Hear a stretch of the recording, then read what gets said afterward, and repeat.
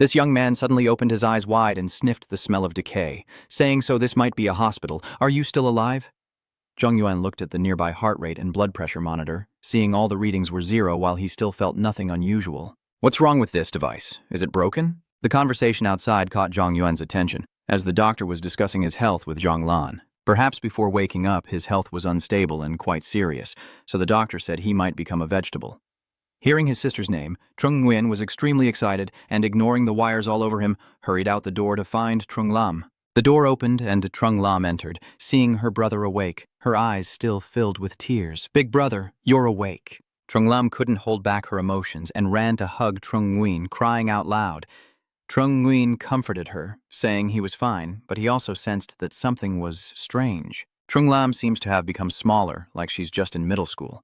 Hearing her brother say he's fine, she cries even harder. "Don't lie to me. You got hit by a car and flew out. How can you be okay?" "What about the car?" It seems Trung Nguyen has realized something. So he has reincarnated back to the time after the accident 4 years ago. So now it's 2042. That's great. Maybe heaven heard your wish and gave you a chance to go back and protect your sister. Everything is still in time. A man walks into the room to talk to Trung Nguyen. "The doctor said there was a high chance you were in a coma, but now you not only woke up miraculously, but also regained your spirit, which is great." This man is named Lam Dong Luong, currently the captain of the Diepong team, a psionic with the rank of major. Lam Dong Luong extended his hand to shake hands with Trung Nguyen, but he pulled Trung Lam into the room and slammed the door shut, leaving Lam Dong Luong stunned and withdrawing his hand. Inside, Trung Nguyen warned Lam Lam not to follow strange people like that from now on. Trung Lam said that Lam Dong Luong is very good. He has been helping since Trung Nguyen was hospitalized. The story before Trung Nguyen's reincarnation is that it was Lam Dong Luong who secretly recruited Lam Lam to become a psionic, ultimately causing her to sacrifice herself right in front of Trung Nguyen. Trung Nguyen recalled the face of that man before his rebirth, a face he would never forget, and he never expected that he had been eyeing Lam Lam for 4 years already. He warned Lam Lam that nothing in this world comes for free and asked if the man helping them had any conditions. As expected, Uncle wants Trung Lam to study at Thanan City to contribute to society, but it seems Lam Lam hasn't been told the details about that school yet. So, as long as she doesn't attend the Thanani Academy, Lam Lam probably won't have to become a psionic. Not becoming a psionic is even more dangerous. When a threat appears, and even the two brothers lack the most basic ability to defend themselves, it becomes even more frightening. Therefore, the best way to protect oneself is to eliminate that danger personally. Trung Nguyen opens the door and steps outside, as if he has made a new decision. He asks Lam Lam to handle the discharge procedures for him, while he personally goes to find Uncle Lam to thank him. By chance, Lam Dong Luong also overheard Trung Nguyen's words and smiled, saying there's no need to thank him, he just has a few things he wants to discuss with him. "You're worried that while you were unconscious for days, Lam Lam might have been forced into strange things by this man." Trung Nguyen gets straight to the point and tells Lam Dong Luong that he knows he's a mutant and that he tried to use your sister when you were in trouble. "If I'm not mistaken, Than An Academy is the training school for Esper users, right?" Lam Dong Luong was very surprised that Trung Nguyen knew so much about him. "What else do you know?" Trung Nguyen said through gritted teeth. "You already know many things like the existence of mutants and monsters there and that your sister Trung Lam is a genius. The hypocrite keeps talking about contributing to society, but in truth he's exploiting a 12-year-old girl for his own benefit." Lam Dong Luong shouted furiously at Trung Nguyen. "Don't act like you're some kind of saint." He also claims that he is trying to find talented people for the safety of humanity. "So did Zhong Yuan eavesdrop on your conversation with your sister just for the sake of humanity?" "Uncle, I hope next time you stay away from my sister a bit." Lam Dong Luong didn't want to waste more words. "Trung Lam's talent could save many lives and many people. I hope you can reconsider." While he was still trying to persuade Trung Nguyen, he suddenly agreed to let Trung Lam attend Thanan Academy to train as a power user. Lin Dongliang was surprised and asked, "Wasn't it just earlier that you opposed this and asked him to stay away from Trung Lam? Are these two things conflicting? Besides, I have conditions too. If you don't agree, I won't let Zhong Lan enroll." Lam Dong Luong said, "As long as you agree, he will pay any amount." Trung Nguyen, looking uncomfortable, said, "You don't need money. The only condition you want them to meet is to admit you to the Than An Academy so you can study with your sister. No matter how tough the training inside is or what tasks you have to do, you want to stay by Trung Lam's side." After saying that, Trung Nguyen also waved his hand and left. Before leaving, he also reminded Lam Lam is very obedient to him. If he doesn't agree to Trung Nguyen's condition, then Trung Lam definitely won't enter An City. Lam Dong Luang feels awkward about this situation. Letting Zhong Yuan into the city is fine, but it would be inconvenient to have an ordinary person like you join the special class for enhancing abilities. However, if you don't agree to this condition, we might really have to pass up a genius like Zhong Lam, which would be a great waste. On the way back, Trung Lam worried about Trung Nguyen's health after being discharged, but his body was so cold. Trung Nguyen didn't care that much. He felt it took too long to recover in the hospital, and now his arms were covered with bruises from constant injections. Suddenly, Trung Nguyen felt that something was wrong with his hand. These marks didn't look like bruises, but more like the birthmarks of a corpse. As soon as they got home, Trung Nguyen went into the kitchen and prepared a lavish spread of delicious dishes for his sister to enjoy. Trung Lam ate while praising her brother's cooking skills, saying there was nothing more to add. Suddenly, Trung Nguyen put down his chopsticks and stopped eating. Trung Lam worried that since his brother was discharged, he had been eating less and his body was becoming paler. Trung Lam suggests going to the hospital for a checkup. Trung Nguyen reassures his sister that eating less after a coma is normal and everything will be fine once he fully recovers. After Trung Lam finished eating, he started to pack up and do the dishes, thinking about his recent condition. In fact, he hadn't felt like eating at all for several days. Not only did I not feel hungry or taste anything, but I also didn't feel tired, didn't need to sleep or go to the bathroom. And the strangest thing was that the bruise on my body was actually a corpse's birthmark. At first, he thought the equipment in the hospital was malfunctioning and giving false results. But when he measured himself at home, he found that he truly had no blood pressure or pulse. But on the body, there was a birthmark from the corpse because he had read in the encyclopedia that a corpse's birthmark could appear. All signs indicate that you have truly died. The most reasonable explanation now is that the special power of the golden coffin has brought your soul back into the body that died in a car accident 4 years ago. But without the event of the golden coffin, you would have been saved by the resurrection ability. Zhong Yuan wonders how the resurrection can be possible. There are many secrets in this world, but if you can enter the city of the hero, you can gradually find the answer. Luckily, the scar on your arm is also slowly disappearing. The fact that you are dead won't be discovered as long as you don't go to the hospital for a checkup. Otherwise, you'll definitely scare Trung Lam. While Trung Nguyen was lost in thought, his phone rang.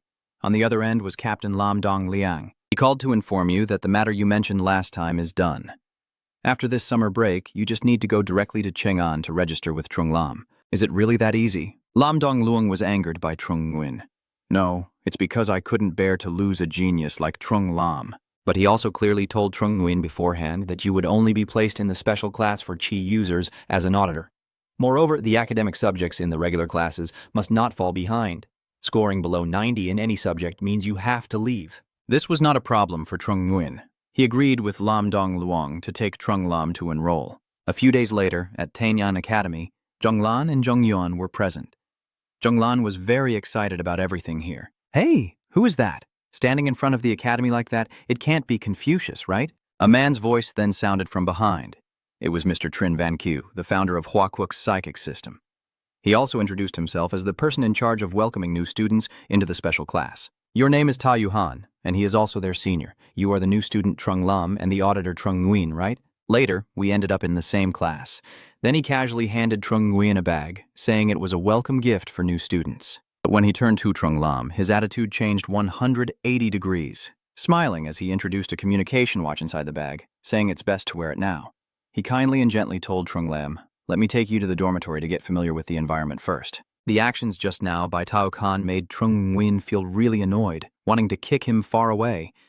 Tao Khan kept bragging to Trung Lam about how almost everything at Tanan Academy could be enjoyed for free. He offered to take Trung Lam to visit some nearby amusement parks and art museums. Hearing this, Trung Nguyen couldn't take it anymore, stepped forward, pushed him away, and said, "Thanks, but I don't need to trouble you. We can take care of ourselves." After saying that, they left. Tao Khan watched them with a cunning look, as if he had some plan in mind. Trung Lam excitedly put on his new watch and urged Trung Nguyen to do the same. A moment later, the watch displayed a message welcoming the new students of the special class and informing them that military training would start at 1 p.m., asking them to complete their registration quickly and gather at the training ground on time. Trung Nguyen didn't expect the military training to start so quickly and was curious about what made the special classes training different. At the training ground, all the students were annoyed by the communication watches. "Damn it, this broken watch, I'll smash it to see if it still makes noise." Some people couldn't take it and ended up crying. This watch ringing and vibrating was about to push him to the brink of mental collapse. Seeing everyone's reactions, Trung Lam also understood something. The ringing combined with the chaos is really annoying. Trung Nguyen feels the same way. It seems that except for your watch and Trung Lam's, everyone's watches keep ringing non-stop. Trung Lam wonders how Trung Nguyen's watch was able to stop. Trung Nguyen explains that it stopped because he answered a question. What about you? Trung Lam then made a sobbing gesture, begging the watch not to ring anymore or she wouldn't be able to stand it. And surprisingly, it really stopped. Trung Nguyen is speechless, thinking that at first the clock had a keyword recognition feature, but now it seems someone behind the scenes is controlling the clock to receive voice commands. He estimates there's an 80% chance it's Loricon announcing everyone to gather. This clock finally stopped. Trung Nguyen noticed that the person who just spoke seemed a bit older, so he thought this guy was probably around 40. It seems that the special class in Ian only values talent and doesn't care about a person's age. Liu Wen stepped forward and shouted for everyone to be silent. She is the instructor for the new students during their time in An City. If they have any issues, they can come to her, but only after passing the upcoming military training test. The second-year students are exempt from military training due to their young age. After signing the documents, the rest immediately go to the designated gathering point. Teo Khan just read the document and shouted out loud, "What the hell do you want us to sign here?" Does the military training mean it's dangerous and the academy isn't responsible if something goes wrong? Instructor Duke Quat said, "If you don't sign, you can go directly to the Academic Affairs Office to withdraw. But I want to remind you that military training can give you a chance to receive false spirit, and I can help increase your success rate by 20% when absorbing the void spirit." As soon as Instructor Liu Wen finished speaking, everyone hurriedly signed. Dae-U Khan signed out of frustration and unwillingness, while Zhong Yuan thought these people only cared about benefits and not their lives. This was not hard to guess. The Star Core is probably used to boost the abilities of Star users, and might even be a key factor in becoming one, but it seems the absorption rate is very low. Trung Nguyen thought that since he's already dead, these agreements don't really matter. Luckily, your sister doesn't have to get involved in dangerous things like this. If I get the Kutin in the future, you might also have a chance to become a Ku Nangjia. A strange young man looked at Trung Nguyen with a strange expression, thinking to himself that with his skinny appearance, he's not finished with his cultivation yet, but is quite brave. Signing his name is signing his name. And after all, he's the only one who responded and received a reply. All 40 students of the special class have boarded the bus. As it was about to depart, the stranger suddenly approached Trung Nguyen. "Hey, Trung Nguyen, if you feel danger, hide in a safe area or use the watch to call for help. At all costs, you must protect your watch and not let others steal it. The advice he just gave is your reward for answering correctly when the watch rings." As he spoke, he pulled Trung Nguyen close and pressed him against his body. Trung Nguyen quickly grabbed his hand and asked if he was the eavesdropper behind this watch and why Trung Lam's watch also turned off. The stranger explained that it fits his type perfectly, so he couldn't refuse. Yeah, judging by her appearance and voice, she seems to be a beautiful, sweet girl. As the sentence ended, the car drove away. Trung Nguyen sat inside scolding the guy for being a pervert, but by then, the car had already gone some distance. Not hearing clearly, the stranger thought that perhaps Trung Nguyen wanted to thank him for the reminder, and was even unwilling to part from him. The vehicle has arrived at Zaman Mountain. The trainees are now gathered and waiting for instructions. Instructor Liu Wen said that they all have the potential to become psionics, but before absorbing the psionic energy, they are all ordinary people. This military training will make them remember their vulnerability as ordinary humans. They are introduced to information about military sites. The other world is a restricted zone, mapped out based on multiple anchor points, essentially replicating a parallel space from the original area. The mutant fighters fighting within the simulated world won't affect the real world, and the simulated world is also the only way to control the alien species.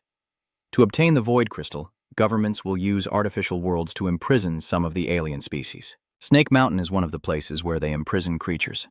Their mission this time is to survive 3 days inside the Snake Mountain parallel world. In front of them are the backpacks filled with supplies they might need. Trung Nguyen pondered silently. If he had the chance to obtain the Void Crystal, he truly could become a Void user, and only then could he protect Trung Lam. The instructor also reminded that if they encounter danger, they can use their wristwatch to call for help. It not only locates them, but also emits high-frequency sound waves that scare off some lower-level monsters.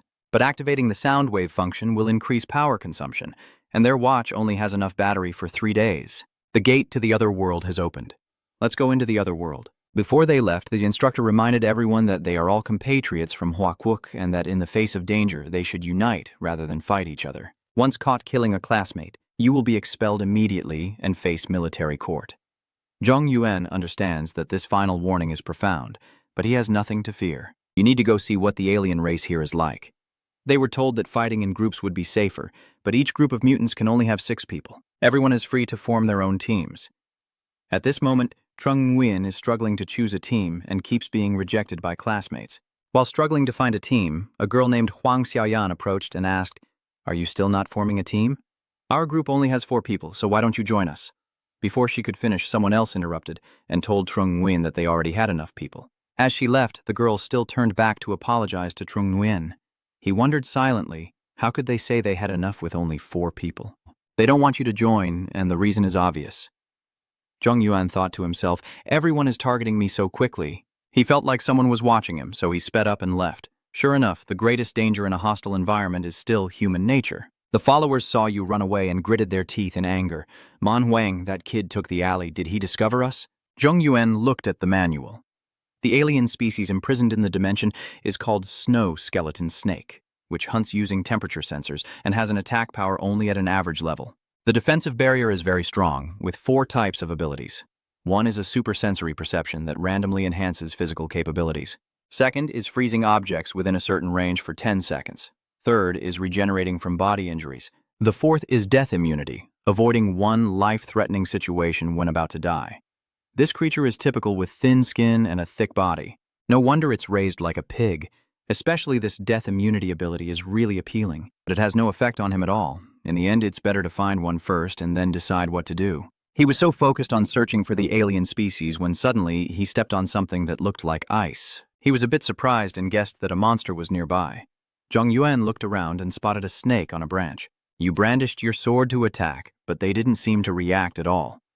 Zhong Yuan was also a bit surprised. These creatures, even if kept in captivity, couldn't lose their wild nature and become so gentle. You remember that the manual mentioned they rely on temperature sensors to hunt. Right now, Trung Nguyen is no different from a piece of wood in their eyes because he is a dead person with no temperature. If that's the case, he will destroy them. Trung Nguyen swung his sword and cut off the snake's head. But something's not right. It seems like it's activating a resurrection immunity. If that's the case, I'll keep chopping and chopping. One hit won't kill it, so I'll keep hitting it again and again. Suddenly, a blue orb fell out of the snake. Zhong Yuan picked up the orb, and it was probably the core essence. The core stone has fallen out, so the snake has probably officially logged out. Your dead status can't be detected by the supervisor. In that case, try absorbing the core stone yourself. Lam Lam, your sister is a genius, so your talent probably isn't much different. Any skill will do. You just want to acquire one quickly. The system displays information about this core stone, asking if you want to absorb it. Snowbone Snake has the following abilities. Super-sensitive gold level perception that can be upgraded. Frozen at gold level 1 can be upgraded. Reincarnation at gold level 1 can also be upgraded to immortality. The calamity level cannot be upgraded. After reading this, Zhong Yuan wanted to try first. After all, he couldn't die. Then he prepared himself and absorbed. Zhong Yuan's body gradually absorbed the primordial spirit, and after a while, he successfully absorbed all 4 abilities.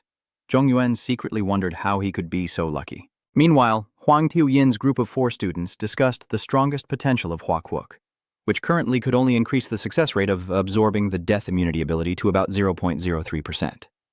Tiu Yin was stunned, as this probability could be compared to drawing a designated SSR from the basic group. Another person also said that, except for ensuring at least 100%, success was basically impossible. The other member in the group suggested they forget about that immunity ability because it all depended on fate. Making good use of the wristwatch's sound wave function to obtain the spirit stone and then returning to find the Taoist is the key. The 4 of them were so engrossed in their discussion that they didn't notice the burly Vuongman and his men staring at them from behind. "Manka, we damaged the watch before, and now only one is usable. What should we do next?" Vuongman sneered and said that since his watch is broken, the other watches will belong to us. The gang members became even more excited after hearing that. They are eager to go steal Zhong Yuan's watches. It seems that from the very beginning, you were in the sights of these thugs. In the director's office, the eavesdropper overheard the entire conversation and the plan just now by the Vuongman gang. His face looked very grim, implying from the start that the watch could be used for communication, yet they still dared to seek death. As expected of the watch-breaking hero, he is very dissatisfied with the actions of that group. "Did you think we hadn't prepared anything and would let you enter the mountain? Director Yuan Liu Wen asked curiously. There's already an internal student competition going on? Should we step in to help? But the observer refused. He crossed his arms behind his head and propped his foot up. Those fools are just looking for trouble. Bringing them back would only add to the military court's burden for them to handle themselves. At this moment, Zhong Yuan is testing his new ability, and he has successfully frozen the leaves. He marvels that this ability isn't bad, able to freeze objects for 10 seconds, enough to decide life or death at critical moments.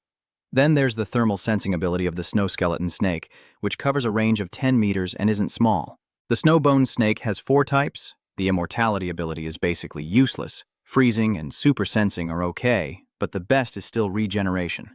Although it can't restore normal body temperature, the scars on your body have disappeared. So you don't need to wear glasses to hide your cloudy eyes anymore because with immortality, you have to kill the snowbone snake twice to kill it. Thinking back, when I killed those creatures earlier, they all regenerated from the core on their heads. Trung Nguyen tried chopping one on the head, and sure enough, it worked as expected. Just hit their heads to prevent them from activating immortality. The system now shows a message that there are more spirit stones. They asked Trung Nguyen if he wanted to absorb more, and he immediately absorbed these Kutin stones. In a moment, each of his powers was slightly upgraded, but only the immortality skill still couldn't level up. Now, Trung Nguyen understands that leveling up skills depends on the same type of Kutin.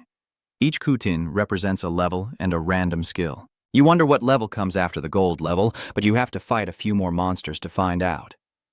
The group of fierce bandits is following the same path that Zhong Yuan just took, and they are also searching for the Kutin. Manga, the more we go down this path, the farther it gets. Maybe we should just give up. But Manga refused to stop here.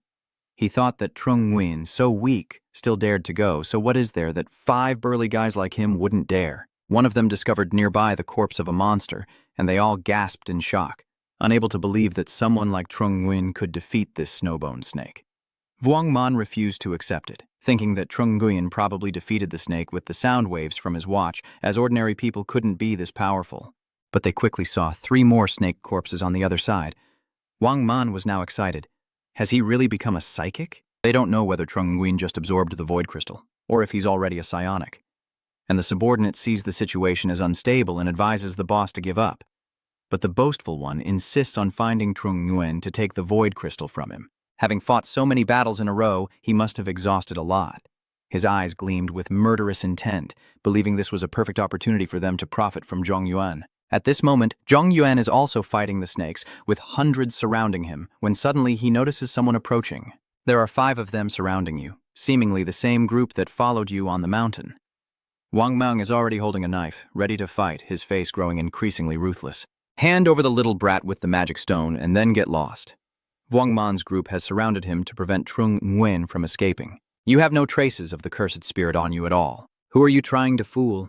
There are so many snakes on this land, and you tell me there are no cursed stones? I haven't even finished harvesting yet. I think these snakes are just unconscious, not dead, but these people didn't hunt the monsters themselves, and instead came to steal my work. So maybe in the future they'll bully Lam. You need to teach them a lesson first. Trung Nguyen proves his words by emptying everything out of his bag. All the items that fell out were just the ones prepared from the beginning. Seeing this, Vuong Man became even angrier. He pointed directly at Trung Nguyen's face and shouted, "There are 4 snake corpses on the way here. You hid at least 4 spirit stones." Trung Nguyen still pretended to be innocent, explaining to them that those 4 spirit stones were wasted because he failed to absorb them. Hearing this, Vuong Man could no longer hold back and kept shouting curses at Trung Nguyen. But given the current situation, Trung Nguyen's physical condition can't be revealed to others that he has absorbed 100%. Vuong Man is also considering that Trung Nguyen probably won't be able to fight anymore, so just chasing him away will make the snake spirit on the ground belong to him. After thinking, he immediately said, "If that's the case, Trung Nguyen must leave the watch here and then go away." Trung Nguyen also agreed to this proposal. As you were about to take off your watch and put it on the ground, they demanded you leave your knife too. One of the guys seeing this felt a bit sorry for you and told their leader Vuong Man to let you keep the knife. Vuong Man firmly refused, fearing that Trung Nguyen would use the knife to risk his life against him. His firm stance also made Trung Nguyen a bit annoyed. "You chase us relentlessly like that, aren't you afraid I might drown with the net tearing apart?" Vuong Man's group reassured Trung Nguyen to stay calm, saying that as long as he returns to the safe zone, he will be fine. Another person also assured him not to worry, saying they wouldn't encounter any danger on the way here. The safe zone has food and water, and he can stay there for 3 days to complete the mission. Trung Nguyen pretended to cooperate and played along with them, but you better not try to deceive me. Then he left according to their wishes, even stepping on the tails of the snakes to wake them up before walking away. Those people still don't know what's happening, while countless snakes are heading straight for them. They're too busy collecting the trophy, the watch that Trung Nguyen threw back earlier, and are even fantasizing about praising Vuong Man for being clever enough to trick Trung Nguyen into leaving so easily. By the time Vuong Man held the watch in his hand, he was so scared his face turned pale. The watch still had 95% battery life, which meant Trung Nguyen hadn't used the ultrasonic function at all. So those snakes were really taken down by you? Only then did they realize the danger was near, but it was already too late. Dozens of snakes had surrounded the 5 of them. Vuong Man shouted in despair. "Run quickly! The snakes are still alive." His face was so scared that he had no blood left in his veins. Their desperate cries for help echoed throughout the mountain area. Zhang Yuan was walking confidently now. Everything was within his plan. No one could easily take his belongings. It's just that those people underestimated you too much. Ta Uk Fong and Huang Tiuyin are still on their way to find the alien race. And this is the path. 10 more minutes and they'll find a snake den. Huang Tiuyin anxiously asked if just the 2 of them would be in danger. Ta Uk Fong showed no sign of worry and reassured Tiuyin that she didn't need to worry about these things. Just trust him. As they were walking, they unexpectedly ran into Trung Nguyen. Huang Tiuyin quickly ran over and asked him why he was here alone. Zhong Yuan told how he was robbed of his backpack earlier by Mang Vuong's men, and Ta Uk Fong felt very uncomfortable seeing Tiuyin so close to Zhong Yuan. Huang Tiuyin looks worried and asks about Trung Nguyen's current situation. He says he's fine and deliberately tells them that after the others stole his belongings, they went to kill the alien race. They must have finished the infection by now. Hearing that, Ta Yufeng quickly grabbed Huang Tiuyin's hand and pulled her away. "Let's go quickly so they don't take all the alien resources." Huang Tiuyin hesitated, but then showed her intention to help Trung Nguyen because he had lost all his supplies. "Wait! He's already been robbed of all his supplies. We can't just stand by and do nothing." Ta Uk Fong clenched his teeth in anger, but had no choice but to pretend to be friendly with Trung Nguyen. "Hello. Our team." Before he could finish speaking, Zhong Yuan was choked, and he then said that Ta Uk Fong doesn't want to team up with you, but the main reason is that you currently look like you're about to die, and going without eating or drinking for days might raise suspicion. So it's better to pretend a little. Moreover, you currently don't have any knives or weapons capable of killing the alien species, so it's not very convenient. Trung Nguyen said he would go with them to retrieve the backpack and leave immediately after. When they arrived at Vuong Man's group, they saw a horrifying scene they couldn't have expected. They were all lying still on the ground. Only Vuong Man was writhing with snakes clinging to him, shouting for help, but after a moment, he also collapsed to the ground. Ta Uk Fong was terrified, having never seen so many snakes before. Huang Tiuyin was just as panicked, and the strong, healthy people had all fallen down, killed by the snakes. Overcome with fear, they ran away, while Trung Nguyen remained standing still without any action. Huang Tiuyin turned around and asked, "What are you just standing there for, and why don't you run?" Ta Uk Fong shouted, "None of your business," and hurriedly pulled her to escape. Trung Nguyen looked down on them. These 2 were eager to kill snakes, but now they were running away. He grabbed his knife and started dealing with the snakes. Since these snakes have already killed people, killing them again won't cause any resentment. Zhong Yuan charged forward, cutting down all the snakes and collecting their spirit cores one by one. After finishing, now is the time for you to absorb the shards. It's still the familiar phrase from the snow skeleton snake's shards. The system asks if you want to absorb it. This absorption will grant you a super level perception. Level 2, Level 3, Rebirth, and Level 3 King, but immortality still cannot level up. Trung Nguyen gradually understood that increasing the level of the Void Stone from gold to silver requires 10 Void Stones. From level 10 onwards, each level up requires 10 Kutin, and the chance of a skill leveling up with a single Kutin seems to vary. Bing has already reached level 3, but reincarnation is still at level 3 Royal. It seems there is some kind of dark power preventing him from leveling up in reincarnation. Based on their attitude, it's easy to tell that ordinary people find it hard to absorb spirit stones. After failure, the spirit stones are also discarded, so there's no chance of leveling up. The names of these skills match the data. If so, could those people see the notification when you're absorbing? Trung Nguyen froze all the snakes. He couldn't let it be known that he absorbed such a large amount of Kutin. He had to deal with the pile of snake corpses. Inside the command room, a notification from a student via the watch indicated that a classmate had been killed by an alien. The officer told the student that this was not a minor matter and instructed them to use the watch to call for help so the officer could handle it. Commander Lu Van asked the listener beside him if they should rescue those students since some classmates had already helped, but the man declined, saying they were not in danger and just had to show up even though they didn't know about the listener. The scout arrived at the notified location and asked the student nearby to confirm that this was indeed the scene of victim Ta Yifeng's accident. The investigator examined each person's wounds. Most were caused by snow snakes, but one person had a knife wound. 3 of the watches are broken, and 1 has run out of battery. Based on the recording and the scene, the investigator was able to imagine the situation at that time. At that moment, Vuong Man's group was attacked by snakes because they couldn't use the ultrasonic waves. The watch could only fend off 2 snakes and was completely ineffective. Vuong Man is trying his best to start the watch, while one of them, seeing how dangerous it is, ran away first. Vuong Man also chased right behind, but the very fast snakes caught up with them. Why are these snakes moving so fast? Vuong Man reassured his companions that there's no need to worry even if they run slower than the snakes. But right after that, he pulled out a knife and stabbed his teammate from behind. He could only use his teammate to slow down the snakes and by himself time to run faster. He suspects that the brave swordmasters who destroyed the clock were lured into the snake den by Trung Nguyen and then exploited the Chui Snow Snake to have the snakes take them down. Judging by the surrounding environment, there are at least 30 snakes that have been occupying the area for a long time. But why did Trung Nguyen arrive here first and not get attacked by those snakes? The scout marvels that such a trick could appear and be beyond his understanding. This is really interesting. Tauk Fong listened but didn't understand what he was saying. The scout told them not to worry. The truth is clear, and their only task now is to continue with the military training. He smiled to himself, thinking that this little kid Trung Nguyen is scheming and has enough decisiveness to be intimidating. Just my type. Silently, he had sent a message to Trung Nguyen. As long as you can survive, leave the killing to me. Outside the military training area at Chung Ying Academy's cafeteria, Captain Lam asked Trung Lam about his first day at school. Trung Lam happily, with a joyful expression, shared his feelings while eating a pastry. The campus is beautiful, the dormitories are large, the teachers are very kind, and the food in the cafeteria is delicious. Everything is perfect. He brought it here for her to use. But Lam Lam turned her face away and said her brother didn't allow her to accept things from strangers. Lam Dong Luong looked a bit surprised because Trung Nguyen was so accurate. He quickly responded that this phone was just a borrowed item. The girl just keeps using it, waiting until she can earn money to pay him back. Hearing that, Trung Lam's expression changed. The girl happily took the phone from the table again and said, "Then I won't hold back anymore." Suddenly remembering something, Lam Dong Luong asked Trung Lam where Trung Nguyen was now.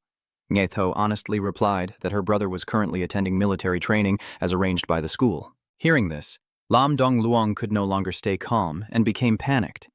What exactly are the students of Than An Academy doing that? They are taking attending students to military training? His greatest worry is that if something happens to Trung Nguyen, Trung Lam might hate him for the rest of his life. Lam Dong Luong broke out in a sweat, told Trung Lam to keep eating, and used the excuse of taking a phone call to leave. As he had only just taken a few steps, Trung Lam asked him if going to military training would be very dangerous. She wanted her brother to come back sooner. Lam Dong Luong, while wiping his sweat and feeling anxious, reassures Trung Lam that Zhong Yuan will definitely return, even though he's secretly very worried something might happen to Zhong Yuan. Director Liu Wen is now sitting and chatting with a stranger. Are they talking about the spy wearing sunglasses? The one with sunglasses is here with us, so could it really be Tonut from Legend? Lu Van warned him not to call that man Tonut, or he would be in trouble. She explained that this time he came to the military training not out of respect for them. They were wrapping up their conversation when a man dressed in all white approached them. He introduced himself as the Fong Vu Mak from the Fong Long group, now coming to the Snake Gate Mountain region to carry out a mission. May I ask if the person in charge here is present? Lu Van was a bit surprised. Isn't he the young master of the Fong family, top 68 on the youth list? He's here on a mission, yet no one above informed you to reschedule the military training. Lu Van introduces himself as the instructor from Than An Academy, and the person in charge of this military training, and Fong Vu Mak explains his situation to him. My mission here is to rescue a student named Trung Nguyen. Do you have his location? Lu Van said that all equipment is in Feng Kin's hands, the same scout who just went to Vuong Man's group, but he has just left the safe zone number 1 and hasn't returned yet. After gathering all the information, Fong Vu Mak thanked Lu Van and waved goodbye to carry out his mission. Once Fong Vu Mak left, Lu Van wondered why, with the training going so well, someone suddenly barged in to find someone. At this moment, the man sitting nearby also joined the conversation. I don't know much about this search, but I've heard quite a few rumors about this young Master Feng. I heard that his older brother is suffering from a terminal illness. He moved to the Xuan Snow Snake to find the immortal stone to save his brother. But he has a small flaw, which is being severely face-blind. A person with face blindness is assigned to find someone. Maybe his superior had no other choice, and sent him on this mission. Feng Vumak is still searching for a way. He thought that with Feng Jing overseeing the military training, nothing dangerous would happen. According to the map, if he continued straight, he would pass by the snake den. He wondered whether he should just kill a few of them casually. After walking a bit further, he suddenly came across the bodies of snakes that had been killed to extract venom earlier. But these messy knife marks are hard to believe were made by a new student.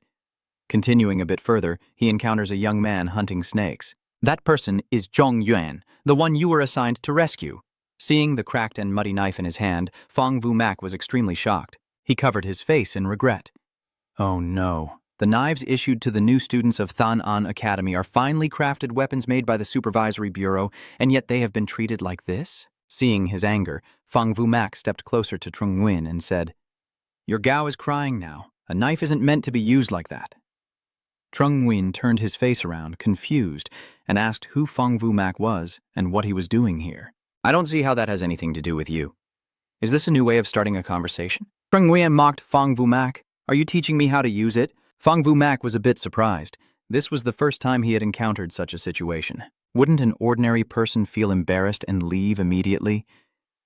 Trung Nguyen, shameless, is begging his brother for a knife on their first meeting.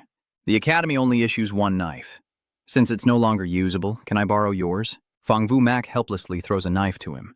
Holding the new knife in his hand, Trung Nguyen's eyes suddenly lit up. "Feng Vumak also chased you away." Suddenly changing his expression, he said that since the debris has been revealed, you can take it, but the rest belongs to him. Hearing that, Trung Nguyen's face turned pale, but he still asked if Feng Vumak didn't feel ashamed for taking things from a student who was still in training like him. Feng Vumak looked at Trung Nguyen with a serious expression and said, "This isn't your territory, and there's no such thing as coming first or second." He quickly took down a snake in the blink of an eye before turning to Trung Nguyen. "As for who owns this snake, of course it depends on strength."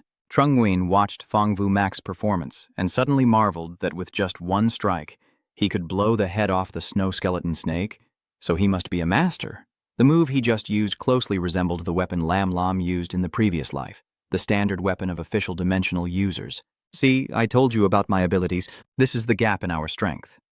While he was still complacent, unaware, Trung Nguyen had already started preparing to use freezing powers to attack him. Trung Nguyen thinks that an official energy user rushing to steal from a student during military training must be involved in some dirty deal behind this. He needs to teach him a lesson. Without thinking any further, he used his freezing spell on Feng Vumak and then charged to attack him repeatedly. But after a short while, his hand was swollen and numb. "You beat him so hard you nearly broke his bones," but he only staggered a little. Right after, Trung Nguyen's hand returned to normal thanks to his regeneration ability. After thinking for a while, he felt that Feng Vumak's appearance didn't seem like an unforgivable villain. It's better to know when to stop. Trung Nguyen ran out to pick up the debris around and brought it to Feng Vumak. "In gratitude for him giving me the sword, I'll give this place to him." He took Feng Vumak's sword, said he would borrow it for a while and return it later, then left alone, leaving Feng Vumak behind. After the ice melted, Feng Vumak, covered in bruises and trembling, went to find Feng Qin. When Feng Qin saw him like this, he couldn't help but be surprised and then laughed loudly, teasing Feng Vumak. "You were pushed to the ground and hit in the face, right? The injuries aren't serious, but the humiliation was intense, and your wounds were probably stolen too, right?" Feng Qin's smile grew increasingly inhuman, proving that laughing at others' pain always brings a twisted sense of pleasure. Feng Vumak cried out in agony, begging Feng Qin to heal him quickly. Feng Qin reached out to Feng Vumak, using the Tonat technique to send him back to the state of 24 hours ago. In an instant, Feng Vumak was restored to his original state, feeling as if he was floating on clouds. Feng Qin called Feng Vumak over to share his misfortune so he could feel better. Feng Vumak, like a little wife, poured out all his grievances to his CEO husband. After hearing that, Feng Qin felt a bit incredulous. "Are you sure the student from Than An stole my weapon here?" Feng Vumak firmly insists that his statement is correct, but Feng Qin observes everything from the beginning and sees no sign of a watch emitting signals nearby. For now, the only student without a watch is Trung Nguyen because his watch is in Vuong Man's possession. Feng Vumak now can't remember what the opponent looks like, but he still wants to fight. Feng Qin only comforts him, saying that those who stole his weapon will definitely come back, and for now he should focus more on the main task. Fang Wu-mak agreed to ask him about Trung Nguyen's current location. Of course, but his true purpose for entering the other world is probably to find the snowbone snake, right? Peng Jing hit the nail on the head about Fang Wu-mak, then began to devise a plan to help him find the false star as he wished. Wang Man is now lost, having encountered the snake twice in the past 2 days, and also gotten lost in the mountains. He breathes heavily, thinking he's met with misfortune, and looks up in horror at the road signs being repaired. This is the 10th time he's encountered a sign like this. He keeps running to find another path. Feng Wu Mao stands behind, silently apologizing to that Vuong Man. Maybe the road signs being repaired were caused by Wu Mak, but to gather more starstones, he had no choice but to do so. Zhong Yuan followed the map to the next area with many snakes, but when he arrived, all the snakes had been eaten, and someone had beaten him to it. He climbed up the tree to look around for a while and saw that the peak of the opposite mountain was not on the map provided by the school, so maybe some snakes had escaped over there. As you predicted, after running so far, you finally found some snowbone snakes. With a few spirit stones, now is the time to upgrade. Super sensory ability level 4, freezing level 6, golden level 4 reincarnation, and a familiar scenario where death is immune and cannot level up. After leveling up, the super sensory range expanded to 1 kilometer. The freezing time has increased to 2 minutes. With full mental strength, you can use the freeze multiple times in a row, even for several hours without issue. As Trung Nguyen continues walking, he thinks to himself that the world of Hua Quoc doesn't distinguish between day and night, and his body doesn't feel hunger, so his sense of time is a bit confused. After so long, it's probably time to gather, right? While walking, Trung Nguyen suddenly felt something was following him. He froze, turned his head, and saw a giant snake slowly approaching, leaving him stunned. No way, why is there such a huge creature hiding here? It quickly charged and bit into Trung Nguyen's shoulder, tearing his shirt. He quickly used resurrection magic to heal his wounds. Trung Nguyen also knew his limits. With his current skills, it was hard to hit the giant snake, and he wasn't sure if freezing would work on it after leveling up. Trung Nguyen casts a spell to freeze the snake's head first, seeing it work. He continues to do it several more times. He then leaps and freezes the entire snake, rendering it immobile. Finished, he repeatedly stabbed the snake with the spear. Although the wounds were not deep, they could at least break through its defenses.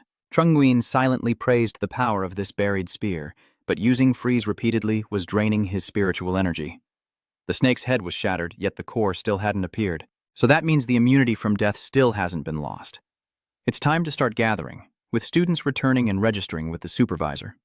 Mon also arrived here, relieved to have found the way, and I guess I've found my path too. Fang Vumak said he has brought Zhong Yuan safely down the mountain and now leaves it to everyone to take him back to school. Meng Mian heard this and looked extremely frightened. Feng King smiled and said, "Young Master Fang, you're blind again, right? The person you brought back isn't Zhong Yuan." Fang Vumak confusedly asked again, "Isn't this GPS device the one Feng Qin gave him?" Of course, the GPS on the watch belongs to Trung Nguyen, and as for why Trung Nguyen's watch was in this classmate's hand, Feng Qin began to step closer to Vuong Man with a stern, slow voice full of authority and intimidation. "I give you a chance to explain it." The former tyrant Wang Miao now stands trembling in front of Feng Keng. The broken dragon lies shattered on the ground. Zhong Yuan desperately stabs his spear into the blue dragon's head, exhausted even to the point of collapse. Yet it is still trying to revive itself. A small glowing orb appears, Zhong Yuan's face covered in dirt and exhaustion. As he accepts the orb, he is finally dead. Does the system detect absorption of the Xuanqi from Serpent King Xuangshui? Serpent King Xuangtuit possesses a different ability, a blood hemorrhage outbreak at the level of calamity, unable to level up. Requiring the mastery of a freezing ability, describing the power, all abilities immediately increase by 1,200% for 30 seconds, then enter a weakened state. It lasts for 48 hours. What kind of terrifying power is this? Luckily, I didn't let it use it. Zhong Yuan pressed the sphere against his body, capable of absorbing such powerful abilities. Indeed, not a wasted effort. The sky is clear and the trees and leaves are lush. Dong Liang's tears and snot were streaming down as he begged, "Don't take me to the military court." Vumak looked at Feng Qin sitting comfortably in the chair and asked discontentedly, "Feng Qin, did you do it on purpose? You have the evidence, the witnesses. Everything is here. You brought this on yourself. I didn't mean to say you knew the positioning was wrong and shared it with me." And on the other side, Dong Luang was dragged along, shouting non-stop. Don't leave me? Feng Qin calmly asked. What's so important about that? The important thing is that only Trung Nguyen hasn't arrived for the gathering yet. The thief who stole his spear must be him. Then Feng Qin looked towards the car. The instructor. You take the other students back to school first. I'll stay here and wait for Trung Nguyen. Lu Van asked nearby. What about you guys? We will go back with Feng Long's group by car. Vu checks the time on his phone. It's now 10 o'clock, the designated gathering time, so he has already sent the other students back. Yeah. Feng Qin watched the smoking car drive away. What if not? Fighting in front of the supervisor. The two of them looked at the distant tall mountain. Zhongyuan is the one I have my eye on, so don't go too hard when you take your revenge later. Vu Mac put his hands in his pockets. With him being the head of the Hua Quoc medical department, he won't die, but he'll definitely be exhausted. It's already 10:05. Feng Qing and Vu Mac, with free time on their hands, are acting impulsively. Feng Qing is sitting on the chair playing games while Vu Mac diligently does push-ups, 20, 21, 22. Then the time reached 2:20 p.m., and both of them were in the same state. Feng Qin is playing a game while Vu Mac has done 298, 299, 300 push-ups. The time now is 17:12, and the sun is gradually setting. Feng Qin sits back with his hands behind his head, waiting, while Vu Mac switches to weightlifting. Feng Qin, feeling extremely annoyed and hot inside, shouted, No one has ever made me wait this long before, especially since he's also a boy. Vu Mac gently pats Feng Qin's shoulder, smiling softly. Calm down. Feng Qin, burning with anger, said, Don't stop me, I want to kill him. Are you not tired? Even if I'm dead tired. I have to make him die 100 times first. At that moment, Trung Nguyen approached holding the spear of the corpse, looking dazed like a startled deer. Are the other students not here, or did I come back too early? Trung Nguyen, holding the spear, approached again, wishing he had taken another round earlier. The spear in his hand was cracked, torn, and filthy, covered in blood, pitch black. Vu Mac's face is swollen with veins bulging, and his eyes are bloodshot. What did you do to my spear? Zhongyuan froze, unable to move. It was just a shadow. Vu Mac, furious, threw 5 punches at Zhongyuan, reckless and brutal, landing a punch on Zhongyuan's face. Feng Jing scratched his head and said, You went too far with your attack. The person who was just shouting and demanding to kill him was also pressed to the ground and beaten. If it flies that far, I can't save Tunot. What if it dies? A beam of rebirth light shot towards Trung Nguyen. Trung Nguyen lay motionless on the ground, losing control and flying back 10 meters. It seems this shadow is limited in distance. Feng Qin and Vu Mac are still standing and discussing. Zhongyuan needs to find a way to increase the distance from him with the gun in hand. What are these two whispering about? Feng Qing and Vu Mac are about to transform into amateur villains for a performance. Feng Qing smiles maliciously, points his finger, and says, Trung Nguyen, you harmed your classmate bitten by the snow skeleton snake. Clear evidence, and a crime from the heavens. Vu Mac stood beside him, playing along. Stop waving your hands. Surrender and accept defeat. Trung Nguyen's face was smudged and full of shock. These two, one sneaking into the mountains for training, the other threatening me without a word, are working together and even trying to kill me to silence me. Trung Nguyen fires a rapid barrage of shots, with Vu Mac protected by his ironclad defenses, while Feng Qin quickly dodges. Feng Qin looks at Trung Nguyen struggling ahead and smiles, saying, Give up! You can't break through our defenses! Trung Nguyen wavers, struggling to stay upright, and pleads, Don't pressure me.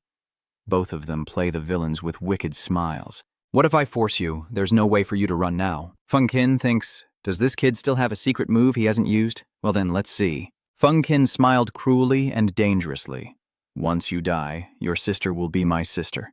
The central plane is shaken, having reached its limit. The central plane unleashes its power, blood boiling with rage, daring to touch my sister. Today all of you must die. Vu Mac stands beside him, blaming. Feng Qin, you're going too far. Feng Qin clucks his tongue and covers his mouth, as the system notifies that your super-level sensing ability has increased. You have gained a new ability, thermal pressure, an apocalyptic level that can be upgraded to thermal pressure. Using the temperature in the air to form a heat compression layer within a maximum range of 10,000 meters, your freezing ability has increased. You have gained a new ability. The Eternal Ice Realm steals the calamity and cannot be upgraded. The Eternal Ice Zone freezes all matter within a maximum range of 10,000 meters at your will. Your rebirth ability has increased. You have gained a new ability, Immortal Zone, a red-level skill that can be upgraded to Immortal Zone. You are immune to all injuries and negative states. The power radiating around Zhongyuan only lasts for 30 seconds, so I have no time to think. Just use the ability I understand first. Zhongyuan's sex move, Eternal Ice Abyss, a wave of ice heading towards Feng Qing and Muvu. Feng Qin desperately tried to control it. Life Resonance Rejuvenation, while Vu Mak was frozen solid. Feng Qin's body also gradually froze. It was terrifyingly horrifying. If it weren't for Feng Wu Mak having a steel-like will, this move could have defeated both of us. Feng Qing caught Vu Mak, who kept freezing, and kept reviving him. Tanyut, you can't. The surrounding temperature is too low. Even in recovery state, you keep freezing every few seconds. Trung Nguyen is also exhausted and struggling. This move really costs a lot. Just one use drained my mental energy and I can't continue. Zhong Yuan finally pulled out his gun, ready to die, but the gun was frozen and couldn't fire. He panicked. It's over. The gun is frozen too. Trung Nguyen faces this challenge, and even if you smile, it seems your luck has truly run out. Trung Nguyen collapses to the ground, and even in death, he will not let this go. Movu stood stiffly in place, while Feng Qin leaned on Movu, both grimacing as they assessed Trung Nguyen, with the maximum enhancement possible increasing by 448%, and anything beyond that potentially threatening their lives. His last move had definitely surpassed that limit. Feng Qing asked Movu to help me get through quickly. The two of them stood in front of Trung Nguyen's body. Feng Qing reaches out to heal Tanyut, but Feng Qin, already hit by a move and using his energy, was shaken and wouldn't let me go even in death. So don't die. Then Feng Qin also collapsed to the ground. Vu Mak, holding his hand, sighed. You guys. Vu Mak helps Feng Qin away, still blaming him. Feng Qin, you fool, you've brought this on yourself and can't survive. I really am a fool for playing the villain role with you.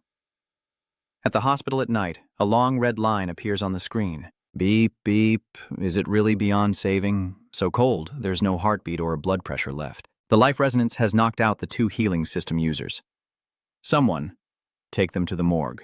But Feng Qin, dressed as a patient, stormed in shouting loudly. Use your hands for me! Mak Vu was startled and looked at the person who just appeared, wondering who he was. Feng Qin was indignant. I'm not wearing sunglasses, and you still don't recognize me? Feng Jing pushed the doctors out. All right, he's pretending to be dead. No need for you to treat him randomly. Wu Mo points at Zhong Yuan lying unconscious on the bed. Are you sure he's faking death? The corpse's birthmark has appeared on him too. Where is it? Let me take a look and treat it. Treat it. Feng Jing uses his power to heal Zhong Yuan. Tu Ri, all right, it's done. Just some bruises. Don't talk nonsense. Are you really not lying to me? Do you think I can't tell if someone is alive or dead? The next morning, the sky was clear with fluffy white clouds, and on the phone screen displayed the youth ranking list. Hoa Quoc Fake, 68th place. Huyen Min, 69th place. Feng Vu Mak. Vu Mak looked at the screen in Feng Qin's hand and said, Is this fake name too stupid? Feng Qin replied, You said he defeated you twice. Not reporting it isn't good. Using his real name might cause him trouble with others. The name he gave, later he told him to go ahead. Zhong Yuan lay on the bed, looking very anxious. Zhong Yuan suddenly sat up and scolded, Everyone shut up. The two of them, startled, leaned against the window. Feng Jing happily watches. I told you I was faking death. You lost and sent money. Movu clicks his tongue. The sound of the transfer beep ringing out. Trung Nguyen looked at the two people so calmly and wondered to himself, What is going on?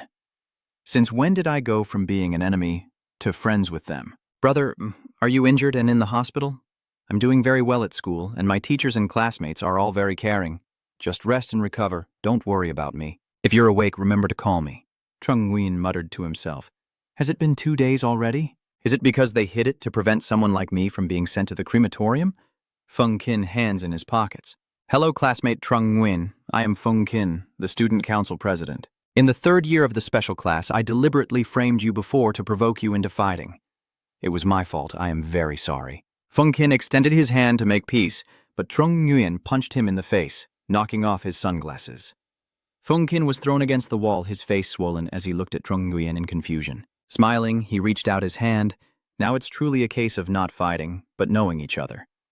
Meanwhile, elsewhere, Dongliang watched Zhonglan sitting on a chair. Trunglam, relax. It's okay to fail, Dongluang advised. Hold the red crystal in your hand and carefully sense the energy within. Liu Wen reached out towards the awakening crystal, secretly thinking that the success rate of absorbing the primordial star is just a statistical result. The real key still lies in the person's talent and mental state.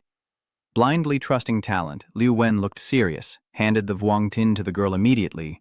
Is it really going to be okay? Trung Lam, holding the Hing's crystal, frowning, tries to calmly absorb it. Many alien races have invaded this world. Only the ancient power can confront them. Uncle Lam treats me and my brother so well because he sees our talents. I can't fail. I want to protect the world, protect my brother. The star on Trung Lam's hand disappeared, revealing whether it absorbed the cloud wind star or not, which could cost him 20 years of life. At the school grounds, Trung Lam excitedly rushed towards Trung Nguyen. Brother, you're finally back. I was so worried sick. Trung Lam, surprised, holds the red-strapped disciplinary arm. Oh, your uniform is really special. Zhang Yuan chuckled and scratched his head. I joined the student council, and I'm also a discipline committee member. This is the student council uniform.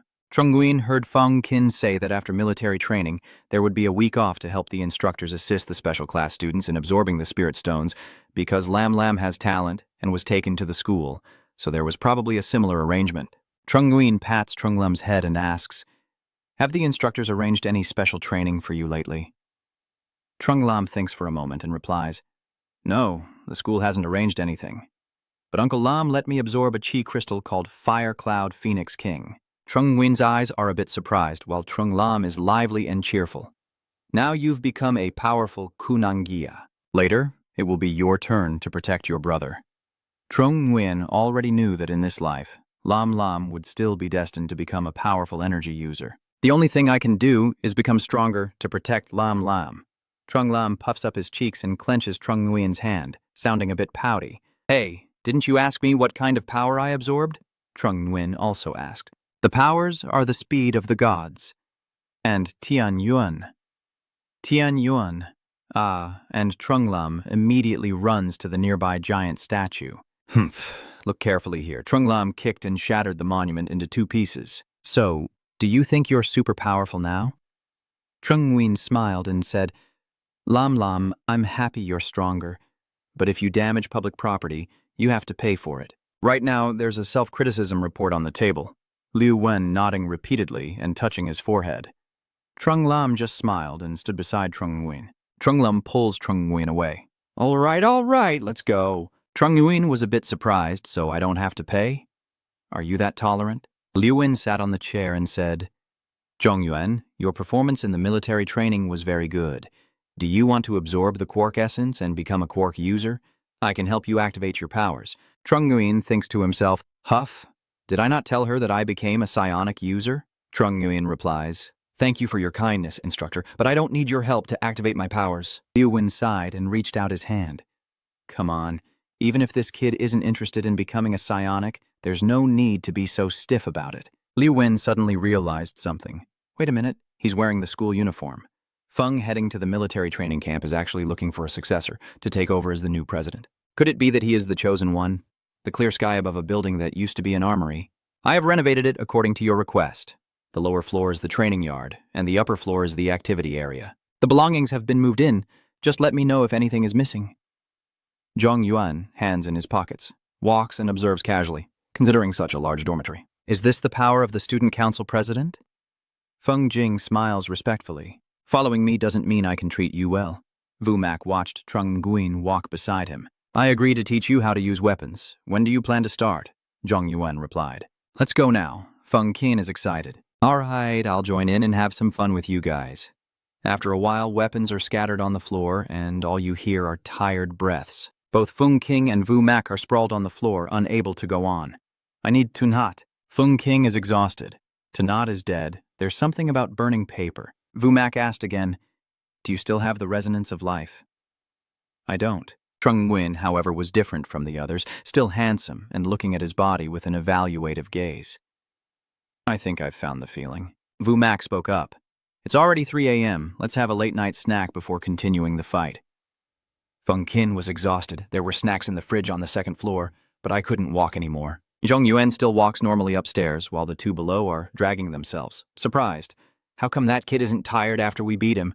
Tiredness is secondary. The main point is that this kid has no talent for using cold weapons at all. Vu Mak exhaustedly reached out and patted his head. The combat talent of an ordinary quirk user isn't much worse.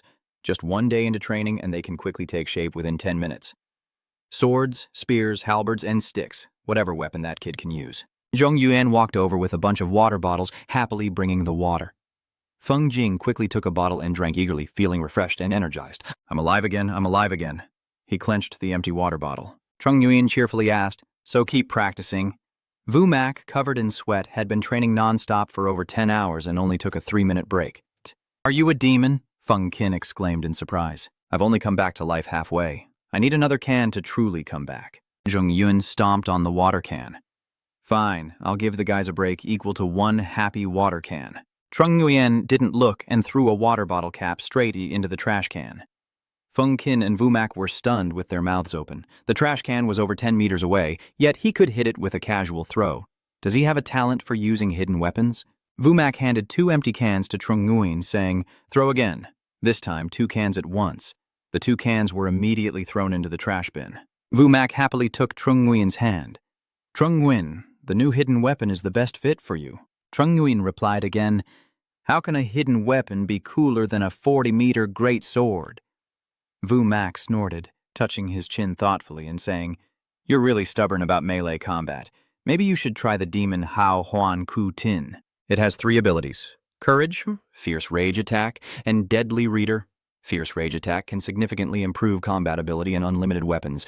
During a virtual attack, I once encountered a demon of Wild Joy. After it activated its Courage and Rage attacks, its combat power increased tenfold, and it entered a berserk mode, making it extremely difficult to deal with. In the end, we had to gather 3 teams of energy manipulators to be able to kill it. The 3 of them sat in a circle. Feng Jing asked, did you guys encounter King Huan? So where's the void spirit now? Hand it over to the country. Zhang Yuan asked, where can I get the demon spirit of the ghostly hero? I can't use the void essence to evaluate like that. Vu Mac pointed and said, I can't teach you how to use weapons. So, to make up for it, I will help you solve the issue with the void essence of Wu Ha Huan. Feng Qin happily said, that settles it with what Brother Feng just said. Vu Mac stood up and left. Can I go back to Guangyin City first and send the spirit directly to the school? All right. Zhang Yuan looked annoyed and asked Feng Qing as they ran along the road at 3 a.m., do I have some kind of demon? Actually, he's not afraid of you, but just wants to finish his business here and then give the spirit core to his brother. What spirit core? Feng Qing Te holds a can of water. The essence of the snowbone snake has the power to prevent death. Vu Mac places a box of the snowbone snake essence on the table. Hey, I brought back the essence of the snowbone snake. It's not very hopeful, but just try it anyway. Wu Mo walks away, then turns back, waiting for you to become the head of the Feng family, and he will bring you back and restore the Dan surname. Deep Chan remains silent, using his breathing device. Seeing the door close, Deep Chan Yi, the foolish younger brother, realizes that the real reason his illness has never been cured is because of Feng. A burst of black aura emanates and envelops Deep Chan's body. Hu Tin flies out of the box and shines. Deep Chan looks at them, then takes this Ku Tin for himself. Hu Tin is also absorbing the energy bursts, which have granted it the skill of invincibility. Deep Chan is amazed. Right now in Trung Nguyen, the guy with the friendly face, my friend, I've gone through a lot to get this order, just hoping for a good review. Thank you, Zhong Yuan has accepted the order. Oh, okay. Shiper sitting in the car, don't forget to ask for help. In the future, just call me when you have an order. I'll give you a 20% discount on shipping. Trung Nguyen opens the box to reveal golden orbs and a letter placed on top. Ooh, it must be the cursed crystal of the Demon King that Fang Vu Mac sent. There was also a piece of paper. Zhong Yuan opened it and looked at the contents inside. Since the day I parted from you, I haven't eaten well or slept peacefully. I thought I would cut off all ties with you, but I didn't expect to continue our fate together. On the 15th of this month, by the Fishman River, no one came or returned. Zhong Yuan guessed correctly, and Ku Tin added a love letter. Is Fang Vu Mac relying on the madam? What should Trung Nguyen do now? I forgot Fang Vu Mac's phone number. Should I ask Feng Qin to help contact him? No. Feng Qin will definitely post this love letter on his circle of friends, which would embarrass Fang Vu Mac. Forget it, I'll go myself then and clarify with that madam so she can contact Fang Vu Mac herself. So Zhong Yuan reached out and took a shard of Void Spirit. The information about the Void Spirit appeared, revealing whether the Void Spirit Demon Joy had absorbed it. The Chaotic Spirit of the Chaos Spirit has the following abilities. Courage, level green, cannot level up. Rage triggered at level green can level up. True readers at level green cannot level up. Courage removes all mental control. Rage activation randomly improves combat skills. Immune to all toxins. The higher the toxin concentration in the body, the stronger the ability, with a maximum attack increase not exceeding 148%. The Union Void spirit in Zhong Yuan's hand disappears as he absorbs the entire level 2 green level Van Nami attack. Zhong Yuan reaches out and draws his sword, activating the rage attack. Trung Nguyen swings the sword powerfully, smiling, so I can use the sword like that. Create a student council room. There was a loud voice saying, I do not agree to Tan Sin named Trung Nguyen joining the student council. That was Loi Ba, the propaganda officer of the student council. Loi Ba stood up firmly to oppose. Since when did the students in the special class become part of his team? Letting him become the discipline officer is the biggest joke in the world. The girl sitting opposite Loi Ba explained, Loi Ba, don't get worked up. The hall leader just wants to have him as a messenger. Then Quan Yi spoke again. That's not right. The girl who just spoke is Jian Nuo. The student council secretary looked at Guan Yi and said, the discipline committee member needs to be strong and virtuous and also responsible for supervising the student council president. Any dog or cat can't do that. I'm still officially a discipline committee member, so don't be so arbitrary. Feng Jing smiled and spoke in a human voice. Shangguan Yi is a former student council discipline committee member, clenched her fists and placed them on the table and said, allowing Zhong Yuan to enter the student hall is fine, but he can only do menial tasks. Teacher, do Hunang users release Ku-Tin that resemble those of the alien race after death? The teacher replied, the body structure of humans and extraterrestrials is different and cannot be equated. Trung Nguyen continued, what if someone starts absorbing primordial energy from the womb and is born as a primordial energy user?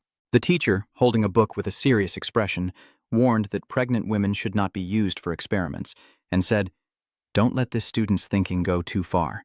The city under a clear blue sky. Right now in the school cafeteria, at the dining table, Zhong Yuan is picking up food with his hand, constantly reminding him, Lam, you're still growing, eat a bit more. Zhong Lam, sitting beside him, replies, brother, I'm not a kid anymore. I'll serve myself whatever I want. Where did Feng King come from? Your sister is also so adorable. Tram's words are not worth a thing. Trung Nguyen's face turned serious as he warned, lightly as a feather, heavily as a hero. Feng Qin smiled. Don't underestimate me. Even if I wanted to, I would wait until your sister is of age. The more Feng Qin spoke, the angrier Trung Nguyen became, breaking the chopsticks in his hands. What did you say? Are you really siblings if you act so protective and show off like that? Of course, Feng Qin just imagined it. Wen Qi didn't, and Trung Nguyen punched Feng Qin away. Duong is the student council president, and her mind is full of who knows what. Trung Lam looked puzzled and asked what Wen Qi meant. Trung Nguyen advises the good children not to cause trouble, while Feng Jing sits opposite them, smiling. Hey, I was just joking, don't take it seriously, Trung Lam asked.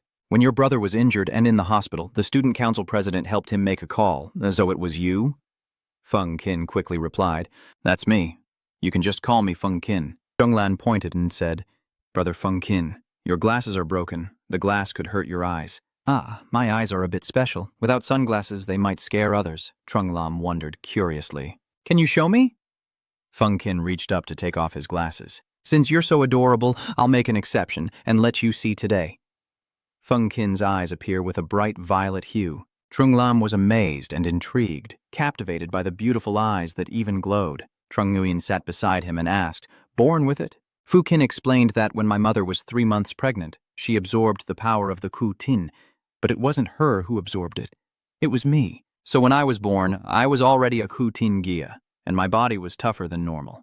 Trung Nguyen lowered his eyes, thinking that the teacher said this was forbidden, and the secret behind him was probably not small. Forget it. It has nothing to do with me. I shouldn't pry. Feng Qin suddenly remembered something and quickly said, someone come out for a moment. Zhong Yuan, you are now a disciplinary committee member, and you need to spend your noon break patrolling the school grounds. Trung Nguyen looked disappointed and asked, can I withdraw from the club? Feng Qin tempted him. The student council is very generous. Wouldn't it be better to add a spicy chicken dish for your sister at every meal? Trung Lam heard the excited look. Spicy chicken? Feng Qin said, the situation is peaceful at the academy. There are usually no fights. Recently, some students in the student council are a bit timid. Just do as you see fit. As long as no one gets seriously hurt, I will cover for you. Trung Lam excitedly said to his brother, do you want to fight? I'll support you. Trung Nguyen refused. No, right now I'm skipping a grade to become a senior. I have to go to extra classes. Trung Lam is crying, but no tears come out. Please don't. I don't want to go to extra classes. At this moment, Trung Nguyen is on patrol, and the girls passing by all turn their faces away, shyly blushing and praising him. Hey, is the new discipline officer here? His serious patrol look is really handsome. Zhang Yuan thought to himself that someone must be secretly following him, so he looked for a secluded place to straighten himself out. Trung Nguyen walks ahead of the followers behind him. Hearing the footsteps, he turns his head and says, 25 meters behind the tree, at 3 o'clock. Don't hide anymore. Come out. Loi Ba and 2 others step out. Huh, you managed to notice we were following. A bit of skill to kneel down and bark. I might consider sparing you. Are these the schoolyard tactics of Thanon Academy? I guess I've come to the right place. Loi Ba walks out and stands opposite Trung Nguyen, sneering. Huh, you're quite perceptive for a kid. Trung Nguyen approaches and repeats what Loi Ba just said. What are you thinking? I mean for you to strip and kneel on the ground and bark, then I will spare you. Loi Ba rushes forward with a fist. You're seeking death. Soundwave master hack. Trung Nguyen gently dodges, bravely breaking free from all mental control, smiling. Why open such a big door? Zhang Yuan single-handedly knocks Loi Ba into a furious attack. It's too late to beg for mercy now. One punch wasn't enough, and Trung Nguyen kept swinging up and down, leaving Loi Ba with nothing left to fight. He's even worse than a stray dog. Loi Ba's face is swollen, and he lies unconscious on the ground. The people accompanying Loi Ba couldn't believe it. No way, except for the elders in the school, no one could break the sound wave domination technique used to control the opponent before striking to take their life.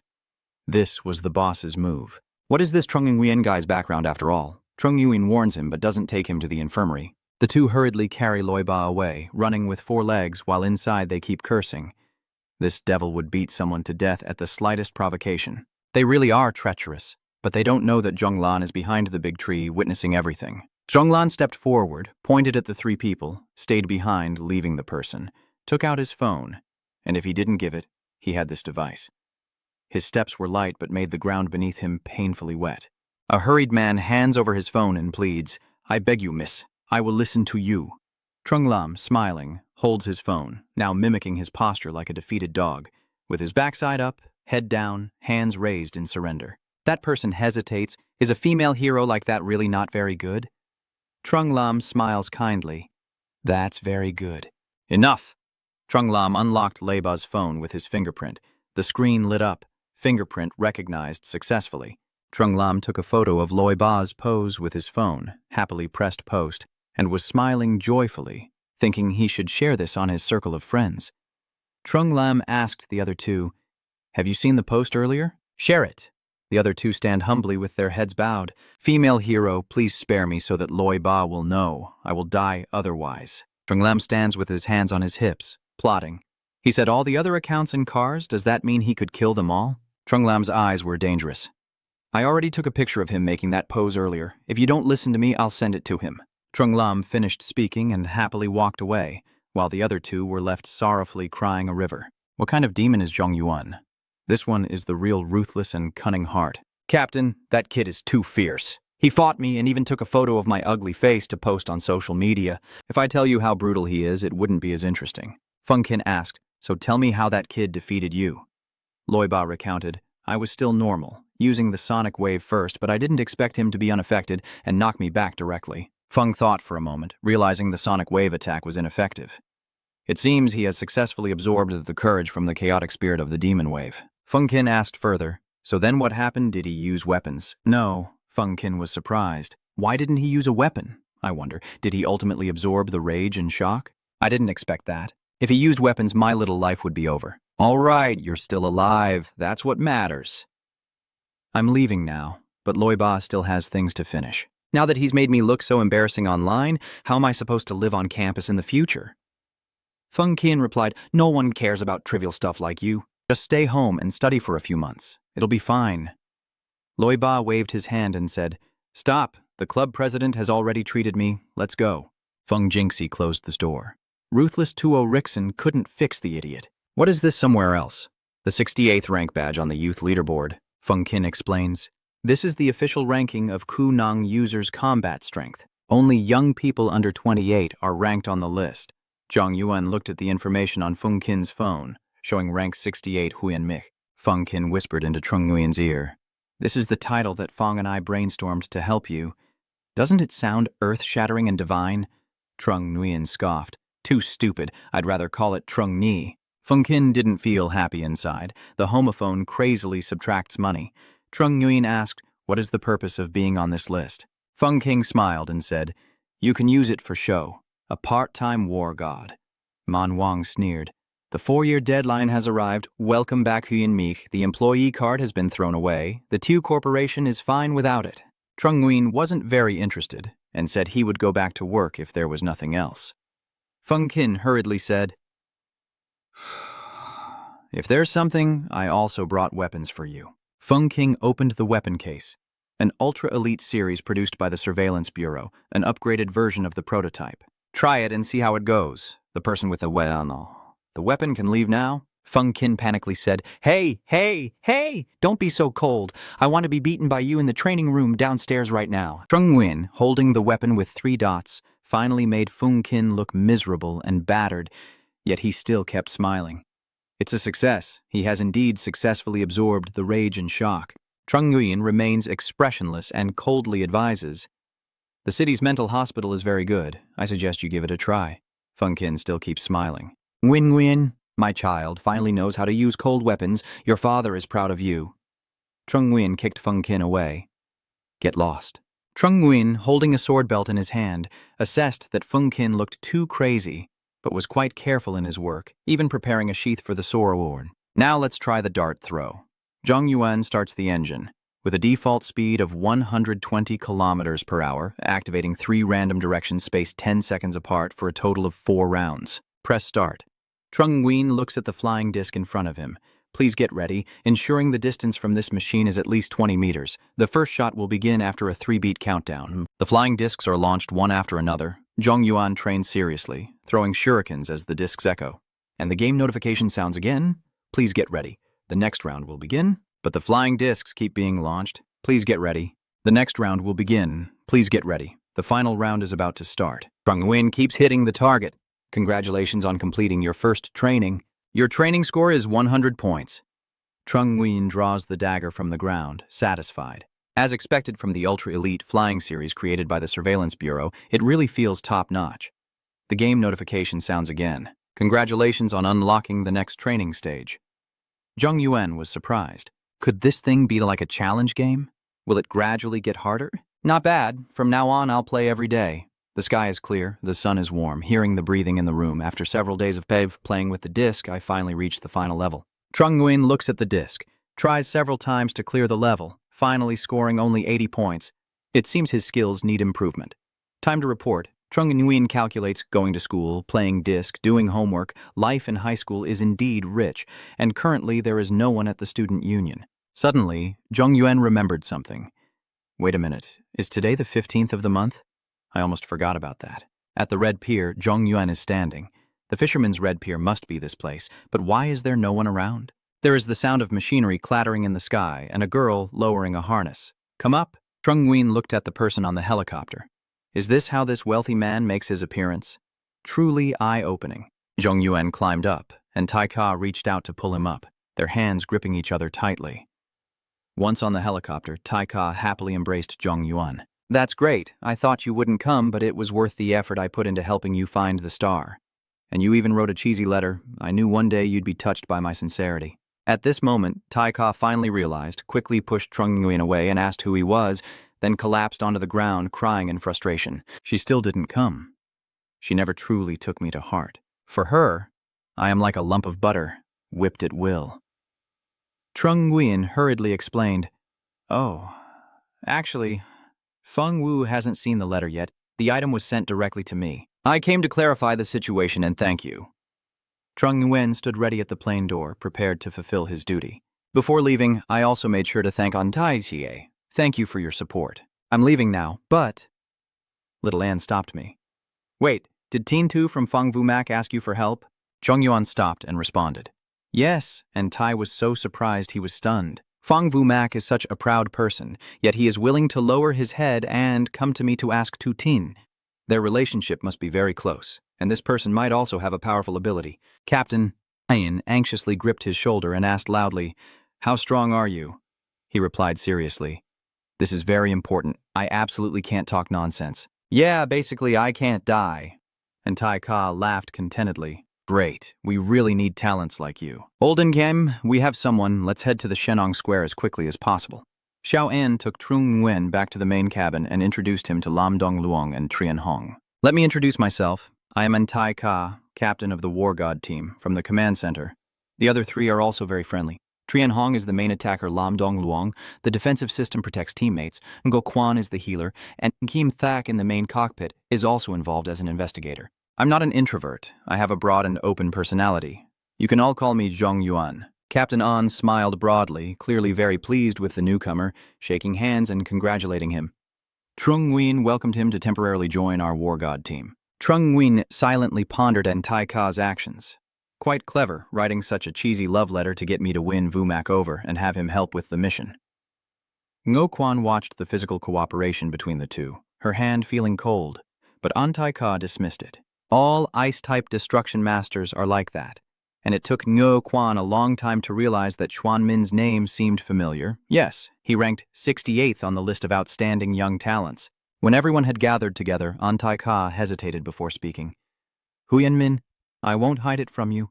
The difficulty of this mission is very high. A week ago, several of the Dangthap Kingdom's mutants entered the Divine Farmer trading zone to steal, and the nearby army and mutant team were all defeated by an unknown toxin. They are still unconscious in the hospital, and the War God team has lost one member. Feng Vu Mac's bodyguard is immune to toxins, so that's why she asked him for help. Who knows who Huyan Min is? If you find the mission too dangerous, it's okay to retreat now. She spoke cautiously, reminding Trung Nguyen, who nonchalantly replied, I've come this far. I can't sleep on the plane anyway. Lin Dongliang, seeing his expression, excitedly rubbed his finger joints and said, You're quite confident, kid. Let's see how you compare to my old man's tricks. Trung Nguyen gently raised 2 fingers and used a freezing move, causing him to be frozen in shock. Then he said, Stop arguing and don't start a fight just because you touch something. And Tai Ka beside him couldn't help but look surprised. Impressive. How long can you hold that? 2 minutes. Hearing this, her eyes lit up with admiration and she exclaimed, Wow, I've never heard of a ice-type skill lasting that long before. Zhong Yuan also helplessly replied, I actually have a passive support skill that can boost the power of other skills. In my mind, I was thinking that ordinary people definitely can't level up their skills. It's better to find an excuse. And Tai Ka admired even more, her eyes shining like stars as she asked, Do you have other abilities? He also helplessly responded, Heat sensing. 1 kilometer, old Wu almost dropped his jaw in shock and exclaimed, What? That makes no sense. Zhong Yuan added one more point. The alley has been upgraded. An image of a person appears, with a circle of precious stones behind them. Old Ngo ponders silently. According to Hua Kwuk legend, Xuanming is the god of Bing Shui, overseeing slaughter and the master of Min Fu. This guy has such powerful abilities and is on good terms with Feng Vu Mac, so he probably isn't wrong.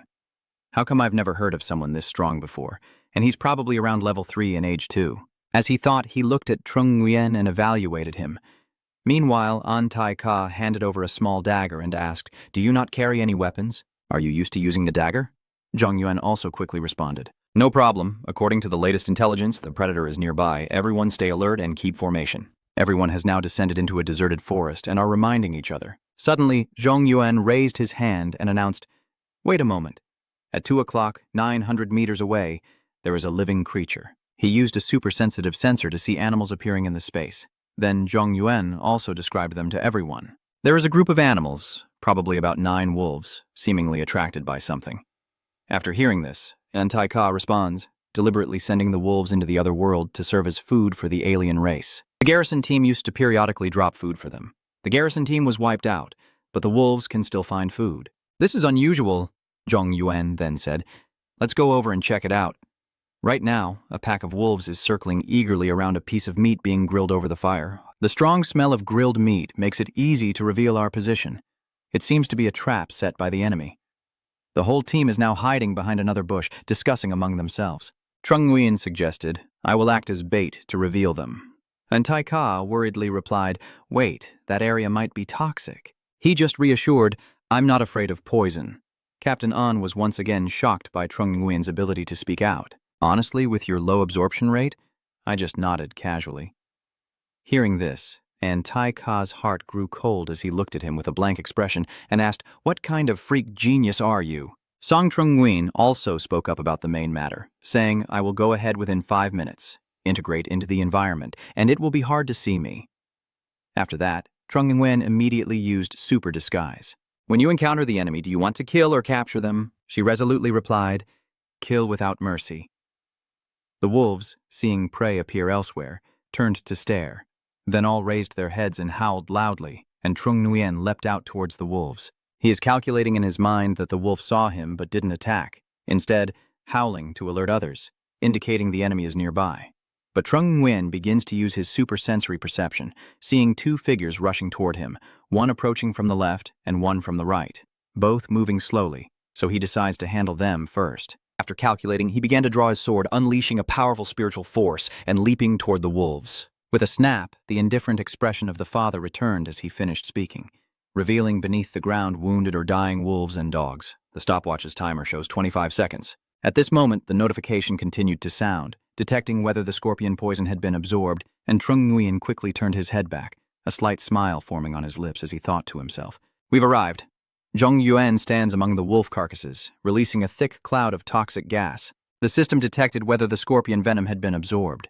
Zhong Yuan immediately absorbed those toxic gases. The system reports that all your abilities have increased by 108%.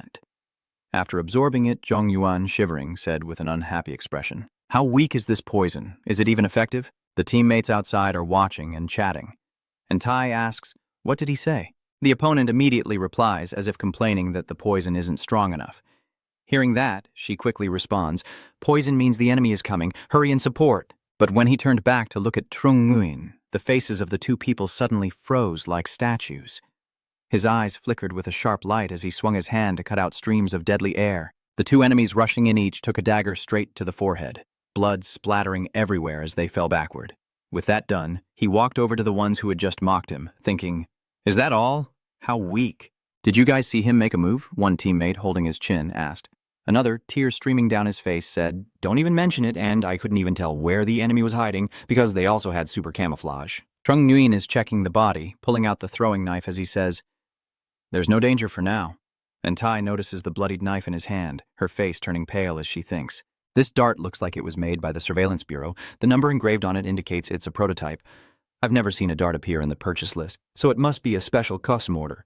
Hu Yanmin's identity is definitely not ordinary. After finishing, her whole body froze.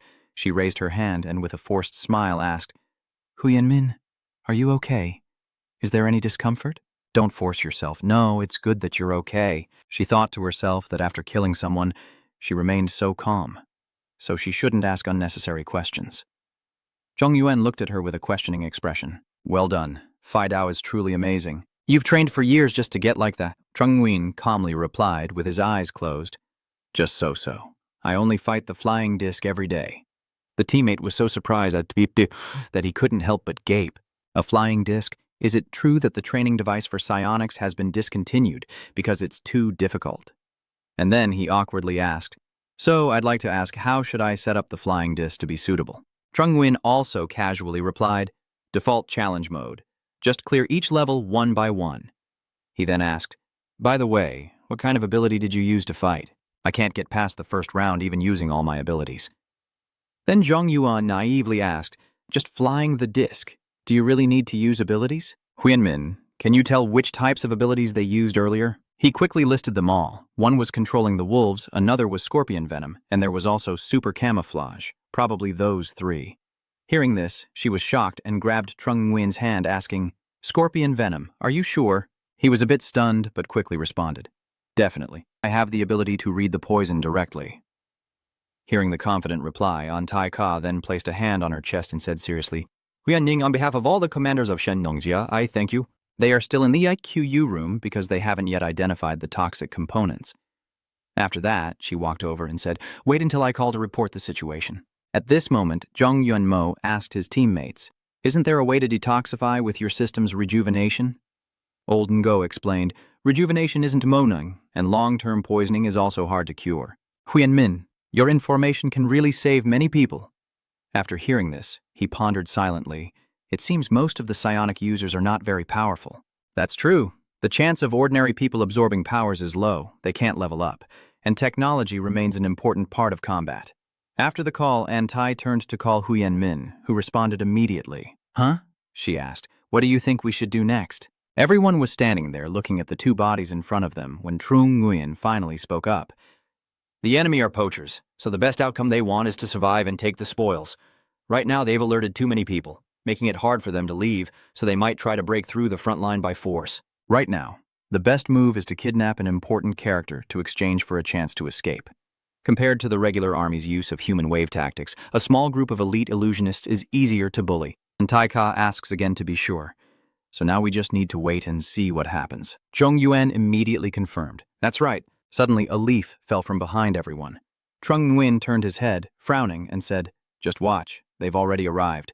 A group of people gradually appeared from deep inside, and as they approached it, it became clearer that there were 4 men, one with dark skin, one with long curly blonde hair, one with purple hair, and the last one wearing a fully covered coat, revealing a face that looked dangerous with a sneer.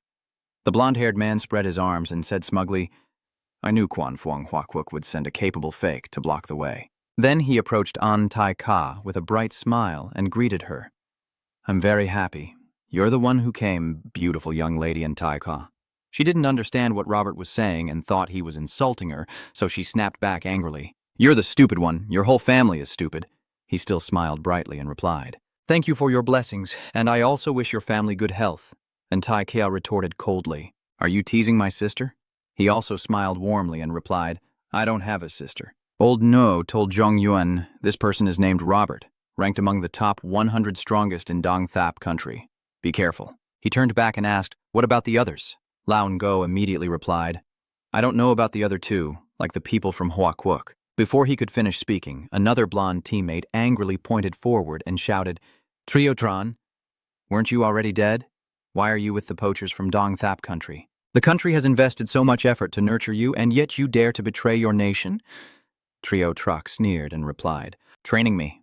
Don't make me laugh. Just because I didn't hand over the spirit essence, they ended up oppressing me, stripping away my resources and achievements.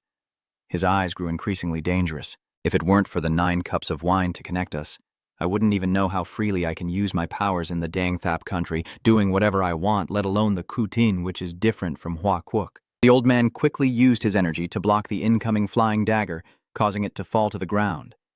Trung Nguyen, who was about to throw his dagger, paused and realized he needed a different approach to deal with them. Robert calmly picked up the throwing dagger and excitedly said in Dong Thap language, The craftsmanship of Hoa country truly commands admiration. Unfortunately, the sword user is not in good form. And Tai Ka looked towards Trung Nguyen's group and asked, I don't have a translation device. What is he saying? The blonde teammate, though not entirely sure, responds. It seems Zhang praised Huyen Min's throwing knife skills, while Trung Nguyen was left speechless by the situation. But he also used the tower language to reply, Anyone who invades our Hoa kingdom, near or far, will be killed. Traitors to our Hoa kingdom will die without question. I've never been noble to the dead before. Hearing that, Robert became even more surprised. The kid speaks well of the fire tower. I only wanted to keep Tai alive, but now it seems you're more useful than she is. Join our tower. I guarantee better treatment than Zhao Jian. After he finished speaking, Tai asked again, What did he say? Zhong Yuan replied. He said, Kill everyone except her and wants me to take Zhao Zhan's place. She looked a bit worried. So, what do you plan to say? Will you directly face Trung Nguyen and then raise your hand to say, Give me the flying sword? Old No thought, how could someone like Huyen Min be affected by Dong Thap Quoc? Clearly, he wanted it, and at this moment, a surge of power had already formed in his hand. And on Trung Nguyen's side, after grabbing the flying dagger, he said, Thank you. Robert continued, Ha ha, Hoa Quoc, do you have any old sayings or proverbs? The one who knows the times is Trang Tuan Kiet. Done. Then immediately raised both hands, shouted loudly, I told you I don't show mercy to the dead, and let the ice shards fly from his hands, then instantly froze the enemies in front of him, leaving them stunned and panicked. Finally, Trung Nguyen, seeing they had no reaction, threw a dart at Robert to kill him. Suddenly, the dart was deflected back. Robert's name gradually melts away before responding with a sinister look. The treacherous Chinese man dares to ambush him. The one who must die is you. Trung Nguyen saw this scene and felt a bit worried, thinking that this guy not only broke the ice but also threw his own throwing dagger. He is a powerful expert, so even a fierce attack might not hurt him. Unexpectedly, Robert rushed forward and punched him right in the chest while he wasn't paying attention. He was extremely proud and sneered, saying, "What are you doing outside the Tower of Light?" His body was knocked far away by that punch. Old No and his teammates helped Trung Nguyen up and called out anxiously. Huyen Min Antai also hurriedly urged, "Old No, quickly treat him." After checking his breath with 2 fingers under his nose, Old No exclaimed in horror, "Captain, Huyen Min seems to have gone cold." And Tai was panic-stricken. "What?" Another teammate called out in disbelief. Huyen Min Old No exclaimed in horror that his heartbeat, breathing, and body temperature had all ceased. He looked sadly at the person he was holding. Antai Ka calmly reminded himself that now is not the time for sympathy. Lao Hung launched a surprise attack. Trien Hong protected, defeat Robert first. Trung Nguyen, with his eyes closed, listened to his teammates' words and thought, even though he was truly cold, everyone else was hesitant to stand up, so he decided to lie down and think about the strategy first. Old Hung at this moment uses his massive body to lock Robert's entire body, while Kailan's arm swings to attack through Robert, but he remains unusually calm, his cold eyes saying, "You can't kill me just with you guys." Robert's entire body now engulfed in a blazing flame of the fire giant, causing Lao Hung, who was holding him tightly from behind, to be stunned. His eyes became blazing. Robert smirked arrogantly in the language of the tower and said, "Let you see my true strength." The flames spread around, forcing Old Hung to quickly let go and shout, "It's too hot!" Old No also quickly used a healing wind to support Lao Hung, and Tai Ka shouted in panic, "This is a power only the fire demon giant of the Genthap kingdom possesses. The intelligence must be mistaken. Robert's specialty isn't just fighting toe-to-toe." Trien Hong gritted his teeth in anger. "What should we do? My arrows are melting from the intense heat."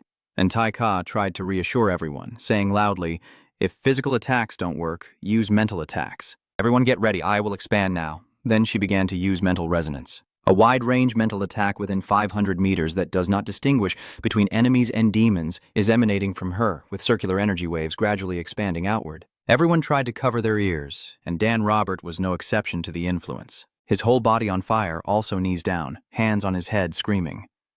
"Huh." A hurried urging sound rings out. Quickly now, Robert is still in pain, clutching his head and grinding his teeth, speaking in a trembling voice. "Do I really have to use that move? It seems I can never die in human form, only be burned by fire." The tower bell tolls. For the glory of the Fire Tower Kingdom, he began to use the second stage of the fiery giant transformation. Then he gritted his teeth and stood up, his whole body burning even more fiercely. That fire was so intense it spread densely around everything, making the Nongjia general's men struggle, raising their hands to shield their faces. Antai Ka irritably said, "I don't understand what he's saying at all." Lao Hung added, "When we get back, I will definitely learn a foreign language." Trien Hung, losing faith, replied, "Can we still survive and return home?" Only then did Zhong Yuan sit up and speak. "You guys are no match for him. Retreating completely without turning back is impossible." He raised one finger, and the flames began to die out. And Tai Ka was so surprised she couldn't speak. "Wenmin, you, Chung Nguyen calmly replied. "Haven't I told you before, I can't die." Old No finds it even harder to believe. Clearly dead and yet alive again, you are immune to death.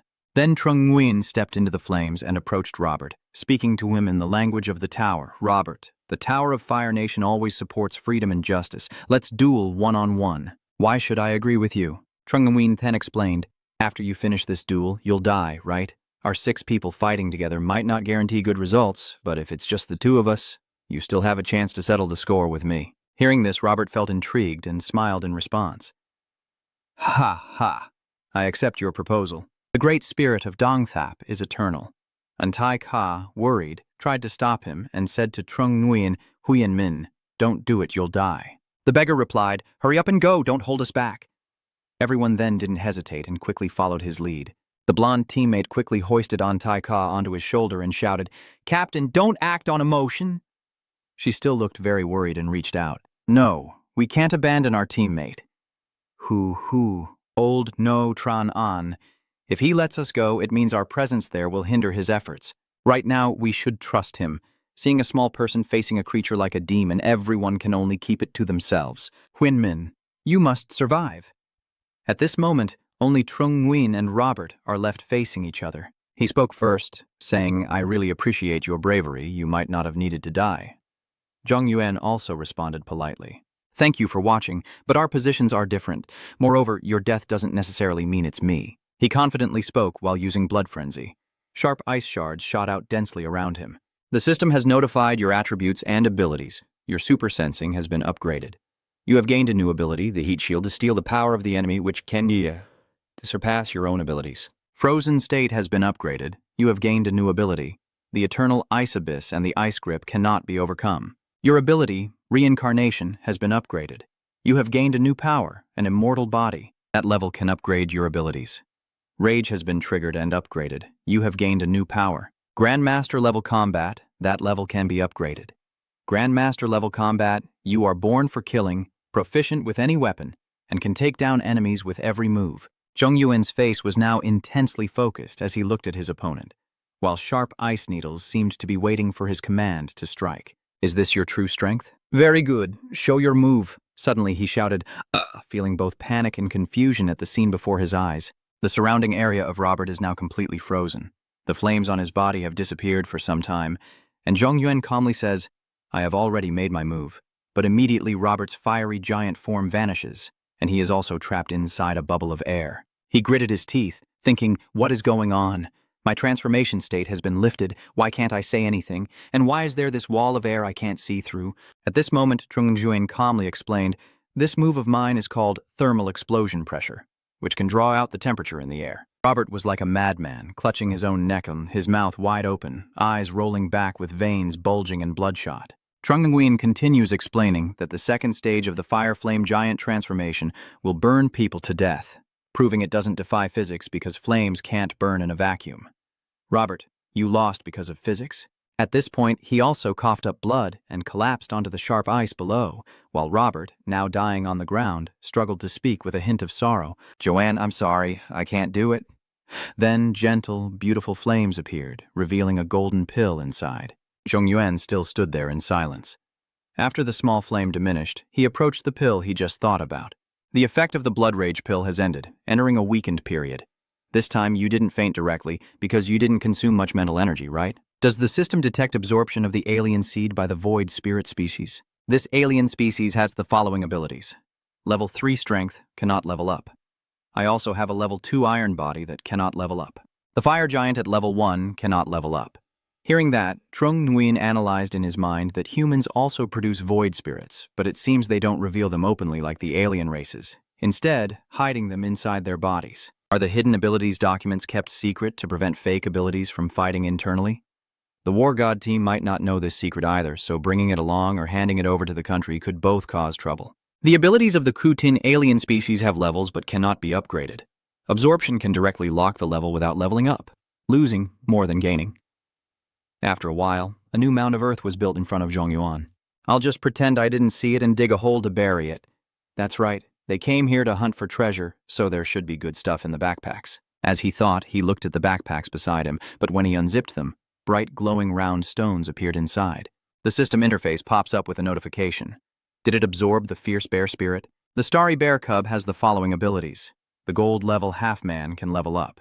Selling charm increases your allure, reducing hostility from targets within an unlimited range. Zhong Yuan listened to the system while looking at the item in front of him, puzzled. What is that? Then he continued opening the other backpacks, happily thinking, Among their 3 backpacks there are 2 little bears, but both were killed by the intense heat of the fiery giant. A powerhouse like Robert comes to hunt the man bear and even wants to bring its living body back.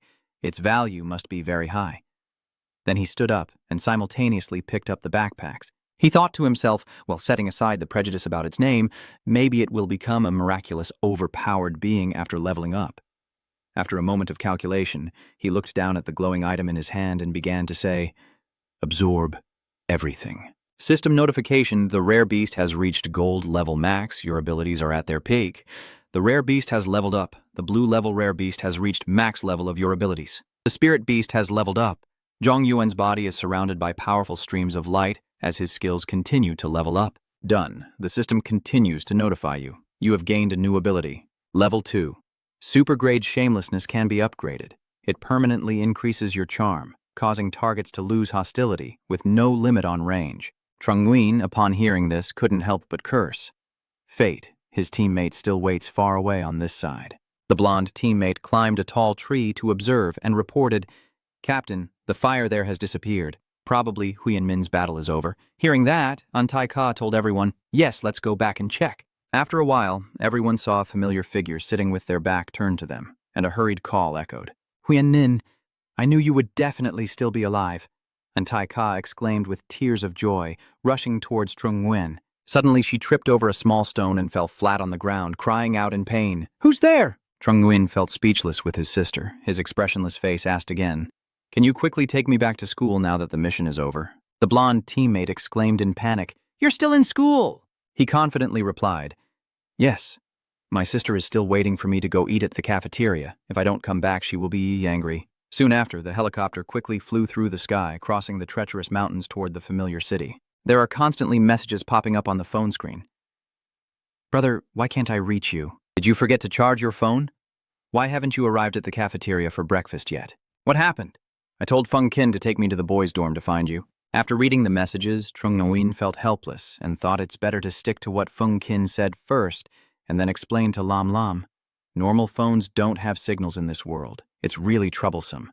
"Captain An, where can I buy a satellite phone that works in the other world?" Then she winked and continued, "If you're willing to officially join our war god team, helping you get one isn't impossible."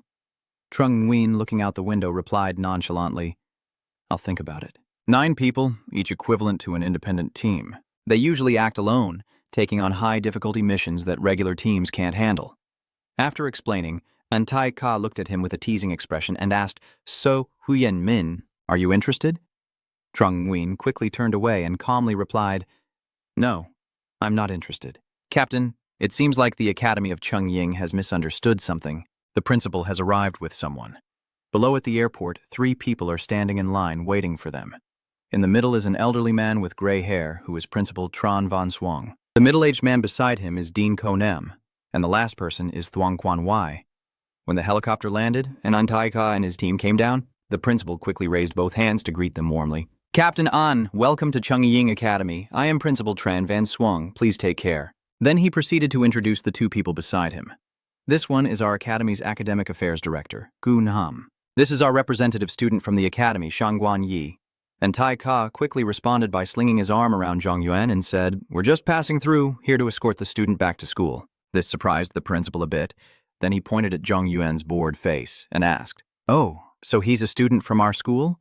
And Tai Kie became even more confused after hearing that. "Don't you know Huyen Min, the principal, yet you don't know him?" "Director, he is a guest student from Zhongyuan, brought into the special class by Captain Lam a few days ago." A few days ago, Captain Lam also sent someone to military training in the other world to bring him back. Shangguan Yi, hearing this, was stunned. He frowned, clenched his teeth in anger, and thought, "What? So, Trung Nguyen is just a useless student who got in through connections. I thought he relied on his strength to beat Loi Ba into quitting school. I almost got fooled. It's over." Arrogantly pointing at Trung Nguyen and shouting, "Trung Nguyen, our school has never accepted trash before.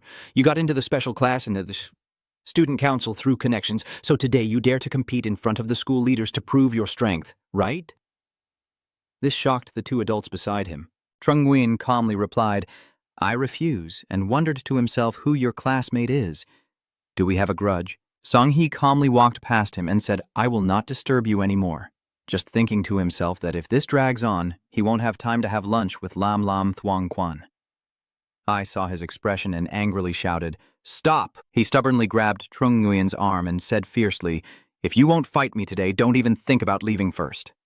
And Tai Ka felt a strange sense of amusement seeing this fearless person daring to attack Huyen Min, truly inviting trouble. She hadn't finished thinking when Trung Nguyen was suddenly thrown down hard onto the ground. Only then did she turn pale and exclaim, "Hey!" After hitting someone, Shangguan Yi still pointed and criticized, "Isn't this guy more loving than normal people?" Everyone quickly gathered around the unconscious Zhang Yuan, and Tai Ka anxiously supported his head and called, "Huyen Min, wake up, why are your eyes all white?" Shangguan Yi still stubbornly pointed at him and said, "I didn't hit hard, he's definitely pretending." Lao Wu began using the healing wind technique to treat Zhang Yuan. A swirl of fresh green energy formed a vortex toward Zhang Yuan, who was lying there. Soon after, he sat up, rubbed his eyes, and said, "I'm fine, I just need to rest a bit to get up on my own." In his heart, he thought that his regenerative ability was somewhat heightened during this decline, but at least it was still usable. And Tai Ka then stood up, angrily pointing his finger in front of Shang Quan Yi, and said, "You apologize." He quickly retorted, "What right do I have to apologize?" And Tai Ka immediately grabbed his throat. "We fought and bled for the country, and when we returned, not only did we not get a thank you, but you also pushed us aside. What right do you have to say that?" Trung Nguyen helplessly explained from behind, "I didn't bleed or shed tears." And Tai Ka, still furious, turned around and pointed at Trung Nguyen and shouted, "Be quiet." This made him so nervous he broke out in a sweat. The principal then stepped forward, bowed his head, and hurriedly accepted the blame. "This is our school's fault for making Captain An laugh." Xiao Yi apologized to them quickly. Thuong Quan Yi still couldn't accept it and shouted out loud, "His uncle has no real strength at all. A worthless person relying on power won't bow to someone like that no matter what they say. You rely on connections yourself and still have the nerve to criticize others. I will report today's incident to the military district commander. I hope your school will prepare well to restore proper school discipline." Then she gently patted Zhong Yuan's back and said, "Huyen Min, I'll take you back to the dormitory." The principal, panicking at this moment, exclaimed, "I'm finished. I'm done for this time." Konam stepped closer to comfort the principal with a scheming look on his face. "Lao Tren Duong Huang, our academy was founded by Mr. Trin Van Kieu. It has history and achievements. It's not just a band that can be ignored." Tran Van Swang, still clutching his chest, nervously replied, "The school is fine, but the principal's situation is different." Gunam was also left speechless by the sudden silence. Tran Van Swang cried even harder, tearfully complaining, "You won't even call me principal." The scene shifts to the large building, outside the sky still bright and clear. Zhong Yuan then slightly reveals his expression through the open door. Feng King waited for Zhong Yuan, saw him open the door and wave his hand cheerfully. "Yuan Yuan, you're back?" Which startled him so much that his eyes almost popped out. Then he quickly closed the door and calmly said, "The way you opened the door earlier was wrong." Antai Ka also sensed something was off about this person. But Feng King quickly pushed the door open and loudly said, "Not bad, not coming home all night and bringing a strange girl back to stay." Antai Ka Tonyut. This action makes both people facing him look at him with strange expressions. Zhong Yuan took the opportunity to go inside first and left a message. "If you know each other, just talk slowly. I'm going upstairs to change clothes." Feng Kin still has his fist raised, staring at Antai Ka, who now crosses her arms and smirks mockingly. "I never expected a monster like you to run to the city to learn." Feng Kin coldly replied, "The only thing I can share fairly is knowledge. Once you've delivered the person, you should go now, right? Yet you still keep provoking. Don't think that relying on 9 wastelands and the Institute of Science makes you above the law." Feng Keng quickly responded with a provoking tone. "Hold the sun and moon and pluck the stars. No one in the world is better than me. If you're so capable, then fight me." You even deliberately stretched out the last words, making Antai Ka angry, huffing coldly before leaving. Outside now, a large building stands under a clear blue sky. "What? Last night you were pulled away by a strange girl to play hopscotch until dawn and still haven't gone offline?" Feng Kin also added, "That girl doesn't know how to play anymore, but still loves to play. My older brother didn't agree at first, but she's really too difficult to deal with.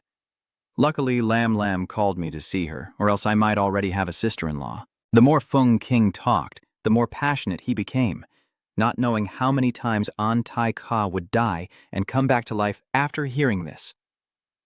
Trung Nguyen quickly turned to his annoyed sister and softly said, "It's not that bad." "It's over," the girl suddenly shouted with tears in her eyes. "Big brother, I don't agree with this marriage. This woman now dares to say he skipped school to play games. She probably doesn't treat him well, and after marriage, she will bully him even more." In this situation, Trung Nguyen also feels a bit helpless.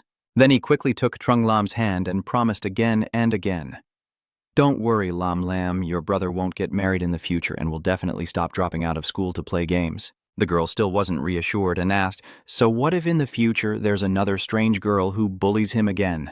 He firmly replied, "I can use Feng Kin as a shield." Hearing that, Trung Lam was finally satisfied.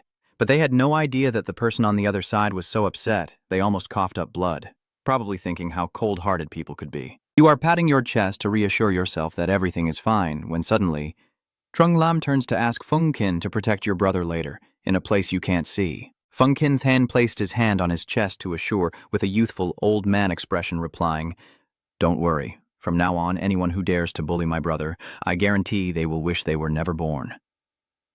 Then he lowered his hand, his big eyes thinking, I should spend more time reading medical and reconstructive books. Maybe one day I will need them. Suddenly, near their dining table, someone was holding a notebook and a pen, jotting down something while observing the two siblings and assessing that they were slightly shorter and smaller in build compared to their peers. His pale face suggests malnutrition, eating less than his 12-year-old sister, and he always gives all the meat in his bowl to her. My brother is just an ordinary member of the student council receiving $30,000 in allowance each week. The discipline committee member probably gets even more. There's no way he doesn't have money for food. Could he be a picky eater? As he spoke, he hurriedly took notes. Then, seeing Zhonglan focused on eating until her face was flushed, he continued. My sister Zhonglan, after becoming a superpower, eats even more than before. Always 2 servings of spicy chicken. Most dishes are spicy, quite easy to guess. As for Tuo-ri, who often eats with her brothers, her taste is very light, a bit sweet, and she never touches spicy dishes. After calculating and taking notes for a while, she took out her phone and sent a series of messages. Senior Tahok, today, I will try to invite the Trung Nguyen brothers to Malat Tang shop in front of the school. Tanyat doesn't eat spicy, so she probably won't go with us. I'll message you once it's successful. The person on the other side quickly responded as well. After the 3 of Trung Nguyen's friends finished eating, they stood up to leave when suddenly the other person called out. Classmate from Trung Nguyen, I heard there's a new Malat Tang shop at the school gate and the flavor is very delicious. Would you like to come along and try it? He invites warmly. I am holding my sister's hand firmly and I say no. I'm not going. Suddenly, Trung Lam's eyes sparkled with excitement as she raised her hand and said, Ma is Tang, which made the brother beside her turn pale. Trung Nguyen couldn't help but feel helpless in front of his younger sister. It's over. He quickly pointed at that guy's chest and questioned Ta Uk Fong. You've been secretly watching my sister at the cafeteria for days. So you're actually investigating her tastes and preferences. Ta Uk Fong finally hurriedly explained. Oh, it's not me, but Trung Nguyen wouldn't let it go and threatened me. Under 18, light punishment is 5 years, heavy is life imprisonment. Your friend, feeling desperate, honestly answered. It was a misunderstanding. My classmate Trung Nguyen was actually me targeting you. This time, Trung Lam was the one panicking as he hurriedly grabbed Ta Uk Fong by the shoulders and exclaimed in shock. What? I thought your brother had not only girls but guys too? This made him look even paler than before. Ta Uk Fong raised his hand to cover his face and explained. I just wanted to be friends with you guys, nothing more. Zhang Yuan quickly pulled his sister's hand and said, Lam, this person's motives are not simple. Stay away from him. The girl responded but still looked a bit regretful. Yes, but Malang, he quickly replied, we can go by ourselves. Only then did Trung Lam feel happy. Sure. They quickly slipped away, leaving Ta Uk Fong standing there in panic. Hey, are you two planning to go eat malatang at the school gate? Take me with you. Later, he caught up with the two siblings. Aren't you the one who doesn't eat spicy food? He whispered into his ear. With your weak appearance, maybe you shouldn't go.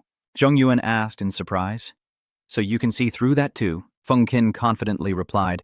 Of course I remember the Shangguan Yi incident when you fell this morning. He is being punished with a lengthy self-criticism essay, already scolded hundreds of times by the student union. Maybe now he will find a chance to strike at you. Trung Nguyen smiled happily and said, I understand. I came to be your shield. Brother, yes, this place is too crowded. Seeing that, Trung Nguyen told us to buy some to take away. Suddenly, a loud call caught his attention. Little disciple. Discipline over here, over here. Trung Nguyen looked towards the skilled person and saw To Uyen Wan waving at him, so he asked, Are you calling me? She happily replied, Yes, now you're a celebrity on the school forum. Let me introduce myself. Before she could finish speaking, Feng Qin cut in. I was wondering who was occupying 4 seats alone in the restaurant. Turns out it's Chung Kuk, so dedicated. To Uyen Owan looked annoyed and responded. To Nut, what are you doing here? Feng Qin casually replied, Of course, we're having hot pot. Then he turned to the chef and clearly ordered, Boss, 1 bowl of malatang, no spice, no chili, not too hot. Even the chef was at a loss for words with this strange guest. At this moment in the restaurant, Trung Nguyen and the 2 others sat across from To Uyen Wan. The space seemed to freeze, and no one spoke. She worriedly wondered why the eyes of these 3 people looked at her a bit strangely. Zhong Yuan looked at her like he was looking at a sandbag. Feng Qin watched her like he was watching a show, and Trung Lam looked at her as if she were a stranger. Trung Lam spoke first. What kind of strange name is Trung Kuk King Nguyen? To Uyen Oan quickly denied it. Oh, my name is To Uyen Oan. Don't listen to the crazy nickname Tunyat gave me. She quickly teased Feng Qin. Brother Feng Qin. Chung, extremely ambitious, gave you a crazy nickname. Feng Qin was not angry, but raised his hand towards Tu Yenowan and flexed Chung's extreme ambition, the strongest support skill, increasing human limits by 448%, lasting for 3 minutes. This is the only person in Huaquoc with a shared extreme wish, someone who can orbit the planet 30 times. Around Tu Yenowan, it's as if a radiant glow is emanating with each of his praises. After hearing that, Trung Lam refused to give up and replied, "When I grow up, my pursuers will circle the earth 30 times. Trung Nguyen patted his sister's head and said, "The earth is too small. Circle the Milky Way 30 times. Feng Jing then leaned close to his ear and said, "I don't think she's here to cause trouble for you." Trung Nguyen replied uncomfortably, "But she looks very troublesome." Feng King immediately reminded her that she's still the school beauty, so show some respect. But Trung Nguyen straightforwardly asked To Yenwan if she deliberately tricked him into coming to this Mal Lat Tang place, and told her to speak up if there's any problem. She was still quietly looking at him, then directly addressed the matter seriously. Every year, the Academy selects students from special classes to participate in the university's energy manipulation competition. Last year, each school had one team of 6 people, but this year it changed to 2 teams of 4 people each. Trung Nguyen then asked, "What does this have to do with me?" Tu Yenwan responded confusedly, "The team leader's uncle has dropped out, plus the changes. There are at least 3 openings this year. Aren't you going to take the chance?" Zhong Yuan decisively turned away and replied, "Not interested." Tuo Yuan Ying looked at him in surprise. Then Zhong Yuan turned back and forced a smile, kindly explaining, "It's not good for classmates to fight often, especially since Zhong Jiji Yuan isn't very strong. With this ability, you should be able to become the champion, right?"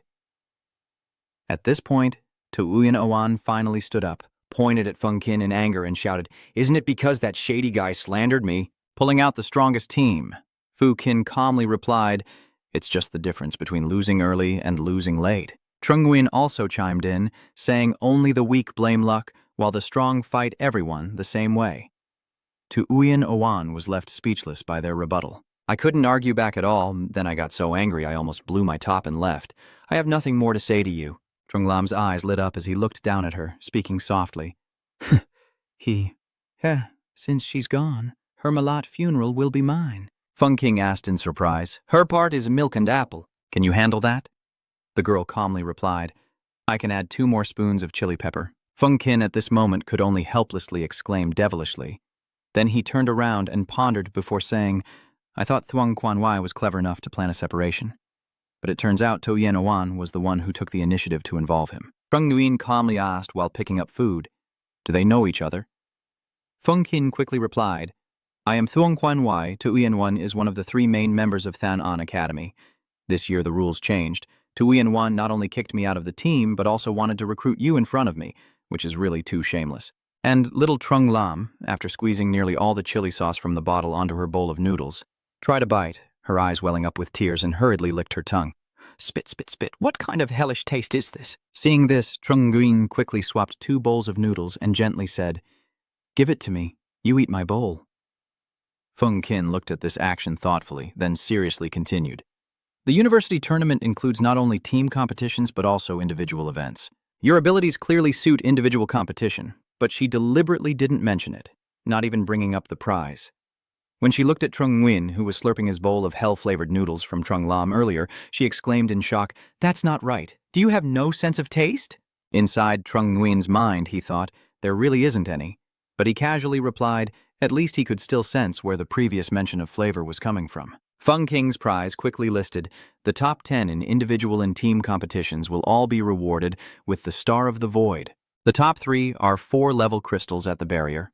Positions 4 to 8 are 2-level crystals at the resource barrier, and positions 9 and 10 are 4 red-level crystals. Besides, all top 10 have a chance to enter the dimension of their choice for training. After graduation, they still get priority in choosing the energy user team.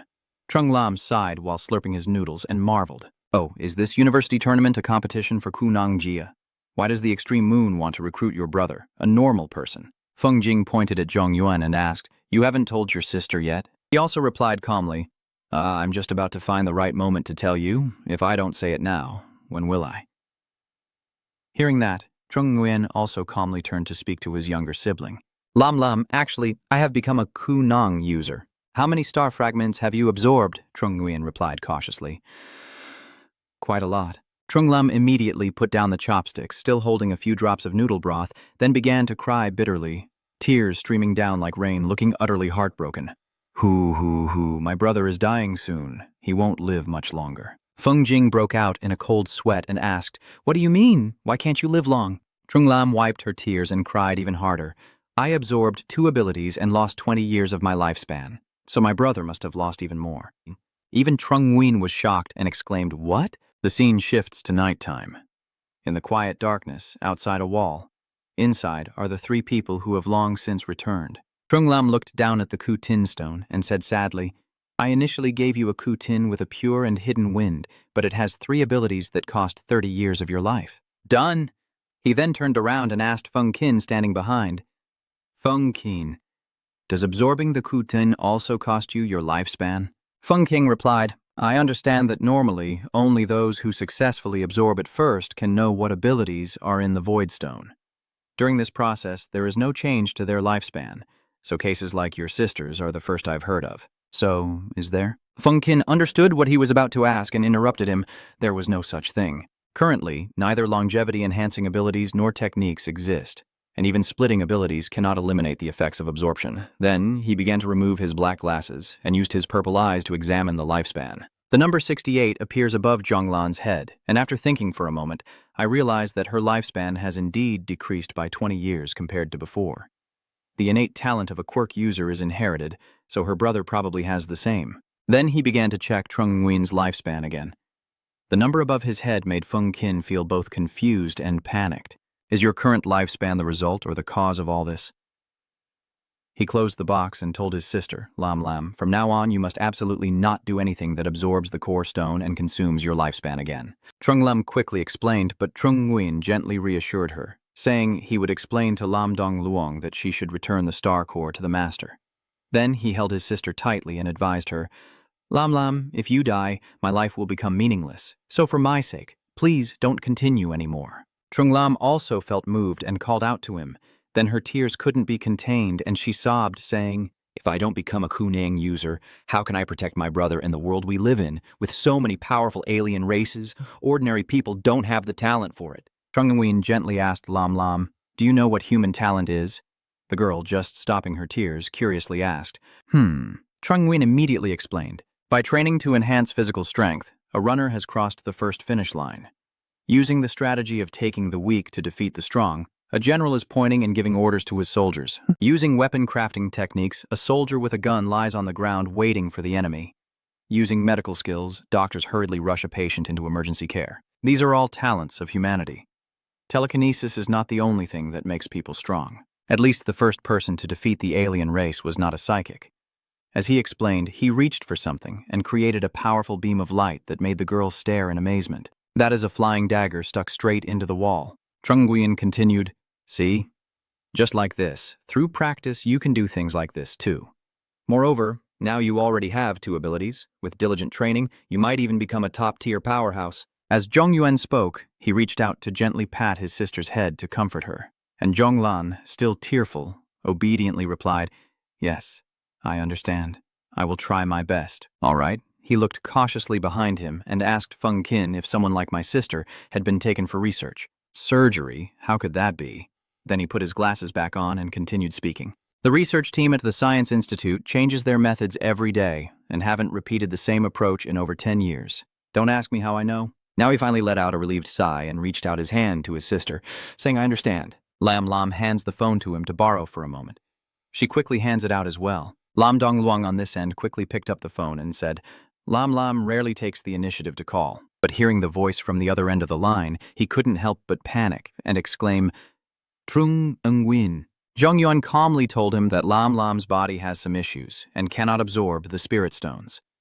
Take this pure and hidden wind spirit stone back. Lam Donglung casually replied, If there's a problem with the body, just fix it.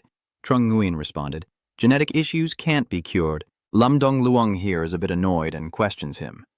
Trung Nguyen, you're the one who agreed to let her become a Kunang Gia. I've now arranged all the training courses for her. Are you joking with me? If you replace her, you also lack the talent to become a psionic.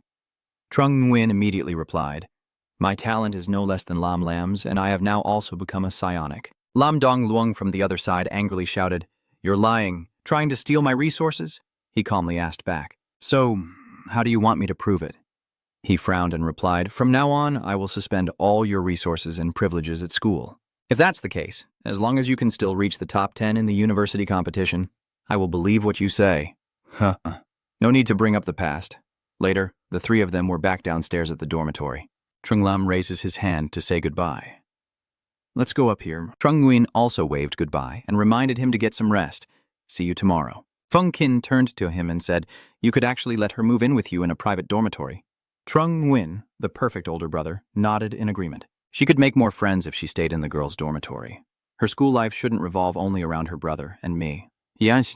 He immediately warned that if you hide everything from your sister, one day it will all be exposed. Song Trung Nguyen then asked if I could see other people's lifespans. Do the Science Institute know about this? Feng Qin quickly raised his finger happily and said, "You are the first to know that." He then wondered, "Did you intentionally reveal the secret to me to suggest that you wouldn't tell others my secret? Of course, you should focus on yourself first. Lam Dong Luong is blocking your resources and wants to get into the top 10. Clearly trying to make things difficult for you. Are you going to rely on the madam because of this? Even a wealthy patron is not enough." Before he could finish speaking, Trung Nguyen naively replied, "Yes, I can seek help from a wealthy patron." Feng Qing froze stiffly and stammered, "That's not me." Zhang Yuan immediately called someone and said, "Captain, I have something to ask for your help. I only care about the previous excitement from before, nothing more." "Yes, thank you. I owe you a big favor." He said this while nodding, as if he wanted to repay the person on the other end of the line with his body. Switching to another scene. Now there are many people carrying items through a large room filled with cardboard boxes. Voices of a conversation echo, with the devil's joy and excitement. What does it matter if the spirit is barely cared for? What does the team of war gods require urgently? Is the young lady of the An family commanding the first-level deployment? It's urgent. How much is left in the warehouse? Quickly check and bring it out, the other person said while hurriedly taking notes. Moving to another location, a voice echoes again. "Old An, your daughter has made another contribution this time." This time the girl can't take the credit. Clearly, the young man Huyen Min played a major role. This time more than half of the forces from the Hua Trung military zone have been secretly poisoned, and some of ours from Huadong are going to support. The situation behind the scenes could be a bit complicated. The person speaking is Quan Fong, commander of the Huadong military district. The worst-case scenario is that Hoa Trung has a mole from the Dong Thap Quoc, with Lu Qian Lam, the person beside him, being the military chief of Huadong. He looked at the document in his hand and pondered before saying that the battle report mentioned a man named Zhao Zhan beside Robert. Hu Du, unlike the strongest organization. Ku Hu in Hua Quoc that always operates openly. This organization named Ku Du always works in the shadows with mysterious movements. Although Jiu Diao's methods can be somewhat ruthless, overall they still operate within principles and boundaries. The government turns a blind eye to them. Kui Du's recent actions are becoming more and more excessive, Lu Qian Lam calmly responded as he handed over the documents. "Let the people in Huazhong worry about their own problems. As for the girl," Quan Feng asked in surprise, "how is she?" Then he quickly looked at the content of the document just handed over. Lu Jianlin said, "Last night she issued a level 1 order, mobilizing all the demon stars of the military district, more than 2,000 in total." Quan Feng angrily slammed his hand on the table and shouted, "That's just chaos!" The reason the void spirit demons are rarely cared for is because both bravery and true reading are defensive abilities. Trying to adapt them to the physique of an offensive-type void user is futile if the body isn't compatible.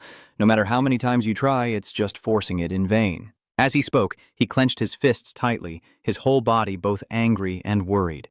Lu Qian Lam calmly took out the document and continued.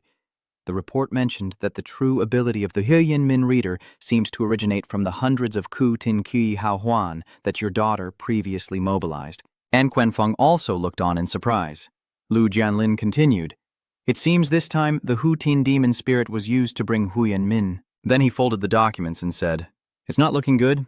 I suggest deploying 1,000 troops for the girl first, then track Ku Tin's direction," to which Quan Feng immediately responded. The scene shifts to Hanvu Mak, who is angrily slamming his hand on the table, questioning a middle-aged man in front of him. "Why are you doing this?" "My brother sacrificed himself for the country. If you won't let him be buried in the Fong family cemetery, how can you sell his remains to the Research Institute?" That man calmly replied that the agreement regarding the donation of the remains had been signed by your brother himself, and they could not break their promise. Han Vumak continued with dissatisfaction, saying, "So at least restore their bodies for him." The man immediately replied, "What can't be done while alive can't be done after death either." The conversation continued. "Vumak, you are the heir of the Fong family. Your outstanding brother has already passed away. Please don't bring it up." Outside, there are two people, a man and a woman, each holding a black umbrella, standing there as if they've heard everything. "Hey, you heard that, right? Fong looked like that after he died, so how is it? Now you can rest assured and work for our Iron Pagoda country, right? And yet you still sold the fake divine artifact that was both powerful and sentimental to our country. I really can't understand what the people of Kudu are thinking anymore." Then the man decisively left. "Let's go." "Hey, wait for me." The scene shifts to an office. "Director, I want to register for the university tournament." "Oh, this is a competition for psionics. I am already a psionic." "Oh, forget it. Just fill out this ability form first." Trung Nguyen quickly grabbed the paper and turned away. He just filled out the form while thinking about the origin ability's rank. Only 8 slots. Perfect for a bloodburst rebellion, and even a super-grade semi-innocent ability gets downgraded a bit. After reading Trung Nguyen's paper, Liu Wen couldn't help but be stunned and exclaimed in horror, "Wait a minute, it's me here." Then she quickly stood up and rushed toward Trung Nguyen, shouting loudly, Trung Nguyen, I'm sorry to you." He also panicked and fell backward. Liu Wen kept exclaiming, "The ability to mimic humans can only absorb up to 8 types of powers. Exceeding that will cause a violent death. Even the immunity to death I can absorb." Rare talent, but she kept saying AA and couldn't help but shout excitedly, causing Zhong Yuan to respond anxiously. Maybe she should stand up first before speaking. Liu Wen still emotionally wiped away tears. If she had discovered it earlier, she could have given Ku Tin a better future, instead of letting these low-level skills take up all 8 slots. That's not right. Young Master Lam has the ability to sense potential, which is how he saw Trung Lam's talent and brought the girl to our academy. "Why can't I see that your talent is so high?" she said, leaning her face close to Trung Nguyen's with suspicion. Zhong Yuan broke out in a cold sweat, thinking his talent was probably similar to Lam Lam's, but he no longer had the lifespan to lose. Yet both before and after his rebirth, Lam Dongliang never discovered his talent. Why is that? Could it be that the golden coffin 4 years later activated my talent, but Lam Dongluang couldn't detect its power? If you want to uncover the truth, you should find a chance to see that golden coffin. Trung Nguyen looked thoughtful for a moment before lowering his head and said to Lu Van, "Commander, it's in the past now. Talking about it won't help. I'm quite satisfied with my current abilities."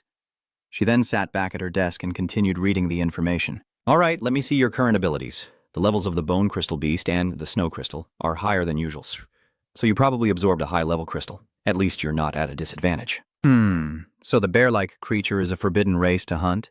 Never mind, as long as you absorbed it successfully. As she spoke, she looked up at Trung Nguyen, then turned back with curiosity and asked, "What kind of ability is selling out? Can you perform it now?" He replied with a helpless sigh. It's not very good. Please be careful. If you've absorbed it, you have to use it. You can't look down on it just because of its name, all right?" "It's over." Trung Nguyen begins to activate his power. Super casually, he smiles, squinting at Lu Van when suddenly a crow flies over his head. Liu Wen asked confusedly, "Have you activated it yet?" Zhong Yuan, with a calm expression, said, "Master Taoist, you've fallen for the trick. You really have fallen for the trick." She widened her eyes, thinking to herself why she felt nothing at all. "It's over." Lu Van looked down at something else, trying to reassure himself. I already didn't care much about the boy. How can I keep hurting him? His abilities are useless, so be it, but I should compensate him more." Trung Nguyen is still standing there in a daze. Then she, full of energy, typed on the computer and asked, "Trung Nguyen, what is your family's annual income?" Seeing Liu Wen's reaction, he widened his eyes and stopped being angry. Liu Wen then focused on typing and said, "Forget it, just report 5,000 to be able to apply for the top scholarship. There is also a nutrition plan for teenagers that provides 4 bottles of milk a day, which I have also registered for you. With your achievements, you should be able to get a scholarship, and your student ID can be upgraded to a full-time student in the special class." Trung Nguyen was shocked and thought the target clearly fell for the trick, but didn't realize the terrifying superpower of the semi-open level. "Yeah." Lu Van reviewed the information and then said, "It's rare to have a level 4 royal grade reincarnation, so give it a try. Zhong Yuan immediately responded. "Oh, I'm not injured right now," she replied. "Use hair, cut 1 centimeter and activate the ability immediately. The nearby strands will also grow longer. At level 1, they can probably reach about 10 centimeters. Without saying much, she confidently cuts a lock of his hair and then says, "Start singing?"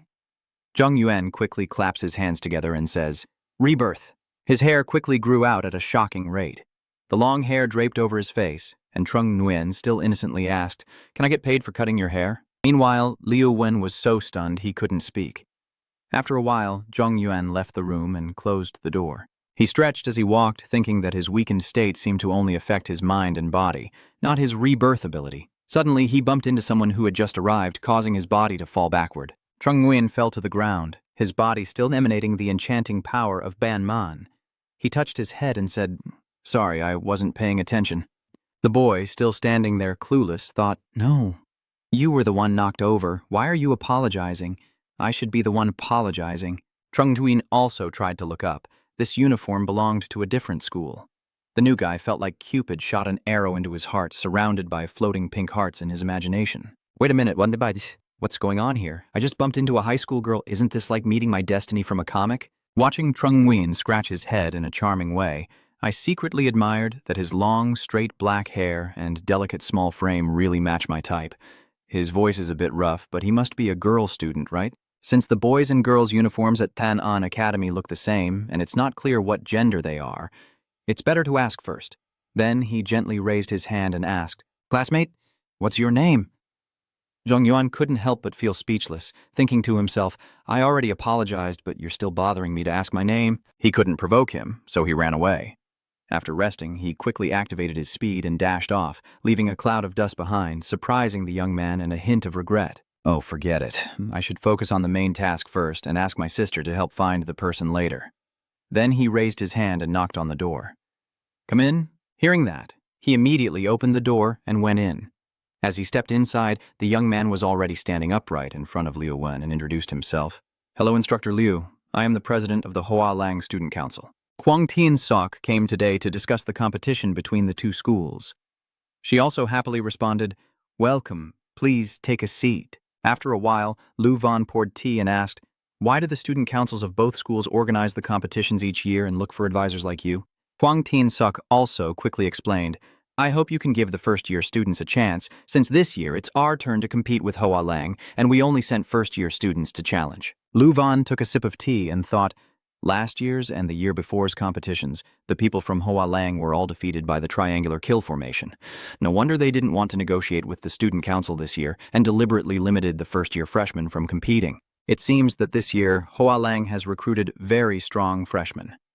After considering it, she replied, "I agree with you, but the timing of the competition will be decided by your side." Kwang Tien Sok also quickly responded, "No problem."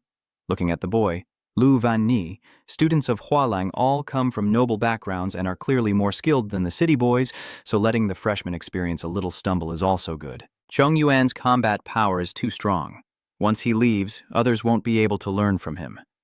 Maybe it's best to announce this to the students while he's not here. In front of a certain shop, Zhong Yuan is sitting inside getting a haircut and reminding the barber, "Boss, please give me a crew cut." The barber replied, "I'm a stylist, not a face destroyer." Trung Lam, angrily huffing, says, "My brother just wants to become ugly. Master Tony, please give my brother a stunning, mesmerizing hairstyle that will turn heads." The barber also responded seriously, promising to complete the task. The girl cheered, but the final victory still lacked a bit of soul. Trung Nguyen appears with neatly trimmed long hair and an androgynous beauty. Trung Lam happily grabs his hair into two sides, causing the hairdresser to panic. Trung Nguyen then tearfully said, "Lam Lam, just tie one side of your ponytail." Only then did Lam Lam, with a resentful look, say, "When we were kids, you often tied my hair like this, and you said that tying it on both sides was the hairstyle of the strong."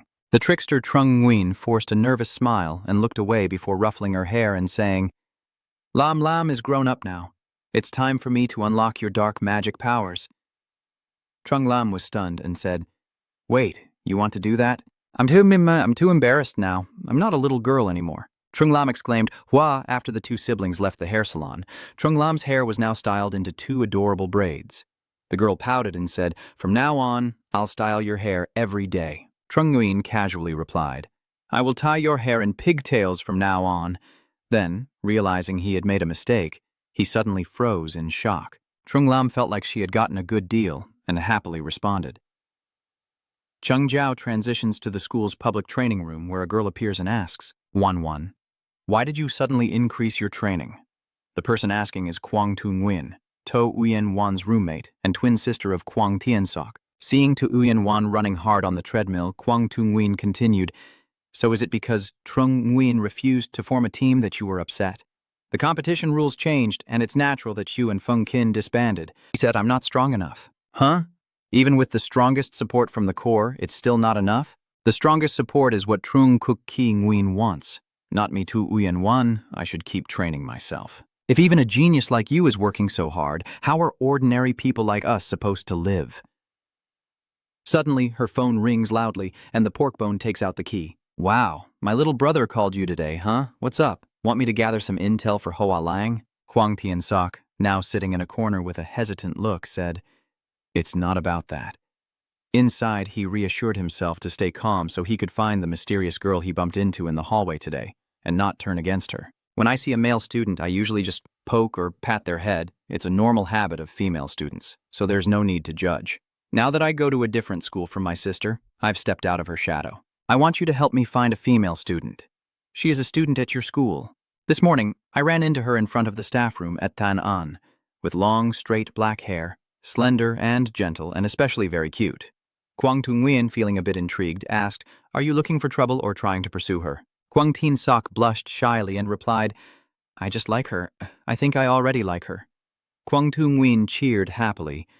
That's great. My brother likes a girl. The Kwang family won't be extinct anymore. Don't worry, little brother. I'll go to the surveillance room later and definitely help you find that girl student. The guy on the other end of the line helplessly calls out. To Uyen-Wan, who was holding Ta nearby, couldn't help but feel a bit overwhelmed. The scene shifts to the office in the East China Military District, where An Tai-Ka is now sitting and talking with her father. She kept praising Trung Nguyen.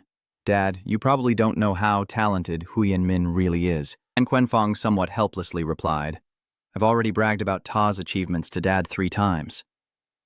She then asked, So what do you really think of him? He took a sip of tea and pondered that Zhongyuan is only 16 years old this year, with a stable level far beyond his peers, strong in ability but not boastful, uninterested in joining the space team or the 9 borders, being pushed aside by others without even reacting, proving that he doesn't care about ordinary people's affairs. Someone like this is hard to judge with reason. You can't control him, just give up. And Quenfeng continued, If you really can't give it up, you can be friends with him. And Tai Xie stood up, angry as he left. I don't want to talk to you anymore. He feels confused about his daughter. Suddenly, his phone rang. He checked it and thought, Trung Nguyen's file was just updated with the highest security level. Looking at the secret dossier, he thought to himself, the wild Kutin bear, acting cute and pretending to be weak, Robert probably already captured the Kutin alien species he was hunting, with no fatalities and acting cute. Stealing security is definitely wrong, but compared to these, whether others have condensed Kutin alien species or not, I don't know, but given Robert's age, he must have already done so. His fire giant ability is the most valuable power in Dongthap country, and Dongthap country will definitely find a way to reclaim it. Hiding the alien seed of the universe is good for Zhongyuan, but it also brings danger to himself, and Quenfong's eyes showed some worry. Overall, it's better to keep an eye on him. Now at the private dormitory, the sun is still shining brightly, illuminating the building and making it look more sparkling. Shipper is carrying a safe on his shoulder and smiling warmly, saying, You've changed your hairstyle. It suits you very well. I was planning to get a haircut, but my sister insists on keeping her hair long. He put his things down and said, Got it. Remember to rate 5 stars. Okay. Zheng Yuan replied, then started feeling around the safe to check it himself. The code is, just open it. Looking at the items inside the safe and reading the content from the Huyen Min paper, friends don't need to say thank you. Trung Nguyen thought that when he opened the Blood Rage before, he discovered that the Wrath Strike could be upgraded to Master Fighter level. This time, with so many spirits absorbed, he would probably gain the Master Fighter ability directly. The system panel appeared again, detecting the Ku Spirit Demon Joy. Should I absorb it? He quickly raised his hand and responded. Absorbing everything, soon the area around Trung Nguyen's body was enveloped in powerful beams of light. At the same time, the system also issued continuous notifications. Your Rage Strike at Blue Level Max has been upgraded. Rage Strike has been upgraded to a new level of your ability. The master of combat is born for killing, proficient with all weapons and techniques that can take down enemies. His eyes widened, and it seemed that the number of starstones could still level up. Then Trung Nguyen closed his eyes again, and the system alert continued to sound repeatedly. The master of combat has reached max level. You have gained a new ability, fighting back with courage. Stealing gold can level up. Counterattacking requires the courage to understand. The max level Grandmaster Duel describes the ability. The Grandmaster Duel ability instantly increases by 100%. Counterattack. Steal and loot at max level. Describing the ability. The ability of the Grand Duel Master instantly increases by 1000%. Your counterattack ability has been upgraded. You have gained a new skill, Blood Debt Repayment. Blood debt must be repaid. Level 8 can upgrade the ability description. The Grandmaster Combat ability immediately increases by 1000%, absorbing the attack force and retaliating against the target. The counterattack power exceeds 300% of my original attack. The sudden level-ups made Trung Nguyen feel a bit of pain as he held his head, recalling his teacher's words that negative energy created by alien races is hidden within the void. Before, I didn't feel anything when I absorbed it. I thought it was due to my physique, but now it seems that the amount is the key. This body doesn't need sleep, but now I feel sleepy, so I probably can't absorb large amounts of negative energy casually in the future. I should be more careful in choosing, he thought to himself as he looked down at his hand. After the Grandmaster's attack, he received a counterattack in return. Reciprocating and leveling up into blood debt and blood repayment, the power is 100 times stronger. Why does it resemble the ability of the Demon King of Joy that Feng Wumo once mentioned? Could it be that the alien race can level up and evolve new abilities on their own? Over time, they will become stronger and even evolve. An image of a monster with blazing eyes and sharp teeth appears. 4 years later, its enormous claws strike into the golden coffin. Now that I have been reborn, that giant claw will also be there 4 years from now. Suddenly, a hand appears in his eyes. Feng King covers Zhongyuan's eyes with his hands and playfully asks, "Guess who I am then?" And a loud scream echoes. "Ah ha ha." The earth trembles with the commotion, and you can hear it even from outside the house. Trung Nguyen, with his hands in his pockets, calmly said, "You should be glad that my instinct to fight back still can't kill you." Feng Kin raised his exhausted hands and cried out, "I knocked on the door, but you didn't react, so I climbed in through the window and saw you standing there dazed, so I got bored." Then he asked again, "What do you want from me?" Feng Kin then solemnly extended his right hand and said, "Remind you to attend the weekly student council meeting on Friday." The scene shifts to a meeting room with 6 students sitting face to face, a short-haired girl speaking. "The president said today we will bring Trung Nguyen, and we deliberately didn't leave a seat for him. Isn't that a bit unfair?" Shengguan Yi haughtily replied. No matter what Feng Kin said, there was no seat for a mere thing here, and Jian Ru was momentarily speechless. "Come here, I'll introduce the new member of the student council to everyone. Next to me is Zhong Yuan." Feng Jing happily pats Zhong Yuan on the back, the top boy in the class who has taken on the role of discipline committee member since the new semester. Zhong Yuan, casually greeting, responds indifferently. "Hello everyone, my name is Trung Nguyen," one person said with a look of boredom, and the person next to him also gritted his teeth and continued. "Your attitude is too formal." Feng Kin ignored the others and pointed to a spot, telling Trung Nguyen, "There's a seat there, you can sit in front." He also responded, "Oh." After pulling out a chair to sit down, Jian Ru spoke. "Student Zhong Yuan, this seat belongs to the hall." His face immediately darkened as he asked coldly, "Why can't I sit in this seat?" Jian Ru was panicked and holding her documents tightly. The attitude of the auditorium clearly indicated they wanted Zhong Yuan to succeed as the head of the hall. Realizing this, she quickly handed her chair to Feng Kang and said, "President, please sit here first. I will go get another chair." "Enough!" Suddenly, a shout rang out, making her even more startled and frightened. Shangguan Yi snapped in anger, pointing at him as he loudly criticized. "Zhong Yuan, you shameless, despicable little white sword, a useless scoundrel relying on underground rules to climb up. If you're so capable, challenge me." He kept shouting a long string of harsh words, but I didn't think it was appropriate to repeat them. Amidst a barrage of curses, Jian Ru tried to calm him down. The two of them found this person confusing. Jian Ru tried to hold him back and persuade him, saying, "Ah Yi, stop talking." Sheng Quan Yi kept pushing forward, shouting without restraint, "You're shameless, your sister isn't any better either." Even at a young age, they conspired with the senior officers in the military zone. When Zhong Yuan heard this, he could no longer hold back, his face darkening and his eyes blazing like a demon as he roared. "If you dare to speak ill of my sister, it seems you don't want to stay in the student council anymore." He still doesn't know how to behave and keeps provoking with insults. Is it you, Fo Trong Tante? If you're so capable, challenge me. Zhong Yuan replied coldly. Fine, if you lose, you have to apologize to my sister and be her dog again, kneeling at her door every morning to eat. Feng Jing kindly reminds him as he presents the small dragon robe with both hands. Shangguan Yi, listen to me and don't fight. But at this moment, he was so furious that he no longer listened to anyone, grinding his teeth and then slamming the table to stand up and shout, Do you think you can scare me with those conditions? Don't even think about it. Today I will expose this useless guy's true face. Then once again, he crudely pointed at Zhong Yuan's face and said, I accept your condition, but if you lose, you must crawl out of the academy while fixing yourself, and I will remain calm in response. Fine. Feng King on the side helplessly crosses his arms. All right, I will be a witness to this fight. I want to emphasize that you two have no mortal grudge, so there's no need to kill each other. All right, you make the first move. Feng Kin stood to the side, watching intently and happily recording with his phone. Shangguan Yi clenched his fist and shouted, Just as I thought, he's using violent flame. Once it hits, the target will explode.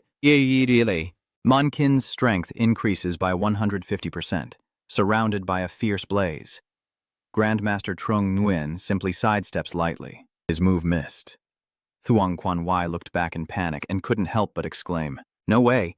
Does he really think he lost? Could it be that he's not actually useless and powerless? Trung Nguyen also assessed internally that after initiating the grand battle stance, his movements appeared to slow down by 40 times in his eyes. It seemed he was far inferior to Feng Kin, and using a single move to kill him was somewhat difficult. Shangguan Yi still doesn't realize that the kick he thinks is very powerful is coming and shouts loudly, I don't believe you can dodge this one. And of course, once again Trung Nguyen easily dodged, moving so fast that his clones could be seen with the naked eye. Feng Kin watched from the side, wide-eyed and stunned, thinking that this agility was definitely not something that rage could have triggered. Well done. Your secret isn't less than mine. Thuong Quan Ai's fist is still coming at you. The scene shifts to 10 minutes later, with Zhong Yuan standing there watching the defeated opponent, while Shangguan Yi trembles and collapses onto the table, her face twisted in disbelief. How is this possible? Clearly he's so powerful. Why didn't he fight back when I knocked him down that day? Could it be that he doesn't even bother to take me seriously? He kept deducing while opening his eyes wide, then once again swung his fist to attack Trung Nguyen. Trung Yin, a cowardly person, if you're brave, don't dodge. Feng Kin was at a loss for words with this guy, while he sighed helplessly and said, This is really troublesome. Meanwhile, Thuong Quan Wai gritted his teeth and charged forward with a fiery punch, but he remained calm, standing still and using the move, Debt of blood repaid with blood, then thought that if he betrayed someone's life and death, it was up to that person to decide. As Thuong Quan Yi threw his fist and saw Trung Nguyen still standing there, he panicked. Wait, why aren't you dodging? This punch could kill you. But it was too late. His fist crashed into Trung Nguyen's shoulder with such force that his shirt was torn to shreds, only managing to pull back half his strength, while Trung Nguyen's eyes widened, his pupils changing, and instantly, Thuong Quan Yi screamed in pain. An arm that seemed shattered, blood splattering everywhere. He writhed on the ground, trembling, unable to speak. In the end, I still raised my hand to use the healing ability on my shoulder. As I thought about that, I also knew to withdraw my hand so it's considered not beyond saving. Yaru hurriedly sat down beside Shangguan Yi, worriedly calling out.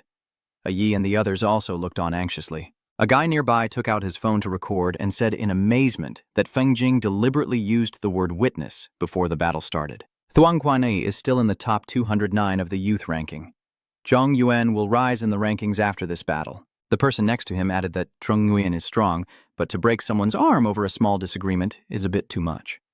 Another girl also felt it was unfair. Thuong Quan Wai lost her disciplinary officer position because of such thugs, which is really pitiful. What do you mean by acting? I didn't even move from here, and I got my shirt torn by him.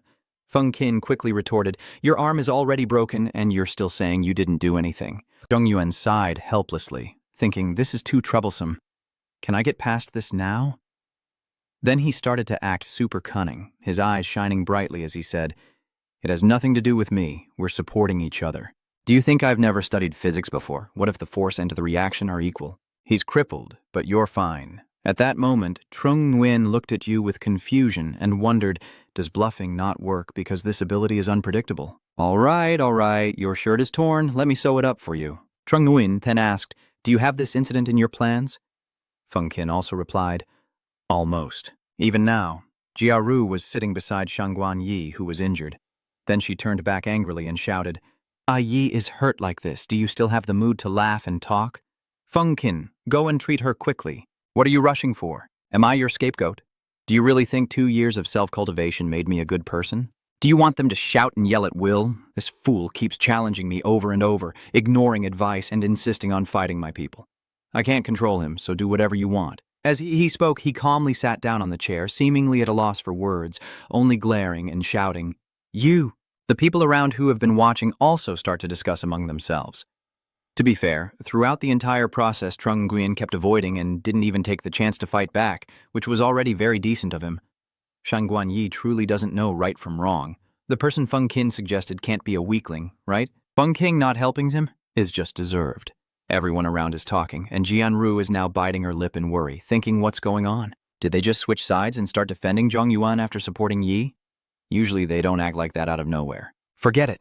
We need to quickly call the guards to take Yi to the medical room now. As she spoke, she pulled out her phone to make a call. A moment later, a group of security guards appeared. Quickly contact the medical room to prepare for emergency treatment. A red-haired guard asked Jianru what happened. Who hit Shangguan Yucheng like that?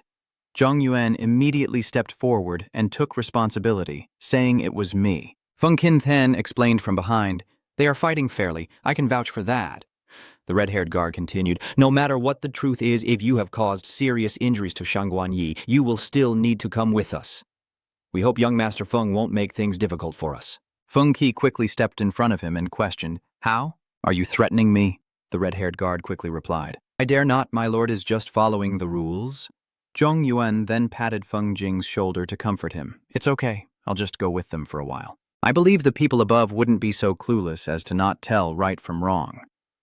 After they left, he also didn't forget to turn back and give instructions. "That's right, don't mention this to Lam Lam. Feng King is now more serious than ever." He frowns and wonders if he should believe that guy's words. "Fine, if you choose to trust them, then I will give them a chance." After entering a room, the red-haired guard spoke. "Fellow student Trung Nguyen, thank you very much for your cooperation. Do I not get to use my phone?" He replied, "No need, there's no signal in here." Looking down at the bed where Zhong Yuanni is, so sleepy, just happens to have a bed, so I might as well lie down and sleep for a bit. He thought for a moment, reached out to turn off the light switch, then closed the small window on the door. Satisfied, Trung Nguyen lay on the bed and thought, yeah, a dark space really makes people feel extremely comfortable. If only this room were a bit smaller, with the bed completely enclosed all around, top, bottom, left, right, that would be even better. Huh? Why do I have such strange thoughts? Never mind, it doesn't matter. Activate the super sensing mode, and when someone approaches, you'll automatically wake up. Then he slowly closed his eyes. After a while, he sank into a quiet, peaceful space. Phew! The dark, quiet world is my eternal refuge. Outside, 2 guards are watching over Zhong Yuan through surveillance cameras. The red-haired guard found it interesting and said, "This kid actually turned off the lights to sleep. You're so carefree." The other person then adds, "Maybe they're just pretending to sleep to cope with their anxiety." The red-haired guard happily suggested a game. "I'll bet a pack of spicy sticks. 5 minutes later, he will wake up and the other person will go along with it. I bet 10 minutes. The scene shifts to the principal's office, where Tran Van Shuang is reading documents and saying, "The crackdown on study discipline is targeting our school." In the end, Konam still came to encourage him to stay positive, and this round of discipline aimed at improving study habits covered the entire East China military district, so our city doesn't count as targeted. Tran Van Shuang's face turned pale with sweat as he pointed at a report card and said, "Look at these requirements. All subjects have a minimum score of 85. The scores on the report card show above 85 in literature, math, foreign language, physics, and chemistry." And then he continued saying, if the scores in the semester do not meet the standards, they cannot participate in the high school competition. Graduation scores below the standard will be forced to retake classes. Xiao Yi's scores in all subjects do not meet the standards, while Zhong Yuan's scores in all subjects are perfect. This is clearly targeting them. Gunam still tried to reassure her. The Chuang'an team said it themselves. The last battle made her realize the importance of knowledge. Suddenly, a guard ran in panic to report, "Principal Tran, it's not good. Shangguan Yi's arm has been severed and is in the medical room. The capable medical staff who can regenerate limbs haven't arrived in time, and this arm is about to be lost." Both inside are panicked and stand up suddenly. The principal asked where Feng Jing was, and the guard replied he was right there at the scene, but refused to treat it. At this moment, Tran Van Suang trembles as he clutches his chest and says, "If Xiao Yi loses her arm, it means her whole body is crippled." Konam supports him and advises, "Tran Lao, don't worry first. The most important thing now is to clarify the situation. You also know Feng Qin's bad reputation. If there's nothing more we can do, we can still ask Commander An to persuade him to help." But even so, his expression didn't change much. At this moment, the caller ID on the phone screen shows in Quan Fong's name, and Feng Qin looks at the screen with a sneer. "Ha ha, if I can't say anything, just say this old report is here to pressure me, right? Only you guys do that. It's done?" Then he leaned against the wall, picked up the phone, and said first, "Commander An, you're calling me, not just to talk about the big picture, right? What are you talking about that Hoadong can't lose Shangguan Yi, or something like that?" But the other side immediately responded, "Are you saying it's hard to understand?" And Quan Fong continued, "I've already watched the battle footage. Zhong Yuan has done nothing wrong and is not obligated to save Shangguan Yi. He is a rare talent, and since he trusts us, we cannot deliberately favor others and let him down. Whether you save Shangguan Yi or not, the military district will not hold Zhong Yuan responsible." And Quan Fong tried to explain his intentions to the young man. "Feng King, you've known Shangguan Yi for 2 years. What kind of person is he? You're the one who knows best, so should you save him or not? I trust you have your own reasons." Feng Qin was silent for a moment and then replied, "I understand." Then she turned to see Trung Lam drooling in front of a bowl of food and called out in surprise, "Lam Lam." Little girl widened her eyes and replied, "Brother Feng Qin, you just asked, this is all I ate for dinner."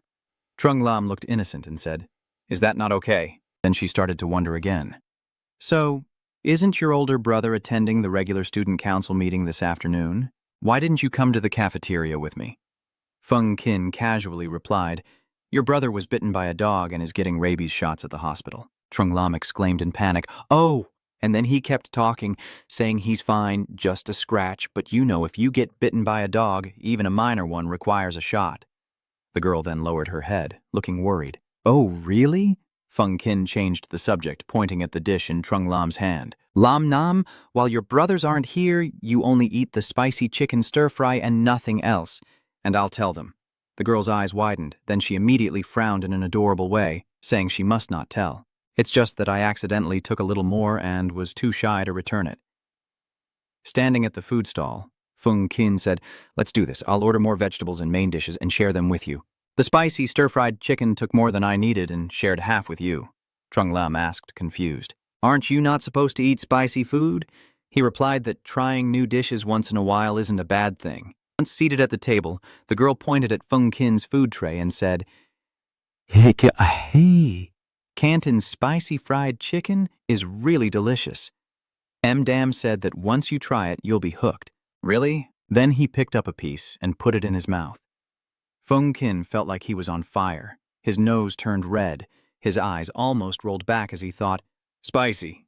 Are you trying to kill me? How can anyone eat this? I shouldn't trust the taste buds of you two." Trung Lam, with bright, sparkling eyes, asked how it was. "I told you it was very delicious, right?"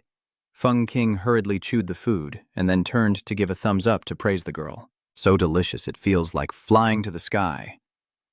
This made Trung Lam smile broadly while he turned to the side and cleared his throat. It's done, and the two brothers start eating and talking again. Lam Lam, your older brother's mischievous dog, is the one the principal sent to be kept at the student council. We've been watching the house in school for many years. We weren't close enough to it, so we got bitten. Originally, you said you would bring it to me to play with, but now it's become a one-legged dog because you guys beat it up. Trung Lam calmly replied, "What use is a crippled dog anyway?" "Oh, we almost beat it to death. Tell me, does this dog need to be treated or not?" the girl asked as she ate her way to her mother's room, then continued, "Will it bite us again in the future?" Feng Qin then pushed up his glasses and replied confidently, "I guarantee it." The girl took a big bite while thinking, then smiled brightly and said, "Then treat it." The scene shifts to Shangguan Yi's hospital room, where he is sitting on the bed with a bandaged arm. Tran Van Suang, looking very anxious, asks, "Do you think we should call the military district again?" Gunim replied, "Tsu Nichi is once every 24 hours. There are still 2 hours left.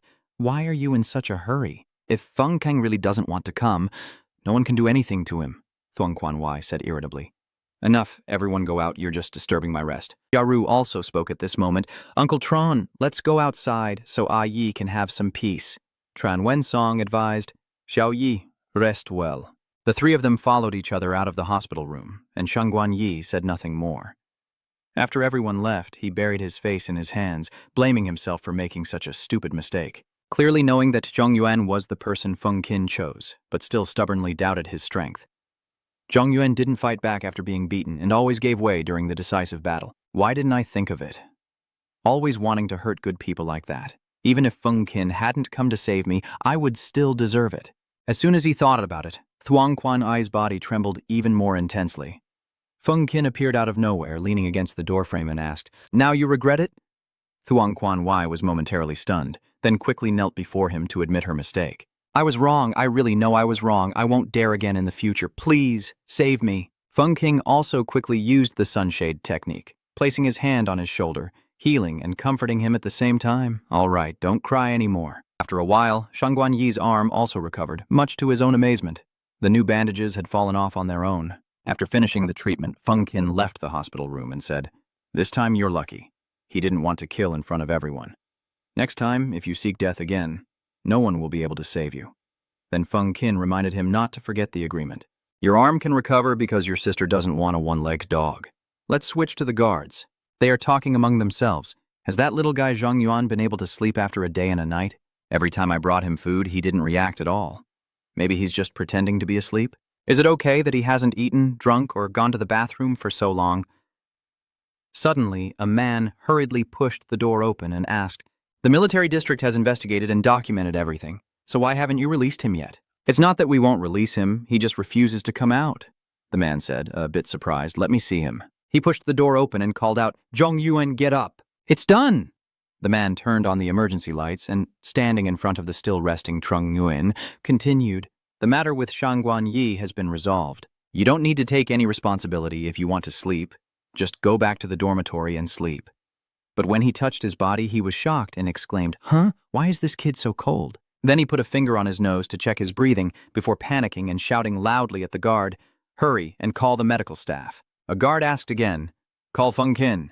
The red-haired guard then shouted, To let Feng Qin know how Trung Nguyen has become in this prison cell, quickly call the chief doctor of your city. Soon after, the silver-haired doctor hurriedly rushes over. Just now I managed to save Shangguan Yi's life. It's not easy to get off work, and now you call me here. You really know how to torment people. It's not an emergency, so we won't call you. The doctor then replied, Let me try to treat him. It's over. He has started using life resonance, and a soothing blue spiritual energy emanates from his fingertips. But it seems that Zhong Yuan's body couldn't absorb this healing energy, so everything backfired. The doctor suddenly coughed up blood. He fell backward, luckily caught in time by the red-haired guard. Doctor, are you okay? The doctor suddenly panicked, rushing away and saying, It's frozen, there's no saving it anymore. Goodbye. In response to the confusion of the others on An Quan Feng's side, he was now on the phone, and the medical records showed that Zhong Yuan had previously exhibited fake death symptoms, but in reality it was just a hibernation-like state that required no special treatment. The person on the other end asked which hospital the records were from. He immediately replied that Feng Qin would not use it. The man on this side, after finishing the phone call, also spoke with relief. Commander An said that, so it should be fine, right? The red-haired guard replied. So we can't keep him sleeping in the cell forever either, another guard said. I heard raising the room temperature can make animals stop hibernating. Let's try it. Then the heaters and heat emitters were turned on at the highest temperature. The man sat beside the bed, watching Trung Nguyen sleep with anxious anticipation, and the guards take turns reciting poetry to wake him up. Winter is over. Come on, Trung Nguyen, wake up. The spring thunder is roaring. It's time for the hibernating animals to wake up, and the man, seeing this, also boldly shared a few thoughts. Trung Nguyen, you achieved first-class contribution in the last mission and were awarded a Silver Star medal, a trophy, and many bonuses. Wake up and claim your reward.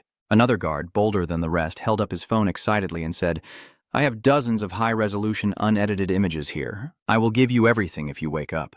But Trung Nguyen remains completely still and motionless. What should we do?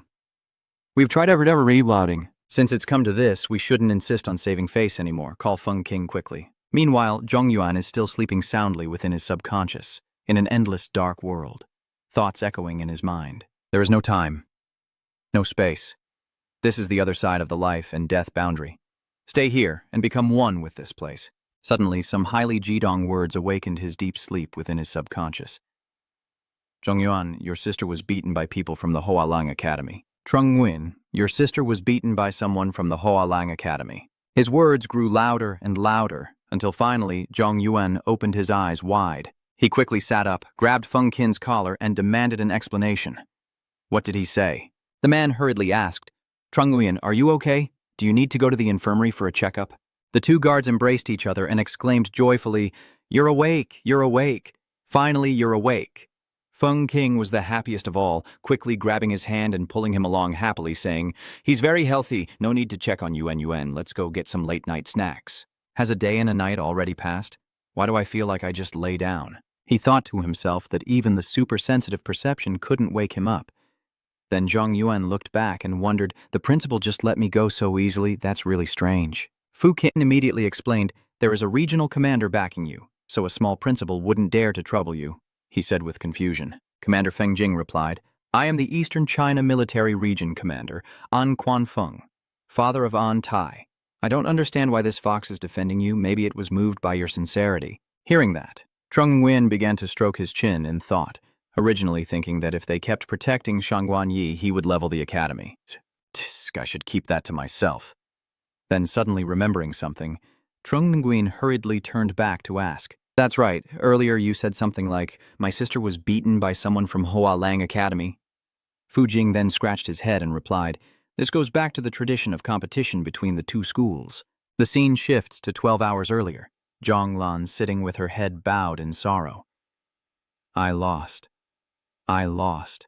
Ta Fong sat beside her, comforting her, saying, Students from Hualeng come from wealthy families, so they start training earlier than us. That's why losing is only natural. That Thoi Tong Su is very formidable. Being able to exchange a few moves with him already makes you very skilled, and I didn't even get close to his sleeve.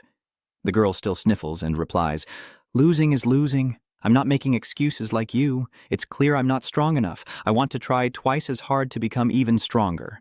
Ta Yukfeng, who was comforting and then scolded, couldn't help but feel wronged.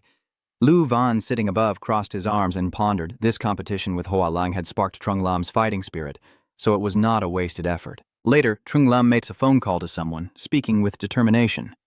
Hello, is this Mr. Feng Qin? I have a request. You said I'm good at fighting. I want to ask you to help me train specially.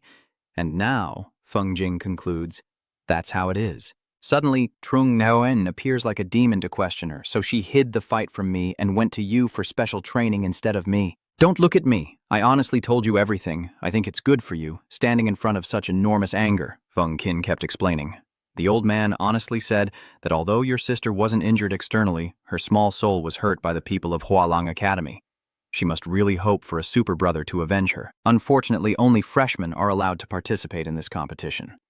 But Zhong Yuan grew even more furious, clenching his knuckles and grinding his teeth as he asked, What is the name of the person who hurt my sister? The scene shifts to a different space where a crowd has gathered, and a man stands in the middle holding a glass of wine, arrogantly saying, Everyone from the Dang Thap kingdom is as strong as bulls. I can take on 5. The people here are all weak as chickens. I can defeat 15 of them with just one hand. The people around also chuckled and flattered. Cao Nhan, seeing this, clenched his teeth in anger as Thoi Thong Su kept bragging about Dang Thap Quoc. Disregard Hua Quoc, should we just leave it be? Quang Tien Sok softly reminded. We can't touch it for now.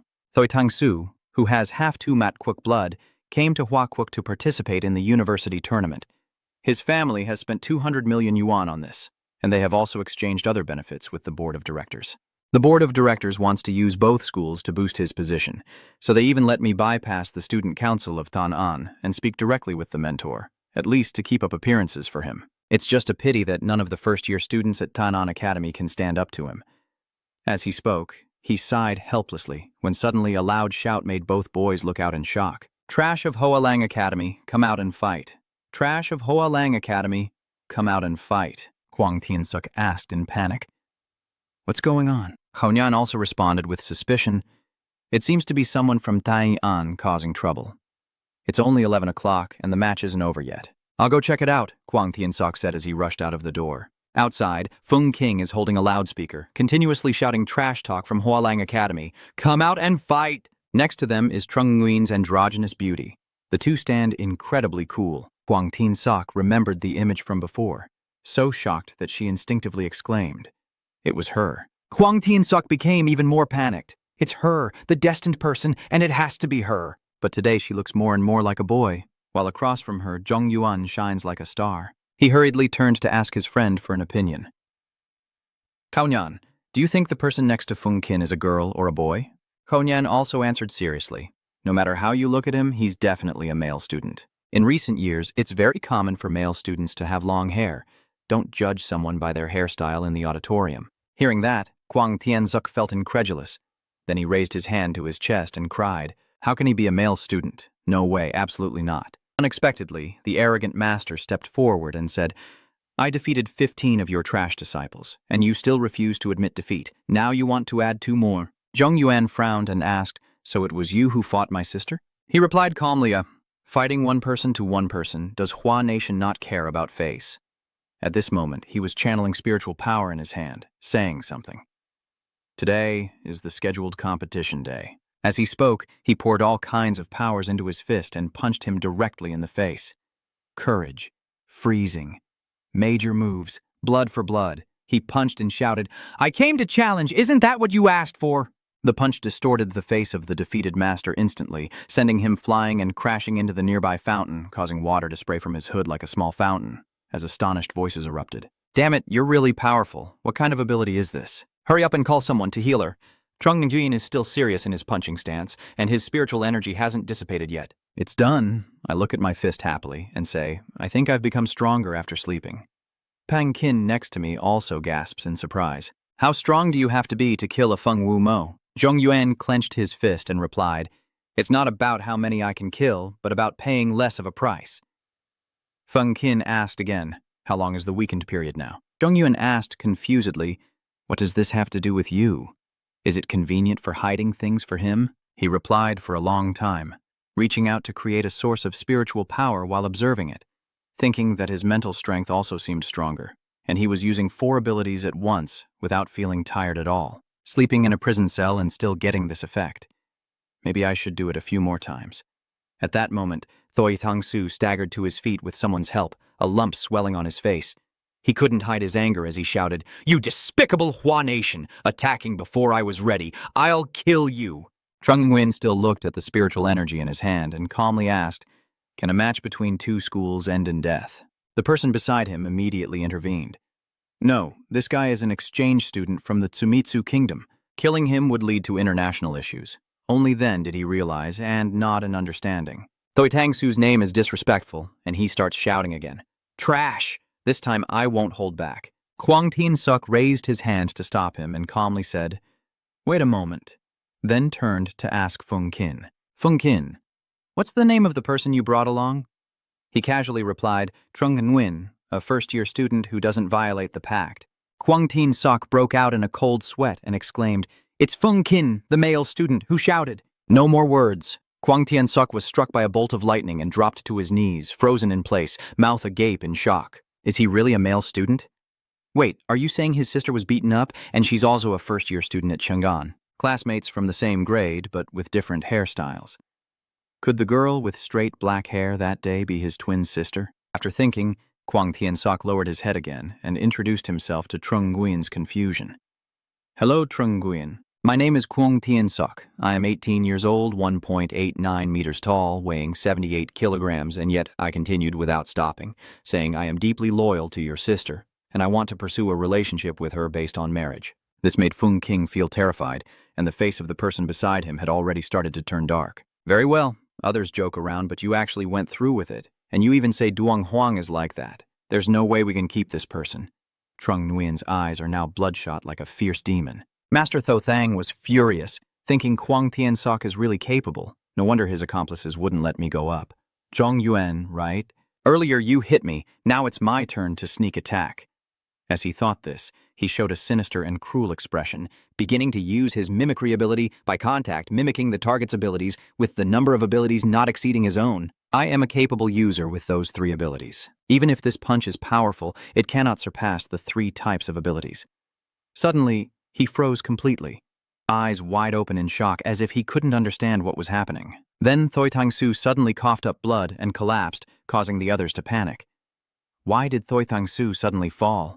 They definitely ambushed him. One of Thoi Thang Su's followers pointed at them and shouted, "Fungkin, what did you do to Thoi Thang Su? Why did he suddenly faint? What does this have to do with me? Do I even need to ambush him? What are you all waiting for? Quickly take him to the medical room. If you take the loss on behalf of Hoa Lang, I can help you save the person too." I can't bring myself to refuse. Why should I admit defeat? Out of 16 matches, Truong Toi has already won 50. Pu Jing still teases. Whoever stands last is the real winner. Enough changing the subject, right? Do you think I'm easy to fool? If you want to be with my sister, you'll have to step over my dead body first. As he spoke, a powerful aura radiated from him, causing the two others to be startled and struggle to keep their footing. Feng Qin panicked, distracted by Tumat Kwok's fool, so he forgot to smooth things over with Trung Nguyen. A volcano is about to erupt. The world is about to be destroyed. I should run away now. Even though Kwang Tien Sok was startled and trembling with fear in front of someone furious to the point of turning black with blazing eyes, he still bravely asked, "Why do you think I am unworthy of your sister?" Feng Qin raised his hand to salute Kwang Tien Sok inwardly before trying to slip away. "Kwang Tien Sok, you take care of yourself. If you survive, I will call you the strongest trash in the world." Kwang Tien Sok. At this moment, Tien Sok is still trying to persuade Hong Hong's cheeks. "My father is the chairman of the Kwang Corporation, and I am the youngest, richest person in Hoa country, among the top 100 wealthiest in the world," Zhong Yun roared in anger. Onish Xingerber, unable to change reality, calling himself a beast as his oppressive aura surged even stronger than before. Kwang Tien Sok used various abilities to defend against Zhong Yuan's attack, with Tinbich, Ban Tak, and Mindong turning to iron. "Right now, your primordial energy is wrapped in a golden spiritual shield. You grit your teeth and think, what exactly did I say wrong that made him attack immediately?" Dark aura now surrounds Trung Nguyen. He darkly calls out, "What are you doing out there?" Without hesitation, Trung Nguyen punched the barrier with great force, causing Kwang Tien Sok to be thrown up high and spit blood, himself also panicking. What the hell is this turtle shell? It makes a loud ringing sound. Everyone here is worried seeing this scene. The chairman is about to collapse. Call the security team quickly. Even after being beaten to a pulp, Kwang Tien Sok still insisted on asking why exactly you stopped me from pursuing your sister. Trung Nguyen's hair was now loose, his eyes still bloodshot as he replied, "My sister is only 12 years old this year. So you tell me, why do you think?" At this moment, Kwang Tien Sok finally reconsidered in his mind that the girl with straight black hair didn't seem to be only 12 years old, could it be? Then he started to ask further, "The person I and you were with in the hallway that day was you. Or what, didn't I bump into you a little?" Yet he still bears a grudge to this day. Kwang Tien Sok was struck like a thunderbolt, his eyes wide with shock, looking extremely pitiful. "It really is you, and yet he screamed inside, "Destroy it all. Reality is too cruel. Might as well just die." Kwang Tien Sok knelt on the ground in despair. Trung Nguyen then drew a throwing dagger and said coldly, "There's nothing more to say."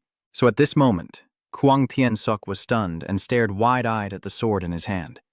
Suddenly, a group of people in uniform appeared, led by a person with green hair raising their hand and shouting loudly, "Spare their lives!" Trung Nguyen just coldly glanced and ordered someone to restrain him. The others began to attack, trapping his mind in the muddy pit as their moves rushed toward Trung Nguyen. "And you think this is the Hualang security team? Is the melting ground the effect of Ku Nang?" As he thought, he suddenly jumped away. Poor Kwang Tien Sok was still stuck in that mud pool. "Those people are worried and discussing, but the target is outside the mud pit. Has the soul cage not been released yet? Tried it, but it's ineffective." The leader, using life resonance, urgently shouted, "Kwang Tien Sok is trapped, pull him out quickly," while Trung Nguyen swiftly used his ice ability to freeze Kwang Tien Sok's entire body. He thought that if he fell head first to the ground, he would die within minutes, as long as the guards didn't interfere.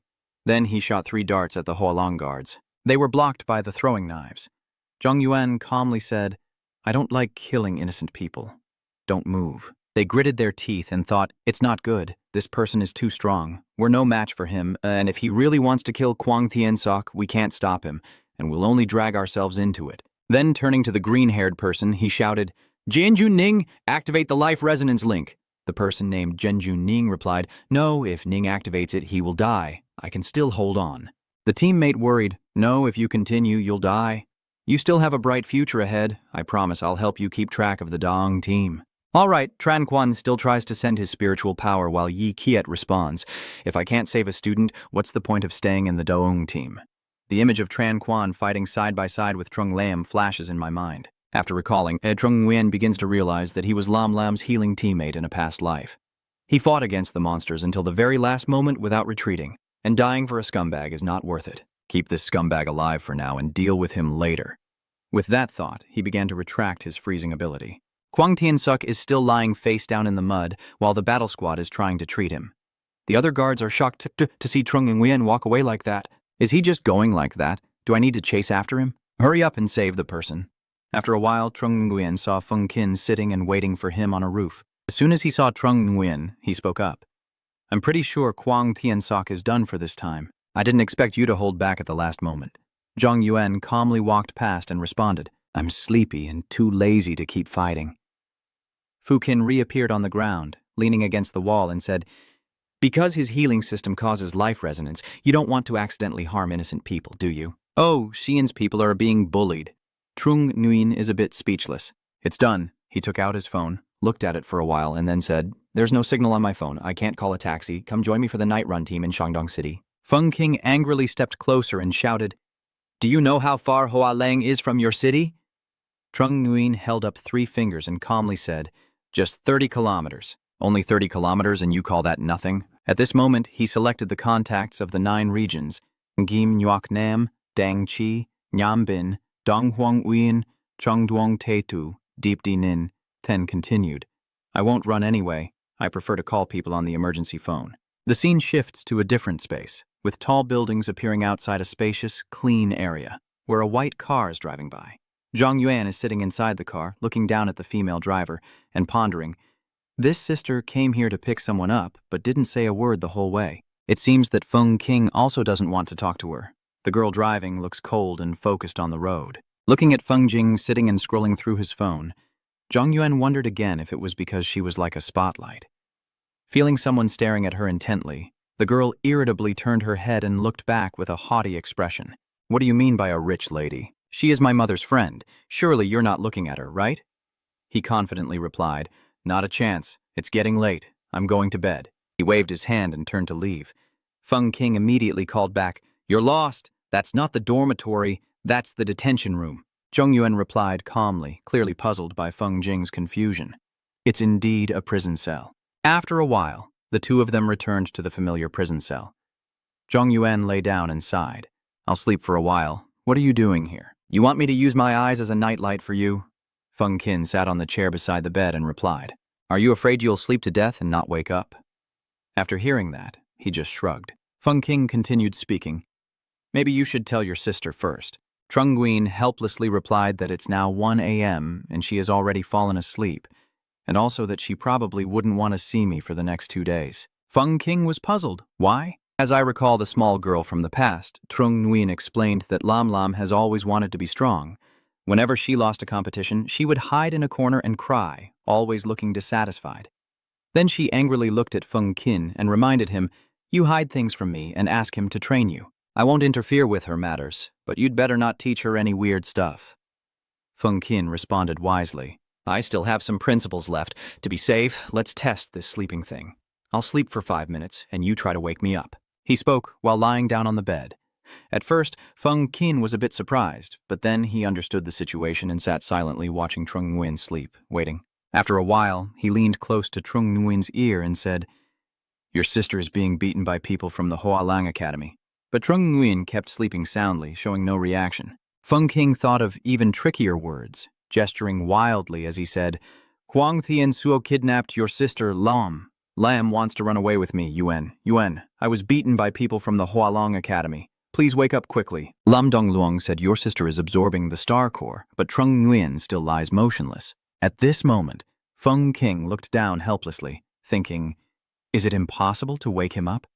Could it be that he's asleep but still able to distinguish truth from falsehood, so he doesn't react? It's done, and I silently resolve that we are both different kinds, but you are the only one I've ever met. No matter what, I will find a way to help you this time. The scene shifts to the different space, revealing a grand and dazzling building with shimmering lights against the night sky. In a hospital room, a doctor is reporting to the woman. Madam, we truly did our best. The woman looked into the glass room where the injured Thoi Thang master was lying unconscious and on oxygen. The doctor continued, Thang Su's young master may be affected by mental attacks from the energy thief, and we cannot remove it. The woman looked inside with a frown, thinking. Her son was her trump card to control Tho Thi. There must be no way it could happen. At the critical moment, these two useless healing system experts from Tumat Kwuk couldn't do anything. Then suddenly, as if she had an idea, her eyes flashed brightly. Then the woman suddenly turned and hurriedly ran away, calculating in her mind, yes, Hoa country has a special zone for managing criminal energy users. I can use Tumat Kwuk's name to pressure them to find experts to rescue the person. The caller ID on the phone shows Kuk Tiunuak Ai, and Kwang Tu Nguyen, who is working on his computer, immediately answers. Little brother, calling me at 1 a.m. must mean you're not drunk and asking someone to pick up the body, right? At this moment, she stepped out onto the balcony and responded to the person on the other end. The last time you asked me to find that long, straight, black-haired girl, was that the one? Don't mention it again. I checked the hairstyle against the student list and still couldn't find her. Huang Tianzok, with his head bandaged and looking helpless, replied, I don't need to look anymore. I already know who it is. The other side asked loudly, Who? He quickly replied, a special first-year class. Zhong Yuan. After hearing it, Huang Tu Nguyen was so shocked she almost exclaimed aloud, Trung Nguyen, is he the disciplined guy Oan was looking for a few days ago? As she thought, she looked over at To Uyen Oan, sleeping soundly in the room. After answering the phone, Kwang Tu Nguyen sat back at her desk, thinking that not only was the gender wrong, but the hairstyle was also incorrect. When she looked at the information on the computer, she broke out in a cold sweat. Wow, it really is him. Try changing his hairstyle with Photoshop. The male and female uniforms of the student council look alike, which can easily cause confusion.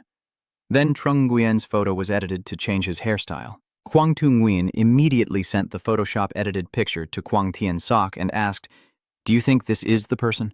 Kwang Tien Sok, upon seeing the photo, started to blush again. It's him. Wait, calm down. What am I thinking? That is the male student.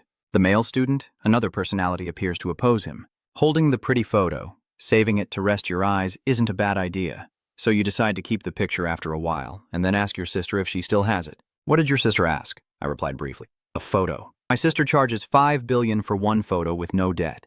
I'll take 100 photos plus an additional transfer of 5 million. Early the next morning, Trung Lam was deep in a peaceful sleep as the sunlight shining through the window created a calm scene.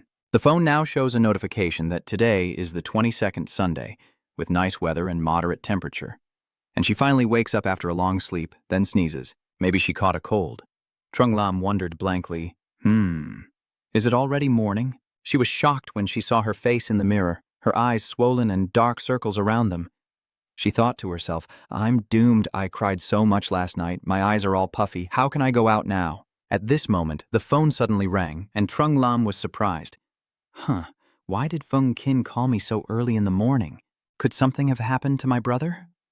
She quickly picked up the phone, barely having time to say hello. Feng Kin from the other end interrupted, My brother is fine. He just had an allergic reaction after the injection and is being monitored at the hospital. Trung Lam asked him in confusion, That allergy is G. Feng King replied, 2 years from now I will learn this. Anyway, my brother is very healthy. He's just sleeping like he's dead and won't wake up no matter how much I call. Trung Lam calmly said, Usually my brother is like this. You have to shout in his face. Feng Kin then opened the voice recording on his device and told Trung Lam, Why don't you help me call him? Trung Lam mustered all his strength and said, Wake up, the sun is shining on your butt. Hurry up and make breakfast for me. Trung Nguyen was in a deep sleep. No matter how much Feng Kin called him earlier, he wouldn't wake up. He groggily opened his eyes and lazily replied, Want to eat something? I'll make it right away. Trung Lam chuckled teasingly on the other end of the phone. You silly brother, you're so out of it you're dreaming. How can you cook while you're in the hospital? You should rest now. At this moment, Trung Nguyen was fully awake, and he responded softly. Oh, Trung Lam said, for the next 2 days you have to eat with your roommate. You don't need to worry about me. Get lost. Trung Nguyen responded softly. After hanging up, he turned to speak to Feng Kin. It's already midnight. Why are you still calling Lam Lam? Feng Kin shows him his phone and asks, Try checking what time it is now. The phone shows it's 7:21 in the morning. Trung Nguyen was stunned and confused when he saw the time. I had only just fallen asleep for a minute when he suddenly snatched Feng Kin's phone to check and was shocked and panicked. It's morning already. Feng Qin thinks and says, I guess your sense of time is different from others. I will edit the recording of the recent phone call and send it to you as an alarm. Trung Nguyen thought the idea was not bad and said, Thank you. Luckily, you came up with it. Feng Qin pushed up his glasses, feeling proud. Too much praise, too much praise. As soon as he finished speaking, Trung Nguyen lay back down to sleep again and casually said, I'll keep sleeping since I already set the alarm. If the alarm doesn't work, you'll think of a new way to continue, Feng Qin shouted angrily. Feng Qin almost didn't give him a chance to continue sleeping, and the two headed to the school cafeteria. On the way, Zhong Yuan suggested that, yes, my current dormitory could add a kitchen room. Fu Qin was also speechless at his level of demand. You're really something. In the office of the high-ranking commanders, Commander Yan is sitting and talking with the director of the security bureau. Director of the bureau immediately asked, Commander An, is Zhong Yuan bluffing with you? Hearing this, Commander An suddenly spat out the tea he was drinking. He grimaced and refused to answer. Vuong Fa Dish. The director of the management bureau said seriously, Don't laugh, I'm serious. There are issues with Zhong Yuan's file. It kept me up all night. Tumat Kwok's skinny colt was beaten by Zhong Yuan. His mother caused a commotion at the security bureau, trying to pressure and punish that person. The subordinates looked at Zhong Yuan's file, which had the highest level of confidentiality. Even I, the director, couldn't access it. I have looked into the connections regarding the sale of half-truths. Director Wang then asked coldly. Commander An, don't tell me you don't know that the little bear is forbidden to hunt and that its absorption rate is extremely low. This kid's ability to act innocent already indicates serious issues. Commander An reassured Director Wang, I believe the internal conclusion is sound, although outwardly it seems so. But secretly, Commander An thought that compared to this minor matter, the true concern should be the formidable counterattack ability of the Hao Huan King, which he used against Shangguan Yi during their battle. Commander An said, the abilities of Trung Nguyen far surpass what you see in the files. I was going to recommend him for 9 Wastelands, hoping Director Wang will approve, so don't spoil his record with a mistake. Madam, we have appealed to Hua Guo, and once they go to work tomorrow, we will definitely have news. Mrs. Thoi Thai, with a worried and angry expression, shouted, You understand the bipe? It must be that Hua Kwok's rescue operation only lasts about 24 hours. At this moment, the door opened and Commander An and Assistant Tiu Tan entered, with Thoi Thi's bodyguard asking cautiously, Who is that? Mrs. Thoi quickly wiped her tears. As soon as she entered, Xiao Tan pointed to Commander An and introduced him, and Mrs. Thoi thought to herself, since Commander An personally came, it seemed the protest had been effective, and Hua Kwok was preparing to intervene to save the people. The worried woman looked at Thoi Thang Su lying unconscious on the hospital bed. Commander An immediately used his abilities to examine Thoi Thang Su's injuries. After glancing over at him, he asked, How many abilities does he have? Lady Thoi anxiously replied. 3 types. He then asked, Is one of them the most common mimicry in Tumat Kwok? The lady also straightforwardly replied, Yes. After examining Thoi Thang Su's condition, Commander An concluded that this child has an allergic response to the mimicry ability. He only has 3 types of abilities but can perfectly mimic skills beyond that number. His brain is constantly damaged by the energy, which is why he's like this. Mrs. Toi Ti, upon hearing the conclusion, felt restless and could not argue back. She sat down sobbing, begging that to not come, any amount of money would do. Tu Luyan An coldly said, It's not about the money. The expressionless man replied, I'm sure you've also seen the surveillance footage. Winning or losing in a competition, trying to ambush with a fake, and getting backlash. It's only fair. Hoa country will not take responsibility. Hearing Tulek An say he won't take responsibility, she erupts in anger and threatens. Not taking responsibility. Do you know what backing that kid has? One of the tycoons who rules Tumat country? Commander An also did not hold back. He coldly warned, Do you know what backing Trung Nguyen has behind him? Commander Tu no longer cared about this mess and turned to leave, saying, His support is the entire Hua Guo. Hearing this, Madame Thoi Thi's face instantly turned pale as she collapsed to the ground. She knew that meant her son was beyond saving. A desperate scream echoed helplessly from the hospital room. Commander An and Xiao Tan stepped into the elevator, and after a moment of thought, he said, The easy part is pushing Thoi Thuk, but the real trouble is with Kwang Tien Sok. Xiao Tan asked suspiciously, Isn't Kwang Tien Sok supposed to say he won't pursue it? Commander An sighed and said, That's where the trouble lies. Little Tu from the Kwang family says he likes Zhong Yuan's sister, and his current attitude shows he doesn't want to give up on pursuing her. Hearing that, Tu Tun was speechless, unsure how to handle it.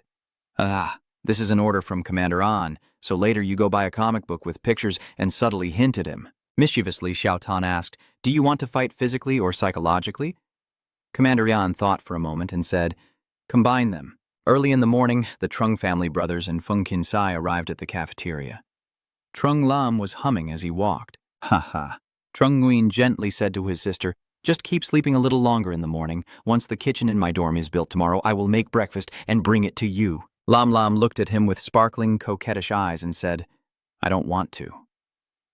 Hearing her say that, Trung Nguyen was struck like a thunderbolt, panicking and wondering, "Is it because I didn't cook well?" Trung Lam quickly waved his hand and explained, "No, I make breakfast very well, but waking up early to cook breakfast would also be very tiring. Besides, the breakfast in the cafeteria is both plentiful and delicious, so you should let me try it." Trung Nguyen, seeing his sister worried for him, happily thought to himself, "Even though I lack taste buds, I can now feel the sweetness." Everyone then entered the cafeteria when suddenly Shengguan Yi ran over, holding a steamer basket of buns. Trung Nguyen, cautious, "What is Thuong Quan Wai suddenly rushing at you for? And with the steamer in his hand, is he planning to attack you from a distance with something hot?" Trung Nguyen immediately stepped in front of Trung Lam, wary as he watched Thuong Quan Wai, who unexpectedly knelt down, opened the steamer basket, and said, "Here is your little long bao gao." He seemed to transform into a dog trying to please Trung Nguyen, and if he had a tail now, he would be wagging it right in front of him. Trung Lam, seeing this scene, exclaimed in panic, "Oh my God, there are too many people in front of the cafeteria proposing to your brother with giant steamed buns." Feng King gently said, "Little Lam Lam, that's your dog." After that embarrassing incident, everyone went into the dining hall. Trung Lam picked up the giant bun to taste and happily said, "Wow, the giant bun is so delicious." Trung Lam, feeling sorry for Shangguan Yi, turned back and begged Trung Nguyen to ask him. He said it wasn't quite right for him to act like a dog and asked him to be a human. Shangguan Yi smiled and declined, thinking being a dog is also pretty good. Ga Zhonglam ran over to untie Zhong Yuan's hair to comfort him. "Brother Shangguan Yi, don't be afraid like that. Even though we don't like to smile, his heart is really kind." As he spoke, he let down Zhong Yuan's hair, softening his appearance and making him look quite gentle. Very different from before. Seeing Trung Nguyen pamper his little sister, no matter what Trung Lam did, Trung Nguyen just sat quietly and let her play. Thuong Quan Wai was wide-eyed with surprise. "I know Trung Nguyen is the kindest and warmest person in the world, but those who have a heart must also fear." Trung Nguyen coldly says, "Don't tell him not to be afraid. Just don't be afraid." After successfully transforming Trung Nguyen into a gentle image, Trung Lam happily activates the switch and says, "Big brother, today you have to be gentle and not allow bullying classmates." Trung Nguyen, with a dark face, angrily chases after Trung Lam, also wanting to change her hairstyle. The effect of changing states is that both sides change their states, so you also have to change your hairstyle. Both of them happily play around. Trung Lam held her hair tightly, so Trung Nguyen couldn't touch it. "No, don't." In the end, Zhong Yuan caught her, quickly tying up Zhonglan's hair, and she could only cry inwardly in resignation. Shangguan Yi had never seen this side of Zhong Yuan before and was left speechless. Feng Jing sat beside him, patting his shoulder. "Stop spacing out and quickly eat your dog food." The image of Trung Nguyen letting her hair down was caught by Huang Tu Nguyen when she came to eat at the house. She quickly took out her phone to take a picture and secretly thought about drawing an SSR Zhong Yuan. The selling price to the junior brother must increase by more than 448%. After taking the photo of Trung Nguyen, she quickly edited it with Photoshop to make Trung Nguyen look exactly like a pure young girl with no flaws. Heh, I need someone to change clothes and makeup to make her look like an innocent maiden. Of course, the entire status must be changed. In the afternoon, the homeroom teacher announced in the special class, "According to the latest announcement, students scoring below 85 in the cultural subjects will not be considered for graduation or university entrance exams. Students who are not good at cultural subjects should try harder, or they will be held back like this student." After finishing speaking, he pointed to a rebellious student nearby to warn and remind everyone to pay more attention to their studies. Then he told Trung Lam, "Trung Lam, your situation is special, so you don't need to attend the regular classes with the others, just go directly to see your tutor first." Trung Lam stood up to pack his books and asked the teacher, "Yes, am I leaving now?" The teacher replied, "That's right." After Trung Lam left, a seat in the classroom became vacant. The teacher pointed to Shangguan Yi arranging himself and said, "Shangguan Yi, you will temporarily sit in Trung Lam's spot." After arranging the seats, the teacher began the lesson. Today we will talk about set operations. Shangguan Yi's face was eager and sweating as he looked at the book, but he didn't understand a single word, just adding the empty set. What are these things? Even if I study them, I wouldn't understand. Old teacher Ko said Trung Nguyen is a top student. If I ask him, I won't get beaten to death, right? This morning, Miss Lam switched to a gentle attitude with him, so maybe I should try. Zhang Quanyi mustered all his courage and held out the book, asking Zhong Yuanzhong, can you teach me how to solve this question? Trung Nguyen also agreed to teach Shangguan Yi. Set M has 3 elements. The set N. Seeing Zhong Yuan willing to teach her, Shangguan Yi happily cried like a dog. He really agreed to teach her. Gogahu, that's too gentle. Seeing that Shangguan Yi wasn't paying attention, Zhong Yuan turned to ask him, are you listening or not? Thuong Quen Wai looks like a little puppy with bright eyes wagging its tail in a playful manner. Are you listening? The homeroom teacher standing at the podium was pleased to see Trung Nguyen teaching Thuong Quan Wai. Asking questions directly is also a way of learning. Well, let them do as they please. 10 minutes later, Shangguan Yi also made Zhong Yuan so angry he was about to explode. He angrily pointed at the exercise and shouted 5 times. He asked the same question 5 times. Thuong Quan Ai was terrified and cried when he saw him angry. In the end, unable to stand Thuong Quan Ai's pig-headedness, Trung Nguyen decided to tie up his hair and glared at Thuong Quan Wai with eyes like bullets. He threatened, if you still can't do it, I'll kill you. Seeing him tie his hair up, Thuong Quan Yi was so terrified he nearly fainted, eyes wide and mouth agape, afraid he'd be killed at any moment. Oh no, the gentle mood is gone. Just as he was scared, the teacher called him to the board. Thuong Quan Wai, you go up and solve this question. He slowly walks to the board, his legs trembling, feeling like a dark force is staring at him from behind, and one mistake on this problem will send him straight to the ghost house. Luckily, he finally got it right, and the teacher praised him. Well done. Shangguan Yi wiped his sweat and let out a sigh of relief. Trung Nguyen turned away without even looking at him. Yeah. As soon as she sat back down, Shangguan Yi was filled with fear. Just now, I was at the Demon Gate, and after school in the afternoon, we were walking leisurely. Why didn't you see Lam Lan's head? Feng Qin was puzzled because Trung Nguyen was also following his sister, but today, he let her go alone. Strange. Why didn't he follow her? I also want to go, but she's no longer a child and can't rely on her brother for everything. Then I remembered the competition with Hoa Lang, so I asked, doesn't anyone from Hoa Lang's academy cause trouble? Feng Qin casually said, causing trouble, but the old fox took care of it. Zhonghua was surprised, and Commander An stepped in. Feng Qing seriously said, 8 parts of it are probably valuing your abilities, like that Lam guy wanting you to sacrifice yourself for the military district. Trung Nguyen interrupted, saying, they are not the same. Trung Nguyen thought to himself that Lam Dongliang used his accident to force Lam Lam, who is still a minor, onto the battlefield, while Commander An didn't ask him to do any task. Seeing this, Feng Qin took out his phone to show Trung Nguyen something. All right, stop talking. I'll give you a hint. On the phone screen, the list of talented young people from Hoa Quoc, ranked 137th is Trung Nhi, 138th is Quang Tien Sok. Seeing Trung Nhi's name on the ranking list, Trung Nguyen's face darkened with anger, ready to teach him a lesson, while Feng Qin, still oblivious, continued to show off proudly. So, is this guy the one you like now? Both names are on the list. From now on, if you want Huyen Min, it's Huyen Min. If it's Trung Nhi, then it's Trung Nhi. While showing off, Feng Qin suddenly gets punched. Smack, smack. Zhong Yuan angrily brushes off his hands. It was only after Feng Qin took a few hits that he realized it wasn't Ni, but Nguyen. There are 2 hooks underneath. Yes, Trung Nguyen. Next time, don't confuse the names again. Feng Qin painfully held his head and said, Hey, the real name on the board is meant to appear in front of the public, and trouble will keep coming to it. At Feng Qin's training session with professional equipment, he is teaching Trung Lam to improve his combat skills, while Shangguan Yi sits in a corner watching them train. Trung Lam delivers a fast and precise kick, showing great potential. She immediately turned back and asked Feng Qin, was my move just now correct? Feng Qin immediately praised her highly. Very good, very standard. You learn even faster than your brother. Trung Lam was surprised and asked, really? Feng Qin then recalled Trung Nguyen's terrifying training scene, the initial intense training of the brothers flashing before his eyes. Some kind of training program doesn't want to reveal its name. The more Feng Qin thought about it, the more terrifying it became.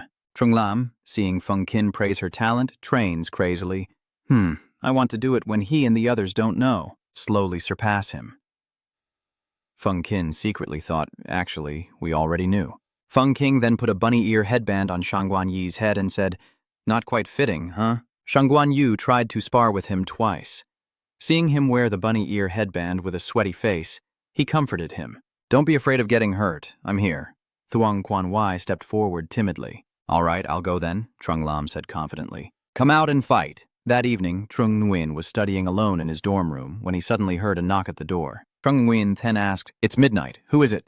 When he opened the door, he immediately heard a dog barking. Woof, woof, woof, woof, woof, woof. I won't let go as I hold tightly to Trung Nguyen's thigh. Trung Nguyen grew impatient and spoke in a human voice. Then Shangguan Yi cried and begged, Save me.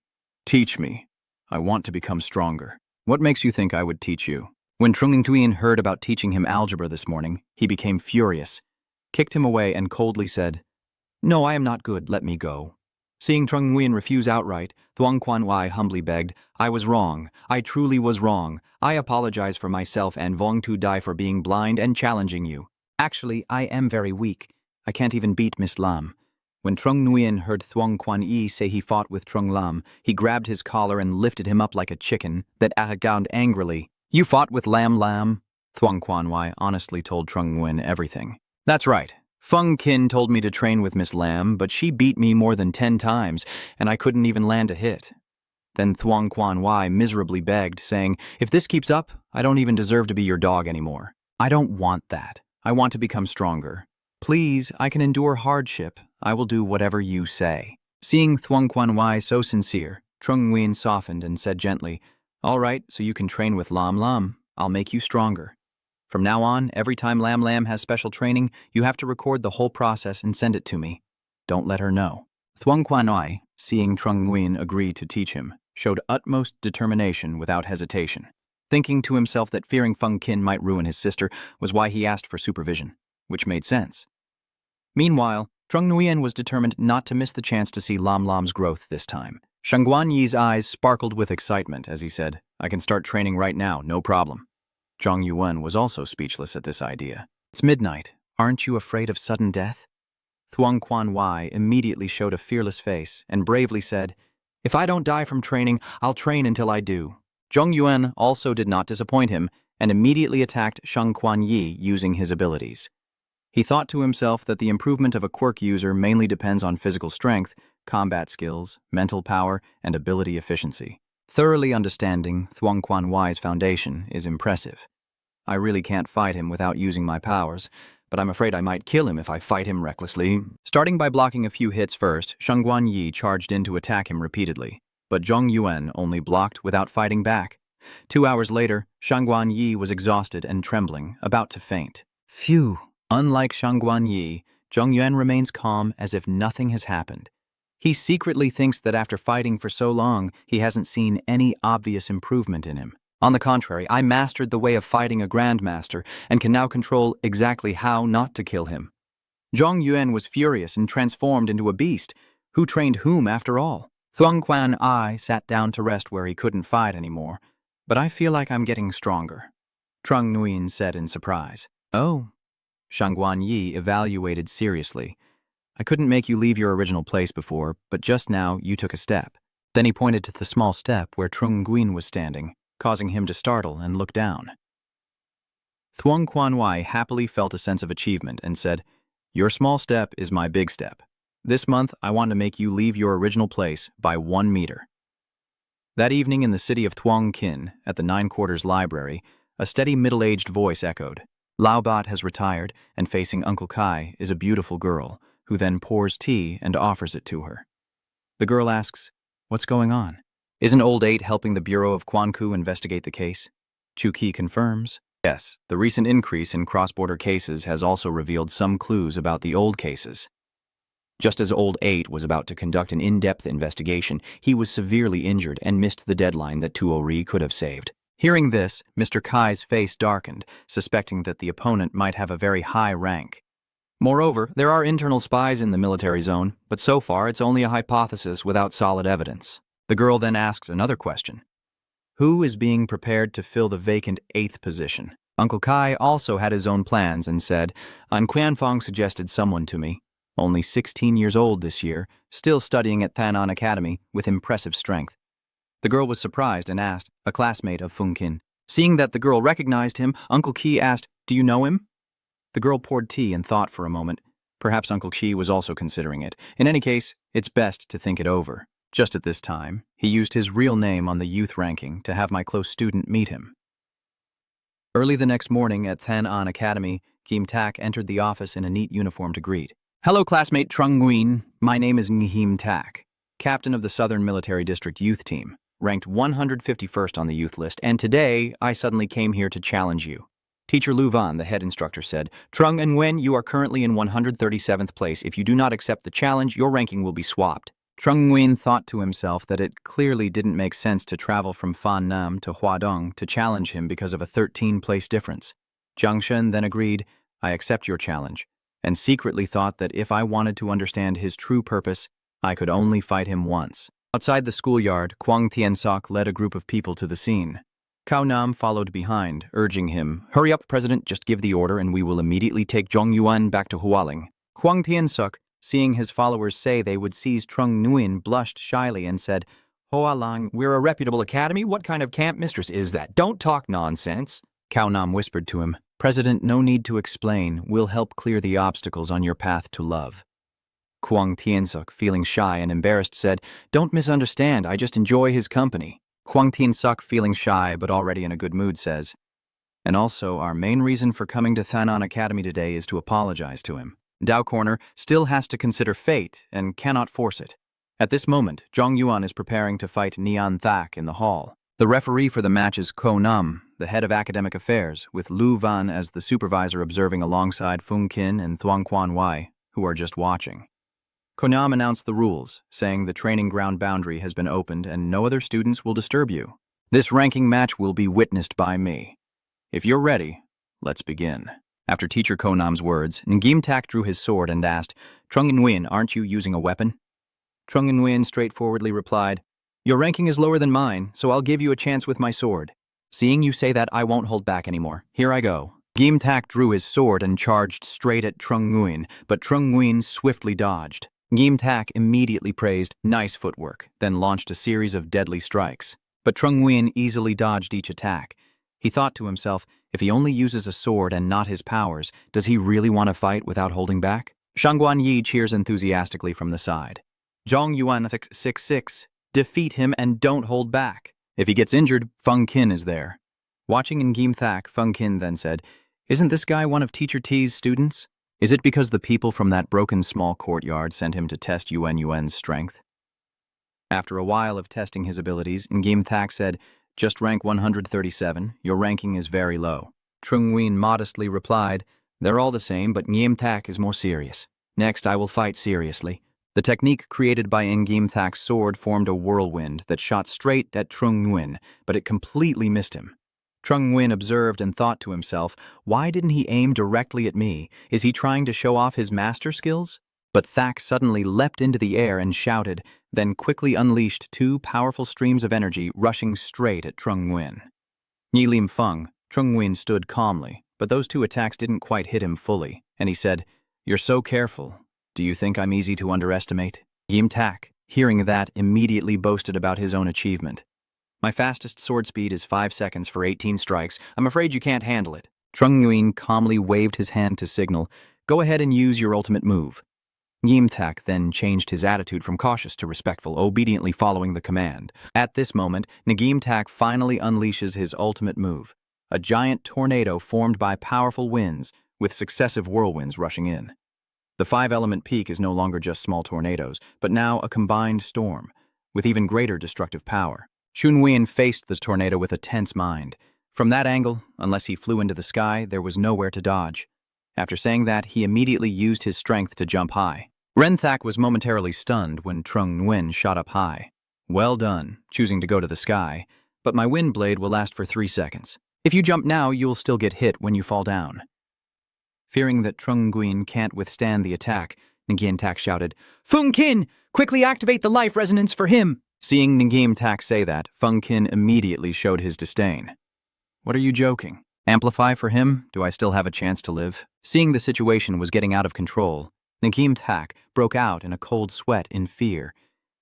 Why hasn't Fung Qin acted yet? It's over for me. I've caused a big disaster this time. But before I could panic, Ngim Thak suddenly froze in place. Hey! When Zhongyuan flies up, he freezes the air. He coldly says, everything has been frozen, including the air. Seeing Zhongyuan slowly descend after freezing the air, Master Gu exclaimed in surprise, freezing the air can make him descend so slowly? Feng Jing quickly made up a reason to cover. Usually he's lightweight, so I thought to myself that with just one hand he could lift him, even exceeding the limits of what a human can handle. Thuong Quan Wai, standing aside, saw Feng Qin explaining and immediately argued back. Free fall speed has nothing to do with its weight. I'm not good at physics, so don't try to fool me. Feng Qin saw Shangguan Yi arguing with him, so he decided to teach him a lesson. He talked about physics. The central plane freezes the air above it, causing the air sitting above to contract and become denser, creating strong convection with the air below. The wind resistance caused by strong convection will partially counteract gravity, making his falling acceleration smaller, knowing that Zhongyuan takes 3 seconds to fall from 8 meters to the ground. What was his instantaneous speed just before landing? Seeing Zhongyuan land safely without any injuries, Nian Thak sighed and said, your way of breaking my 5-element seal is truly impressive, but now the room's temperature is very low, so you can't use the same technique again.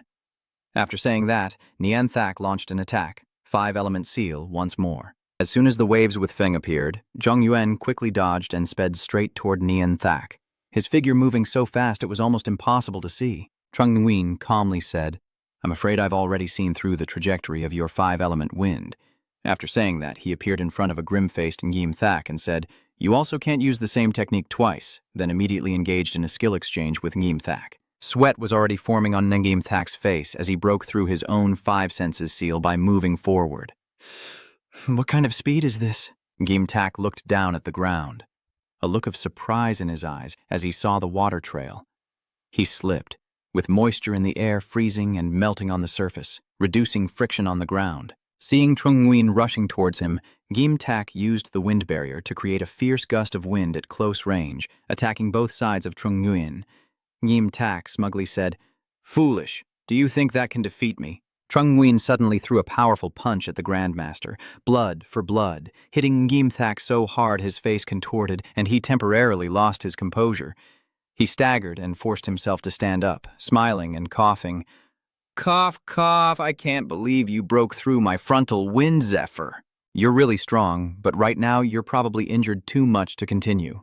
Before you could finish speaking, Zhongyuan immediately used his resurrection technique. Duong Duong confidently said, I have rebirth. Do you? If you don't have it, admit defeat quickly and call for help.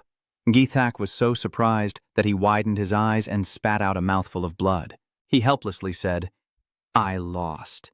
Dean Gunam raised Trung Nguyen's hand and asked, are you the winner, Trung Nguyen? Shangguan Yi jumps up happily and says, excellent. Liu Wen runs over and hugs Zhongyuan tightly, happily saying, it's great, we won, well done. Director, you're holding me too tight, I can't breathe. I doubt the truth of your claim that you can't breathe. After the fight, Zhongyuan immediately went to make peace with Nian Mo. Nian Mo admired him and said, Zhongyuan, your strength and demeanor truly command respect. I have gained a lot from this competition. Zhongyuan also highly appreciates Nian Thak. He is very talented. I also learned a lot from the experience. Yem Thak replied, if you come to Kwangvian City in the future, we will continue to compete. While they were happily chatting, Kwang Tien Sok and his group entered. Dean Gunam said, why are you barging in here, Kwang Tien Sok? Why didn't the guards stop them? Cao Nyan crossed his arms and said, your resistance to the money of your academy guards still needs improvement. Kwang Tien Sok thought to himself, Trung Nguyen is shaking hands with Ngim Thak. Did they just finish fighting and then become friends? His thoughts split into two. One side wanted to challenge Trung Nguyen, but after fighting, they could shake hands. The other warned that he might get beaten to death by him. Dauphin Van, not knowing what to do, was tapped on the shoulder by Cao Nyan, who then said, Chairman, what are you standing there for? Move quickly. Kwang Tien Sok snapped out of his thoughts, blushing as he said, oh, right. Kwang Tien Sok then mustered all his courage and stepped in front of Trung Nguyen, saying, I sincerely invite you to join our academy on behalf of Hoa Lang Academy. Kwang Tien Sok said seriously, as long as you come, you will receive a monthly subsidy of 30 million to cover all cultivation resources and training materials for free. After I graduate, you will be the successor to the student council president, with a status equal to the principal, only below the academy's vice principal. Ren Thak, standing nearby, found it interesting and wondered what choice Trung Nguyen would make with such conditions. Trung Nguyen saw Kwang Tien Suk approaching and with a cold, emotionless face said, "I refuse." He thought to himself, still daring to trespass if it weren't in front of so many people, I would have killed him on the spot. Trung Nguyen refused outright. "Kwang Tien Suk, I have principles and a final boundary. You can't just touch me however you want because you have money. Kwang Tien Suk ngeve lin kam te ho chiu." So I just remembered that my main purpose here today was to apologize. I'm doomed. Earlier, Cao Nyan interrupted, so I didn't get a chance to apologize to him. Kwang Tien Suk quickly explained. Trung Nguyen, everything that happened before was a misunderstanding. I apologize to you. I thought the person I bumped into in the hallway was your sister. I only said those words. I had no other thoughts about your sister. Trung Nguyen tried to recall the hallway he thought was his sister. Oh. At this moment, Zhang Yuan suddenly realized that the person Zhang Tiansok liked was himself, and he blushed in surprise. Huh. At this moment, his anger flared up. Zhang Yuan shouted and yelled at the entire group from Truong Hualang, "Get out!" Everyone saw his fiery anger and ran away. Cao Nyan ran while pulling Kwang Tien Sok along. "Chairman, run quickly, or he will climb the mountain and stay there all night." Kwang Tien Sok was confused. What mountain or no mountain? Director Gu Feipan said, "These people from Hualang are truly lawless. We must strengthen the academy's security and prevent them from secretly kidnapping talented students from our city." Officer Liu Wen replied, "Director Gu, you're underestimating Zhang Yuan. She won't go to Hualang." Lu Van turned to ask Zhang Yuan, and he answered honestly, "Yes." Then he thought to himself, if I transfer, Lam Lam will definitely transfer with me. Thanan's school style is nothing special, but at least it's better than Hoa Lang's thug's place. Because of Lam Lam's maturity, I can't transfer schools, no matter how much money I offer. On the way back to the dormitory, Zhang Yuan asked, "Feng Keng, are you friends with that guy named Nian Thak?" Feng Keng neither admitted nor denied. "Why do you think that?" Trung Nguyen explained that he wasn't mocking at all, and simply helped him right away. Feng Kin said seriously, "It's not really friends, just happened to fight twice and know each other. This time, him coming to challenge you isn't necessarily a bad thing, but it's not exactly a good thing either." Trung Nguyen didn't want to think too deeply about it, and said, "Let's leave it at that. One less thing to worry about. Let him go." Feng Kin chuckled and said, "Ha ha, no wonder it's you." At a luxury hotel, Ngim Tak was sitting seriously writing a report about Trung Nguyen. Report. The examinee, Zhang Yuan, is rated as follows.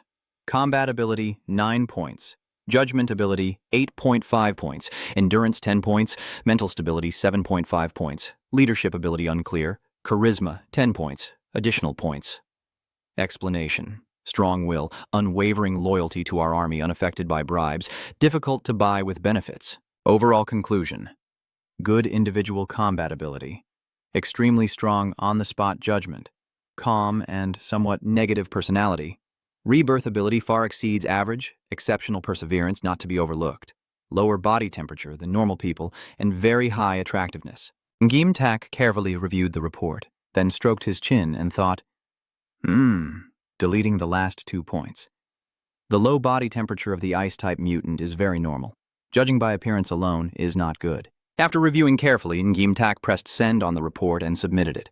Someone with such talent is truly rare. Once approved, he will be the backup for Ku. At the school cafeteria in England, Zhang Yuan was sitting alone looking at his phone when Zhong Lan asked, "Are you upset about something?" Zhang Yuan then recounted, saying he saw the news too late and couldn't make an appointment anymore, the gold coffin exhibition during the Golden Week in October.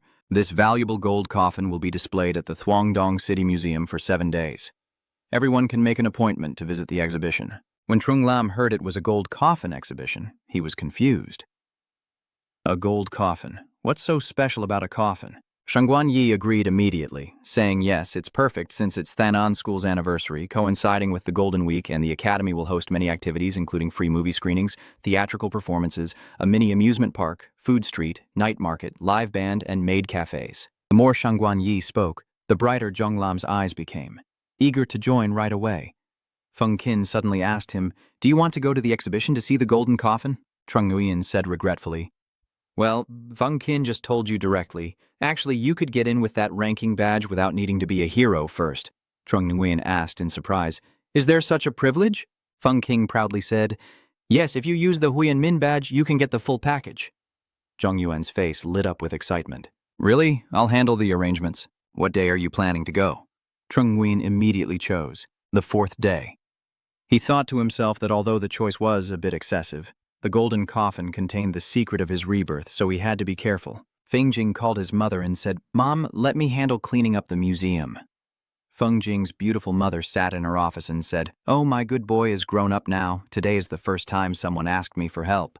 Does my mother finally help or not?" "Of course I will help. Last time you asked the Supervision Bureau to send the sample of the school's Dao Fi Dao. Was that also for your younger brother?" "Your recent news really seems to be connected to him every time," Feng Qin asked impatiently. "What exactly do you want to say, Mom?" Mom Feng Jing said calmly, "Nothing much. Just want Huang Kim Chao to come back to Shangjing and tell me about your younger brother." Feng Jing exploded with anger and shouted, "You didn't call me home during summer break, and now you're calling? Mom, tell me the truth. Is that broken-down place of Uncle Tay's really capable of rushing to capture Than Yi?" Feng Qing's mother gently said, "If you go home, I will tell you." In a secret office, Nguyen Kai is currently reviewing information and receiving instructions from Dong Thap Kwok, based on intelligence from Jiu Yao Zhong Yuan, a 16-year-old student at Chengying Academy in Shandong City, whose abilities are unknown. You have killed Robusta in the Shenong realm and taken the mutant spirit within his body, the high school student named Zhong Yuan. This mutant spirit is either in his hands or will be absorbed by him. Robusta's only daughter, Joanna, has given up her claim to the alien spirit seed. Your mission now is to do whatever it takes to recover it. Action code, Nirvana. Nguyen Kai receives the order and responds. Understood. After receiving the mission, he immediately thought and devised a combat plan. He thought to himself, Robusta's daughter is really foolish. The success rate for children absorbing the alien chaos spirit is nearly 100%. She missed the chance to become a chaos energy user of the 2nd level. He thought to himself, over the past few years I have been lurking in Hoa country, opening a company to provide protection and disguise for the fake fire lanterns of Dang Thap country.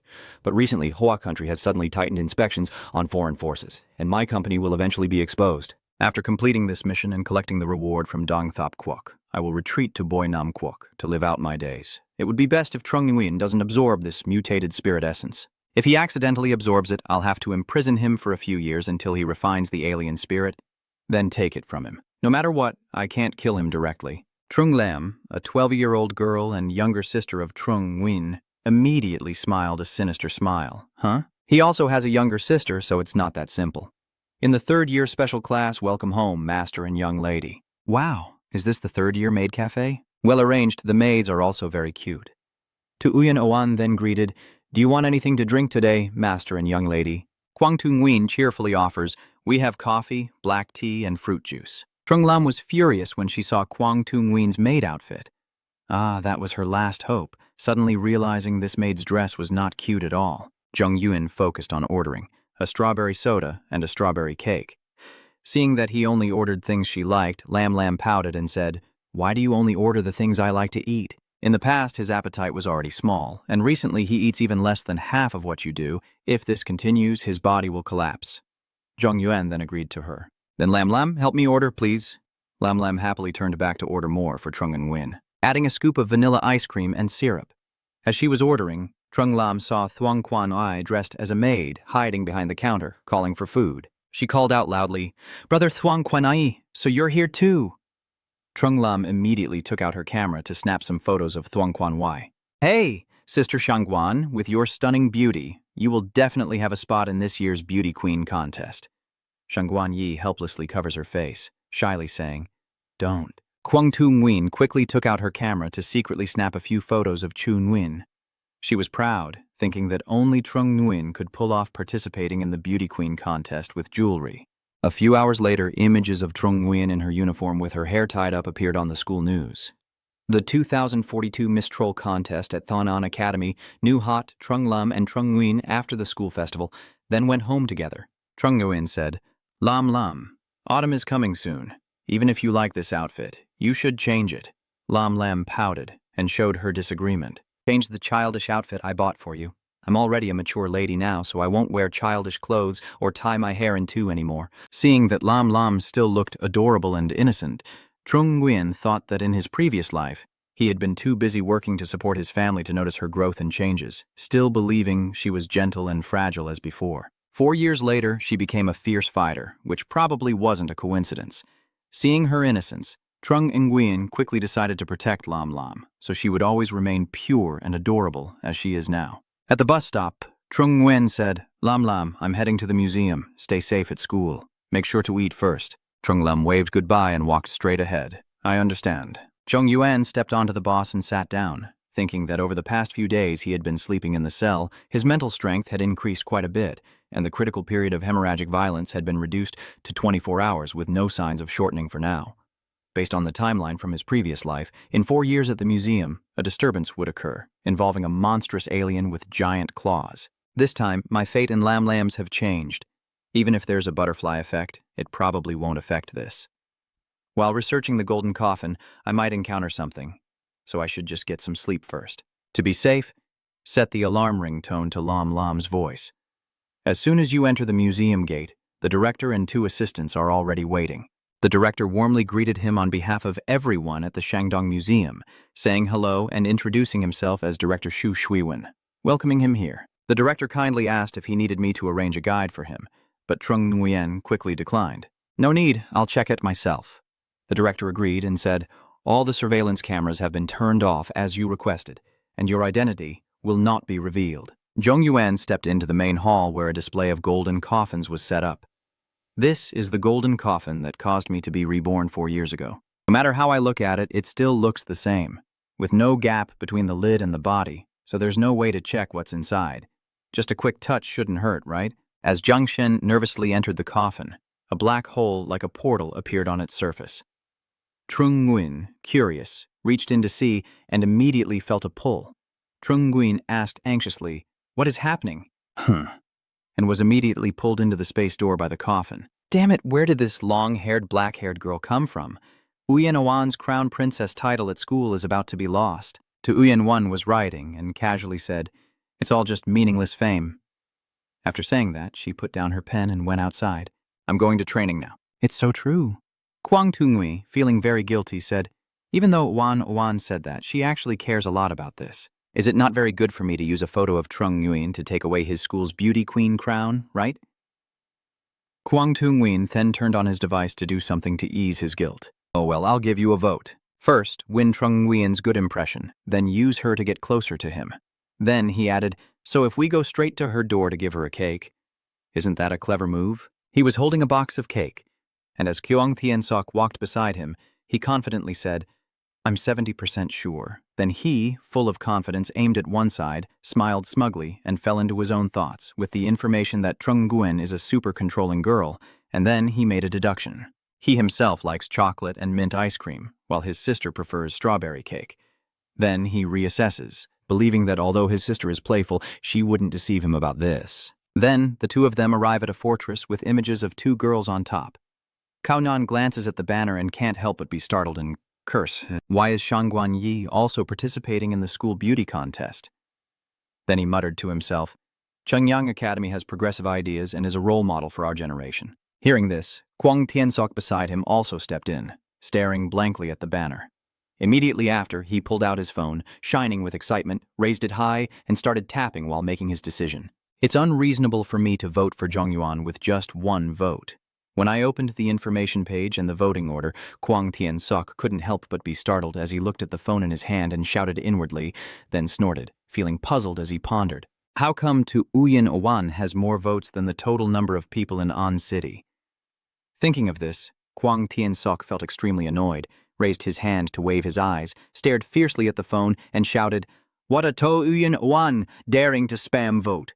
Seeing that, Cao Nyan beside him also glanced over, let out a hesitant sound, and looked at his friend, while Kwang Tian-sok still couldn't contain his anger and made a decision, immediately rallying everyone in Hualong to vote for Trung Nguyen. He added that for every 100 votes, they would earn a point towards their academic record, and then the 2 of them looked up at the banner Zan hanging high above. Hao Nyan dissatisfiedly asked Kwang Tian-sok, "So you used magic to defeat magic?"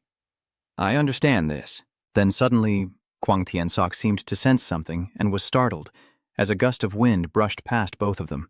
After the wind passed, Kwang Tian-sok also seemed to snap out of it and was momentarily startled. Then he turned his head away from the phone, looked toward the person who just passed by, and shouted inwardly, full of doubt. Was there someone who came out from here just now? Then another question arose in his mind. If you're leaving, why use your powers? Immediately after, Kwang Tiensuk quickly reached out with his primordial energy towards the fleeing person, shouting at him to stop. The other, caught in the act, froze stiff. His running speed slowed, face pale with panic. Brother Cao, this is your city, not Hualang. We can't control everything here. Then Yu suddenly remembered, glanced over, and confirmed, forgetting momentarily. Next, Kwang Tiensuk looked at the fleeing man, who was stiff and trembling, face pale, silently judging him in his mind. Strange, this person is dressed in full armor, not like someone here for the school anniversary, but more like a dangerous element. The one in the military uniform quickly regained his composure, placed his hands on his hips, and turned to scold him back. "What are you trying to stop me from doing?" he said, pretending the play is about to start. Hearing that, Kwang Tiensuk also looked confused, crossed his arms and asked suspiciously while watching him run wildly, "The other guy was just running away and reporting to him that I'm about to be late and leaving." Seeing that, Kwang Tiensuk didn't say anything more. The soldier in uniform, after walking a certain distance, glanced at the radio and warned the other end cautiously, his face turning pale as he said that 2 students had just spotted him. Although he managed to deceive them, he couldn't rule out the possibility of being exposed. That guy interrupted, and he is Naoya Fujiki, codenamed the Image Actor. In another observation room, a red-purple-haired Longthun commander watched the screen with his team and scolded Naoya Fujiki for being so careless. Over on the other end, the person in military uniform also responded to him. Coincidentally, his ability counters mine. Who is the purple Than Long, Nguyen Kai, with the secret code Beyond Sak Long? In another place, a muscular man holding a weapon against his back asks the other guy a question. "Are you guys okay?" Before they could reply, he quickly added, "I have finished setting up the defensive barrier and pulled the academy inside." This guy is Lai Min Chi, with the codename Superpower Warrior. At a fortress wall, a stunning girl crouched on top of the wall spoke into the radio to confirm with Li Min Chi. "There's a problem on my end. This is S-Queen Jackery, codenamed the Black Widow." Next, she spoke out the situation to the person on the walkie-talkie. The male students in the school seemed to be out of control, not participating in the school event, but instead carrying banners and running around like grasshoppers. Below the yard, a crowd of students are shouting and waving banners wildly. Tian Tian's younger sister, the new school beauty and beloved girl, Van Kuong, occupy a corner of the lively campus. Seeing that, on the other side, Than Long Nguyen Kai quickly took the microphone and seriously announced his decision to change the free milk tea distribution plan to the entrance of the cafeteria, telling them to line up in the restroom as a stall with a sign for free milk tea was quickly set up. Sakin Zakri, standing excitedly at the stall, smiled brightly and cheered with the students. "Free milk tea here." Seeing that, the students quickly swarmed in, and she also didn't forget to remind them. "Students, please line up to receive your drinks." Soon after, a long line formed for free bubble tea amid lively laughter and chatter. Suddenly, a voice called out from the crowd, "Classmate Trung Lam." Hearing that, she also turned her head to see who it was, then realized she didn't recognize them and hesitated slightly to ask, You guys are." Then Kwang Tiensuk calmly took out a box of cakes and gently introduced himself with a bright smile. "Hello, my name is Kwang Tiensuk. His name is Cao Nhan." Cao Nhan also smiled happily as he looked towards Trung Lam. Then Kwang Tiensuk added his introduction. "We are your brother's classmates visiting to celebrate school memories."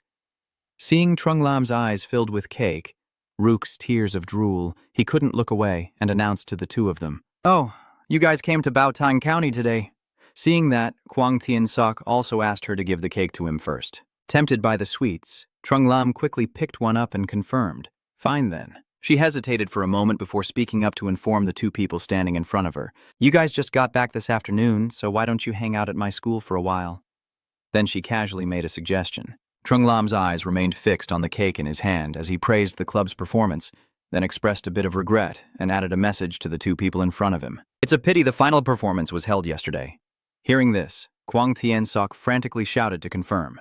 Yesterday he hesitated again and shouted in confusion, "So the person we just met is him," interrupting in panic. Realizing the situation was unstable, Kwang Tiensuk quickly pointed to Cao Nhan nearby and urged him, "Something's about to happen. Call Lu Qidao now." Seeing that, he quickly grabbed his phone with a worried look and announced to Kwang Tiensuk. Suddenly, the signal was lost, and Trung Lam looked at his own phone with confusion, silently thinking that there was clearly a signal. Seeing that, Kwang Tiensuk quickly looked around and made a mental assessment. The school has been pulled into the other world, and there is no day-night cycle in the Hua country's world. Then Kwang Tiansok struggled to speak again, offering further insights into the current situation. But the sun in this world resembled real time, so it was probably an overseas technology. So Queen Zagri is quietly carrying a tray of milk tea at the counter, softly reporting that target number 2 is working at the cafeteria entrance. Seeing that, she quickly responded to keep the target, and we will arrive immediately. Upon receiving the order, Queen Zagri also took the tray of drinks and approached to observe Kwang Tiansok's group, and they still stood there assessing the situation. Then, she smiled softly and raised her hand to touch her forehead. Immediately after, a burst of purple brainwave-like energy radiated toward a male student who had been drinking milk tea for a long time. He also glared at her. This is a mental contamination technique that decisively influences the target's negative thoughts, controlling them to a certain extent. Then his eyes turn purple, and as he raises the cup of milk tea, he suddenly strikes Chioku Hua, causing the target to experience a severe hallucination that paralyzes the nerves, with a high concentration that can be fatal. Then, the cup of milk tea in the student's hand fell to the ground, spilling its contents everywhere. The enraged male student, eyes fully controlled and turning purple, shouted out, "Hee hee hee hee. This girl is so adorable. Her crying must sound very easy to listen to." And Queen Zagri just stands there smugly glancing up at the top, watching the show. Soon, more and more controlled male students rushed in to surround Kwang Tiansok's group. They were all frantic, muttering to themselves with wild eyes, while Kaonyan stood in front of the two, watching the out-of-control students. Then Kaonyan lifted his glasses and looked at the crazed crowd, while Kwang Tiansok stood behind, frowning and giving his own opinion. Their eyes didn't seem quite right, as if they were under control. Try using revival to jaichu their control. Hearing that, he quickly reached out his hand and shouted the name of the technique, revitalization. The bodies of the crazy students quickly recovered and staggered. Then Kaonyan shouted out an urgent situation. If their level is higher than mine, I'll just get controlled again after I finish. Then they'll laugh even more lewdly, muttering excitedly with their hands out in front. The little black-haired beauty giggles happily. Seeing that, Kwang Tiansok frowns, grits his teeth, clenches his fists, and silently judges in his heart. Although the restrained students are innocent classmates, I can only fight back. Then he shouted the name of the technique, Tian Yuan. Suddenly, Zhonglan rushed from behind, while Kwang Tiansok, still grimacing, didn't notice her holding a cake and using a banana stick to kick the face of a restrained student rushing toward them, as she looked back at Kwang Tiansok and warned him, "Big brother, be careful. Even he is stunned by this scene and can't believe his eyes." Next, Zhonglan, with a serious face, still holding the cake in her hand, dropped it to the ground and confirmed, "You guys go quickly so I can deal with them. Meanwhile, I keep punching the crazy student who keeps rushing toward me." Next to Kaonyan, he couldn't hold back either, his face darkening as he excitedly commented, "Trung Wendin's sister indeed." Next to Kwang Tiansok, he also regained his composure and looked at Trung Lam to give his opinion. "He's just like you." Then the two quickly ran to stand beside her in a fighting stance, with Kwang Tiansok shielding her and confirming with the girl, "Thank you, Trung Lam.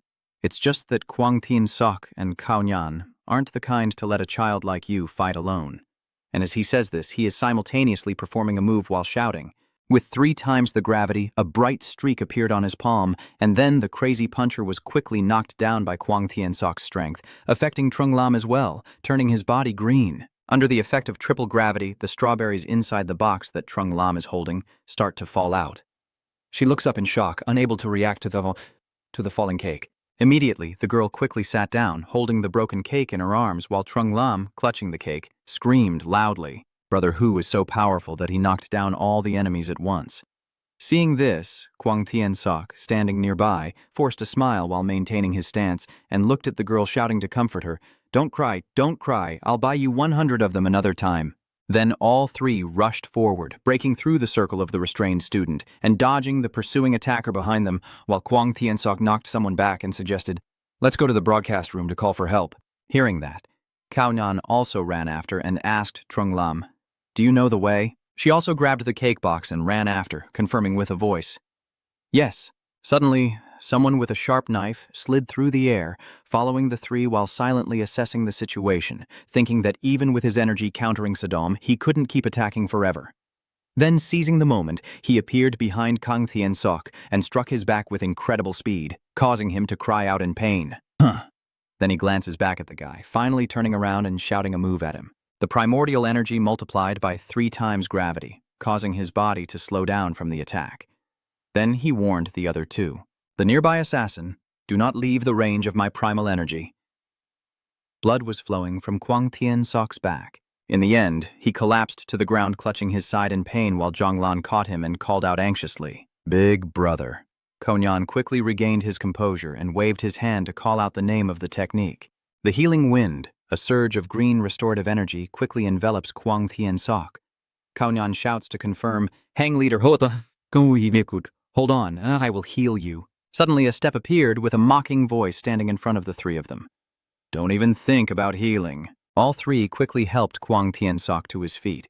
Then he gathered his hands to unleash a purple technique called Forbidden Wind. The targeted wind-locked ability lasts for 5 minutes, but it becomes ineffective if the target's level exceeds that of the windlock user. That is Nguyen Kai. He sneered proudly, reaching out to the 3 and shouting, "Then the wind of healing seal," and immediately afterward, Nguyen Kai stepped forward, his face dark with mockery as he looked at the 3 struggling to hold on and warned them. "Give up resisting, and I might spare your lives, especially you from the original force. Without healing, you won't be able to hold out." Seeing him, Kwang Tian-sok clutched her wound and struggled to look at the man before her, muttering, "Trung Lam, you block these people. I'll go to the broadcast room to call for help." Seeing that, Trung Lam behind her looked worried and said, "I can't leave my comrade behind." He immediately reminded her, "Don't be stupid. You can't fight them. Just call for help." Next to Kaonyan, Kwang Tian-sok already looked distressed and sorrowful. Remembering something suddenly, she frowned and spoke to herself in her thoughts. "Yes, rescue is possible. My satellite phone still has signal. I can call for help." Trung Lam quickly raises the phone to his ear, his face serious as he waits, weighing the current situation in his mind. The enemies are powerful, and not just one. Even with strong personal abilities, it's hard to turn the tide. The best chance for help is her, so she hesitates for a moment, then quietly makes a decision. Chulam from the military district can gather more people to assist. Meanwhile, on the other end, Lam Dong Luong was sitting at his desk with his subordinates when the phone suddenly rang. Captain Lam's phone. Seeing that, he also glanced over. Next, Lam Dong Luong picked up the phone, looked inside with a puzzled expression, and wondered to himself why Trung Lam and the others were calling now that they had turned against him. He then nonchalantly turned off the phone, placed it down slowly, closed his eyes, and slammed his hand on the table. Making a decision. After all, it wasn't an urgent matter, so he'd call back after the meeting. On the other end, there was no response, and Trung Lam, holding the phone with a worried expression, heard the automated message saying the number was unreachable. In the end, she held the phone with both hands, scrolling through the contacts with a worried frown, muttering, "None of these calls go through."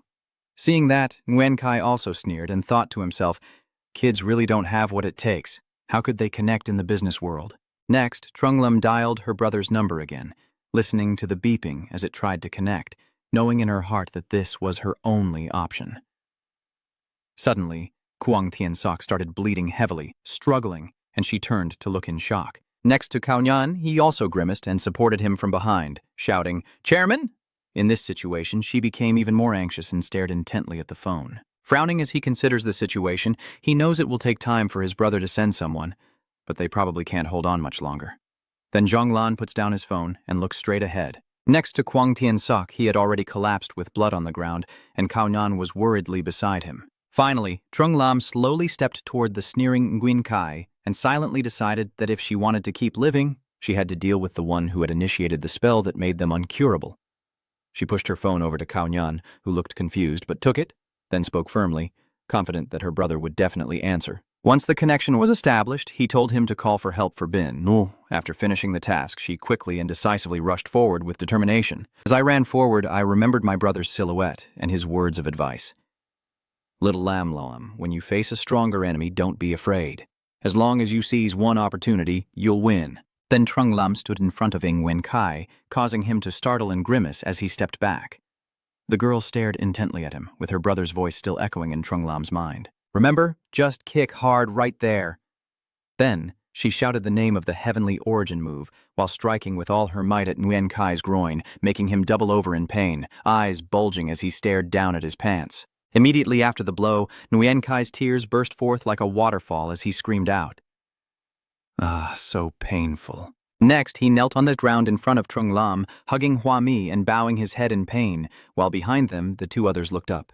Then Hao Nian, holding his phone and shouting the name of the healing technique, reached out to Kwang Tian-sok with healing energies and cheered, "I have regained my powers. Let me heal the chairman." As for Kwang Tian-sok, he was clutching his chest, muttering in disbelief, firmly convinced that this powerful technique was definitely not taught by Trung Nguyen. "Can you hear me clearly?" The girl also turned her head to look at them and confirmed. But he also noticed, though the girl didn't pay attention, two figures just appeared in front of her. Sain Zakri. She raised her hand toward Trung Lam and shouted the name of the technique, Heavenly Snake. Immediately, strands of energy shot out from her palms and bound her. Then she retracted her hand, smiled smugly, crossed her arms, and mockingly asked, "Is it really okay for you to look down on others like that?" Behind Lai Min-chi, he also looked at them calmly, and seeing the two guys, Trung Lam was startled, his body restrained as he looked over at them. Then Li Min-chi's hand suddenly glowed with a purple energy as he softly uttered the name of his primordial power technique, and then he crazily unleashed his energy while proudly shouting, "Everyone submit!" Next to him, Sain Zakri still smiling happily with his arms crossed. On the other side, due to the influence of the energy, someone quickly collapsed to the ground. Cao Nian's phone fell to the floor, and Kwang Tian-sok, while resisting the energy, shouted curses, "Damn it! The opponent also has primordial energy." Ho Nian also held his chest and knelt down to confirm that if he was in good condition, I could fight him. But now he hesitated. The phone on the ground still showed no sign of being answered. Inside a golden coffin in the museum, Zhong Yuan's phone rings. "Wake up already. The sun's shining on your butt. Get up and make breakfast for me."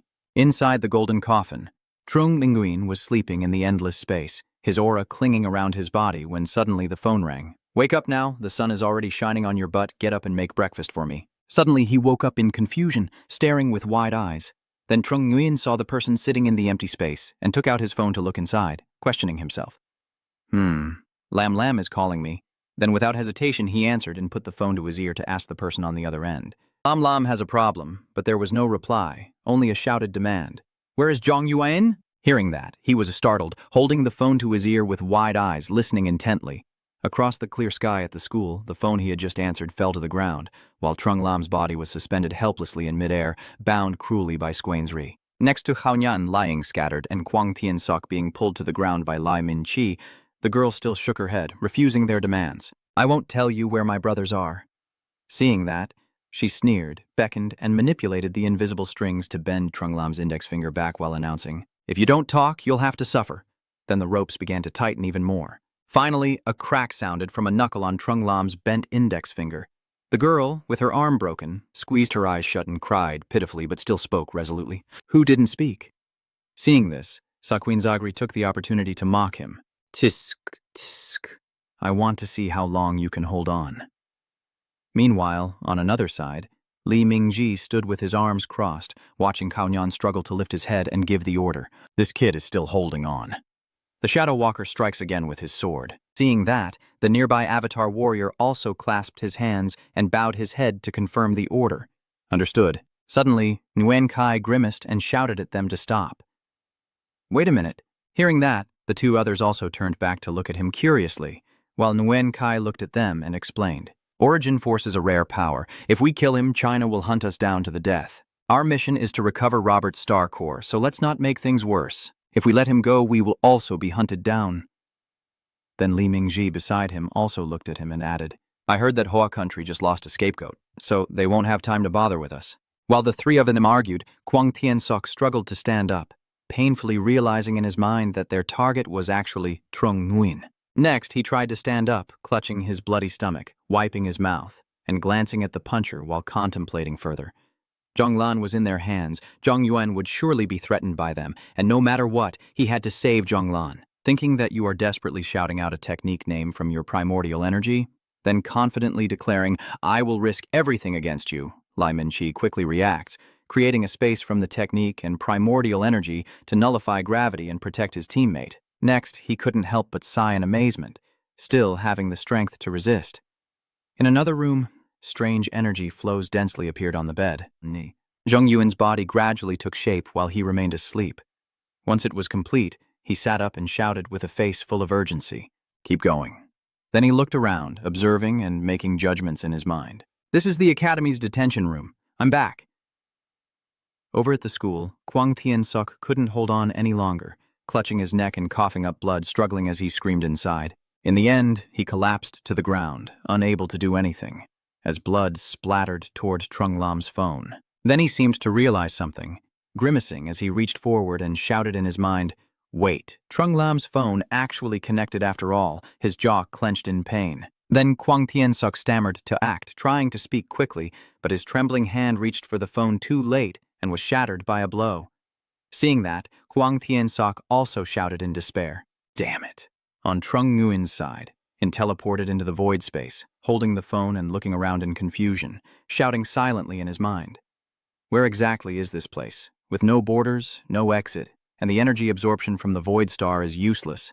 Then he used a clone to run around, but it was useless, instead making him angrier as he shouted in his mind, "Am I really Vaughn inside that golden coffin?" Thinking of this, Trung Nguyen also became furious and raised his head to scream, "Let me out! I want to go outside." Then he added, "I have to go back to the academy to save my sister." Trung Nguyen clenched his phone tightly, as suddenly a cloud of smoke billowed from the direction of the school. Next, Trung Nguyen sat in the room, once again transported there, leaning his back against the wall with his hands supporting his head as the group members clasped their hands together and fell into thought, calmly and carefully considering their countermeasures. Then he made a deduction, believing that the goal of these terrorists was to capture the core planet. Before achieving their aim, they would not kill Lam Lam. Next, Zhang Yuan's mind flashes through scenes of the school while he wonders in doubt where Lam Lam might be now. Then he pauses to calm himself, thinking again if there are any clues or sounds. He remembered, then suddenly realized something. His eyes widened as he shouted in his mind. There was a dove cooing on the phone, and in Trung Nguyen's mind, the image of the cafeteria flashed, confirming they were there. Then he instantly teleported to a nearby tree to observe the terrorist talking, his face very cautious as he assessed the situation. There are 4 enemies in total. Lam Lam is in their hands. After observing more clearly, he widened his eyes in horror at them, then saw his sister tied up, trembling with fear, and angrily shouted in his mind. These people actually dared to grab Lam Lam and even saw her arm, even breaking her fingers. In the end, he couldn't hold back, his eyes flashing with murderous intent as he gritted his teeth and roared, "Damn it, damn it, damn it!" His hands keep swinging wildly at the monstrous fists, and on the other side, Lai Min-chi feels something and is a bit startled, then quickly regains his composure and turns to shout. The 7th level of primordial gravity force shoots at him with sharp darts. That guy announces to his comrades that there's an ambush, and Trung Nguyen, losing his composure, charged quickly at them, growling with fury. "Let my sister go. I will keep you all safe." Seeing that, Nguyen Kai beside the dog looked at him and shouted to confirm that the main target was Trung Nguyen. Next to Li Min-chi, he also looked surprised, stammering as he asked how he could act under level 7 gravity. Behind him, clutching his collar with a grim face, he shouted at Naoya Fujiki, "Protect me!" Seeing that, he quickly stepped forward to block the way and confidently confirmed, "Fine." Next, she turned back toward him, confidently smiled and announced the name of the mind corruption technique. But everyone on Trung Nguyen's side remained silent, their expressions unreadable.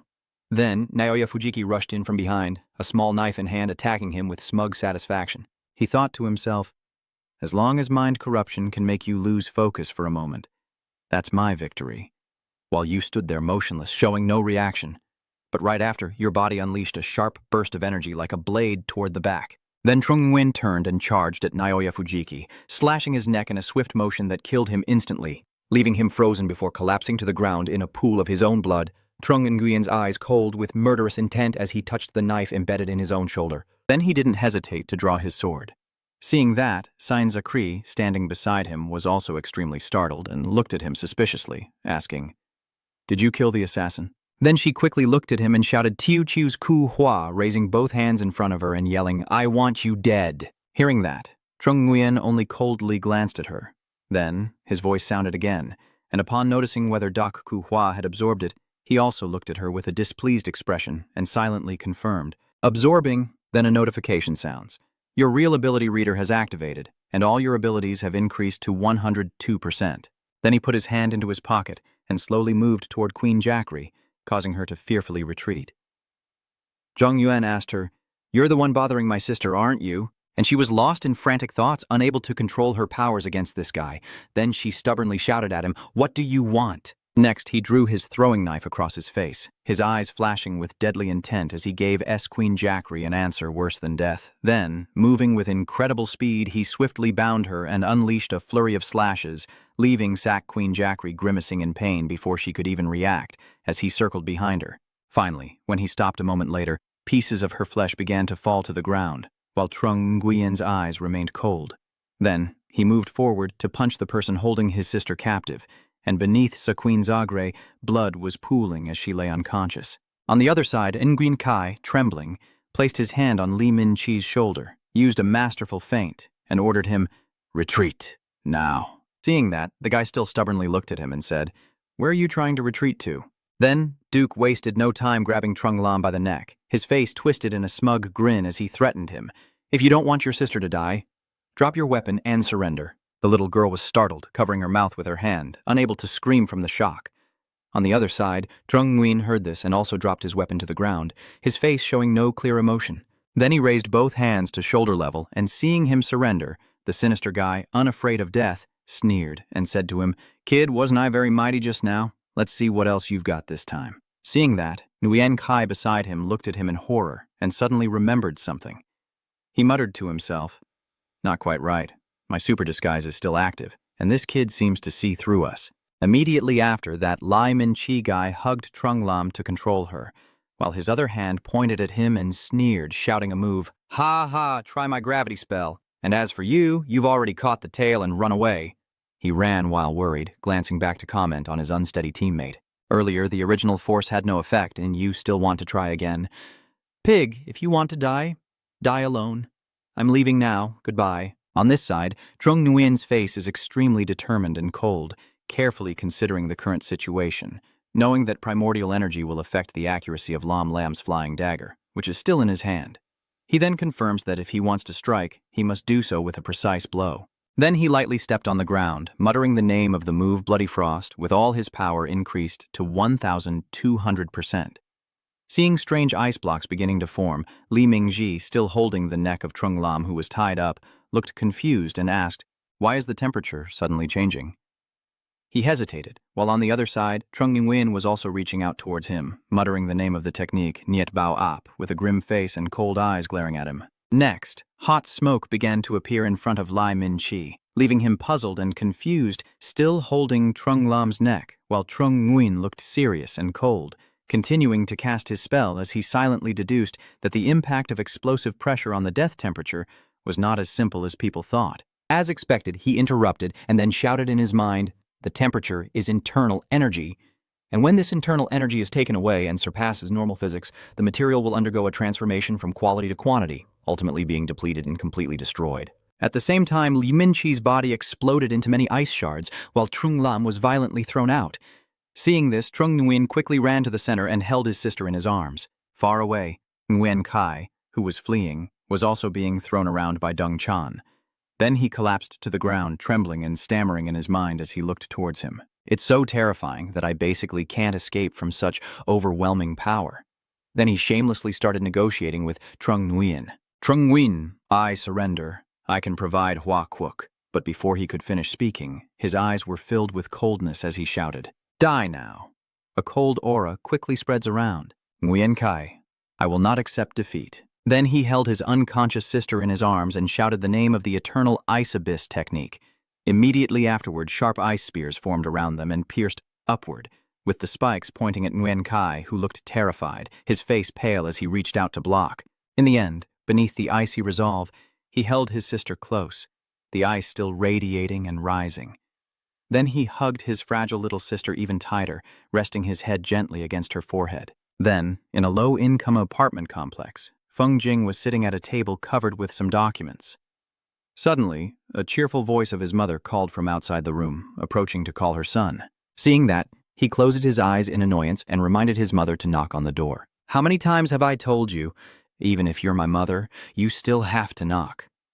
Then she excitedly raised her phone toward him to introduce something. "Come and see how your junior cut this. His knife skills are impressive." Hearing that, Feng Qin turned to his mother in confusion.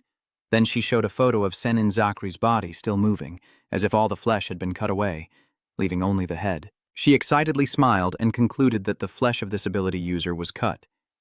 but he didn't die. Looking through the ribs, you could clearly see the state of condensed energy in his organs, a subject of great research value. Then she added that there was another person who had been frozen into a block of ice that hadn't melted yet, and was being sent to the Science Institute.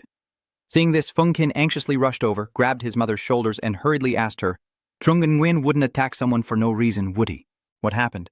Seeing that, Feng Truc Trin calmly brushed off the phone in front of him and smiled to reveal, the East China Military District is discussing this matter. Hearing that, he quickly grabbed his glasses from his desk and made a decision. I will go to Shandong City right now. Hearing this, she couldn't hold back her tears and softly reminded, I already said I was going shopping with Mom today. Is the apprentice more important, or I am more important? Hearing this, Feng Qin didn't hesitate and answered immediately, the apprentice is more important. She heard the answer and suddenly took out a cloth, pushing Feng Qin away with one hand and wiping her tears with the other, scolding him affectionately for being a heartless bastard, wasting 9 months of pregnancy to give birth to him. Seeing that, Feng Qin also looked back at his mother calmly and exposed her. I was immersed in nutrient solution until I was 12 and a half. You probably thought I didn't know. Hearing that, she still reminded him and said, see, I am also your biological mother. Hearing this, he also became serious and reminded her that if she is his biological mother, she shouldn't hide it from him. Then she asked again, what is the military district planning to do with him? Hearing that, she crossed her arms and stepped out of the door to reply to Feng Qin. They'll probably request a commendation for that boy. Hearing that, he looked at her in confusion. Then Feng Truc Trin turned around, gesturing with her hand towards her son and smiling to coax him. Let's go shopping with Mom, and I'll tell you some inside news. In the commander's office of the Huadong Military District, Trung Nguyen sat alone, hands clasped on his knees, looking worried as he pondered. In the process of killing foreign imposters, he would surely face interrogation, and then he would speak up to suggest a way out for himself. The cause of this is Robert's paranoia about being questioned whether he should pretend to be stupid or not. Then, a step is approaching him, but Trung Nguyen remains quietly seated, lost in thought. The sudden teleportation from the museum back to the academy is hard to explain, so I'll just pretend I don't know anything. Seeing that you're not paying attention to me, I'll quietly bow and introduce myself. I am Commander Anfang from the East China Military District. Then he added sincerely, on behalf of all the officers and soldiers of the military district, I sincerely apologize to you and your sister. Behind him, Xiao Tan was also approaching him from the side. Hearing him say that, Zhong Yuan also looked at An Quanfeng's actions and was stunned and surprised. Then, his eyes filled with shock as he shouted inwardly. Commander An continued to comment that the person who always quietly helped him behind the scenes was the one he fought in Hualong. Then he quickly regained his composure, stood up straight, and respectfully apologized to him. The one who should apologize is me. A few days ago, you fought a foreign student from Tumat Quoc and caused trouble for him. Seeing you like this, An Quanfeng also raised his hands in front of him as a gesture. Don't bow again, just look up and confirm. It's nothing, just doing what I should. Furthermore, besides apologizing, he also wanted to thank Trung Nguyen. Then he bowed his head, closed his eyes sincerely, and spoke to him. You saved my daughter An Tai from the Shenong realm. Then he added, as a father, that he wants to thank you. Seeing this, he also lowered himself more and sincerely apologized. She has given you so many good things, so it's only right that you thank her. Meanwhile, Xiao Tan also couldn't help but feel suspicious and wondered inwardly whose bowing posture was more proper. Seeing that the situation didn't seem to improve, he raised his hand to cover his mouth and cleared his throat before suggesting, how about everyone sit down first and talk? Seeing that, An Quanfeng also agreed and looked at Xiao Tan beside him to remind him. Yes, Xiao Tan. I want to talk privately with this boy. You stay at the door and watch out for anyone bothering us. Seeing that, Xiao Tan also quickly bowed his head seriously and confirmed, yes. Then only Trung Nguyen and An Quanfeng remained in the room. He sat on the chair beside him and reached out his hand frankly, saying, Classmate Trung Nguyen, there's no need to be so formal. Then he added, today we invited you to the military zone not to investigate or hold you accountable, just to talk to you. Hearing that, Trung Nguyen sitting on the nearby chair also looked confused and asked An Quanfeng in return, what are you talking about? Hearing him ask, he also didn't hide and directly revealed your abilities. Next, he recalled the stunned expression when he saw Trung Nguyen's fight and announced that the advisory team had analyzed your combat video and found that your actual abilities did not quite match the profile. Immediately afterward, he also openly shared internal information. This incident has alarmed the Institute of Science. Inside the surveillance room, the group of doctors watching the recorded battle concluded their analysis, and An Quanfeng announced to him that if they come to investigate and he cannot explain, then perhaps he will have to go with them. Back to reality, An Quanfong looked at him sincerely and seriously and asked, Trung Nguyen, did you receive the Joy King ability from those 1,000 normal spirit stones of the Joy demonic ghost? Hearing him say that, I was a bit surprised. Then I internally judged that it wasn't about probing, but directly revealing the truth to show the stakes. Hearing this, Trung Nguyen also lowered his head, weighing and contemplating deeply. Commander An is so sincere, why would I pretend to be clueless or stupid? I furrow my brow, step closer to Trung Nguyen, and make my own decision as I watch the birds soaring freely in the sky outside the window. My effort to become stronger is to defeat the alien race and protect Lam Lam. Hiding all my power blindly will only backfire. Immediately after, he silently concluded that since the military district was willing to treat him sincerely, it was okay to be honest about his abilities. Then, he also gradually moved toward the open window. The curtain sways in the wind as sunlight shines through, confirming with a voice that this ability isn't about revenge but about tit for tat, blood debt paid in blood. Next, Trung Nguyen announced again, most of your abilities are not fake. He paused for a moment before continuing. You've already surpassed the limit of 8 types. Hearing this, An Quanfong also looked at him with wide, amazed eyes. Immediately after, before he could react, he looked into the distance with unwavering determination and explained further. I can upgrade my abilities by absorbing similar types of energy. In the end, he confidently declared that with enough quantity, he could elevate to the peak level and gain new abilities. The remaining abilities of the child would also be upgraded step by step in the same way. Next, he turned around to confess more. But before he could finish speaking, An Quanfong rushed over, grabbing his shoulders and shaking him wildly. He looked at you with wide eyes, excitedly confirming again that as long as you give him enough spirit stones, he can boost his current abilities to the highest level. Faced with this excitement, Trung Nguyen calmly looked back at him and confirmed once more.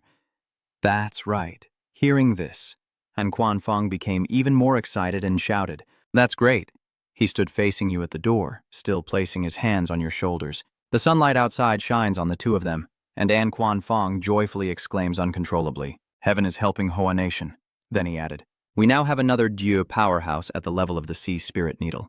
Outside, dusk begins to fall, enveloping the large building. Now, An Quanfong calmly sat down and watched Trung Nguyen explain, noting that in recent years, countries around the world have disclosed certain information about the Hu phenomenon to the public. He added seriously with a hand gesture, saying that only China can hide truths that are not beneficial to national stability. Even in the case of training materials for spiritual energy, many aspects are unrealistic. The more An Quanfong spoke, the more he confidently reached out his hand to him, with a serious and clear face, saying, The issue of protecting Robert's alien spiritual energy is not recorded in the files. And then added, The fact that Dang Thap Quoc can obtain intelligence related to you proves that there are hidden spies within Hua Quoc. But at the moment, the evidence cannot determine who is truly responsible. Seeing this, Trung Nguyen sat beside, crossed his arms on his knees, looked at An Quanfong, and shared his own judgment. Using you as bait to lure the hidden agents into the open is better than fighting in the dark and hiding in the light. And Quanfong also agreed without hesitation when he heard the suggestion. With this matter, I will think of a way to arrange it. Go back to school first and wait for my news. Hearing this, he also stood up from his seat and watched him take his leave, then said goodbye. So I will leave now and wait for good news from you. And next to An Quanfong Ni, she remembered something and looked back at the English speaker to call out. That's right, there's also something related to your parents? He hesitated for a moment. Trung Nguyen turned away, his face unreadable, but he was angry as he spoke and gave his own answer. Haven't they been dead for a long time? Then he also stepped outside and closed the door without hesitation. Inside, only An Quanfong remained, his face furrowed in confusion as he looked at his trembling hands, recalling 10 years ago when a disaster struck Shandong City, affecting many ordinary residents, including the boy's parents. Then he added to hide the truth, using the boy's parents' names to get living expenses for the cousins. In the end, An Quanfong glanced around with a sharp yet compassionate look, silently making his judgment. It seems the boy has already guessed the truth. Outside, Trung Nguyen quietly walks under the sunset without looking back, as memories of his childhood keep flooding back into his mind. I'm sitting at the dining table with a small birthday cake in front of me, smiling brightly, leaning on the table and looking at the person opposite, saying, Lam Lam, happy birthday. Recently I've been working extra at a bakery. This piece of cake was a gift from the owner for us. Over there is Trung Lam, her face full of sadness as she asks her brother, Will Dad and Mom not come home this year either? Seeing that, Trung Nguyen also looked at his sister with a smile to comfort her. Our parents are very busy and can't come home, but what they can't do, I can.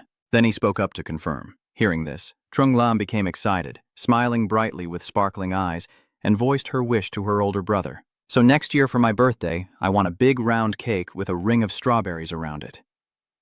Returning to the present, Trung Nguyen was holding a large cake in front of the former head teacher, who stood with his hands in his pockets, looking at him and announcing, "The wound on Trung Lam's body has healed completely, but the psychological trauma may take some time to recover," so he also confirmed this with him. "She will be fine. Vice President, you should go back first." Then he also agreed, "So I won't disturb you and your siblings anymore." Right after, Trung Nguyen entered his sister's hospital room, smiling and holding up a cake as he cheered her up.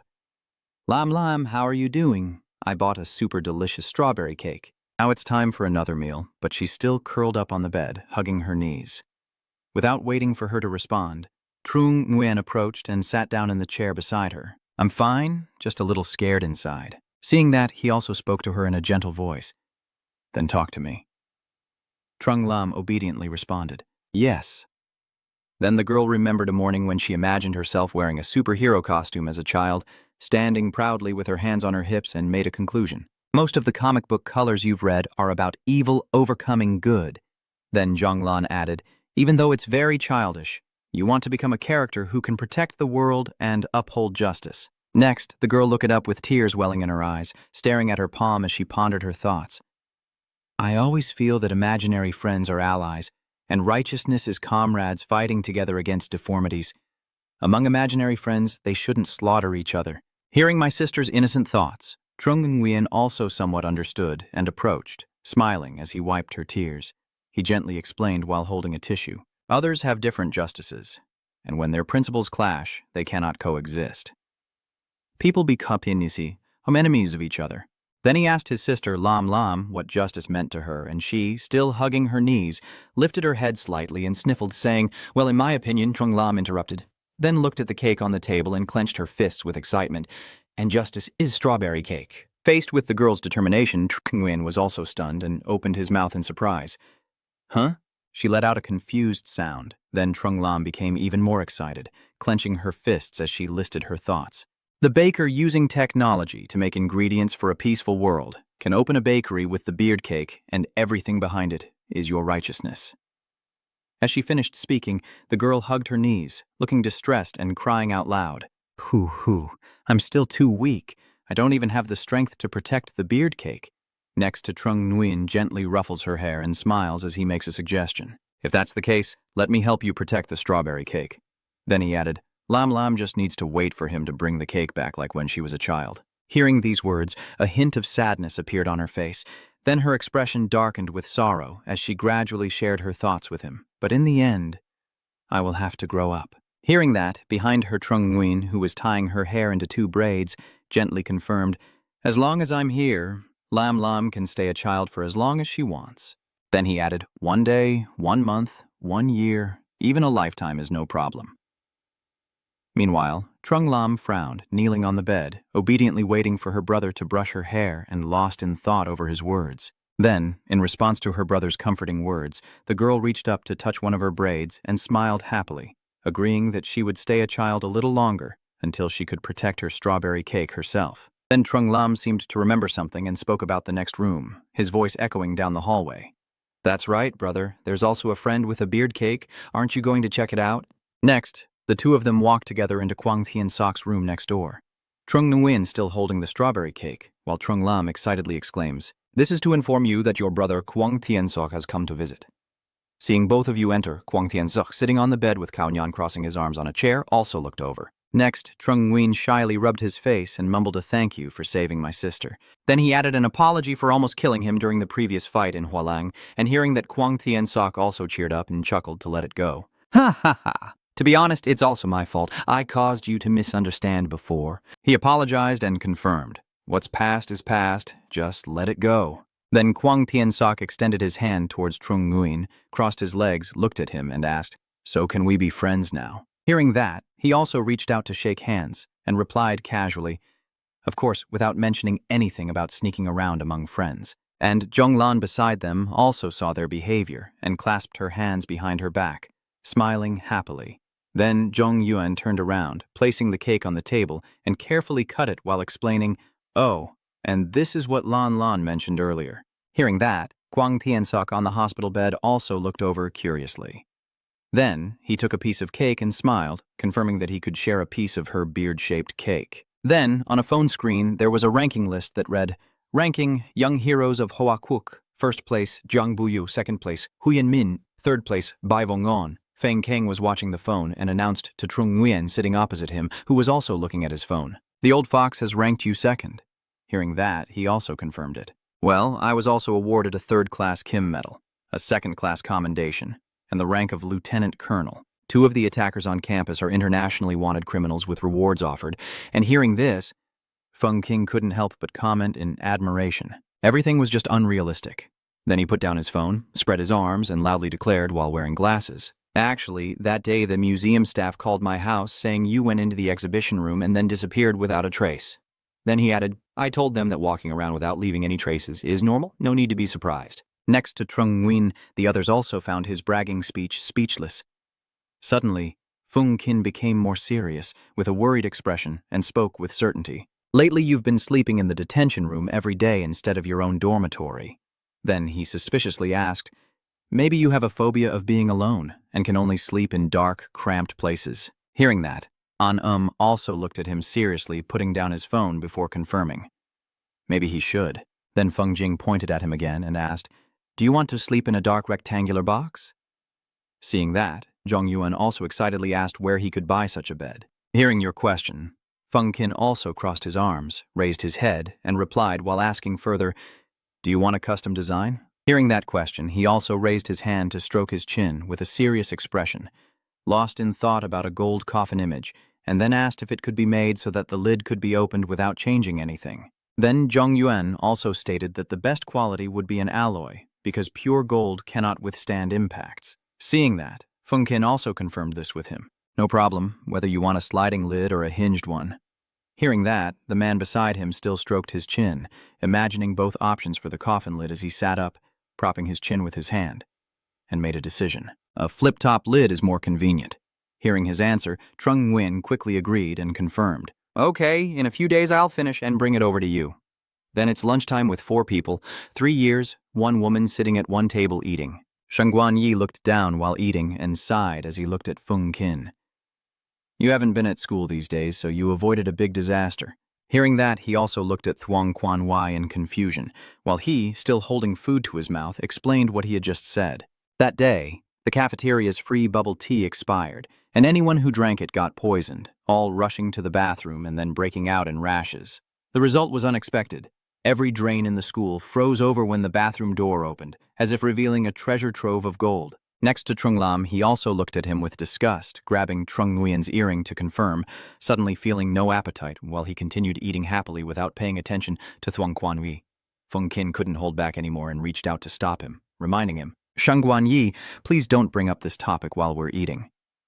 Meanwhile, Zhong Yuan continues to eat happily, holding his bowl of rice and chewing without a care. Hearing that, he also nervously shook his head and changed the subject to something else. Well, I was suspected of having a feminine tendency because I wore women's clothes for photos, which led my family to arrange a matchmaker for me. Seeing that, Feng Jing beside him also looked over with a puzzled expression, picking up some food while imagining his girlfriend and asked again, Aren't you already gentle now? Seeing that, Shangguan Yi honestly responded, They say Mon is guarding the alliance. Hearing that, Feng Qin also sneered and turned his face toward Thuong Quan Wai to make a comment. What is this? She's beautiful, has good results, and a big butt. Standing next to you, she's like a jasmine flower stuck in a pile of manure. Hearing that, Trung Lam next to her also looked over and asked confusedly, Is a big butt also an advantage? Meanwhile, Trung Nguyen was holding a bowl of rice and chopsticks, watching the two gossip, while Feng Qin, hearing her question, also turned around and gestured confidently to affirm. Of course, and to add, a wider pelvis in medical terms makes childbirth easier, so that's definitely an advantage. The girl leaned on its shoulder, listening to Feng Qin, when suddenly Trung Nguyen scolded him, Feng Qin, don't corrupt my sister. Hearing that, his face also looked quite dejected, as he explained further, with a reasonable reason.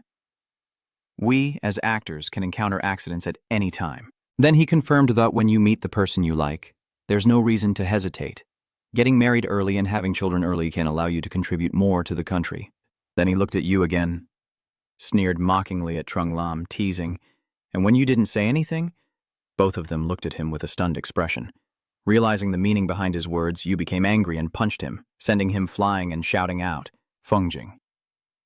That afternoon, at the training ground, he was punching students lined up in the sun, along with a teacher standing nearby who announced to them, "Starting today, our class will conduct practical training every 2 weeks, including specific content such as martial arts practice, physical training, and mental meditation."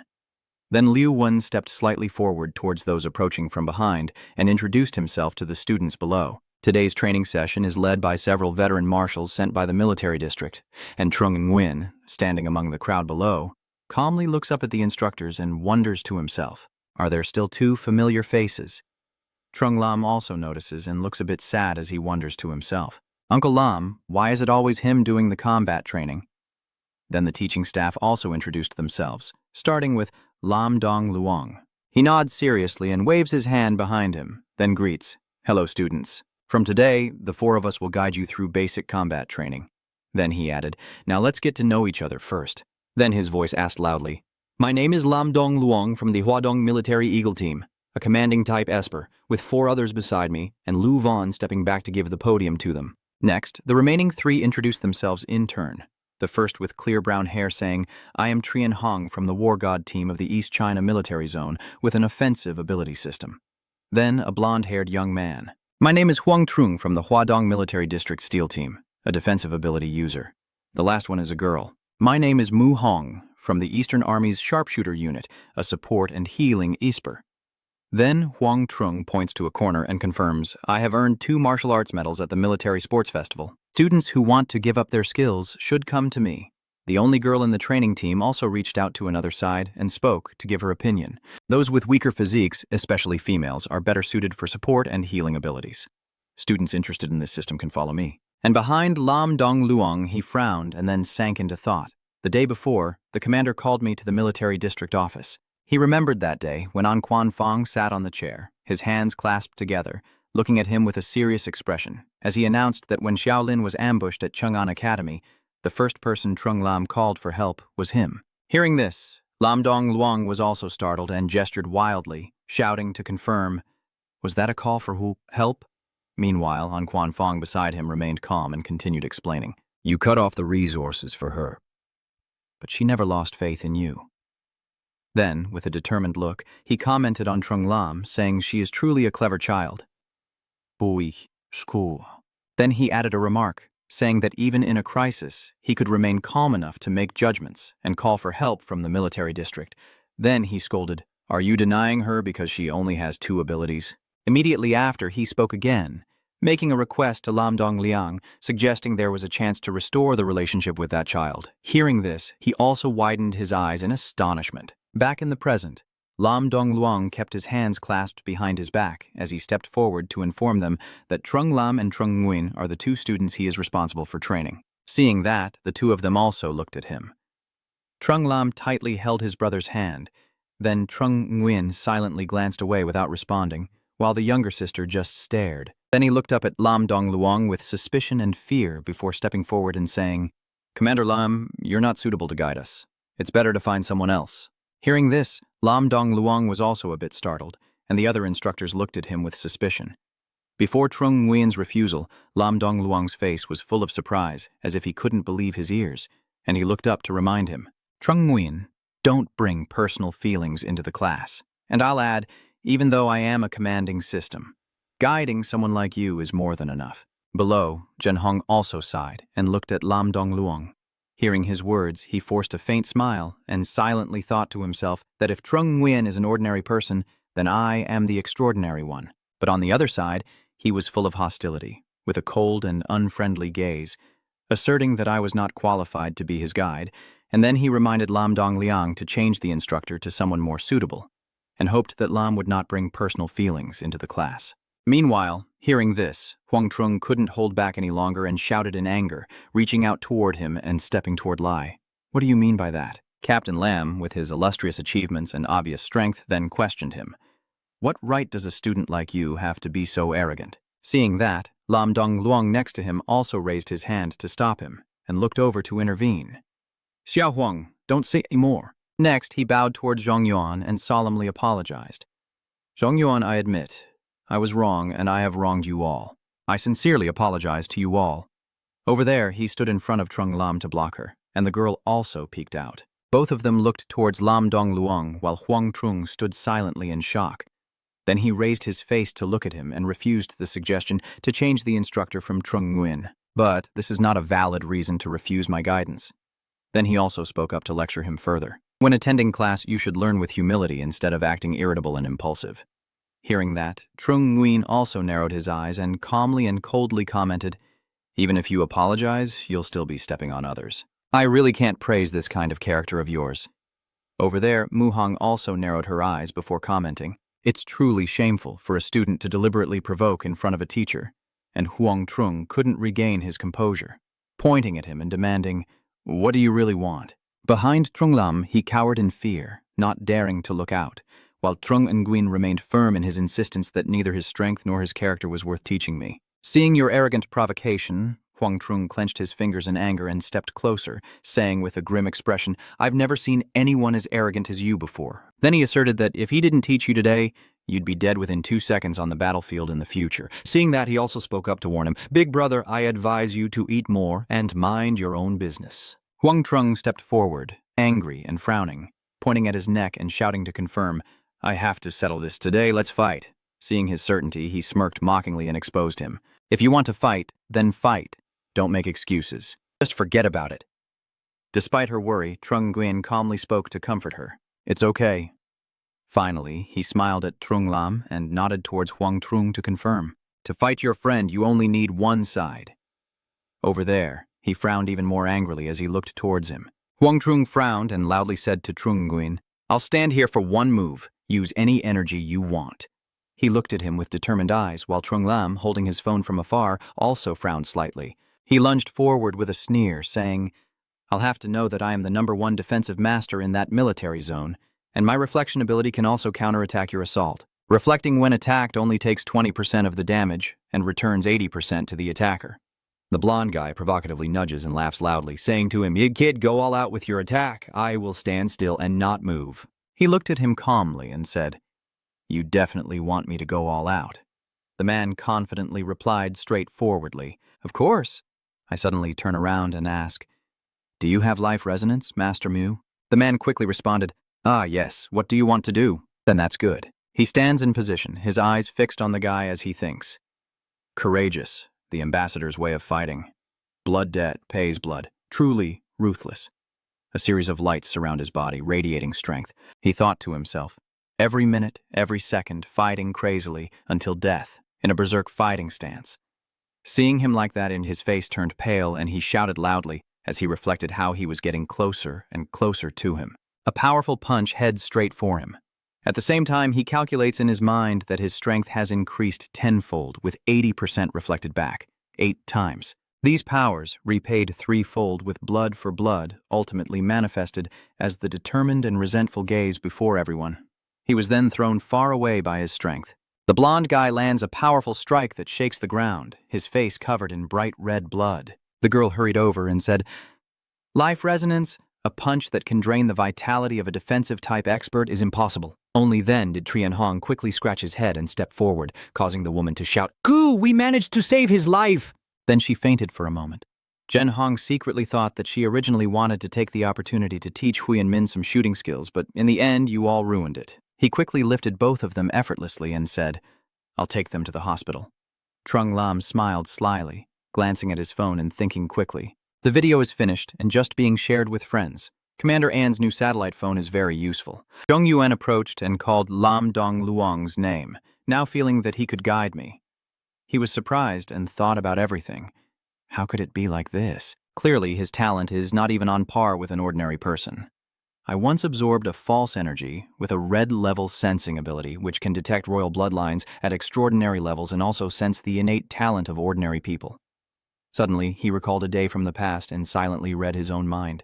That day I happened to meet Trung Lam, and her innate ability automatically activated. Clearly, she is very suitable to become a psionic, and in the future, she could become the most powerful expert in Hoa country. I quickly thought further. I also checked Trung Nguyen's talent. and rarely has there been someone so unsuitable to become a psionic. It really makes you wonder if he and Trung Lam are siblings, since they don't look alike at all.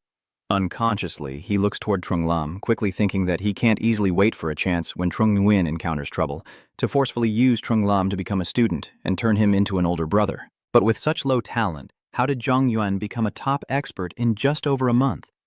Could there be a problem with my psychic sensing ability? Then a knowing look from afar gazed towards Trung Nguyen, suggesting that judging a person's worth solely based on instinct might be a mistake made at the Hoa Lang Academy. Huang Tin Sok, resting his chin on his hand, stared intently at his phone and wondered, huh? Trung Lam posted a new update on his circle of friends. Trung Lam's message appears in front of him, asking if my brother is handsome.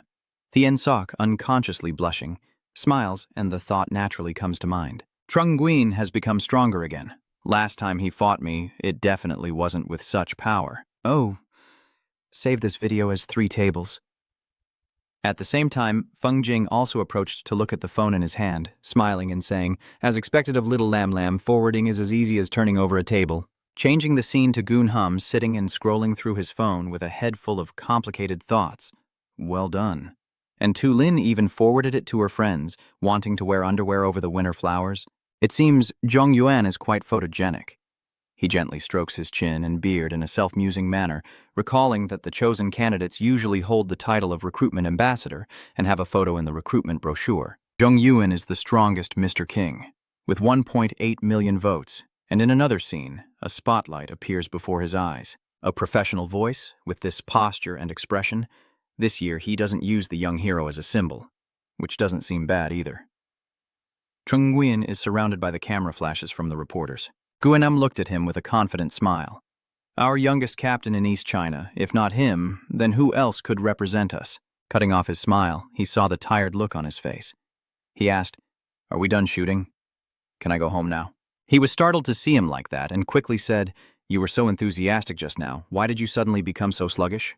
He responded immediately after hearing this, which is a facial expression typically used in business. Trung Nguyen closed his eyes and hurriedly thought to himself, feeling that he had an extraordinary ability to appear adorable, making those around him unconsciously develop goodwill towards him.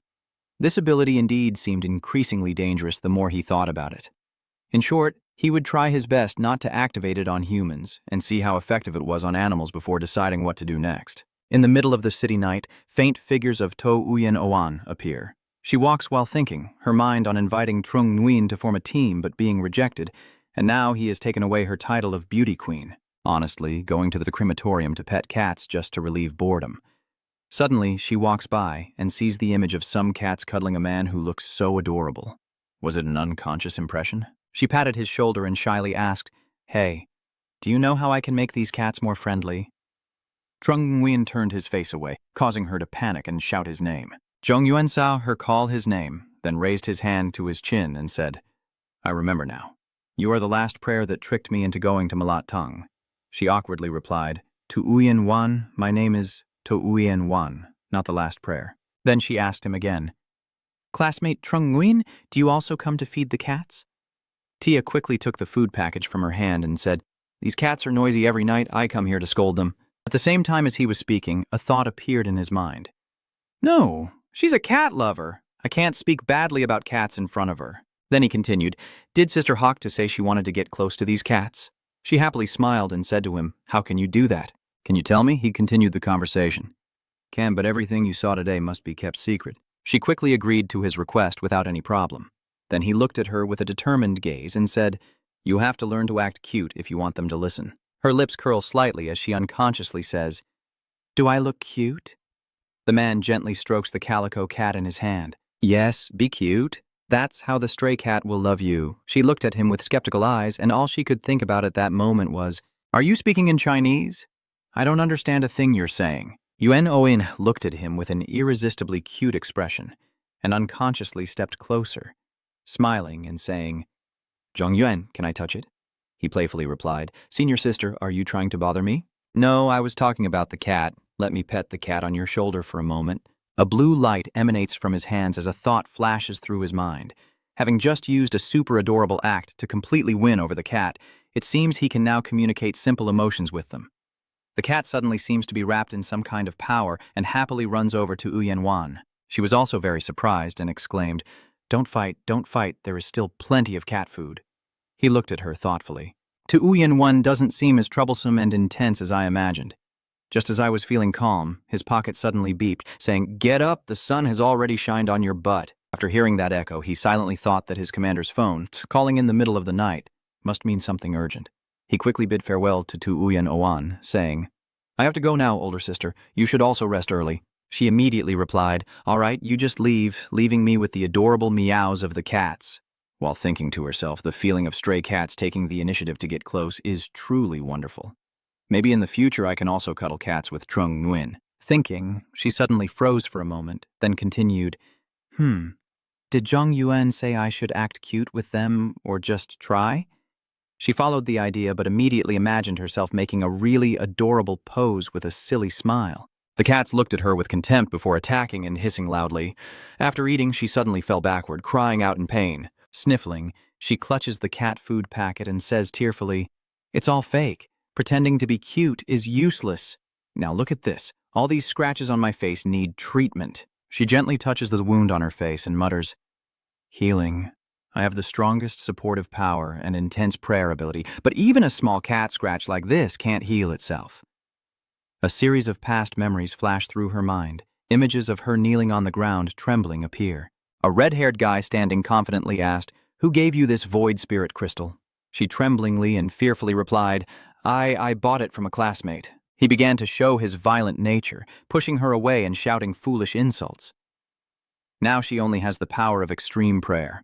As long as she stays behind the front lines so others can copy her abilities in cooperation, she can avoid life and death battles and still gain fame and fortune. The corrupted spirit of the medium prayer is the foundation for our family's wealth and glory, and it must never be tainted by the worthless healing power of the wind. He beat her until she was trembling and writhing on the floor, then turned his back and continued, luckily, you're just a useless waste with no talent. Aside from the corrupted spirit, you can't absorb anything else. Before she finishes her condensation, the mutant void spirit inheritance should stay here obediently and not do anything unnecessary as another unpleasant memory surfaces once again. Surrounded by sarcastic and contemptuous words, they all say that the strongest is the best love potion. She has so many pursuers, they must all be chasing after the central prayer, right? Once the prayer reaches its peak, she will become a burden and still need protection. How troublesome, as a cooperative tool, she can still be used. Ha ha ha ha. Liu Wen raised his hand without even looking at her and said, sorry, your family told me not to activate the power for you. I want to stand shoulder to shoulder with my comrades in battle. I don't want to be a burden relying only on others for protection. If the world of false energy truly has gods, I pray that you answer my small plea. Her tear unconsciously touched the hollow crystal, and a tone resonated from the crystal. She gained the ability to heal with wind, her face full of surprise as a helicopter flew through the sky, making noise as it descended toward the ground. Zhong Yuan, sorry to bother you at such a late hour and disturb your rest, but the situation in Jinling City is urgent, and the fortress is about to fall. He immediately connected and continued, no need for formalities? Commander N, just send me the battle updates and the documents. The other side quickly responded, okay, your current satellite phone can connect directly to the battlefield communication channel. Remember to connect later. He simply replied with one word, yes. Little Kair, I didn't expect you to also be a pilot. It's normal. Dongfeng Delivery specializes in logistics for the dimensional travelers, with one person handling multiple roles. You keep talking, working late into the night must be exhausting. I'm just someone insignificant. You guys are the ones really working hard. The conversation ends between the two at the open wilderness site on Niu Tu Mountain in Jinling City, 4 hours earlier, during the Tai Ko-Siem alien invasion. The power of the Tai Ko superspecies is rapidly growing, with deadly scythe attacks, lethal surveys, and ultra-strong excretion systems as a fierce battle erupts. One of the soldiers says, there are too many bugs, we can't kill them all. This isn't even a level green difficulty. 6 teams are too few, Huang Thin team is about to collapse. Before he could react, a bug charged at incredible speed, and a scream of pain echoed out. After hearing the scream, Guo Nam said, the Huang Tian team has been wiped out. No, Xiao Yue is getting married next month. She can't die. He quickly comforted him, saying, don't say anything else. Just deal with the insects in front of us. As they struggled to fight the terrifying bugs, a voice from the headset rang out. This is the command center. All personnel retreat and preserve the strategy. Are you going to ignore the lives and deaths of the people outside? If we die, let others come and continue the fight. The 12-year campaign battle when Tai Ko Seam attacked the boundary world with over 100 casualties to suppress it is still deeply imprinted in our minds. An Xuanfang also quickly said, "The border world has already sent 9 emergency anchor points. It's not easy to break through. Powerhouses with combat strength can turn the tide of the upcoming battle, so I ask you to retreat because I don't want any more unnecessary sacrifices." Finally, Zhong Yuan has arrived. Shipper quickly relayed the message to Eastern Delivery, calling the command center. "We have reached Newtu Mountain, please give instructions." A voice responded back, "The command center has received it. The portal will open in 50 seconds. Fly at maximum speed." Dongfang understood. The Sniper told him to let the helicopter charge forward at full speed. Ni Sniper begins counting. 1, 2, 3, and they successfully enter the Fuang world. At this moment, a group of people within the system looked outside and received information from the outside. The communication tower on Newtu Mountain detected an unusual connection. The person logging in is Huyen Nin. A man raises his hand and says, "Let him into the channel and grant him level 1 access." "Lower your voice a bit. My ears are about to burst," the blonde guy ahead said. "Shh." Huyen Min's voice sounds still very young. Konam quickly responded, saying he complained about the communication volume being too loud, but he hasn't been to the battlefield like this before, right? The goat-headed man continued, "I just hope this strategic-level powerhouse can turn the tide." Turning to Trung Nguyen, suddenly a swarm of bugs rushes in from nowhere in large numbers. An Sniper screams in panic. Dongfang requests orders as the insects fly toward the helicopter. Suddenly, Zhong Yuan said, "Increase the altitude now." Sniper was surprised to hear him and turned around. He quickly said, "Increase the altitude until I tell you to stop. Hurry up." Rapid thoughts raced through his mind. Did the Tai Ko scythe absorb it or not? It doesn't absorb. Wait until the right moment to act. It kept repeating in his mind. He looked down to adjust his altitude. 1,500 meters, 2,000 meters, 4,000 meters. Wow! Remember, this altitude has finally disappeared. Holding his backpack, he told Nye Shipper, "Okay, the air below is toxic. Stay at this altitude and avoid poisoning." Huh? Increasing the altitude was because of me. I didn't have time to say anything before Trung Nguyen said, "I'm going down first. Shipper, trust me. I'll take you back." He just smiled faintly and quickly jumped straight down. The gray-haired old man looked at the system, saw him jump down, and exclaimed in panic, "Why did Huyen Min jump directly down? This height is 4,000 meters. The maximum safe landing altitude for a parachute is only 1,000 meters. The person next to him also quickly replied with certainty. He has a special descent skill. The image shows him jumping down into a pile of disgusting insects. The sound from the earpiece echoes. No way. Why did he suddenly parachute in over something trivial? I heard the reproach from the headset and replied, "Uncle, if there's nothing wrong, don't shout like that." Hearing the reproach, he lowered his voice and continued, "Sorry, I'll speak softer. May I ask what ability you used to stay at the mid-altitude stage?" Everyone around quickly started whispering and gossiping. If Huyen Min dares to criticize the staff officer for talking too much, those beside him are also cooking wolves. And the important thing is that the staff officer isn't angry at him at all. "Are you sure you're focusing on the right target?" Huyen Min is at an altitude of 3,000 meters. Back in Zhongyuan, he suddenly took off his support gear and said, "I won't use my abilities, just jump on a big lizard's back and if they attack me, we'll deal with it then." Then he unleashed a super move to lure those insects. Konyan heard the sound of his battle and quickly warned, "Don't disturb him." Before she could process what was happening, the voice from the headset continued, "It's over now. These bugs aren't as smart as the royal cats." Everyone shouted in panic, 2 seconds is over. The people on the helicopter also panicked and shouted, "Commander, what does he mean? What is a wildcat?" Gu Trung replied calmly, strategizing. He fought while thinking, his ability to feign innocence being inconsistent, extremely useful for cats and insects, and once unleashed, it could make them obey continuously. Then he looked at the phone showing the location, thinking that out of the 6 possible combat teams, only 5 remained, totaling 30 people. Suddenly, he glanced down and saw a swarm of insects rushing into a cave and instinctively asked, "Strange, why is there a swarm of insects heading straight for all of them? These insects aren't very smart, they probably can't sense their position. Could it be that in the ancient civilization there exists an individual with high intelligence who can also communicate with others?" He quickly relays the information to Konam's team. "There is a large swarm flying towards you guys. I'm heading over to help you retreat." Konyam panicked and quickly shouted into the headset, "We will handle these insects ourselves. Huyen-min, just focus on completing your mission." Hearing that, Konam immediately argued back. "These guys are not normal. Killing them slowly would ruin everything."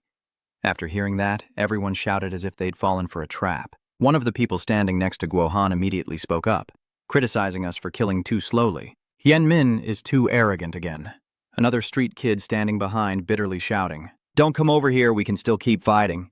The blonde guy has already lost his temper, holding up a firework and shouting loudly, risking everything to fight these insects and avenge the Huang Tian team. Before they could react, someone pointed outside the cave with a figure in sight. "Wait, I think he's here." You stand tall and look incredibly cool as you say, "Do any of you fear heights? If not, I'll let these guys take you to a safe area," Konam exclaimed with his mouth agape, having controlled 31 targets at once, breaking the highest record in Hua country. Your expression, even with blonde hair, doesn't seem much different from before. Is this the strength of a strategic level esper? Someone is asking. Are these insects poisonous enough to turn people into monsters? He answered with a difficult-to-express confidence. Their venom sacs are located on their legs and release poison when they rub against the ground. Their droppings are also toxic but become harmless after flying away. It's an urgent situation. Everyone follow my command. Attack the bugs. Then countless insect girls appeared. He simply turned away and kept thinking. Let them all go to the sky. Then I can focus on studying the secrets of these creatures. He gently pulls out a blazing red sphere, wondering if the Tychoseum's void core can absorb it. The Tychoseum's void core has the following abilities. Super-level proliferating red cannot level up. Super-level proliferation with increased reproductive ability can produce thousands at once.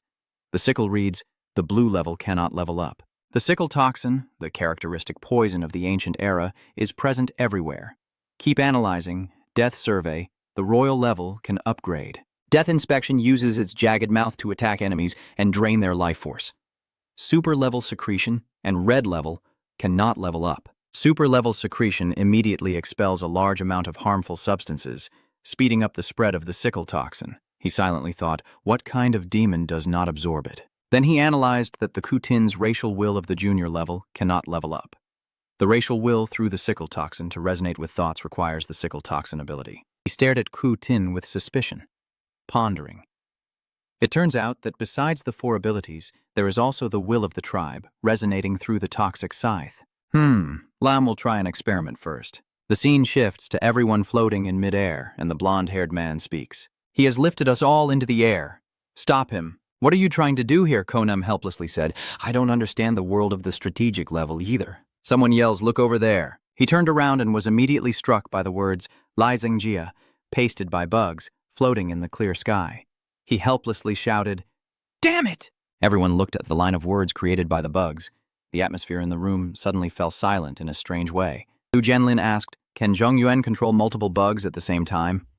And Quan Feng cleared his throat nervously and said, Don't ask, asking is a strategic level. Ooh. Hey, Trung Nguyen, can we negotiate the overtime fee? Maybe you could do a live stream on your phone so we can see what's happening there. Can you see it? Lu Qianlam asked. All right. The young man in the white suit cried out in panic, God, there are just as many bugs as 12 years ago. And Quan Feng said with a serious expression, The previous estimates were still too optimistic. Lu Jianlin said, We have to kill these bugs before they multiply out of control and deploy incendiary rounds to carry out a disaster relief bombing. Trung Nguyen stood on top of a bug and said, We don't need to use fire bullets just yet. Lu Qianfang on the other end of the line called out in doubt. Zhong Yuan extended his hand to activate his super-level semi-mind skill, believing the previous experiment was successful. Controlling a small part of the bugs with the willpower transmitted through the toxin could make them all obey. Trung Nguyen's command was transmitted into the bugs' brains, retreating to the nest. Return. Return. Taiko Seam suddenly halted and then turned back to retreat. The people in the command room were stunned to see the swarm of bugs pulling back and exclaimed, Oh my God, Taiko Seam is retreating. Another person said, That's incredible. Someone else exclaimed, I've never heard of a different race retreating into the wilderness before. The voice from the communication device transmitted to Trung Nguyen. A miracle. Trung Nguyen has achieved a miracle. We are witnessing the birth of history. Suddenly, he notices another ancient giant insect. It is holding an arm and not affected at all by the super-level cheat. Zhang Yuan suspects, this smaller lizard isn't affected. Could it be the Trung Vuong? The yellow-haired boy, through the communication device, saw the scene and shouted in silent rage, Trung Nguyen, kill that bug and avenge the Huang Thien team, I beg you. The black-haired man, his team leader, shouted, Don't decide for yourself. The blonde-haired young man desperately pleads, That was Xiao Ai's weapon. She was killed by the bugs and I can't find her body anywhere. She's getting married next month, Zhang Yuan replied. Yes. He drew out 2 throwing knives and stepped onto the ground. Trung Nguyen aimed carefully, then threw both knives forcefully at the bug. The 2 throwing knives charged like thunderbolts but were blocked by 2 other bugs emerging from the ground. The bug, startled while trying to grab its hand, suddenly realized the attack. Trung Nguyen thought to himself, "It has realized I'm here," and wants to escape. It could still command other bugs to cover its retreat. Seeing the special bug digging a hole to burrow underground, Trung Nguyen knew he absolutely couldn't let it escape. And Lao uses his freezing technique, sending icy shards that penetrate to restrain the bug's movements. Trung Nguyen quickly picks up the weapon that was lying on the ground of Tia Wook.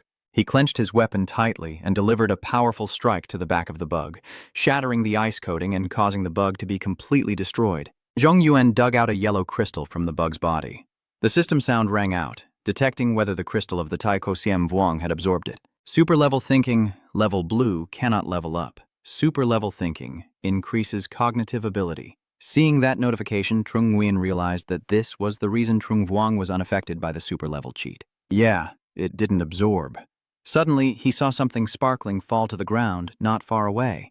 Trung Nguyen approached and picked up the diamond ring, then looked at it and thought of Feng Qin's words.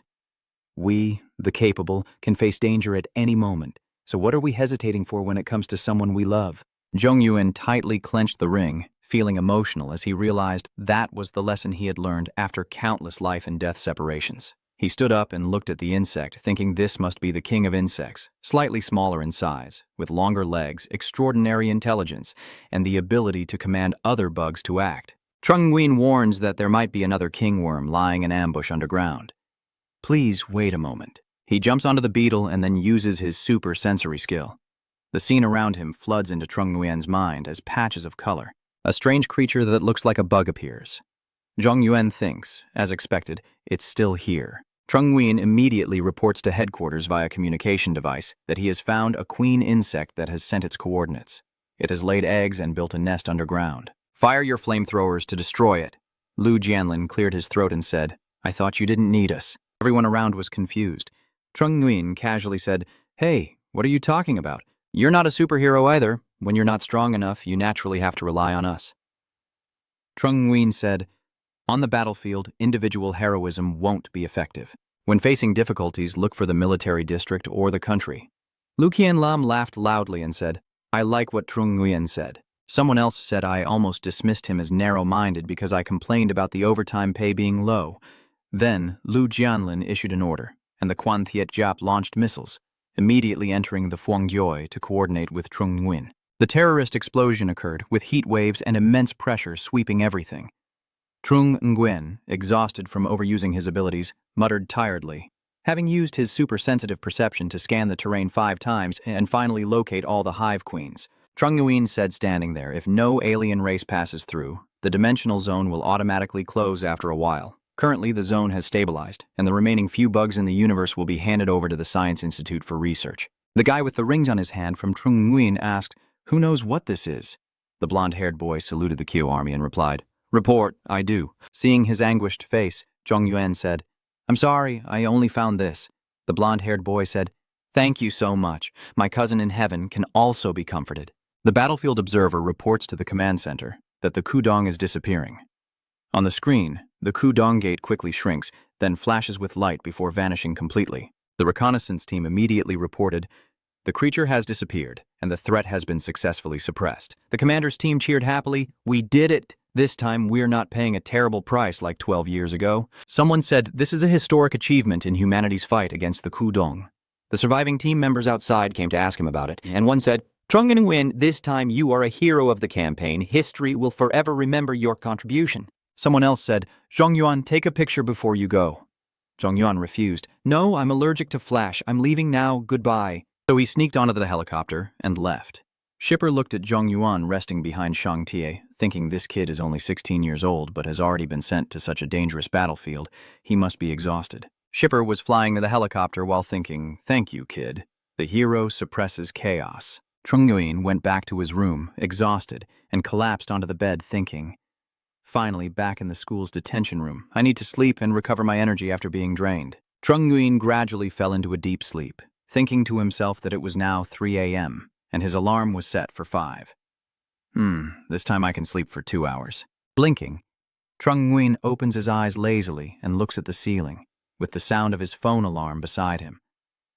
Time to wake up. The sun is already shining on his butt. The screen shows 7 o'clock sharp.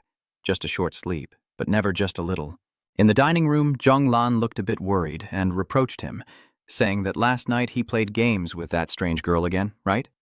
Feng Kang told Yuan that you have 2 huge dark circles under your eyes, so it's best to be honest and explain, to avoid hurting little Lam. Hearing that, Trung Nguyen helplessly thought, I don't even have a metabolism. How could I have dark circles? Trung Nguyen tugged at the corner of his eye and asked, Thuong Quan Wei, do I have dark circles? Shangguan Yi saw the deadly look in Long Lam's eyes and responded with a bow.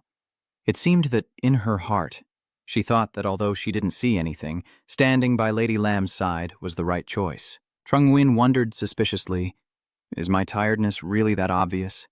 Why does everyone say the same thing? Trung Nguyen honestly said, all right, actually I was fighting with some cockroaches in the room last night.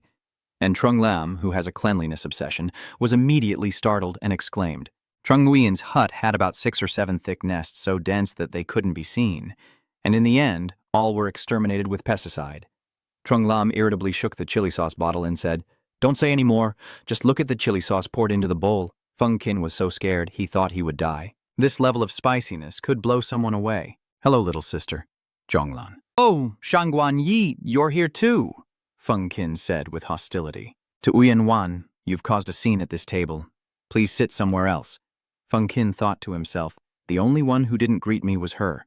She did it on purpose, right? Tu Uyan Wan refused to admit defeat and argued back. I already ate. I just wanted to say hello to the junior brother. Tu Uyan Oan leaned in close to Trung Nguyen, playfully revealing her curves, and suggestively said, tonight you can continue what we started last night.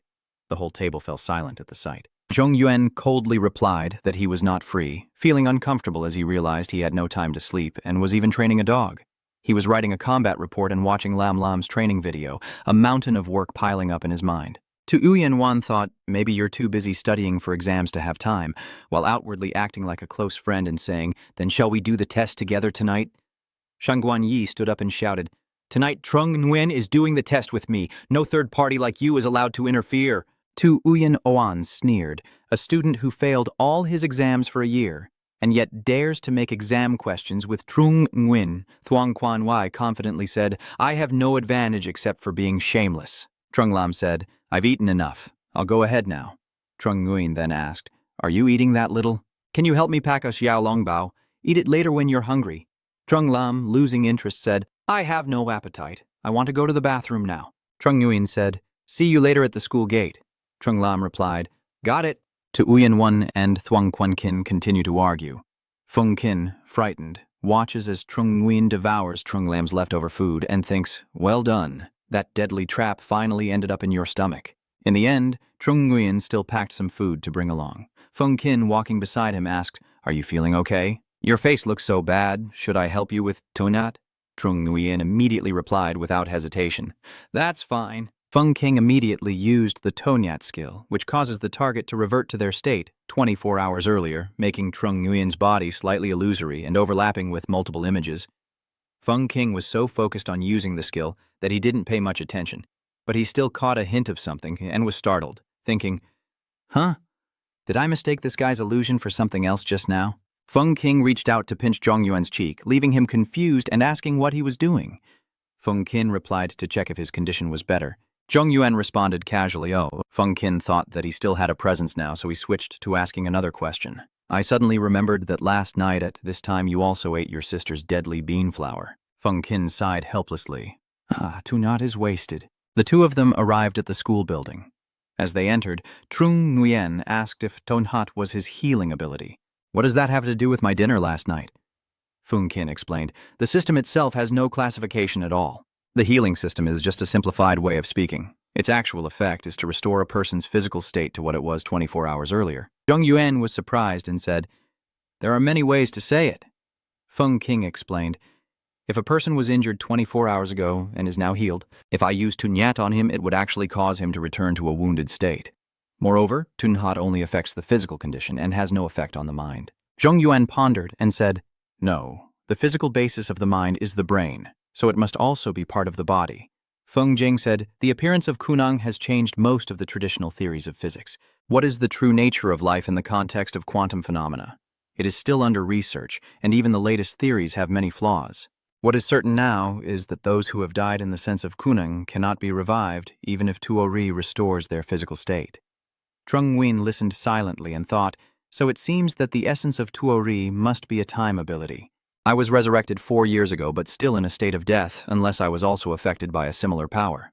Trung Nguyen remembered that strange golden coffin, and a bold hypothesis rose in him. Perhaps the power that allowed me to be reborn was more than just the golden coffin. A few days later, he carried a large box and called out, "Zhong Yuan, your package has arrived." Zhong Yuan rolled up the shutter and said, "Put it in the storage room at the end of the first floor." "Thank you," Anne Chaper replied. "Okay." Trung Nguyen looked at him in disbelief, thinking, "I never expected my brother to also be a psychic." "Not bad. Not bad. It looks just like a golden coffin, so I can sleep well, even without going to jail in the future."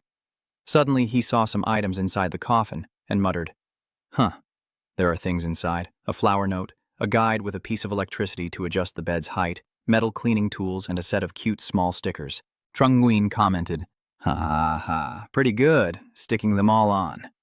So, the coffin lid was covered with a bunch of sticker messages from his shipper. Warm smoke floats above the teacup. And Quan Fong told Trung Nguyen that he called him to the military zone today for 2 reasons. And Quan Fong is rummaging through the wardrobe and says, "First, your overtime pay has arrived. If it weren't for you in the ancient relic movement, Kim Lang City would probably have to retreat entirely, with losses beyond measure." Finally, An Quan Fong handed a metal case to Trung Nguyen and said, "Besides the military merits and bonuses, they also awarded you a Flaming Emperor medal." Trung Nguyen asked, "Can I refuse to accept it?" "Your dorm already has 2, so keep it tight or I won't give you the overtime pay." He thought to himself that this VM Huang medal of a super high rank is something I still desire. Yet the kid is complaining. Trung Nguyen scratched his cheek awkwardly and said, "Oh, so the VM Huang medal isn't part of the overtime pay." An Chuan Fong placed his hand on the nearby safe and said, "Your overtime fee is here." Trung Nguyen eagerly asked, "What is this?" An Chuan Fong replied that he had allocated 12,000 solid crystal bones of snow and bone for him. Zhong Yuan asked back in surprise, "Is all of this yours?" An Chuan Fong generously said yes. "You can absorb as much as you can. But you must remember, this power is a gift from the country and the people. I hope you won't forget to use your initial intentions on the right path." Zhong Yuan nodded and replied, "I understand. Does the system detect whether the ice crystal has been absorbed or not?" Zhong Yuan said confidently, absorbing energy from all those shards like a waterfall flowing into Trung Nguyen's body. The system keeps notifying. Your super-level sensing ability has been upgraded to level max. You have gained a new ability. The red level air bullet can be upgraded. The red level air bullet at max level enhances your abilities. The red air bullet has leveled up, and you have gained a new ability. The heat shield pressure can be upgraded to level 2. The system notification is slightly delayed. Blue freeze level max. Your freezing ability has leveled up. You have gained a new ability. The extreme cold red level can be upgraded. It is now level 8. Trung Nguyen Ni's gold level increases by 1 for each gem, green level by 10, red level by 100, and calamity level by 1000.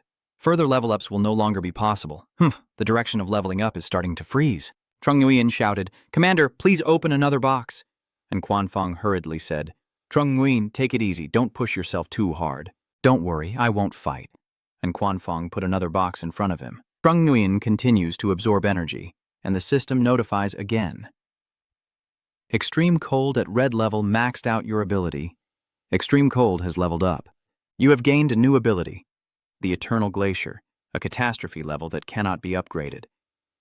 Rebirth at the gold level max. Your rebirth ability has been upgraded. You have gained a new ability. Eternal green level can now level up. Evergreen Unyielding. Green level max. Your green eternal ability has leveled up. You gained a new ability, an immortal body at red level and capable of leveling up. Zhong Yun raised his hand and said, the heat explosion pressed down. The eternal ice abyss and the immortal body all emerged. After the heat explosion, the level of disaster too seemed to be blocked by some force, making it difficult to level up. The eternal ice abyss cannot level up. Only the immortal body remains at max red level. So Trung Nguyen raised his hand and said, "One more chest." An Quanfang was surprised and asked, "Kid, are you a spirit beast?" Zhong Yuan continued to absorb another barrel. System notification, immortal body at max level red. Your ability, immortal body, has been upgraded. You have gained a new ability. The power of life, level disaster, which can be upgraded. Power of life, level disaster 2.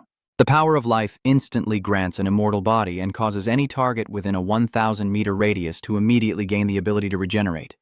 Trung Nguyen said with a sigh. "Commander," An Quanfang asked nervously, "are you okay? Do you need to contact someone for treatment?" Trung Nguyen said, "Now you are the treatment system itself. I just gained a new ability that can make others also achieve rebirth effects." And Quanfang exclaimed in shock, "What?" He immediately reached out and grabbed a dagger. Then An Quanfang wasted no time and stabbed the dagger straight into his palm. Seeing this, Trung Nguyen turned pale and warned him, but without hesitation he acted immediately. "Truly evil." And Quanfang eagerly urged, "Hurry and let my uncle see." Trung Nguyen reaches out and calls out, "The power of life." A green light circle surrounds An Quanfang's hand. Seeing the flawless hand, An Quanfang exclaims, "Incredible! This speed is equivalent to a high-level gold level 9 rebirth. What is this ability called? Are there any restrictions on its use?" Zhong Yun honestly replied that the power of life has no usage restrictions, but he thought that with his sense of time, he should report more, just in case. So he blurted out that using it would consume a lot of mental energy, and the more you use it, the more you need to sleep to recover, at least 2 days. Commander An Quanfang happily said, Yes, this is great. Another strategic healing ability has been born. Its healing power is even more versatile than Tunat. Finally, I can hold humanity in my hands." Zhong Yuan replied, "Commander, isn't it what you told me to come here for? 2 things? What is the second matter?" And Quanfang calmly cleared his throat. "Oh, I see." And Quanfang turned back and said that the second plan, the baiting scheme within the Hoa Nation military zone, has been arranged. Elsewhere, in a luxurious and elegant building, the red-haired woman holding a glass of wine approaches the wooden railing. The bright red wine is poured into the second glass. The red-haired woman said, "Commander An Quanfang of the East Sea proposed letting students enter the paper zone to retrieve the relics." She said, "Using this to conduct the college tournament selection is clearly a trap to lure us into attacking Zhong Yuan." Bak Lahao said, "How could I not see that An Quanfang's way of fishing with salty bait was obvious? Agreeing to his proposal to open the border in Huaquoc was just a plan to deceive." The red-haired woman said, "You sold information about Trung Nguyen to Dang Lin, leading to the ambush at the school.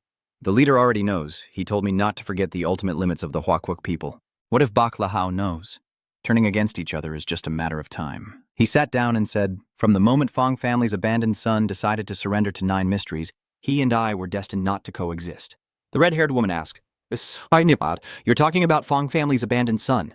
Was the person cured of cancer by absorbing the hard star of Snowbone Snake?"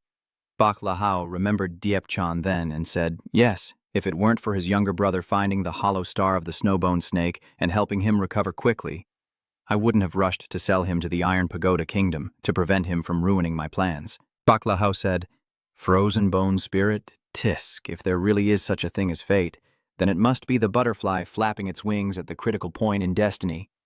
The red-haired woman stepped forward and said, "Still thinking about fate? It seems you've already decided how to deal with Trung Nguyen." The gray-haired man replied, "Of course, after all, Zhong Yuan is just a 16-year-old high school student."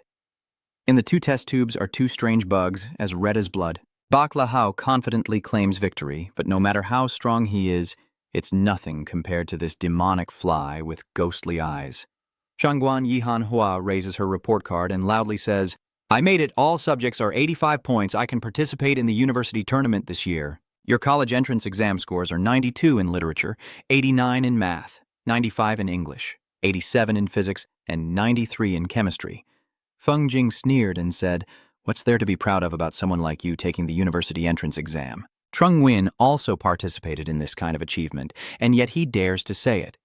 Trung Lam said, "If you're so good, then don't ask your brothers to help you solve the questions." Shangguan Yi angrily said, "Just mention me. What about you guys?"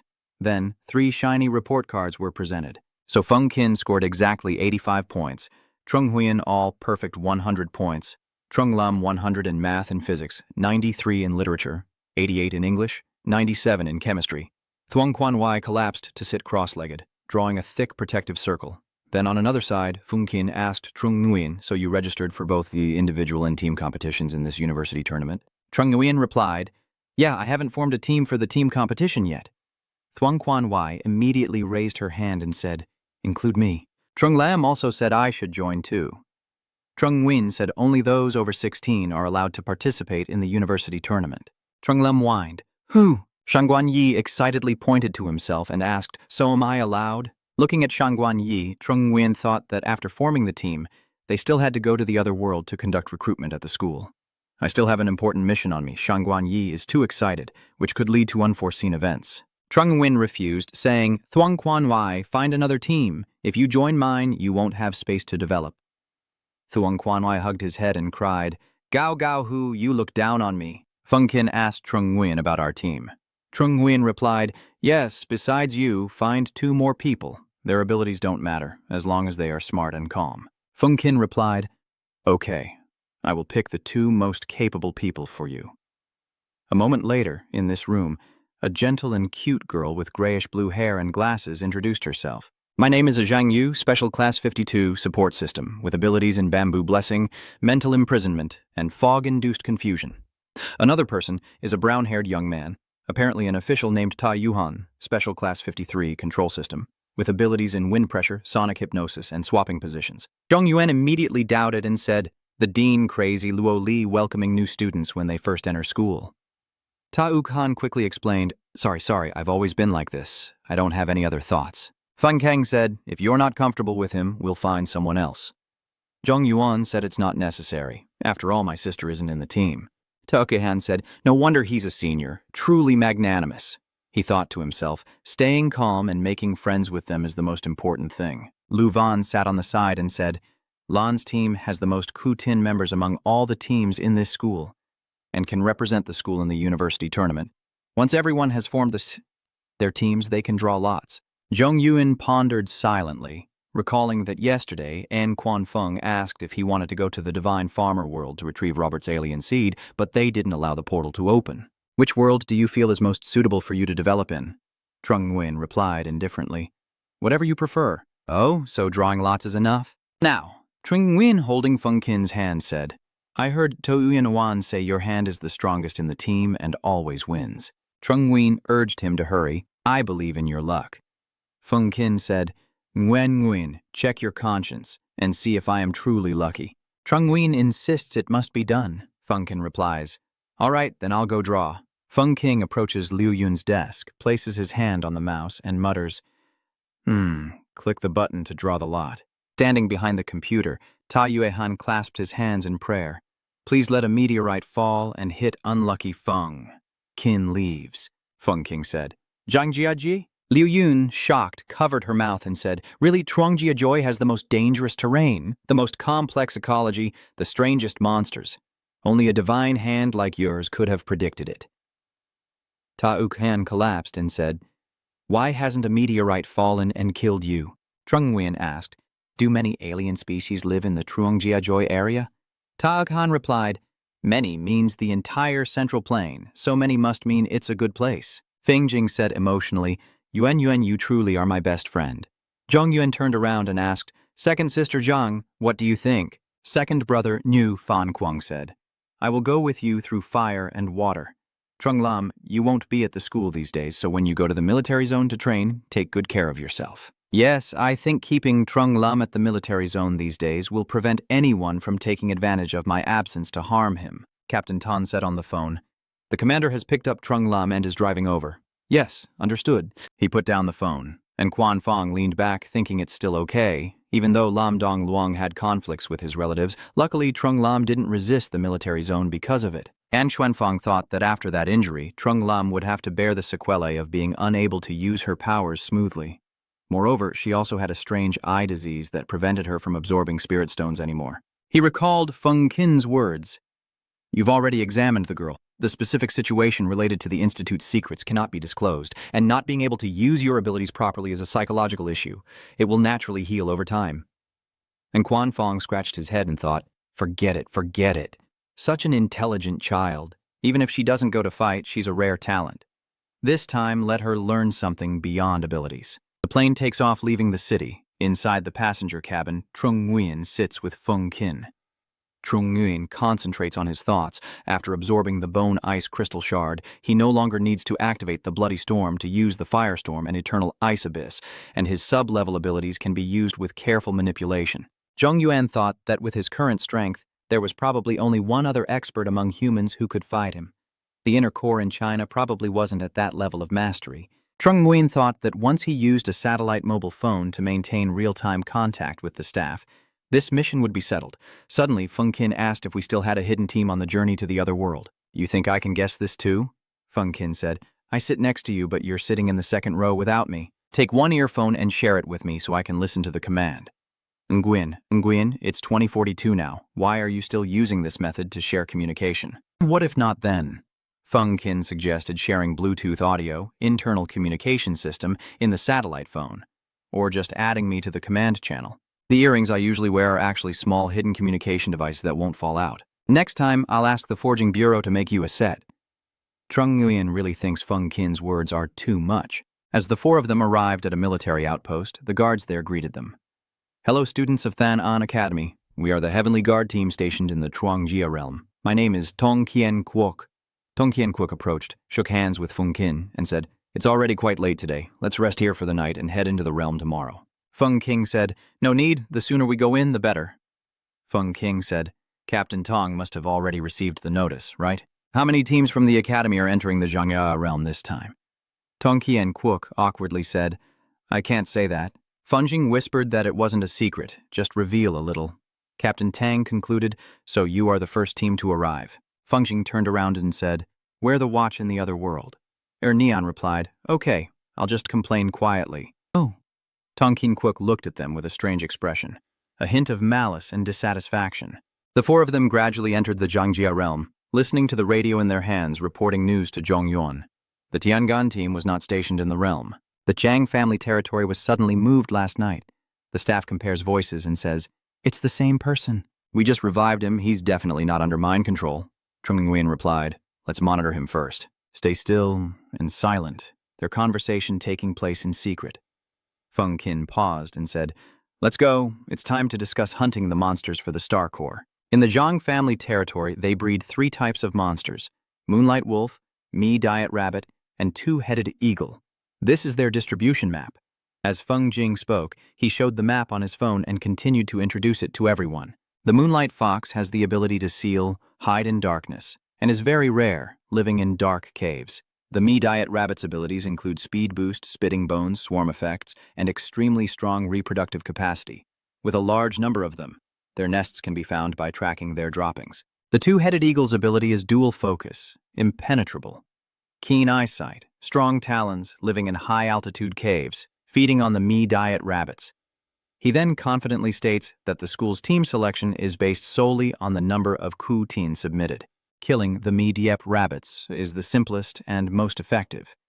After hearing his analysis, Tao Kan quickly responded, Then let's go kill the Mi Diep. Zhong Yuan raised his hand to speak, the Two-Headed Eagle.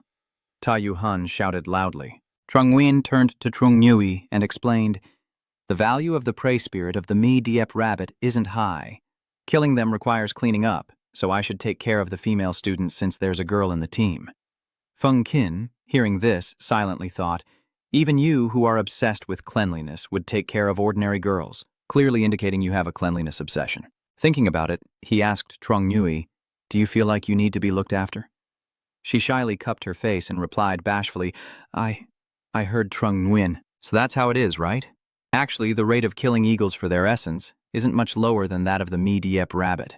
The demon race does not eat Ku Tun, but the Two-Headed Eagle preys on Tho Mi Diep, so their nest likely contains a large number of Tho Mi Diep's Ku Tin.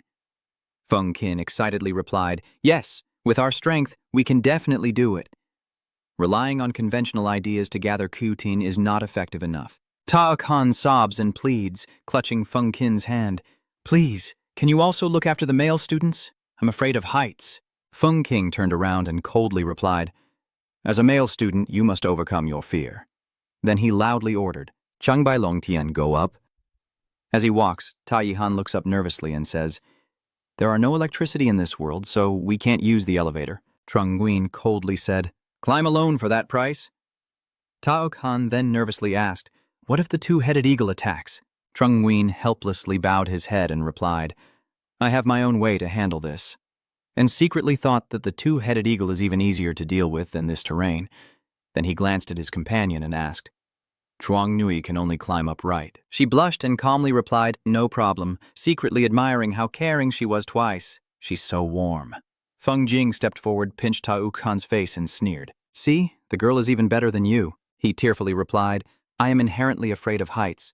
I have no other way. Trung Nguyen spoke up. If it's really not possible, let me carry you up. Han, sweating and exhausted, shouted loudly, No, no, I can climb up by myself. That's true, I thought to myself. If I let the school beauty carry me, I will become the enemy of the whole school. Then Trung Nguyen quickly climbed up and called back, I'll go first to secure the safety ropes for you guys. Ta Uk Han said softly, Be careful. Trung Nguyen looked up with an extremely determined gaze. When he saw the two-headed eagle, he whispered in admiration, The two-headed eagle is so big, maybe I can do it. Then, Trung Nguyen jumped off the ladder, surprising everyone, and shouted loudly, Zhongyuan, why did you jump? What are you doing? As expected, Trung Nguyen successfully stepped onto the eagle's back and said, I am on the eagle. It feels great. The whole team finally managed to sit on the two-headed eagle. Han shouted in panic, It's too high! Too high! I feel like I'm about to fall. Save me! I can't hold on anymore. He sweat and clung to Trung Nguyen's shirt. The guy sitting in front, riding the eagle, warns, If you don't sit still, you might actually fall. But if you pull down my pants, I guarantee you'll definitely fall. On another eagle, Zhang nervously asked Feng Keng why the two-headed eagle wasn't attacking Zhong Yuan, but instead listening to him, and Feng Keng smiled in response, causing Zhang to be momentarily stunned by his good looks. Huh? Then he moved closer to her and continued. Trung Nguyen received a total of 1.8 million votes in the ambassador election. His strength is obvious to all, and Truong Ni added that it was a contest to select the school's most beautiful girl. Feng Qin corrected him sternly. The ambassador selection process begins. Zhang reluctantly agrees. All right, selecting the ambassador for the admissions. But aesthetic standards vary between people, let alone among different races. Feng King looked at Zhong Yuan and said, Actually, being handsome is a concept in the sense of attractiveness. The alien race perceives this kind of handsomeness, so their instincts naturally like him. Oh, I see. So that's how it is. Feng Qin glanced over in surprise, thinking to himself, I was just talking nonsense, and she believed it. Forget it, that's for the best. At least he doesn't have to be like me. He was filled with nostalgia as he remembered his past being discriminated against. The monster. They said he was a monster. The alien race didn't attack him. On the contrary, they protected him. He with purple eyes was glaring at them in anger. Luckily, Tatu had arrived in town and threatened them at that moment. Pay attention to what they said. The reason the alien race didn't attack the boy is because of their mental powers. But if they spread false rumors, they will be punished by military law. They hurriedly apologized loudly, saying, Sorry, we won't dare again.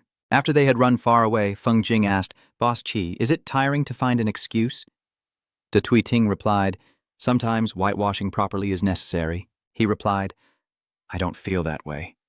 Then Feng Jing looked at the black hole behind and continued, I heal wounds for humans, yet they fear me, call me a monster. But the aliens with higher intelligence protect and treat me well. He frowned and said in a lower voice, Maybe I should just jump into the chaos and surrender to the aliens altogether. Turning back to the present, the eagle's nest appeared before everyone. Zhang froze for 5 seconds before exclaiming, This is the home of the two-headed eagle. Ta Shuhan cheerfully shouted, There really are many purification areas of the rabbit-enchanted palace here. All right, since it seems a bit reluctant, I'll pet both heads. Yuhan, while collecting the spirit stones, exclaimed in amazement, Amazing! They only eat the mysterious rabbits, not our spirit stones. Second brother excitedly said, There must be over 1,000 spirit stones in the nest, right? Ta Yuhan happily said, I no longer have to worry about the team selection for the school. After gathering them, we'll return to school. Chuan Nguyen was a bit confused, thinking, My main mission hasn't even started yet, and you guys want to leave already. Then he said, 1,000 isn't enough. Anyway, let's find another 10,000 and then go. Ukhan shouted in panic. 10,000 stones? All right, it's already 11 p.m. Let's sleep now. Whether it's 1,000 or 10,000, we'll deal with it tomorrow morning. Yes, Trung Nguyen, maybe we can let them go. A giant two-headed eagle is staring directly at him. Trung Nguyen, helpless, ruffles his hair and replies, "All right then." Then he gently told the eagle to go somewhere else and not stare at us all the time. Hearing this, the eagle welled up with tears and nodded, then obediently flew higher as he said. Feng Qin curiously asked Trung Nguyen, "Is the two-headed eagle's illusion also your target?" Trung Nguyen remained silent for a long time as Feng Qin continued, "They treat you so well. Would you really hurt them later?" Feng Qin sat on the ground and asked, Nguyen, you probably won't sneak into the alien camp, right? How could that be?" I raised my hand and looked at the two-headed eagle between my fingers and said, "These two-headed eagles serve me because I used a weak energy to manipulate them. They are under the influence of the strange power. They only treat me well because I am the Mon King."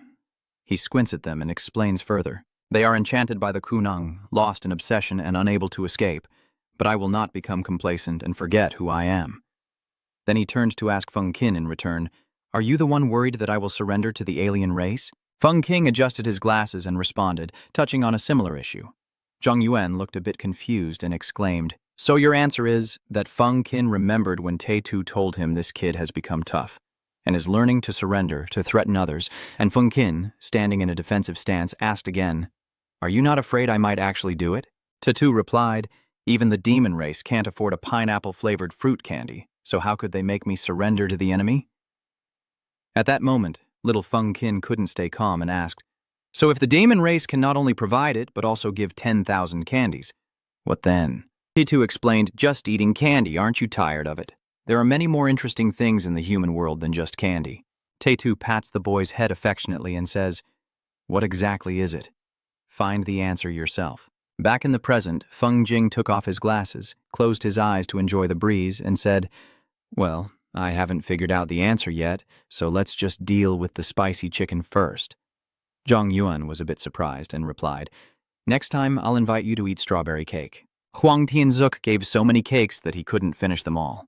Inside the cave, Chuang Ni was extremely annoyed by Tao Khan's snoring. She angrily walks over to him, then suddenly lifts him up and takes off his stinky socks, shoving them into his mouth without any unnecessary movements. Then she went back to her spot and fell asleep. Trung Nguyen and Feng Qin were left speechless, frozen for 5 seconds. Feng Qin leaned over and quietly asked Trung Nguyen, Nguyen, if I snore later," before he could finish. Trung Nguyen already answered, "I'm not sleeping tonight, don't worry, I won't harm you."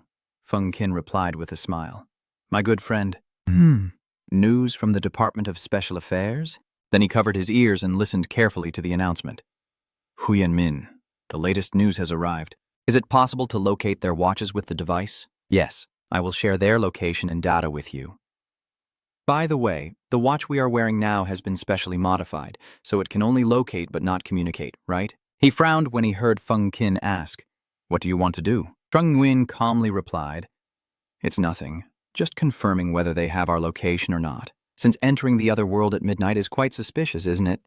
Then he reached out to take Feng Qin's watch and said, "Let me borrow your watch for a moment." Feng Qin asked in an accusatory tone, "So you've had enough playing at Mount Zaman and now you want Mai Kai 2 levels at Zhangjiajie?" Trung Nguyen laughed and said, "No, I was very well behaved on Xamon Mountain that time." After getting the watch, Trung Nguyen headed toward the mountain cliff. Feng Qin asked curiously, "Where are you planning to throw the watch?" As he looked up at the two-headed eagle, he replied, "It's not too late to fly around." On the two-headed eagle's nest are 2 adorable rabbits, gently descending in front of Trung Nguyen and Feng Qin. The eagle drops the 2 rabbits to the ground, and the 2 boys are momentarily at a loss for words. Zhang Yuan looks up in surprise and asks the eagle, "Wow, is this for me?" "Oh my God," Feng Qin exclaims in amazement, "and there is also a moonlight cave." Trung Nguyen is a bit surprised when Feng Qin throws him a gem and says, "Here, this is for you." The screen displays a notification. "Do you want to absorb the Void Star Moonlight Beast?" The Void Star Moonlight Beast has the following abilities: Seal, Steel Gold, and can be upgraded. The Wind Seal, which restricts the target's designated abilities for 5 minutes, will be ineffective if the target's ability level exceeds that of the Wind Seal. Dark Night. Cloak, level red, cannot be upgraded. Dark Night Cloak. In the darkness, all abilities are increased by 200%. Looking at the gem in his hand, Zhang Yuan silently pondered. The ban on stealing gold was useless against him, and with fewer moonlight sharks, leveling up was even more impossible. His eyes shine brightly as he thinks about the Dark Night Guard. Since the Huang realm has no night, he remains unabsorbed. He believes fighting against the alien race isn't something he can do alone, and this star stone in someone else's hands might be more effective. Thinking then, he threw the gem to Feng Qin, turned away and said, "You are the team leader. Arrange it yourself." Trung Nguyen approached, patted the eagle's head and said, "Let's go out for a little walk." The space shifts to the two-headed eagle's graveyard. Then they fly up into the sky together. After some time in the sky, they finally land. Trung Nguyen just stepped down and asked the eagle, "Do you think I wanted the star core, so you brought me to open your territory?" The eagle then used its foot to dig the ground, revealing many shining star cores. Zhong Yuan sat down and picked up the Kutin stones. Does the system detect whether the two-headed eagle's Kutin is absorbing? The two-headed eagle's spirit stones have the following abilities. Single-minded, dual use. Red theft cannot be upgraded. Walno, yellow level can be upgraded. Eagle person. Blue level cannot be upgraded. The golden level Confronting, Trao can be upgraded. He confidently announced the absorption system notification, golden level Confronting, Trao level. The golden scale claw has been upgraded to level blue, and you have gained a new ability. Piercing, level red, cannot be upgraded. Piercing at red level M. He thought to himself that piercing is the most practical among attack system abilities, consuming little but highly effective. Using it in a Grandmaster fight later on, just a light effort could unleash a very strong attack. The system continues to notify. The Wall of Nothing has leveled up to yellow map level and green map level. Your Wall of Nothing has been upgraded. You have gained a new ability. Liet Kong red level M. Your Liet Kong ability has been upgraded. He silently thought that the Tuong Kong ability and rebirth could not be upgraded. The Iron Claw has leveled up and is beginning to ascend. A notification appears on the screen, informing you that you've gained a new ability. False Lord of the Abyss, disaster level cannot be upgraded. False Lord of the Abyss, you are the king of the sky. In front of you, all creatures are forbidden from flying. He muttered in confusion. Flying forbidden? The abilities are really awesome. He thought to himself, both of the upgraded abilities have already reached their maximum level, and the other two cannot be upgraded. As he read the two approval notifications, his vision increased by 3,000%, and with the dual focus technique splitting his mind in two, all abilities were reduced by 50%. He turned to look at the giant two-headed eagle and thought, since being pulled into the golden coffin at the museum, his true self had merged with the darkness inside and had never truly left. He recalls the past and falls into the thought that his external self is reflected by the power of the darkness within, and he is not an ordinary human body. So if he activates the dual focus, he thinks and visualizes his changed self. Could I use the power of the shadow world to project my two selves? The power has been fully unleashed. Ku Tin will stay behind to pack up and bring back. He soared up and shouted, "All right, let's fly up." He looked down at the two-headed eagle crying and thought to himself that after failing to level up to a ruler of the realm, he could no longer use abilities below that level. Forget it, I should just sit on the two-headed eagle for now. Sitting on its back, he thought, there are many places for two-headed eagles in the realm, and this is the closest to the entrance. He suddenly fell into deep thought, then decisively threw the watch down and thought to himself, very good. Leaving the watch here, Feng Jing sat leisurely on a rock and said to Zhong Yuan with a mocking tone, "Just looking at it, it feels like you've done hundreds of bad things." Zhong Yuan replied, "A bit more daring. A few thousand things?" Feng Qin replied, "Just keep your own calculations in your heart," he said as he took out his phone to check the command channel. The people from the academy have gone straight to the target location after entering the other world. Zhong Yuan looked into the distance and said, "It shows that the other side is really targeting us and even has a positioning device." Feng Qing's statement is not entirely correct. He continued, "Earlier, when you were flying in the sky, your actions were clearly unusual, but these people went straight to the location. This shows they didn't get any intelligence. They were just a bunch of decoys sent to take the hit." Feng Qin looked at the youth ranking list, with Jiang Bu Niu in first, Huyan Min in second, Bak Vongan and Dai Bei in third. That old fox had moved the name Huyan Min to second place, signaling to everyone that he was a key training target of the East China Military District. Trung Nguyen looked annoyed as he listened to the analysis, knowing that the enemy in the shadows had some understanding of his strength and deliberately chose to attack him when he was vulnerable. This person was probably impulsive and had absolute confidence in killing him. Usually, when these cannon fodders get into trouble, the rescue team should be dispatched next. If the enemy has average intelligence, they would probably place the most dangerous part on these rescue workers. Trung Nguyen asked, "What if their intelligence is not average?" Feng Qin sneered and said, "The truly smart ones will definitely choose to be your friends." Trung Nguyen pointed inside and said, "Sleep deprivation will make your mind go stupid. You'd better go to sleep now." Feng Qin crossed his arms with a smug smile and said, "If I don't sleep, you'll make me physically stupid, right?" Trung Nguyen quickly replied, "That's right. Clear blue sky, white clouds, golden sun, and 6 words best describing today's weather." Zhang Yi, after a good sleep, stretched and greeted the new day. Zhong Yuan sat on a rock outside the cave entrance and asked, "You're awake, wash your face. There are plenty of water sources nearby. Once you're done, I'll go get more." Zhuang Yuzi just arrived and said, "Thank you." Then she reached out to wash her face. Trung Nguyen sighed, clearly very beautiful. So why cover her face with her hair, and even wear a beauty-sealing glasses? As he described, Trung Nguyen is very pretty. He turned away and said, "I don't want to talk about it. Just pretend I didn't ask." Truong Yi remained silent and explained, "When I was little, I almost got kidnapped by bad guys. I ran away to report it to the police and only then escaped that life. That person said I was too adorable, which made him think wrongly." Trung Nguyen sympathetically closed his eyes to comfort her and said, "That was many years ago. It's time to let it go." He continued, "And moreover, if she wasn't adorable, she might not have survived being kidnapped and could have failed to escape. Protecting what is adorable is an instinct that has evolved in living beings over millions of years. This is backed by scientific evidence." Truong Nguyen was completely shocked after hearing him say that.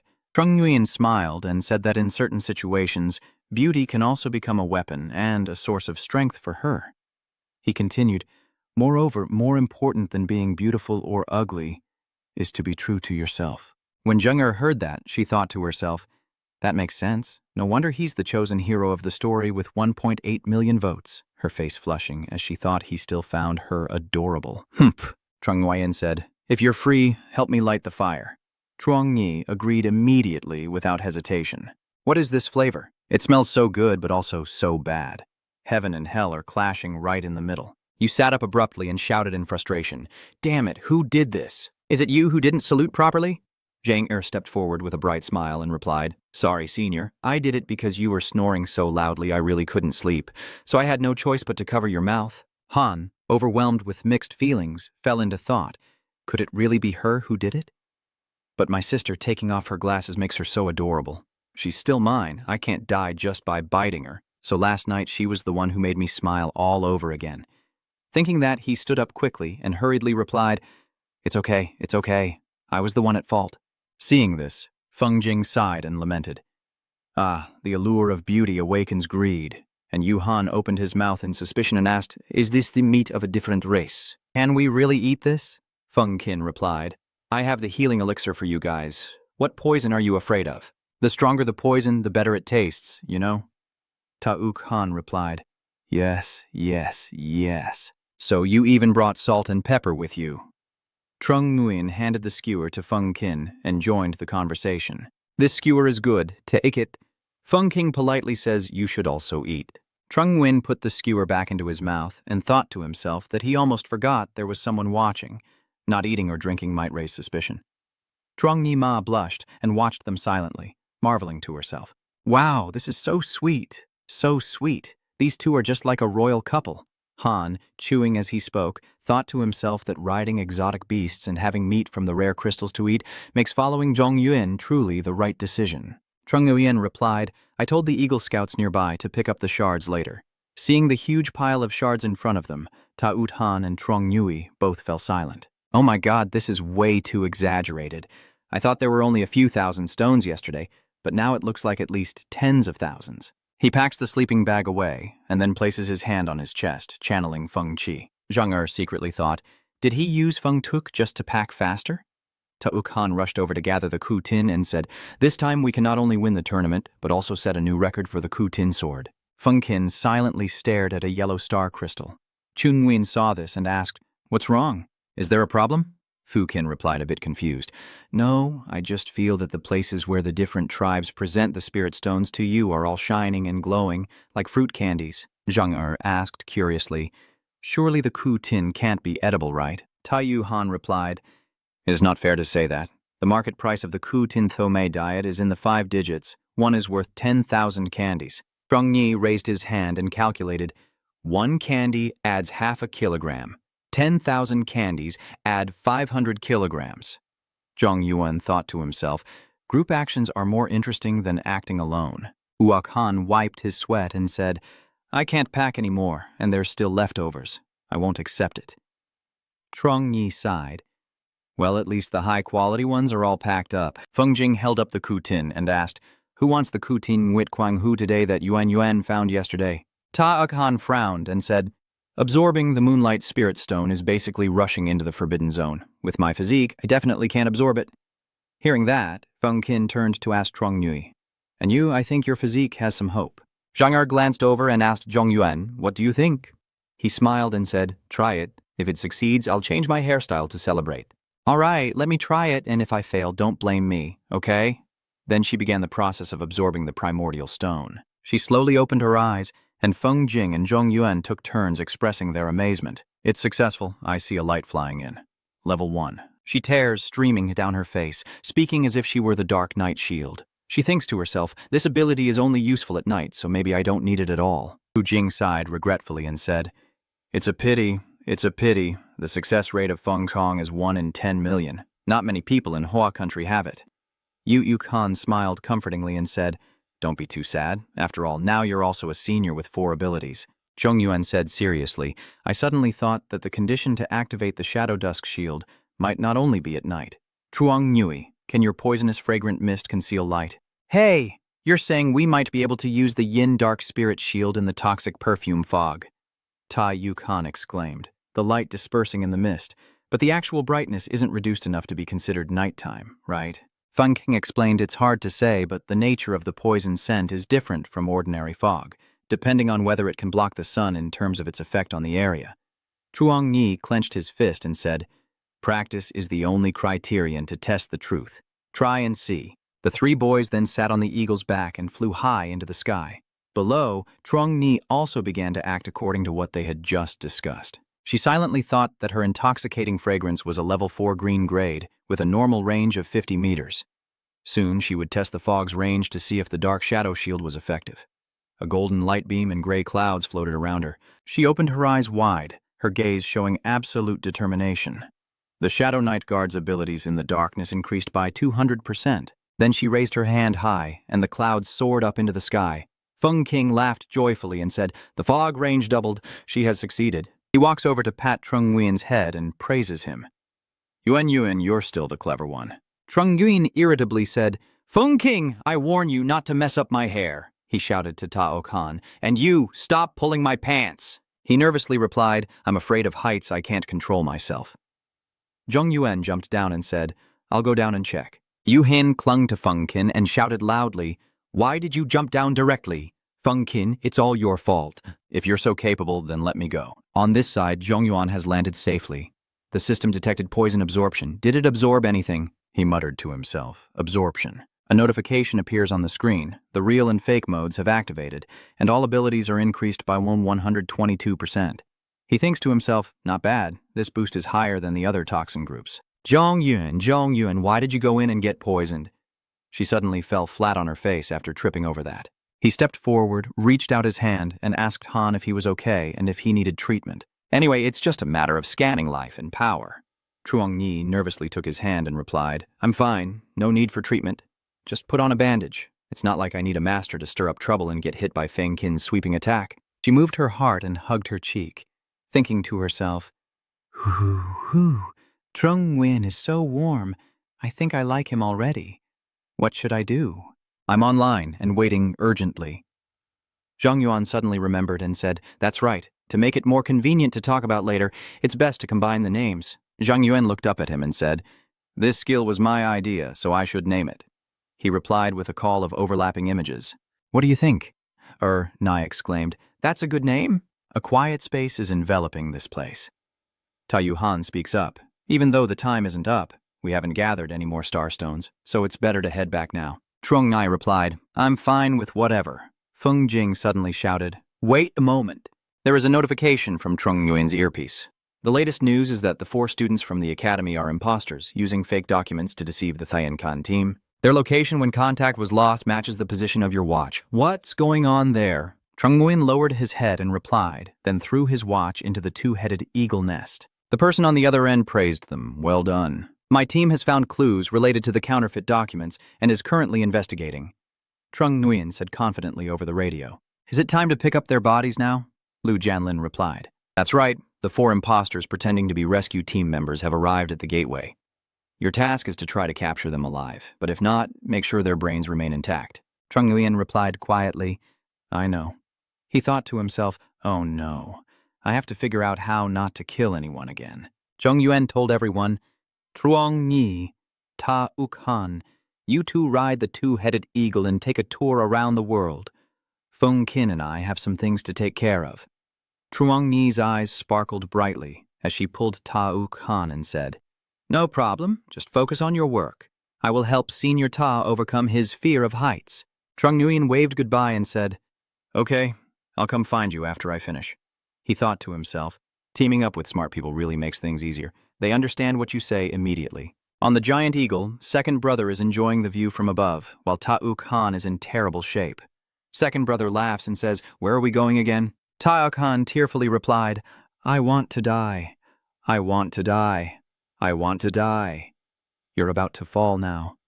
Truong Nhi comforted him, Senior. Stay calm, if not before they finish, you'll be scared to death. Tai Uk Han Huang Luan Dup. With such strong abilities, they'll probably finish in a few minutes, right?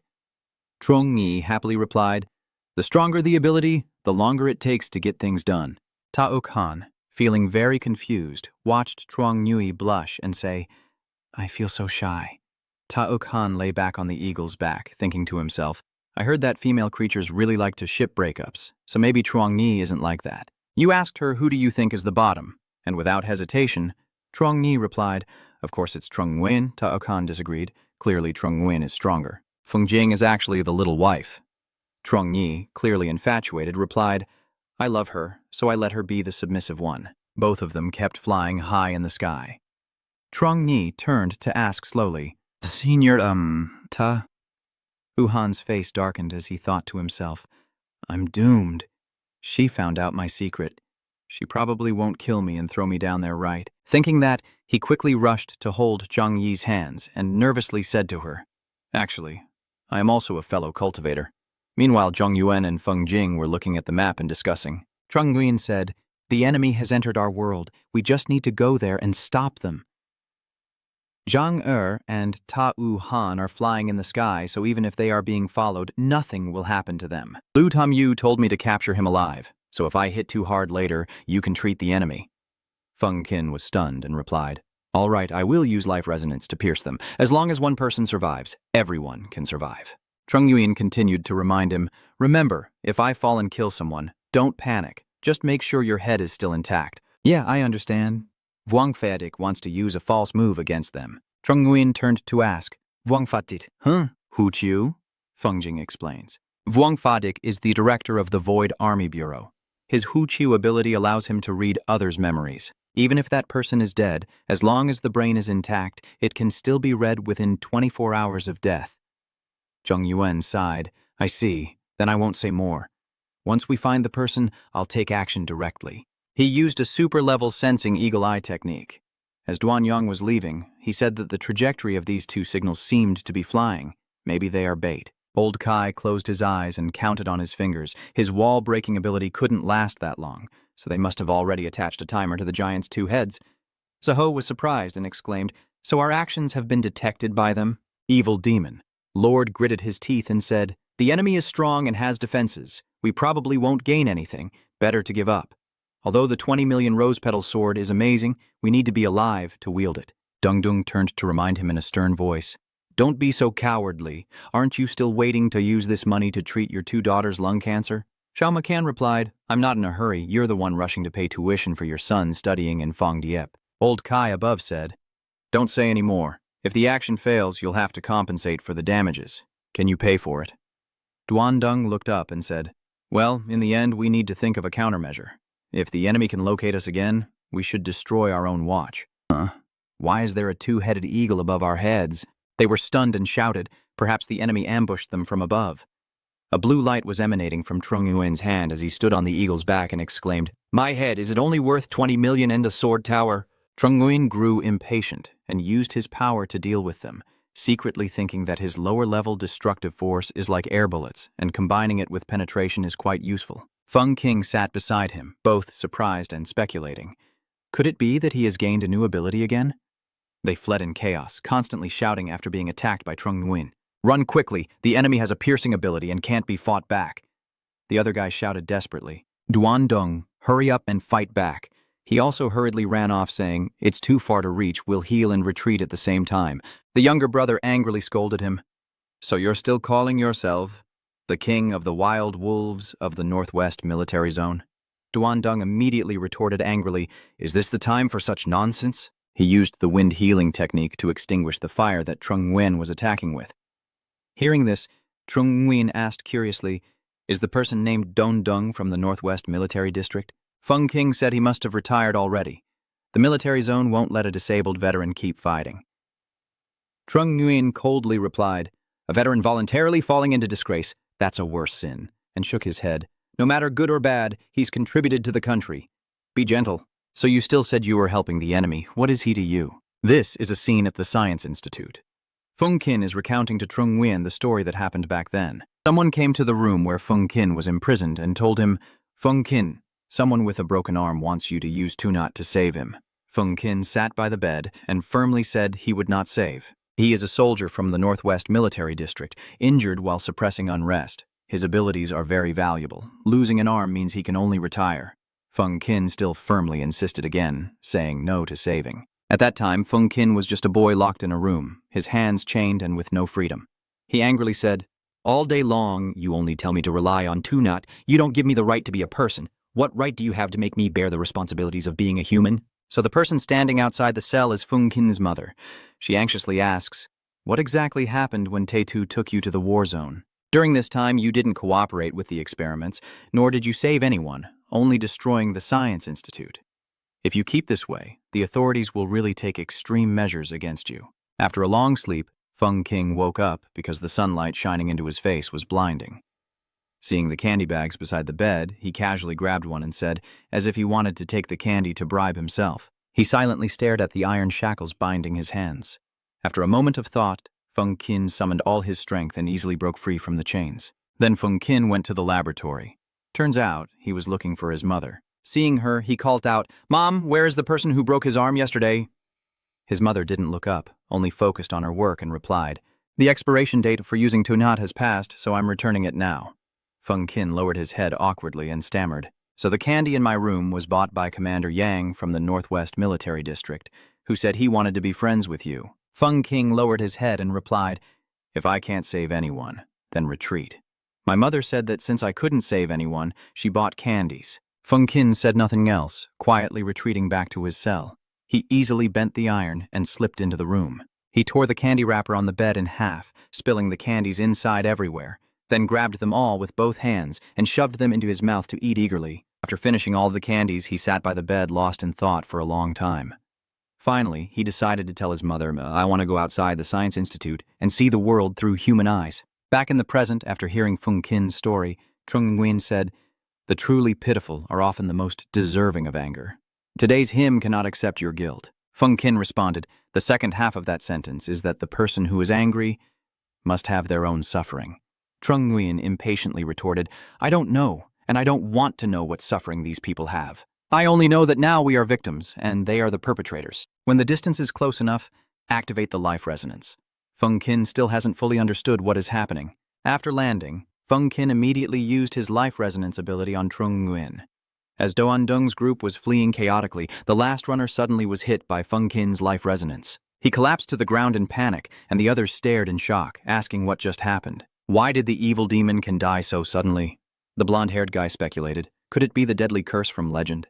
That guy said it's a national treasure-level ability from Dang Thap Kingdom. How could a high school student from Hoa country have a tuk-tuk? Duan Dung immediately said, "Forget what the ability is, let's run." Zhong Yuan overheard their conversation, raised his hands in confusion, wondering what a spirit beast was, and also felt as if he had just come back to life for a moment. Then he glanced at Feng Qin, who was gesturing beside him, and couldn't help but wonder if this guy had linked him to the enemy. Feng Qin also startled when he suddenly realized he had linked the wrong person and exclaimed, "I messed up. I was distracted earlier and linked the wrong person." Zheng Yuan quickly asked Feng Qin if he was still alive after falling to the ground, and Feng Qin, emotionless, told him he almost died. Zheng Yuan chuckled softly, praising it as very good. He immediately used his dominator ability to lift Feng Jing up with him and said, "Then use the move you just used to deal with the other three." Feng Qin suddenly shouted in surprise as he was pulled away, "Don't hold my pants! Hold my body!" Zheng Yuan grabbed both of Feng Qin's hands and legs, lifting him up, then asked if that was okay. Feng Qin kept nodding in response. Yes, yes, yes. Then Feng Qin quickly used his life resonance ability. Once again, those three guys also fell to the ground after being linked by life resonance. Feng Qin and Zheng Yuan landed where the others were sprawled. Zheng Yuan was satisfied and said it was done. The enemy was half dead and half alive. Feng Qin, confused, asked if his extraordinary life force really meant he wouldn't try to avoid him.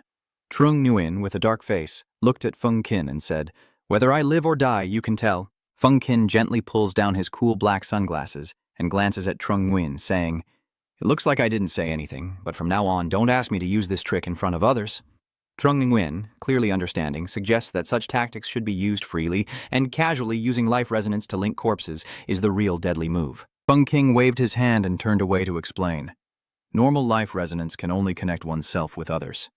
My situation is special because it's a scientific confidentiality matter. So that's how it is? So aren't you the one who said the enemy was preparing to counter my deadly move? These people clearly don't have the right to judge. Feng Qin replied, "You're just ridiculously strong." Trung Nguyen observed him for a moment, then wondered to himself, why is there a bug on this guy's face? Without hesitation, Trung Nguyen stabbed the bug to death with his knife. He quickly realized something was wrong. This bug had come out from inside his brain. Normal bugs can't burrow through a human skull. They are a different species. At that moment, another bug emerged from the head of a fallen man, flying towards Trung Nguyen without him noticing. On its tail, there seems to be a glowing, sharp needle. When Trung Nguyen Bang Huang realizes the key point, he understands that these guys are all disguised and the real deadly move. You have started to suspect that it might be these alien bugs.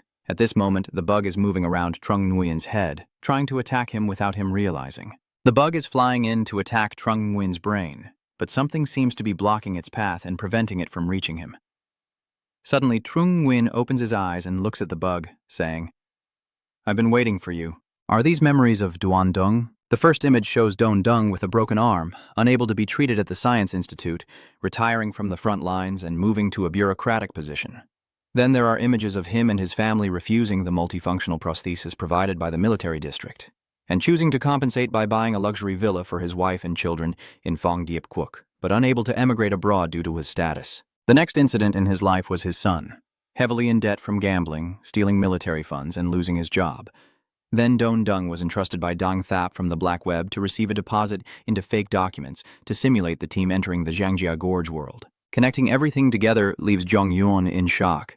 The parasitic bugs from alien species that infest human brains can also access memories, possess extremely high intelligence, and even know how to kill to silence their victims. From then on, Trung Nguyen suspected that there might also be bugs in the brains of others and needed to find out quickly.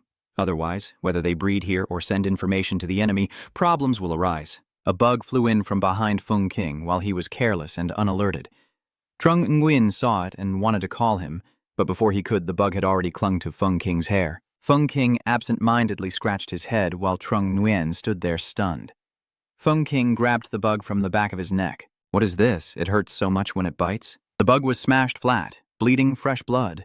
Trung Nguyen hurriedly stepped over to check his head. Trung Nguyen panicked when he saw the back of his head was bleeding and a patch of hair was missing. Feng Qin was stunned. Bald? Must expose Rihito. Trung Nguyen also praised him evenly. "Your head really is hard," Feng Qin smugly replied. "Of course it is. The head of a smart person is always hard." Then Trung Nguyen immediately flew away, but didn't forget to remind Feng Qin. He took a picture of his hand and sent it to the staff department. "I will catch a few more." Feng Qin stands below, waving his hand and shouting, "Understood." After Trung Nguyen left, Feng Qin immediately caught 2 bugs to examine. These are a special alien species from Dong Thap Quoc, devil-eyed ladybugs that like to eat brains and can parasitize animal brains. Dang Thap Quoc has not shared any abilities or information externally.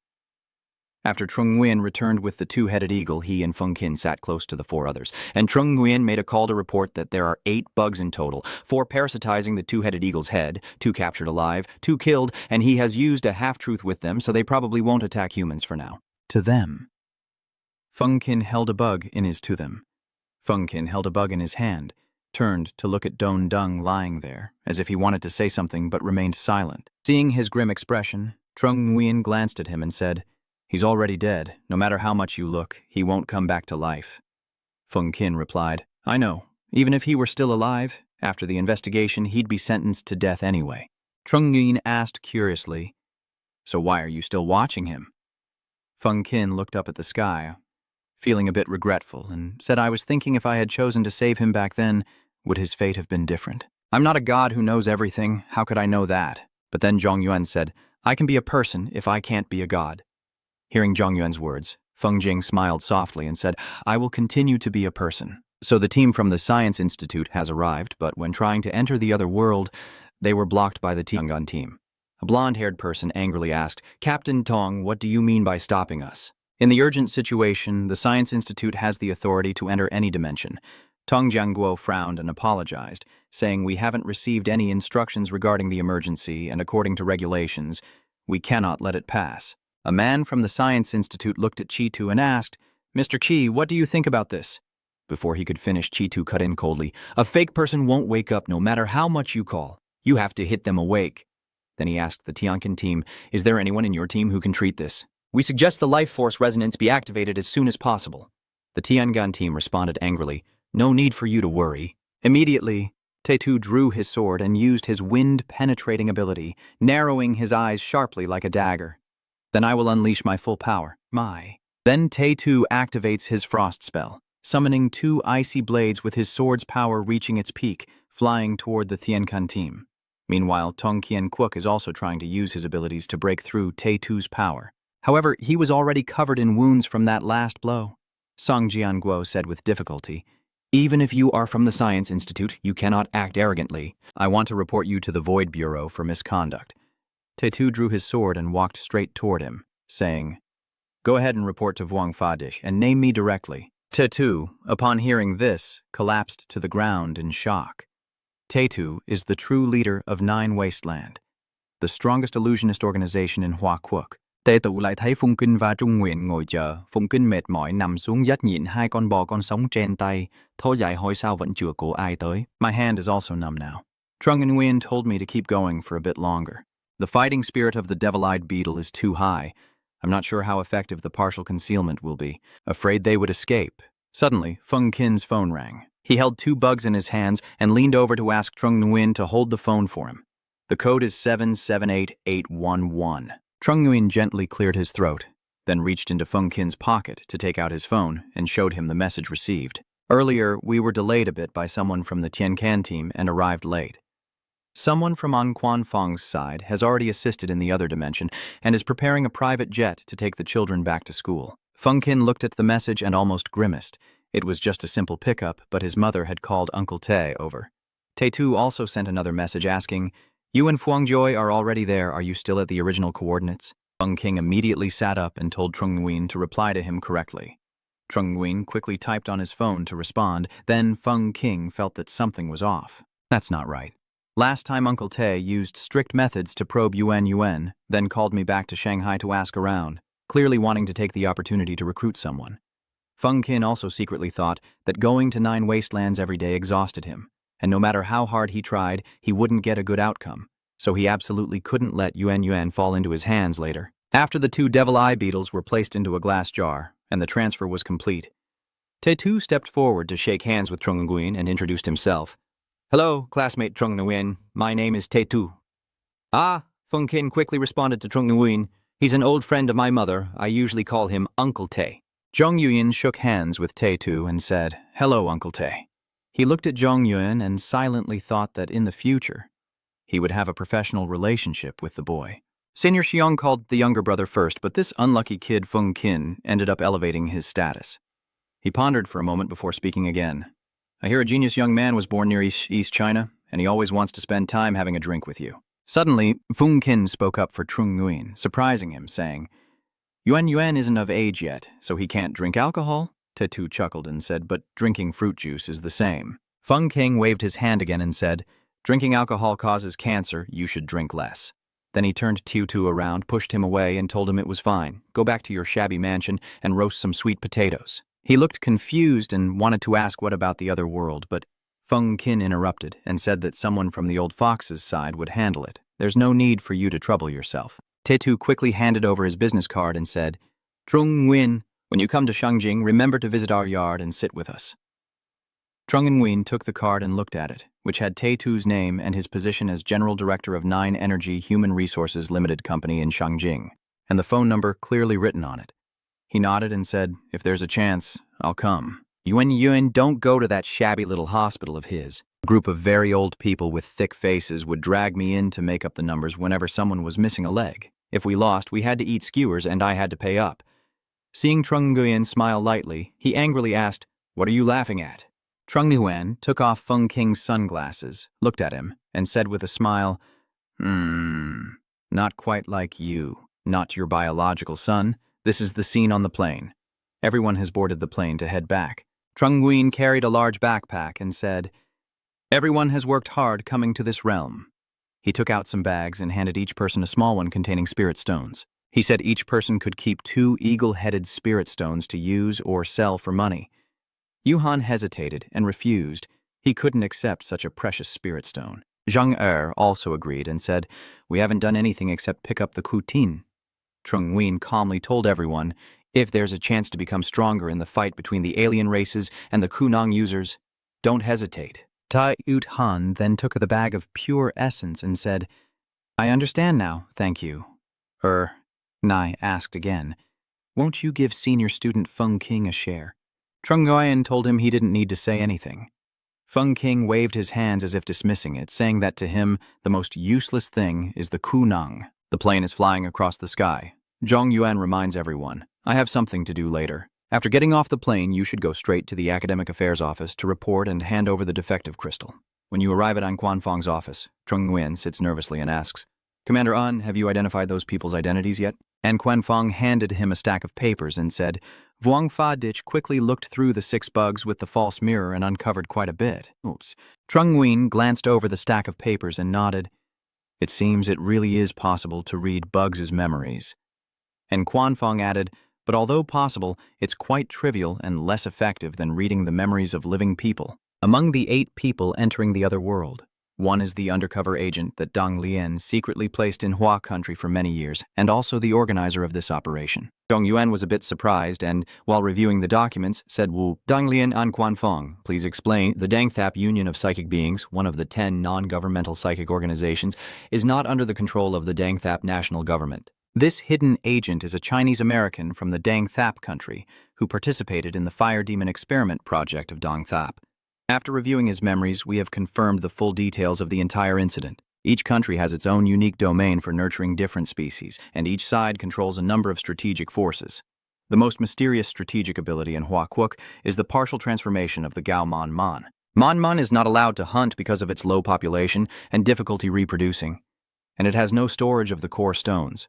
To obtain it, the Dangthap nation risked sending Robert to Hua Kwuk, collaborating with Ku Dieu, and secretly working with the inner military region of Hua Trung to infiltrate the Shenong realm. After you killed Robert, Dang Lian sent Yuan Kai's men to ambush the Academy of the British to recover his core stone, but you struck again. And Quang Fong looked directly at Trung Nguyen and continued, the cost to recover the core stone of the fire demon giant has far exceeded its value. For Dang Lian, giving it up is the smartest choice. Trung Nguyen wondered aloud. But this time, the enemy still chose to strike. And Quan Fong then continued, the key point lies here. He said that the sneaky operation into the Truong family territory, although aimed at Dang Lian, was carried out by accomplices, with the true mastermind being Hua Trung's internal faction. In this series of events, you have demonstrated great strength and intelligence, with a clear intention to capture the internal snake of Hua Trung. Even just to protect themselves, they also have methods like luring or killing me. Based on the characteristics of the ghost-eye beetle, it's not hard to guess that this is a domesticated alien species. It can kill spies and even be used as a sacrifice. They released the ghost-eyed beetles, surely aiming to seize or kill you. And Xuanfang smiled and said, Luckily, I have abilities different from the demon eye beetle. If not, the consequences would be unimaginable. Trung Nguyen confidently smiled and said, "Without a trump card in hand, I won't use myself as bait." An Chuanfeng also trusts him and said with a smile, "You guys believe in my judgment, but you must remember that your combat power far exceeds these matters. Keeping yourself safe is your top priority." Zhang Yuan asked with doubt, "Is the burn scar in Hua Trung related to Ku Diu?" "Of course, but we haven't determined the exact relationship yet," An Quanfeng said, still being held by the Bureau of False Management, preparing for investigation.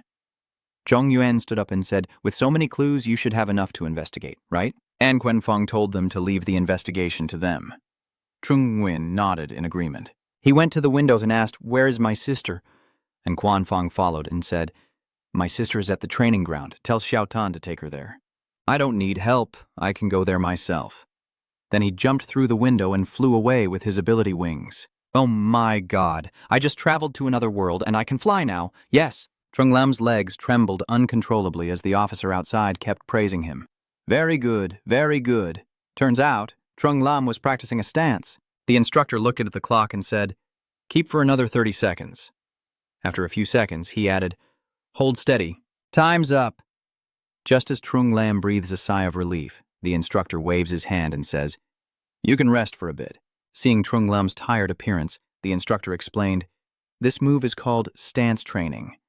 Persistent practice can make your lower body more stable, generate force faster and stronger. Currently, you can't perform the technique smoothly, but it benefits your cultivation and helps strengthen your foundation." He handed her a bottle of water and continued, "If you wait until you overcome your psychological barrier and master the divine speed and the primordial again, your strength will increase rapidly." Trung Lam replied, "I understand. Thank you, sir." Suddenly, she shyly scratched her cheek and said, "Can you not tell my brother that I am undergoing special training for the next 2 days?" The instructor asked in surprise, "Why?" Trung Lam shyly replied, "You're all so talented. You learn everything easily. Every time I compare myself to him, I feel so stupid I can't even help him with small things." Your finger draws a circle on the ground as if expressing your confusion. The magistrate laughs and says, "Everyone has their own strengths. Your talent is no less than your brother's. You just were born a few years later." He kept encouraging her, and besides, your brother is even more capable. He can't handle everything alone. There are still times when he needs your help. Trung Lam was stunned, then smiled beautifully, like a radiant flower. Yes, she doesn't know her brother is standing somewhere secret. Trian Hung, standing nearby, asked, "Huyan Min, you're also too far away. Can you really see clearly?" Trung Nguyen answered bluntly and clearly. Trian Hung could come closer without issue, but Trung Nguyen had a clear mind. He said, "She is my sister, not my dependent," still looking into the distance. "If I stand too close, I might hinder her growth." Trian Hung proudly boasted about Trung Lam. "Well, actually, over these 2 days I've learned quite a lot from the military zone."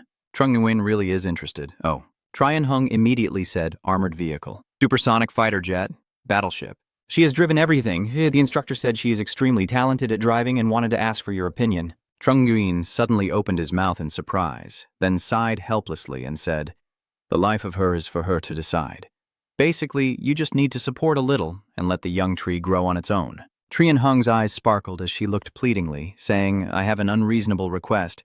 Could you teach me how to shoot a flying disc? Besides me, there are many others in the military zone who want to learn from you." Trung Nguyen exhaustedly sighed. "I am very busy." Trian Hung continued to plead, "Just one class, please." "I can't refuse any longer, so I agree."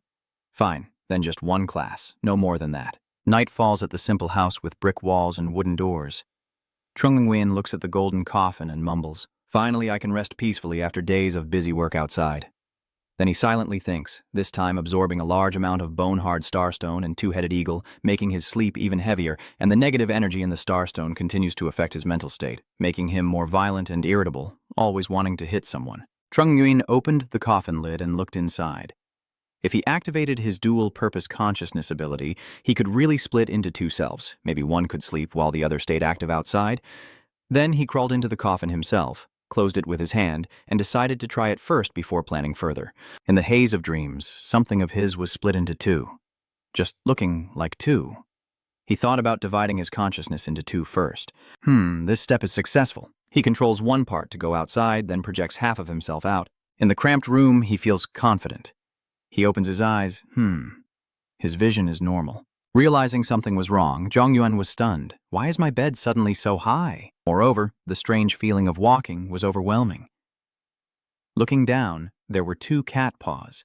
He had turned into a cat. Panicked, he jumped up and meowed loudly. Zhongyuan in cat form and Zhongyuan in human form stand silently in front of the mirror, not saying a word.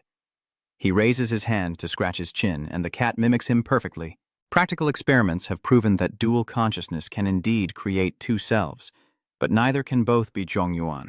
He continued to analyze deeply. In a situation where one Trung Nguyen already exists, the second form implicitly admits to being a black cat. The 2 selves with shared consciousness can also have independent thoughts. Central origin expands its thinking. The second form can project images of animals or others, but it can never be itself, including the images of guests in its subjective perception that can be regarded as central origin images. It recalls the moment of transforming into a cat, starting with turning into a cat.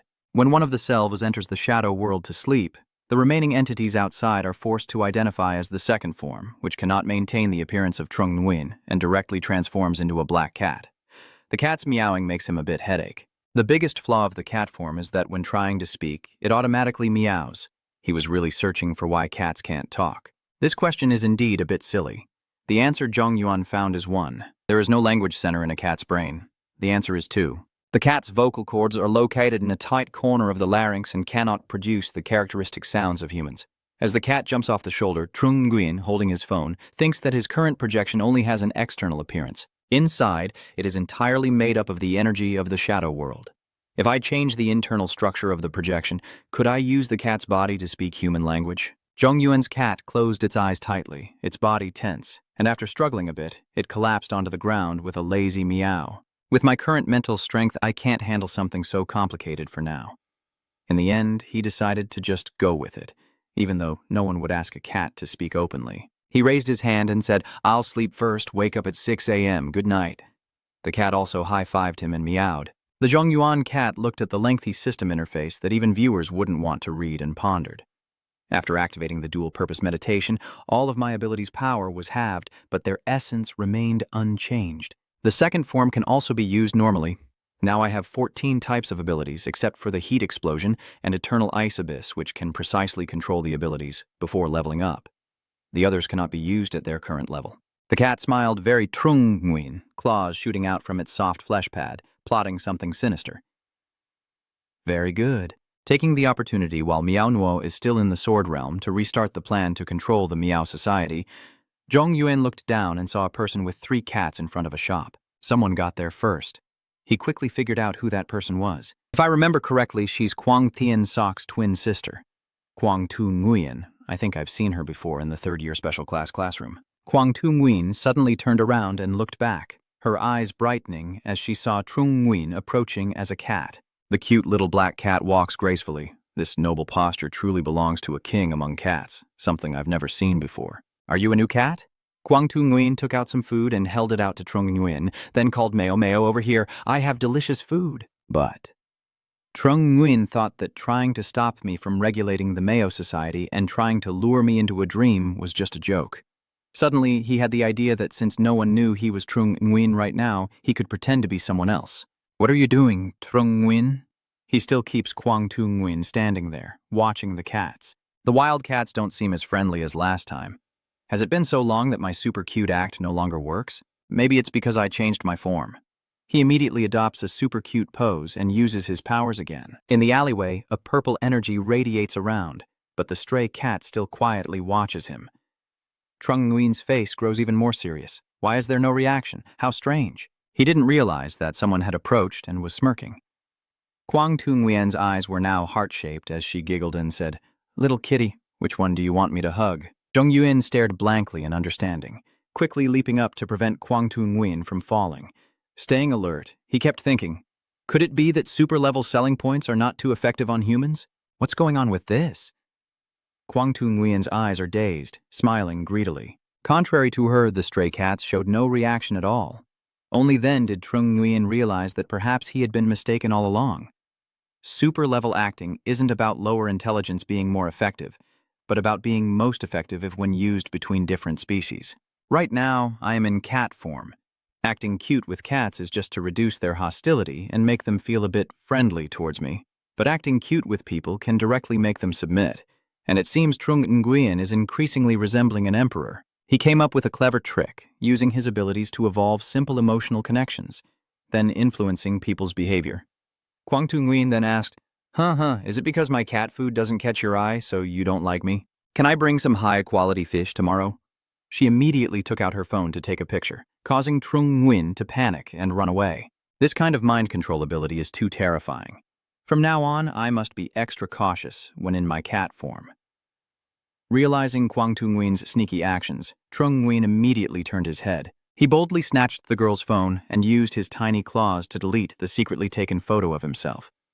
Then the cat, Trung Nguyen, walked away as if nothing happened, leaving Kwang Tu Nguyen full of suspicion. No way. This cat can delete photos too. Am I dreaming? Even though he's careful, everything isn't completely erased. The images are still in the storage. What just happened wasn't a dream. Quickly save the 3 copies and hide them. The next morning, under a clear blue sky with white clouds and golden sunshine, Trung Nguyen looked at her phone and quietly pondered. Older sister Zhang sent a message saying she must visit the cafeteria today because there was an important matter she wanted to discuss with her. Among the crowd, a beautiful girl with pink hair walks by. Such a stunning girl. Is she a student at our school? Why haven't I seen her before? Why did Trung Nguyen suddenly appear with someone stealing the crown of the beauty queen from To Uyen Bao? The girl approached Zhang Yuan and said, Sorry, I'm late. He asked Sister Zhang again. Truong Yi tucked her hair back, a little shy. Yes, I've agreed with you. After successfully absorbing it, Kutin will change her hairstyle. Yeah. Looking at the hesitant expression of the girl, Trung Nguyen said, Not bad. It suits you very well, thank you. The crowd only then realized who Trung Nhi was and said, Is she really that beautiful without her glasses? Look at how she talks to Trung Nguyen. Are they seeing each other? I heard Tu Yin said she already did it with Trung Nguyen. Is she playing both sides? Zhou'er turned around with sparkling eyes, happily exclaiming, Not quite at the right moment. In the cafeteria, Feng Jing asked again, Are you sure you want me to sit here? Sure, definitely. Absolutely, for sure. Okay then. Feng King took a bite of the bun, and he immediately turned into a dragon spewing fire. Damn, why is this Sichuan meat bun so spicy? What? The cafeteria tricked me? He turned and said, I should just throw it away and buy another one. Zhang Yuan coldly replied, Waste of food. Then what can I do? Are you going to eat it for me? Trung Nguyen immediately replied, Get lost, you're not my sister either. Feng Kin Leiloi cutely called him, Brother, and was instantly slapped in the face by Trung Nguyen. Heh. Chicken hugging its nest. Second brother Trung sits at the opposite table, covering his mouth as he stifles a smile. Breakfast is truly wonderful. In the academic office, Tu Uyen Wan confidently walks in with Loi Ba and Thuong Quan Wai, thinking proudly that this time in the Long Hin Sun realm they've collected 139 spirit stones. Even if they don't make the top 10 nationwide, they're still better than that unlucky Feng Kin who had to draw the Truong family realm. Tu Uyen Oan confidently opens the door and says, Team leader Ko To Uyen Wan finished her hunt in the other world and then arrived at the place. Tu Uyen Wan paused. Tu Uyen Oan saw the department heads rushing over when someone in the room mentioned that the chief here has 1,000 of these adorable rabbit-grade spirit stones, which are of quite high quality. Ko Nyam spoke up, wrapping it up and placing it in the filtered area. As a young man with wide eyes holding the orange crystal exclaimed in amazement, Does this mineral look just like one from the Moonlight Lake? The young man continued. It's really that valuable. This is even more precious than the one from the Earth Demon sect. Even with her eyes closed, she widened them anxiously and said, Hurry, check the filtered bags and don't miss any of the moonlight crystal orbs. The mischievous student asked, Aren't such precious void stones stored separately? Tu Uyen Wan watched the scene in front of her with helplessness, thinking to herself, what on earth is going on? Why is the storage room filled with so many shards that it looks like a wholesale market? Shangguan Yi, seeing the scene, sighed and handed to Uyen Oan the bag and said, I'm leaving now. You handle the report yourself. Meanwhile, joyful voices echoed in the administrative office, revealing 2 more moon-shaped star stones. It's a mess now. Remember that overtime pay must be tripled for the day after tomorrow's competition. After finishing the filtering work, we'll have a celebration to toast to Tu Uyen Oan. But you still can't forget the scam, right? Hutch couldn't possibly have that many Kutan stones. They must have faked it. The sky turns into a starry night? On the dark road, two figures are walking.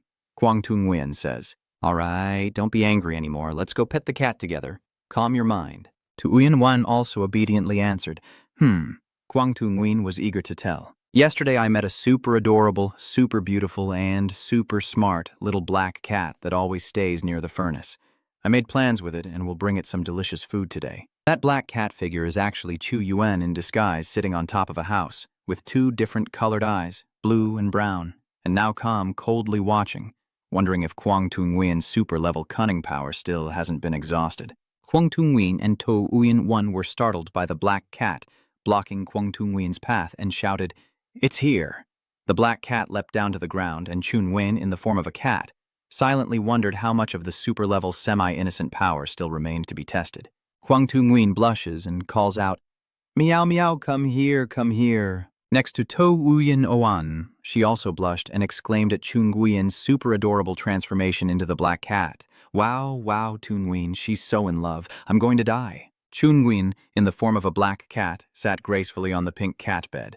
Thinking to himself that the bed was clean enough to sit on, Kwang Tung-win happily held up a box of food in front of the black cat, saying, "This is the royal salmon I prepared for you, airshipped all the way from the Vi Kingdom." Chung-win, in the form of a black cat, carefully watched Kwang Tung-win, guessing that her obsession was gone, but traces still remained that couldn't be completely erased, and her cat addiction still showed no signs of easing, affecting her behavior.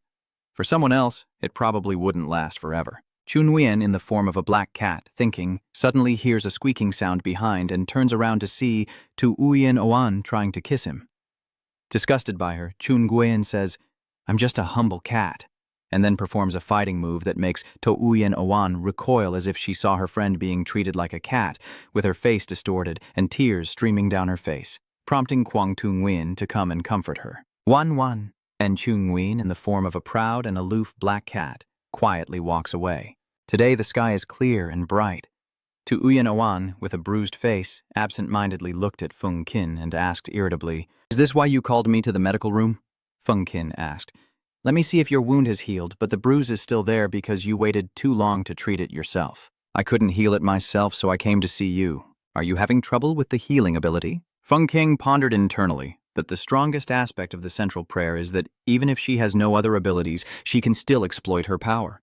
Copying 100% of a person's synergy within the command system to achieve strategic goals makes one invincible for a long time before self-destruction. What is her real intention with such a high value? Does cooperation mean copying? The target's random ability lasts for 24 hours when touched. Feng Jing didn't think much and used the Japanese element to heal Tu Uyen-wan. Kong Feng Qin left coldly, still not forgetting to leave a message. "Respect, Truk Fuk, don't die at my house." Hearing that, Tu Uyen-wan also let out a confused sound. Feng Jing glanced at Tu Uyen-wan and thought to himself, the footprints on her face clearly aren't ordinary cat tracks that could appear in the academy, so there must be a skilled person behind this. Zhong Yuan, in the form of the black cat, is curled up on the tree, sleepy, thinking that Lam Lam's training process in the military zone is not yet finished. These days, his main body can still sleep in the dark world as before. The second form on the outside can rest outside, meaning it can sleep twice as much. Feng Qin, holding his phone in hand, is seriously thinking that Kwang Tung-win actually posted a high reward on the school forum to find traces of the black cat. "Could the mystery be that I heard Tu Uyen-wan?" the cat-formed Trung Nguyen asked with a question mark upon seeing Feng Qin's appearance, while Feng Qin was also surprised to see the black cat. Feng Kung gently lowered his black sunglasses, revealing his piercing purple eyes as he looked at Zhong Yuan. In Feng King's eyes, that black cat only had 2 eyes and a perfect number on its head, nothing else. If Feng Qin, as the transformed cat on the tree, acts like a proper person, as promised, then what? Trung Nguyen still doesn't understand what Feng Qin means and yells, "Meow, meow, meow." Feng Qin, annoyed, put his hand in his pocket and looked up to ask again. "Shouldn't you be the one explaining why I looked up a cat's lifespan before asking why? Why are you still in human form and using your powers to hit people?" Chun-win still pretends not to understand and calls out "Mayo, mayo, mayo" again. Feng Jing continued, "I don't understand cat language from an academic perspective, and there's no such thing as cat language in this world." Chu Yuan, in his black cat form, sighed helplessly at Feng Jing's words, then muttered something to himself about unwavering focus and dual-purpose elimination, before transforming back from his cat form to his human shape. Chunwin put his hands in his pockets and said, Feng King, human abilities do have limits. Feng King looked at Chunwin calmly and said, You're talking nonsense. It's obviously because your younger brother isn't here, so he's causing trouble. Chunwin snorted loudly as Feng Kin didn't believe him, and the scene shifted to somewhere else. They were sitting on the roof of a building, having a late-night conversation, when Feng Kin asked, In your opinion, what ultimately defines a person that Chun Wien worships? Feng Kin continues to ask about the overall social relationships. Although this person only has a human appearance, their true nature is like a non-human species that cannot absorb star energy and can only evolve independently without being attacked by other non-human species. Is this also considered a human? Chu Yuan also nodded. That's right. Suddenly remembering something, Chun Win curiously turned to Feng Kin and asked, It seems that his abilities always consist of only 4 types. Tanat, the spring wind healing, life revival, and resonance, right? My innate abilities include 3 types of Tuori, and the rest I evolved myself through experiments at the Science Institute.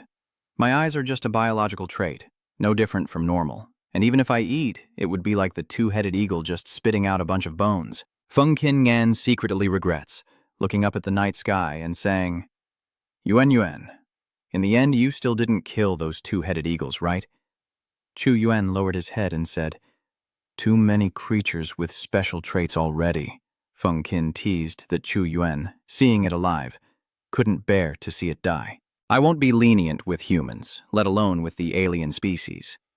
I only see this competition between humans and aliens as a pure, interest-based rivalry that will inevitably involve conflict. With the losses on the other side, even when entering the realm to hunt the nurtured alien races, humans still face the risk of counterattack. But if the true nature of this competition changes from rivalry to cooperation, the benefits humans can gain are actually much greater than we thought. Imagine a giant, 2-headed eagle soaring high above, with a group of people observing below, some of them saying, Principal Bai is indeed the strange 2-headed eagle king who doesn't attack strangers but instead shows kindness and even offers to carry people on its back. Principal Bai and the others tilt their heads back under the shadow of the giant 2-headed eagle. Principal Bai sneers and says contemptuously, What a stupid beast, not knowing it's in the slaughterhouse and still trying to show kindness to the butcher. How ridiculous. As he finished speaking, the giant 2-headed eagle landed, repeatedly bowing its head for scratches, showing a very friendly attitude, with someone petting its head and soothing it, making it look very obedient. In front of the 2-headed eagle, Principal Bai had his large cannon slung over his shoulder. Satisfied with the adorable obedience of the eagle, he gently lowered the gun a bit and aimed straight, not forgetting to lick his lips. The ducks and chickens at the market are also very obedient. He clicked his tongue, and one head of the eagle looked quite adorable. Wang Mei looked at the gun pointed at her head and wondered what it was. Principal Bach felt a pang of pity, but his animal instincts took over, making him think pessimistically that the royal clan's essence was a precious resource that drove people to slaughter each other, so even if he didn't kill it, someone else eventually would. Just as he finished thinking, a loud gunshot rang out, leaving only smoke and a massive explosion with 2-headed eagle feathers flying everywhere. Then the principal sealed the fate of the 2-headed eagle with one shot. In this world, all order can only be maintained through violence. The strong eat the weak is the truth of this brutal and ruthless universe. That evening outside the club, Principal Bai and a red-haired girl were talking. The girl criticized La Hao, saying this time he let the evil ladybug fall into Wang Fadik's hands, even pushing the Thien Khan team into it. He forced the leader to personally clean up the mess, and now he's very upset with him. Bak La Hao stood casually with his arms crossed, talking as if everything he did was justified. So, do you also want to accuse me? The girl turned her face and shot a cold look at Bai La Hao. No. I'm just reminding you that my goal has always been to become the Lady of the 9 Stars leader. I don't care who the leader is. If you fail in your rise to power, I won't be your destined partner anymore. Bak La Hao crossed his arms and sighed, truly a cold-blooded woman. I was actually going to surprise her. The girl gradually lost patience and said, Don't beat around the bush, just say it. Bak La Hao then said, The child of the Fong family has discovered the whereabouts of the death god, who is threatening the nation in Quangvian City. Once he gains the power to kill, no one will be able to stop me from becoming the new leader of Kudiu. The girl reminded him, Quangvian City. I remember the university tournament will also be held there soon, and many powerful individuals will gather, so unexpected things might happen. Bak La Hao, with his grand ambitions, seems to have anticipated everything, where danger and opportunity always coexist. I have a very careful plan. If everything goes smoothly, all potential threats can be eliminated in one go. Currently, in the military classroom, Zhong Yuan is discussing the plan with Commander An, who briefly summarizes the ongoing investigation. The coup bureau investigated the Heaven's Need team thoroughly, but in the end, they couldn't find much useful information. The enemy either has clever tactics and leaves no traces, or possesses special methods to avoid detection by Wang Padi. Then just stay put. Given how much you threaten them, they will strike again sooner or later. Seeing that Trung Lam's school ends soon, Trung Nguyen stood up to leave. If there's nothing else, I'll go pick up my sister from school. Commander An immediately called back. Wait, you haven't logged into the official commerce city of the Ku Nangjia yet, right? Basically, you need to join a group to be able to log in. But the several missions I've completed have already earned me over 1.5 million merit points, so could you help me register an account first? Hearing this large amount of points, Trung Nguyen was quite surprised. Oh, I'll watch it later. On the way back from taking Lam Lam to school, she happily told Trung Nguyen about her new hobby. Brother, flying a plane is really exciting. If it weren't for Instructor Lee telling me I need to prepare a solid foundation first, I would really want to switch careers and become a pilot right now. Trung Nguyen, seeing that his sister liked it, reminded her that if she wanted to become a pilot, she needed to protect her eyesight and not become nearsighted. Trung Lam obediently replied, yes. Trung Nguyen suddenly remembered and said, oh, right, it's almost the end of the year. It's time to buy new clothes for you. You always say I pick childish clothes, so this year let me choose for myself. Trung Lam thought and said, I think the combat uniform of the military zone is very beautiful and neat, combining both beauty and practicality. Unfortunately, there are no mistakes on your part. Trung Nguyen took out his phone to show Trung Lam. Lam Nam, look at this. Oh, can the combat uniform be customized as well? Trung Nguyen explained, with ranks, I can customize all the models to fit your size. Okay. Seeing Trung Lam study and train all day, Trung Nguyen suggested, Lam Lam, since you joined the academy, you've been constantly studying and training. Let's go out and have fun together sometime. Trung Lam quickly refused. I don't want to. You're so impressive that if I don't try to improve, I'd be ashamed to be your sister. Trung Nguyen also had to go along with her wishes. Trung Lam continued, I already told the military district people that you'll attend training every weekend from now on. Trung Nguyen had no choice but to agree. All right, I guess even I am helpless, always feeling that Lam Lam in this life has already walked a path of crazy fighting and will never come back. After returning to the room, Zhang Yuan sat down to watch Shang Chung and order things for Lam Lam. My total contribution points exceeded 1.5 million. After buying clothes and shoes for Lam Lam, I still had some points left, so I looked to see if there was anything else to buy. Suddenly, I saw someone selling a rare rabbit toy costing 10,000 points or 100,000 yuan per piece, with 10 pieces in each batch. The seller is the Huadong Military District Logistics Department. Trung Nguyen thought to himself, the trashy space rabbit that we delivered last time has already been put on the shelves, and there are still so many people buying this junk. Scrolling further, I saw a dagger, an extreme sword-type weapon, costing 150,000 contribution points, which can be exchanged for any crafted weapon with a 1-year warranty and replacement if seriously damaged. The seller is the surveillance department, offering many types, including blades, guns, swords, and spears, but no flying daggers. The bed in my hand is actually a prototype from the surveillance bureau. With 1 million contribution points, I can customize a specialized weapon. I have the ability to fight grandmasters, so I can use any weapon without much difference. Probably don't even need to customize. The surveillance department seller, Zhong Yuan, shouted in surprise. Damn it, Zhong Yuan thought to himself. It turns out that his current bed was made by the surveillance department. Saying it's a creation is just a creation. Feng Qin's relationship with the surveillance bureau is truly deep. Trung Nguyen thought to himself, his true body is inside the golden coffin at the museum, and the alloy coffin cell where he usually sleeps can become a means for him to create a projection body. If I also leave a trace of dark world energy somewhere else, I should be able to teleport through the dark world too, right? After thinking, Trung Nguyen immediately placed the order. Give it a try. While he's buying 4 and getting 2 free, buy a few more. Director Vuong, it's a big deal now. What's going on? The assistant said in panic. Our magical coffin that we left in Thuong Thanh Ku has been bought out by a single person. All 6 of them. After hearing this, Director Vuong turned pale and choked on his water, coughing out his coffee. Cough, cough, continue, assistant. The buyer's name is Zhong Yuan, but the document level is too classified for us to see, so we came to report to you. Director Wang wondered why copying the golden coffin was an order that Feng Zhuzhen placed for her son. The recipient was actually Zhong Yuan from Chengyang Academy. It's not surprising that he copied one to play with, but why buy so many? To give to others? Director Wang's assistant added that Trung Nguyen also said, once the items are finished, I'll contact him to arrange the delivery time and location.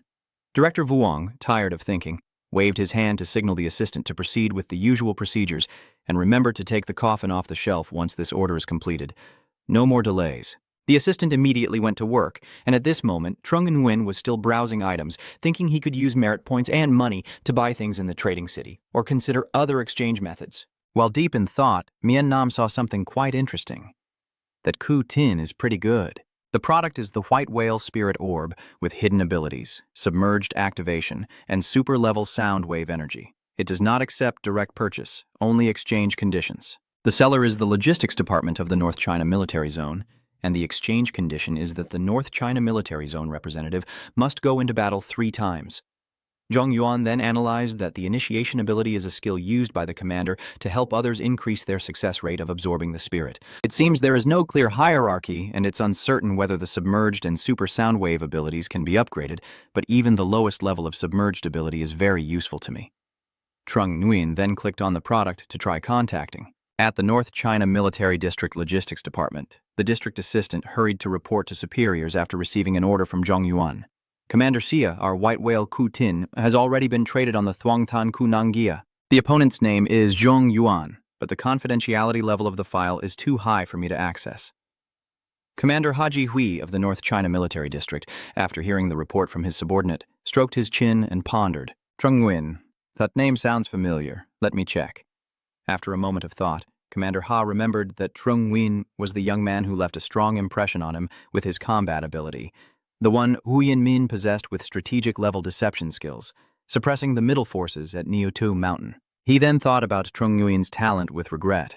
Someone like him staying in the East China Military District is truly a waste of talent. If he could transfer to a unit without regional restrictions, he could provide nationwide support at any time. Commander Ha quickly decided not to waste this talent and stood up to prepare for a trip to 9 Extremes.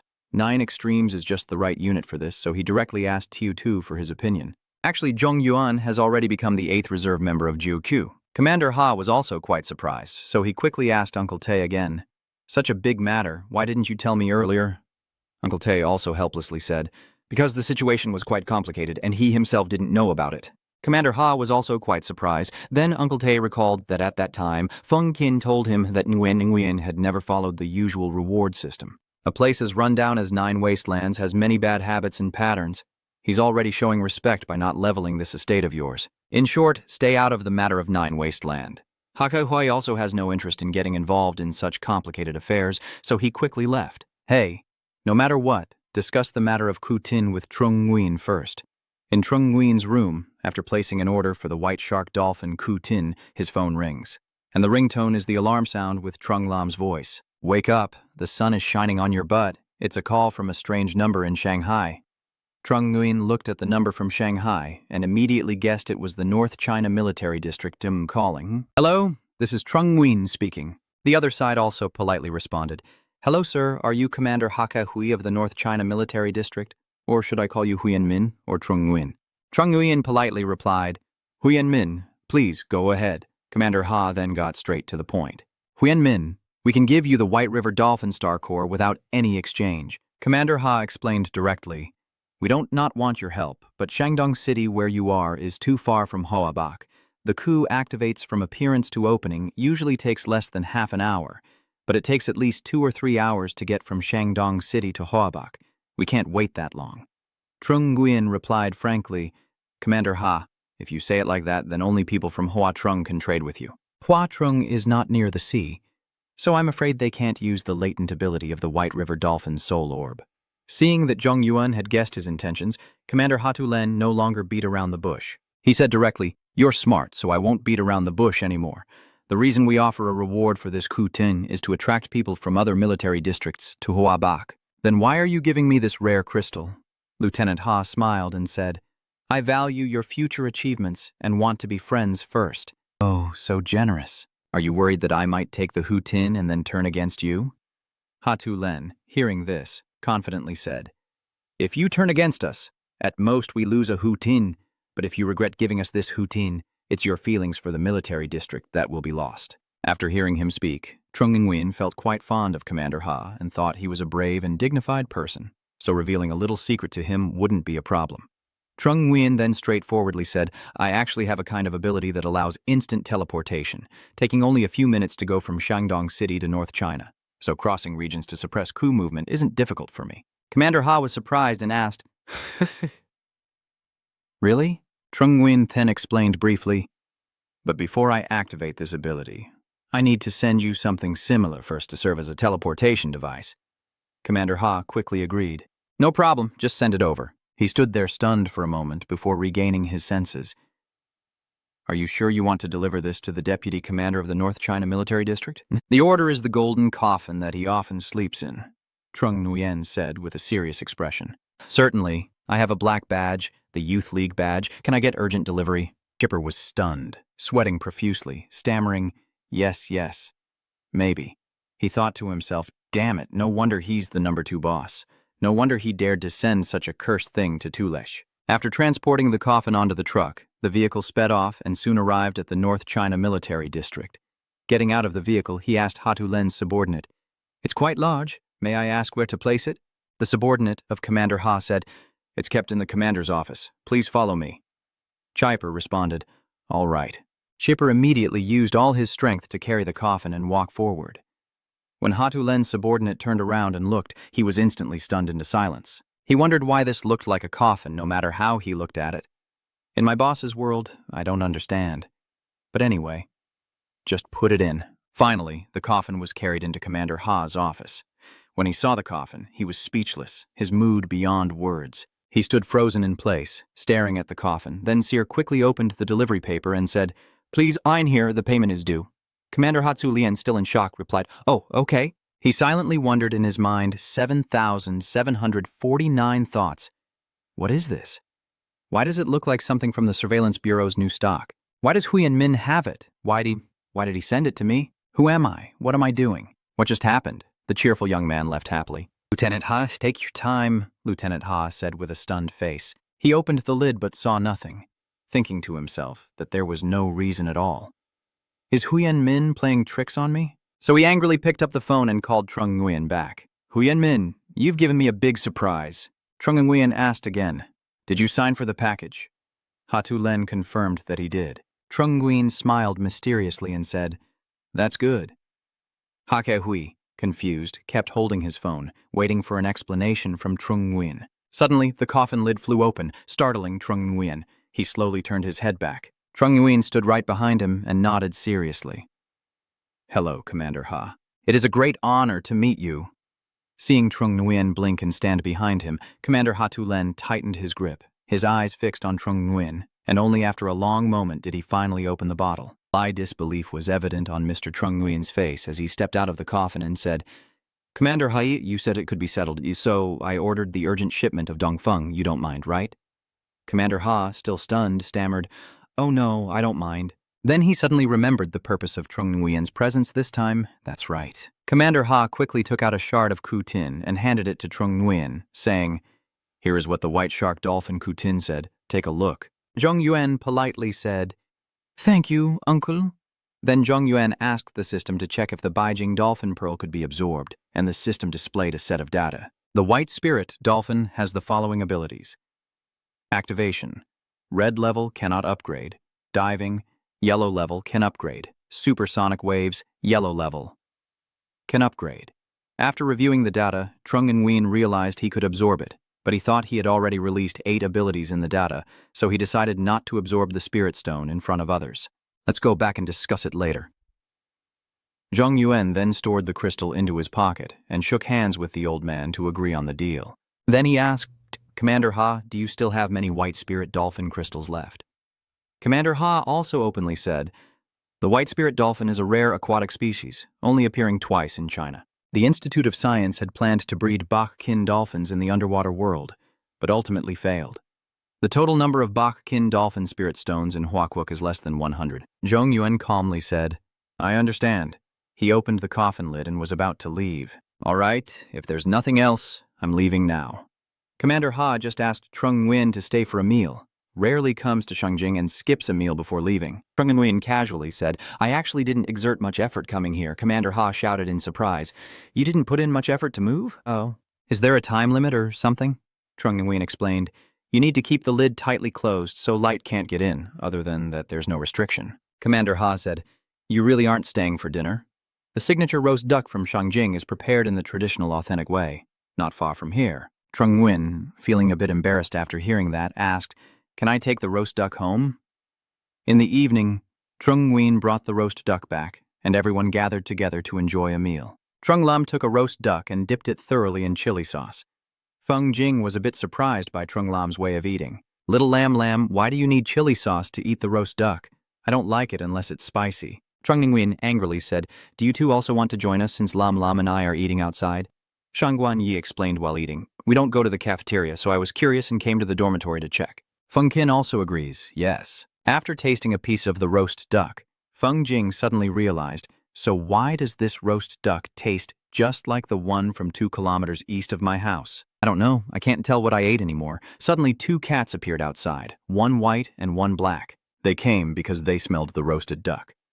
Trung Lam saw and was frightened, quickly covering the food with his hand and shouting, Brother, there are stray cats trying to steal my food, please chase them away.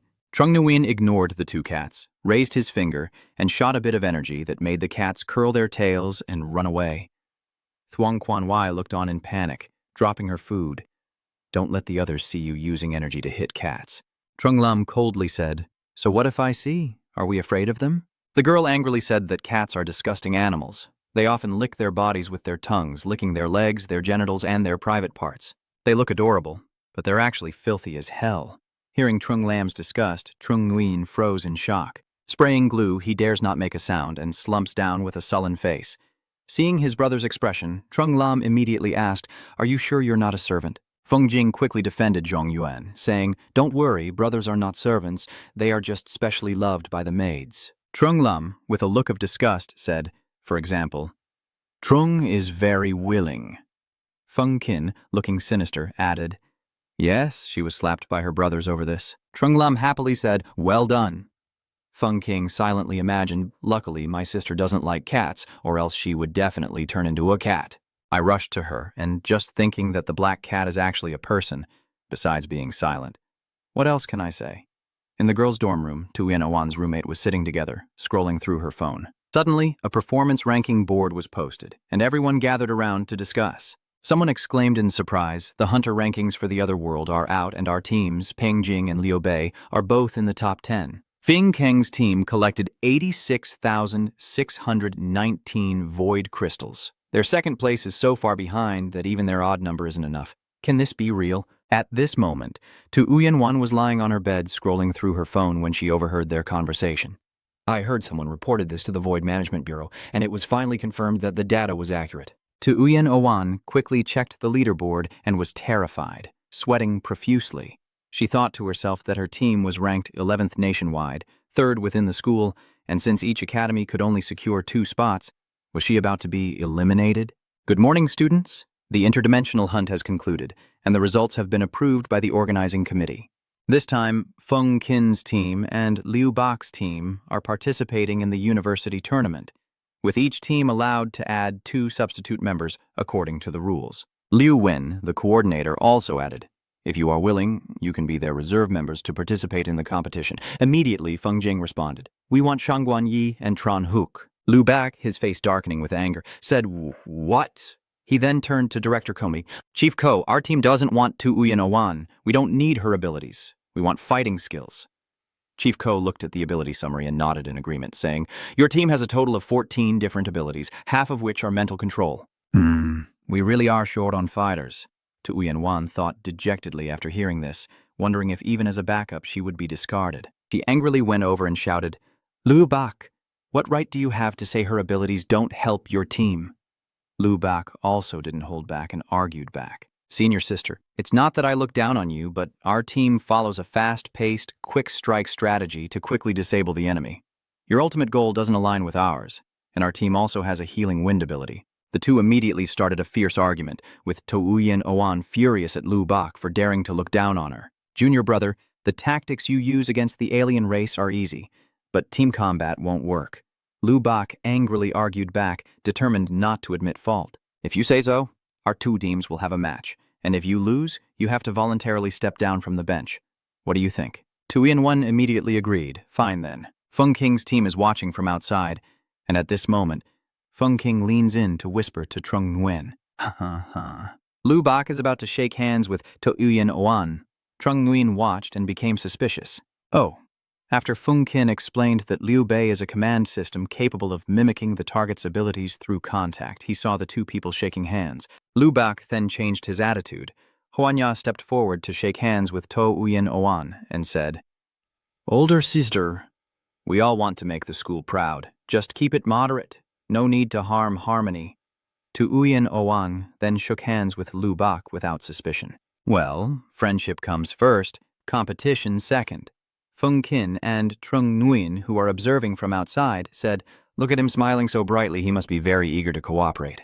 Fu Qinlin warned, "Yuan, be careful with fire safety, theft prevention, and teamwork in the future. Don't shake hands with others casually." Trung Nguyen stood still observing and agreed, "Yes, Trung Nguyen also thinks that with so many secrets in my abilities, I really can't team up with others casually." As soon as the match began, Liu Bak's team launched a swift attack and quickly won. And in an instant, Tu Yin-wen's team all collapsed, exhausted. Liu Bak's voice rang from above, "Senior sister, it's now defeated." Yuan Ouyang quickly accepted defeat, thinking no one on their team could break the control, and they had no power to resist in front of them. Liao Biao, having just won swiftly, turned proudly to Zhong Yuan and said, "Junior brother Zhong Yuan, join our team, and with you, we won't have to worry and can win the championship." Feng Jing immediately raised his hand to stop him.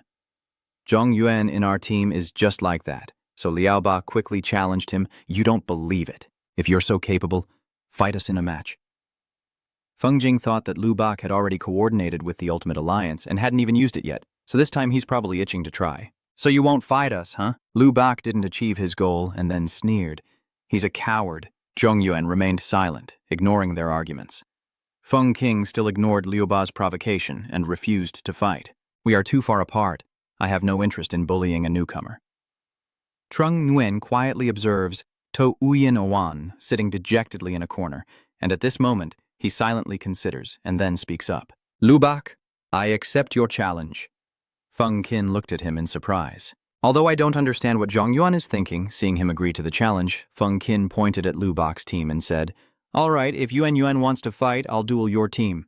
Liu Bak confidently set the condition. "If you lose, Zhong Yuan will join our team." "If you lose, all team members have to admit they're dogs." Liu Bak casually said, "Whatever you say." Suddenly, Trung Nguyen stepped forward, reaching out to help To Yin-wen.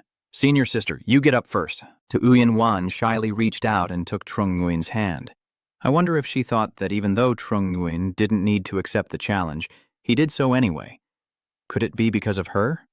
But with Liu Bak's team so strong, does Trung Nguyen truly stand a chance to beat them? At this moment, Director Liu Wen also sighed and said, "All right, let's get started."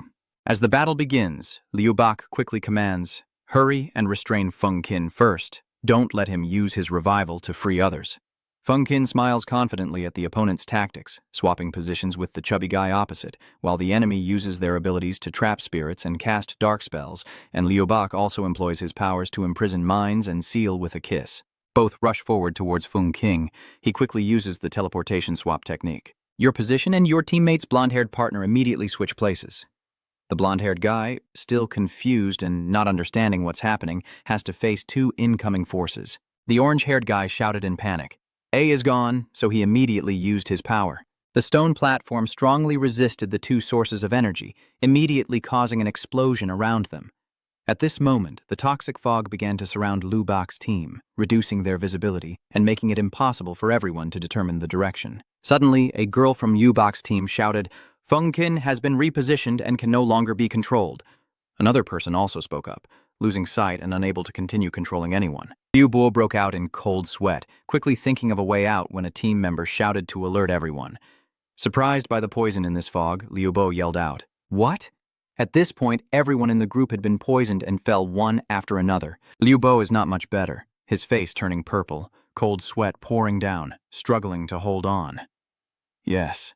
The orange-haired guy struggled to hold on and said, It's the intoxicating poison trap. Once it makes a sound, you'll be poisoned. Stay still and don't make any noise. Zhong Yuan coldly told them. It's too late. Your treatments have blinded you. You can only protect yourselves and can't detoxify you. Your team's best strategy is too easy to break. If you fail at the start, there's no hope of turning the tide in later attempts. If you use the ultimate move you just coordinated now, maybe you have a chance to compare 2 moves with me in 3 minutes of invincibility. Otherwise, you wouldn't need me to act, you would have already lost. Liu Ba silently thought to himself that, as he said, their biggest weakness was that if they didn't eliminate the enemy in one go, they would have no strength left to continue. Even if the opponent simply protected and healed others, they could still break through their tactics. After realizing he had no chance, Liu Bo raised both hands to concede and declared, "We give up." The battle ended, and the toxic fog quickly dissipated. Director Lu Van announced that Feng Qin's team was the winner. Lu Bak stepped in front of To Uyen Oan and said, "To Hoktai, I'm sorry, I shouldn't have said that earlier. We really need your abilities." To Uyen Wan waved her hand and said, it's okay. I don't mind at all." Before she finished speaking, Lu Bak had already bowed 90 degrees to show his sincere apology. "Senior Sister Xin, please join our team." At the same time, Shangguan Yi ran over to say to Feng Jing, "Captain, I want to join Lu Bak's team as a fighter." Feng Qin asked him, "What's wrong? Don't you want Trung Nguyen to take you flying anymore?" Shangguan Yi said seriously, "I don't want to anymore." The words from Zhong Yuan earlier made me realize that good coordination is more important than individual strength. The university tournament is a competition and also a stage for us to show our team spirit. Shangguan Yi ran over to pat Liu Ba on the shoulder and neck with a firm slap from Trung Nguyen's own teaching. "Do you want to?" Lu Bak happily said, "I want to. Seeing the two of them so close, Feng Qin asked Trung Nguyen again, "Is cooperation over competition? Working in groups over individual effort? Is that your principle of life?" "What?" Seeing that I might be overthinking, Feng Qin quickly said, "No problem." He stepped closer to Liu Ba, with a face ready to watch the show. "Lu Bak," I said, "if you lose, you have to admit you're a dog." Lu Bak, as if he had anticipated the situation, calmly replied, "I definitely won't go back on my word." Tu Dao Men helps our battle flag to be raised. Seeing Lu Bak give the order, Tu Dao Men pulled out a giant banner. "Got it?" The team members then unfurled a huge banner featuring Trung Nguyen dressed as a girl and the words, "Trung Nguyen." Trung Nguyen Mi is unmatched, sweeping through the arena, shining the brightest. Liu Bei shouted loudly, "I officially declare the founding of Zhong Yuan's fan club today." Shangguan Yi also joins in. "From now on, we are all Trung Nguyen's top fans." After shouting the slogan, everyone then imitated dogs barking. Woof, woof, woof, causing chaos in one corner of the yard. Seeing such disgraceful behavior, Feng Qin was truly speechless and extremely confused, realizing this was the real intention behind their challenge. Trung Nguyen walks over to pat brother Feng Qin on the shoulder. Still many improvements needed in his strategic awareness at the airport lounge, while Trung Lam happily sees Trung Nguyen off to the competition and laughs happily while looking at her brother's photo on her phone. No wonder you're my brother. Even in the school uniform, you're still as handsome as ever." Trung Nguyen can't bear to be apart, so your sister asked again, Lam, do you really not want to be at the competition venue? Just tell the military zone and they can arrange a special seat for you." Trung Lam, still engrossed in looking at photos, said, "I don't want to. You and everyone else can watch the competition from afar." Suddenly, the girl tiptoed to wipe his face and looked straight into his eyes, saying, "Your world is so vast. If I stay inside it alone, I will feel very lonely. There are so many beautiful scenes in the world. If you come all this way, why not go see for yourself?" The girl hurriedly said goodbye. "I'll go back to the military zone to celebrate the new year with Uncle Tan. When I'm not here, you have to take good care of her." Trung Xuyen then waved goodbye and responded, Thinking back to what Trung Lam said, "If I've already died, can I still be considered to be among the living?" Trung Nguyen went back to his seat in the main hall and then asked Feng Jing, "Do you think Lam Lam has discovered something?" Feng King was sitting reading a book when he heard Trung Nguyen ask and said, "Did you discover that you're the younger sister's puppet master?" Trung Nguyen immediately retorted, "Where am I the puppet master? Isn't this just a very normal brotherly love situation?" Feng Qin glanced at him after hearing that. Trung Nguyen then asked, "What are you glaring at me for?" Feng Qin sneered and said, "Are you really worried or just using me to entertain yourself?" Zhong Yuan fell silent and mumbled to himself. Feng Qin continued, saying, "Honestly, the first time I met you, you looked like a corpse. Nothing could lift your coffin lid except your sister. Only recently, your sister has wanted to stand on her own and deliberately stay away from you. You just started stepping into this world. I can still see the changes. Doesn't she notice? Pukin pinched his cheek, and Zhong Yuan angrily said, "Don't pinch my face when you talk." Feng King argued back. "Your sister can pinch. I can't do that, and you're saying I'm not your little sister." Trung Nguyen immediately retorted, Fine, you can pinch until you're tired." Suddenly, Zhong Yuan's phone rang. It was Zhong Lan calling him to wake up. Zhong Yuan immediately stood up and went outside to answer the phone. "Hello, Commander Zaya." Commander Ha frowns. The situation doesn't look good. 5 minutes ago, Xuanmin, your team detected a level red disturbance in Daitan City. Maybe in 2 hours they'll open. Trung Nguyen quickly asked from inside the city. Commander Ha replied, "Yes, if you need to come, can you make it?" Trung Nguyen is secretly considering using the single-minded dual-purpose technique to both suppress the chaos and sit on the plane to Quangvian City. Using someone else's face in the military zone isn't very appropriate, so it's better to quietly sit on the plane himself. And after calculating, he agreed immediately and said it was no problem, just wait a few minutes. Trung Nguyen ran to the row of seats, saw that Feng Kin had fallen asleep some time ago, and hurriedly woke him up. "Calm down, Feng King. Help me with something." Quickly pull Feng King into a hidden corner of the bathroom and hand him a backpack, then give him some instructions. "In this urgent situation, I can't use my current appearance to board the plane with you for support." "Huh?" Seeing Feng Ken's determined look, Trung Nguyen quickly handed him the backpack and said, "We're about to board the plane. I'll hide in the backpack first and figure out the rest." Trung Nguyen quickly transformed into a black cat, while Feng Kin immediately heightened his vigilance, scanning the surroundings. At this moment, Trung Nguyen has transformed into a black cat, meow, meow, meow. Feng Kin immediately proposed a solution to the black cat. 1 meow means yes, 2 meows mean no. To make communication easier, the black cat meows in agreement, and then quickly slips into the backpack. Feng King happily said, "When it comes to things normal people can't do, it's still only you."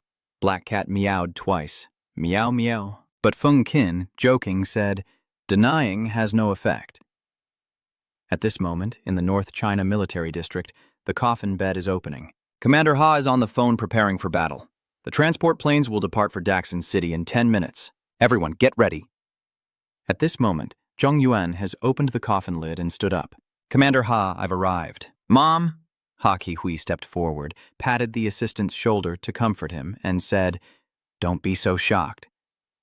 After witnessing Trung Nguyen emerge from the coffin bed, the assistant stammered, "Huyen Min, he came out of the coffin." Lieutenant Ha immediately said, "Don't talk nonsense. This is the latest high-tech metal bed made by the Surveillance Bureau." Lieutenant Ha then ordered his assistant, "Stay here and let me talk. Go get a specialized combat outfit for Huyen Min for the Kurdong battlefield." The assistant quickly received the order to prepare. "Yes." Seeing Trung Nguyen emerge from the coffin with that look, Ha Ke-hui was also quietly smiling. "Last time I was confused by this thing's appearance and almost thought Huyen Min was sending me off. I won't make the same mistake again." Trung Nguyen looked at him standing there silently and smiling, which was a bit puzzling. Taiyuk Han was surprised to see Feng Kin carrying Trung Nguyen's backpack. He immediately asked, "Is this backpack Trung Nguyen's?" Feng Kin replied, "He's got something to do for now, so he asked me to help carry his things first." Taiyuk Han quickly pulled back when he saw a part of Trung Nguyen's backpack exposed and said, "I'll help you zip it up since the zipper is undone." Meanwhile, Commander Ha from the military district, Artist, was talking with Trung Nguyen. "Huyen Min, do you remember that you used to practice with throwing knives? Do you need any other close combat weapons?" As he turned around, he was startled to find that Zhong Yuan was nowhere to be seen. Only a black cat remained. Commander Zia was surprised. "Oh." Seeing Commander Ha panic, the black cat immediately shouted, "Why did Huyen Min turn into a cat? Am I experiencing hallucinations because of too much pressure? Or am I no longer in Duongjian?" At this moment, Zhong Yuan reappeared in his human form and continued, "The weapons you need are the Yuan Yue Dao from the Extreme Path series." Commander Ha turned around and saw Zhong Yuan had appeared right behind him, but he couldn't speak and stammered, "Huyen Min." He was so shocked he couldn't speak and turned away. Zhong Yuan then asked, "What's wrong, Commander Ha? Does it say anything on your face?" Commander Ha immediately said, "Old man, it's okay. I told the kid to help you bring the weapon." Commander Ha took out a heart aid medication, poured a few pills into his hand to take, muttering as he did so, "It's coming, it's happening. My heart and eyes aren't working well anymore." Trung Nguyen watched his frightened expression and thought to himself, "Luckily, he didn't scare Commander Ha so much that something happened. or I would really have to give him my metal bed with a lid to sleep on. Trung Nguyen, thinking about transforming back into his cat form in front of Commander Ha, stroked his chin in thought. The backpack's ceiling effect was so good that when he zipped it up, it became a dark space. The dark world has identified the one over there as the cause of me turning into a cat here. Luckily, I quickly unlocked it, or I would have had to explain everything to Commander Ha. At this moment on this plane with Feng Qin, Taut Han was surprised when the zipper of his backpack slipped open. He tried to zip it up again, but was immediately pushed away by a paw of the black cat. This made him panic and stand up, shouting, "Feng Qin, you dare to bring a cat on the plane!" Konam was also surprised and asked, "Feng Qin, we're going to compete, not on vacation. Why are you bringing a cat?" The black cat also thought to itself, "If I've already been discovered, there's nothing to fear anymore." Then it approached Feng Qin and meowed, "Meow, meow, meow, meow." Feng Qin asked again, "Are you sure you're not pretending anymore?" The black cat immediately confirmed. Cat Feng Qin immediately lifted the black cat to show Guanyam and introduced, "This is Zhong Yuan." The black cat also obediently meowed. Konam's cat silently thought in anger that Feng Qin was trying to provoke him, and he muttered, "This Feng Qin, always causing trouble last year's exam, and now he's already on the plane, just trying to test my key points." He immediately shouted to bring the cat down before the plane takes off. The black cat was also quietly considering that if the backpack could be recognized by the shadow world as a confined space, then keeping some shadow world energy would allow for instant teleportation. So there was no need to use dual-purpose items. The sudden event just now caught us off guard, and now Chairman Cao is about to dismiss me. Shangguan Yi immediately spoke up to defend, saying, "Chairman Cao, Feng Kang already said this cat belongs to Zhong Yuan. We can't kick an important teammate off the plane." Zheng Ning also said, "Feng Kang's actions are definitely at Trung Nguyen's request. He wouldn't cause trouble without reason." The members of Liu Bax's team all loudly opposed Director Kono. That's right. Liu Beixin's team said, "The fans of Zhong Yuan support Zhong Yuan." Director Ko wouldn't really kick such a cute cat off the plane, right? I'm not a servant, but I think the Trung Nguyen cat makes a lot of sense. The black cat sitting on Feng King's shoulder thought to itself, "No way, my super cute act is supposed to be passive. Why do they look so strange?" Feng King also patted the black cat and chuckled quietly, watching them turn into a car instantly. Nguyen Nguyen is definitely pretending. Konyam is extremely angry and says, "You girls are talking nonsense." Ta Yuhan immediately raised his hand to interrupt Konam and said, "It's just Bao Nguyen the cat." "Oh, isn't that the black cat that Tu Nguyen and I saw that night? Did Feng Qin bring it onto the plane?" Tuo Yuen Oan hurriedly ran over to Konam to beg and said, "Chief Ko, sorry. This cat is my pet. Its name is Trung Nguyen. Please don't chase it away." After saying that, she turned to the black cat, pouting and reaching out her hand to hug the cat. "Zhong Yuan, come over here with me." The black cat looked annoyed and glared, thinking to itself, "Don't come over here." Tu Uyen Owan still felt the black cat disliked her, but she still wanted to get closer and hold it.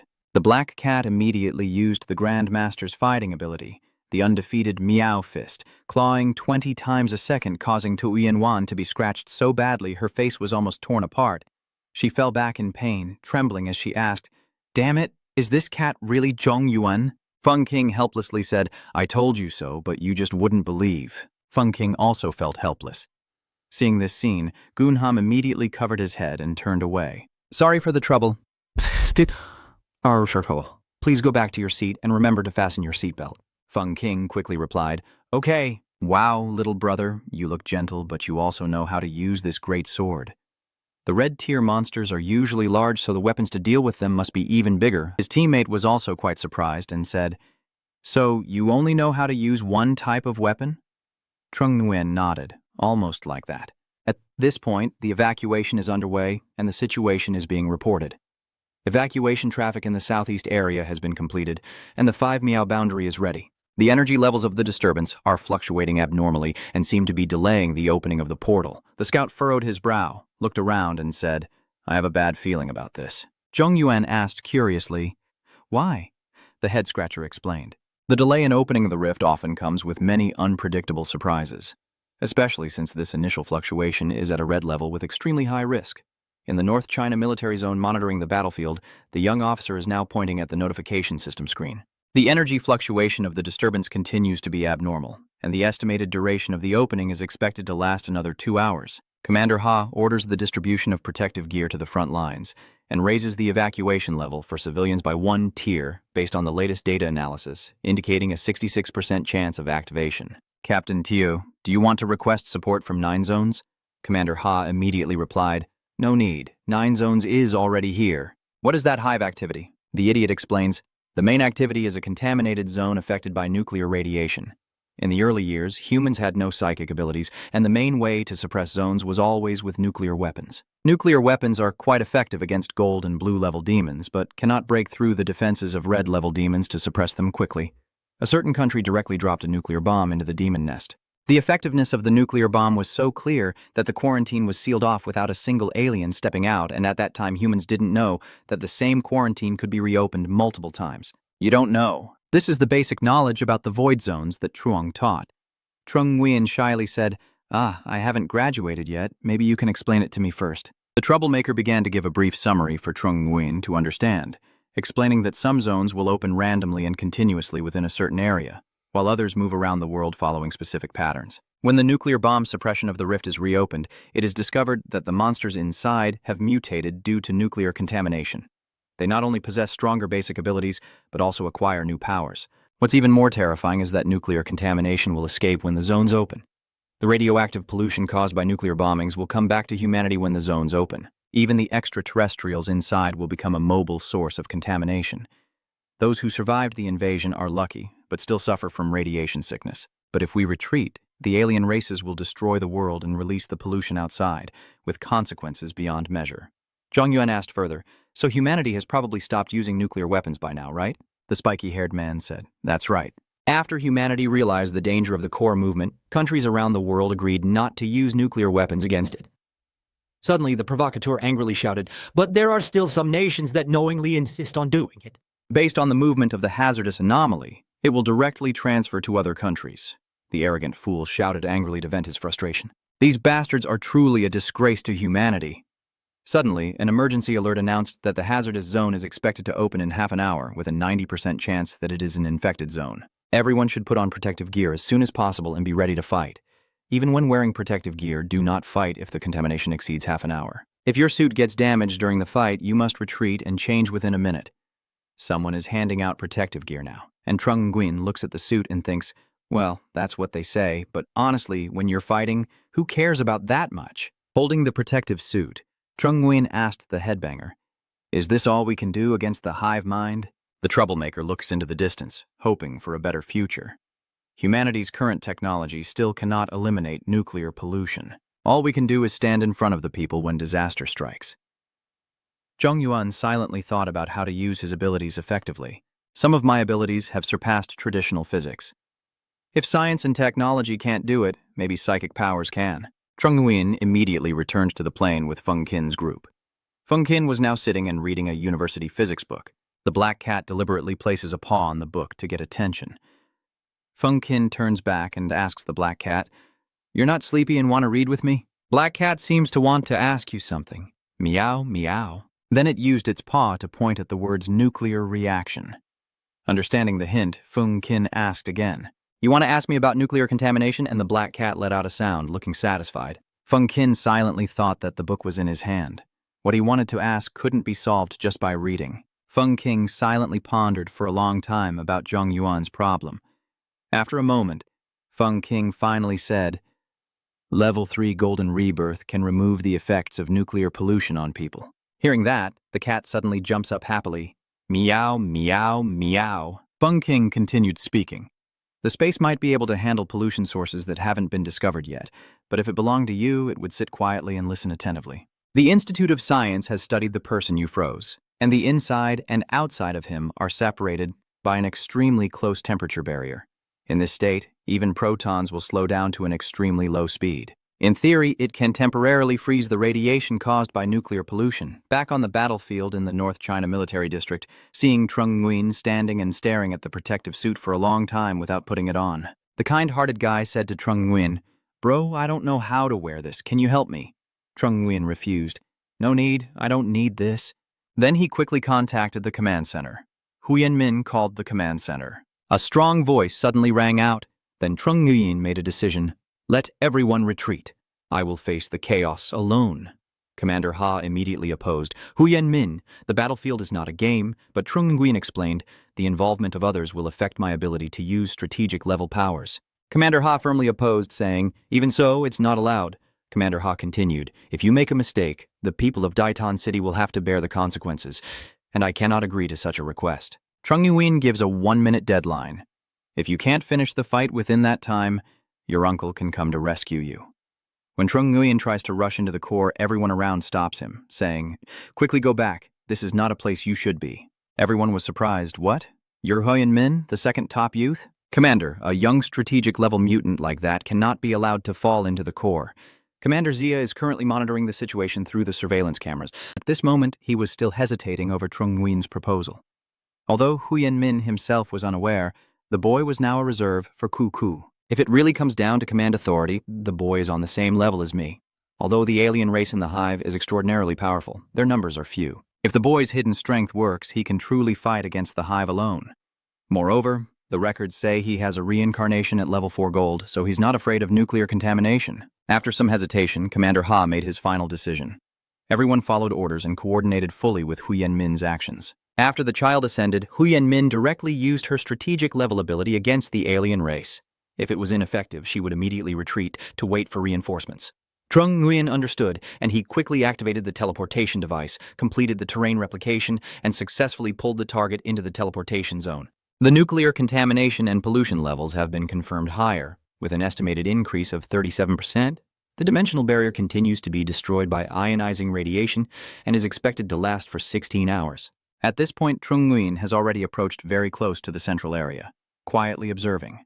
A few kilometers from the barrier zone is the forbidden area, where space is distorted and all powers are nullified. If he acts, he must wait for the alien to come out first. A giant one-eyed elephant, a super-large beast, suddenly appears from the void, a creature only found in the Dragon Pagoda Kingdom. No, they have mutated. Now they should be called the Nine-Eyed Mighty Elephants.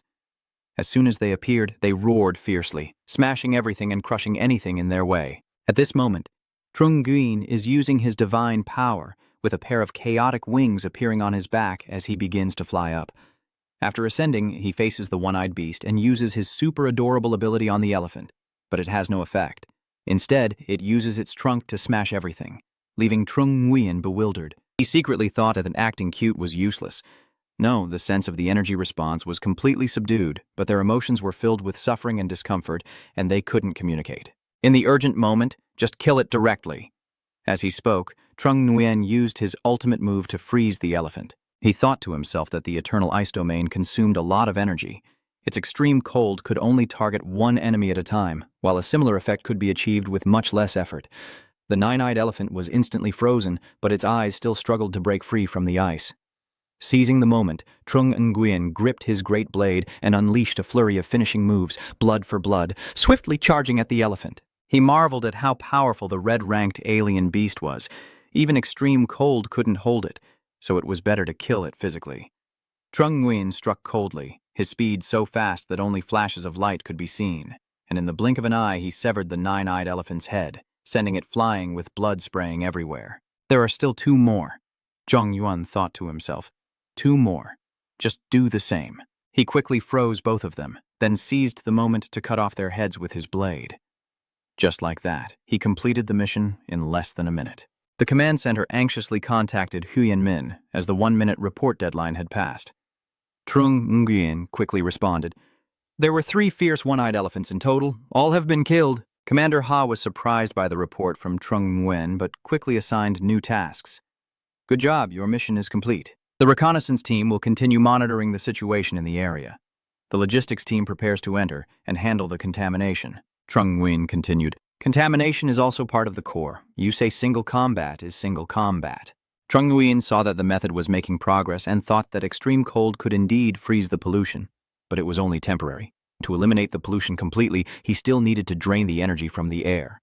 After speaking, Trung Nguyen quickly used the heat preservation technique, creating a tornado of ice that gradually absorbed all the contamination from the hive. Everyone around was moved to tears as they watched. The ionizing radiation that eroded the boundary had disappeared, and the pollution levels at all monitored points had dropped to the lowest possible level. Others also asked, as the wind and explosions rose, what exactly is Huyen Min doing?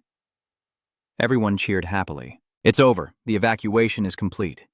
Zhongyuan reports back to the command center that the city of Daitan has been fully suppressed. Sir, reporting to the commander, the suppression operation in Daitan City has concluded in a total of 6 minutes and 23 seconds, with no casualties or nuclear contamination. It directly broke Zhang Buyu's fastest record, leaving everyone present in shock. A miracle. Huyan Min has done it again. Commander Hatu also quietly breathed a sigh of relief. Though he had guessed that Huyan Min had many trump cards, was this really too exaggerated? If you can fly, then you can even clean up nuclear contamination. On the way back, the Ku Nangjia hugged each other, happily crying. I almost thought I would have to sacrifice myself for the country today. Although I'm not afraid of death, living is still better. Off to the goddess of luck, give a like to Huyan Nin. Someone sitting nearby turned to ask him, Huyan Min, you've been exposed to radiation for so long, are you really okay? Chu Nguyen casually replied, my resurrection level is very high. The kind person next to him reminds him, you shouldn't neglect your health. You should go to our hospital for a checkup. Zhang Yuan refused, I really don't need to. After the plane landed and everyone stepped off, Zhang Yuan quickly thought to herself that she would greet Commander Hatu first and then find an excuse to leave, heading to the university tournament hall. Suddenly, a group of people from the Science Institute approached, led by a woman. She happily called out Nguyen Nguyen. Trung Nguyen looked puzzled and asked again, are you curious why this person called me Nguyen Nguyen as soon as she arrived? The woman stepped forward and took Trung Nguyen's hand to introduce herself, saying, I am Feng Qin's mother, Feng Truk Trin. Trung Nguyen politely replied, hello, Mrs. Feng. Mrs. Trin happily said, your son says I'm very capable, but hearing it from 100 people isn't as good as hearing it from a master. Hatulech, standing behind, also spoke up. Director Feng, Huyan Min just finished fighting. Let him rest for a bit. Feng Truk Trin happily pats his shoulder and leads him away. Yes, Yuan Yuan, let's go have dinner and rest. The car is waiting outside. Trung Nguyen shyly said, Miss Feng, maybe you should let me change first. This outfit is a bit too casual for dinner. Right now in the office. Tae Tu angrily said, Hatu Lin, you said that a miner with special abilities dealing with nuclear pollution would be taken to military court. Hatu Lin explained, the boy has reincarnated. Tae Tu immediately dismissed Hatu Lin's explanation and said, this is two different matters. Hatu Lin recalled that 3 years ago, the fallen fortress of Dong Thap was captured, and the alien race contaminated the barrier, causing harm to thousands of ordinary people. I can't stand by and watch the same thing happen in Datan City. Carrying out high-difficulty missions is part of Juku's duty. Commander Hatu Lin continued, if you just want to protect the boy, you wouldn't let him become the 8th person, right? Tae-Tu's face turned purple with anger as he said, the boy is still a reserve now. All publicity before his official return must be approved by me. This time I won't pursue it, but there won't be a next time. At this moment, Feng Truk Trin happily hands him a card. Trung Nguyen, honorary scientist at Huaquoc Natural Science Academy Research Branch, also wears the Research Institute's uniform when dining with Feng Truk Trin. Trung Nguyen joked, Feng Truk Trin, your honorary title as an esteemed scientist probably isn't one of those scary research titles, right? She rested her chin on her hand, looking at Trung Nguyen, and explained that today's technology allows us to see inside structures clearly without having to cut people into pieces. Trung Nguyen quickly stood up. So, is it still possible for me to run away now? Miss Feng calmly replied, it's too late now. The achievement of using your abilities to eliminate nuclear pollution has been recognized and deserves to be honored with an honorary fellowship. Is that why? Feng Truk Trin said while serving food and chatting. Since the outbreak, the scientists have never stopped conducting related research. Many hypotheses and theories have been proposed, but there are few who can prove them. Trung Nguyen shyly said, the theory was told to me by Feng Qin, I just practice. Feng Truk Trin frantically scooped food for Trung Nguyen. Don't be so modest, theory and practice are equally important. You shouldn't deny your contributions. At this point, Trung Nguyen's bowl was filled into a small mountain. Feng Truk Trin said, if you can't finish it, even if there's leftover food, don't put it back on the plate. As she spoke, she kept filling a bowl of food for Trung Nguyen. If those who come later see that the child's achievements are not recognized, they will lose their motivation to participate in scientific research. After finishing, Feng Truk Trin led Zhong Yuan to the research area. Nguyen Nguyen, this is the ancient scythe you tamed on Niutu Mountain, and the devil-eyed beetles you caught from those mercenaries have been raised at the Science Institute after the investigation. The documents you provided have helped us solve 3 major issues. The person frozen in the block of ice is still on the lab table. Feng Truc-Trin looked at him with a probing gaze and asked, "Your ability to eliminate nuclear contamination is different from the power to freeze people, right?" "Let me guess. That is the evolved ability of a super-sensitive sensor." Zhong Yuan was quite surprised and asked, "Miss Feng, how much do you know about my abilities?" Feng Truc-Trin also honestly said, "Honestly, as long as it's the ability you've recorded in the data table, to me it's not a secret. Actually, you don't need to worry. People with lower ranks than you can't access your data. The secrets you carry could be the key for humanity to solve the mystery of psychic powers. As long as you are willing to help us, we are ready to accept any price." Trung Nguyen asked again, "So your price isn't completely unlimited either, right?" Feng Truc-Trin looked straight at Trung Nguyen and said, "The final limit is the ultimate outcome that benefits humanity. So tell me, after reincarnation and evolution, what will you become? It must be possible to treat others, right?" Trung Nguyen said in confusion. "So Antu Commander hasn't told you yet?" Feng Truc-Trin immediately said, "So I already told Commander An." Trung Nguyen helplessly said, "It's a long story. Then there's no need to say more." Feng Truc-Trin lifts her phone and sees she has collected the frozen sample of the nine-eyed elephant. Mrs. Feng's eyes sparkled as she said, "The remains of the nine-eyed elephant you just killed have been delivered. While it's still warm or no, while it's still cold, can you help me with the experiment?" Trung Nguyen stayed silent, which meant he agreed. In the lab, the body of the nine-eyed elephant was being set up, its severed head already stitched back together by Trung Nguyen. Trung Nguyen asked Ms. Zivang, "Are you sure that if I use the power of life on them, not only can I eliminate the pollution inside their bodies, but I can also bring them back to life?" Feng Truc-Trin replied, "Theoretically it's possible, but I didn't use thermal compression to deal with them because it consumes too much energy, right?" Trung Nguyen admits yes in practice. Thermal explosion can convert matter into energy and absorb it until complete destruction. But this method consumes too much, so I only use it to eliminate pollution in the air. Feng Truc-Trin then connected his thoughts and said, "Heat compression, eternal ice abyss, life authority, immortality, hemorrhagic violence." The 5 abilities from the snow skeleton snake, despite their different forms, share many similarities in physical changes. If the regenerative power directly affects unstable atomic nuclei, it can cause their decay process to be released immediately, like violent hemorrhage, destroying radiation particles completely as if they were hit by thermal compression. And the near absolute zero state effectively freezes the transition from life to death. So activating the life power is basically the same as achieving immortality, right? Trung Nguyen looked at Feng Truc-Trin in confusion as he explained, then asked, "So basically you just activate the life power, and that's it?" Feng Truc-Trin nodded in confirmation, yes. Immediately, Zhong Yuan used the power of life authority on that fierce elephant. In an instant, the nine-eyed fierce elephant was revived, much to the joy of all the scientists. "We did it, fully revived and eliminated the contamination." Our theory was correct. Zhong Yuan was also secretly amazed. The power of the snow skeleton snake can actually have such an effect. This is true control over life and death. Zhong Yuan happily hugged the elephant and said, "The weak power never disappears." Feng Truc-Trin asked, Yuan, you've made a great contribution again this time. Have you thought about what reward you want?" Trung Nguyen immediately said, "I want access to information related to the space ability at the Science Institute." Feng Truc-Trin quickly agreed, "No problem." After finishing everything, Trung Nguyen quickly wanted to leave but delayed for half a day, as the tournament registration couldn't be postponed any longer. Just as he was about to head home, he ran into Uncle Tae again. "Tae Tulai blocks the way, elder brother Trung Nguyen." Trung Nguyen hesitates before greeting. "Uncle Tae." Uncle Tae immediately extended an invitation. "Your terrible company is right next door. Come have a cup of tea." Trung Nguyen quickly declined. "Maybe next time. I still have a match at the university tournament." Trung Nguyen was about to leave, but Tae Tu then said, "Today's university competition is only registration and performances. I've already handled your certification information, so just find any cat or dog to sign for you." "A kitten or puppy?" "All right. I dare you to try and find her." The team participating in the university competition from Fengkin has arrived, and the management immediately approached to greet and shake hands with Director Ko, Trung Ta Company. This time, students like Than An achieved amazing results in the hunt in the other world.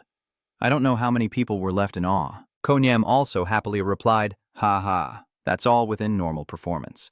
The management team then quickly guided them. "Come on, no more talking. Students of your school, please come and register." Feng Qin raised his hand to signal, and all students lined up by grade, with the higher grades in front and the lower grades behind, beginning the registration. The staff member from the West management team carefully verified the face, asked for a signature, confirmed the signature, and invited you to place your finger on the fingerprint sensor. Feng King has also completed verification, and only a few people remain. It's almost Trung Nguyen's turn, and he quietly thinks that the registration requires face recognition, signature, and fingerprint verification. Wen Nguyen dared to say he would cooperate with you using the Black Cat for registration, so someone must have helped him change the authentication information. Could it be the master? At this moment, the management staff checking also announced that Zhang Er had successfully verified his fingerprint, leaving only Zhong Yuan still unregistered. Is Zhong Yuan here? Suddenly, the Black Cat peeked out from Feng Keng's backpack, meowed, then dashed straight to the registration desk, startling the management staff. What is that? Before I could even get my bearings and see what was happening, the Black Cat had already rushed over to verify the face.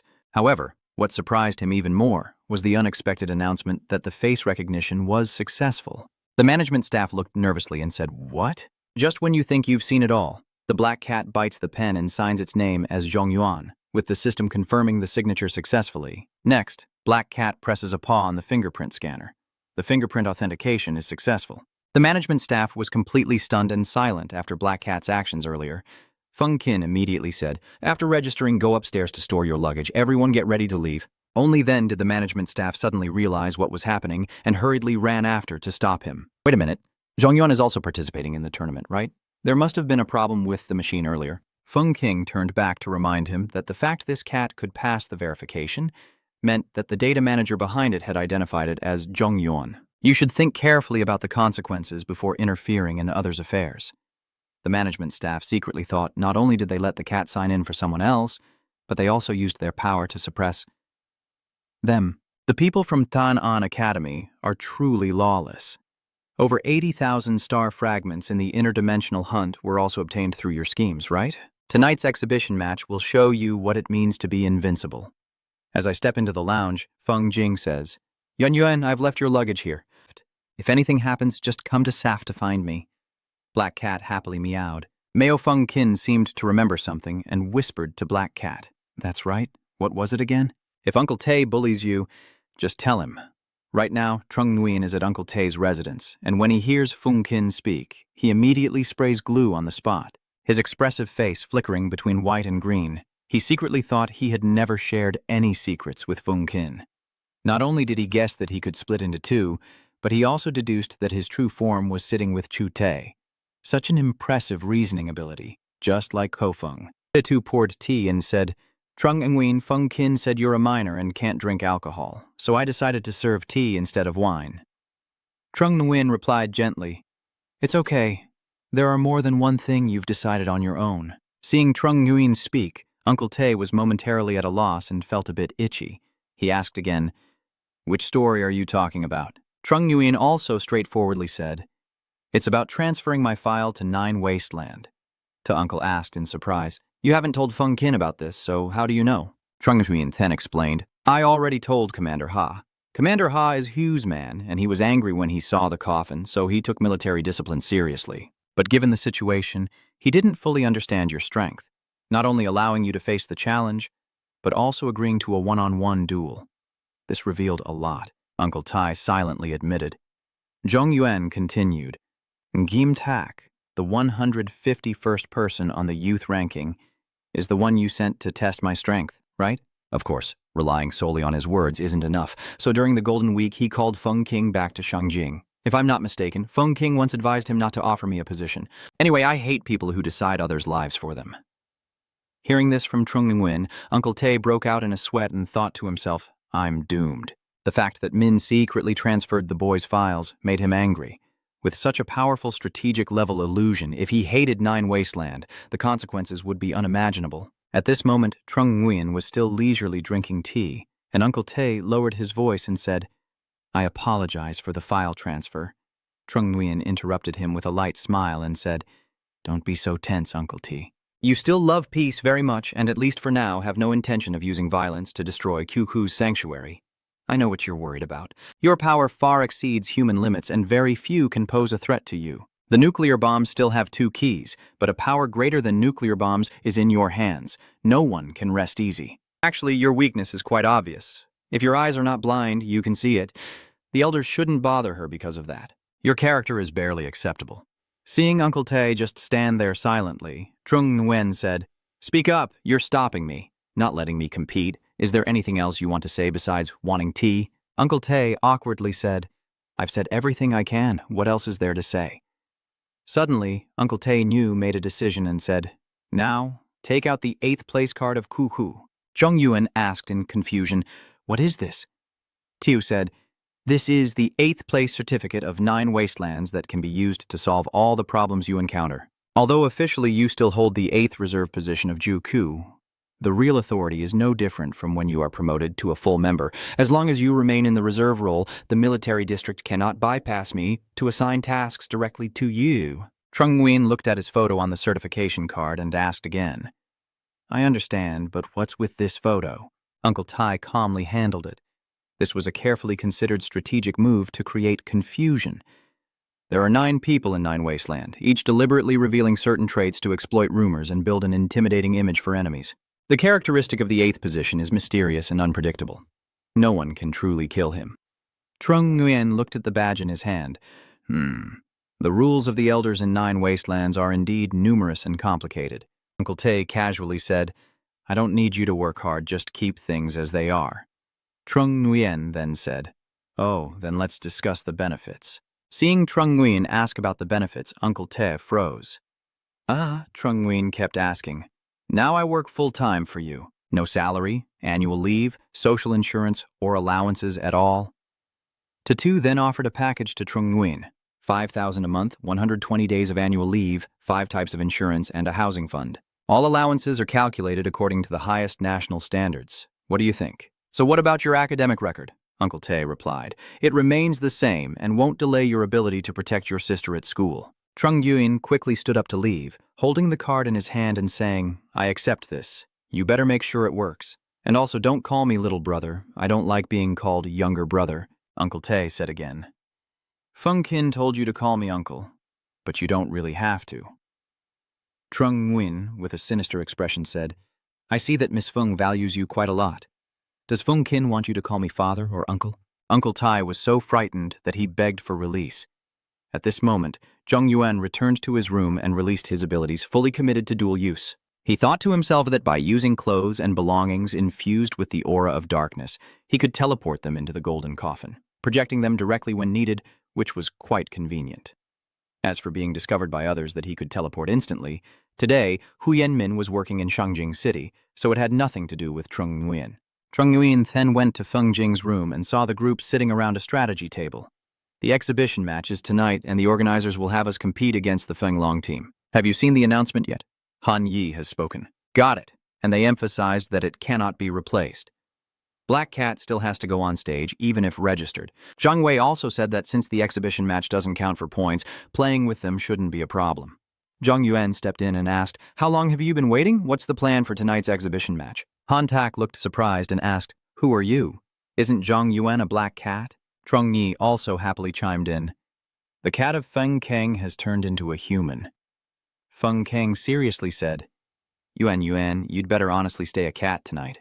That Than Trung Nguyen looked again and asked, "Is Miu Ving Wen's matter not finished yet?" In the evening, the lively scene has many people cheering for tonight's performance. Good evening, everyone. Welcome to the 2043 Kunangjia University Tournament. This tournament will be broadcast live to all military zones and major universities. The beautiful MC introduces, "I am MC Trin Von, and a young man named Thoi Kuk Sin, standing beside me, is a senior commander of the Huanam Military District. This tournament will be narrated by us, and we will witness the amazing moments of the contestants together." Next is the opening exhibition match of this tournament with the Feng Long team, a Kunangjia in active service from the Southern Military District, led by Feng Wu. The main attacker, accompanied by 2 assistants, a healer, plans to use the 3 Guardians tactic, and the challenger team is the Feng Kin team from Than An Academy. They have earned 86,619 Kutin stones during their hunt in the other world. That is an incredible achievement. Even before it started, it already drew attention. Tho Thuk was surprised. Feng Kang's team only has 3 people and a black cat on the field. Trin Van then introduced, the 3 players currently on the field are Feng Kang, a healer, Ta Ok Han, a control-type player, and Trong Nui, a support-type player. while their main attacker from Trung Nguyen is being introduced when the logistics team held up a notice board for MC Trin Vaughn. The latest news is that Zhang Yuan's player cannot participate in the opening match due to some special reasons. He didn't even have time to register. Chengyang Academy used a black cat to register for him. According to the rules of this tournament, the black cat has signed up, so it must participate in the opening match, and there is someone who admires and praises it endlessly. This black cat player looks full of fighting spirit, like an emperor. So adorable. My dream cat has come true. His teammate immediately shouted, "Stop acting like a silly cat." Huang Tian-suk also looked disappointed and asked, "Is this the organizer intentionally causing trouble?" Ngắm khẩu dung bệnh canh chinh tóc nói, dù sao cũng là trận dâu biểu diễn, chói kiểu gì cũng ruột.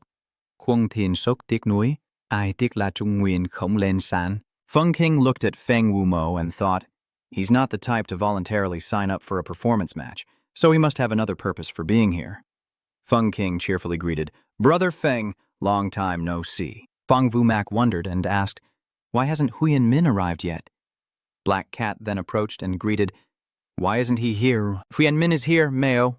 But Feng Wumak ignores it. "Forget it if you can't come. Just so you know, I won't hold back because you're outnumbered." Feng Wumak quickly shakes hands and hands a piece of paper to Feng Kin. Feng Kin responds, "All right, gently hold the paper to hide it." Trin Van commented that both teams accidentally formed a 1-2-1 formation, with Feng Kin's frontliner being a black cat player. If the Feng Long team kills this cute cat, I'm afraid all cat lovers will condemn them. Thoi Cook Sin also added, Chang'an Academy always comes up with astonishing tricks, truly eye-opening. Feng King silently considered that his own strategy of exhausting attacks would become meaningless. If Feng Wumak wanted to win, he could only use the illusion to throw everyone off the field. As long as Zhang uses the poison to block the light, the illusion will be useless. The outcome is decided, but Feng King asked Yuan Yuan if he thinks Feng Wumo is bullying the weak and wants to teach him how to be a better person. Black Cat immediately raised its paw in approval. Cat Feng Kin Lin gave instructions. "All right, stay in your position and prepare to scratch. Tai Yu Chi Han wait a moment, and regardless of who Feng Wumak fights, switch the positions of the person being beaten and the cat for me." Hu Kan was confused but still agreed. "Well, if that's the case, I'll listen to you," Zhang Wei asked. "So what about me?" Feng Jing said, "I will adapt to the situation." Zhang Wei protests, "Why is it like this?" But the opposition is useless. No one listens. The referee raises the flag and shouts loudly. Both sides are ready. Countdown begins. The match begins. Immediately, Feng Wumak rushed to attack, thinking to himself that Feng King's power was too strong. He could only force the other two out of the arena to reduce their numbers, while his true body would target Tauk Han. At the same time, the clone attacked Zhang Wei, and he immediately executed a series of moves: blessing, wind pressure, acceleration, and love. Seeing Feng Wumak approaching, Ta Yuhan silently decided to use his teleportation ability to swap places with the black cat. Feng Wumak was surprised to see that the person he was aiming at was Tauk Han. But then the black cat appeared, and the black cat immediately used its power fearlessly. The crazy Meo Thien cat, the Earth cat, keeps attacking until it dies. The undefeated Meo champion. Black Cat kicked Feng Wumak in the face, causing him to fly several rounds and be thrown tens of meters away before dropping his weapon. Everyone is watching the match on the screen as the commentator's voice echoes, declaring the Meo Quien champion, directly preventing Feng Wumak from fighting. Feng Lung's team loses. Feng Kin's team wins. Is this the invincible strength of the Black Cat, or is Feng Wumak's acting skills even better than a movie star? Just now, the Southern Military District issued a mental health assessment report for Feng Wumak, revealing that he has had a fear of cats for many years. Seeing a cat makes her faint. After hearing that, Zhen Hong, sitting and watching the match on TV, suddenly burst into laughter. Among many exhibition matches, this year's game was the most successful. Trung Lam was nearby and overheard these words, and she looked very sad. She quietly stepped outside while still hearing the announcer on TV.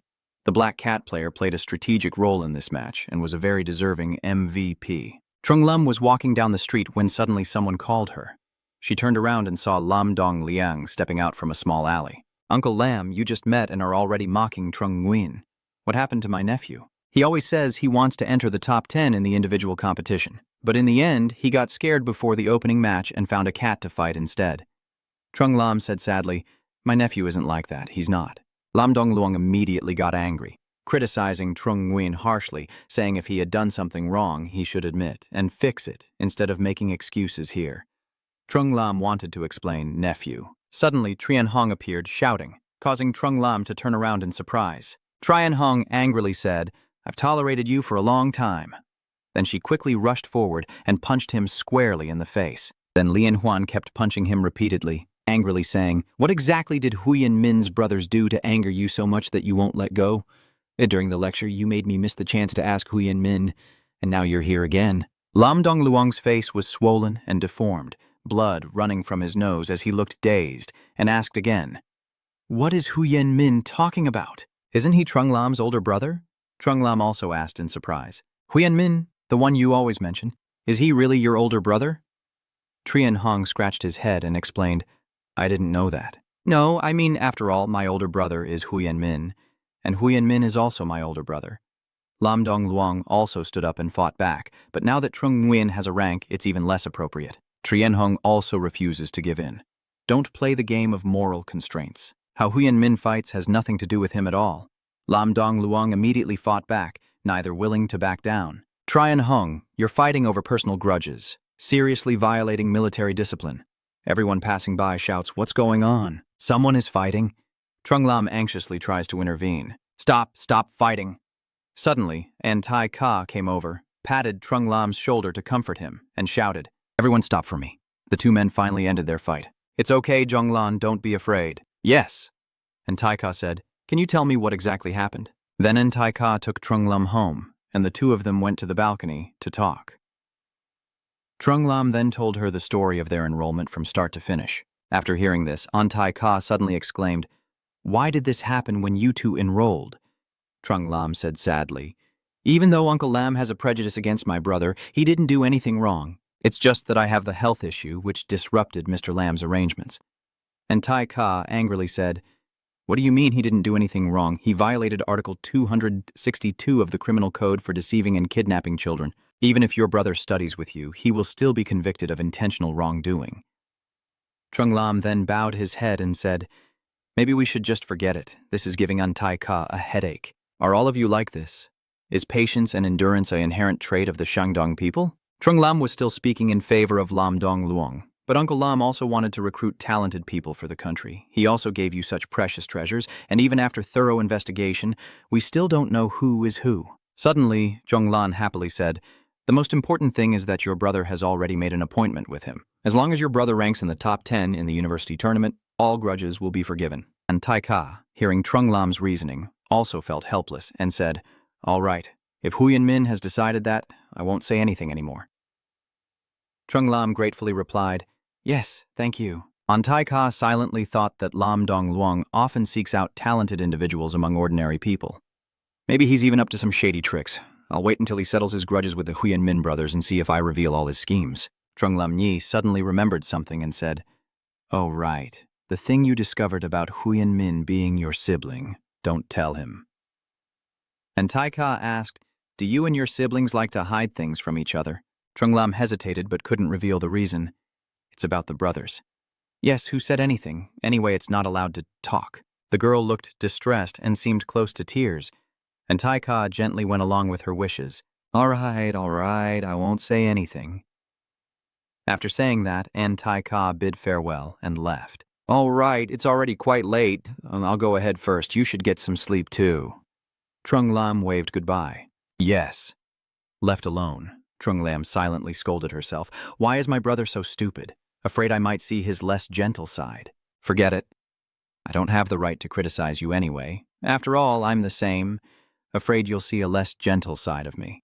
Trung Lam then took out her phone and messaged her brother, "Brother, the champion's badge from the university tournament looks so beautiful. Can you bring it home for me?" "No problem. I'll bring both for you. One for tying your hair and one for clipping it." "Hey, that black cat is actually your pet, right?" "It's fine to keep a cat, but it has to be bathed every day and no licking the cat with your mouth." After reading the message, Trung Nguyen wondered quietly whether Lam Lam didn't hate his cat form because of her super cute personality or because she was afraid of hurting him. Even if he asked, she would just say she didn't dislike cats, so it's better not to ask. Trung Nguyen put down his phone, opened the window, and now there was something else that needed to be dealt with quickly. He transformed into a black cat and jumped through the window to go to Feng Qin's room. Feng Qing's cat is reading a book now and sees the black cat at the window, then says, "Knock on the door. Even if you're not human right now, you still have to knock." Trung Nguyen then transforms back into a person and teases him, emphasizing that knocking like that is like reading something shady. Do you want to read serious and proper medical and orthopedic books? Feng Qin replied, decent books, but you're not decent.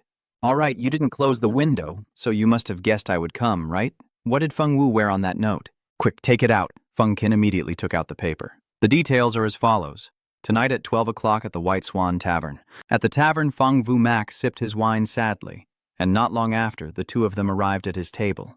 Brother Feng, we're here. Feng Qin laughed and said, I didn't dare call, so I used this way to invite us. What's going on? Let's move somewhere else to talk. Well done. You've transformed that crazy wild nightclub into a scene where a slender beauty might rise from a coffin and dance with us. This really is an experience like Tan Chinu Kui. Feng Wu Mak jumped over the wall and said, the guards at the cemetery aren't there, so we have to climb over the wall to get in. Feng Qin then asked Trung Nguyen, hey Yuan Yuan, one day when I visit your house, will you also give me a coffin like this one? Trung Nguyen cheerfully said, come on, just wait until I'm fast asleep and I'll nail 7 copper nails for you, then you'll be a corpse that's hard to wake up just like me. After they successfully got inside and walked a bit further, Feng Qin asked again, how much longer do we have to go? Feng Wu Mak said, it's right ahead. Feng Qin weakly said, Yuan Yuan, protect me. Stop, don't mess around, we're here. Zheng Yuan asked in shock, this is Feng Wu Mak, indicating that this is my brother's grave. Diep Chan then recounts his childhood story. Feng Wu Mak runs over from afar and shouts, Diep Chan, I know everything, I know, you're my older brother. Diep Chan then stands up and walks away. Feng Wu Mak said, the Feng family has wronged you all these years. I apologize on their behalf. Please come back. Diep Chan's brother then asked Diep Ket, is it true that you want me to return to the Feng family solely because of your own decision? Feng Wu Mak couldn't argue back. Diep Chan, with a serious face, said, if you can't do it, don't promise so easily. When he returned home, Feng Wu Mak told his family, Diep Chan is so outstanding that he is better than me both in studying and fighting. He also has my blood flowing through his veins. Why doesn't father accept him? The father lowered his head and said seriously, I didn't know that back then his mother almost killed him. Feng Wu Mak immediately retorted, his mother made a mistake, but why does he have to bear it all? My mother has told me everything. That year, because of some reason, she couldn't get pregnant, so my father found someone to carry the baby for her. After the birth, my mother and they were brought back to the Feng family, and after I was born, my father directly expelled them from the family. Clearly he was at fault first, they are all his children, so why is he so biased? Father Feng Wu Mak angrily said, clarify your stance before talking. You are the legitimate heir of the Feng family. Staying in the Feng family only threatens your position. Feng Wu Mak immediately left. I don't understand these stances or family clans. I don't have to be the heir of the Feng family. Father Feng Wu Mak immediately said, fine, if you're so capable, don't eat the meals of the Feng family or stay in the Feng house. Let's see how many days you can survive. That evening, Feng Wu Mak sat alone in the cold rain, his stomach growling loudly. Feng Wu Mak silently thought to himself, it's just not eating, right? No matter how hungry I am outside, I won't be defeated by them. Suddenly he smelled a waft of food in the air. The aroma was so tempting. He looked up and saw Diep Chan holding an umbrella with one hand and offering him a bag of food with the other. And Feng Wu Mak was surprised and called him brother. Diep Chan hands the food to Feng Wu Mak and says, I won. My father, to let me go home, reluctantly accepted you as his son, only acknowledging the blood relation externally, not staying in the Feng family or pushing them away. You don't understand why you keep insisting on calling me your brother, when we've only met a few times. When I opened the food box, Feng Wu Mak asked, is this rice from you? Diep Chan asked. Why is that? Feng Wu Mak smiled and said, as a brother, I would buy food for my younger brother when he's hungry. Is that reason enough? Diep Chan also gave up trying to understand Feng Wu Mak's thoughts and shook his head, saying, my stupid brother is hopelessly idiotic. Back in the present, in front of Diep Chan's grave, Feng Wu Mak uncorked a bottle of wine and poured it out onto the grave, saying, after I graduated, I joined the Special Forces of the Southern Military District and achieved great military honors. But 3 years ago, he was diagnosed with cancer. His condition worsened rapidly, and soon there was no cure. That night, he secretly helped plug in the life support machine and died alone. For years, he has done countless things for the family, but the Feng family's people didn't even spare his body, taking it away for transactions. Under this tombstone, there's nothing left, nothing at all. After hearing this, Zhong Yuan thought to himself, cancer? Why does it sound like a side effect of nuclear radiation? According to scientific theory, rebirth could potentially cure this type of cancer. The ability he truly needs is not immortality, but rebirth. Fong Vu Mak has brought him at least 100 solid spirit stones. He must absorb them properly. After finishing his story, Fong Vu Mak pleaded, Trung Nguyen without Huyen Min, I want to ask for your help, using the position of second place on the youth ranking to retrieve my brother's remains. His life has been too difficult. I don't want him to die without peace. Zhong Yuan replied, I agree with you, but I am not sure if it will succeed. Then, he thought again, this matter mostly has hidden motives. I should go back and find a way to check Deep Chan's file first, and then decide. At Lam Thien Hotel, Fung Kin is guiding Trung Nguyen to log into the official website of Huakwuk's power user. This is still the official website of Huakwuk's power user. Logging in directly with your old account, Uncle Tae has transferred your files to Cuckoo and your access rights will also increase. Trung Nguyen quickly asked, is this considered using company resources for personal work? Fung Kin calmly replied, if this little benefit is not available, who would want to do such a thankless job for 9 provinces? Besides, if Deep Chan is truly alive, even if you don't investigate, someone else will. Wait a moment.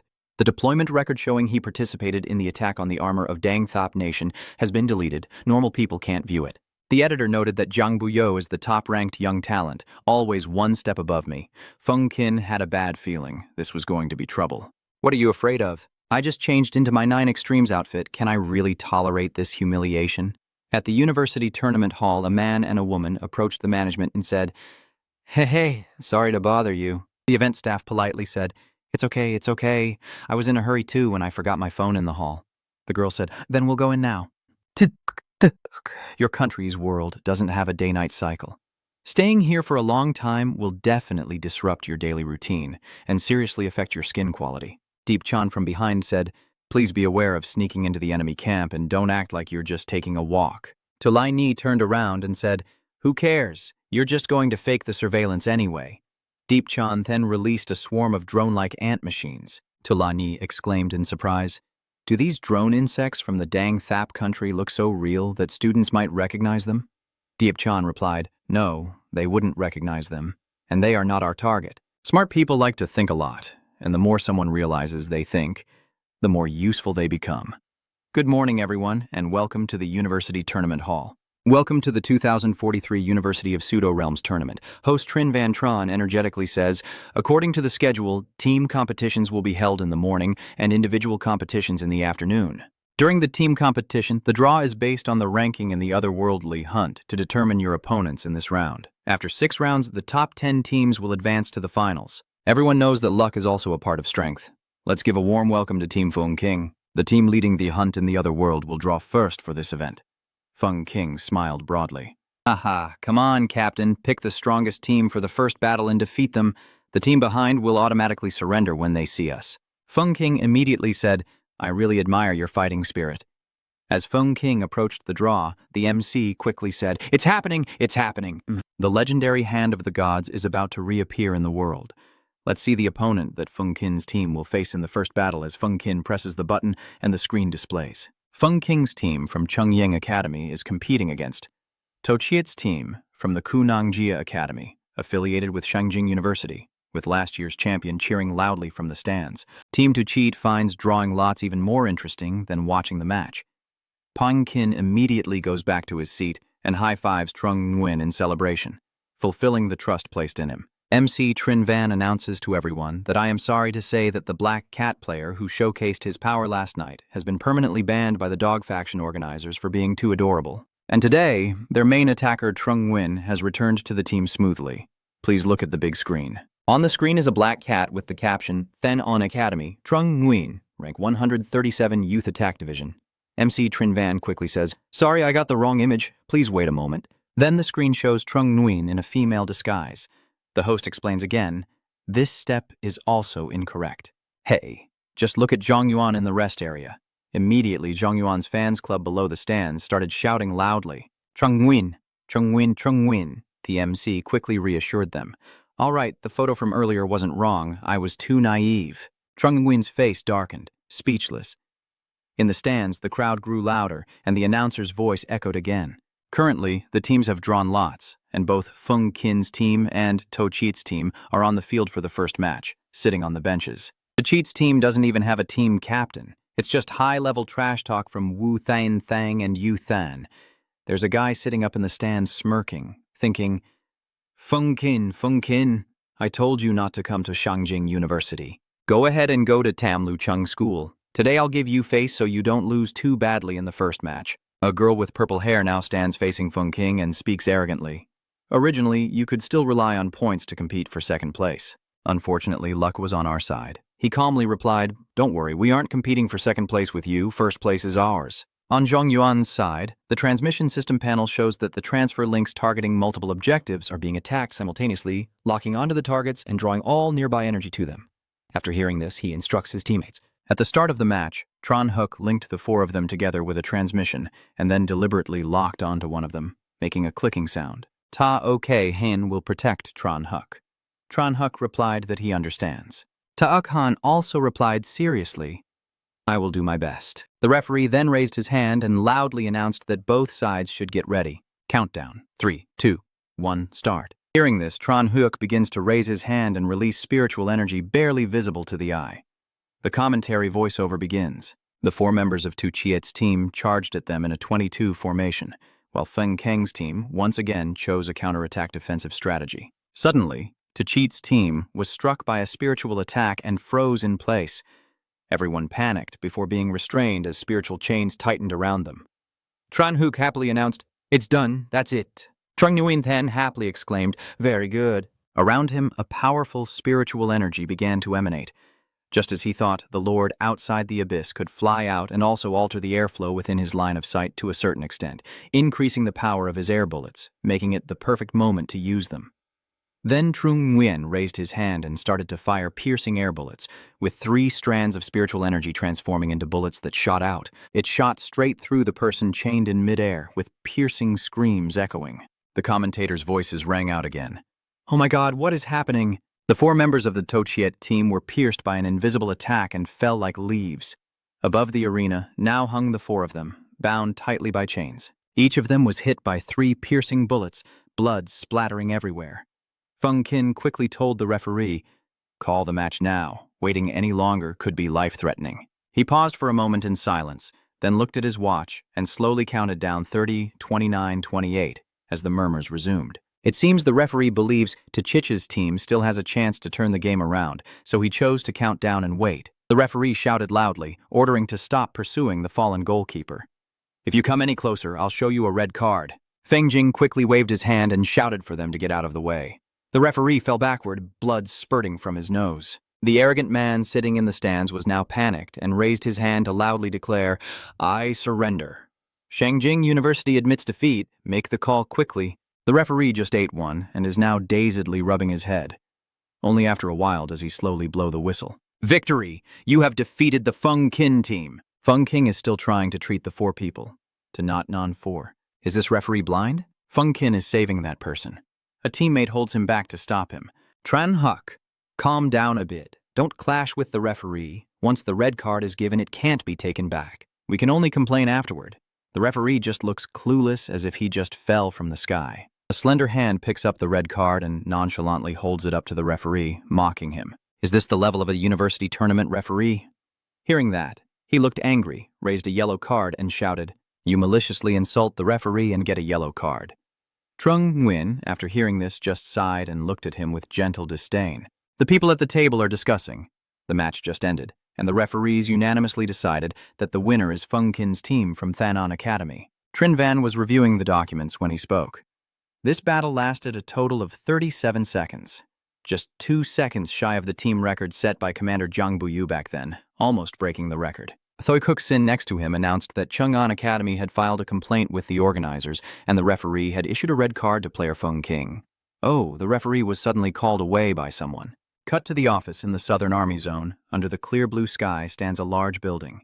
Regardless of human lives, they will do anything to extend it to 37 seconds. You really have no shame. A person tapped their fingers on the table as they spoke, and the referee at this moment smiled ingratiatingly. Of course, how could I let a new student from a third-rate school break your record? The other person propped his chin with his hand and asked with a smile, In your opinion, Zhong Yuan is just an unknown junior? Can anyone just step on him at will? The referee still replied flatteringly, It's not exactly like that, but in our South China, the most affectionate, this fool just arrived in Guangvian City and will embarrass you, so of course I have to tell him to behave himself. At this moment, the referee felt uneasy and didn't know how to respond. Jiang Batu then stood up from his seat and continued, "Behind the university tournament lies the invisible power of the government of Huaquoc, and the authority of the referees is equivalent to that of the Huaquoc government. You deliberately blew the whistle to suppress talented people. This is a slap in the face of the nation. With this face, I, Jiang Mo, would not dare to claim it." Referee, now trembling, kneels and clings to his leg, screaming and begging. "Young commander, I was wrong. I was really wrong. Next time I won't dare. Please forgive me." Jiang Bu calmly replied, "Death can be forgiven, but life is hard to let go. If you can't do your job well as a referee, then go back to your husband's hometown." After hearing that, he could only cry as he looked up. Meanwhile, on the field, MC Trin Van continued to make announcements. "Good afternoon, viewers. We have just received the latest news from the organizers that the referee who mistakenly issued a red card to player Feng Qin has resigned. It is unfortunate that red and yellow cards issued according to the referee's decision cannot be revoked. Player Feng Qin will not be able to participate in the next team match. There will be an individual match this afternoon using a double knockout format. Due to the large number of participants, our distinguished guests will draw lots. Come on, one hand of the god." As Trin Van MC said, he placed a hand under his chin with a dangerous look to make the match more intense. Underneath the black cat, a little bit of blood is flowing from a comb with nails. Feng Kang, sitting nearby, asked, "Does this treatment work?" Zhong Yuan also replied, "It's really not very comfortable."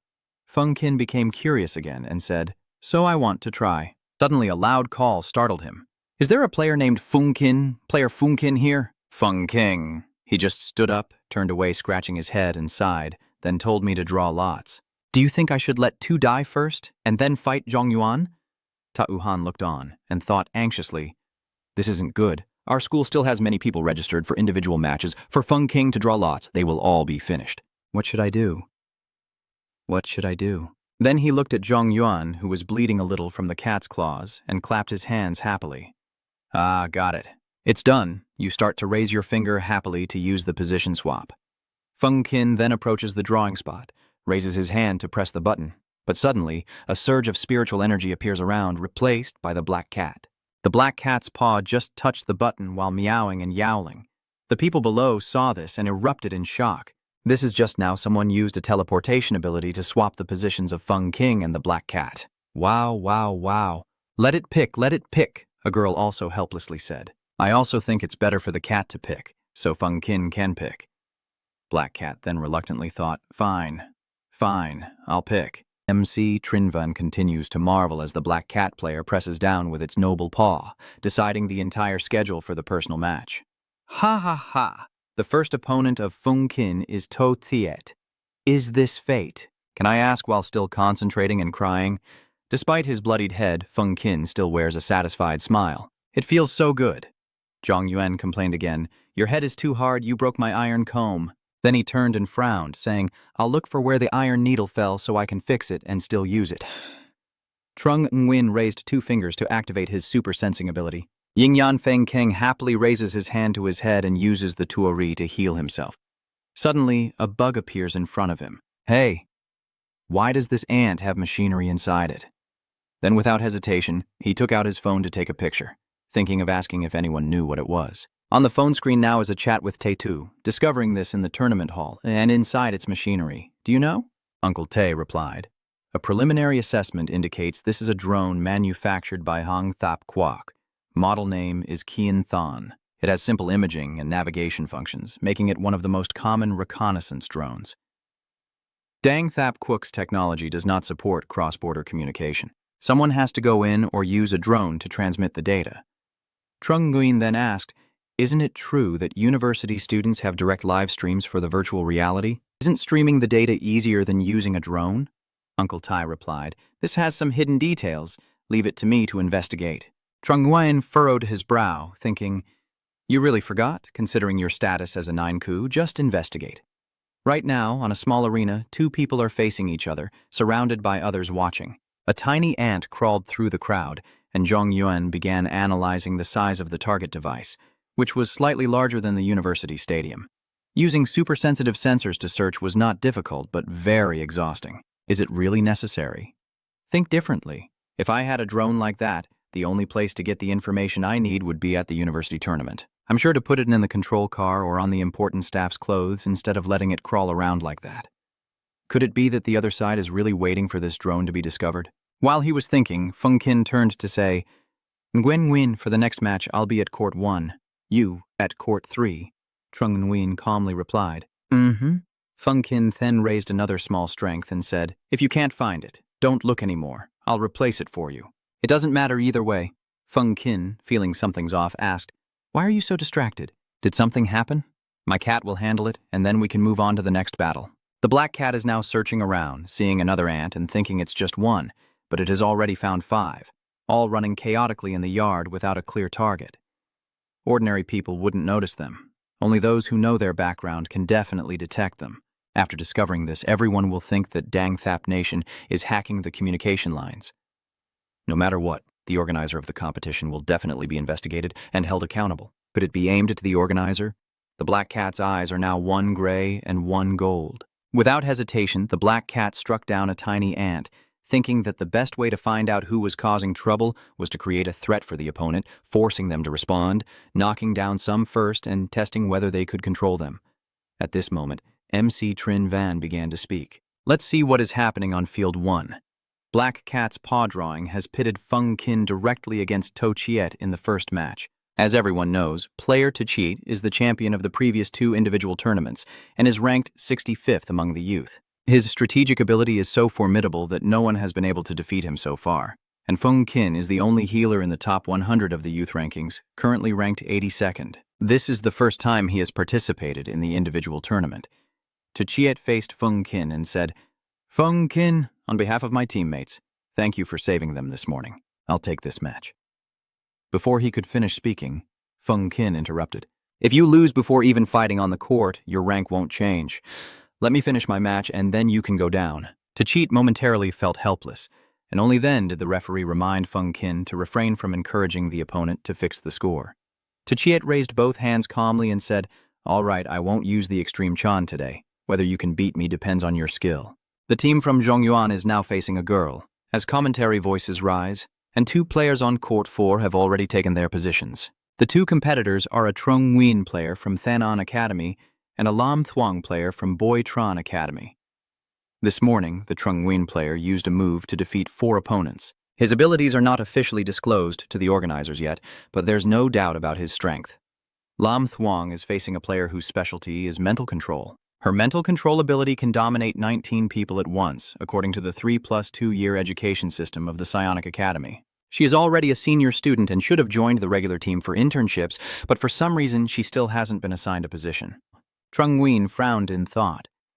This girl looks like she can't handle being hit, as if just a little force could kill her. Feng Qin on the nearby field can't come over to help, and there's no one to share life force with her, so I'd better choose an attack that won't threaten her life and just knock her out of the ring. So they take a break. He begins to assume a fighting stance. The referee starts to call out. Both sides get into position. 3, 2, 1, start. As he finished speaking, he brushed his hand down. Lam Thuong on this side was also extremely focused, and a trace of spiritual power appeared. Trung Nguyen jumps over her and quickly passes by. Lam Thuong, in an attacking stance, is caught off guard and turns to look. She couldn't change her move in time and was kicked in the butt. Lam Thuong was now gritting her teeth, holding her stance, and using her unwavering power. When struck by an attack that doesn't threaten her life, she remains standing firm. A layer of spiritual energy emanates around her. Trung Nguyên dung phía sau, nghĩ thầm rằng dự bị một cú của Minh Những Vạn có thể giữ vững lập trường, cố chút bản lĩnh. Dốt nhịn, trong tai giờ thế vang lên rồi tức giận nhắc nhở.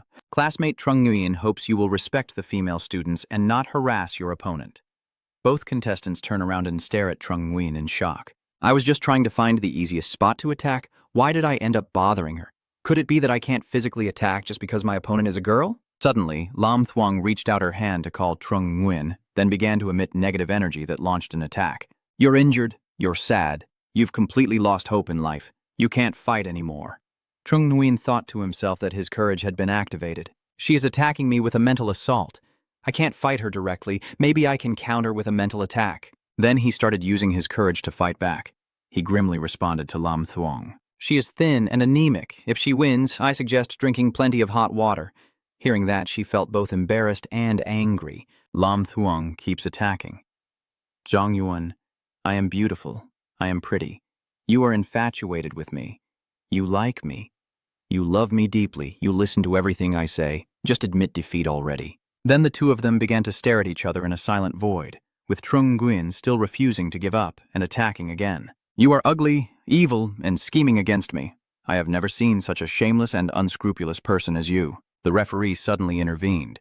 Trung Nguyen, engaging in negative fighting, received a first warning. He turned annoyed and said, "A referee. I'm using mental attack to counter her mental attack, so how does that become negative fighting?" Hearing this, the person in the ear was also surprised and asked back, "Oh, you also have mental attack abilities?" I explained, "This is my own mental attack, combining psychology, literature, and performance skills." Trin Van from above also observed and assessed, based on the personal information reported by Lam Thuong, she has no mental attack immunity. Could Zhongyuan's mental attack be at a physical level? Wait, Lam Thuong has fallen for the trap. She's defeated. Down below, Lam Thuong suddenly fell backward and shouted, "No! Aha! Don't come over here!" Then she burst into tears, trying to raise her hand. I'm risking it with you. At this moment, she has lost her spirit. Zhongyuan looked up and analyzed. It seems like some kind of power is flying over her head. Is that also a mental attack on her?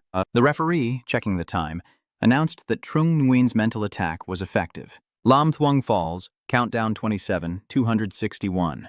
Trung Nguyen wins. Is that even acceptable? Why do I feel like she's acting? I thought to myself. I destroyed about 10 drones, and this is the last one I found. The controller hasn't responded yet. Maybe it's not in the hall. Done. Black Cat analyzed. The ant's horn is a communication device. The ant's eye is a recording device.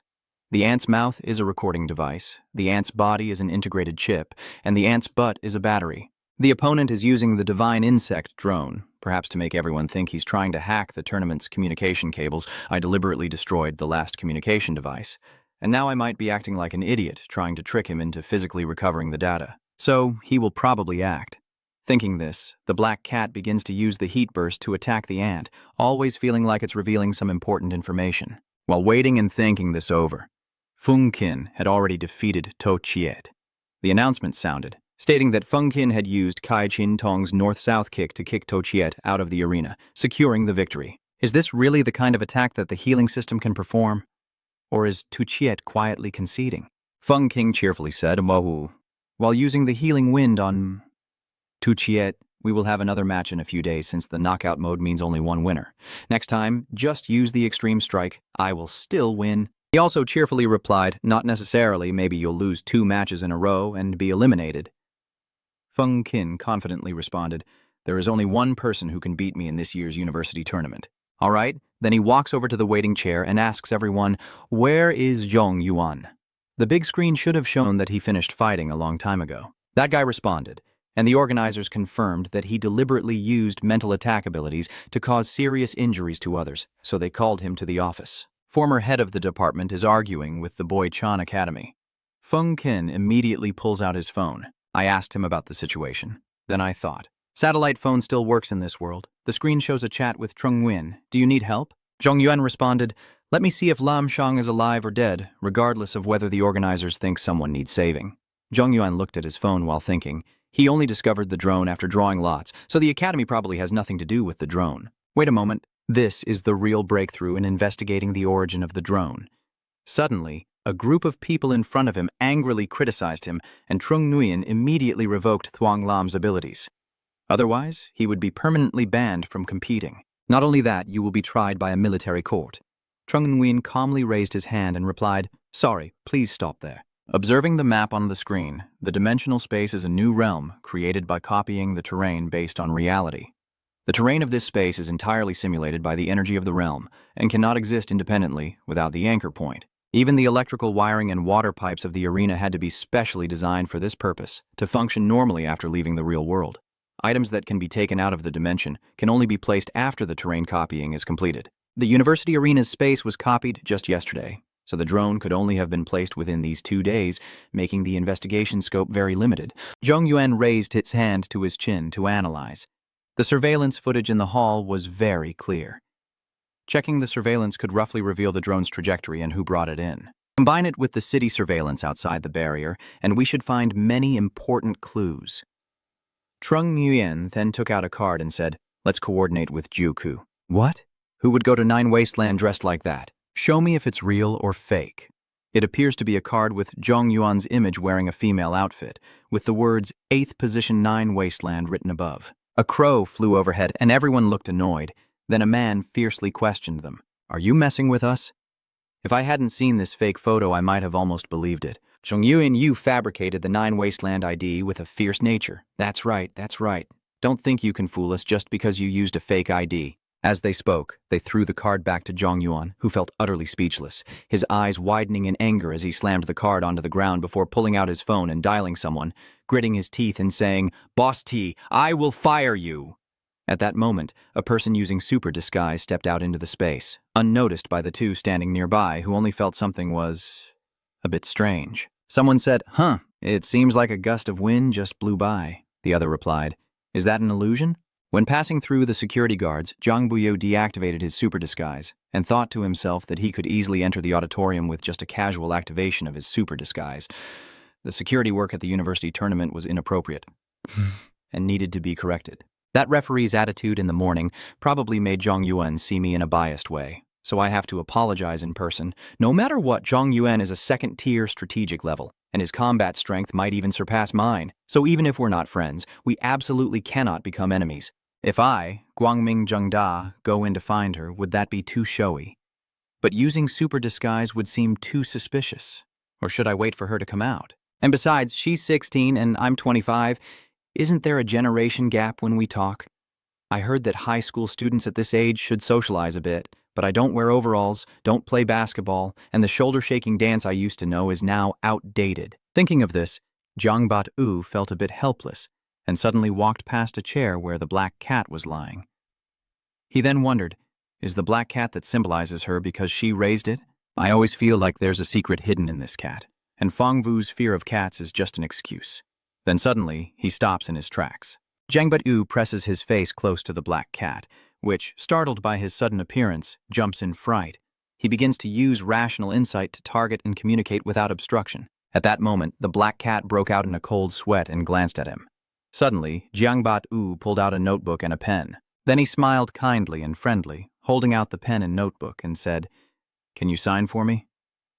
I watched your tournament live stream. I'm a loyal fan of yours. Black Cat's eyes stared intently at the trembling notebook in front of him, momentarily confused and thinking, what's wrong with this guy? Asking for a signature and then activating his power for what? When it comes to abilities, I'm not afraid of anyone. Let's hurt each other. Then the black cat stretched out a paw to drop the pen, but quickly used its mouth to grab it, and with a super cute gesture caught the notebook.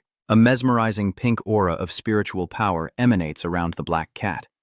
The words Trung Nguyen are written on the notebook from start to finish. Jiang Bat-u looked at the words in the notebook and screamed in her heart. Sign your name, but you wrote Zhong Yuan. Could it be that your name is also Zhong Yuan? Trung Nguyen, or maybe this cat received special training so that just by seeing a pen, it can write these two words. He then pointed to another piece of paper in the notebook and said, "Can you help me write a sentence? Magic is a scam." But magic enthusiasts love to be fooled. The black cat found Phantom Thip's lines in white confusing. The language was too sophisticated. Then the black cat placed a paw on the notebook and meowed, saying it was too long to write. Zhang Buyo saw this and felt heartbroken. Then he also pulled out something to lure, and he still has the last piece of chocolate on him. Here it is. I promise I will cherish your calligraphy forever. The black cat lay back on the chair, helpless. Meow, meow, meow. Chocolate contains bromine. Eating it will kill the cat. Zhang Buyu didn't know this and was shocked after hearing it. Hey, I see people now like to name their cats Sokola or something like that. The black cat feels disappointed. Meow, meow. Are you a proper cat? Forget it. After all, I am not a proper cat. Finished writing, then chase him away. The drawing is done, and the cat is deciding to hold the pen and start writing in the notebook. Magic is a scam, but magic viewers like to be fooled. Zhang Buyu needs to practice with the notebook while reading and reflecting. It's definitely not a trained cat, but a decent person. In the end, is she Trung Nguyen or someone else? It's done! The black cat turned around and chased after him. Meow, meow, you can leave now. Don't bother me to sleep. Jiang Bat-u hurriedly grabbed her. Wait for me. So why is he panicking inside and ran out of topics? Saying more would be very embarrassing. Suddenly, as if he thought of something, Jiang Bat-u exclaimed, "Ah, got it." After thinking, he started to sneak around this way and suddenly pointed at his own pen to criticize. "I chewed up your pen. Look at this hole." The black cat briefly looked confused, then immediately got angry, thinking this person is too annoying. After all, I am a cat now. Just confidently make 2 sounds to respond to him. Now start meowing, meow, meow, Jiang Bat-u helplessly thought. So you're pretending to be stupid. Come on, let's learn to meow together. Then he shamelessly sat down and started meowing. Meow, meow, meow, meow, meow. The cat is also confused, but still meows. Jiang Boyu patiently sits there and keeps calling. Meow, meow, meow. The black cat is truly angry and yells now. The cat meowed properly, and Jiang Boyu looked pitiful as he turned away, covering his face and sighing. You broke my pen and then acted innocent with me, and afterward you cried and whined. I have been using this pen since elementary school, and it has been with me through countless victories and solved numerous problems. It has extraordinary significance. The black cat immediately exposed it. Meow, meow, meow. That's not appropriate. This is what he can exchange points for at the convenience store that she loves. Jiang Boyu stubbornly replied, "Yes, that's it. Even though it has changed into countless bodies, it will always be a pen in his heart." The black cat crossed its arms in frustration and said, "Mayo, Mayo, I can just pay you back. Mayo, Mayo, Mayo, go out and turn right for 200 meters to see the Duong Thi Tuan convenience store. Go inside, tell them my phone number, and use your points to exchange for 1. Mayo, Mayo, Mayo. The member code is 300412. Jiang Bat-u is trying to enter the number, sweating as he thinks this is Trung Nguyen's phone number. He is Trung Nguyen. Black cat, exhausted and puffing smoke, lying flat on the chair, calls out, "Meow, meow, I'm sleeping here." Jiang Bat-u immediately called out, "What are you sleeping for during the day? Wake up and get moving." Black cat saw that and raised a paw, frowning in annoyance, saying, "I've already paid the pen fee but still haven't left. Does this guy really understand, or is he just pretending to understand? Earlier he used his power on me. Isn't it supposed to be a translation ability? Anyway, let's talk about some random topic to see how he reacts." "It's done." Black cat turns to explain and probe at the same time. "Mayo, Mayo, Mayo, I really have nothing to hide. I absorbed too much spiritual energy and was affected by the negative energy within it, so I can only relieve it by sleeping.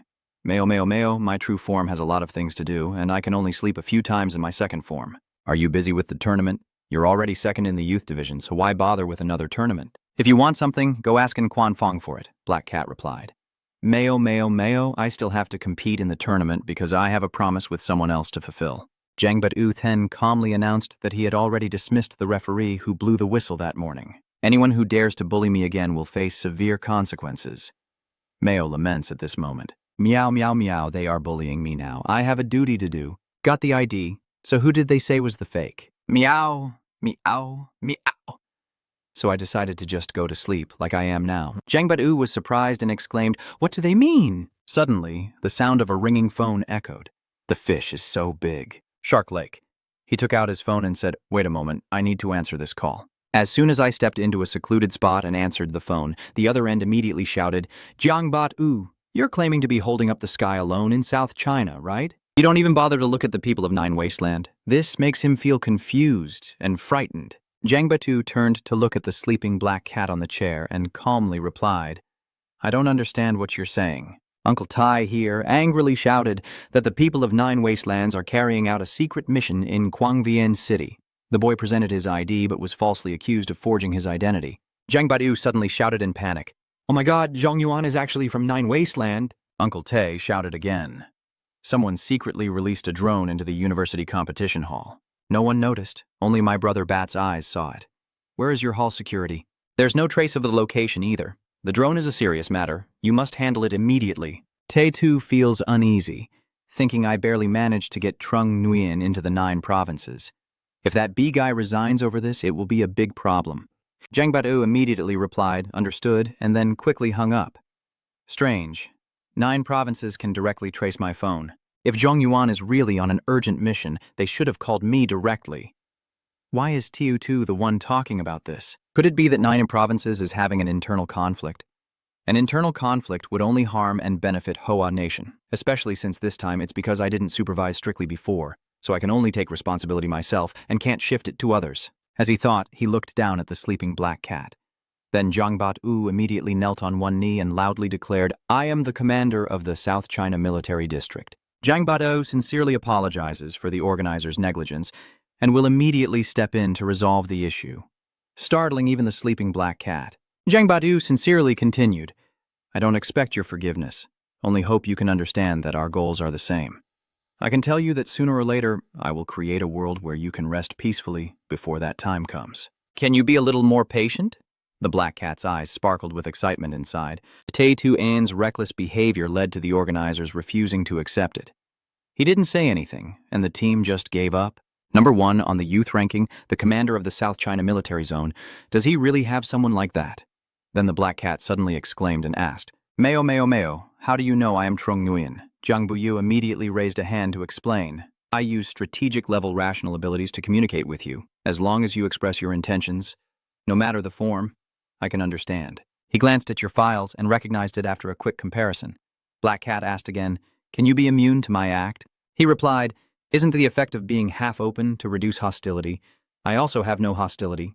Black Cat continued to probe. "Can you really create a world where I can rest assured and sleep peacefully, just like you said you could make a big cake?" Zhang Bat-u also replied honestly, "I might not be able to do it alone, but with you I can." Hearing that, the black cat turned around and said with a look of grievance, "So you're a fan of mine, but actually you're just fooling me, right?"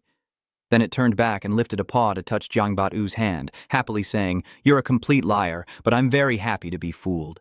Zhang Bat-u sighed and replied, "I will solve this with you. Just tell me what you need."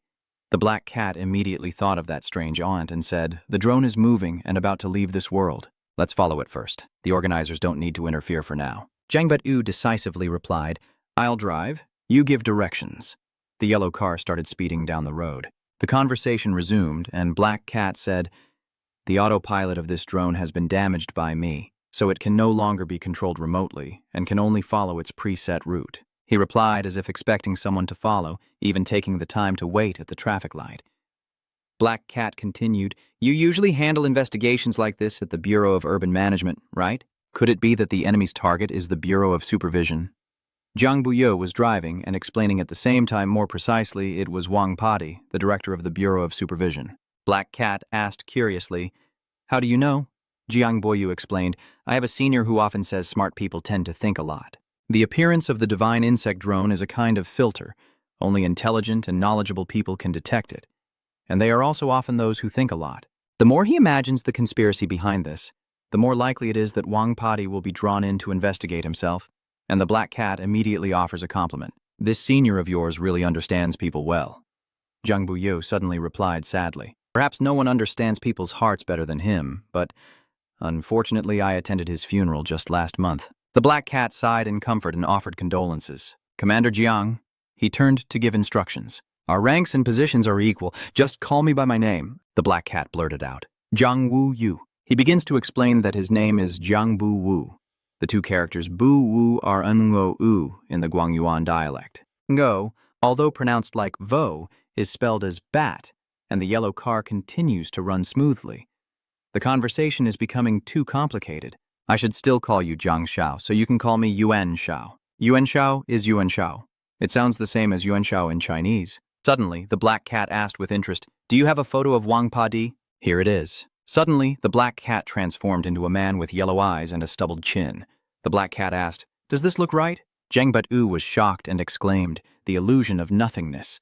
Black Cat broke out in a sweat, thinking that although I only changed my appearance based on the photo, if I had similar abilities in the future, I could just tell others that Vojian Huyen Tuong exists. Zhang Bat-u then thought of a clever idea, pointing at himself and smiling.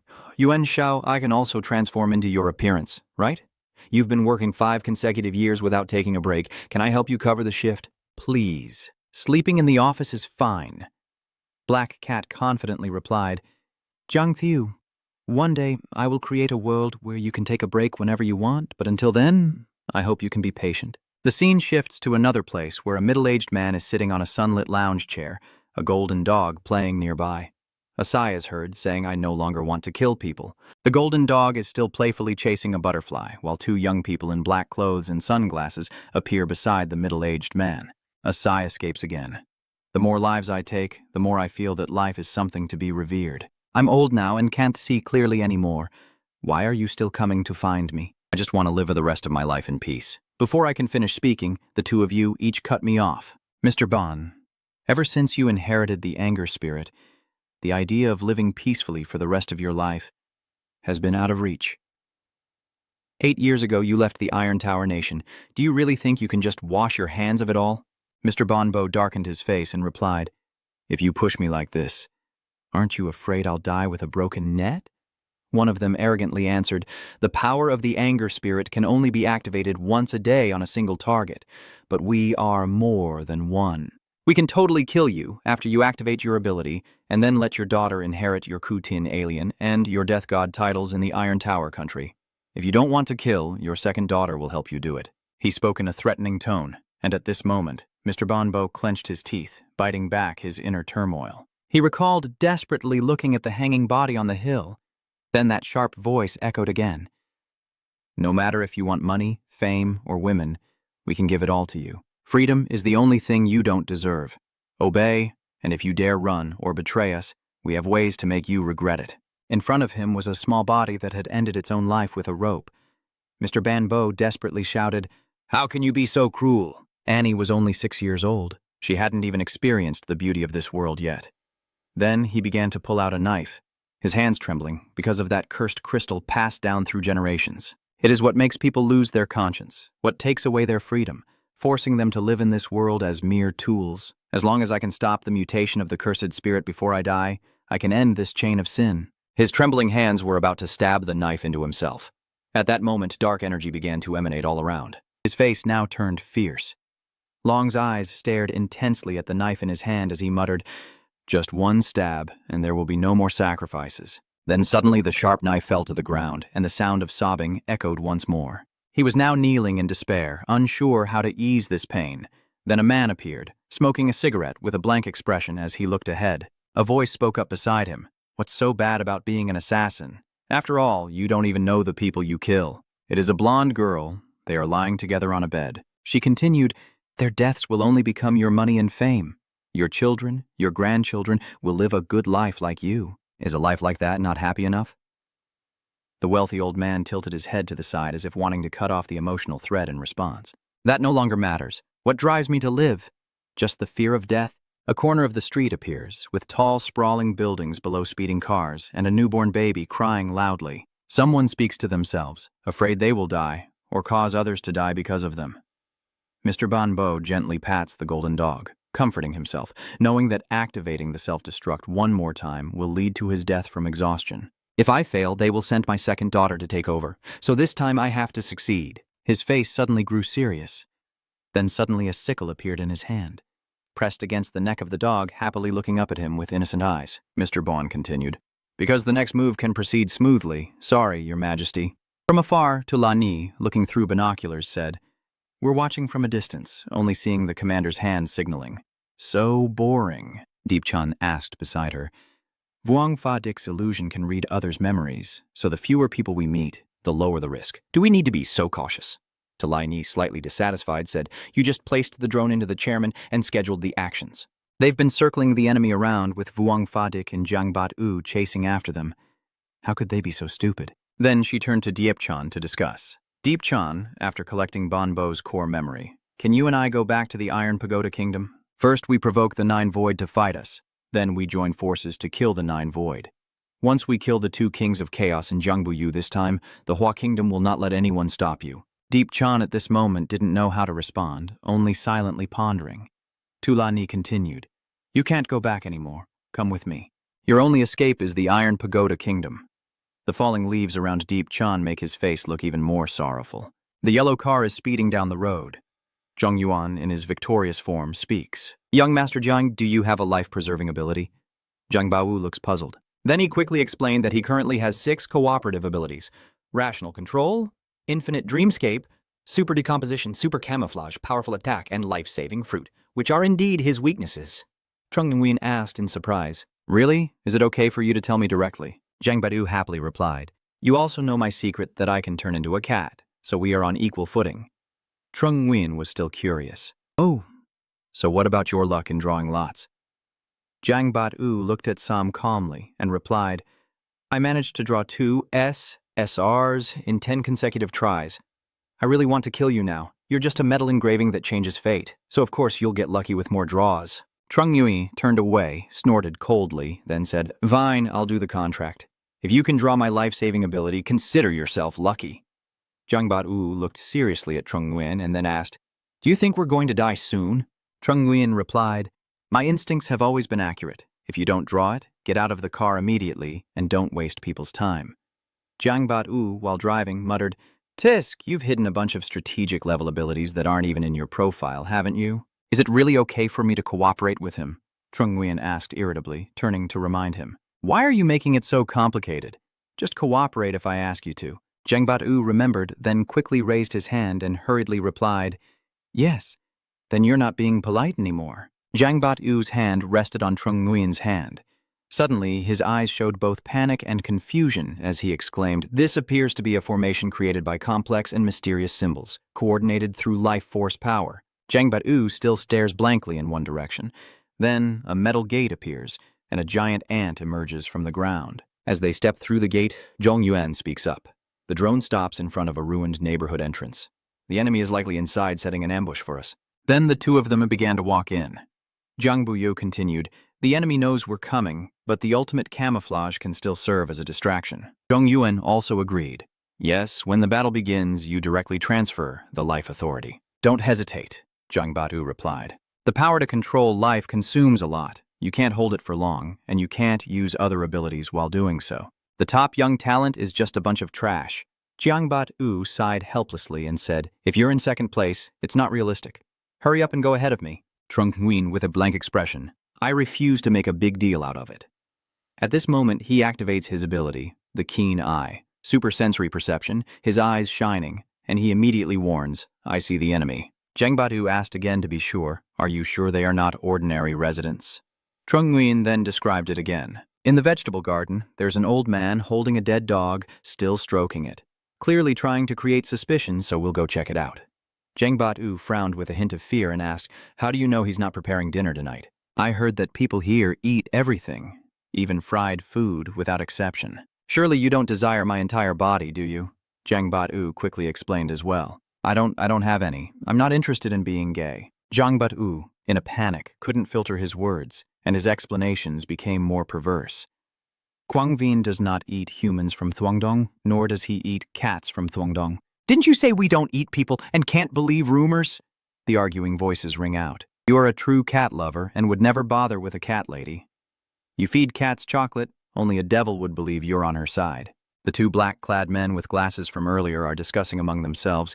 It seems the enemies are arguing and even using super camouflage while shouting, Do they think we're easy? Then he confidently pulls out a sniper rifle and says, It's fine, whether or not they use super camouflage makes no difference to me. He suddenly used a special technique, his eyes shining through the glasses as a sharp bullet was fired with great force forward. Trung Nguyen, angry, was about to scold him, but he quickly pushed the person next to him aside to warn him. Be careful! The guy who just shot suddenly looked stunned, unable to believe what he saw, and exclaimed, No way, how could he react immediately when I squeezed the trigger? Could he really predict the future? Then a voice echoed from above. Vanguard, dodge the shot, quickly, Jiang! At this moment, Trung Nguyen is still raising his hand to use his extreme cold power, with streams of energy emanating from his hand, alone resisting the attacks of the two enemies above. Suddenly, a beam of light shoots down, flashing past him. Mr. Banbo rushes forward, intending to attack Jiang Buwu, thinking to himself, I'm sorry, Jiang Saili, I was also forced into this. Jiang Bat-u was then panicked as another person controlled him with wind energy, and Mr. Banbo took the opportunity to use the death energy, explaining a bit about this ability and targeting someone so they could die instantly. If the target's ability is higher than the level of the instant ability, then the instant ability will have no effect and can only be used once a day. At this moment, Jiang Buyu stood still in shock, looking up. Zhong Yuan turned back and saw this, worriedly shouting out loud. Young Master Jiang, inside, he hurriedly calculated. Jiang Shao's situation is not good. Even though this is a residential area, he can only gather the entire zone in front to eliminate all enemies, then thaw the ice. After thinking, Trung Nguyen slams his hand on the ground, creating the eternal ice. A surge of blue energy bursts out fiercely. Jiang Badu's body stiffens and collapses onto the ice. Master Pong is now frozen. He quickly uses his life power to appear just in time and catch Jiang Buyu, who was lying motionless in the ice. Trung Nguyen worriedly thought that the life power and his immortal body only worked for himself, healing others only through rebirth with golden pills, but he hoped he wouldn't be attacked earlier so that rebirth could heal him. Jiang Bat-u still lay motionless. At this moment, Trung Nguyen finally sat down beside him, crying bitterly and blaming him. Jiang was a fraud, he lied. He said he would create a world where I could rest peacefully, but he failed halfway and collapsed. Sob, victory or defeat is just part of the game. Hero, start over again. Jiang Bat-u's face begins to tremble. Trung Nguyen looked at the person in front of him with a displeased expression before he angrily asked, "Are you done acting? Play dead again, and I'll really bury you." Using Wang Padi's face, she said, "If you don't die, I'll make you die laughing." Jiang Bat-u was tilting his head to one side, trying not to laugh, but a smile still crept up the corner of his mouth. Then Trung Nguyen gave in and sighed, saying, All right, I'll turn back." Later, Zhong Yuan transformed back into a black cat. Jiang Buyu looked at the frozen figure and said, "If I'm not mistaken, he is the legendary death god of the Iron Pagoda Kingdom." Black Cat Banbo, sitting on Jiang's shoulder, looks surprised.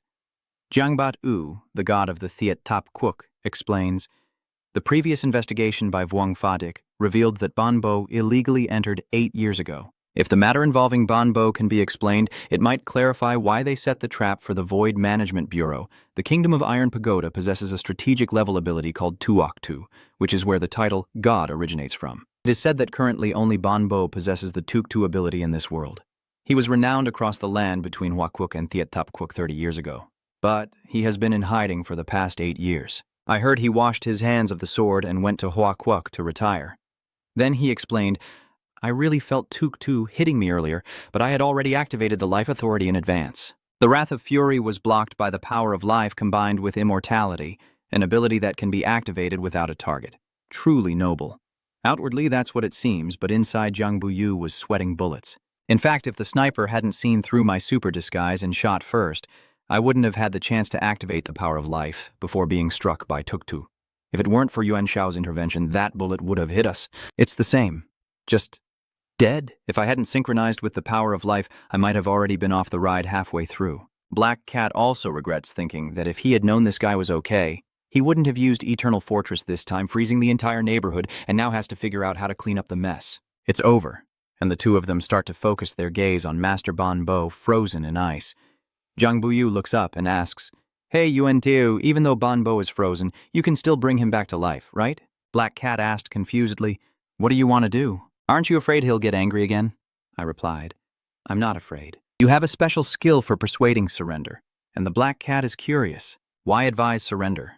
Isn't directly digging into the core better? Jiang Bat-u Tien explained, "He has been the death god of the Iron Tower Kingdom for many years, so he surely has extensive connections and knowledge, and living is more useful than dying." The Black Cat helplessly said, "I only dissolve the formation, the rest is up to you," he said as he raised one leg to perform the act of destiny.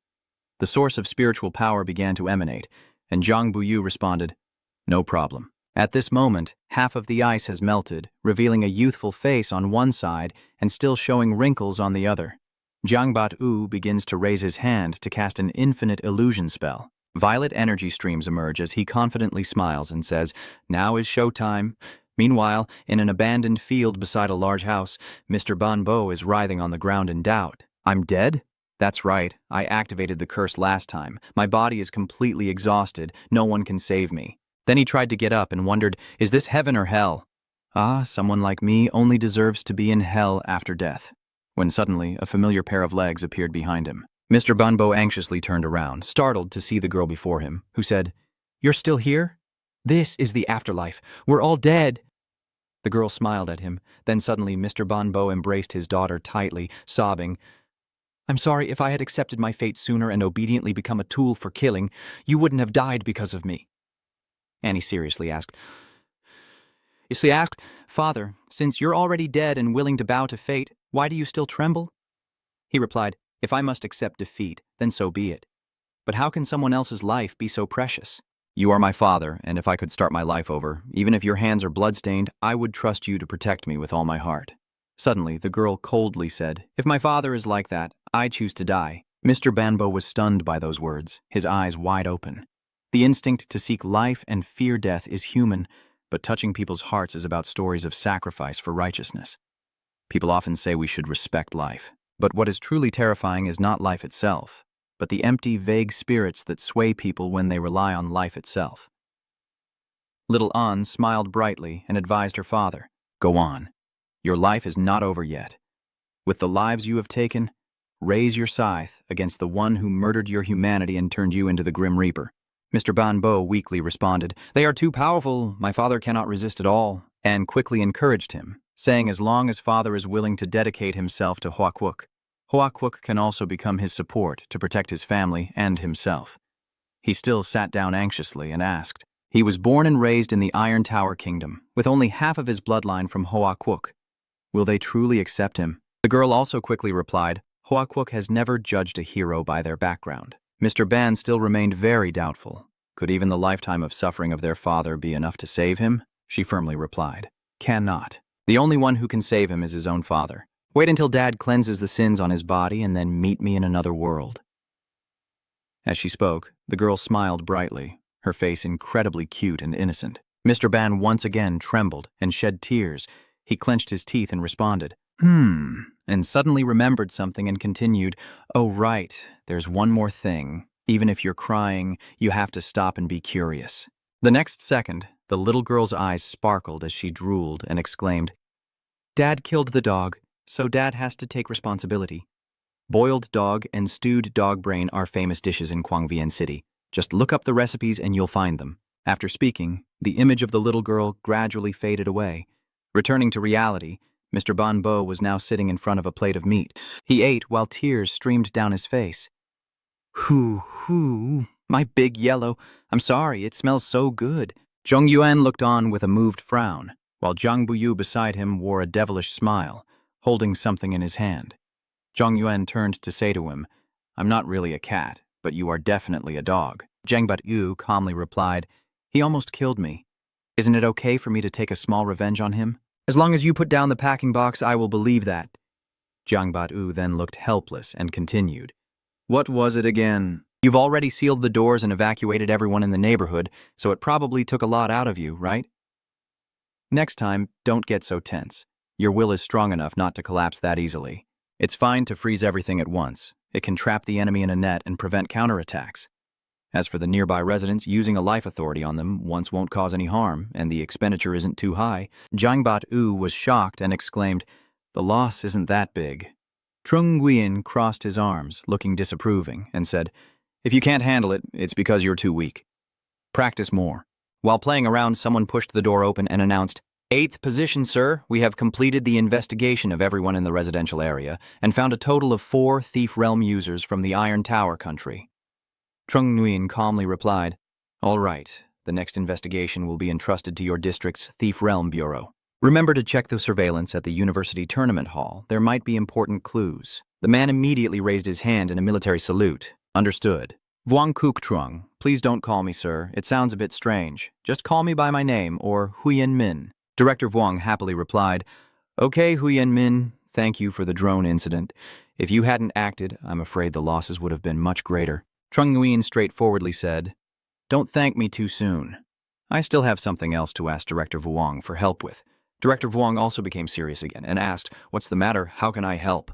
He wrote down the phone number and said, "Follow me to the hospital to visit a student. I'll explain the details on the way. I have reviewed Lam Thuong's situation. She is unconscious because she used her mental exhaustion ability. Mental exhaustion is a deadly technique that causes harm to the user as well when activated. I find this matter strange. The Institute's research documents reveal some issues. Here's the link. Take a look.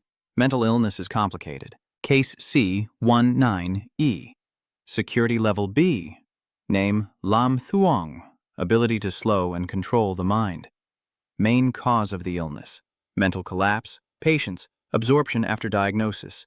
Disease name: reversal, mental contamination.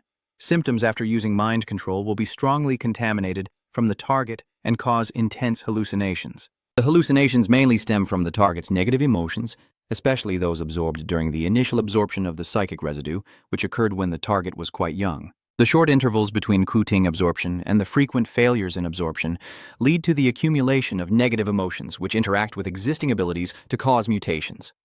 After reading the information, Chung Nguyen said, "The Boychan Academy has reported to the Coup Management Bureau to request an investigation, right?"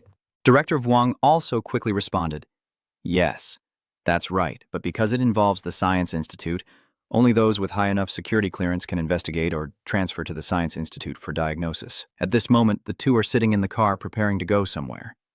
Zhang Yuan continued, "The current situation of Lam Shang indeed involves you, but the cause is related to top-secret information at level S. I can't tell you the details." "I can't reveal myself as Trung Nguyen in this matter. Director Vuong, can you lend me the Hu Quan Department's uniform?" Director Vuong immediately handed over an item and said, "No problem. I will give you both the identification vest and the physical vest. From now on, you are a special investigator of the Hu Quan Bureau, at the same level as the deputy director." Zhong Yuan held out the shirt, a bit speechless, and asked with a smirk, "Why is it a woman's outfit?" Director Wong scratched his head and chuckled. This was the only spare set left on the car. He quickly changed into the outfit and said, "Forget it, you should still use it." "Yeah, use the illusion projection to create an illusion." Chief Vuong couldn't help but exclaim. The face clearly hadn't changed much, but it looked like a completely different person. Zhong Yuan replied calmly, "These days everyone recognizes someone by their hairstyle." He still couldn't believe it, his eyes wide with surprise, looking a bit more mature. If his appearance grew like that, I would believe it. Then he turned to ask and request him to activate the illusion projection so my nephew could see what happened to Lam Thuong at that time. The scene shifts to a moment later. Now the sky is turning to late afternoon at the hospital. Lam Thuong's hospital room, the doctor noticed them entering and said, "Director Vuong, you're personally coming again about my student's case." Director Vuong politely replied, "No need to be formal. Let me check on the child first." Trung Nguyen added, "Go outside, everyone." The doctor, puzzled, then extended his hand to introduce, "This is our special investigator, Huyen Min." A young doctor hearing that feels relieved. Huyen Min is second in the youth rankings, but is he really that young? The doctor beside him was also at a loss for words, feeling that he was somewhat like Trung Nguyen. "Is this just a hallucination of mine?" The older doctor quickly waved his hand at the two of them, saying, let's go, we'll talk outside." After observing Lam Thuong for a while, Director Vuong finally asked, "How is she doing?" Trung Nguyen hesitated a bit and replied, "Maybe she can be saved, but you need to look at her memories of fighting you." Director Vuong also quickly agreed. "All right, let me perform the illusion projection." Then he began to use his illusion projection ability between his hands. Suddenly, Lam Thuong's body focused above and a golden space appeared. Zhong Yuan stood in the middle of that space circle, documents pouring towards him, and then he appeared in Lam Shang's memory, returning to the recent battle. Right now, he's attacking her with words, saying, "You're ugly, you're cruel, you're scheming against me. I've never seen anyone as shameless and dishonest as you." The referee immediately raised his hand to stop the fight. "Trung Nguyen, this is a warning for unsportsmanlike conduct." Lam Thuong was worried at this moment, trying to control her mind, but it had no effect on him. "I still have a move to break his spirit, but it's an ability I shouldn't use in a competition. Forget it. I'll just concede defeat." Suddenly, some strange power was attacking her, and Lam Thuong was panic-stricken. The mental pollution from the chest is coming. Wait, what's going on? Why are his negative emotions so intense? Then a giant sharp claw emerged from a strange space, reaching toward her. She shouted, "No!" Don't come over here." The claws now grab Lam Thuong, and despite her terror, she still tries to scream with trembling hands, saying, "I'm risking everything with you." At this moment, the claws, driven by despair, tightly grip Lam Thuong's body and spirit, causing her to cry out in pain and tears. After a while, her eyes fluttered open, and the figure before her became clearer. It's Director Vuong, who was frantic and worried, asking, Huyen Min, are you okay? Hurry and wake up." Then she quickly approached and helped Trung Nguyen to sit up. He had a slight headache, rubbed his forehead, and replied, "I'm fine." Then Trung Nguyen was stunned, thinking, is this the scene Lam Thuong saw back then? The two of them continued to watch Lam Thuong unconscious on the hospital bed, and Trung Nguyen thought that the giant claw had killed him and Lam in a past life, only to appear again in this form. Could it be that deep inside I no longer feel much, almost only fear and hatred towards this giant claw? Her spirit is now extremely weakened, almost in a vegetative state. My dark world energy still remains in her body, so I can establish a connection with her. Thinking this, he began to reach out, sending streams of black ominous aura toward Lam Thuong's head. Later, he stood in another space with that dark aura, thinking that her spiritual world was completely destroyed and nothing remained. Even her life was sustained only by his dark world energy. If this cannot be resolved, she will die directly once this energy disappears. So he began to speak within that space. Lam Thuong, I saw you fighting with that alien. I just have one question.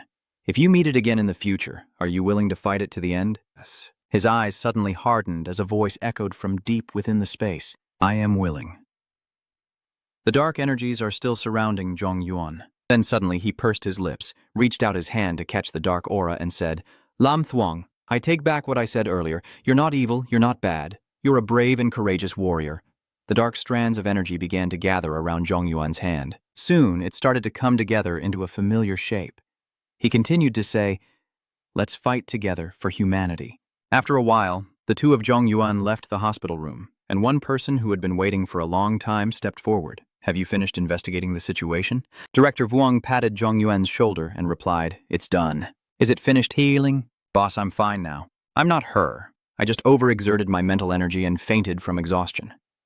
Earlier, Tran misjudged and the expert from the Void Bureau already healed me. Trung Nguyen didn't attack. That doesn't suit me. Don't wrong him. The scene shifts to another place where a group of people sit on a sofa, waiting and chatting. Why has Zhong Yuan been gone to the bathroom for so long? Did he activate his escape ability? The gatekeeper of the other world didn't see him come out.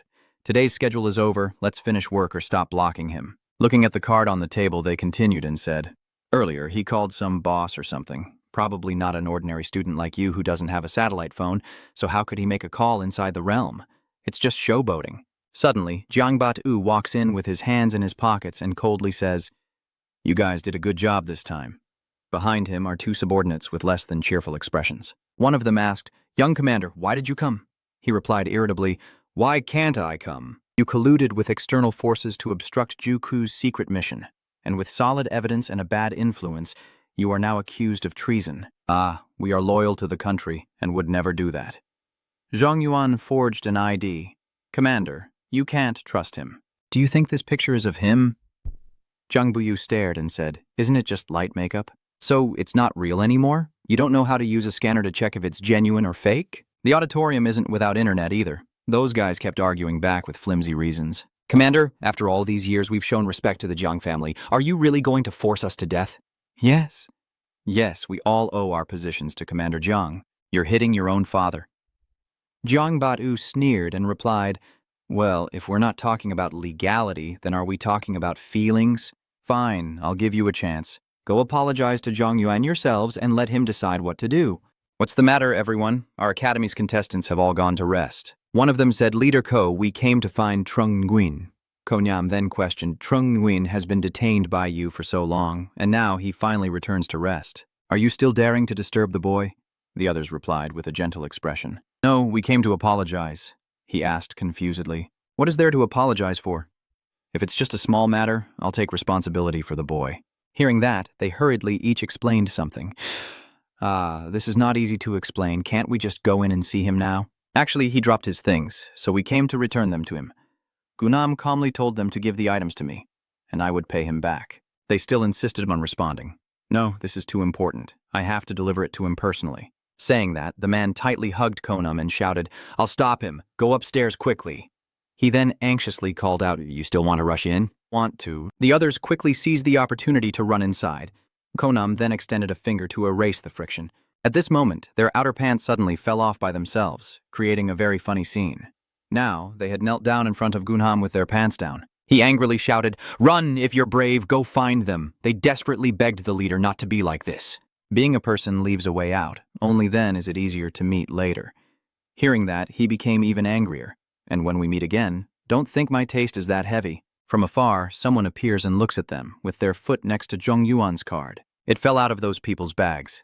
I gave you a chance, but you didn't take it. It's Jiang Buyu, he thought to himself as he bent down to pick up the card. After a while, a hand reached up and knocked on the door. Knock, knock. Zhong Yuan opened the door, and it was Zhang Buyo standing there. Seeing him, Zhang Buyo spoke. Young Master Nguyen, your face looks very pale.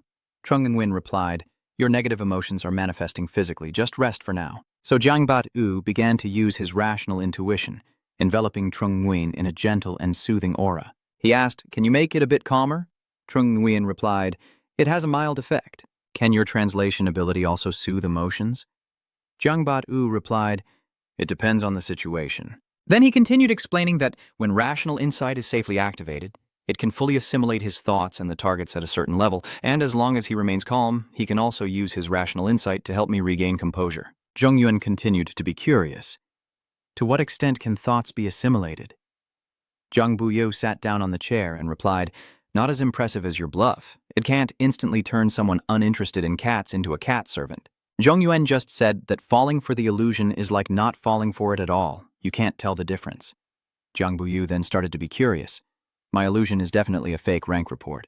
You told me the secret about rationality, now it's your turn to share the secret about Bayan Man." My Mon is an upgraded version of the normal man, which, once triggered under certain conditions, will permanently change perceptions, making others worship me as king and submit to me. Jiang Bat-u exclaimed in shock, locking onto the man. "This can't be played around with. If one day an unlucky person gets affected by your mind control and pleases you, making you happy, only to die unjustly, well then that's just perfect," he said very seriously. Zhong Yuan immediately said, "Zhang Shao, your fear of selling the illusion has reached me through logical reasoning. There is a saying, the butt decides the head, your butt is on the human throne. Of course, I hope that all the alien races in this world will be affected by your charm, obey you, and get whatever they want." Jiang Batu smiled with a hint of cunning and replied, "But if the roles were reversed, humans would be deceived by the demi-beasts of other races, abandoning their dignity and pitying them, using the blood and sweat of taxpayers to buy peace and happiness for the other races." Then he smiled warmly and charmingly, saying if he couldn't cut off the head, at least he'd cut off the ass, swearing he wasn't human. Trung Nguyen was momentarily speechless, then quickly stepped back, looking frightened as he asked, "Young Master Jiang, I didn't do anything to make you angry, did I?" Jiang Bat-u, seeing this, was panicked. "No, he's talking about the little fox. Why are you stepping back like that?" Trung Nguyen nervously said, "Your expression is too gentle and you're always looking at my place." Then Jiang Bat-u finally showed the items in his hand and said, "Oh, I almost forgot the main reason for coming.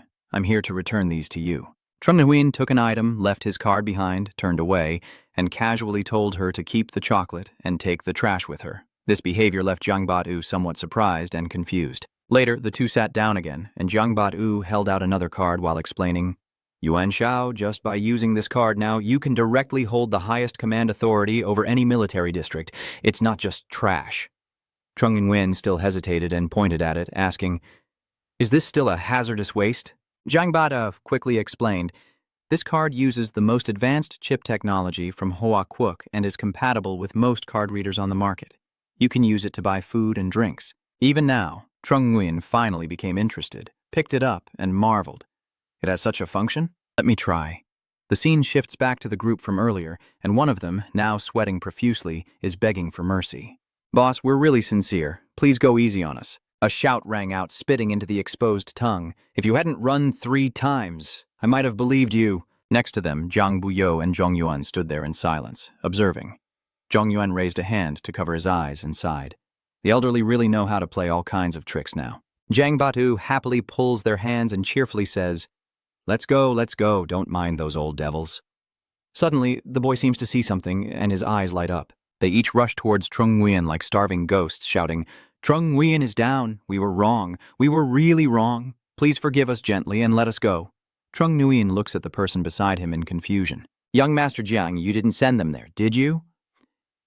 Jiang Bat-u appeared, smiling like a devil in response. "These people deliberately obstructed my mission. Whether to accuse me of treason or to dismiss me, it's up to you."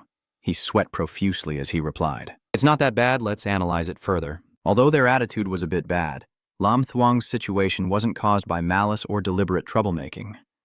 As for not accepting anyone, the main responsibility still lies with Tae-tu. After considering, he turned to Jiang Bat-u and said, "The university tournament can't be left without supervision.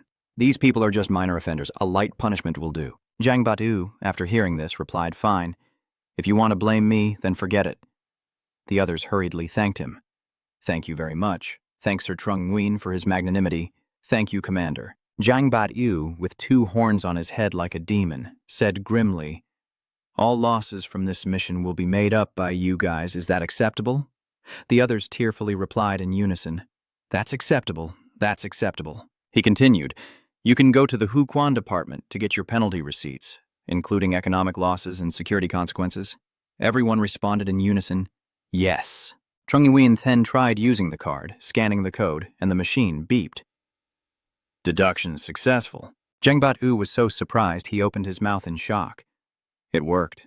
The legend is real. Even I don't know if it's real or fake. Zhengbat-u then explained, I heard you can also use it to buy things in the fake trading city without limits. Try it. After hearing that, Chung Yuan took out his phone and replied, I've also checked out the fake Shengcheng trading city, and I don't see anything worth buying. Zhang Bat-yu quickly snatched the phone from his hand, excitedly pressing buttons and repeatedly handing the phone back to him.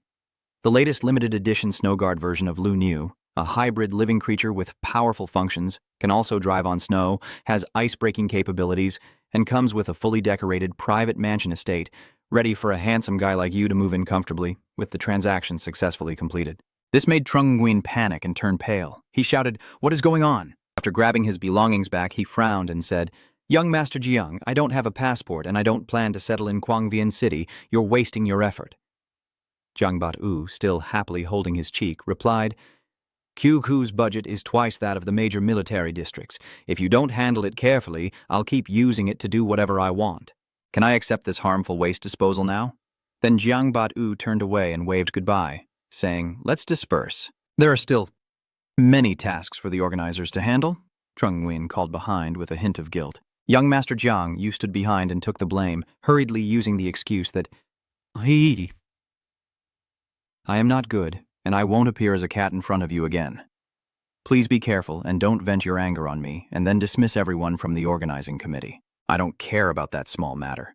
Jiang Buyu clenched his hand tightly and replied grimly, If the person who encounters trouble today is the weak one, then what? If it were you, you wouldn't be able to hold back. Punishing them is your personal decision. It has nothing to do with pretending to be cute. Zhong Yun watched thoughtfully from behind. By now the moon had risen high, and a tall building loomed ahead, with shouts of anger echoing from outside.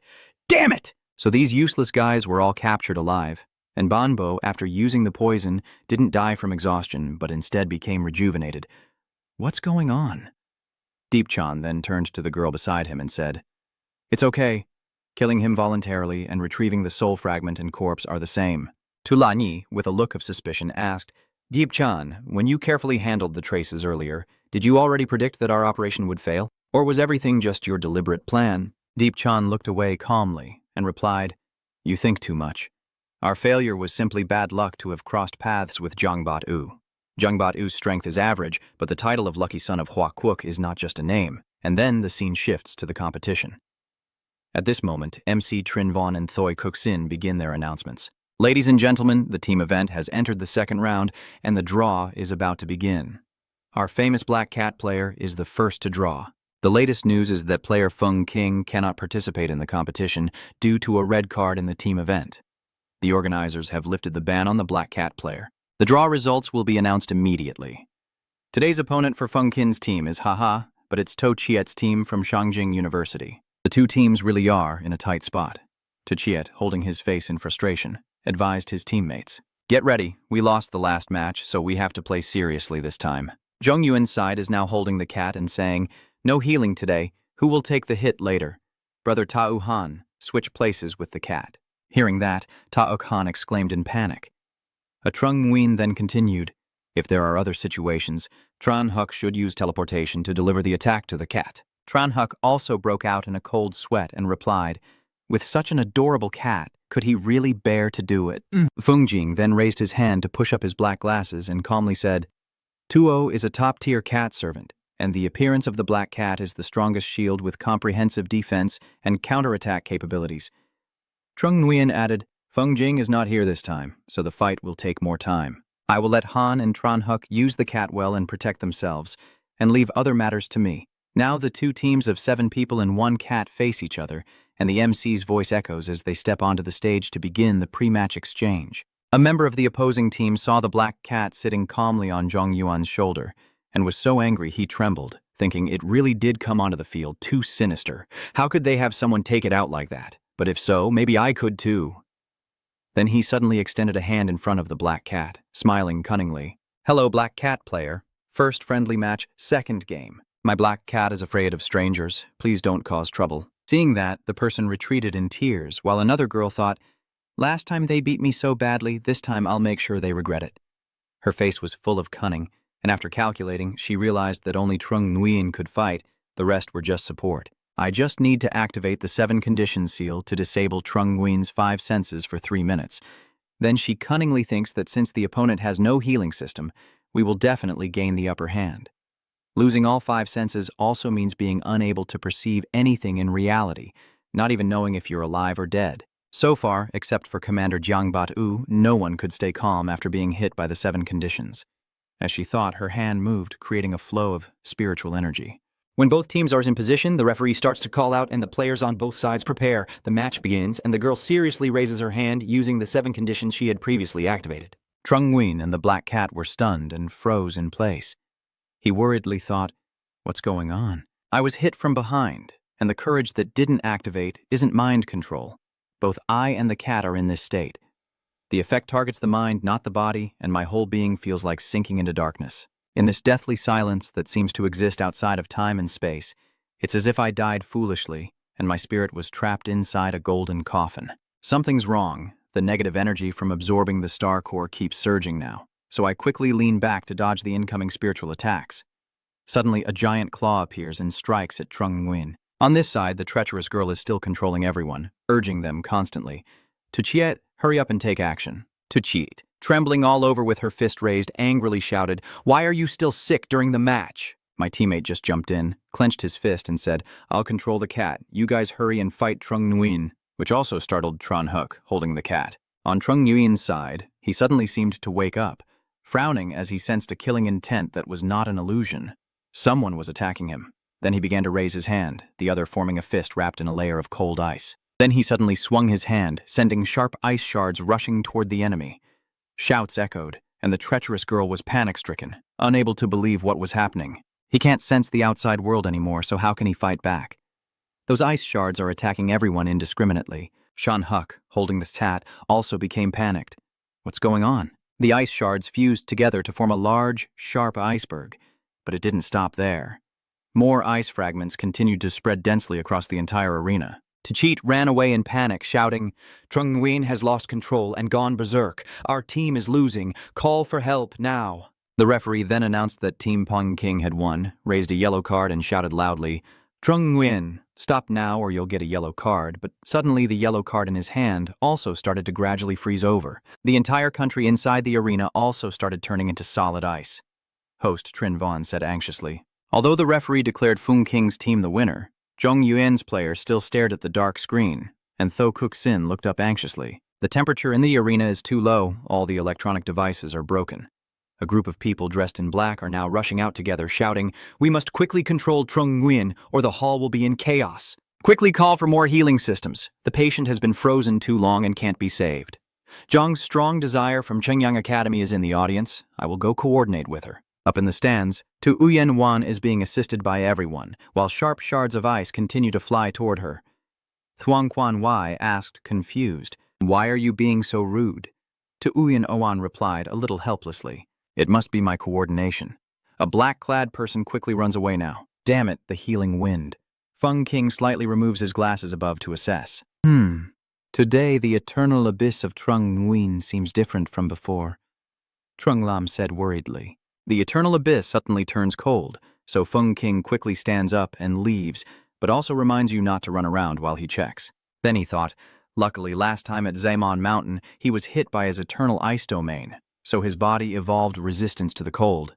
Deep in Trung Nguyen's subconscious now, countless loved ones are lying in pain, including his beloved little sister, while he's overwhelmed with rage, shouting again and again, "Bastard, come out here, I want to kill you." He keeps searching back and forth. "Where are you hiding? Come out here." He grew more and more furious. "You killed my sister. I want to tear you apart, piece by piece." Yin Sung Tan is here. At this moment, the giant claw also appeared from above, along with a powerful dark aura. Standing before that enormous source of power, he calmly said, "You have finally appeared." Fung King is still outside, trying to use his rejuvenation ability on Zhong Yuan, who is lost in the illusion.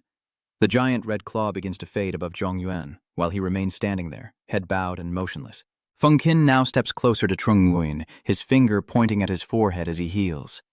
He softly calls, "Wake up quickly. There's no enemy ahead, only friends." After returning to reality, Zhang Yuan was a bit stunned, wondering if everything just now was an illusion. That's right. During the match, after falling into darkness, the negative energy of Kutin was absorbed and filled the empty space. Luckily, the power I activated in my subconscious is the eternal ice abyss, so I almost wiped out their life force and pretended nothing happened. Now I am standing face to face with Feng Qin among the large ice blocks, with a few people still frozen underneath. Only after understanding everything did he let out a sigh of relief. "Whew. Thank you, my friend." Feng Qin also happily replied, "This is what you call knowing when to act."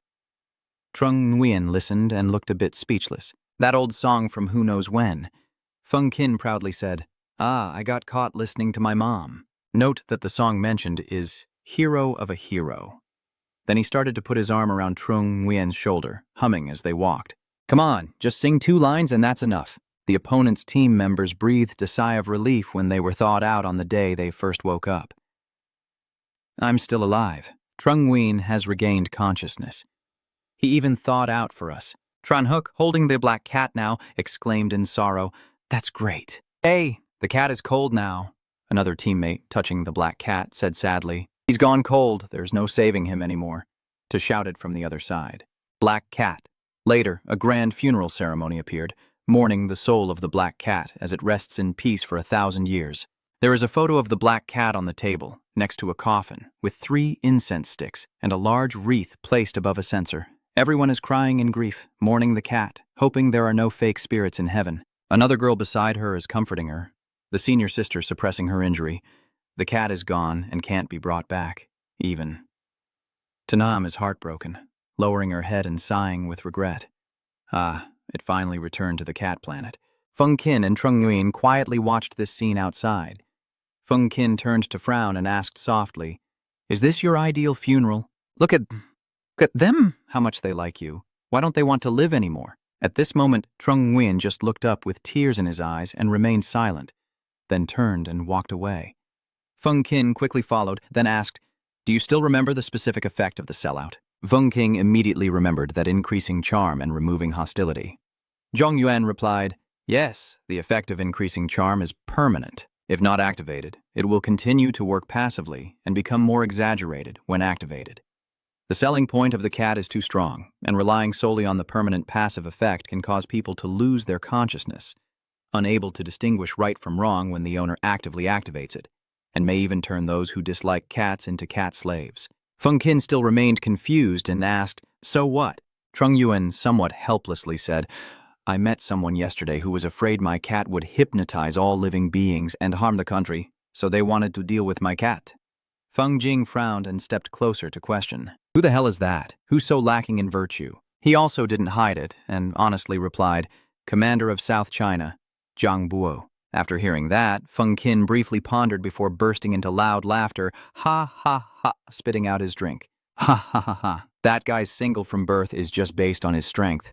Trung Nguyen was stunned by this action. Feng Qin continued, seeing something adorable and wanting to deal with it. Truly the natural enemy of schoolgirls. Then he started dancing and humming as the little commander went down the mountain to fight monsters. The little commander gave an order, "The black cat beneath the mountain is a tiger. You must avoid it if you meet." Trung Nguyen couldn't hold back his laughter and burst out crying with tears streaming down his face. Yuan, don't listen to what he's saying. Selling clues is such a powerful ability, not using it would be like wasting water. He was still holding back his laughter and said, "Oh." Feng Qin happily said, "The second ability is simply about being loved by everyone. If you want someone who loves beauty to like you, you have to become beautiful. If you want someone who loves talent to like you, you have to become rich. To be loved by kind-hearted people, you must become kind. To be loved for strength, you must become strong. You use the ability to control your feelings to make others feel satisfied, which is fundamentally no different from acting cute physically." Trung Nguyen still hesitated a bit, so it couldn't be done casually. Feng Qin explained that the softie didn't have a script of its own but was controlled by the user, right? "Does your sister also watch the tournament live stream, and do you actually hate your cat?" Only now do I realize this. A voice from the phone now says, "Brother, I already said it's okay to keep the cat. As long as it makes you happy, I'll keep it. Just seeing you happy is enough for me." Of course, if raising it brings him feelings of pain and torment, whether it's hot or cold, it's all good. At this point, Trung Nguyen almost wanted to fall backward. Fung Kin, standing nearby and eavesdropping, was biting his lips to hold back his laughter, but he couldn't help but lean in and say to the screen, "Hey, little lamb, don't you think the black cat is adorable?" From the other side, the girl still defended her point of view, saying she's cute, but it's clear her brother loves cats and is just worried she might dislike them, which makes him the most super adorable in the world. As she spoke, she winked super cutely. Trung Nguyen, hearing his sister praise him, started to smile happily and cheer. Lam Lam said, "He's adorable." He. So cute. Then I don't know where he found 2 pairs of gloves that look like cat paws, jumping and making noise. Meow, meow. Seeing this scene, Fung Kin broke out in a sweat and said, "Trung Nguyen, please don't do this, I'm scared." Trung Nguyen, still in his happiness, walked toward him, pulling Fung Kin's mouth up with a delighted smile. "Come on, if there's no lead, then it's just wasting water." At this point, Fung Kin could only helplessly curse ABC. It's hilarious, really holding a funeral for that cat. Suddenly, a mocking laugh rang out, making the 2 of them straighten up and turn around to look. Another voice retorted, "The hotel has already been fully booked by our academy, so if you don't like it, don't come." At that moment, Ung Tan appeared with a few of his arrogant henchmen and said, "In this world, people die every day. With so many heroes around, why mourn a cat? You're truly a master of flow and reputation. No wonder you're so proud." Tu Yen Wan loudly retorted, "You talk about righteousness and morality, but you don't care about what's right next to you. That's true indifference and heartlessness." The perverted man replied with a lecherous look, "The eldest daughter of the Baishan Corporation, the celestial pride with extreme desire, spending all day with these people will ruin your reputation." Tu Yen Wan refused to back down and pointed at him, shouting, "I'm not a commodity either, so stop talking about prices with me here." Eagle Saint sneered coldly, "I heard long ago that you were betrayed and abandoned by Zhong Yuan at Chenggyang Academy. Now you're holding a funeral for his cat. Truly simple-minded behavior that surprises everyone." Another female student appeared to oppose him, wanting to pursue Zhong Yuan, and Fung Kin naturally dealt with her. What does that have to do with him? The student next to her quickly stopped her and told her to be quiet. What? Is Fung King really Tu Yen Wan's true boyfriend? Things are so chaotic. Fung Nguyen, who has been watching, asked, "Who is this guy?" Fung Kin replied while checking his phone. "Wherever you're looking, it's probably the Central South Academy. I'll check." On the phone screen, information about a person appears. Young Saint, the son of the vice commander of the Central Military Region, has attracted a lot of attention for having absorbed the ability to fly. Maybe he wanted to become famous through the tournament, but was accidentally overshadowed by you, leaving him helpless and angry as he came here to cause trouble. Zhang Yuan turned to look at the young man called Eagle Saint, who just spoke to his friend.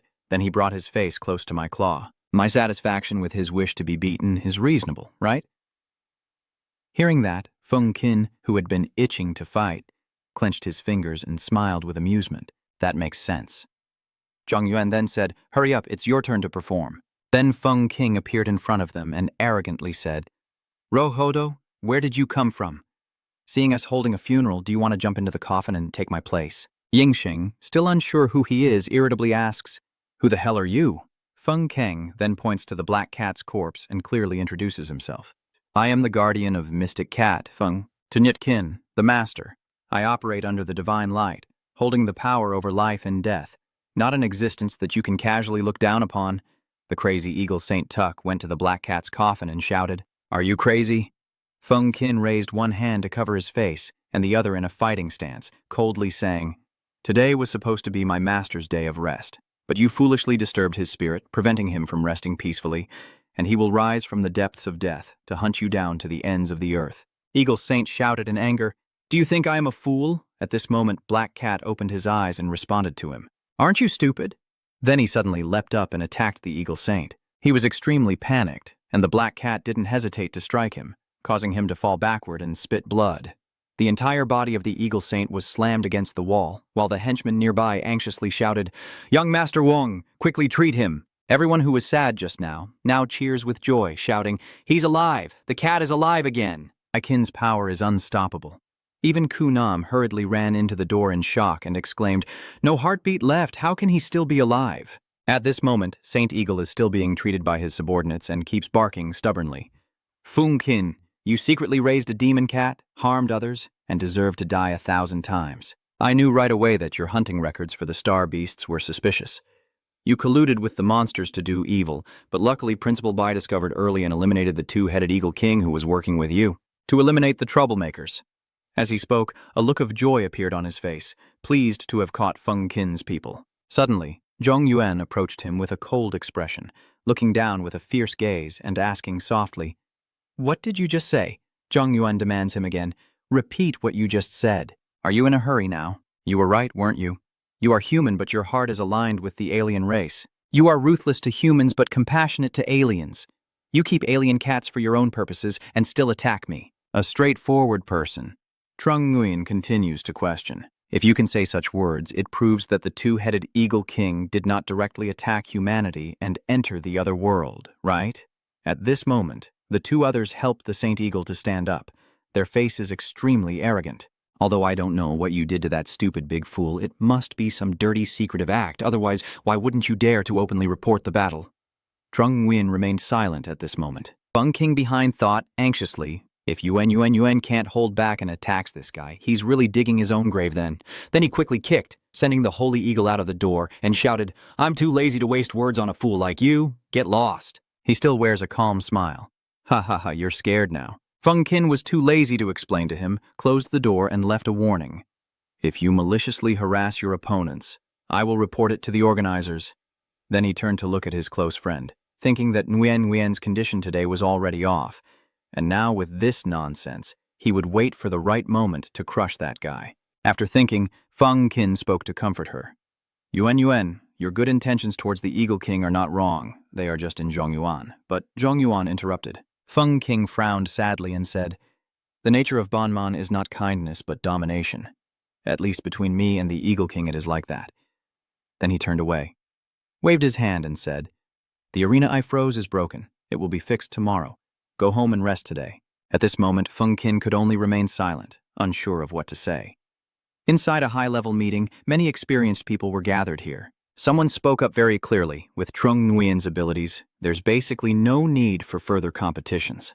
The strategic level of that kid is just too unfair to others. And Quanfeng calmly replied, "I agree that there's no need to compete, but we need to discuss the meaning of fairness first." The man angrily shouted, "An Quanfeng, what do you mean?" Someone from the opposite side spoke up to stop them. Stop arguing. Just compensate the boy with a prize of the same level as the champion." Zhangbat U then calmly said, "Trung Nguyen is indeed so strong that they don't need to compete, but that is not a reason for us to deny his right to compete." The person sitting next immediately rebutted, "The university entrance exam is a place for students to demonstrate their abilities, and Trung Nguyen's strength has disrupted the balance." Hearing that, he calmly replied, "In competition, there are winners and losers. There is an old saying that goes, the winners are certainly respectable, but the opponents still stubbornly push forward even when falling behind. And those who watch opponents like that without laughing are truly the future pillars of Hoa Nation." Someone else then chimed in, saying that allowing him to continue participating isn't impossible, but his strategic level ability really isn't suitable for the main stage. A person sitting nearby also started sharing their opinion, saying it's fine to ban as it balances the strength. Another voice chimed in, saying on the chaotic battlefield, no one can ban the combat power of a different race. And Quanfeng still happily looked over at Zhangbat U and nodded. The organizer of this tournament is Huanam, and the final plan could be handed over to Jiang Tulek. The person sitting next to him turned to gossip. Jiang Tuling's background is somewhat shallow, and Quanfeng has nothing to use to counter him immediately. His achievements surpass yours, which leaves the person sitting next to him speechless and unable to argue further. The two of them didn't notice Jiang Buyu watching intently from the other side until he frowned and spoke up. "My opinion is to keep things as they are, without imposing any restrictions." And after the meeting, he looked at the noodle box beside him, thinking, after such a long meeting, my noodles have gone cold. As he was holding up the box of noodles, Jiang Bat U suddenly saw the familiar object meowing, and Trung Nguyen, in human form, jumped down by the window, happily saying, "Commander of the South China Military Zone, are you having this for dinner?" Zhangbat U felt a bit helpless as he replied that restaurant and cafe staff were on holiday, and outside food couldn't be brought into the military zone. "Can't you go out to eat?" Zhang Bu just said sadly while picking up noodles. The snake from the spiritual realm in Lefu Mountain is too fierce, crazily devouring the simulated environment of the mortal realm. The maintenance cost for the mortal realm last year has become an astronomical figure. I was supposed to finish reading this report yesterday, but it was delayed because of the tournament, and today I can't delay anymore. Then I turned to my little friend and asked, "Young Master Nguyen, did you come all the way to my office just to cover my shift?" Chongyuan also quickly replied, "I have something to ask for your help with, and after it's done, I will cover your shift." Jiang Buyu immediately asked curiously, "What is it first?" Trung Nguyen's face grew more serious than ever. "I want my cat to die today to fade from the public eye. But whenever someone forces me not to be human, I don't think too cruelly. I just want to beat him up." "Did you leave a back door in the university tournament's electronic draw?" Zheng Batu is now resting his chin in thought. "Whatever you want to use, there's no rush for the night shift. Right now, I want something else more." Trung Nguyen asked again. "What?" Zhang Batu cheerfully replied, "How about you come to my house for dinner tomorrow night?" After a while, Trung Nguyen jumped back through the window into his room. Feng Qin, who was sitting reading the newspaper and waiting, immediately asked, "You're back, huh?" Trung Nguyen said then, "You really didn't knock on the door. It seems you're in a really bad mood." Feng Qin turned back to read the newspaper and replied, "I'm afraid you hate humanity because of the Eagle King and have transferred that hatred to the alien camp." Trung Nguyen pulled out a chair and responded, "You still think about that, don't you? Remembering the Eagle King wasn't you?" That question leaves Feng Qin speechless.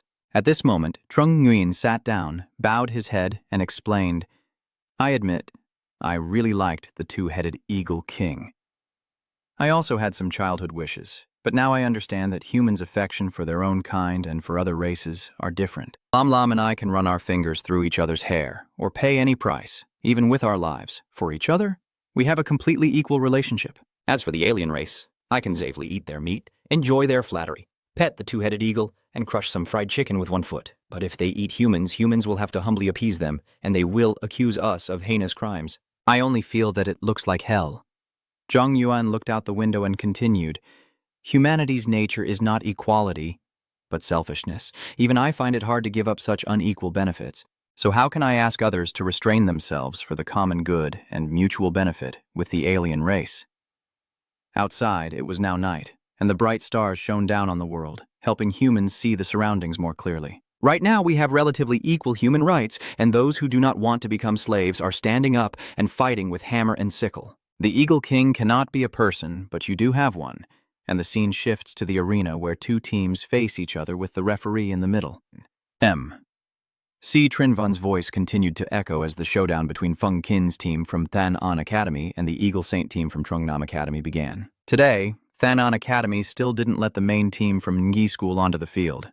Are they planning to hide her as a secret weapon until the very end? The Saint Eagle then smugly smiled and said, "Feng Qin, today I will end your winning streak and make you the stepping stones for my victory." Feng Qin pushed up his glasses and calmly replied, "Fight quickly. I'm too lazy to scold a fool." He continued to be arrogant. "Ha ha, always talking big. Can your mouth handle this?" Then he raised his hand, creating a small flame that looked dangerous, and continued, "I'm not afraid to tell you. I've absorbed the hidden power that only the royal family possesses within the king's core of the second-tier Great Board. Its strength is truly strategic level. In front of it, you have no power to resist." Zhong Yuan, from behind, found it even more interesting and smiled in response. "Go ahead, let me see." At this moment, Feng Jing finally broke out in a cold sweat and thought, using a knife is easier, but using it lightly just leaves a life waiting for crystallization. The referee then felt helpless. Why does this match smell so strongly of gunpowder? It's over. He also raises his hand between the two teams to signal the start of the match. Don't say anything else. Don't say anything else. Both sides are ready to begin the competition. As soon as he finished speaking, Angel Saint leapt into the air using Wall of Sky, with two wings made of spiritual power appearing on his back. Thoihuk Sin continued, "As everyone knows, the university tournament does not allow lethal attacks, and the only ways to defeat an opponent are through control or incapacitation within 30 seconds, rendering them unable to fight or forcing them out of the arena." The two commentators on the sidelines chimed in. The weapon of the contestant Ung Thun is a specially designed bow and arrow created by the Hua Trung Branch Supervision Bureau, and his all-destruction ability can cause very strong long-range damage. Combined with the help of his teammates' locking ability, Ung Thun in the previous two matches has directly dominated and crushed opponents without any contest. At this moment, the Eagle Saint creates a bow with an arrow attached, arrogantly saying, my wall plus full destruction. Let's see how you respond." The arrow quickly tears through the wind toward Zhong Yuan. He is still standing still, waiting. And when the arrow comes, he quickly tilts his head, easily pinches it with 2 fingers, then turns to ask the referee, did his shot earlier count as a critical attack? The referee then held up a yellow card and replied, the assist player from the Holy Beast team failed to lock down, but no casualties occurred. First yellow card warning, based on previous year's practice. Giving the Holy Demon a red card directly isn't too much, right? Is the referee too tense? It's over. Trung Nguyen then darkened his face and pulled out a red card from his pocket. Feng Qin, seeing this, was stunned and thought to himself, hey, isn't this the red card the referee gave me in the previous match against Shangjing University? The referee shouted in panic, what are you doing? I warned you not to attack the referee. Trung Nguyen calmly said, don't worry, I won't attack you. Then, he held up the red card in his hand and said coldly, this red card is just to send you off the field. Then Trung Nguyen directly dropped the red card. The red card fell straight to the ground, leaving the referee both confused and terrified. The 2 people above were stunned to see this. Facing the unfair punishment from the referee, Zhongyuan player surprisingly pulled out a red card and confronted the referee. The feud between Zhongyuan and the referee isn't just in 1 or 2 matches. Accumulated grudges have finally erupted.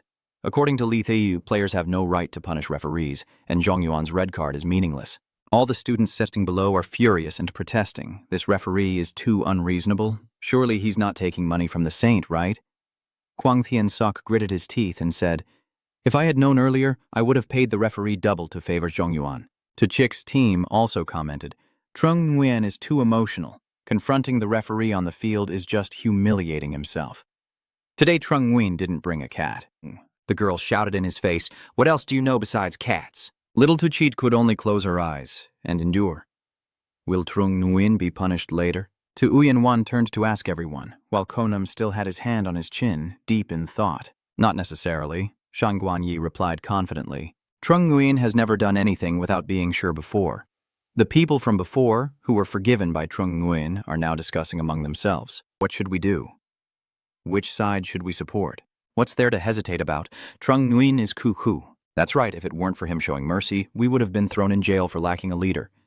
We can't be ungrateful. The referee now pointed in Trung Nguyen's face and shouted, Trung Nguyen, do you dare question me? You're not the referee, what right do you have? Stop talking. Someone else steps forward to declare a replacement referee. Trung Nguyen's red card is valid, the main referee is suspended, and the game continues. The referee could only cry out in surprise, and when the Eagle Saint, flying high above, saw this scene, he was panic-stricken and thought, damn it, the organizers actually sided with Trung Nguyen. Even the referee was replaced, after dealing with a subordinate. Trung Nguyen looked up and said satisfiedly, very good, let's continue the match. I don't like looking up at others, so please come down. At this moment, he had already used the Ruler of the Void, and a pair of incredibly beautiful, shimmering, and mystical wings appeared on his shoulders. And immediately, the ugly fake wings of the Eagle Saint were shattered. Then he fell freely. As he fell, he was panicked. Why am I falling down? What ability did he use? Forbidden Wind? Huh. Even Forbidden Wind is useless to me. To show you the hidden power of the 2-headed Eagle King.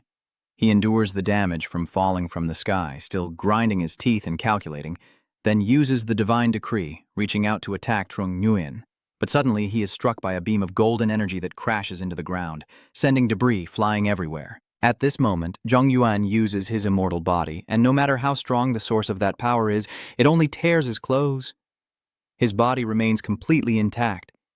Then he begins to frown, realizing that the ability to transfer damage onto himself has been activated, his passive ability of immortality.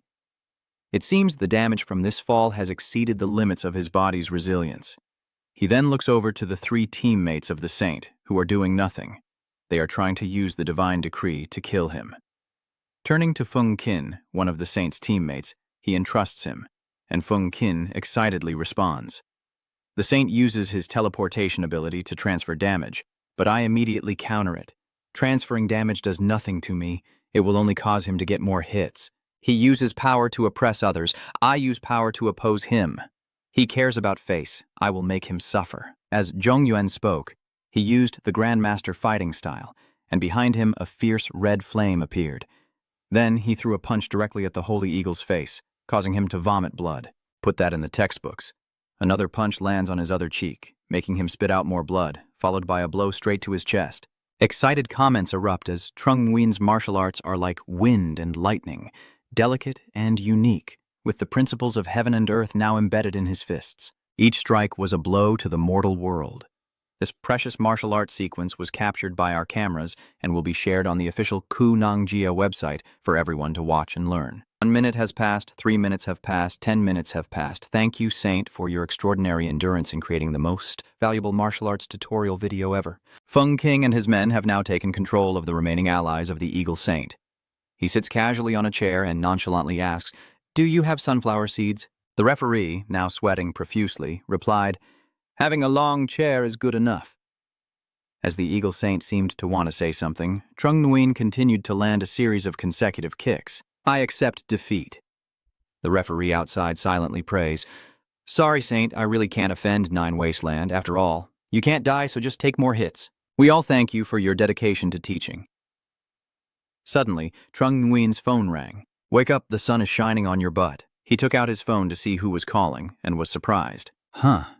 Why is Director Wang calling me now?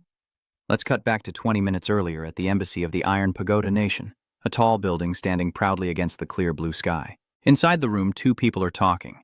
Tulani is sitting on a chair and asks, "Diepchun, is it not the right time yet?" "Wait a little longer. She will ask again why we are running out of time before we can act." On his phone screen now is a message from Mr. Bai. "The person you stole the bonbo from last time wasn't actually King Fadich, but a student participating in the university tournament. This person is extremely dangerous. You are no match for him. I have now provoked the general to ensure that he will not only continue to compete, but also step onto the battlefield himself. Once the tournament begins, you must act and win quickly." Deepchan replied, "Killing Banbo is easy, but taking the body out is the hard part." The other person answered, "As long as Banbo is dead, the body will naturally be taken out." Talai Ni propped her chin on her hand and asked him, "Actually, from the beginning, you plan to cut ties with the Iron Tower Nation and join the 9 Stars after reclaiming the Ku Tin, right?" "It's over," she said sadly. "I admit I have no fault with you. On the contrary, Ju Yao has always been hiding things, only giving half of the intelligence, never trusting you." Diep Chan replied, "Don't believe in that nonsense." She continued saying, "Telling me not to think wildly is useless. After killing Banbo, you absorbed his chaotic divine seed yourself, becoming the new death god under the jurisdiction of the Iron Pagoda Kingdom." He responded coldly at that moment, saying he had obtained it and then switched to the broken control unit. "Are you going to take these to the dining hall? Why haven't you shaved and peeled them yet?" The person pushing the cart with the slaughtered animal responded, "Maybe the cafeteria wants to experiment with new dishes." Mr. Banbo, while holding a bottle of wine, was advising the chef that using alcohol and spices to season traditional Kwangwin dishes can sometimes bring unexpected results. The chef then asked, "If we put these in the soup, won't it become dishwater?" Banbo replied, "Don't limit the soup." The meat cart has now appeared. The person pushing it said to him, "Banbo, I've left the meat here." Mr. Ban just waved his hand and replied, "All right, it's done." He then went over to observe the creature on the cart and pondered, The way these bird skins are prepared is strange. They don't look like proper ingredients, more like sacrificial offerings to activate some kind of power." And as he thought about it, he suddenly felt a sense of unease. Master Bon quickly leapt aside and shouted, "There's an ambush! Call Director Vuong immediately." At this moment, the floor beneath him had already cracked open. Deep Chan and To Lan Ni are communicating through some kind of neural link. The first attack failed. Ban Bo rushes to the 6 o'clock direction to fix the positioning and understands. The guards quickly appear, each holding a shield to protect Ban Bo. All the deadly zones. Where is the enemy finally? What kind of ability is this? Mr. Banbo anxiously shouted, "It's very likely the secret ability of the International Steel Tower's initial network segment. When using this kind of ability to deliver a fatal blow to the enemy, it can fully recover the power of that strike and launch the next one without depletion. As long as a single lethal hit is possible, it can be repeated. The initial segment of the network must have someone to locate it before activating." The enemy is nearby. Suddenly, something slimy and sticky appears beneath his feet. I've checked the radar but haven't found anyone yet. Then those things began to extend themselves and stab upward, forming ropes that tightly wrapped around Mr. Bon Bo. He could no longer speak and was completely controlled by that evil thing. Then suddenly, countless deadly darts attacked them. He and the other guards were all pierced by the sharp, dark energy and cried out in pain. That strange creature started to tear out Banbo's heart, and he was left stunned and in pain. At this moment, Director Vuong quickly appeared and shouted to Elder Ban, extending his hand to use life resonance and place it on Mr. Banbo's wound, trying to heal him. Persevere. Jiu Ku is on the way. Elder Banbo, despite the pain, still tries to warn, Vuong Kuk Truong, be careful. Then a sharp wave of consciousness rushed toward Director Vuong, causing Mr. Huang to exclaim in shock before quickly letting go of his hand. He uses an air bullet to counterattack that power.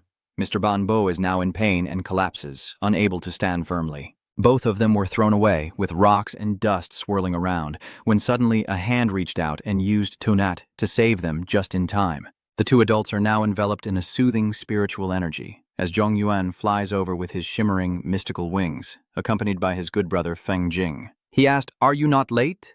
Director Wang quickly urged everyone, not saying more, just directly viewing old Master Bon's memory. He begins to use the illusion, and Trung Nguyen responds. "Yes," Feng Qin also adds, "let me see too." Looking into the memories of Master Banbo, Trung Nguyen begins to think. The first part of the ritual requires precise positioning before it can be activated, so the opponent is probably monitoring the scene. It was Ying Boku who pulled Banbo's heart out. As he thought of this, his eyes widened, then he raised his finger between his eyes and activated his super-sensitive perception. One eye glows as he appears in another space, watching a figure running away. Thinking that person wants to take the core information from Banbo's heart. That person is entirely black and holding the heart as they flee. Suddenly, a flying dagger shot towards him, piercing straight into the heart, causing him to panic and hurriedly drop the heart, which fell to the ground. At that moment, Anbo intended to turn back and grab the heart. Trung Nguyen arrived just in time and calculated that the throwing knife couldn't hit Anbo. In short, grab the corrupted spirit first. Just as his hand was about to touch the heart, it was immediately snatched away by the Shadow Father. He quickly absorbed the heart and then vanished. All that remained in the Chinese sky were dark, thick clouds of energy. He picks up the shell of the heart, thinks for a moment, then suddenly disappears without a trace. There is no star core inside the heart either. Wait a minute, Feng Jing just used Tuori for Bang Bu. He probably won't use it again, right? At this moment, Feng Jing also ran over quickly to ask anxiously, "Zhong Yuan, are you okay? Did you use Tunat on the person who lost Ku Tin earlier?" Fu Qinlin scratched his head and replied, "Using Ku Tin turns it into 2 S-level security modules of the Science Institute." Trung Nguyen looked at him strangely. So why wasn't he locked up and forced to scan the Ku Tin? Feng Qin replied, "It's in the past now. Don't worry, with me here I will never let you become a tool for clearing out the Void Stones again." If you're the villain in a comic and I don't wipe out 1,800 units of Void Essence from you, you probably won't get away. Now let's get serious and talk properly. The light that just entered the mutant's body, I've always felt it resembles the absorption of cosmic energy. Although there's no precedent, it's possible that this mutant can absorb cosmic energy. At this moment, Director Vuong was helping Mr. Banbo out of the basement. Director Vuong, looking a bit exhausted, sat down and said, "This assumption is too unreasonable. Surely this image spirit isn't already exposed to nuclear radiation and mutated, right?" Feng Jing just checked Mr. Banbo's wound and said, "There really is someone who has been exposed to nuclear radiation and also has the ability of an image clone." Zhong Yuan suspected and asked again, then mentioned his brother. Feng Wu Modiep Chan Feng Qin explained that the mutant just escaped had a delayed reaction for a moment when his heart was nailed. Probably in a state where the shadow person is separated, the red-level psychic can reach a distance of dozens of kilometers. After hearing this, Trung Nguyen sighed. The psychic in Diep Chan's profile is indeed at the red level. In theory, they can control the life network of the first station from tens of kilometers away. No wonder the officials couldn't find them using radar. Suddenly, Director Vuong continued and remembered something else. That night, he checked the surveillance in the university tournament hall. Although the surveillance in the hall was erased and the involved staff were mentally controlled, the outside traffic cameras still captured the person. As he spoke, he showed the image on his phone, then continued, "The clothes these two are wearing are the uniform of Tam San Academy. But among this year's Tam San Academy competitors, no one has the same number as them." Zhong Yuan also bent down to observe and frowned, saying, "The ghost school Diep Chan graduated from is Tam San Academy. Too many coincidences, it can't be just a coincidence anymore." Suddenly Feng Qin turned away and said grimly, "Actually, there is one more clue. Those beasts were sacrificed when the first ritual was performed, and we can also use illusion sacrifice to review their history." His gaze was very serious now, and even if the opponent tried to hide their appearance, we could find information about the farm and shipment from the memories of the poultry, deducing where they were sold. Everyone is now gathered in front of the animal cart earlier. Director Vuong raised his hand to cast a spell and said, "Found it? It's the Shaolin Temple of the Iron Pagoda country in Guangvian City. These bastards have been hiding for so long, and finally their tail is exposed." Feng Qin then turned to Trung Nguyen and invited him. Let's go. Let's go to the embassy of the Iron Tower Kingdom to check it out. Today's university tournament also features an individual match, and coincidentally, we are facing each other. I accept the challenge. All right, I won't hold you back. Then he turned and walked away, not forgetting to wave and say, "As for the individual match, I'll accept defeat this time. Once the competition mode ends in failure, I won't be part of the losers unless I beat Tuchiet." Trung Nguyen also watched his shadow disappear and quickly replied, "All right, then we'll fight in the final." Then he turned to Director Vuong and used a super-level bluff to tell them, "What can and cannot be included in today's report you all know already." Director Vuong immediately responded, knowing that no information related to the Science Institute would appear in the report. At this moment, Mr. Bangbo suddenly spoke up, saying, "Regarding that, I still have the ability to self-destruct." Trung Nguyen then advised, "Just pretend you're an ordinary person. You and Jiang Butu are keeping us alive for your humanity, not because of your abilities. When I mentioned Jiang Buyu, Director Wang, I want to ask you something." He then said, "Ask away. Can his infinite dreamscape deceive your illusion?" Director Wang only then began to answer. "Theoretically, it's possible, but why do you ask this? While hunting in the other world, the Heavenly Need team set up camp in Zhang Tianjie's territory, which fell into your hands, but you couldn't find any results. The most reasonable explanation I can think of is that someone activated some kind of ability to deceive your illusion."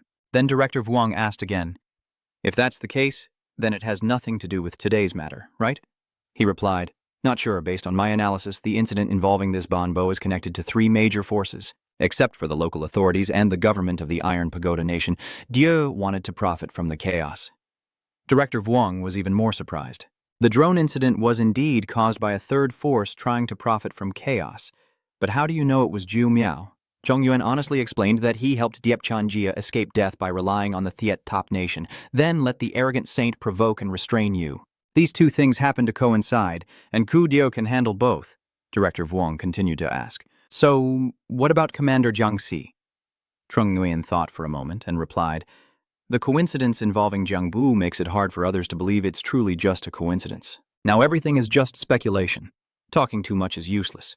Wait until I go to the Zhithap Country Tribunal. The truth will come to light." As he spoke, he turned and calmly walked away. The scene shifts to evening, at the entrance of a residential area, where 2 guards are posted outside, and many people are passing by on the street. The black cat, now transformed, is nearby observing and thinking, "This is the Su Quan Thiet Thop Kingdom." The black cat begins to analyze. The embassy looks like a normal building, but if it activates its super sensing, it will detect an hidden world inside using foreign technology with its own day-night cycle. The entrance to the dimensional world is integrated with the embassy gate using special technology, so the boundary cannot be seen. Just like teleportation gates in game dungeons, you can only access the dimensional world by entering through the main gate. You can only enter the world through the wall. In reality, no one is there. It seems there is a party at the embassy today, and later everyone will dress in formal attire to go in. If you want to get in, the best way is to find someone to take you. Suddenly, the black cat noticed a girl sitting in a car below, loudly talking on the phone. "I've been waiting for 5 minutes and you're still not here. Do you still have the face to show up? Go away. You've been kicked out by me and won't need me for the rest of your life." After hanging up, the girl happily scrolls through other numbers and says, "Sai, tonight's party, should I call Tubash Kiem number 2 or Tubash Kiem number 3? Suddenly, the black cat meows loudly, startling the girl for a moment. Then her eyes light up as she exclaims, "Oh my God, how could there be such an adorable kitten in this world?" The girl quickly got out of the car, hugged the black cat, and happily said, "Little white check, you're not as good as the black cat, right? My boyfriend tonight is you." The black cat, now in the girl's arms, rolled its eyes and meowed loudly, lying between 2 hills of her breasts and sighing. The old lady is really scary. But when the girl brought the black cat to the gate, someone stepped forward to stop her. The embassy lady forbade bringing pets inside, so the girl lied, saying it's not a pet but her boyfriend, and the black cat happily meowed along, looking adorable. The man now stared intently at the black cat, which looked pleased. Very good. The ultra-passive hidden trick has lowered the guard's IQ so much that they can be easily fooled without even trying. Then suddenly the man told her to go in. The girl smiled sweetly in response. "Thank you." The 2 gatekeepers then started to discuss with each other. "This cat is too white." "Wake up, this is a black cat. In my next life, I won't be human. Let me be a cat. At this moment, in the middle of a large courtyard, everyone was gathered talking, and the black cat began to think of a way to successfully enter, taking advantage of the crowd to find an opportunity to run. Later, while the girl was talking to someone else, the black cat suddenly jumped down, causing the wine to spill. The girl looked on in panic. The man hurriedly apologized, saying, "Sorry, I didn't see the way." The girl replied, "It's okay. It's okay." The black cat ran off while looking back, thinking to itself, "Goodbye, madam. I hope we won't meet again." After a while, the black cat appeared on a balcony of a floor. Black cat stretched and thought, "This guest room is where the person I'm looking for should be living." Then it randomly appeared in a room it had just calculated, checking each one. Then the black cat began to use its super-sensitive senses, with spiritual energy spreading around. Let's see if there's a suspicious safe behind the painting in the first room. The safe now appears. Black cat approaches and uses thermal three-way, sparks flying from the safe. After a while, the safe door swung open and some very embarrassing items flew out. The black cat widened its eyes, thinking to itself, "Damn it. Original underwear, aren't you worried about the smell when stacking things together?" Then quickly threw the pile of items into the toilet, happily thinking to himself, "Helping your friend stay healthy. No need to thank me." Next, at this moment, the black cat found a black suitcase. The suspicious suitcase was found under the bed, with strange small objects inside. The black cat thought again. These gun parts are smuggled goods. If caught, he could go to jail for how many years? Then once more kindly, he flushed those items down the toilet and calmly told him to destroy the evidence of the crime. No need to thank me. Next room. It seems like there's something hidden inside the coffin. When opening the cabinet, it shocked the black cat. The condition of these feathered creatures' deaths was exactly the same as in the bureau. The owner of this room is a false illusion user. Suddenly, countless sharp spiritual blades attacked down. The black cat was momentarily surprised, then quickly jumped aside to dodge the attacks. It sweat a bit, thinking that recently no one was around, and there were no surveillance cameras in the house, so it must have triggered a trap when using its ability. The knife earlier didn't deal a fatal wound and can't be used to attack repeatedly. The illusionist might come back soon to strike again. Maybe I should change my form and blend in with the corpse to wait for the arrival. After thinking, the black cat transformed into a bird and jumped into the pile of bird skins to hide. Suddenly, the door was opened, and the black cat listened carefully. At this moment, two people walk in, and upon seeing the scene, a maid screams in horror. "Oh my God, what is happening?" Black cat is confused. So it's not Deep Chan or the mysterious woman in the photo. Maybe they are disguising themselves as ordinary staff here. The blonde-haired boy quickly pushed the girl outside and said, "Hurry and call security to come check." The black cat had now reverted back to a cat form. Puzzled, could it be that the illusion ability from earlier isn't here? Suddenly, Black Cat became panicked. Thinking quickly, he turned around and said, "Wait, this uniform is the Tam Sun Academy uniform that the woman in the photo is wearing, and also the silicone fake breasts and this fake tribe. My mistake. This person is actually a senior dressed as a woman. I only thought that the ability to transform people wasn't possible, but I forgot that humans can disguise themselves physically. Let me go." "You scoundrel!" Suddenly a voice caught the Black Cat's attention. It's the voice of the madam. The girl who brought Black Cat earlier is now being insulted by a man. "You smell bad," raising a bunch of little white checks and pretending to be innocent with me. She also stubbornly cursed back. "What does my raising a little white rat have to do with you? They can make me happy, but you only make me feel disgusted." Seeing this scene, the Black Cat can only be speechless. Leaving the room where Black Cat was earlier, the blonde-haired man finally spoke. "Deep Chan, you were right to tell me to disguise myself. Someone really is looking for us." "Sure." Deep Chan calmly replied now. "It's Jiu Shu." That person just asked. 9 extremes. Wasn't it already killed by us? "Is this someone else?" Deep Chan said grimly. Cuckoo is Hua country's most powerful secret weapon, and only one cuckoo is deployed for a single event. Last time, Cuckoo's 8th position helped the Bureau of Cuckoo investigate us. We only gained an advantage because we encountered the third-party forces blocking us. This time he appeared again, proving he didn't die last time. The blonde-haired person then looked up at the camera and continued. "So the 9 extremes you saw in the Bureau is a high school student with long hair, right? Doesn't look much like before. Did they switch someone?" Deep Chan responds uncertainly. Jioku, the mysterious and unpredictable 8 divine, can change form at will. Just now he was a high school student, but he might turn into a cat brought by the fortune teller later. The blonde-haired man finally exclaimed, "Huh? Now on the camera is an image of the girl holding a black cat in her arms. He continues, saying, "Gee, watch this surveillance video." The embassy doesn't allow pets inside, but she used mind control to bring the cat in. The other person asked, "What is she planning to do with the cat?" Deepchan crosses her arms and guesses that it might be a condition to activate some ability or to deceive others. The blonde-haired man then points up and reports that it seems she is being entangled by someone right now. Deepchan looked up and reminded, Don't let your guard down. She's definitely pretending not to have eaten the tiger, acting weak but actually holding everything.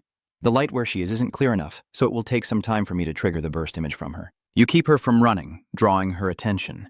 The girl's side has now been pushed down by the man, and her shirt will tear. Then he used the spirit cage to attack the girl. All she could do was cry out in fear. Haven't you seen this before? This is called a mental imprisonment, a type of psychic ability. In the nation of Thiet Top, Hunang has long been a semi-public secret. Only the Huaquoc ladies still want to find ways to hide the truth. This is the consequence of their blind concealment. Looking at her foolish expression now, it's truly funny. The girl is clenching her teeth in pain and crying. The look on that man's face grew even more cowardly. "I don't like to cause trouble for others. It's better if you take the initiative and cooperate." Suddenly, something strange attacked from behind, piercing straight through his chest, blood splattering everywhere along with vomited blood. In the form of the blonde-haired man, Talai Ni used the execution altar to launch a life-sacrificing attack against him. The girl's face twisted in horror, drool streaming down uncontrollably. You killed someone." 9. Wasteland, stop pretending, let's speak honestly. And don't even think about playing tricks, or the knife used to sacrifice him will immediately behead the innocent people in the banquet hall. Talai Ni replied irritably, "You really think turning yourself in is an option?" Humph, all chest and no brains. Meanwhile, the black cat, observing from the side, thought, it seems the executioner mistook the rich lady for Ku. Just freeze her with extreme cold in a moment, and as for Diepchan, who knows where he ran off to. Suddenly, An Bok appeared behind, startling the girl, while Black Cat frowned in annoyance as An Bok showed up. So that's how it is. Their strategy is to use the illusion to attract attention. Then, Black Cat quickly jumps out and uses the attack to counteract the influence. Black Cat meows loudly. Bok is panicked, thinking it's Tutu, no pain, no itch. The girl, seeing this, happily exclaims, "It's meow, Black Cat, are you here to save me?" Black Cat struggles to think, knowing he can't interrupt at a moment like this. Suddenly, An Bok begins to escape. Black Cat is angry and upset. An Bok has disappeared, and the opponent doesn't want to face him directly. Ah, this old lady is interfering. Quickly get her into the car and then transform into a human form to protect her safely. Now I will take you to the car. Black Cat, you've turned into a human. As we head to the red car, a voice echoes. What happened today? Please keep it confidential. Trung Nguyen carried the girl on his shoulder and advised her that in the situation just now, self-defense is considered justified. Next time, learn about the law before advising someone to turn themselves in. The girl is now blushing, thinking, what just happened today? My black cat turned into a person, saved me, and even carried me into the car. Am I dreaming? He continued, in a bit. Drive yourself home. If you're not clear-headed, call someone to drive for you. Later, when they got to the car, Trung Nguyen just tossed her right in. The girl still called out, wait, can I see you again?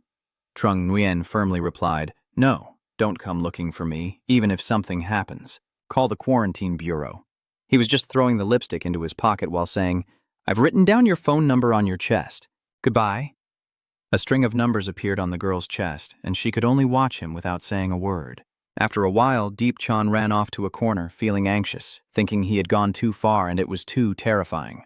This Nine Wasteland is not afraid of death and has the ability to match others instantly. In a direct fight, I have no chance of winning. Now he calmly breathes heavily, hiding inside a pond and using super resolution to dig out. Cuckoo can't find me. I just need to wait for him to leave. Then I can plan long term. Although activating my mind connection consumes my spirit, and I can't identify whose thoughts they are, for now I can only rely on it to assess the outside situation, then use the power from my eyes to make them glow brightly, instantly revealing the thoughts of all targets within a certain range. Inside, there are only useless news. I'm so bored of this party, I want to go home or hold a charity auction, using the businessmen's money to do charity for the 7 Steel Pagoda Kingdom. The 6-year-old son of the envoy uses whatever he has to sell without shame. 5 million. Are these foreign suitors just drinking water? As soon as my son becomes a powerful person, we'll immediately move to the Iron Tower Kingdom. Where did Diepchan finally run off to? Hearing this, Deepchan finally breathes a sigh of relief. Only, to Tai, Nai knows my name. This inner voice must belong to her. She must have successfully escaped using her top-tier survival skills, then came looking for me. After that, Huyen opened the lid, climbed up, and cheerfully called out, "Oh, look, it's Trung Nguyen waving and greeting with a friendly smile." Then Deepchan sneaked back down, making Trung Nguyen feel a bit annoyed. He quickly flipped open that round lid and sighed, saying, "Don't run away from reality anymore. Deepchan, I want to talk to you. Go outside first." Deepchan was crouched below, not answering at first, then quickly climbed up and asked, "What did you say?" But inside, he started to strategize, unable to confront directly, only able to use his wit, using mind reading to find a breakthrough point. Zhong Yuan began to speak, not bothering to hide it. "Why did you succeed in absorbing reincarnation in the void starry sky, but not tell your younger brother who went to get the void star for you?" At this moment, Di Chen read his thoughts, and his face was exactly the same as the photo on Di Chen's tomb. I call him Di Chen, and he did not deny it. Indeed, he is Di Chen. Fang Vumak asked me to find Deepchan's body. Should I turn Deepchan into a corpse and bring him back? Deepchan previously tried to kill Vuong Fadik. If caught, the punishment would likely be life imprisonment, plus colluding with the illegal Nine Stars organization. He would probably be punished for multiple crimes. He heard these thoughts and also frowned, not knowing how to respond. Trung Nguyen then continued thinking, "That's right. The old number 8 of the 9 regions seems to have been killed and retired by him. I am the new number 8, taking over this matter also reluctantly as a way to settle the debt. The punishment for these crimes is severe, and even Fang Vumak's family could be implicated, or I might directly help him wipe out his enemies here." Then he suddenly clenched his fist and said, "Cuckoo, you've got the wrong person." Then he started to make up a story. Deepchan had already died on the hospital bed, with the cold gaze of the world upon him. Right now, standing before you is just an anonymous demon who inherited Deepchan's body and committed countless sins against Deepchan's will. I shouldn't hope for luck in this cold and ruthless world. Deepchan has his own pride, so this body should be destroyed by me personally. As he spoke, he channeled spiritual power into his finger and pointed at his own head. Deepchan's body instantly shattered into fragments. Trung Nguyen was extremely panicked. He reached out and called, "I haven't finished talking. How did you do it?" Suddenly, the system detected that the alien species had absorbed something, which didn't surprise Trung Nguyen. The system interface shows that this alien species has the following abilities. Super Resolution Level 7 cannot be upgraded, decomposes substances into 0.5 nanometer particles, and temporarily removes molecular attraction. The Iron Clone at Level 1 cannot be upgraded, permanently enhances body defense, and has a constant speed at Level 1 that cannot be upgraded. Copy the target's speed within the same frame of reference. Phantom at Level 5 that cannot be upgraded. Use your own shadow to create a phantom. The clone inherits 10% of the body's combat power and can separate from the original at a maximum distance of 50 kilometers with telepathy Level 2 that cannot be upgraded. Immediately, the thoughts of all targets within a certain range become clear. Level 4, gold-stealing reincarnation, cannot level up. After reading the notification, he thought it was Deepchan's alien species. Wait. Telepathy. Looking at the dark shadow dispersing, Zhong Yuan was panicked and thought this didn't make sense. Deepchan was already dead, so why were the shadows gathering? Could it be that his shadow clone had absorbed the immunity to death? Then, realizing something, he gritted his teeth in anger. Earlier, he wasn't speaking a farewell, but was listening to his own inner voice, trying to make him distracted. The shadow puppet that the owner cannot recall is immortal and indestructible. Now he relies on the immunity to death to turn into a masterless shadow puppet. If I absorb the core essence of my true form, no one can control him. Even if absorbing the energy within this core will lock my level, I have no other choice left. Absorbing everything. Then he raised both hands to welcome the surging new sources of energy. Nice job, 9 Void. You saw through my plan and even took my core essence. After a moment, Trung Nguyen opened his eyes, frowned, then raised his hand to unleash a powerful spiritual energy and said, "Deepchan, don't blame me for lacking humanity, it's because you weren't human first." Trung Nguyen then began to use telepathy, speaking, "Hope for survival is what your brother Fang Vu found for you, yet you used it to betray the nation. Do you deserve your brother's sacrifice?" Deepchan is now transformed into a shadow figure, grinding his teeth in anger and frustration, hoping for a chance to save himself. "Don't joke anymore. For years I've served as a pawn and a servant for the Fang family, but have been oppressed by them. Living is worse than dying. That Iron Tower nation, that 9 wonders or whatever, I no longer have any hope left. Now I am immortal and indestructible. Even without the core essence, as long as I escape successfully, I will still be free as before. Zhong Yuan begins to use his super powerful cheat move again, radiating a pink aura around him. If you remain stubborn and unrepentant, I will show no mercy either. That power strikes toward Yingbu. He was panicked, thinking, damn it, what kind of power is this? Why do I suddenly feel so captivated by this man? Unable to control myself and wanting to pursue him. Why do I have such disgusting thoughts? No, I can't be defeated. But suddenly, Xiang Biao knelt down and called out Man Man. Vuong Van Tue. Xiang Biao was now kneeling in front of Trung Nguyen, who then thought to himself that indeed Xiang Biao also considered himself not a normal person, and the effect of his super-level cuteness was still very good. Then he coldly asked, "Can we have a proper conversation now?" Einbach grits his teeth in anger and begins to recall. It is now late at night, and a large building appears. Inside a large house, a woman is slumped over the table, trembling and crying, with empty bottles of alcohol on the surface. Sniffle. Why is my life so miserable?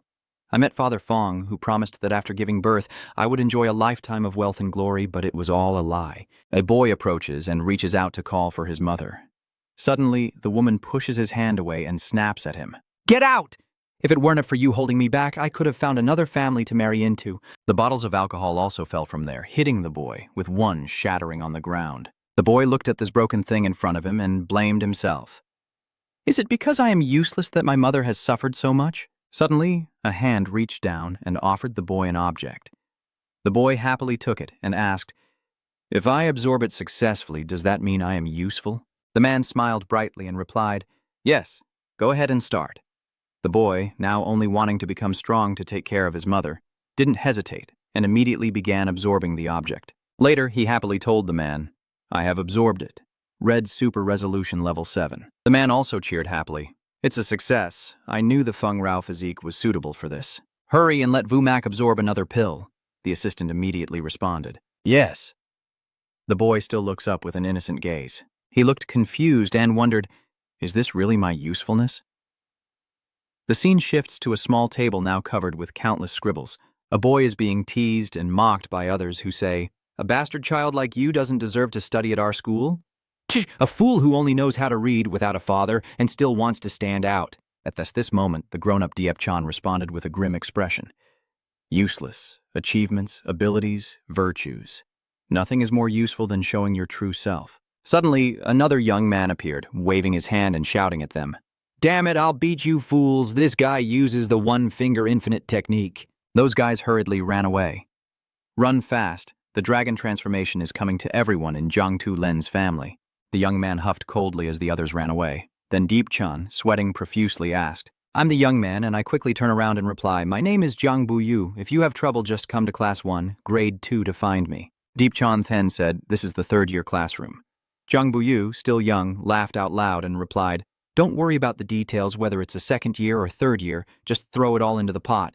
The scene shifts to another moment, with Jiang Bat-u sitting on a public bench, his face swollen from a beating.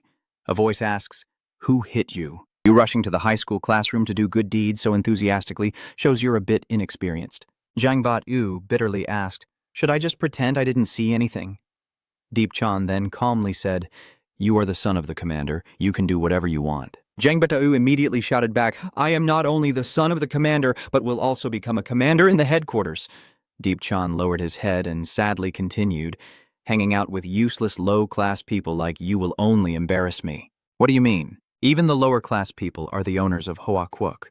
Although fragile, they are shining. Even if they only rely on labor to make a living, it's better than those parasites who do nothing and demand 10 times more. All the funds of the military zone are maintained through taxes. Behind every star lies the sweat, blood, and trust of the people. If you feel ashamed to struggle alongside them and dare not speak up for them, then what right do you have to wield this power? The two of them continued talking, and Jiang Bu-wu patted Diep-chan's shoulder with a cheerful smile, saying, "I'm also a soldier of justice, willing to fight for the people, and next time, if there's school violence, you should fight back." Deep-chan just looked silently at the young man beside him. Then after a moment, he responded, "I'll try next time." The scene shifts to another place where 3 arrogant guys are approaching. They arrogantly said, "Why would the dragon bone of the Jiang family end up at a high school? The dinner my father hosted for the Jiang commander family last time, I might have accidentally said something that he overheard. He keeps demanding to confront Diep-chan. Let's switch to different toys."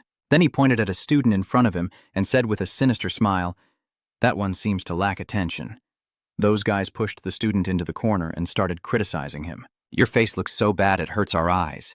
You owe us 3 pairs of eyes we've never seen before. Either you pay the emotional damage, we won't hold it against you." The student is now extremely scared. Suddenly, Chewan-bok appeared, grabbing one of them tightly while Min-dong drew his sword. Another was caught by someone's hand, and that was Deep-chan. He grabbed each of them by the head and smashed them together. Now they just stood there motionless, like empty shells. After being beaten, the 2 guys stiffened and fell to the ground in their original positions. The remaining one, controlled by Unbok, trembled and begged to be released. "Brother, spare their lives." Deep-chan raises a fist in warning. "Don't let me see you bullying the weak anymore. Jangbat-u won't really kill you, but I will." With that, he punched the guy in the face, making him cough up blood. The student who had just been surrounded tried to say something in gratitude, but was cut off. "Don't thank me. He encourages you to stand up for yourself next time because you're also a psionic, and you should fight back on your own." Right now, standing in front of the teacher's desk, he told Diep-chan that your strength is truly unfathomable. "Don't be nervous. Calling you to the office isn't to criticize you." Then he smiled awkwardly and explained, "The military district values your strength highly and wants to nurture you, but your background is really embarrassing." The Hwanam area is full of wealthy, fake families who value personal connections the most. And hearing this, his face became sad. The scene shifts to a house where Diep-chan is kneeling before his father, seemingly begging for something. The father replied unhappily, "You want to go back to the Fong family? That's impossible. Your mother repeatedly tried to harm Vu-mak, sparing her, and him was already mercy." A boy with innocent eyes ran out to the gate and asked, "Are you my older brother?" Deep-chan firmly replied, "No." At this moment, on a stormy night with thunder and lightning, shouting could be heard coming from inside a house. "You scoundrel! What kind of spell did you put on Vu-mak that makes him leave home willingly and force me to accept you?"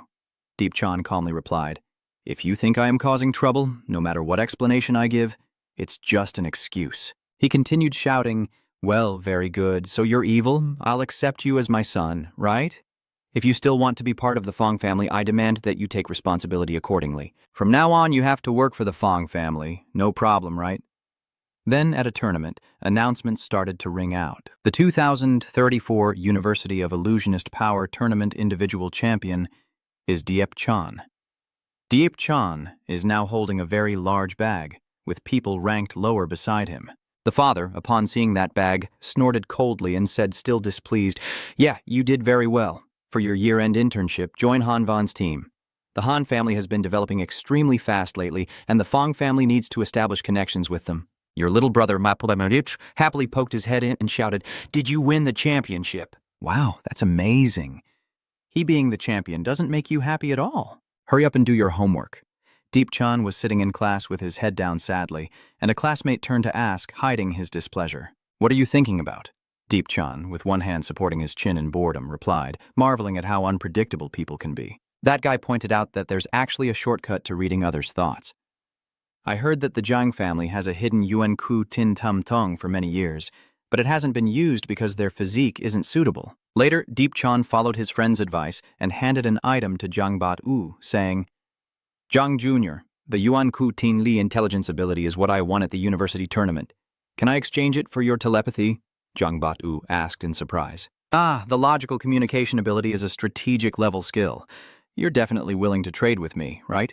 Deep-chan confirmed. "Absolutely." Then he began practicing the mind-reading ability, thinking that with it he could read his beloved father's thoughts.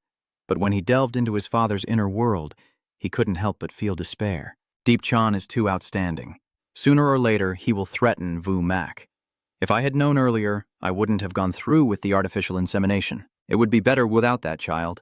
It's the offspring of that damn woman named Diep. Hanshu is absolutely unscrupulous and shameless, wanting to return to the Fong family, surely for revenge. After hearing those thoughts, Diep-chan Yu becomes increasingly numb as she steps out into the rain. He laments that the heart cannot be opened. Ha ha ha ha ha. Then he looked up into the cold rain and painfully uttered that he cannot read minds. Deep-chan lowered her eyes as she listened to the admonitions of the person in front of her. She was originally being considered for promotion by the military district, but lately she had been too unruly. The military district hopes you can stay calm and train yourself. Do you understand the hardships of our teachers? Diep-chan stood straight and replied, "I understand." The teacher in front, resting his chin on his hand, nodded in satisfaction. That's good then. Deep Chan uses the deep tone, revealing the teacher's thoughts. Lu Trung, the vice commander, said to dismiss Deep Tran, so why does he say he's forcing the boy?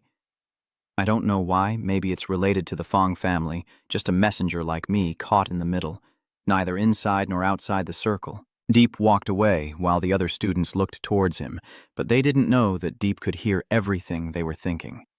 This young boy Diep is truly pitiful, coming from a poor background but possessing such high talent. Strange, Deep Chan is already 6th on the youth list, so why not choose another military district? Zhang Tu's son will be doing an internship at the headquarters next year. A good family background is truly the best. My father told me to stay away from Diep Chan, even though I don't know why, but it must be for my own good. Someone is secretly happy inside, thinking that as long as they steal Diep Chan's credit and trouble happens, he will help me handle it. My father said that as long as I bring Deep Chan down, I can get whatever I want. That annoying Deep Chan is causing trouble for me. I can't get good missions, and our Han Van team can't stay anymore. This mission has little credit and many troubles, so giving it to Diep Chan is right, and it's right to pressure him along with them. So what if Zhang Lang's son becomes the new commander? Without the support of our clans, he's nothing. Even Commander Xiao Jiang wants to drag Deep Chan into it. He's really stupid. Deep Chan really is a troublemaker. With him here, nothing good can happen. At this moment, Deep Chan is by the wine table, and those whispered words keep echoing in his ears. Deep Chan lifts his glass to drink when a long-haired man sitting next to him speaks up. The gaps in the chest can be filled with wine.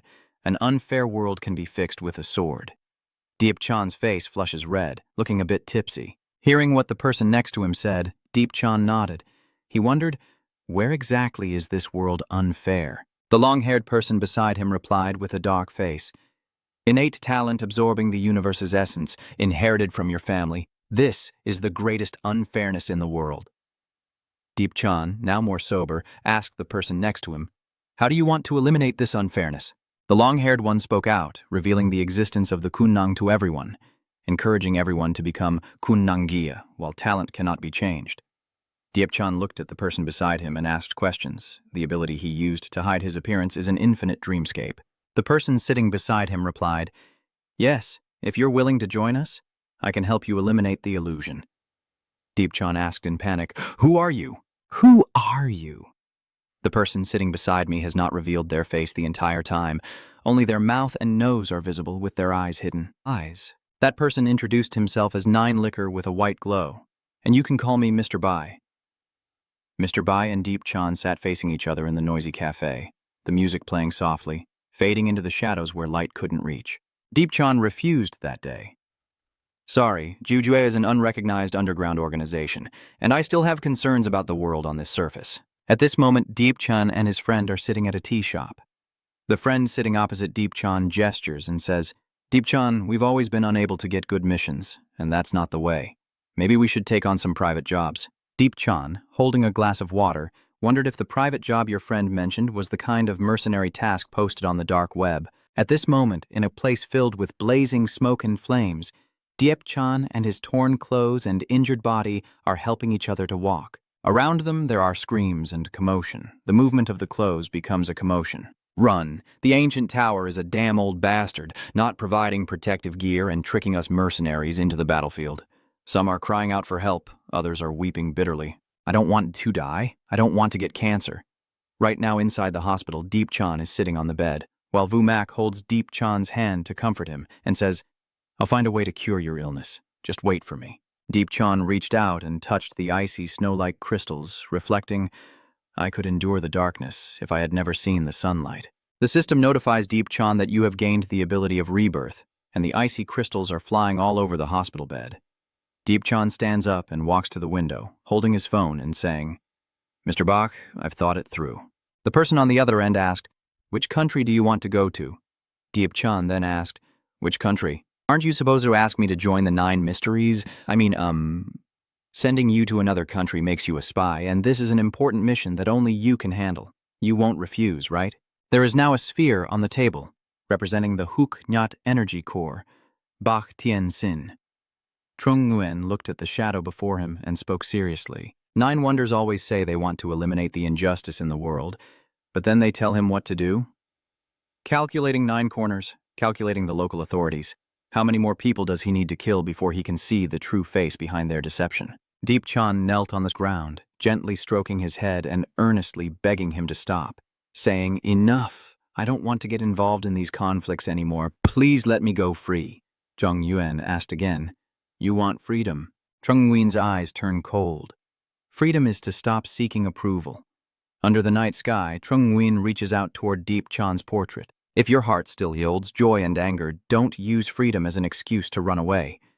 Deep Chan knelt on the ground, hands on the earth, head bowed as he hesitated before speaking. "I, Trung Nguyen, am the one who cuts in and takes over.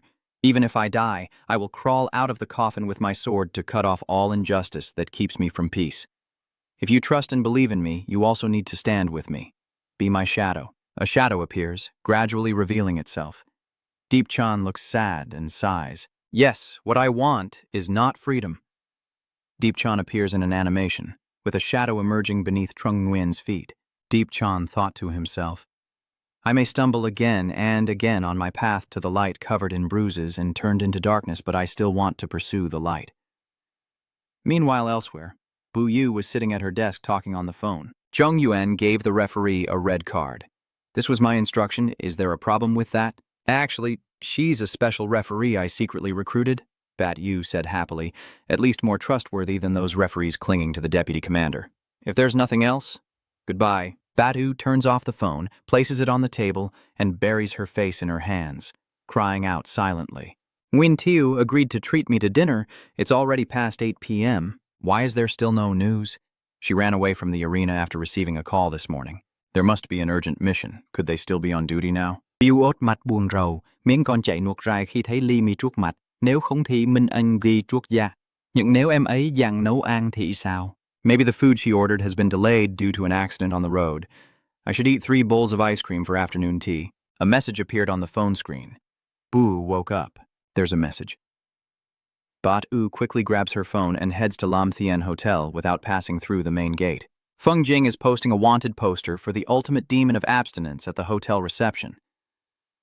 What's going on? At night at Lam Thien Hotel, Deep Chan was stirring his water glass, saying, "Number 8, please enjoy," as Trung Nguyen sat on the bed watching the shadow cast on the wall. "Deep Chan, I don't need you to do these unnecessary tasks. After everything is over, I will use the shadow separation technique to set you free." Deep Chan weeps and pleads, "Please let me stay forever by Lord Miao Vuong's side." Zhang Yuan tiredly rubbed his forehead. This guy is affected by the super cute trait and seems to be turning into a beggar. Trung Nguyen stroked his chin, his eyes reflecting deep thought. Compared to others, Jiang Bat U is definitely the most peculiar in reaction after being affected. His mouth changes into that of a cat servant, yet his behavior remains normal. Once his rationality is restored, it's clear he's very afraid of revealing his true nature. Bat U suddenly appears at the window, smiling. "Young Master Nguyen, I'm here." What is Commander Huanan secretly doing by sneaking through the window into Juku's bedroom in the middle of the night? So why didn't you take the elevator and instead climbed 15 floors like it was a secret date? No one could find out about the shadow of Deep Chan suddenly shattered. Deep Chan panicked. "My step has shattered." Bat U looked puzzled, only the shadow beneath Trung Nguyen's feet, wondering. "Young Master Yuan, your shadow has shattered into pieces." "Deep Chan, stop fooling around. Jiang Shui's disciple came to visit you." Bat U was shocked. "Deep Chan, why are you telling such a scary story?"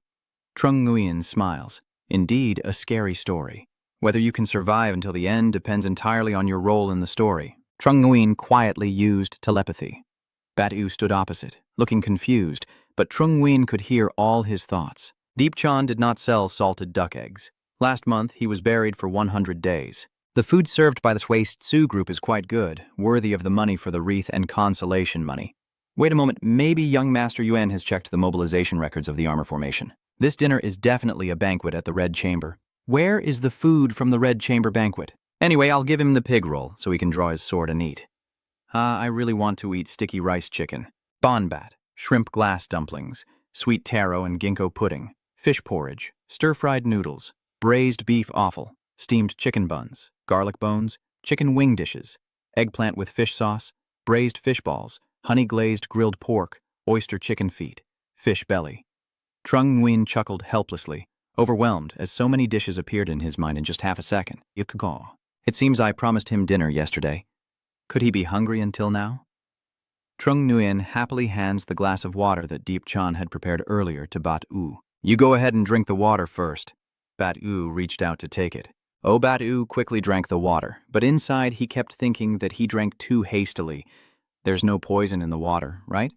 If she wants to kill me, does she need to poison me? Honestly, if I fought her, I would only hang myself. If I sealed her courage and unleashed the infinite dreamscape, maybe I could have a chance to fight. Trung Nguyen overheard and quickly shouted, "What are you hiding from Feng Kom?" What level? Bat Yu was startled and hesitated before replying, "Emergency level." Wait a minute. How do you know what I'm thinking? Mind reading, Trung Nguyen admitted immediately. That's right. Bat Yu uses logic and intuition. The more I eat, the hungrier I get. I'm about to starve to death. Let me eat my fill first before you kill me. Please. Zhang Yuan also responded to Bu Yu.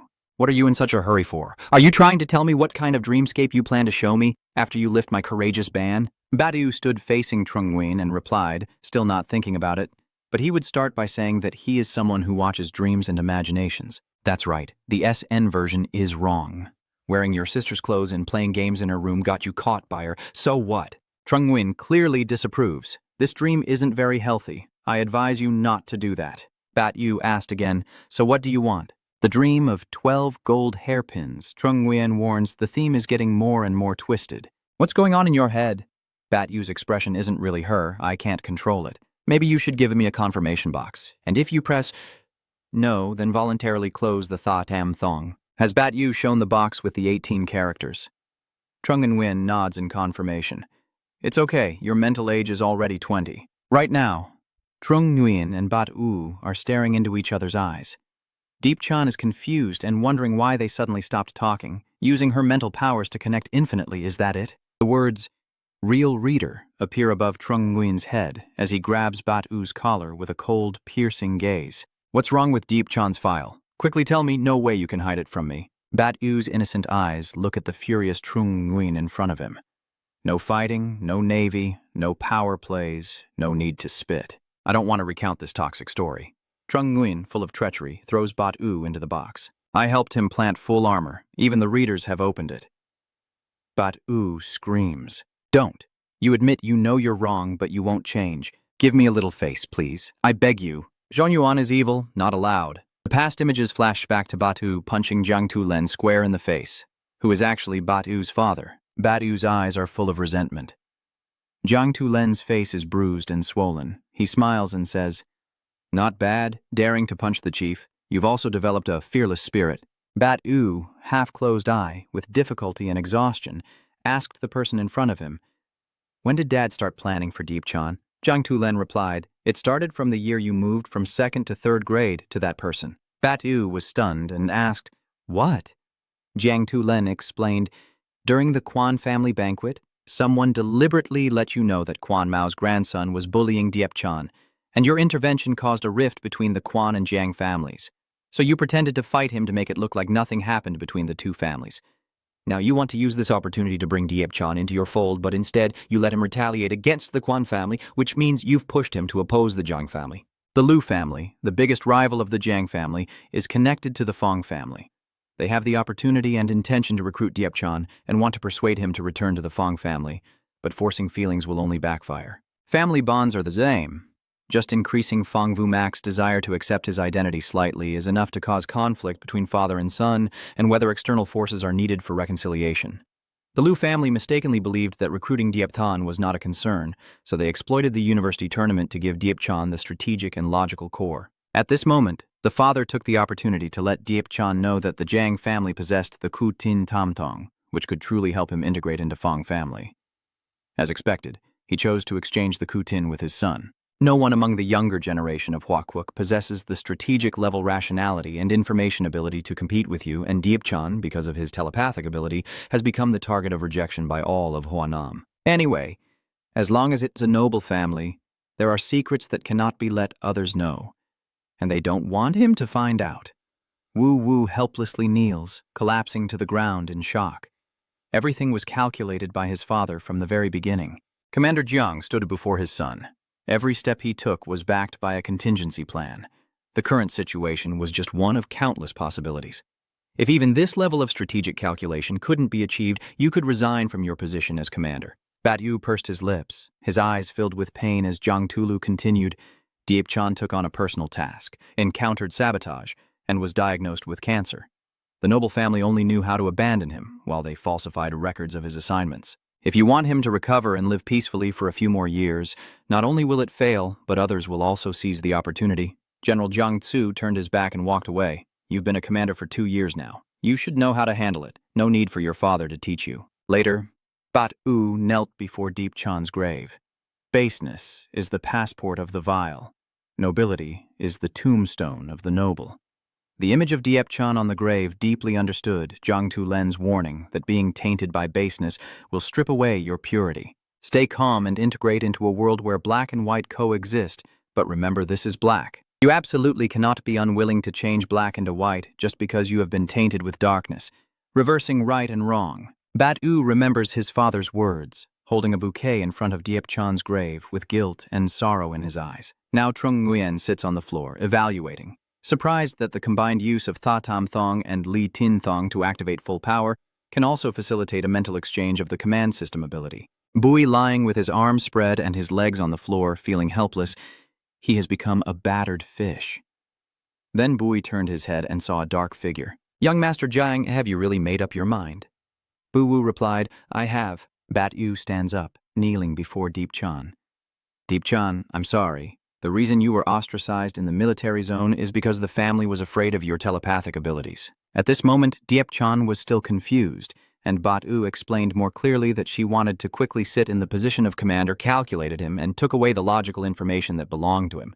She was afraid that after he grew up, he would see her as an enemy, so she exploited the hostility of the Tem Thong to make the family oppress him. At this moment, Diep Chan understood that the more anger he felt, the more disappointed he became. What is this about being able to read minds? Why do you close your eyes and bow your head in apology, Bat Yu? My life was destroyed by you, and even if I kill you here, I will never hold a grudge. I only have a duty on me now. I can only owe a favor. Diep Chan crossed her arms, watching Bat Yu begging her. Diep Chan closed his eyes, remembering what you said today. If one day you do something shameful with this power, I will personally take your life. Bat Yu stood up and thanked him. Diep Chan sat on the chair. Fu Pham chased people away, saying, Go away. I don't want to see you now. Bat Yu walked away, waving goodbye. Shall I go ahead first today, Thung Nguyen? Bat Yu reached out to turn the doorknob when Trung Nguyen called out to Zhang Luda. Trung Nguyen looked at his pristine white clothes covered in dirt and indicated that his clothes got dirty while going upstairs. I can help you take them to the dry cleaner downstairs to get them cleaned. Trung Nguyen smiled, not minding the dirt, but unable to respond. Trung Nguyen held Q Hu's card in his hand. I almost lost my temper and acted directly. Bu Yi quickly obeyed, smiling as he handed over the dirty shirt. Sorry to bother you. Trung Nguyen pointed at the pants, and also at the whole pair. After washing everything, are you going to wear the new emperor's outfit? Wang Padi gave me a special uniform from the Department of Void Management. Put it on. At the supermarket, Trung Nguyen pushes the shopping cart while Bat Yu wears an outfit that looks just like a high school girl's uniform, so fancy and stylish, telling the butcher to chop the bones into smaller pieces. Trung Nguyen felt helpless. He spent nearly a whole day doing laundry and fussing over it, yet he didn't hesitate to wear a girl's outfit to the supermarket. Bat Yu didn't mind at all, turned around and winked. If the commander didn't want to wear women's clothes, he wasn't a freak. Trung Nguyen and Bat Yu walk through the market together.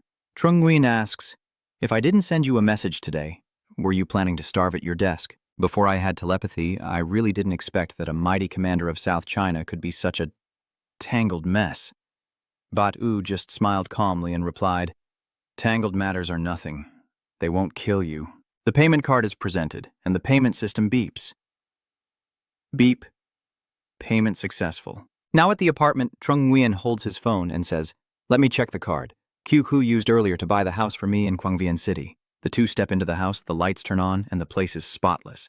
But there's nothing on the stove. Trung Nguyen couldn't believe it. He had only asked to move in, but the kitchen was completely empty, and Bat Yu kept dialing numbers. Maybe you should come to my house where everything is fully prepared, just a few steps away. Trung Nguyen Yi, I suspect you have been planning this for a long time.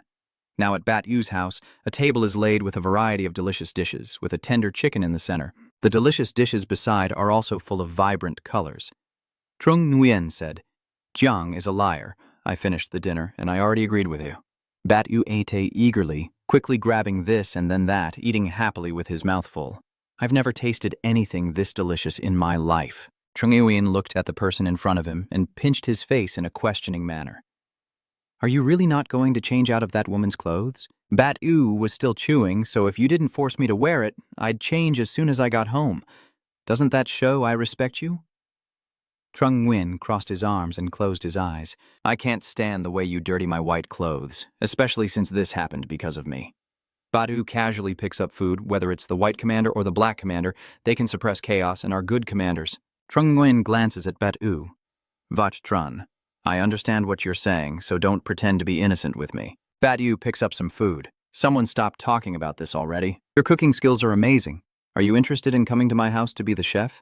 Price is negotiable. Trung Nguyen casually touches his chin and asks if that includes selling his body. Bat Yu was startled and reminded her that she had already said what she wanted him to do. During the university competition period, I will take care of your breakfast and dinner.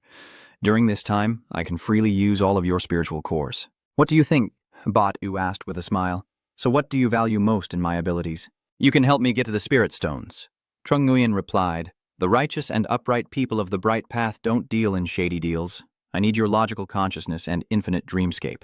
Badu picks up some food, and in Hua Kwuk's warehouse, there are no more leftover primal crystal logical consciousness. He only heard that the infinite dreamscape was hidden by the aristocratic guests. Zhong Yuan replied again, I don't want the rational insight to be just theoretical. I want you to activate it effectively. You still doesn't quite understand. Trung Nguyen explained further, I told you before that I absorbed too much primordial essence and accumulated negative energy. Your logical information technique might have a suppressive effect, reducing my need for hibernation. Are you sure you can fully assimilate the effects of the logical formula? Sometimes it's fine, but if you do it too often, you'll become a shameless and neurotic person, like me. Trung Nguyen calmly replied, Assimilation is truly frightening, so I need to ask you 3 questions first. Please answer honestly. Batu casually agreed. You can open the mind-reading technique and ask. Zhong Yuan opened his mind link and began asking questions. First question, I used half-pretend to tame a 2-headed eagle in the Zhangjia realm, making it adopt a form close to that of a human. What do you think about the principle of Zhongnan Academy by Xianli, entering the other world later to kill the eagle and take the core crystal for the saint to absorb? Bai Wu evaluates without hesitation that the creatures raised in the other world are assets of the military district, measured by their value. A 2-headed king eagle with full abilities that can be used by humans is worth far more than its core. From the eagle to the universe stone, even after being successfully absorbed by the saint, the overall value decreases. Bai Hianlei acts selfishly under the guise of righteousness, foolish and wicked. Zhong Yuan continued asking questions and recalled the moment he was in the hospital. Zhong Lan was turned into a Kunang Ya by Lam Dong Luong. The second question. When I was still an ordinary person, I lived with my 12-year-old sister, who had no mother or relatives. Captain of the Night Owl team, Lam Dong Luong discovered my sister's talent. When I was seriously injured in an accident, he asked my sister to become a power mimic, without telling me in exchange for curing my illness. What do you think about this?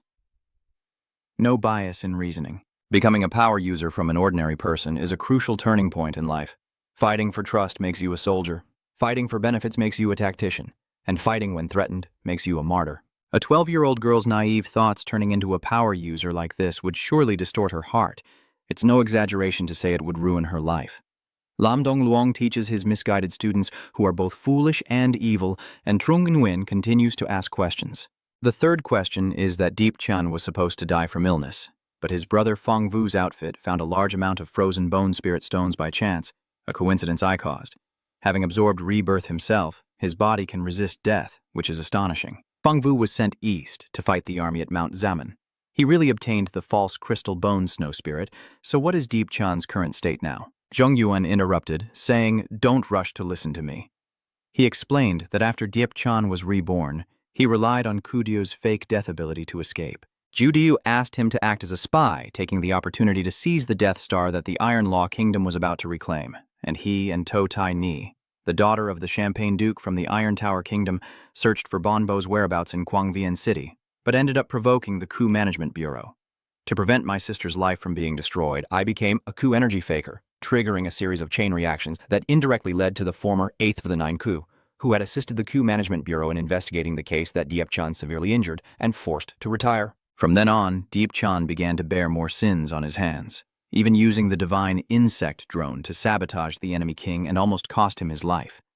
Later, Ku Dieu, to help Diep-chan sneak into the bureau and kill Ban Bo to seize the core essence, deliberately provoked Ong Than to anger me. I lost my temper for a moment and forgot about Ban Bo. In the end, Diep-chan and To Tai Ni killed a total of 6 investigators from the bureau. When I arrived, Diep-chan's clone absorbed the energy core right in front of me.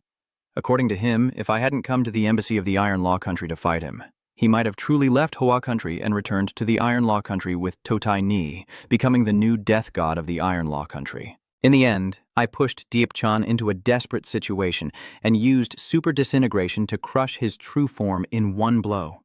His clone inherited his memories and survived because of immortality, becoming an indestructible monster with the power of instant death. Trung Nguyen still explained, "Everything that happened since Diep-chan received the Snowbone spirit has been directly or indirectly related to me.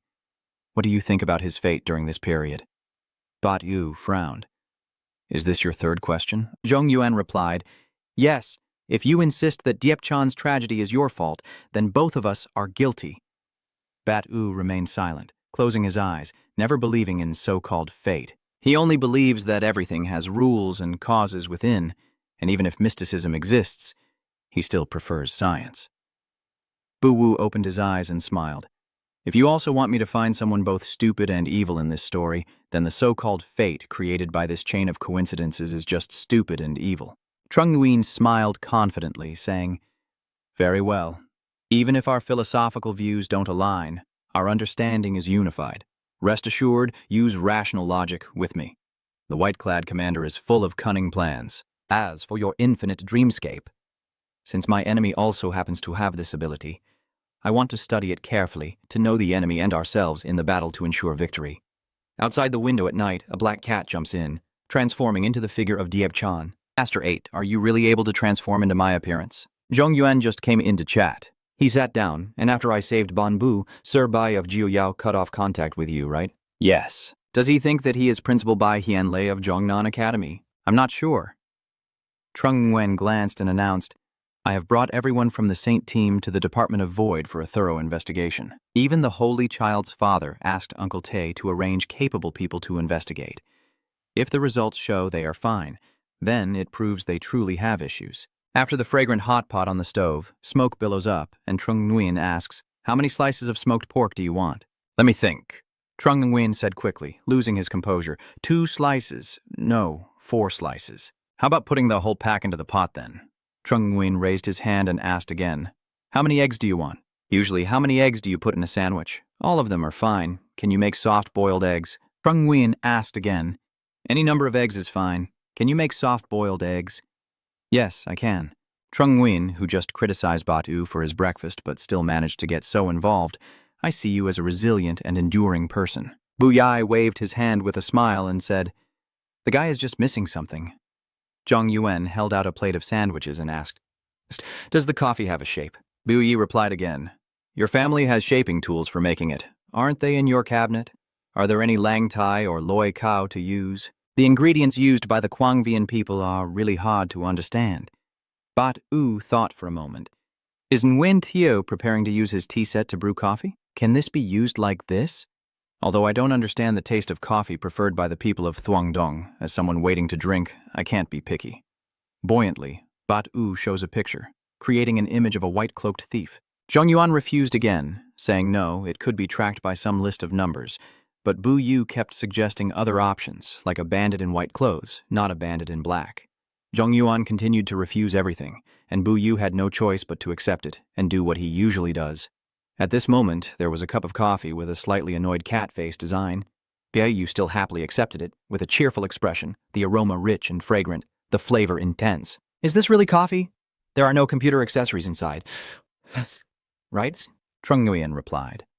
"I put in some energy and used a master barista's technique to grind the coffee beans and froth the milk with air bullets." Bat Yu looked at Trung Nguyen with admiration. Surely she also used her abilities to make it better. Not that. Trung Nguyen looked at the phone screen and stopped talking nonsense.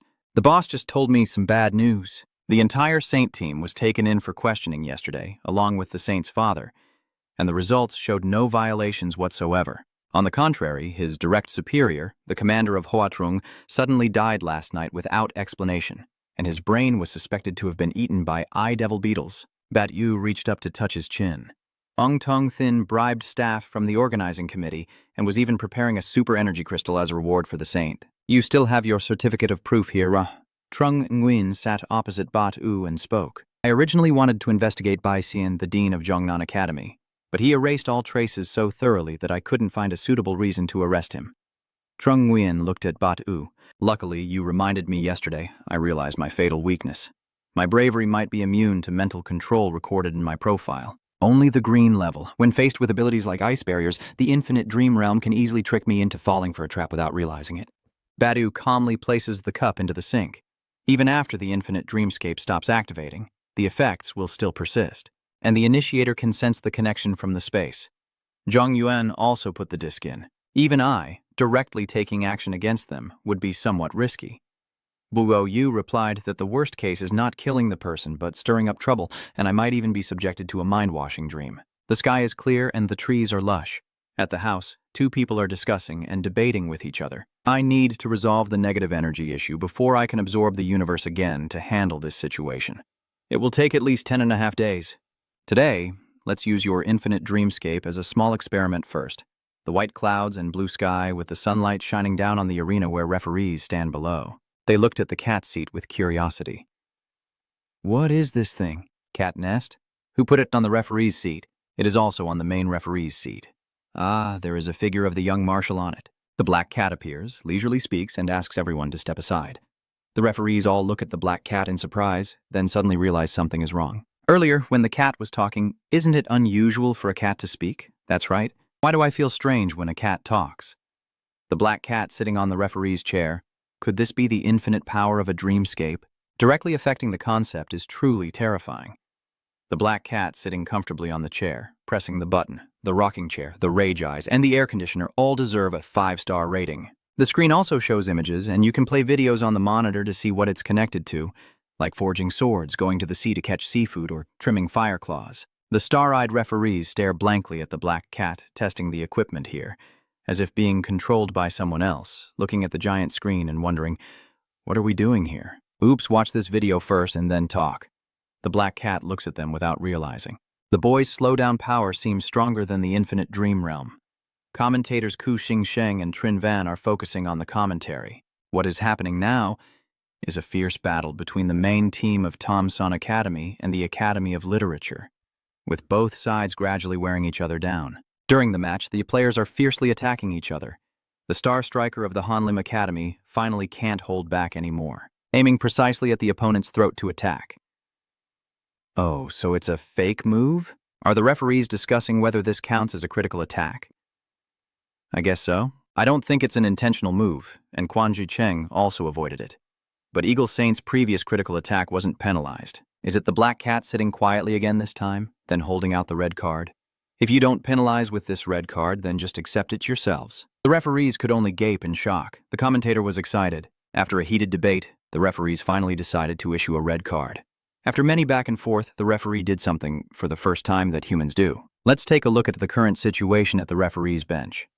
The referees are at a loss, all looking at the sleeping black cat on their bench, and the commentator is surprised again. This is very good. Let's warmly welcome the new black cat referee. Its punishment is very fair and strict, impartial and exemplary for cats. Feng Qin sat in the stands cheering and praising. Even if the referee always makes mistakes, he still supports him. Truly a good kid. Trung Yuyin crossed his arms and said, "The previous referees were all dismissed. There aren't enough staff, so Commander Jiangtu asked me to serve as a referee." Feng Jing then asked, "Is there a salary for the dual role?" Trung Nguyen, arms crossed, said, "His success has made my cat speak. How long can it last?" Trung Nguyen Bat Yu once said, "The infinite dreamscape can't make a real cat talk, but if your illusionary body has the potential to speak, you can learn to speak on your own, and once your subconscious gets used to the state, using energy won't matter." Trung Nguyen replied, "In theory, it's eternal." Feng King reached out and touched the plug. "Tush, Jiang Tak is very cunning. I can't find any fun for you. You'll be dug out by him until you're flowered." Trung Nguyen then asked, "What do you want to do?" "You're already sitting in the referee's seat. I can't do my tricks or what?" Trung Nguyen nodded with a smile and agreed, "I will sit and watch you perform." Thien Sok's joyful expression as he embraces the body. "All right, I drew the lot just now, and Trung Nguyen personally picked our team." Cao Nhan smiled and said, "Captain, stay calm, don't get too excited." "Oh." Tien Sui was overjoyed and said, "My sister said that recently Zhong Yuan has been staying in the dormitory and hasn't taken any photos. Do you know how I have to survive for 3 months?" "Now I can finally talk to my idol." Cao Nhan pointed at the TV screen and said, "Captain." Feng Qin's team announced the lineup, and Trung Nguyen is not on the field. "What is Tian Suo surprised about?"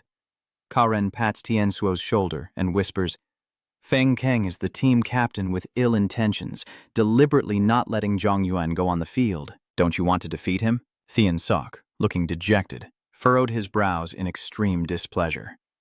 Trin Van Ho happily announced that Captain Feng Qin from Than An Academy would face Captain Quang Thien Sok from Hualang Academy, 2 schools in Thuongdong City that have been rivals for many years. Today in this battle, even though the Trung Nguyen player isn't on the field, his spirit and teammates are still here. On the sidelines, Feng Qin and Lu Van stand together with their comrades. With a confident demeanor, but more notably, the female image of Trung Nguyen is worn on the stomachs of the players beside Feng Qin, even fashioned into a flag-like tree, making Thien Sok feel like she couldn't believe her eyes. Damn it! Feng Qin's move is too damn savage. The people from Hualang School are all in trouble. We can't fight anymore. Does Feng Qin Tay cruelly let these pictures of Trung Nguyen, the joyful and stunningly beautiful woman, be torn apart during the fight?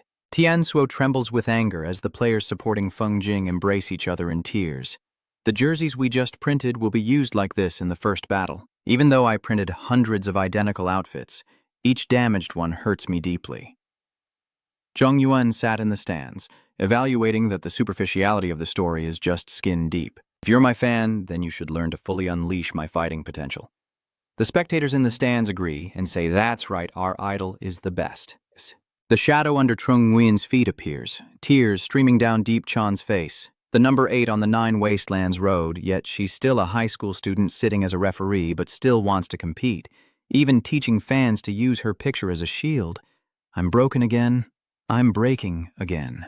At this moment on the arena, Thien Sok punches straight toward Feng Qin, but Feng Qin reveals an image of Trung Nguyen's girl, causing Thien Sok to stop. Thien Sok also calls out to his teammates, "Stop fighting. Don't hurt Trung Nguyen." The other person replied calmly, "This is just a print. Don't be like that." Thien Sok was stunned. Cao Nhan, standing nearby, his spirit blazing with anger, urges, "Chairman, I beg you to close your eyes and fight."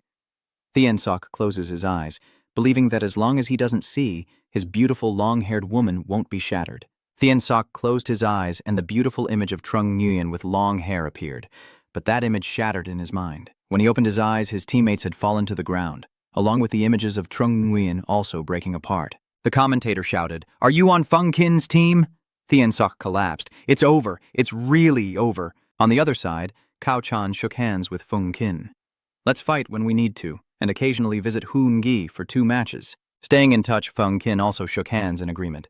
"All right, whoever mentions Hoon Gi will host the guests, no problem." Cao Nhan eagerly took Thien Sok's hand. The chairman's face lit up, and Feng Qin agreed to friendship. Trung Nguyen, the real person, is still more handsome than the photo, right? Thien Sok still looks confused and mutters.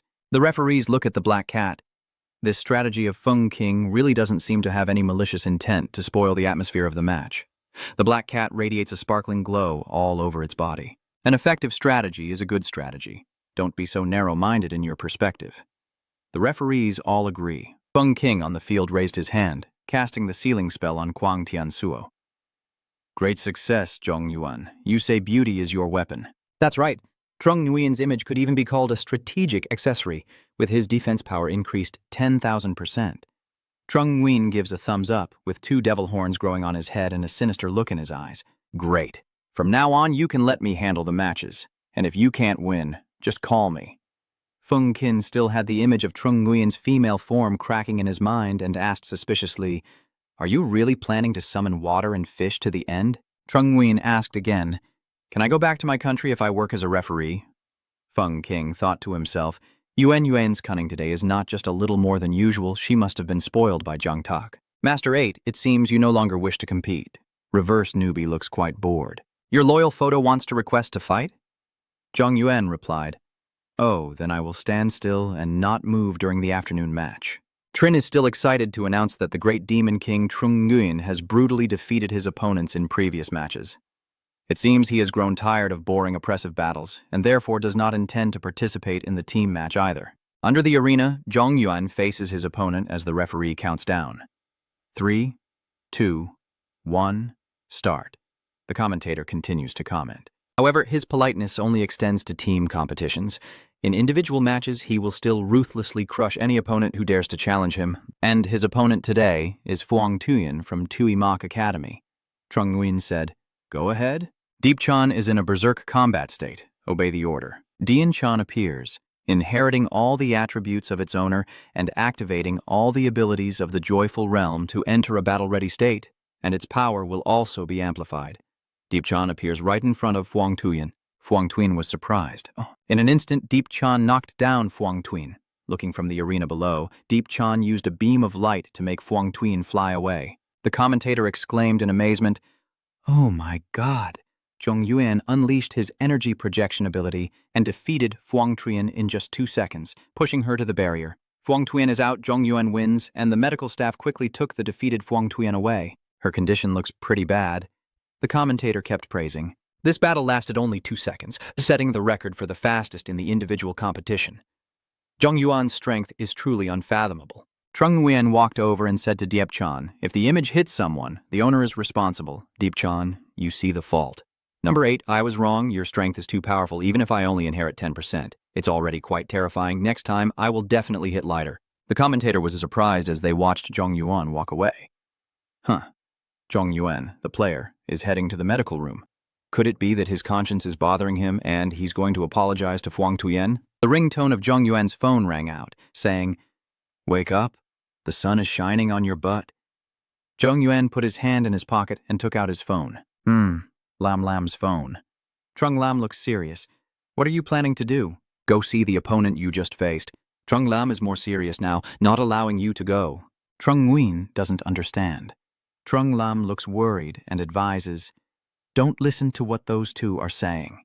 The university tournament is a competition. If you hurt your opponent, there's no need to apologize. You also didn't have to injure them so badly that they couldn't be treated. Then read with me. As long as I have no morals, I won't be bound by morality. Trung Nguyen walks forward with his brow furrowed. Don't worry, I don't need to apologize. Really? Yeah, really. So you can rest assured now. Deep Chan was once again stunned. Number 8. Great person actually has such a gentle and adorable side. The contrast is too great. I can't stand that I am breaking apart anymore. Now in the infirmary, the doctor is instructing Fuang Tuyen that the wound has been healed. Take a rest first and observe a bit. Fuang Tuyen lies on the bed with tears streaming down her face. My embarrassing state has become the record for the lowest point, right?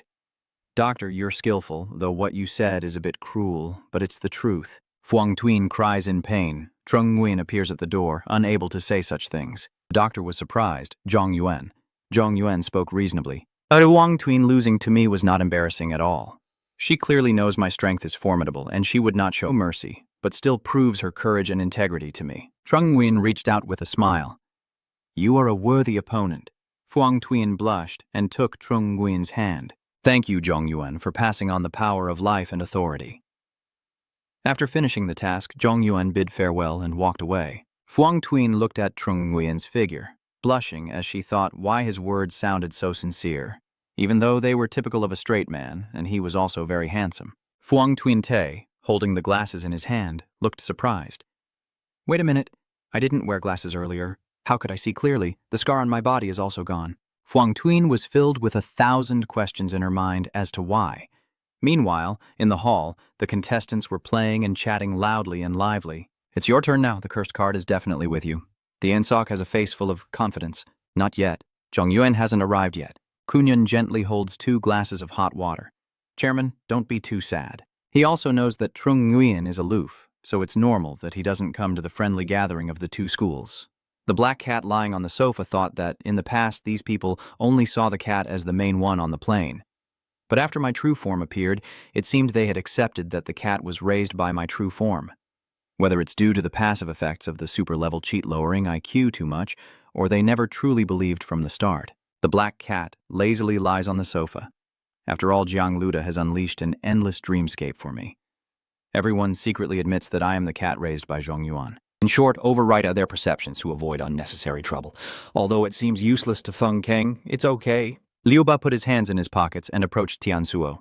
Are you interested in joining our Zhong Yuan fan club? Tiansuo recognized Liu Ba. He is the minister who plastered the photos around Zhong Yuan. Liu Ba admitted, "That's right. Tiansuo criticizes us. You guys are really too much. How can you use idol photos as shields?" Liu Ba smiled and said, Zhong Yuan also supports it. Why not? What if Zhong Yuan supports it? Tiansuo said angrily as he held up Zhong Yuan's photo. What does Trung Nguyen even understand? The black cat was also startled and tilted its head. Lu Bak looked puzzled and said that Trung Nguyen himself didn't understand Trung Nguyen, while the others eagerly listened, but Trung Nguyen still understood. It's just that someone else knows him better than he does. Tiansuo points firmly at Trung Nguyen's female fan photo and says, "Remember why you became his fan in the first place? Isn't it because of his pure beauty, VR goddess of the Thanthu system?" Thinking of Trung Nguyen's stunning beauty, Tiansuo's eyes become captivated. That is the purest water in the quiet lake. Every frown and smile of his makes people's hearts beat faster. Just seeing him makes all worries disappear. Then Tiansuo raised his voice to prove that our feelings when we see him, does he understand? No, he doesn't understand. Do your best to protect him and let more people feel this goodness. This is the love of the fans. The listeners were also taken aback. A girl among the contestants spoke up to defend, praising his appearance, but ignoring the true essence of his soul. This is what you call love. Thien Sok rebutted. Appearance is also an objective reality in physics and an inseparable part of him. The girl said that in reality everyone will grow old and become ugly. Would you stop loving her when she becomes ugly? Tiansuo's face looks fierce and determined in his love. He can never become ugly. To me, he will forever be a handsome young man. He no longer looks good, proving that my love for him still isn't enough. The fans cheer and admit that Chikai is the one who truly understands Trung Nguyen best. The Trung Nguyen fan club sincerely invites you to join. I officially announce that Trung Nguyen has been expelled from the fan club. The girl sitting on the chair is stunned, however I am speechless. The boy next to him replied, I told you it's Trung Kin. It is Feng Yuan's left and right sides. The black cat sitting next to Feng Kin doesn't understand what they are talking about. Feng Kin replied that they were discussing who was the father of whom. Aunt Feng is quite good, and changing his name to Trung Kin doesn't seem too bad either. Feng Kin reminds him that at Jiang Buwu's house, Zhong Yuan shows a picture of a chubby cat with a pink bow around its neck and mismatched eyes. Zhang's ineffective sales tactics on his body probably haven't finished solving. So can he launch an attack with this picture? Wu focuses on eating but still responds that if what he can gain from attacking this picture is enough to soothe the pain he feels when attacking it, then he will act without hesitation. Zhong Yuan nods once. Wu continues eating, as my father once told me that the most important thing when being a commander is to act decisively. Wu remembers Commander Zhang's serious teaching at that time about the decisiveness of action. Decisiveness is about quickly and accurately weighing the advantages and disadvantages of different options. Surrendering unfavorable plans without hesitation is called decisive surrender. Reckless chopping and killing without maximizing benefits is not decisive surrender, but impulsive action. Deep Chan asked, so this is why you hesitated for half an hour over frying scallions or garlic? Buat Yu responded, I was very decisive when abandoning the frying option. Trung Nguyen reminded, stay on topic and don't change the subject. Deep Chan asked, is playing weak considered an important matter? Trung Nguyen replied, sure, if even someone relying on pure willpower to defend against weak tactics can't attack me, then I will take the form of a cat and boldly infiltrate the enemy camp's weak spot once. So, even if the people of Nine Wonders cast a seal, I, adding the infinite dream image, still can't hurt me? Diep Chan asked in surprise. What if the opponent has combat abilities that don't rely on hiding their true strength? Bu Wu asked.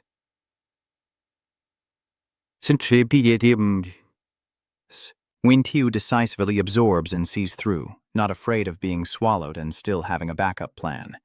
Trung Nguyen praises. Good idea. Bat Yu points out, Win Tiu's limit on abilities probably won't exceed 8, right?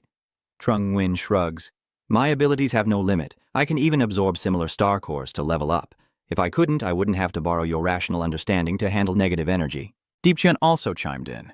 Is it so strange to have more than 8 ability limits?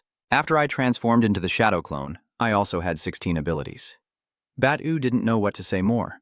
Zhong Yuan recalled and provided information. That's right, there's one more thing. Last night I transformed into Deep Chan, using the Thatam Thong to look into the city management to see if I could directly catch the enemy, but I couldn't, and in the end I only confirmed that no one in Kwangvian City knows about Dieptran. The former master of Diepzana, Tolani, was thawed by me and taken to the Science Institute as material. I told Vuong Fadik to announce to the outside that she was dead, to see if we could lure in some fish. The nation of Steel Law reacted strongly to the news of Tulani's death, and her fiancé Menka declared he would avenge her. Today, I entered the country and went to the embassy of the Steel Tower Nation. Bu Yi wondered about her fiancé. Isn't it said that Tuolaini is a master of dressing in women's clothes? Zhong Yuan explained. The Institute of Science conducted a full body check, and although she's a bit flat, she is indeed female. Deep Chan was stunned, really female Buyu Takao. Senior Diep, how long has your sister been pursuing you? Are you still asking this question? Are you even a man? Trung Nguyen judged with even more pain. Now he's not even a person. Trung Nguyen sternly said, Anyway, I have to deal with Menka's matter first tomorrow. Deep Chan, full of fighting spirit, said, Eighth Great Lord, your loyal bodyguard is ready to fight. Now I don't have to pay the price of weakness, so I can use chi death once a day. Trung Nguyen looked at Dep Chan, and Bonbo said, Tatu needs distance and confrontation to ensure a higher success rate.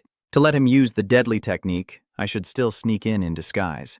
Bat Ute holds the costume, with devil horns on his head and a sinister smile. If sneaking in, then wear the legendary urban disguise to fight. Menka stands in the middle of the road, sword in hand, chest out, confident that he looks mighty and impressive. He arrogantly said, Didn't those monkeys from the flower country say they accepted my challenge? Why haven't they arrived yet? His henchman standing behind reassured him. Master, don't rush. This road is usually crowded during the morning rush hour, but today it's empty because they must have already controlled traffic and prepared for battle. Upon hearing this, Menka ordered his subordinates to bring Dasana's body over here. The subordinate, upon hearing that, could only remain silent and gently correct his master's mistake, saying, My lord, it's Talai Ni, not Tasana. He appears respectful on the outside, but inside he has very different thoughts. Menkie even called his fiancée by the wrong name. No wonder. Talai Ni values a little white face from Hoa Quoc. I knew that girl with the short hair wouldn't do anything and only wanted to steal credit for the victory. Does she really think Ku of Hoa Quoc is useless? At that moment, Trung Nguyen was riding the bicycle he rented, continuing to overhear the thoughts of his subordinate. The embassy restroom was clogged, and there were gun parts in the sewer, making it difficult to fix. The Duchess, forced to resist the Iron Law Nation, recklessly found a chef of mixed blood born in Hoa Quoc that year, while also allowing the power of the spirit to fall into the hands of that bastard hybrid. All the low-blooded Hoa Quoc monkeys had to comply. Tucson, just in time. I'll use this as an excuse to go to Hoa country and kill a few more filthy monkeys to vent my anger. Trung Nguyen's figure gradually became clearer in Menka's sight. The subordinate saw him riding his bike on this road and wondered, Hey, isn't it forbidden now? Why are high school students still riding bikes here? Menka then focused on Trung Nguyen. He said his eyesight was bad, so if he didn't see the no-entry sign, he had to pay the price. The subordinate secretly thought about killing the passerby in front of him to warn the Hoa nation. As Trung Nguyen passed by Menka as if nothing had happened, two people brushing past each other like a gust of wind. When the subordinate saw Zhong Yuan pass by Menka safely, he couldn't help but wonder and ask, Isn't it supposed to be a lesson for this high school student to pay the price? Each sudden silence weighed heavily. The subordinate, hearing no reply from his master, grew increasingly puzzled. He turned back and asked, Master Menka, only to see Menka trembling uncontrollably, unsure what had just happened to him. Then suddenly, Menka let out a scream. That guy's man was slashed right down the middle, leaving the subordinate shocked and stunned as Menka slowly collapsed face down on the ground with a heavy thud. The subordinate stood in fear and shouted loudly, Master Menka, I already know who did this, it's Zhong Yuan. We truly crossed paths to hurt each other, just passing by and yet causing so much damage. Then the legend of the third-level deity began to spread across the world. Cut to when Trung Nguyen arrived, he propped up his bicycle. At his feet, the shadow of his foot loudly speaks. Ha, ha, ha. Menka hasn't even had a chance to do anything, and he's already been killed. Number 8, great person, An Min. Number 8, great undefeated person. Number 8, great longevity. Hearing Diep Chan's noisy praise made Trung Nguyen's head ache. He seriously said, We're on the road, be quiet. Zhong Yuan picked up his phone and paid. costing more than 200 yuan. 2 yuan more than the public transportation in Shandong City. As he looked at his phone and evaluated after a series of transfer operations, his phone rang, confirming the successful return of the vehicle. Just after transferring, the bus arrived. Yuan Xiao is here. Get on the bus. On the bus, Zhong Yuan looked at Jiang Buyu sitting in the driver's seat and said, Young Master Jiang, are your city's public bicycles in Guangvian blessed? Their prices have increased by over 25%. So it's that bad? Trung Nguyen replied, the average salary in Guangvian is lower than in Thuongdong, but the prices are higher. This is too unreasonable. Zhang Badu sighed silently in his heart, then said aloud, last month's money for you also increased by a few hundred. Director Vuong, after hearing both of them complain about the prices in Guangvian City, grew tired and annoyed, saying, Today the fuel and bicycle expenses will be reimbursed by the Bureau. You two are a major general and a regional commander. Can you not be picked up by official cars or planes? Why do you keep fussing over a few hundred yuan? Have they finally resolved Menka? Zhang Badu ignored Director Vuong's words and focused on driving, then asked Trung Nguyen, Nguyen Tiu, do you really not want to get your driver's license? Ever since you got a car, I've been the one driving. Zhong Yuan calmly replied, why would I want to drive myself? Isn't it better to have Commander Tiao as my driver? Director Vuong, sitting behind, was furious when he felt ignored and asked anxiously, can you tell me if Menka is dead or alive? Zhang Badu turned to look at him and replied softly, as if it were obvious. Young Master Nguyen has returned, clearly having succeeded. Trung Nguyen also responded, having obtained the Hu Tin as well. Then he threw the bright yellow Hu Tin to Director Vuong, who caught it and exclaimed in surprise, Menka is still a top 43 powerhouse in the world. You haven't even gotten off the car and you've already killed someone to take their spirit crystal. Trung Nguyen scratched his head upon hearing this, speaking as if it were obvious, standing by the roadside. I want to get off the car and lock it. It's a bit troublesome, so... I interrupted when Director Wang was about to complain about public transportation. Stop talking about public transportation, just say men. Hearing that, Trung Nguyen had to return to the main issue, basically saying that telepathy and the illusionist went straight ahead, then casually ordered the shadow to manipulate the starry sky. Director Vuong, hearing Trung Nguyen describe your abilities so simply, asked in disbelief, how many abilities do you actually have? Jiang Bu did not want to go further and interrupted. Director Vuong, I understand about security. Seeing this, Trung Nguyen quickly calmed the situation and said, it's okay, his report is from our 9 wasteland. Director Wang was extremely anxious, tugging at his hair, his face pale, and an unnamed fear suddenly rising within him. Damn it, if there's no security, I won't get out of this car today. 2 of the 8 from 9 wasteland. Just yesterday they doubted John Commander, but I didn't expect they were the same person. Zhang Badu turns the steering wheel, and his driving looks incredibly stylish because of his stunning appearance. MC Manhwa says, the team scoring competition has reached the 5th round. Feng King's team still didn't let Zhong Yuan compete today, and Zhong Yuan himself didn't even come to the scene. Only the Black Cat player was cheering for them from the referee's seat.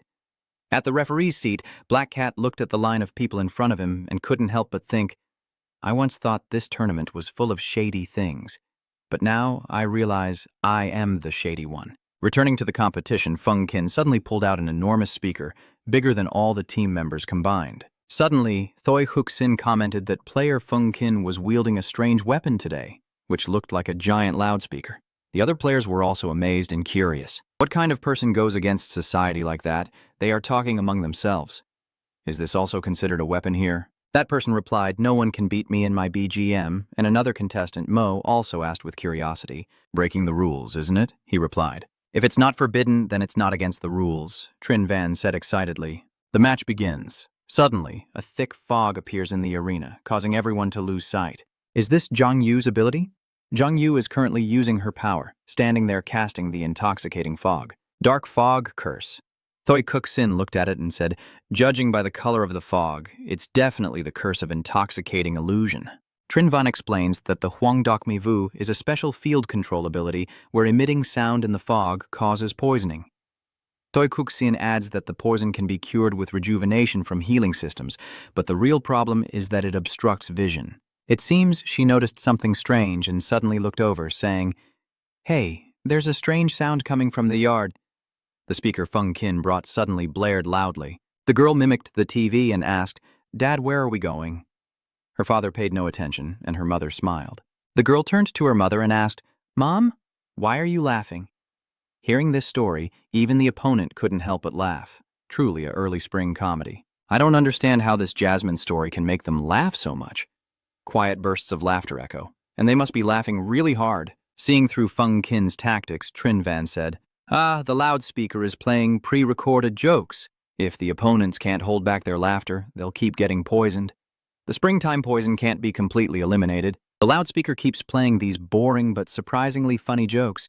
Maybe Team Feng King referenced Aunt Mai's jokes to come up with jokes that aren't funny, but make people laugh because they're not funny, and their teammates find it amusing. The next story is up. Both Tom and the boy scored 100 points. The teacher asked, whose copy is this, Tom? Tom said, I copied my son's work. The teacher said, what are you good at? Ha ha. Even Ad found it funny after hearing it because of how unfunny it was. The comedic element definitely comes from Sun. Thoi Kuk Sin looked at the current situation and saw that the opponent's healing system was exhausted, with everyone lying unconscious on the ground, and he immediately said, the healing system is out of energy. All opponents are poisoned and unconscious. The Feng Qin team won, and Trin Van was also surprised. She said, so this is the real deadly move that Team Feng King has been hiding all along? Seeing the scene in front of her, the black cat couldn't help but feel amused and comment, not bad. Team Pengling, the main team of Chengyang Academy, has taken the lead in this competition. While Liu Bak's team from the same school is not far behind, they have also been winning until now. Thoi Kuk Sin nearby commented that To Uyen Wan from their team didn't need to say much, as Trung Kuk Ki was already well-versed in strategic level abilities. Notably, Shangguan Yi's strength has suddenly surged this year, as if she has mastered the legendary predictive ability. Hearing about the predictive ability, Trin Van couldn't help but wonder and asked, predictive ability? Thoi Kuk Sin explained, prediction is a kind of combat intuition that can foresee where an attack will come from at crucial moments. According to what Shangguan Yi said, this is a skill he has perfected through countless first training sessions with Zhong Yuan. Trin Van immediately understood and replied, is that so? I wonder if Zhong Yuan also has a prediction ability like that. Shui Kuxing also finds it quite hard to guess. He offers an objective comment. The strength of Zhong Yuan is crushingly powerful. This year's tournament probably won't find an opponent of equal strength who can make him use his predictive ability. Even the black cat lying in the corner, Chiu Chiu, couldn't help but be curious. It silently thought about prediction. Come to think of it, I usually rely on intuition to predict when I shoot a flying disc. Could Shangguan Yi develop the ability to predict without even shooting? I can't figure it out no matter how much I think. Better not think so the cat's life won't be so hard. She immediately ignored it. Forget it, no more thinking. It's lunchtime now. I'll take a nap and continue later. The scene shifts to Jiang Buyu's office. Trung Nguyen is sprawled on the sofa now, casually saying, I've prepared lunch to recharge you. Please activate the high-power efficiency formula and sit at the desk, Jiang Bat-yu responds. This is now the optimal energy-saving output. If you increase the power, you need to turn on the night energy-saving mode.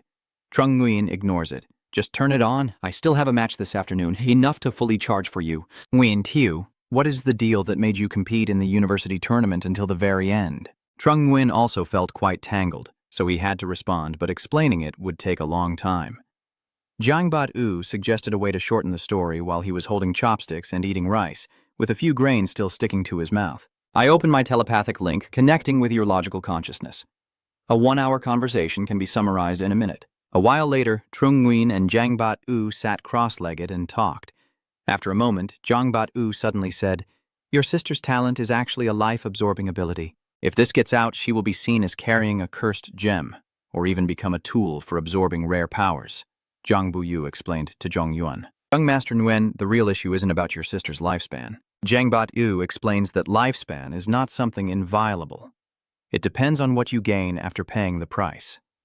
As he raises a finger to illustrate, he continues, if sacrificing your life can make all the chaos disappear forever, I wouldn't hesitate, even if it meant giving up 20 years, or sacrificing my humanity and forcing others to do the same. Hearing that, Zhong Yuan asked, if forcing my sister to sacrifice her life can make the disturbance disappear forever, you would do it too. The question turned back on itself, and Jiang Buyu could only give a perfunctory answer. It's up to you. If you're willing to destroy the world for it, then maybe it's better to keep the chaos. Ahem. Where did I leave off just now? Jiang Bat-yu said, your sister can absorb divine speed and Tian Yuan, so tactically she could be replaced with wind pressure and system lockdown support. It's clear that it's not worth sacrificing 20 years of your life for this, but your sister still chose to pay the price. The fundamental reason is that her outlook on life has been distorted. She underestimates herself too much and values others' approval too highly. The Training Academy for Energy Manipulators is essentially a military school. Since entering the school, you and your sister have been under the authority of the school and the military district, with nothing to do with Lam Dongliang personally. Lam Dongliang is involved in everything related to both of you. Even if he was subjective in nurturing your sister, the objective truth is that he is using his power to destroy her character. If charged, he would definitely face at least 20 years. Hearing such a maddening story, Trung Nguyen's blood is boiling inside him. He frowns, stands up, and says, "Wait for me a moment. I'll go to H Dong to handle the aftermath now." The old fox leaving Lam Dong Luang behind is to let your sister eliminate her inner demons herself, then rebuild from scratch. Trung Nguyen presents an exquisite bento box filled with a variety of dishes, each looking incredibly appetizing. He says, "I just made it. Do you want to eat?" Feng King saw that his brother was very different today, looking like he was possessed. He couldn't help but worry, thinking that someone who usually avoids competition and even cooks must not be the usual Yuan. Feng King asked worriedly. Nguyen, you have the scent of a fox on you." Trung Nguyen not only didn't get angry but also continued speaking. "Recently, I seem to have become a bit more cunning." Understanding Trung Nguyen's intention, Feng Kin immediately said, "What do you want me to do?" "Just tell me." Trung Nguyen also didn't want to beat around the bush, clearly straightforward like a Haiphong local. He asked, "Are you the one who submitted Lam Lam's medical records regarding the mental health aspect? I want to make a small change as I hold Trung Nguyen's bento box and scrutinize it."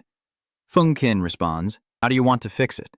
Trung Nguyen replied, "Just enough to sentence Lam Dong Luang to 20 years in prison."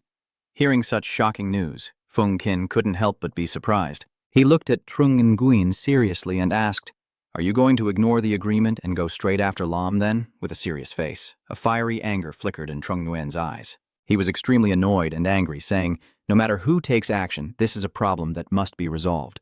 The truth about Lam Lam's abilities cannot be made public. This will force her to either swallow her anger and pretend to be obedient when talking to others, or make others think she is truly unreasonable. Only by putting the losses on the bargaining table in a different form can this issue be resolved fairly. Whether you want to be a saint, a common person, or a villain, you should make a choice when your subjective emotions align with the objective truth." After hearing Trung Nguyen's words, Feng Kin fell silent for a moment. He thought for a long time and then said, "Okay. After the competition, I will update Lam Lam's medical records." Knowing that nothing in this world comes for free and no one is willing to help without reward, Trung Nguyen asked reasonably, "How do you want to repay?" "Is a meal enough?" Zhang Yuan said seriously. "You've helped me deal with the aftermath, but one meal isn't enough. My mother, Feng Truk Trin, director of the Institute of Science and the Academy of Science, joined Professor To Chin-Ki's experiment at 16 to study how humans are born with powers. In the same year, Uncle Tete too lost his love and joined 9 zones. After years of effort, he finally sat in the 6th seat, the real driving position. 9 regions is an infinitely glorious place to outsiders, as powerful as mythology, home to the strongest psionics in Hoa country, but in reality, it is a dangerous entity. Ordinary people are replaced silently by countless generations before reaching retirement. Perhaps even Uncle Tay never expected that he could live in Cuckoo for so long. Although he is very traditional, often acting on instinct, and sometimes just wanting to love, my basic human rights are mostly due to him. I don't not want to arrange my mother and Uncle Tay, but everything always backfires. My mother is determined to dedicate her entire life to science. She just hopes to find a man. However, Uncle Tay was trapped in traditional views on marriage and stepped into darkness on the path of power and influence. As he spoke, he slowly approached the glass door, and Dom Chio looked out at the scene outside, then said, "I want to drink their toast. If you have the chance, please help out." The scene shifts to the next day at the competition arena, where the organizers announce that the individual event will start in the afternoon. The current elimination progress is displayed on the big screen. Due to the special nature of the double knockout format, we are about to witness an intense, decisive match today. In the losing group, Feng Kin and To Chiet, who have faced each other once, are about to face their second fateful match. Looking down from above, Feng Kin sighed and said, "Very well. Today I want to cheat to see what real violence is." Standing right behind him, Zhong Yuan asked curiously, "Do you have a grudge against To Chiet?" Feng Kin replied somewhat unwillingly, "To's family is always undermining my mother's wall. Now they want to steal my cat too." "Oh, you two are childhood sweethearts who love and fight each other." Feng King immediately jumped up and replied, "There is no love, only deadly rivalry." After a brief musical interlude to lift Feng Qing's spirits, he strode toward the arena with the commanding presence of a general heading into battle. Zhong Yuan said, "You should go to the stage now. Go quickly, puff out your chest." Feng Qin just said, "Cheer for me." Hearing that, Trung Nguyen could only cheer with some sarcasm and humor. Feng Tonyat charged forward, and tomorrow, pork prices will go up. The host begins speaking as the two competitors, Feng Qin and To Cheat, step onto the stage and start exchanging trash talk. To Cheat pointed directly at Feng Jing's face and said loudly, "I won't hold back this time." Feng Qin remained completely calm, crossing his arms and saying coolly, "Even if I let you win, you can't beat me." Hearing Feng Qin's confident words, To Cheat also became interested and said, "Are you that confident? Do you dare to bet on the cat with me? If I win, you give me the cat." Feng Qin shrugged and calmly replied, "Betting on cats is bad for health. I won't go all out against you." Hearing Feng Qin say that, Tichet also lost all interest. He sighed in disappointment and said, "Well, there's nothing more to say. Let's fight." The referee starts to count down. Players on both sides get ready.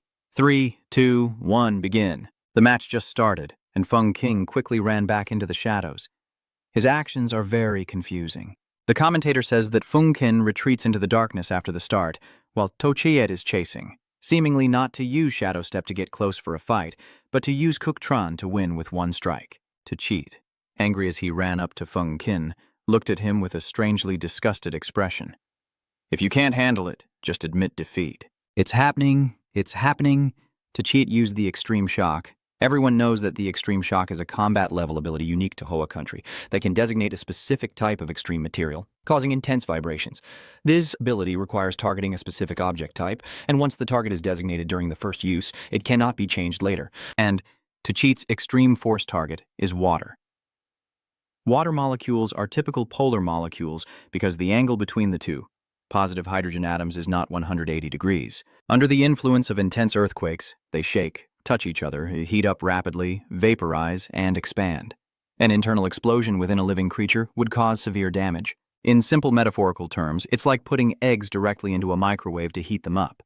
And the commentator excitedly says this with intense thrill. Feng Jing, the contestant, firmly blocks the powerful strike without any injury. After successfully defending against this fierce attack, Feng Jing stabilizes himself and then looks at To Chiet with a highly provocative gaze, speaking in a teasing tone that makes anyone listening want to punch him in the face. "Your microwave ability doesn't hurt or itch. Someone blocked your attack and even insulted it." He was furious and bloodthirsty, wondering why. What? Could it be that only by absorbing new abilities can you become immune to extreme shock? Feng Jing said little and sneered in disdain. "Superficial, just a shock. How could it possibly shake my body into solid iron?" He said that on the outside, but inside, he was thinking that after being hit by To Cheat's extreme shock in last year's team competition, his body had evolved resistance to extreme shock. When water molecules in his body were attacked by extreme shock, the hydrogen atoms' bonds would automatically rotate 180 degrees and become polar molecules, making him completely immune to the attack. Hearing Feng Qin's criticism, To Cheat was annoyed. The madness inside him surged. He said, "Yeah, you deliberately stood in the shadow, wanting me to use illusion to deal with you, so I will do as you wish." As soon as he finished speaking, To Cheat used shadow concealment, executing the move that surprised everyone.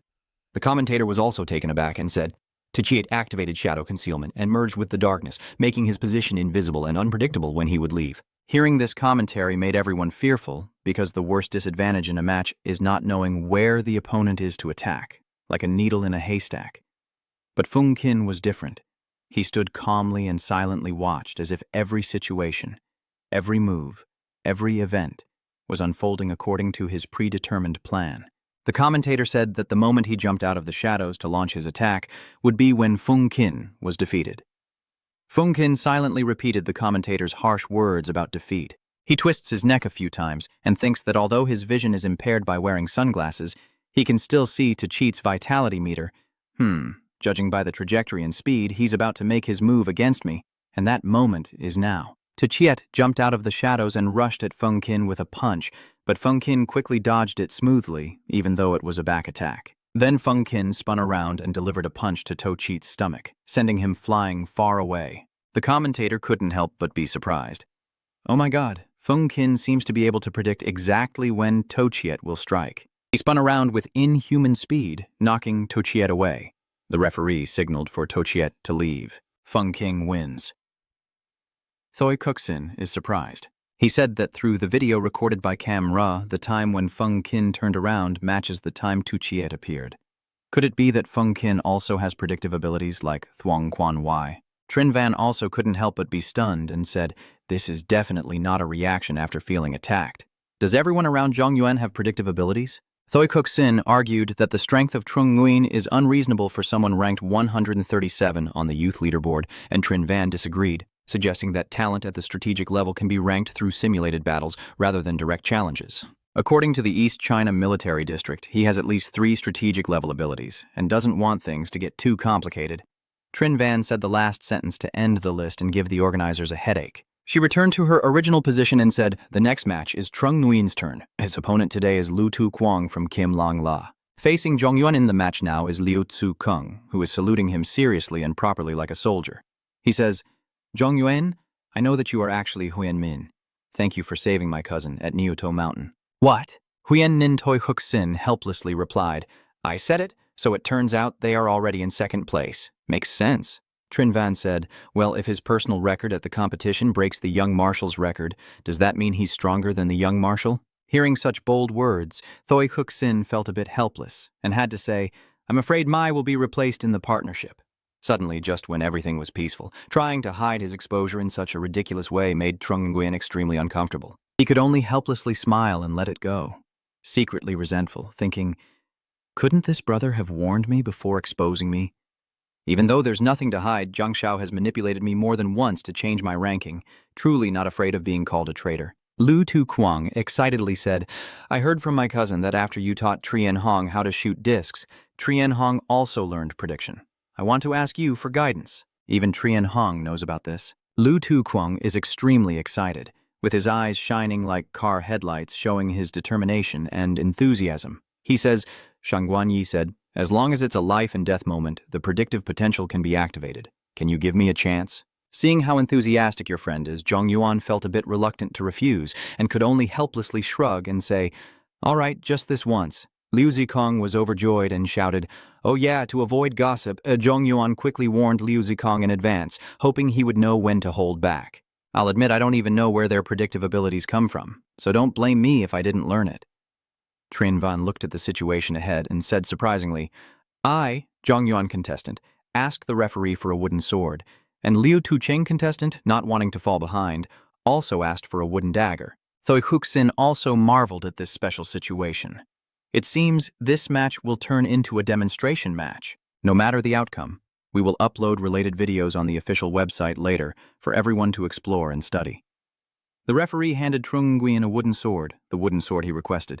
Holding the wooden sword, Trung Nguyen thanked him and used his super resolution ability to break the sword into a bundle of evenly sized sticks. The commentator, amazed, said, "The wooden sword turned into a large handful of sticks in Trung Nguyen's hand. What exactly is this power?" While the commentator was talking about his abilities, Zhong Yuan quickly adjusted the sticks, thinking about how he used super disassembly to cut tofu into pieces and divide specific parts of an object to change its shape.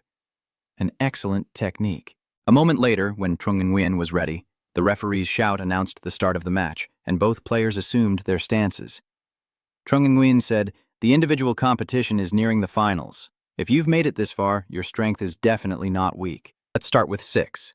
Lu Tu Kwang cheerfully agreed. Trung Nguyen fires 6 wooden sticks at incredible speed, his throwing stance relaxed and natural, clearly showing his extraordinary ability. As he launches the sticks, he also thoughtfully warns Lu Tu Kwang to be careful and not to die. Liu Ziheng swung his wooden sword to deflect the flying wooden sticks from Zhong Yuan, but suddenly, one stick dodged his block and flew straight at Liu Zicheng. He quickly used his ability to turn the wood into iron. With a bang, the wooden dart heading toward him was deflected, causing little harm to Liu Tzuqiang. He breathes a sigh of relief and says, "Phew, continue." Trung Nguyen paused for a moment and asked Liu Zikong, "Was that move you just used the alloy of the same body?" Lu Tu Kwang replied, "Yes. I used the iron family metal to enhance my body's abilities so that the wooden stick could pierce into my body without bleeding." Hearing this answer, almost as if it was his own guess, Trung Nguyen took out 8 wooden sticks this time. He, with his handsome and innocent face, said things that made people shiver. "Then I won't hold back anymore." Liu Tzu Kung was a bit surprised. The stiffly sprayed glue, looking dazed, let out a sound like a young deer. Trung Nguyen said with a smirk. Since you've already exposed my Huyen Min identity, there's no need to hide my healing abilities anymore. Just get hit, and before you die, I'll heal you. Watching the match, intense despite being a practice fight, Trin Van guessed that Trung Nguyen was using a throwing technique like a celestial maiden scattering flowers. Is it really true that he's not from the legendary Thuk Trung path of the Tang clan? Thoi Kuk Sin replied, In the current realm, there's no such ability, so he's probably just relying on technique to throw. Trin Van was a bit suspicious. In previous matches, he had demonstrated martial arts skills that could be included in a textbook. I didn't expect his dark energy to be so powerful. Thoi Kuk Sin was also very curious. Trung Nguyen had thrown it dozens of times already. Can Liu Zikong learn to predict before being pierced? Returning to the fight, after a considerable struggle against Zhang Yuan's attacks, Liu Zikong is exhausted. His face shows exhaustion, as if he has poured all his strength into this training. He gasps and says, Governor's Mansion, continue. Seeing Lu Tu Kuang's desperate state, Trung Nguyen felt a bit reluctant. He suggested, how about I heal you first? Liu Tzu Chung didn't realize that this move of his was the most foolish and reckless decision of all time, and would make him regret it forever. He stubbornly said, No, I need to be closer to death to truly comprehend the essence of prediction. Then Trung Nguyen reluctantly gave up and said, Then I summon Diep Chan. Deep Chan, hand over the control of your body to me. Deep Chan, obey the order. Then Zhong Yuan prepared the wooden stick in his hand and was ready to fight, saying, Come on, fulfill your request. Seeing the number of sticks approaching him from Zhong Yuan's side, Liu Tzu Kung was terrified, panic-stricken, and frozen in fear. If all those sticks hit him, he would really die, leaving Liu Tzu Kung no more time. Trung Nguyen shouted to prepare, expecting Lu Tu Kuang to fight to the end out of passion and determination, but unexpectedly Lu Tu Kuang immediately became terrified, tears welling up in his eyes as he interrupted. Wait, I give up. Trung Nguyen asked innocently. You don't want to make predictions anymore? Lu Tu Kuang was terrified. He hurriedly replied, Thank you. I have learned my lesson. The referee saw that Liu Zikuang had conceded and declared the result a draw. The winner, Zhong Yuan, found everything happening a bit too quickly and looked a little confused, scratching his head and wondering, Is that it? He secretly thought to himself, I feel like you haven't learned anything and have already given up. The scene shifts to Zhang Bat-U's house, where he wears the cute apron, and with that face, body, and personality, he becomes more handsome than ever. Indeed, silk is beautiful because of the person. But right now you're holding a sprouted potato, gently talking to your friend in quotation marks. Young Master Jiang, winter in Guangvian City is warm and damp, and potatoes sprout just a day after being stored in the fridge. On the other side, Zhang Bat-U, also wearing an apron, looked over and said, The sprouted potato is toxic. Better to throw it away. Trung Nguyen, hearing this, grumbled, That's such a waste. I heard sprouted potatoes are a famous dish in the southwest region. I'll try it out. Zhang Bat-U looked a bit uneasy. He said, Young Master Nguyen, your negative energy has been fully digested. Are you preparing to summon the fire demon? Trung Nguyen glanced at Zhang Bat-U with a dangerous look, cold eyes, and a teasing tone. He said no, even if it ends, there will still be a next time. Zhang Thiu's stomach and digestion supplement is an essential product for those who like to swallow spirit beasts while traveling at home.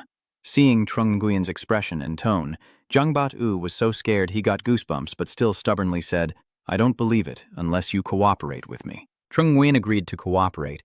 Then he took hold of Trung Nguyen's slender, clean wrist and used his ability. While eating, there's poison. Potatoes sprouting actually contain poison, and the toxin synergy has just been activated. All of his abilities have increased to 101.2%. The table in front of him is filled with incredibly attractive and beautiful dishes that look extremely delicious.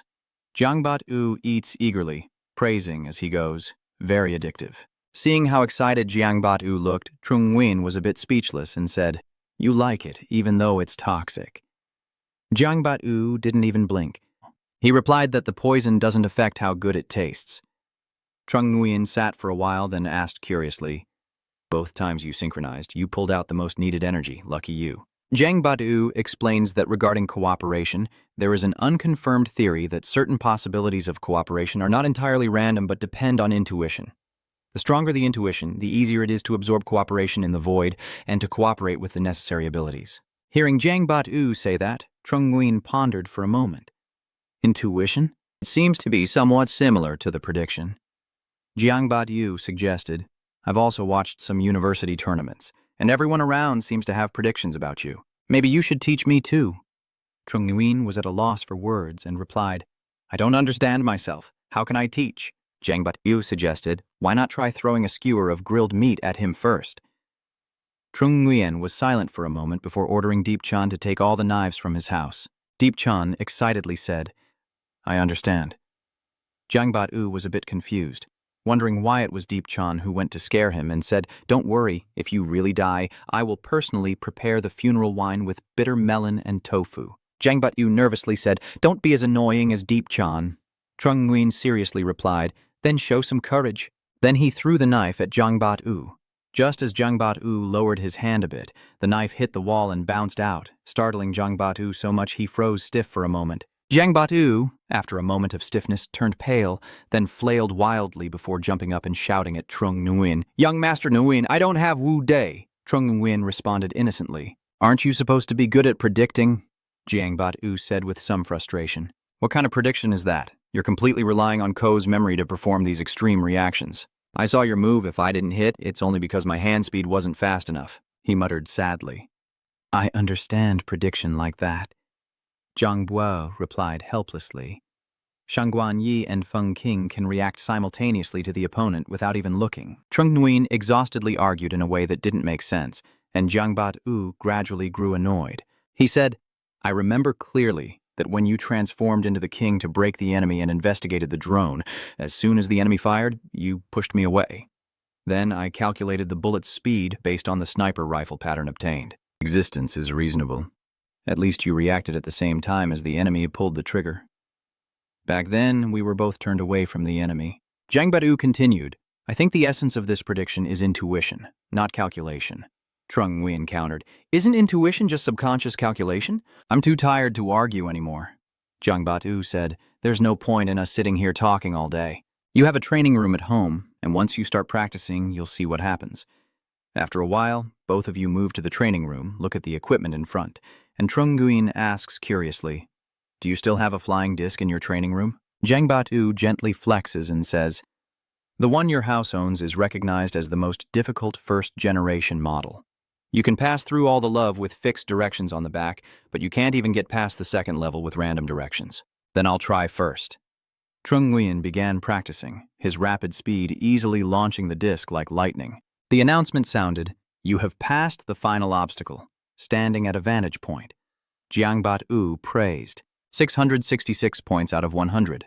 Zhang Buyo walks over to Zhong Yuan, puts his arm around him, and coquettishly says, Yuan, teach me how to shoot discs, please. He feels that the secret of the prediction is hidden here.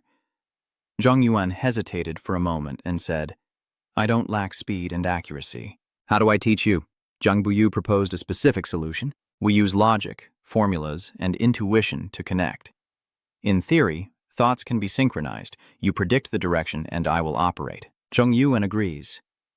Fine. It's Jiang Bat-yu's turn to step up, and with his swift swordsmanship, everything seems to go smoothly.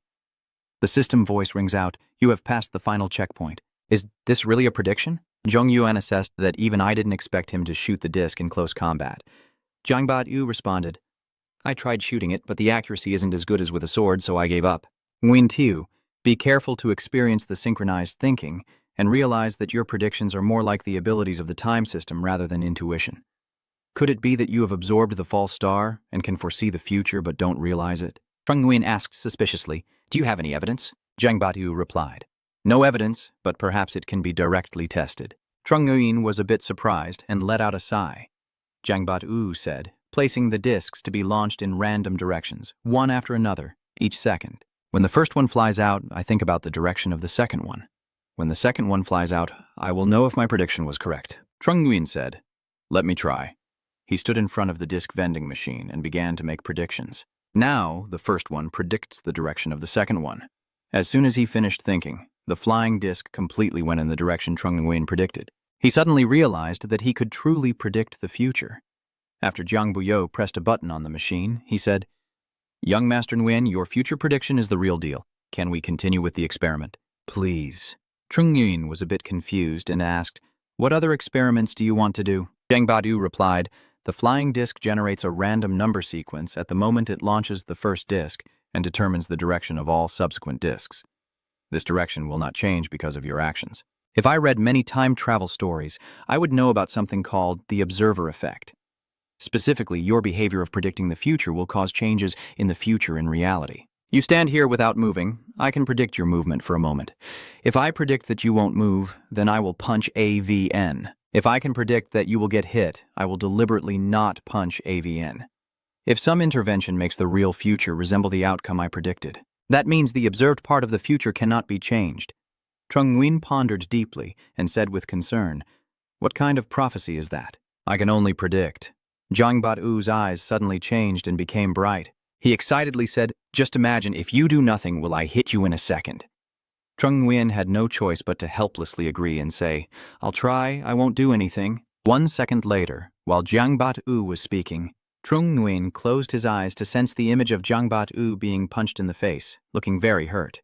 Realizing this, Trung Nguyen suddenly thought, I see the image, but it's Zhang Tiao getting beaten. Then he suddenly swung his hand and punched toward Zhang Bat-U, but instead of hitting him, he pinched Zhang Bat-U's cheek, leaving him stunned and confused as he let out a small cry. Trung Nguyen said nothing, only muttering, "Very good, the future has changed." After a moment of composure, he explained to Zhang Bat-U, "I was trying to predict what would happen if I didn't intervene, but instead I saw a future where you would get beaten, so I took the third action." Zhang Bu-Yu replied, "I know, my subconscious knows I will act differently, so this logical level was already included in the premonition.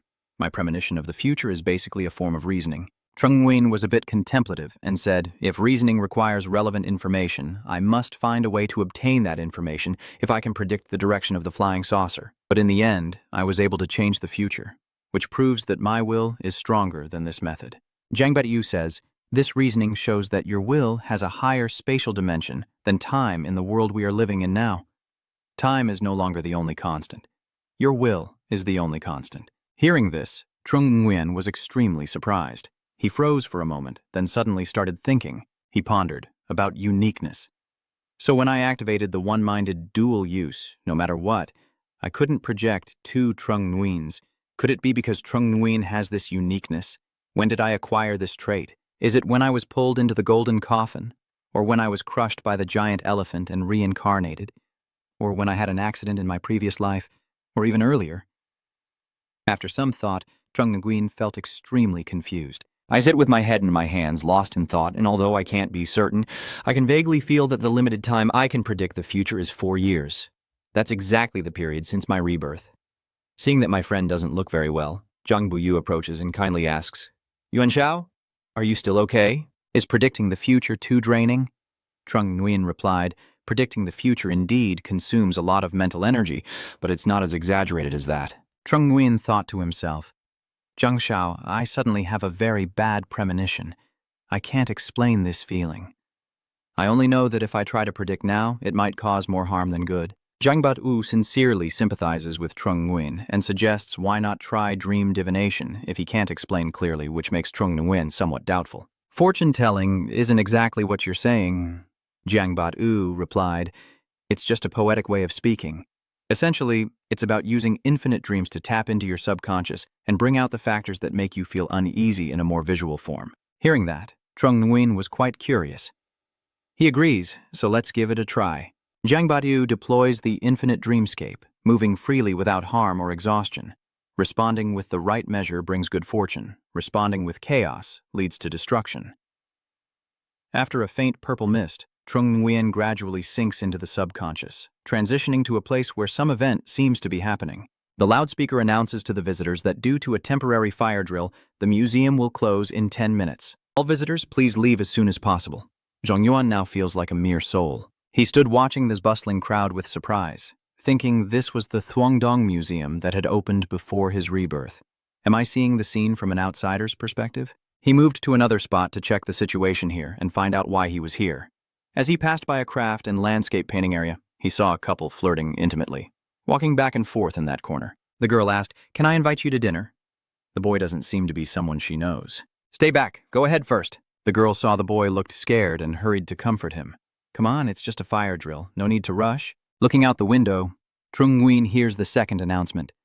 The gold emergency level is expected to appear early at 3:40. The 3 sides anchor points have been activated, the terrain replica is complete, and the other world has been opened. Hearing that, Trung Nguyen thought to himself when suddenly his mobile phone lost signal. Probably because of the other world. The sky in that world is night, and it seems that the technology of that world in China has also advanced over the past 4 years. Suddenly, a huge arm emerged from a giant purple black hole in the sky. It reached down into the city, and with a loud sound, the arm destroyed many things. Suddenly, a voice rang out, and with one claw, this alien race shattered the other world. It has now entered reality. That alien arm smashed a corner of the ceiling, pinning the young man and woman who were just unconscious, leaving their lives uncertain. The scene is truly chaotic. Zhang Yuan looks at what's in front of him, holding his chin and saying, "I remember Lam Lam said the giant claw outside was an illusion, so the thing hitting the golden coffin must be the real target." He walks to the ruins where the golden coffin is discarded. Next to the bodies of himself and the girl who disturbed him earlier, lying there dead, he thinks that judging from the downward angle of the giant claw, its target was the golden coffin, so he must have been injured by a trap. Suddenly, Trung Nguyen saw something that shocked him. Before his eyes was his own body, but it was not his current age and had returned to his 16-year-old face. He was stunned. His body now transformed into that of a 16-year-old, turning back time and unable to die but to be reborn. This kind of power is clearly Tunhat. Standing in front of the glass door of the building, Zhang Yuan pondered silently. Is this the reason why he felt uneasy? No, that bad premonition still hadn't completely disappeared. There must be more important news in the dream. Outside, the scene is a fierce battle. Trung Lam's team leader says, "Trung Lam, I order you to come back." Trung Lam was now completely frantic, shouting, "I won't listen, I want to kill, kill, kill, whether it's an illusion or the real thing." Lam Dong Luong panicked and ordered, "Tran Quan, release the resonance life force immediately." Trung Lam is the first genius in Shandong City to absorb all 8 types of energy within 10 years. We can't let anything happen to her. Tran Quan replied, "It's been released." Lam Dong Liang shouted in despair. Zhong Lan obeyed the order, quickly turning back. A nearby girl said in panic, "The barrier isn't complete yet. If she retreats, we'll all die." Lam Dong Luong ordered everyone to withdraw and wait for the 9-anchor barrier to be finished. No, if we retreat, how can the person setting up the boundary complete their mission? I can still hold on. They may take Tron's life, but Trung Lam is only one, and there are still ordinary people around here who haven't been evacuated yet. Lam Dong Luong cruelly shouted, "What time is it, and you're still worrying about ordinary people?" Seeing how cold and indifferent these people were, Trung Nguyen clicked his tongue in disgust. Truly a twisted and disgusting form of concern. He silently thought that maybe Lam Lam in this life, from battle onwards, was the best ending. Suddenly, golden rays of light seeped through and enveloped the surroundings. It illuminates the entire museum and emits a strange glow. Zhang Yuan looks around in confusion. He was very surprised by this anomaly. The environment around him was changing, and time was reversing. Watching those swirling streams of light merge together, Zhang Yuan quietly guessed that 4 years of time had converged. Then he saw those beams of light invade his body, finally sealing inside him. At the same time, the doctor's voice rang out. "Zhonglan, you don't want your brother to stay in the hospital forever and end up as a vegetable, right?" Zhong Yuan sat in silence, listening to the conversation. The scene shifts to a moment later, back in the present, with Zhong Yuan and Zhang Buyo sitting on a bench. "Young Master Jiang, I may need the dream realm infinitely again, but not right now," Jiang Bat-o asked with some surprise. "Is the effect not strong enough this time?" Trung Nguyen replied. "Just part of the reason." Then both fell into silence. Zhang Yuan thought that after the accident in his previous life, the wounds on his body were still there when he woke up, which at least proved that the one who healed him was not Feng Ying. The wound almost turned into a vegetable state. It couldn't be healed by an anonymous person. There is still another secret hidden here. The real reason I feel uneasy is here. 4 years have passed within my true self, which has now merged with the darkness inside the golden coffin, now located in the Shandong Museum. Maybe only by infinitely strengthening the golden coffin dreamscape once more can we find the key point to change our fate. After a moment of thought, Trung Nguyen turned and said, "Zhang Bat-u, I know you are someone who can pay with your life. I want to prevent Trung Nguyen from finishing his words." Zhang Bat-u raised his hand to stop him and said, "No, I don't want to. If you are willing to risk your life at will, then I can force you to do it with 1,200% super-level bluffing." Zhang Bat-u said quietly, Is it okay to gamble your life so casually? You dare to trust me, but you don't dare to trust yourself. Trung Nguyen threatens. You dare to lie to me and say you're not brave enough. You're incredibly audacious. All right. Jiang Buoyu had to admit with a blush. Just so you know, you're really bad at this. And being top of the youth rankings is just because you have a thick face. If you can't do it, even if I push you, it's useless. Trung Nguyen requests, I want to go deeper into the dream. To sleep for a very long time. Maybe even be unable to wake up voluntarily. During this period, I need you to judge for me. When exactly should you call me back? Jiang Batu looked up at Trung Nguyen and asked what his criteria were. Trung Nguyen replied that the importance of this dream depended on how much he trusted his intuition. Also, if my sister is in danger, she will do anything to wake me up. Jiang Batu was a bit puzzled. What if your sister can handle it herself if she's in danger? Trung Nguyen replied, she's only 12 years old. It's normal if she can't solve it. Jiang Bu replied, in the house, things are not yet clear, but outside, everything is obvious. She might not love you as much as you think. Trung Nguyen responded with an "oh" upon hearing that. Jiang Badu glanced and smiled softly. He suggested, today you were streaming your tournament and she didn't call you. Have you ever wondered why? Zhong Yuan thought and said, so the hotel and school have now become scenes of chaos. Why is Lam Lam not reacting at all? Could it be that she doesn't watch the live stream? Jiang Batyu suggests, if Yuan Shao directly analyzes the cause, you might find it hard to believe, so why not see for yourself? Zhong Yuan asks curiously, how? Jiang Batyu stroked his chin and came up with a bold idea. Tomorrow at the university match, he would open an infinite dreamscape to fight in her place, and he wondered how his sister would react. The scene shifts to the next day at the university tournament hall where Jiang Buyu, with the appearance of Zhongyuan Liangzheng, enters with an imposing presence that makes everyone around him look up in admiration, as passers-by marvel at how Hu Yanmin, ranked second, is truly a formidable opponent not inferior to the young commander from years ago. My roommate and I analyzed all night to see who is stronger between Hu Yanmin and the young commander. We still haven't reached a conclusion. We also analyzed while sleeping and concluded that Hu Yanmin's beauty surpasses that of the young commander. Jiang Buoyu sat down next to Feng Qin as soon as he arrived. Feng Qing looked over and remained silent for a moment, contemplating that this person's height and build were not much different from Yuan Yuan's. Their face was a mask resembling a real person, with contact lenses in their eyes, and their hair was natural, likely dyed, and this length could very well have been achieved by Yuan Yuan using life force authority. Daring to do things in front of the camera will surely unleash limitless illusions that can cross through the screen and influence perceptions. Jiang Batu froze up, feeling a bit embarrassed inside. He awkwardly said, I don't recognize that nickname. Wait a minute. How did you figure it out? Feng Jing replied, I'll go first. How do you know Zhong Yuan? Jiang Buyu quickly covered up. You and Zhong Yuan have been pen pals for over 10 years and only recently met in person. Feng Jing said with some disbelief, that's nonsense. Who still exchanges letters for friends these days? Jiang Buyu proudly showed off the pen he traded with friends at the Yang family convenience store. He nervously said, if you don't believe me, just ask him yourself. Pang Keng then had no choice but to give up.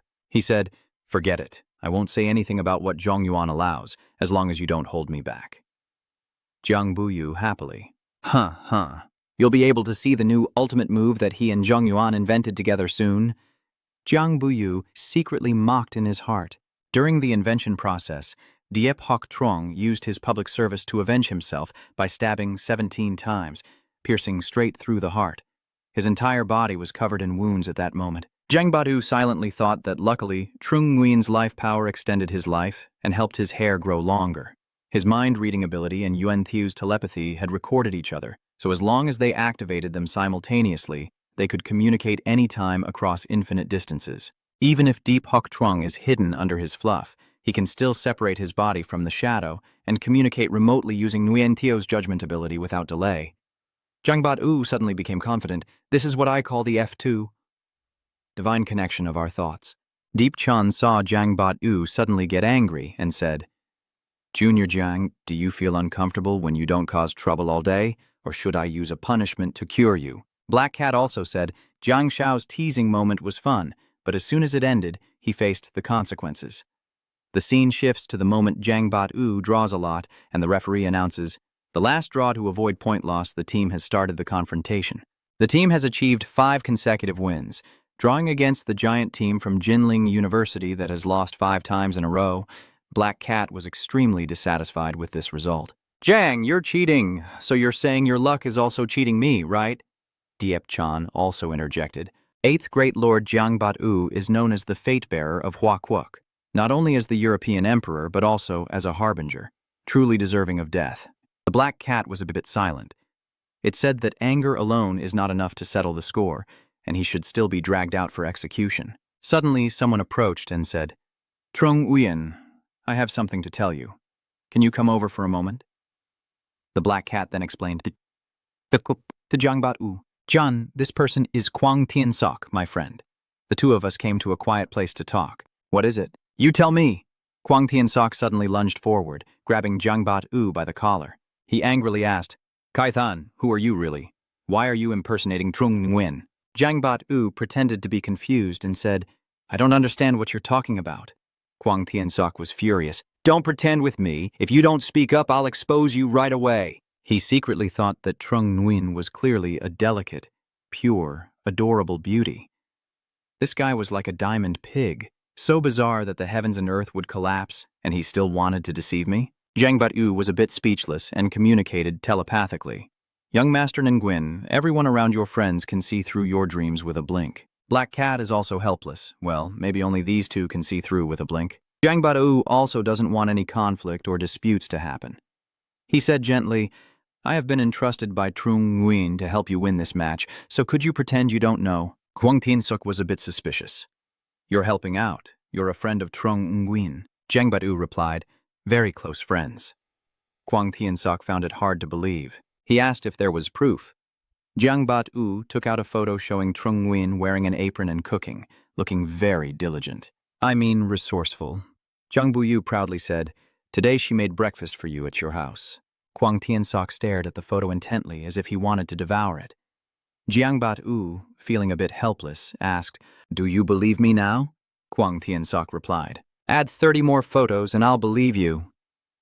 Jiang Bat-u was a bit confused. Huh?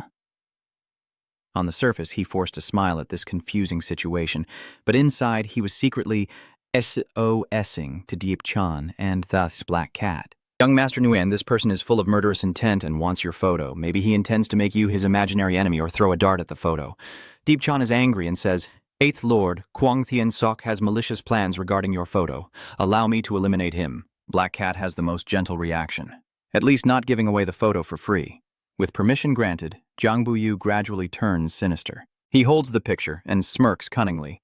Kwang Tien-sok, now you're helping Trung Nguyen, but you still want to take advantage of the chaos and steal without fear of me reporting you to Trung Nguyen? Hearing this, Kwang Tien-sok was a bit scared and shrank back in panic.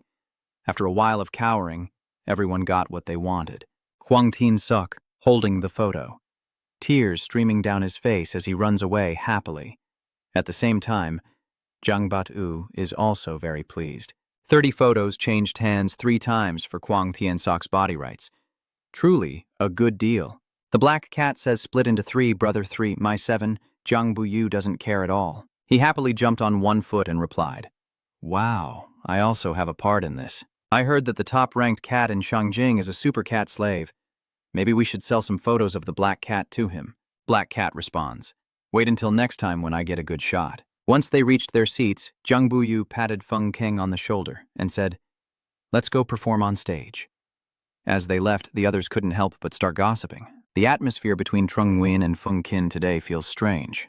Are they arguing? It must be that Zhong Yuan is flirtatious. Little Qiu, the Feng Kin, is angry now. No way. Trung Nguyen is warm, adorable, honest, and introverted. And only Feng Kin can understand Lang Na. Hearing all those rumors clearly, Jiang Bat-u cheerfully said, Feng Kin, you've worked hard. Feng King got a bit furious and said, Keep laughing. I spread rumors that Jiang Bu-yu and I are in love. See if they pair you up with anyone. Jiang Bu-yu confidently replied, Harming the enemy 1,000, damaging yourself. 800, you get it, tearing apart under the rain. No more nonsense. Both teams are in position to fight. The referee loudly announces that Feng Kin's team and the No Spear team are ready to start. The Trung Nguyen contestant is holding a training wooden sword. Does Team Feng Kin want to mess around today? Jiang Bat-u breaks his sword into a stick, then splits it into small, sharp wooden pieces. The commentator is surprised that the technique of breaking a wooden sword into multiple wooden sticks from Trung Nguyen appears in such a spectacular way. The battle begins. The Trung Nguyen contestant is taking action now. With support from others, Jiang Bat-u rushes forward. The wind carries the bamboo blessings. The commentator is excited. Chuang Yi and Ta Ok Han simultaneously use their support abilities on him. With a wave of his hand, Jiang Bu-yu unleashes his power. His opponent is spraying glue in neat rows. They were stunned, unable to understand what was happening. The small wooden sticks now whizzed rapidly toward them. At first, they were just ordinary wooden sticks, but with Jiang Bu-yu's power, they looked even more dangerous than modern weapons. The commentator watched the scene before him and couldn't help but be surprised. Oh my God! After being thrown, these wooden sticks seem to stop in midair, accumulating more and more. The four people facing him are all stunned and motionless.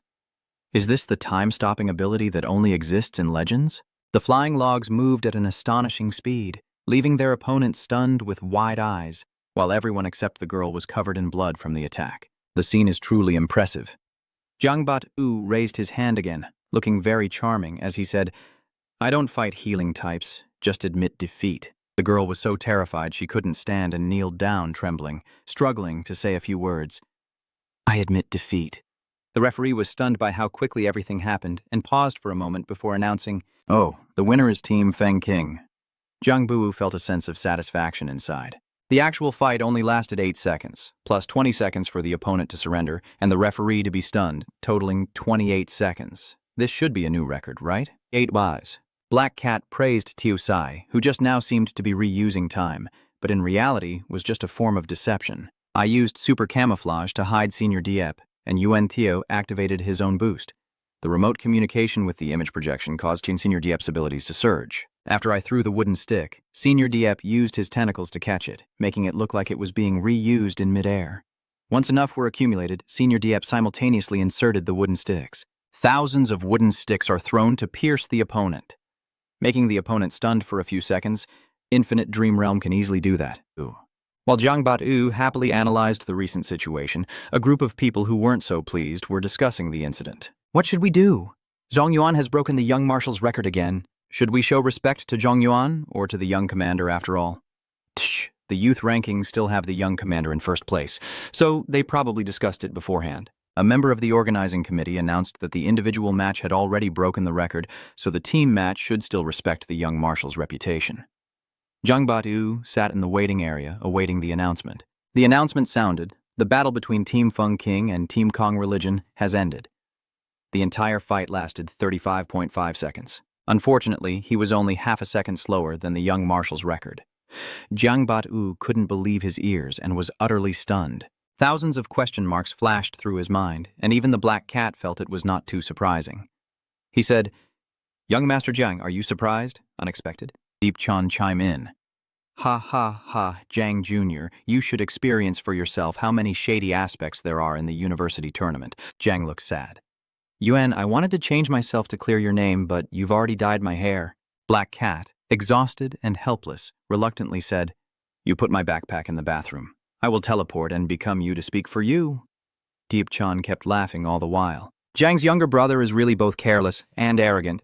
The careless arrogance in your tea box is definitely you, right?" Ha ha ha. The scene shifts to a moment later, where General Jiang Bu-yu of the South China Military Region personally visits the university championship and submits a complaint to the organizers. The duration of this battle has finally been adjusted to 28 seconds. The young marshal doesn't mind having his record broken, and also wants to help Zhong Yuan set a double record in the tournament. This is true unmatched greatness. No wonder he's the leader of the Hoa Nation's youth army. Trung Lam watched this tournament news and found it hard to believe. She thought her brother would never fight with such fancy tactics, nor had he ever treated healing abilities differently. Trung Lam angrily thought, "This person is not my brother."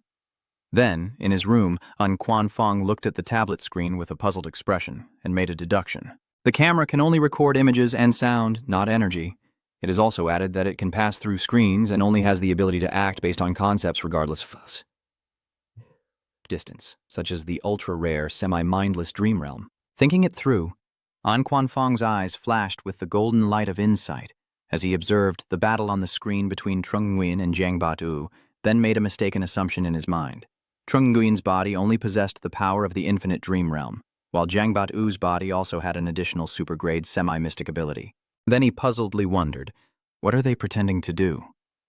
Suddenly, An Tai Ka and Trung Lam walked in. She followed behind Trung Lam and announced to her father, who, overwhelmed and crying, said he wanted to talk to her alone while she was still wiping her eyes and decreeing, "Sob, sob." Seeing that, An Quan Fong also looked up at them and confirmed, "Okay, Tai Ka, go outside first. Dad needs to talk to Trung Lam. Then only the two of us are left in the room sitting on the chairs." An Chuan Fong looked at her standing there seriously and asked, "What does Trung Lam need to see me about privately?" Trung Lam stopped crying on this side, wiped her eyes, and sadly told An Tu Len that something happened to her brother and asked if he had a way to save him. Hearing this, he couldn't help but be a bit surprised and thought to himself that Trung Lam might not have the ability to resist the infinite dreamscape, but could still see through the problem. Then, En Quan Fong smiled smugly and happily glanced at the girl, lost in her own thoughts. This child sensed that her older brother was not quite right, but instead of telling the person beside her directly, she found an excuse to meet alone with him, and then he sighed to himself. The girl truly doesn't look as simple as she appears on the surface. Reflecting on everything, and Quan Fong seems to have also realized this and is quietly pondering. Feng Jing just revised Zhonglan's medical record. Zhong Yuan and Zhang Buyu are working together on an act, so they're actually testing us. Then he calmly confirmed that Zhong Yuan in the live stream was really not him. Seeing that, she also looked at him, rubbing her eyes with a confused expression. Then, tears welled up in her eyes as she leaned towards him to confirm again. As expected, he also saw through it. Hearing that, An Quan Fong added his voice. Not only could you see that it wasn't really him, but you also saw the reason behind it. Hearing that, Trung Lam hesitated and nervously asked him back. Then An Quan Fong's expression changed. He narrowed his eyes gloomily at her and coldly asked, "If I say he's lying and ask you without preparing to save your brother, what would you do?" Hearing this, Trung Lam also stared at him, froze in surprise, and didn't know what to say next. Immediately after, Trung Lam changed his expression to one full of hostility and looked at him cautiously, stating, "Commander Antu, you are the command system. I am the attack system. Have you ever considered that we are less than a meter apart now, and if you are unprepared, you might not have the advantage over me? If you attack him, what consequences will you and your brother have to bear?" Trung Lam said seriously, placing his hand on the chair and stating, "My brother is a strategic level psionic. Strategic level means he is not bound by normal rules," she added. "Similarly, if you are punished by this rule, he will directly trample over the rules." At this point, Trung Lam narrowed her eyes with a cold glare and threatened An Quan Fong, saying, "You believe you don't have the ability to kill me." Then she made her judgment, saying, "But you have the ability to cause a big fuss over this. If you act, you'll only end up in trouble with him." I don't know when, but An Quan Fong had already left his seat and approached Trung Lam, one hand in his pocket and the other stroking her head as he praised. "Ha ha ha, very good. I knew I didn't misjudge you." Hearing that, Trung Lam looked up in surprise and asked with curiosity in her eyes, "Oh." And An Quan Fong still speaks with admiration. "Your courage is impressive. This little head is very smart. But your ability to analyze the situation is still a bit inexperienced." Then, An Quan Fong calmly sits back in his chair and explains to Trung Lam, "If you already know that your brother is part of the strategic team, then you should understand that we cannot stand by and do nothing." Then An Quan Fong said that not saving him only proves that he is not in any danger. Seeing that, Trung Lam also stared at him in a daze, as if suddenly realizing something, her eyes wide open. Then she lowered her head shyly, blushing, and spoke. "Commander An apologizes." Trung Lam, feeling flustered, nervously places her hand on her lap and stammers, "I was just momentarily overwhelmed earlier and spoke without thinking."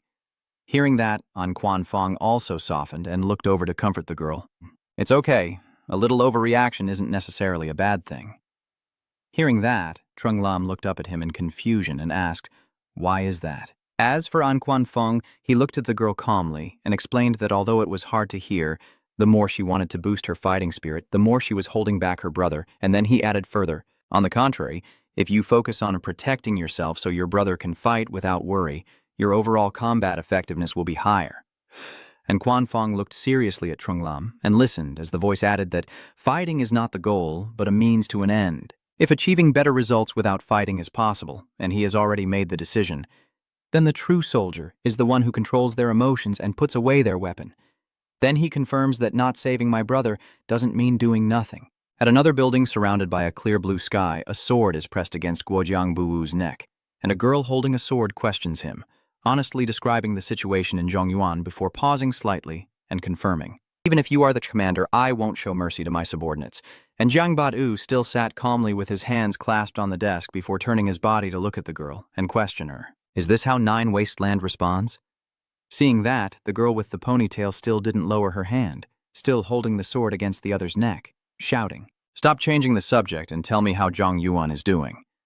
Hearing that, Zhang Bu-yu also calmly placed his hands on the armrest, leaned back, and responded, "Trung Nguyen is already dead in the office." Hearing that, the girl shouted again, her voice trembling as she asked what. Then, without giving her time to react, he brought his index finger close to the blade at his neck. Jiang Bat-yu used super decomposition, and the blade in her hand vanished, while Jiang Bat-yu calmly looked at her and asked, "I want to see if you really have what it takes to be Liu Tin's subordinate." The girl with the ponytail looked at her empty arm and the weapon gradually turning into a snake, her face full of shock, while Jiang Bat-u's eyes were cold and he emphasized each word sharply. "Or me?" Then Jiang Bat-u suddenly pushed her away with a quick movement, surprising the female assassin with the ponytail. Then she falls to the ground while Jiang Bat-u's attack continues to rush toward her, causing the female assassin to grimace and stiffen, raising her hand to defend herself. She then used both hands to brace herself and prepare to stand up, then swept her leg in a circular motion on the ground towards Jiang Bat-u. But he quickly dodged and immediately countered, pinning her down, forcing her to lie face down on the ground in a struggle. Next, Zhang Buyo looked at her hand where a glowing ring was suddenly pulled with a start, followed by a loud explosion that made him jump back. Finally, the body dissipated along with it. The ponytailed female assassin who had just stood up looked over, saw the scene, frowned in alarm, and shouted, "It's not a real person." Inside a wardrobe in the room, Trung Nguyen opens a door and steps out while commenting that being able to eliminate a projection of himself with a single move, even defeating his immortal body, truly shows impressive strength. His eye turned red, filled with anger, as he asked the girl what number of 9 wastelands she was. Seeing him, she seemed to realize something and looked over, grimacing as she questioned Trung Nguyen, "Jiang, is that you who did this?" Hearing that, Trung Nguyen calmly stepped forward, clasped his hands behind his back, and reminded her, "Miss, I am asking you." Seeing that, the assassin looked at him cautiously and reminded him that I was the one who won earlier and asked you to answer me first. Hearing this, his face turned cold, eyes narrowed with killing intent as he mocked, "You can't even tell win or lose. What's your head for, just growing hair?" "What do you mean?"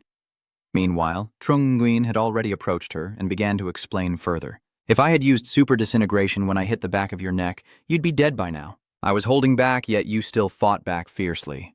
If you hit me again, don't blame me for showing no mercy." Seeing him getting closer, she backed away, but quickly bumped into the edge of the table and nervously replied, "Ngiem Nyok Nam, the number 1 of Kuku." Then she added, "I just received an urgent mission to rescue my cousin, who is following a lead."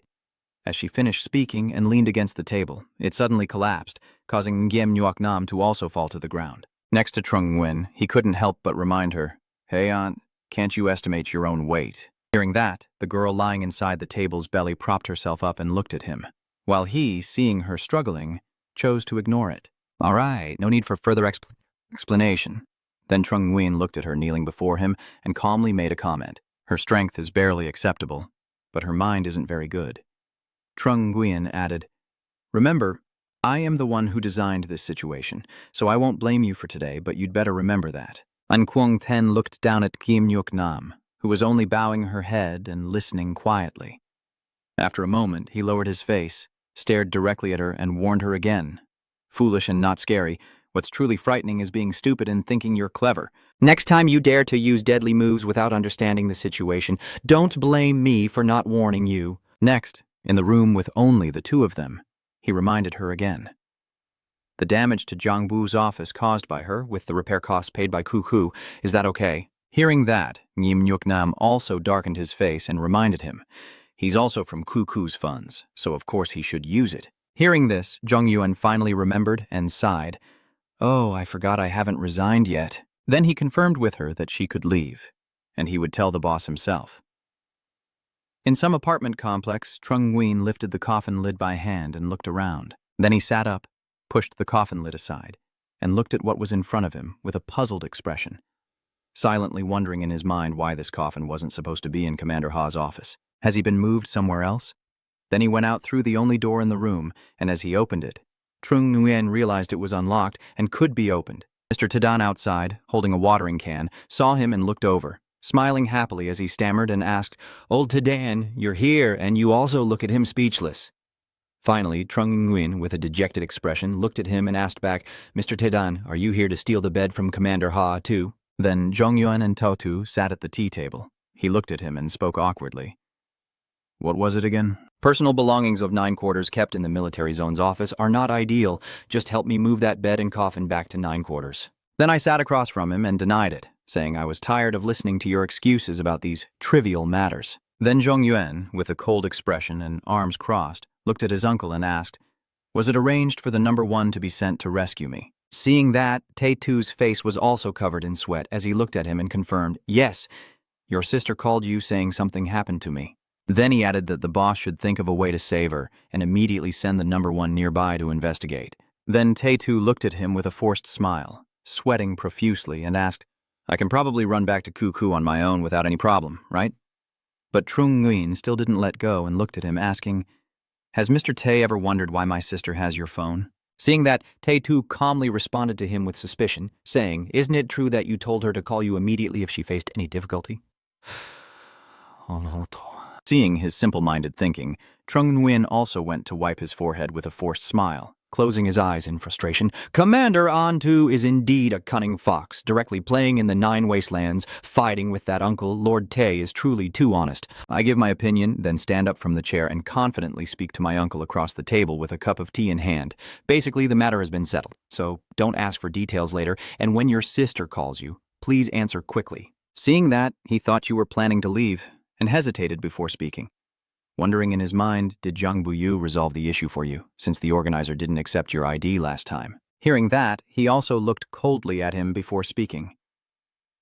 Jiang Bat-u not only carried the pot for the kid, Trung Nguyen interrupted, then added that he also wanted to find a way to persuade the kid to stay in Kuku. To him, 9 Wasteland is a strong support of the military district and a protector of Huakwuk. Taetu then looked up at him, listening to what he said. Then Trung Nguyen, still confused, asked him what Kuhu meant to him, but before he could get an answer, he turned and walked away. Trung Nguyen, walking away while leaving Taetu silent behind, asked him whether it was a blanket hiding from reality or a box of self-wrapped fruit. Then he added as he left, I don't need your answer, but I need a Feng. At the Feng family's house, Zhong Yuan touched one of the 6 coffins in front of him, and the man behind him, with a pierced head, also looked at him and said, Zhong Yuan, the bed you ordered is ready now. Then he added, check if there are no issues and give me the delivery address. After that, he opened one of the coffins to look inside, then calmly ordered the placement of these coffins. They were handed over one after another to Commander Habak, Commander An Quan Fong of the East, and Commander Jiang Bat-u of the South, with their office addresses written on them. Then I added another one to be sent to the Chang'an Academy address from before, and another to my residence in Kwangvian City. Next to the man with the strange look, he also looked surprised. Then he placed his hand on his shoulder and said, the last one is for Uncle. Yisho, you can keep it or give it to someone else. Seeing the item, the expression of the man with the choppy hair quickly turned sour as he confirmed with him, are you serious about giving this to the 3 commanders just once? Seeing that, Trung Nguyen moved closer to him and whispered, if you understand, then understand. If not, then don't bother understanding. Then he glanced at the coffins, lost in his thoughts. The size of this bed is large enough to contain a dark world energy inside, and he further commented that by using it to teleport, he could instantly appear as a human without needing to explain to the cat, which could also become human. Then the moon quickly covers the night sky, and his voice echoes once more. That's right. I also want to create something like that. Can you make it here to help me? Then when Trung Nguyen returned to Trung Lam, he handed her a necklace, making Trung Lam look surprised and ask again, so you confirm this is a gift for me? Seeing that, Trung Nguyen stood facing the girl and asked, do you like it? Trung Lam looked at the necklace on her hand with great reverence and replied, if you like it, I like it. But does it really make you run all this way just for this? Hearing that, Trung Nguyen also confirmed to Trung Lam that this is a special amulet he made for her, extremely important, and he must personally give it to her. Meanwhile, Trung Nguyen looked at that strawberry pendant and fell into his own thoughts, realizing that the strawberry-shaped pendant was actually a sealed container that could only be opened from the inside. I left a bit of dark world energy inside, then added more so it could always project an image of a moving bug. The final trump card to protect Lam Lam should still be me. That's what makes me feel most at ease. Hearing that, Trung Lam happily held up her necklace, smiling brightly as she asked her brother for help. Then help me put it on. Seeing my sister so happy, Trung Nguyen quickly agreed and responded to her. All right. Right after that, he took the necklace and carefully fastened it around Trung Lam's neck, while she bowed her head to make it easier for him to put it on. Then Trung Lam's voice rang out. She had actually already seen through some of the little secrets between the siblings. Then Trung Lam hesitated for a moment, her eyes narrowing slightly. She touched the strawberry necklace, smiled, and looked into the mirror reflecting the two brothers before making her observation. Since the car accident last summer, you seem to have lost yourself. Then she shared her feelings, no longer seeing Trung Nguyen as just a brother, but something more. Anything that doesn't suit who I am, I want to hide away. Then she vaguely realized that he wanted her to be Trung Lam, but she was not Trung Nguyen's sister. Seeing that, Trung Nguyen also listened to the girl and smiled with love. Then Trung Lam raised his head, smiled, and confirmed.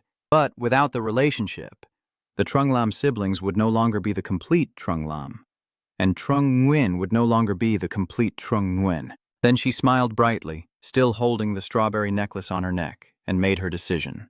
So she interrupted, and Trung Nguyen then bent down, looking at his sister in surprise. Trung Lam continued, "Protect your weakness so I don't have to worry and can fight." Hearing this, Trung Nguyen's eyes also widened, and her pink lips trembled. Trung Lam turned around and then said that this was the only way of fighting that truly belonged to her. The little girl hugged him tightly and declared, "This time let me, as Trung Nguyen's sister, protect the world and protect you." Seeing that, Trung Nguyen's hand froze slightly. He looked at his younger sister, feeling unexpectedly speechless, then quickly smiled happily and spoke. "All right."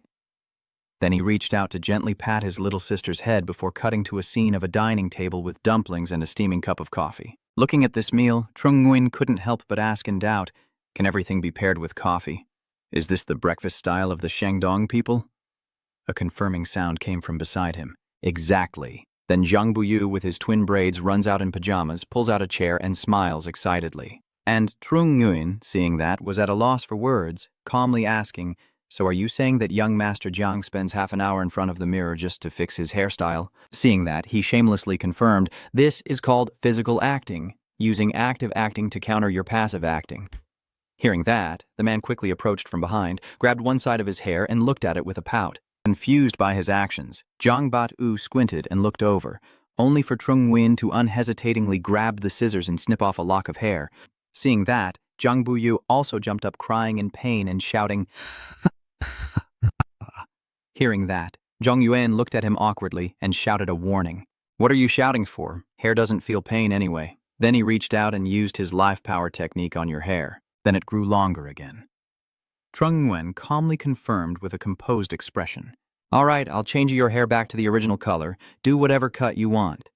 Jiang Bat-u also looked at the long hair turning half-white blood and reaching the ground, his mouth wide open in shock, then confirmed as well. "So after I finish eating, I'll use super resolution to cut it myself."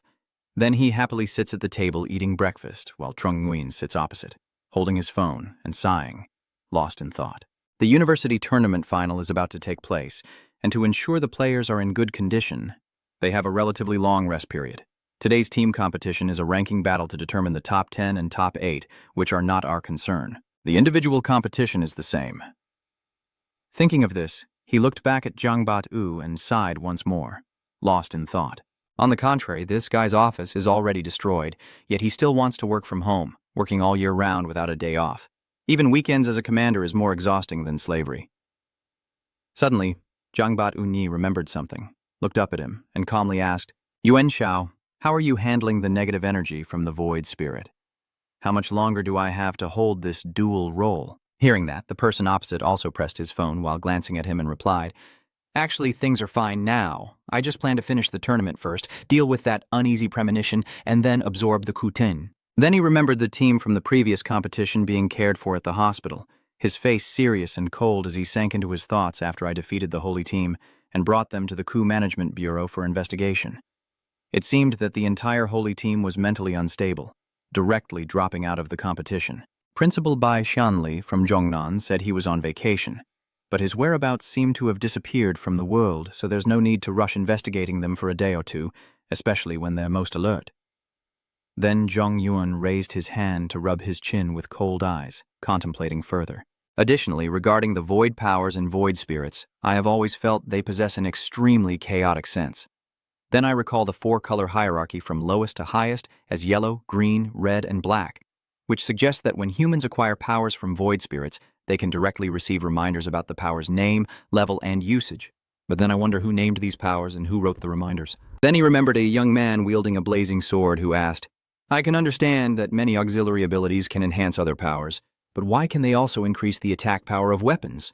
Soon after, other questions kept arising. Many abilities often produce effects that do not exactly match the reminders when used in reality. Is that why? Back in the present, Jiang Bat-u took the bamboo chopstick and placed it on the plate of food before looking at him and replying to Trung Nguyen. In fact, the Institute of Science initiated research projects on her issues, but no conclusions have been reached so far. I see. And the plate of food on the table is already completely empty. Hearing this, Jiang Bat-u's expression also grew serious as he looked at him and added, suspecting there are still many more. He further added, the most widely accepted hypothesis is that the Kunang will continue to evolve on its own. The total number of potential evolutions opening each year is increasing, and more alien species are appearing, suggesting that potential abilities can evolve. Then, he quickly approached him, placed a hand on Trung Nguyen's shoulder, and with a wide smile, reminded him, All right, stop fussing and leave these issues to the Research Institute. Hearing that, Trung Nguyen also closed his eyes and pouted without replying, his hand clenched on the table next to the empty plate. Then he spoke up and called Trung Nguyen to let him see this beauty to lift his spirits. Hey, this was once the hairstyle of a famous boy band idol. Handsome, right? His head was shiny and bald, with only a few strands of hair left, as he waved his hands and confidently declared with a charming and proud gaze, Give me back your old hairstyles. Seeing that, Jiang Bat-u also pouted and begged him, Let me play a little. Seeing that, Trung Nguyen walked over, grabbed his head, pressed it down to make his hair grow, and angrily gave an order. No way! Your mental energy belongs to me now. Don't waste it! Jiang Buyu's head was pushed down, making him cry out in pain. They are at some large auditorium with a male and female commentator sitting at the commentary desk. The male commentator named Koi urged Sheng to speak up excitedly. The team scoring competition ended yesterday. They are tied in points and rankings. A total of 14 teams are in the top 10. Then the female host Trin Vaughn also spoke up to add that teams with the same score will compete in today's ranking match to determine who will take 9th and 10th place, receiving a special prize, while the top 8 will advance to the finals. 8 people stand beneath the stands, facing each other in 2 groups. The commentator's voice rang out excitedly again. Today's first match is between Liu Bei's team from Chengyang Academy and Quan Zhicheng's team from Sanshan Academy. The result of this match will determine who among them can advance to the quarterfinals for the final competition, while he is transformed into a cat sitting on a small chair watching the match. Suddenly, next to Deep Chan, a ghost appeared to confirm with him. This time, Trung is very willing to lose. Hearing that, Trung Nguyen just glanced at him. Oh, he responded, while Deep Chan continued to explain. The opponent has 3 control abilities.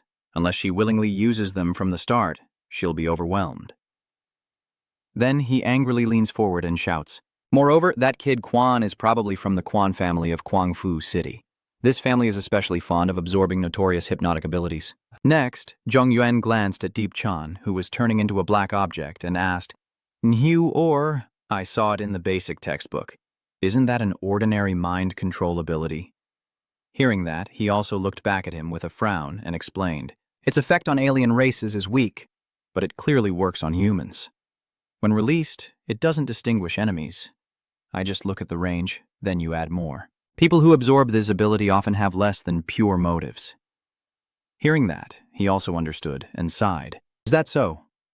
Then, Liu Bak said to To Yuan Wan below the arena, and as the referee blew the whistle to start, Qin Yuan immediately, seeing that, she was also surprised and looked at him to confirm.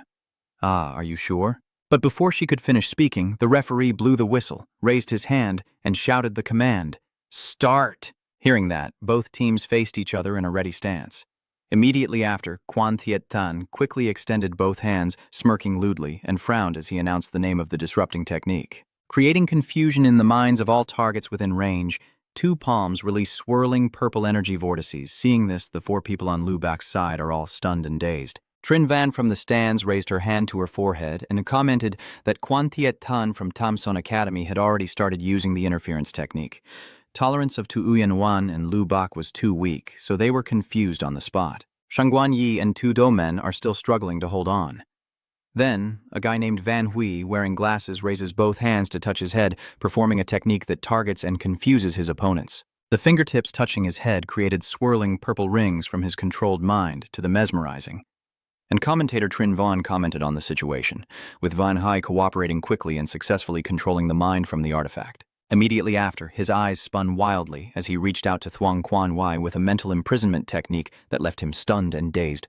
The commentator also exclaimed in shock, "Tu Domin is in chaos, releasing a mental trap on Thuong Quan Wai. Truly impressive." Seeing that, Quan Thiet Tan quickly glanced at his team and urged them, "Scholar Jiu, move quickly!" Hearing that, he quickly responded and stepped forward. Immediately, fine sand covered his feet, and standing atop the heap, he spread his arms proudly, unleashing his sand domain technique. Then the sand surged fiercely like a cage wrapping around the four of them, causing them to look around in confusion. Commentator Trin Van also spoke up to give his assessment of the situation. Liu Bo and the other three still haven't regained consciousness after being caught in the sand field of Van Non Q's mental control. Then, the male commentator's voice rang out again with suspicion, asking, "It's been a minute since Liu Bo and the four of them were buried in sand from head to toe. Can they still rely on the extreme will to turn the situation around?" Meanwhile, Trung Nguyen also approached the referee and asked why he still hadn't started the countdown. Next to him, Deep Chan was standing with him, looking confusedly at the referee. Seeing that, he also glanced over and asked him, "Tuyen Owan's ultimate resolve could last for 3 minutes. What if this is their long-term strategy?" Then Trung Nguyen also used his energy, narrowed his eyes, looked inside, and confirmed. "Really? Let me see if your body flashes purple when using a super-level sensing technique." Inside the pile of sand, To Uyen Owan had fainted, yet the sand kept swirling around them. She was buried in the sand until she was exhausted. Then Trung Nguyen shouted at the referee nearby, immediately declaring their defeat and urging them to save her. Seeing that, Trung Tai also turned to look at him in horror and stammered as he followed the order. "Yes, sir." Immediately after, the referee hurried over to confirm that the Quan Thiet City team won and to quickly retract their powers. Seeing that, Van Non Q still didn't let go and sneered at the referee, confirming that my ability would take time to retract and wasn't that quick. Immediately after, his soul returned to Feng, and Jiang Bat U looked at him in shock. Then Trung Nguyen regained his composure, lowered his head, and spoke softly to advise him. Jiang Shao's infinite dream realm offers some protection. Seeing this, Jiang Bat U also left the computer and looked over at him in surprise but confirmed it. As for the transformed cat, suddenly purple energy streams appeared around its body, and with a determined look in its eyes, it stepped down to take a seat. Immediately after, Trung Nguyen used his speed to appear on the arena, surprising even Van Non Ku, who looked back at him in astonishment. Quan Thiet Tun also shouted in panic, asking why Trung Nguyen suddenly appeared here, but Trung Nguyen paid no attention to them and quickly moved toward Lu Bak and the others trapped in the sand. His foot stomps the ground, using a technique, super disintegration piercing through, causing a powerful green energy to appear beneath his feet. Then, the sand of that guy is quickly blown away, and a hole appears in the ground. The other four are sprawled unconscious on the ground, and then he looked at them with a serious expression and assessed. All four bodies are covered in sand and their life force cannot help them remove it. So it's best to catch Feng Qin. Then he uses the speed of light to appear behind Feng Qin, placing his hand on his shoulder, causing him to startle in confusion. Meanwhile, Zhong Yuan carefully assessed internally as he activated the instant speed, which would immediately bring him to the target's pace. Then he added more acceleration, noting that the uniform internal and external forces wouldn't harm the body, but the air resistance at high speed would cause issues. Then he moved the two of them to the arena using airspeed bullets to slow down, still holding Feng Qin's shoulder and considering, telling him to run a bit slower. Then Zhong Yuan also threw him into the pit and calmly said, "You save him." Meanwhile, Feng Jing, being thrown into the pit, looked bewildered and fell freely, shouting in protest, "Could you be a little gentler?" And Trung Nguyen, above the pit, after finishing his move, looked cool, put his hands in his pockets, and asked the referee, if Wen Renju attacks again after the match, will he get a card? The referee, sweating, immediately raised the yellow card and announced, Van Yunqiu from Tam Son Academy attacked again after the match and received a yellow card warning. Seeing that, he looked bewildered and angrily shouted nonsense. "I didn't attack. Then Feng Qin, from beneath the pit, looked at the group of people lying scattered and gradually regaining consciousness, while the referees above also looked down in amazement. Then he used telepathy, and again looked at the Van Nanku, his face grim with seriousness as he declared to him that the truth would not change just because you try to twist it. Immediately after, the guy grimaced and clenched his teeth, glaring at him in anger, and Zhong Yuan could tell from his thoughts that it was impossible. No one but himself knew what was happening beneath the sand. He was just showing off. Next, that guy yelled out angrily with a twisted face, pretending to be a victim. "It's unfair. When I retract my ability, I really need time. I can't control it." But deep inside, a different thought echoed. If I keep my mouth shut, nothing will happen. Trong Tai won't see any problem. Can I really blame myself? Meanwhile, Feng Qin slowly crawled out of the pit and confirmed to the scholar Van Nanku that his sand lifting ability had been used before. Just compare how many seconds it took to retract. Hearing that, Trong Tai also quickly frowned, took out another yellow card in his hand, and announced that Wen Renju was opposing the referee. After receiving a yellow card, it turns into a red card. Seeing this, the guy becomes even angrier, gritting his teeth and glaring at Mr. Trong, who is speechless and unable to argue anymore. And you are lost in the chaos of everyone's thoughts at the scene.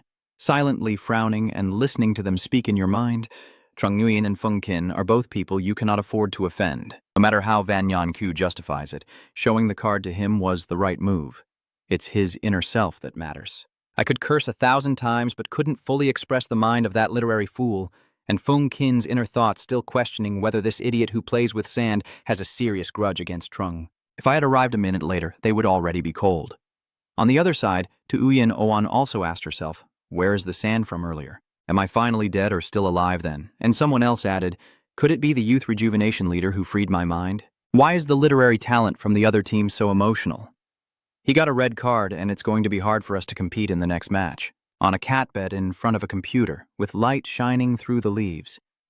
In Zhang Bat-U's office, he is sitting upright on a chair, working on documents on his computer. Then a cat suddenly appeared from the drawer and meowed, Zhang said to the two front paws that were pawing at him. Seeing that, Zhang Bat-U was also startled and pinched the floating image.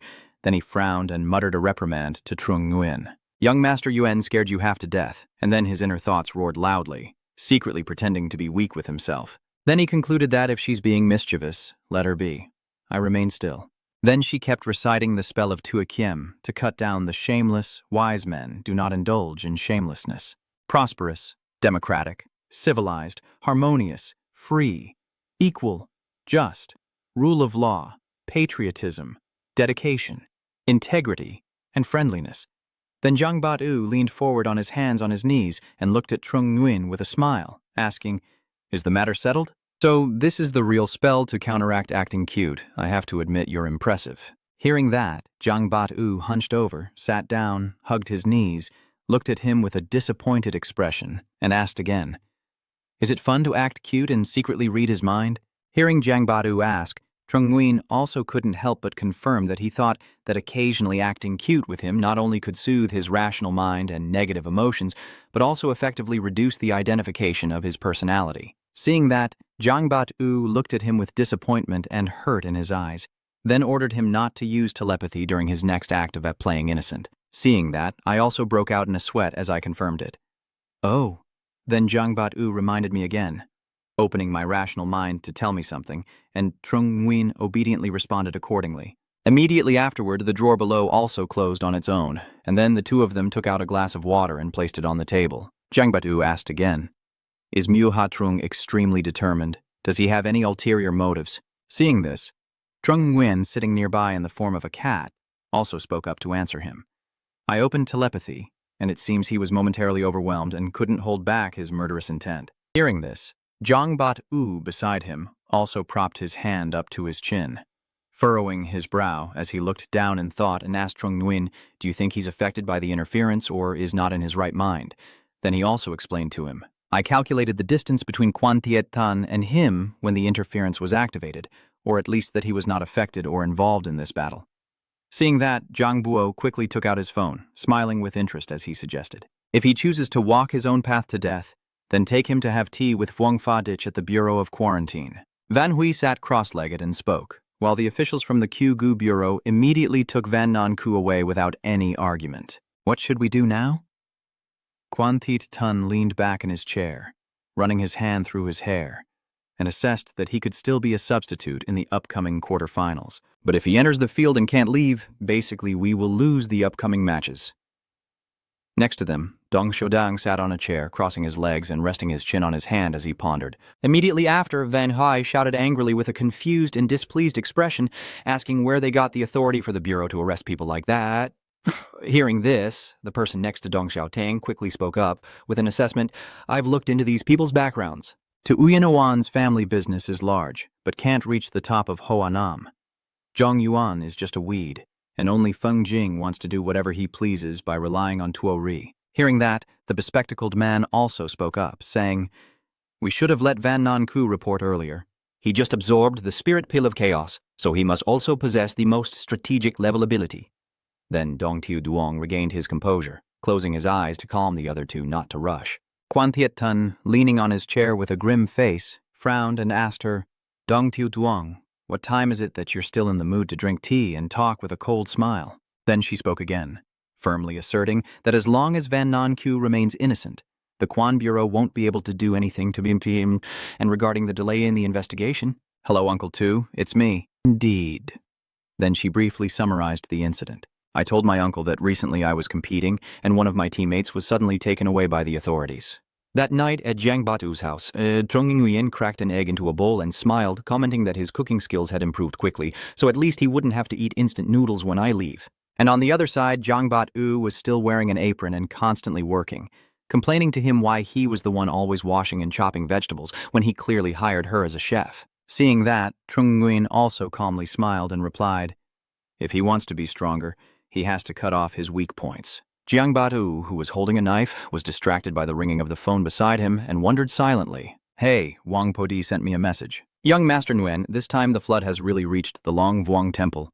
Seeing the metaphorical comparison, his face was puzzled like a carved statue, and he turned to look at Jiang Buyu to ask, "What does that mean?" He also glanced at him seriously and explained that Van Nan Ku had just entered the bureau and was pulled out before finishing his tea. Number 4. 9 Domains Dong Huang Uyan is a relative of Dong Xiaotang, a teammate of Van Renju. "Yes," Zhang Bu also responded. "Yes." Then he added more details about the 9 territories. Number 4. Dong Huang Uyan comes from an ordinary family and was accidentally caught up in the power struggle of the power users. The Southern China Military District hired him as an office worker for security reasons. A. Imagining him on a soaring career path then confirms this. Not long after, he was discovered to have an extraordinary innate ability, then advanced to become a top powerhouse and joined the 9 Zones. The entire clan was overjoyed, becoming a new, influential family of ability users. Hearing this, Trung Nguyen also understood the issue and turned back to cook, frowning seriously as he made his judgment. If he came from a lower class, he should understand the hardships of oppression by the powerful. Then he asked confusedly, now that he has become powerful, is he oppressing others in return? Hearing that, Jiang Buyu also looked up with a frown, then spoke with a sympathetic tone, denying Trung Nguyen's words. It's also understandable that he has no close allies in Hoa Nam, making it nearly impossible for him to go far. Then Jiang Bat-u added that the family genetic trait of Tianfu Ku Nung further encouraged the culture of noble families where kinship did not require morality. And then his eyes darkened with a frown as he continued. Dong Huang Uyan achieved countless victories and even suppressed chaos and calamities to save millions of people. He imagined the scene of Dong Huang Uyan standing alone in front of the dungeon entrance and confidently confirmed it himself. Nine Hu secretly allowed his behavior of seeking power for personal gain, just to make him more dependent on Nine Hu. Then he added that the benefits of the strongman rule are truly tempting, so everyone wants to become a Tong Xiang Yuan, only differing in whether they have the innate talent or not. Returning to the present, Zhang Buyu also finished his meal and neatly placed it into the box before Tuo spoke to continue explaining. The real reason Hoa Kwok hesitated to reveal the Kunang to the people is that if Kunang Gia escape the state's coercive control and become a new class, ordinary people without talent will never escape their oppressed fate. And he added that openly revealing the Kunang would only create countless Dong Huang Uyan. In the long run, Hoa Kwok will no longer be the nation of the people, but the nation of the power users. Then, Jiang Bat-u lowered his face in self-mockery with a complicated expression and spoke to Trung Nguyen, saying that it was ironic that he wanted to protect the people and the country. Next, Jiang Bat-u looked at the knife in his hand with a gloomy expression, realizing that he could not avoid using this selfish and unjust power. Perhaps in the future, as he continually compromises with the aristocratic families, he would gradually degenerate into the very person he despises most. Hearing this, Trung Nguyen on the other side couldn't help but focus on cooking, while coldly confirming with his piercing red eyes that he wouldn't. Seeing that, Trung Nguyen carried the vegetables and walked over to Trung Nguyen, who was standing silently, looking without knowing what to say, and he quietly continued cooking. Next to Jiang Buyu, he asked doubtfully, "Why are you so sure that he won't?" Hearing that, Trung Nguyen also spoke up to explain to him, "I've been analyzing his logic for so long, I still can't understand him." Hearing that, Jiang Bat-u had no words left to say. Then, his gaze grew calm as he spoke. "I once heard you say you wanted to create a world where I could rest peacefully, and you added that I could do it too. Even if you lied to me, I still believe." Next, Trung Nguyen smiled, reached out his hand to Jiang Bat-u, and enthusiastically confirmed so he could rest assured. Trung Nguyen interrupted and firmly stated, "If I can truly sleep peacefully one day, I will work hard with you, this time to be your support." Then Jiang Bat-u, with a look of disdain, looked up at Trung Nguyen and asked naively, "You understand the principle, but can we change the ritual other than a handshake?" Seeing that, Jiang Bat-u also looked at him with annoyance and suggested another idea. "So what do you want? Fighting to the death or activating the magic card ritual?" Seeing that, Jiang Bat-u also shamelessly suggested merging and transforming. Hearing that, he also agreed. Then Zhong Yuan also chuckled, raised both hands above his head, and tilted to one side like two electrical outlets with dark face, shouting as he punched Jiu Shu and kicked out with his leg. And on the other side, Jiang Bat-u also excitedly followed his movements and shouted, aiming to eliminate all evil in the world and establish a peaceful era. Their feet land on the attack path. Seeing how excited he is, he couldn't help but feel crazy. A dark line appeared on his face as he asked, "Are you really that happy?" Jiang Buyu also responded excitedly, saying, "Super fun." Right after that, they calmed down, and Jiang Buyu, full of suspicion, asked him how he planned to handle the alliance covering up Van Nanku. Meanwhile, Trung Nguyen looked at him with a sneer and mischievously confirmed that those who beat children first and then pretend to be innocent would face the same punishment. Hearing that, Jiang Bat-u also cheered up and encouraged him. Just tell him to fight comfortably and kill him. That night in Feng Qin's room, he and the boy sat on the bed, looking at the tournament diagram.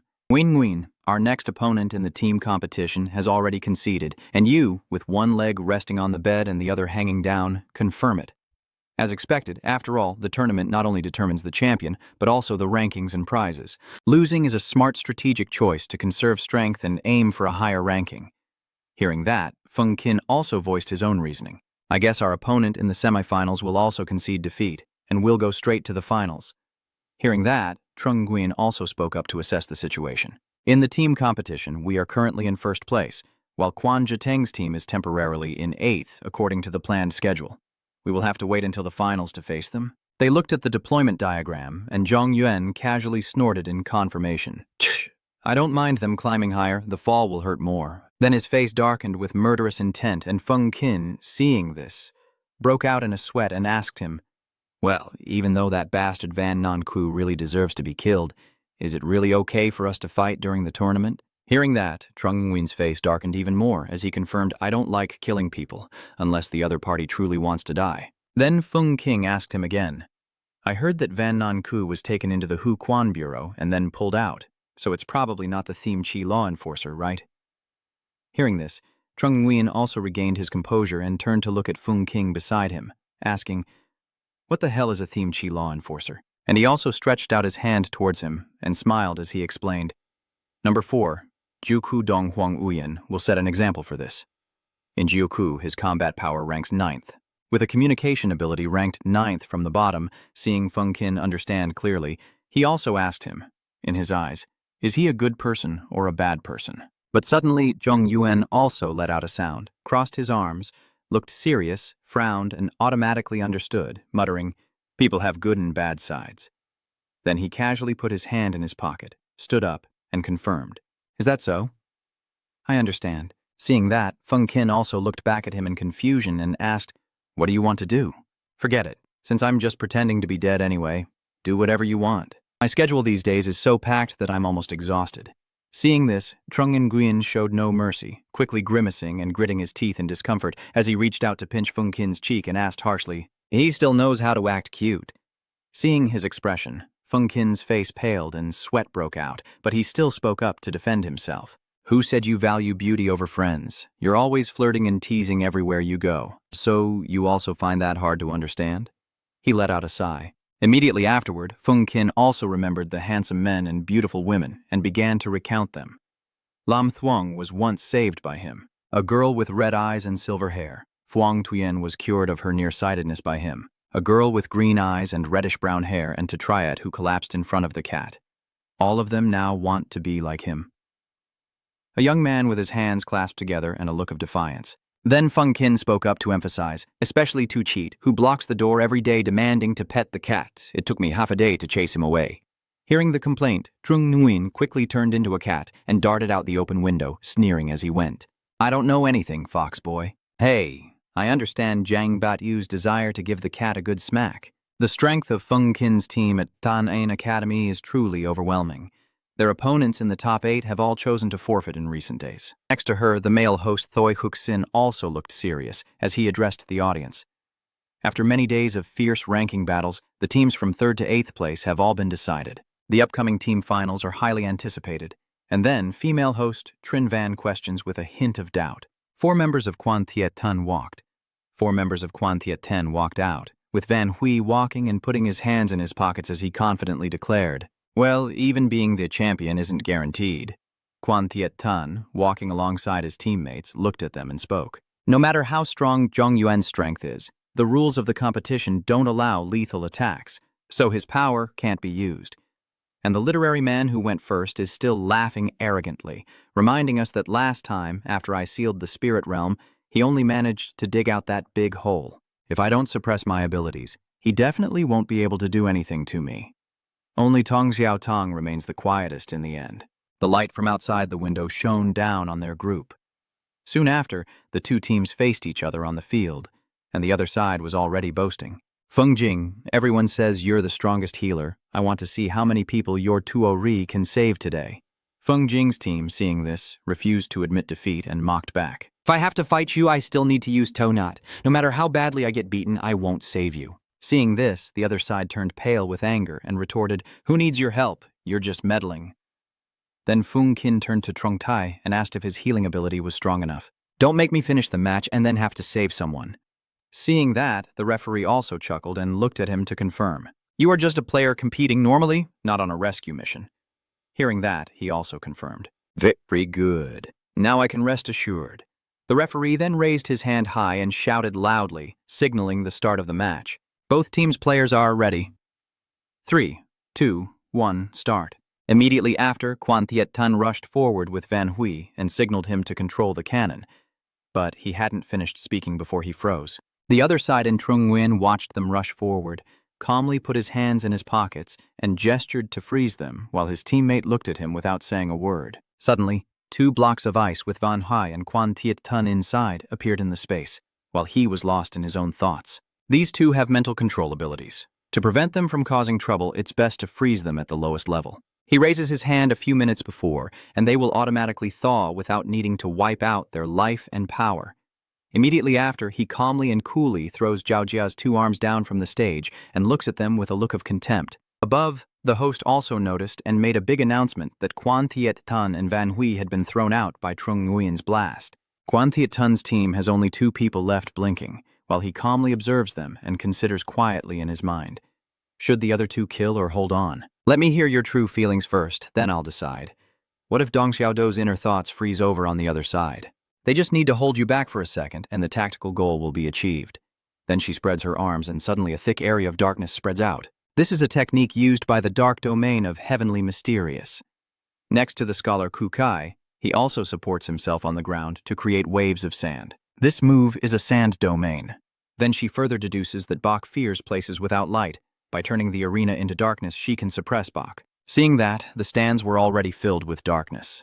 The spectators watching the match also gaped in excitement. The commentators on their side grew even more excited, shouting loudly. Dong Xiaodu activated her spiritual domain when the field was blocked. plunging the arena into darkness and making everything invisible. Then a voice of regulation sounded, and the camera quickly switched to infrared mode. And Trung Nguyen stands nearby, watching Deep Chan, who is now just a shadow of himself, using his spiritual sense to ask if he's affected. He also quickly responded to him, saying it didn't hurt or itch. Seeing that, Zhong Yuan remained silent, his body glowing as he told him to pull my teammate out of the sand. Immediately after, Deep Chan dispersed his body into strands that grabbed the three people, lifting them up and asking what was below. The surroundings were so dark that nothing could be seen. And then Trung Nguyen's shadow grew wings and flew into the sky. This is the ruler of the abyss. He glances down at the team on the other side and taunts them. This move is useless. Try the next one. Seeing that, Dong Xiaotong also looked up at him, her face grim and surprised as she thought to herself, he can actually fly? That's too unreasonable. Then she thought again, or confirmed that her space had recorded a total of 3 abilities, including weightlessness and extremely high temperature. Extreme heat is a lethal ability used to deal with alien species and cannot be used in the arena, so it's better to rely on zero gravity. Next, she develops a theory about your lifting force and makes an assessment. In a state of weightlessness, the force of gravity acting on an object exceeds the counteracting force, and she then considers that once the target enters her zero gravity space, the lift needed to keep him flying will decrease, causing him to accelerate downward under gravity, as she internally contemplates how to make him lose his weight and fall. Then she quickly snapped her fingers to create a zero-gravity space and firmly shouted, "Fall down for me!" Seeing this, Trung Nguyen still hovered in the air with the canisters behind him, confirming silently in his mind. The Lord of the Void controls the nearby airflow to rise, creating greater lift and compensating for the weakened lift caused by weightlessness. The sandstorms also quickly rushed toward Trung Nguyen with great force. The calm voice of him echoed again, saying, "Sorry, this move is also useless." Down below, the strong Scholar 9 reached out his hand to him, controlling the water jets that hit his face with determination. Van Nan Q, quickly gather your sand. But that guy, still not seeing the coffin fall, shouted at her, "What are you gathering? I want to face Zhong Yuan directly." Then the sandy arena beneath us begins to sink. Dong Xiaotong beside me looks grim as he stares at the stiffly stuck sand on his feet, in fear, while that guy's body starts turning into sand. He just turned into dust and declared in his heart that the sand is his home. He is confident that as long as he turns into sand, he will be the champion. Then a giant sand vortex appeared below, and Dong Tiu Duong was still standing there. This is Salin Bao, who immediately increased his immunity to damage in abnormal states by 6%, maintaining for 30 seconds, while Trung Nguyen flew above with wings, watching them calmly. Immediately after, a column of sand rapidly surged toward him. This is the ruler of the sand, transformed into sand by his will. Then he swallows him into the sand while Trung Nguyen still flies freely inside, watching as the other's prideful heart hides within as the sand advances toward him. "Ha ha ha ha, watch me drown you in sand. Come and fight back with Sa Lin Bao's help. I am invincible." Then he also judged that even if you are a second-rate young man, you can only be oppressed by me. Facing his arrogant words, Trung Nguyen also stared at him without a hint of fear, wondering in his heart, "My immortal body has been activated again, so this guy either attacks without holding back or overestimates his own defense." Down below, Feng Jing also takes off his glasses, his eyes shining as he watches the whirlwind and makes an assessment in his mind. He lowers his glasses with one hand and, with a worried frown on his face, assesses why Van Nan Q's remaining lifespan is decreasing so rapidly. Could it be that he has underestimated the limits of human endurance and activated a 448% increase ability? Yes. Then he announced the result, and if it continued at this pace, he probably wouldn't last more than 5 minutes. On the other side, Trung Tai was standing on the stage, looking puzzled as he asked questions, while his cat-shaped form sat calmly watching the show. So, in Van Nan Q's situation, should he be given a red card, or is it considered the start of the countdown?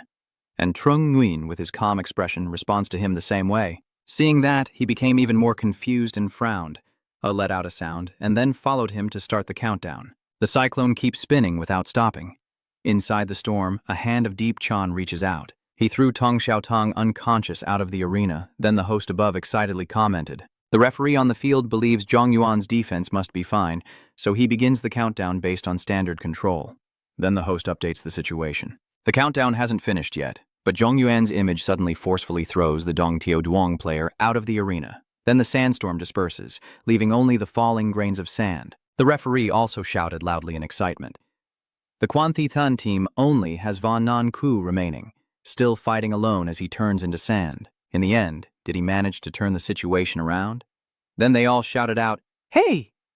Suddenly, all the sand on the field disappeared, and Van Nan Ku's sand transformation was also lifted. Van Nan Ku's body was pale, blood streaming from his eyes and mouth, and he desperately shouted inwardly, "Is my time of exile over?" He muttered to himself in a strange thought. Why did my sand transformation also... Suddenly, he was stunned. His eyes rolled back and darkened with confusion, and he collapsed quickly.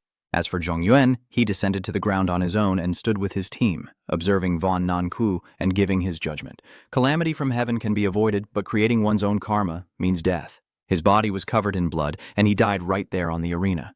Immediately after, the referee also raised his hand and announced, Van Nan Ku is seriously injured and loses his fighting ability. The winner is Feng Qin's team. Another referee beside Van Nan Ku, who is lying in a pool of his own blood, raises his hand and shouts to call for medical team. Seeing that, the two also grabbed their handles and stepped toward him. Then Zhong Yuan leaned back and whispered to Feng Keng, "It seems I'm about to die. Hurry and take me to the hospital." He's spirit flight, right? I'm best at acting this out. Then he quickly carried Trung Nguyen on his back and ran down the stage like flying, shouting in panic. Trung Nguyen was seriously injured and needed continuous treatment from me for a day and night. During this time, no one should disturb. Seeing that, the audience looked up with confusion and concern, while Van Hui and Quan Thiet Tan, both soaked in water from the ice block, trembled as they sat under the stands. The bespectacled man, trembling as he hugged himself, asked, "It's so cold, can anyone blow a healing wind for me?" The man next to him also struggled to get up, grimacing with doubt. "The battle is over. Yeah, what I just got hit with was the enhanced freezing version." Immediately after, he confirmed again. "It's over. Van Nan Ku is about to fail, and his life force is being restored once more. Quickly find Tunat." Seeing that, another healer nearby warned him to act quickly. "Tunat has already saved Trung Nguyen. Hurry and send someone to coordinate with him." Seeing that, another person seriously said, "It's over. Tunat has disappeared. We can't call him anymore."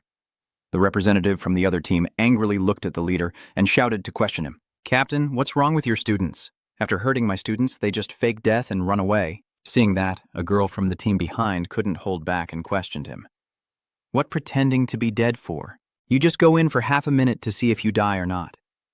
Captain Khan looks at him calmly, then casually puts his hand in his pocket and repeats, "Captain Lu, my students are clearly victims. Your people abusing their powers. How can it be justified to make us come and treat them?" Then he spoke up again, saying that Quan Thiet Tan had said he didn't need Feng King's treatment before the fight. Immediately after, he angrily turned around, eyes wide, grabbing Quan Thiet Tan by the collar and demanding an explanation. "Quan Thiet Tan, why did you say that? If Van Nan Ku dies, are you going to take responsibility?" That guy curled up like a turtle, trembling with fear. Then on the other side, a system character collapsed to the ground and shouted in confirmation, "I can't hold on any longer, he's already dead." Seeing this, the manager from the other team panicked and shouted, "Please, hang in there a little longer. I'll immediately request orders from the military zone." Immediately after, Quan Thiet Tan turned back and placed his hand on Dong Xiaotang's shoulder, urgently begging her to find your second uncle for help. The Bureau of Quarantine will definitely listen to him and tell Feng Keng to come. Seeing that, Dong Xiaotang also felt a bit awkward and hesitated as he stammered, but then he interrupted her, saying every life matters. Seeing that, Dong Xiaotang reluctantly agreed. "All right then." She moved to a vacant corner and called, "Uncle, my classmate is injured and wants Feng King to treat him, but Feng King has too much backing. We can't invite him." "Why can't even your uncle influence him?" the person on the other end of the line said with a worried look, reminding her. "Feng Qin's reputation is even greater than you imagine. Offending him over a classmate isn't worth it." Hearing that, Dong Xiaodong also let out a sound. Then Dong Xiangyuan on this side reminded her, "Feng Qin doesn't respond to pressure. He was even harder to deal with as a child, refusing both soft and hard approaches, only liking pineapple candy." Then he added, "Don't interfere in my friend's affairs anymore. Maintaining a good relationship with Feng Qin is what matters most." Hearing this, Dong Tiuduang held the phone, listening with a mix of panic and helplessness, silently questioning herself. Talking or staying silent, it's all about pleasing Feng Qin, isn't it? Is Uncle Tu the king of Feng Qin? Immediately after, they hung up. Dong Tiuduang turned to look at Quan Thiet Tan, who quickly asked if she was okay. Hearing that, Dong Xiaotang also frowned with regret and replied that Uncle Tu said he was too busy to care. Suddenly a voice rang out saying there's no need to save anymore. Among the healing system members, one person holding a phone confirmed the order once more. The young commander already said if we can't save him, we should give up and stop tormenting the healing system. Hearing that, the healing system members around Van Nanku's body were all stunned in amazement. Then at the Nine Wasteland Hospice, sunlight shines everywhere. Tetu sits in front of a wooden table, watching the fight on the computer, and comments, "That kid playing with sand, is he crazy? You shouldn't use such cruel tactics to attack Trung Nguyen even without the network." Seeing that, Feng Truk Trin also raised his hand to support his chin and scolded Trung Nguyen. "Nguyen, why are you just standing there letting yourself be hit?" Then she added, "If I didn't know the boy had strength, I might have thought he was seriously injured." Hearing that, Tetu beside him also spoke up to send a message to Han to check on the boy. Don't just glance and assume he's fine. After what he said, Feng Truk Trin looked confused and innocent as she asked, "Why can't I say it?" And Tetu at this moment also scratched his head awkwardly, unsure how to explain. He stammered, with a classic saying that describes the feeling, "I like flowers, but I won't tell you, I want flowers." Hearing his explanation, Feng Truk Trin also spoke up with an even more confusing question. "Isn't this the kind of love theory that young girls often use?" Then he also looked at her and confirmed that all kinds of relationships, family, friendship, love, youth, and romantic, are all applicable. Thinking of this, Tetu pointed his finger, his face serious as he thought about Trung Nguyen's coffin and Feng Qin's pineapple candies offering an explanation. Whether it's just eating pineapple candies or using a coffin as a bed, essentially they are awkwardly seeking others' attention. That evening at Lam Thien Hotel, the sunset had fallen. Trung Lam, crying desperately on the phone with wide eyes and a flushed face, shouted anxiously at him, "You're not allowed to scare me like that again." Seeing my sister crying so hard, Trung Nguyen also forced out an awkward smile like he had made a big mistake and quickly clung to Feng Qin to speak up. "Bien Ming is fine. I really am not hurt at all. If you don't believe it, ask Feng Qin and see. He's also honestly speaking and cooperating with me." That little attack was just a breeze to me, and I looked at the phone in Trung Nguyen's hand. Then on the other end of the line, Trung Lam shouted with deep sorrow, "That will still hurt." As for Trung Nguyen, he keeps trying to explain that it doesn't hurt or itch. "It's true." Then the girl cried even more and shouted, "But I think it will still hurt." Hearing this, Trung Nguyen's face became even more awkward as he looked at his phone and tried to comfort the girl. "Then I won't watch anymore." Hearing that, the person on the other end of the line cried even louder and shouted at him, "No way, injuries can't be hidden from you." Seeing Trung Nguyen's expression and this awkward brotherly display, Feng Qin couldn't help but smile quietly to himself. No one is more like little Lam, tough on the outside, but with sharp claws. In Zhang Bu's office, an organizer looked at him with concern and confirmed, "Young Marshal, the university tournament has been going on for over 10 years without any fatalities." His hands clasped tightly together, he nervously added. On the forum, the fake energy enthusiasts have caused a stir over the literary event, and he, gesturing wildly, is reporting to him. When the captain of Tamsan Academy publicly condemned the Huazhong military district for organizing the university tournament, he added that the lack of medical equipment led to the loss of a genius, and the tone of the article was so bizarre that it was almost ready to curse and insult him. Seeing that, Zhang Badu calmly sat at his desk with Zhong Yuan in his cat form, lying on a cat pillow beside him. And the other person continued to ask, "Should we just let them defame us as they wish?" Now Zhang Buyu rested his hand on his chin, smiling smugly as he looked at him and said, "If a dog bites me, I have to cook that dog first before biting back." Seeing this, the other person was speechless and stood there stunned, not understanding what he meant. Immediately after, Jiang Bat-U's face turned serious as he frowned and asked the other person, bringing Van Nan-Q's body into the Bureau of Hu Management. That person quickly reported that it had been brought in from the beginning, then confirmed with the informant. "All right then. Go outside." Then Zhang Bat-U approached the window and called on the phone, asking the person on the other end, Director Vuong, to use the hologram to review Van Nan-Q True's memories. They quickly reported that there was no evidence indicating he was manipulated by others in his memories, and then confirmed that his reckless outburst during the fight was entirely due to his own impulsiveness. "I see then." He looked down from the glass window at the dark sky while Zhong Yuan also peeked his cat head to listen. Then he hung up, turned to look at him, and asked Fist, "Young Master Zheng, how do you plan to proceed?" Then he added, "The eyes of the public are very sharp. Just search for and reveal the truth." Meanwhile, Trung Nguyen sat lazily on the cat cushion, raising his head to confirm. but still couldn't avoid being scolded. Hearing him say that, Zhang Buyo also frowned seriously and looked at him before confirming. There will be resentment where there is conflict. Immediately after, he also admitted his fault himself because I ordered to give up treatment, so I couldn't avoid their resentment. Then I revert to my innocent act, placing both hands on my forehead and smiling like a kitten, sending hearts toward him as I confirm I can't pretend to be innocent in front of everyone on behalf of the military district. Then he wondered again. Could he really get away with pretending to be innocent? Seeing that, Trung Nguyen narrowed his eyes and commented on him. Young Master Jiang, you're just scolding the beard while praising the false tree again. Then he pointed at Trung Nguyen lazily lying on the ground with one hand in his pocket, laughing mockingly. You keep blaming the little rascal, don't take credit for it. Seeing that, his gaze started to turn less friendly as he warned Rang Batu. If you keep scolding, tomorrow morning I'll use my butt to make your coffee. Seeing that, he quickly clasped his hands and looked at him, tears streaming down his face as the little one cried out, Meow meow. Next to Trung Nguyen also looked at him and reminded him in a human voice, and seeing that, Rang Batu just meowed apologetically. Then at the Four Seasons Hotel, the official in charge was online, staring angrily at the screen and asking in confusion why everyone was blaming us for arrogance today, even though the wind on the forum last night was due to the organizer's mistake. Seeing that, Dong Xiaotang also looked over and confirmed. Both he and Wen Renju are quite proud, but there's nothing more to say. Seeing that, he also refused to admit fault and scowled, shifting the blame onto me.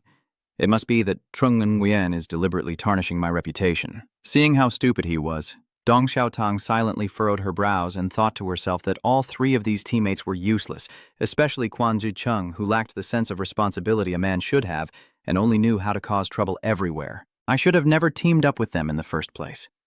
Suddenly, Dong Xiaodao's body trembled. Her face flushed as she widened her eyes and shouted silently. Something's wrong this damn feeling. Is my period coming early? Then she also shouted, I'm going to the bathroom, go check quickly.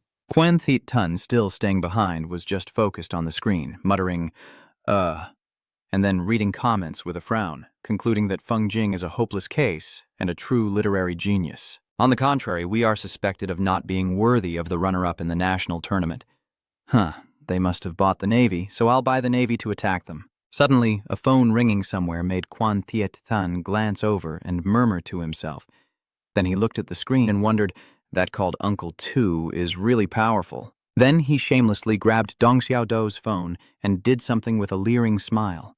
In another city, Kuang Tiansok sat on the sofa in the living room, scrolling through his phone and asked strangely, why are there suddenly so many rumors on the forum? Smearing Zhongyuan, Kaonan also glanced at him while sitting on the side chair, scrolling through the forum and making a judgment.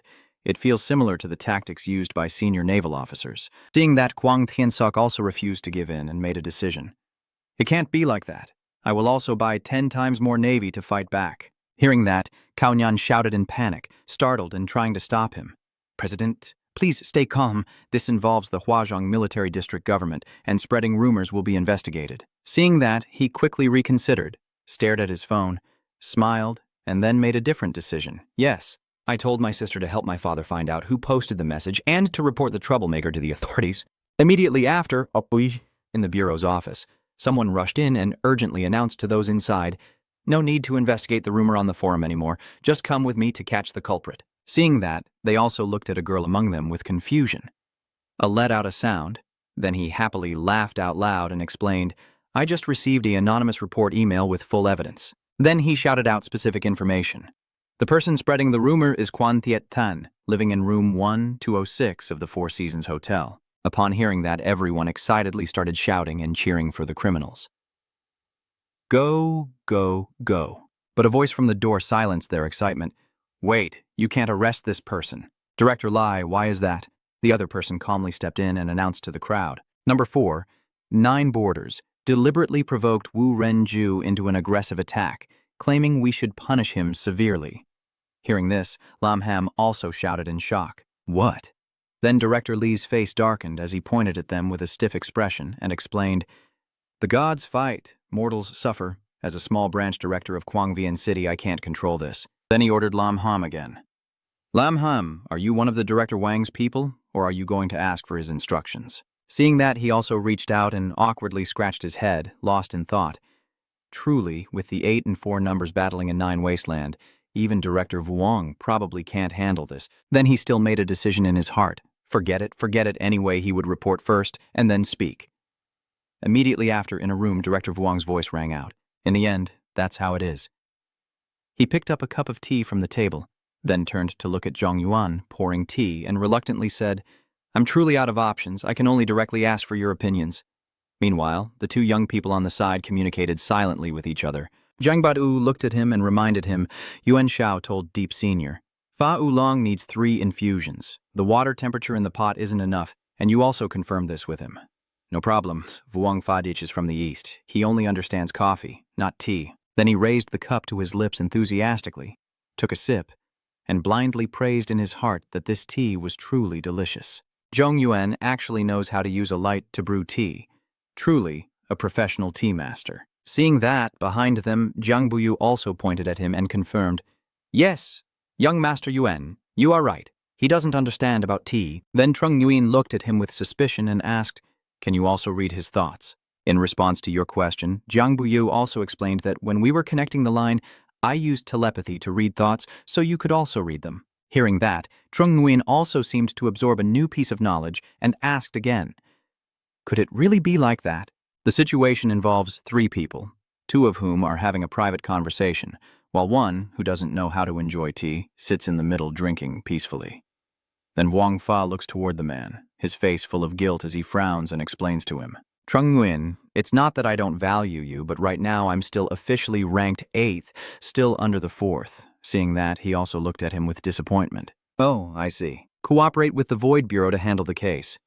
You're not judging right or wrong, just looking at Quan Han's status, aren't you? Hearing that, Vuong Fadin also looked away awkwardly and stammered at both of them.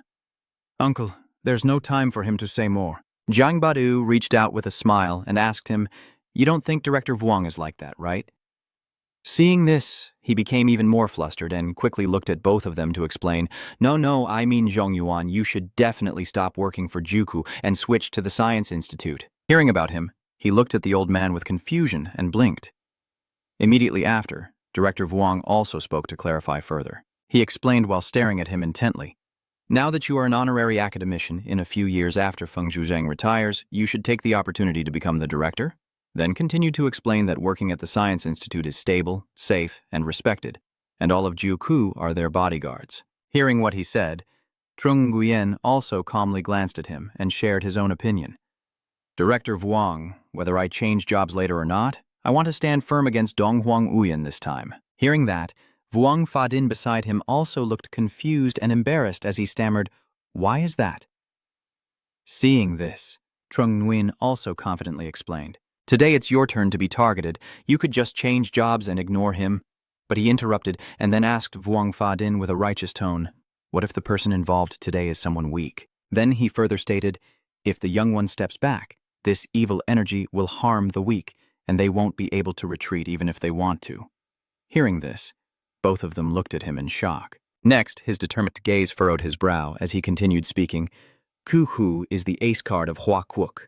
If it becomes rotten, what we should do is not avoid it, but heal it. Seeing that, Vuong Fadin also lowered his head, looked at him, closed his eyes, and confirmed.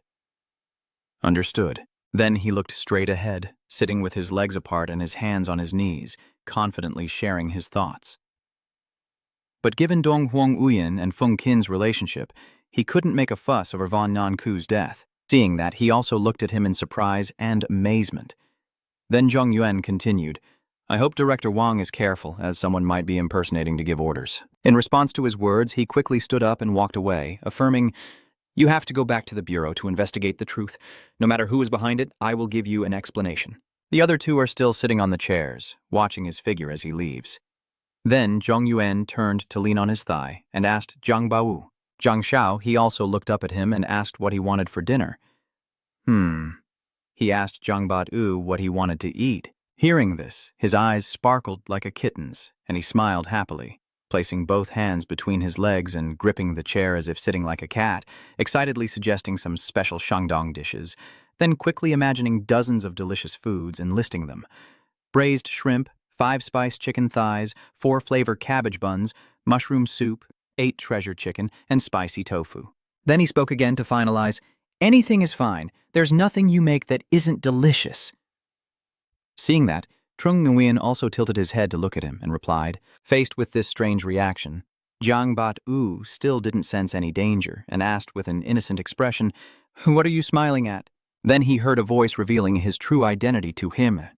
"Next time, let me coordinate with you properly, and I will definitely give you the dark essence of Yuan Liu." Hearing this, Jiang Bat-u again pretended to be naive, acting like a delicate cat, and reached out to him while shouting, "Are you going to drop it?" Right after returning, Wang Pading investigated the matter, clenching his hands on the table with a serious frown, and asked, "You just said the person ordering you to strictly govern Zhongyuan wasn't number 4, but his assistant Liu Gui." Seeing that, Director Lai quickly bowed and explained further.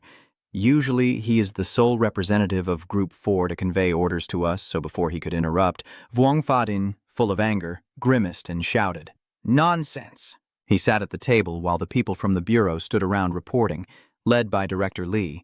Then he furrowed his brow in anger and shouted at Director Li, "What is the Q Bureau in charge of?" "It is the national agency responsible for investigating and apprehending counterfeit criminals." Then it provided its own answer. Then Wang Fa, furious, slammed the table and shouted, asserting that even if the 4 divine numbers arrived, he could only share the mission with us. And then he added that we weren't supposed to be his dogs. Seeing this, Director Lai could only bow his head and tremble as he admitted his mistake. I was momentarily reckless. I will never make that mistake again. Next, Wang Pa plans to lean on the table and give orders to the others. "Let's go. Follow me to catch Liu Gui." Then he clenched his fists, his face full of determination and anger as he issued further orders. Lin Han led people to the Four Seasons Hotel to arrest Guan Zhicheng, then added instructions and took Tong Diu Tong back for questioning. Hearing that, he also bowed his head seriously to accept the order, yes. Next, the group quickly moved to the hotel entrance.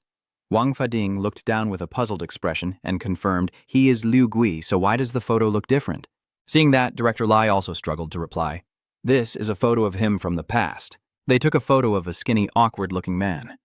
Then Wang Fading looked at him standing in front of him, frowned, and commented that he seemed to be doing quite well, full of designer brands with a glamorous woman, and so fat he could cook a few pounds of oil. Immediately afterward, the bureau's men surrounded Liu Kui. Wang Fadin shouted and pointed to order them to arrest him. Hearing Liu Kui's hands drop, the woman beside her was pushed down and cried out, "Ah!" The aura of those people was fierce and aggressive. Seeing that, the man named Liu Kui finally realized and shouted angrily, his eyes wide with fury. Then he questioned the crowd, "Do you think you can arrest me without consequences?" Now his hands are restrained and lifted to the sides. Then Wang Pading also turned around, pointed at the woman with him, and ordered her to be caught if she tried to run away. Seeing that, the girl also turned her head to look at the body still trying to run away. Then his face paled like rotten flesh, and he broke out in a cold sweat, shouting inwardly, "I'm doomed. Everything I have today is thanks to marrying the cousin of number 4, who is a ringer." Then he confirmed that if the corrupt bureau got evidence of his chaos, he would be doomed. Thinking of this, he stopped struggling and was subdued, calling out, "Captain Lai, take your time and speak. Just let me go first. Name your price." Seeing that, Wang Fading also looked back at him with a grimace and sighed. "Wow, bribe on the spot. Little Li, did you use your feelings for him before?" Seeing that, Director Lai started to tremble nervously and kept denying. "No, at most just sharing a few meals. There was definitely no money involved." Then Wang Fadin frowned, crossed his arms, and looked at him with a serious expression. The demon Liu Kui was terrified by him, his face turning even paler, mouth agape as he pondered silently.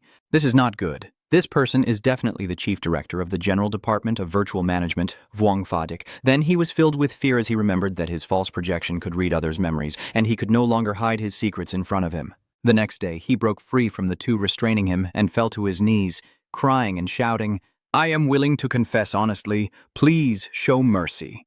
Seeing this, Wang Fadin still stood coldly with his arms crossed, looking at him with unwavering determination as he gave the order, "Take him away." Immediately after, the report from Cuckoo was quickly delivered to Director Li. His hand holding the report folder moved toward Wang Fadin as he confirmed that Liu Kui had confessed to all his crimes, but he hesitated. Seeing that, Wang Fading also spoke up with suspicion. But what? Next, Director Lai summarized the report. A total of 6 murders and numerous bribes of various sizes, but none related to number 8. Upon hearing this, Vuong Fa-din also exclaimed in shock, 6 murder cases. Right after that, Chief Lai pointed and explained, all the women he slept with, he killed them out of fear his wife would find out. He acted with ruthless cruelty. Seeing that, Vuong Fa-din also looked to the side and said, the woman next to us is lucky to have met us. Then Director Lai added, the cousin of Sobon Dong Tam Keat has said she wants to meet Lu Kui, and now she has. But before she could finish speaking, she was interrupted. Dong Tam Keat shouted in anger, her face contorted and her eyes wide with frustration. Lu Kui, what exactly did I do wrong to deserve your treatment like this? That year you said you didn't want to go to the battlefield. I tried every way to get you to retire early. Huang Uyan entered Kuhu and told her, if you wanted to be an assistant, I begged her for a month and she finally agreed. He stubbornly protested, trembling with grievance. Honey, please listen to my explanation. Then Dong Tam Kiet couldn't take it anymore and started cursing him. You shameless pig! I don't want to hear your explanation anymore. Then a furious scream rang out from inside. Go to hell. Dong Tam Keat rushed forward at lightning speed, delivering a piercing blow straight through Liu Kui's head, causing the contents of his skull to splatter everywhere. Seeing this, Chief Lai and Vuong Fa-din finally rushed in.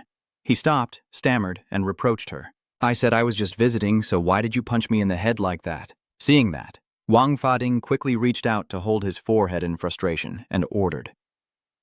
Dong Tam tried to interfere with the official duty, trying to detain her to calm her down. Suddenly, someone rushed over anxiously to report that Director General, something's wrong. Lam Han has had an incident. He looked more and more nervous, his face tightening as he continued. Dong's diabetes refused to cooperate and was detained, and the extreme heat has brought our people and Quan Jicheng into the hospital's quarantine room. Hearing about another trouble, Vuong Fa was about to hold his head in frustration and curse, when in a different mountain area Dong Huang Uyan was just listening to a phone call in a quiet corner when the other side suddenly shouted urgently, Grandpa, I am on a mission abroad, so how can I possibly back out? The others are still focused on cooking, ignoring that I am on the phone, and the voice on the other end also shouts at me, with your abilities, finishing the mission early shouldn't be a problem, right? Seeing that, Dong Huang Uyan also looked confused and asked again what exactly was going on. Soon after, the other side couldn't hold back any longer and shouted out the truth to him. Lu Kui was caught by the Bureau's men for fooling around with women outside.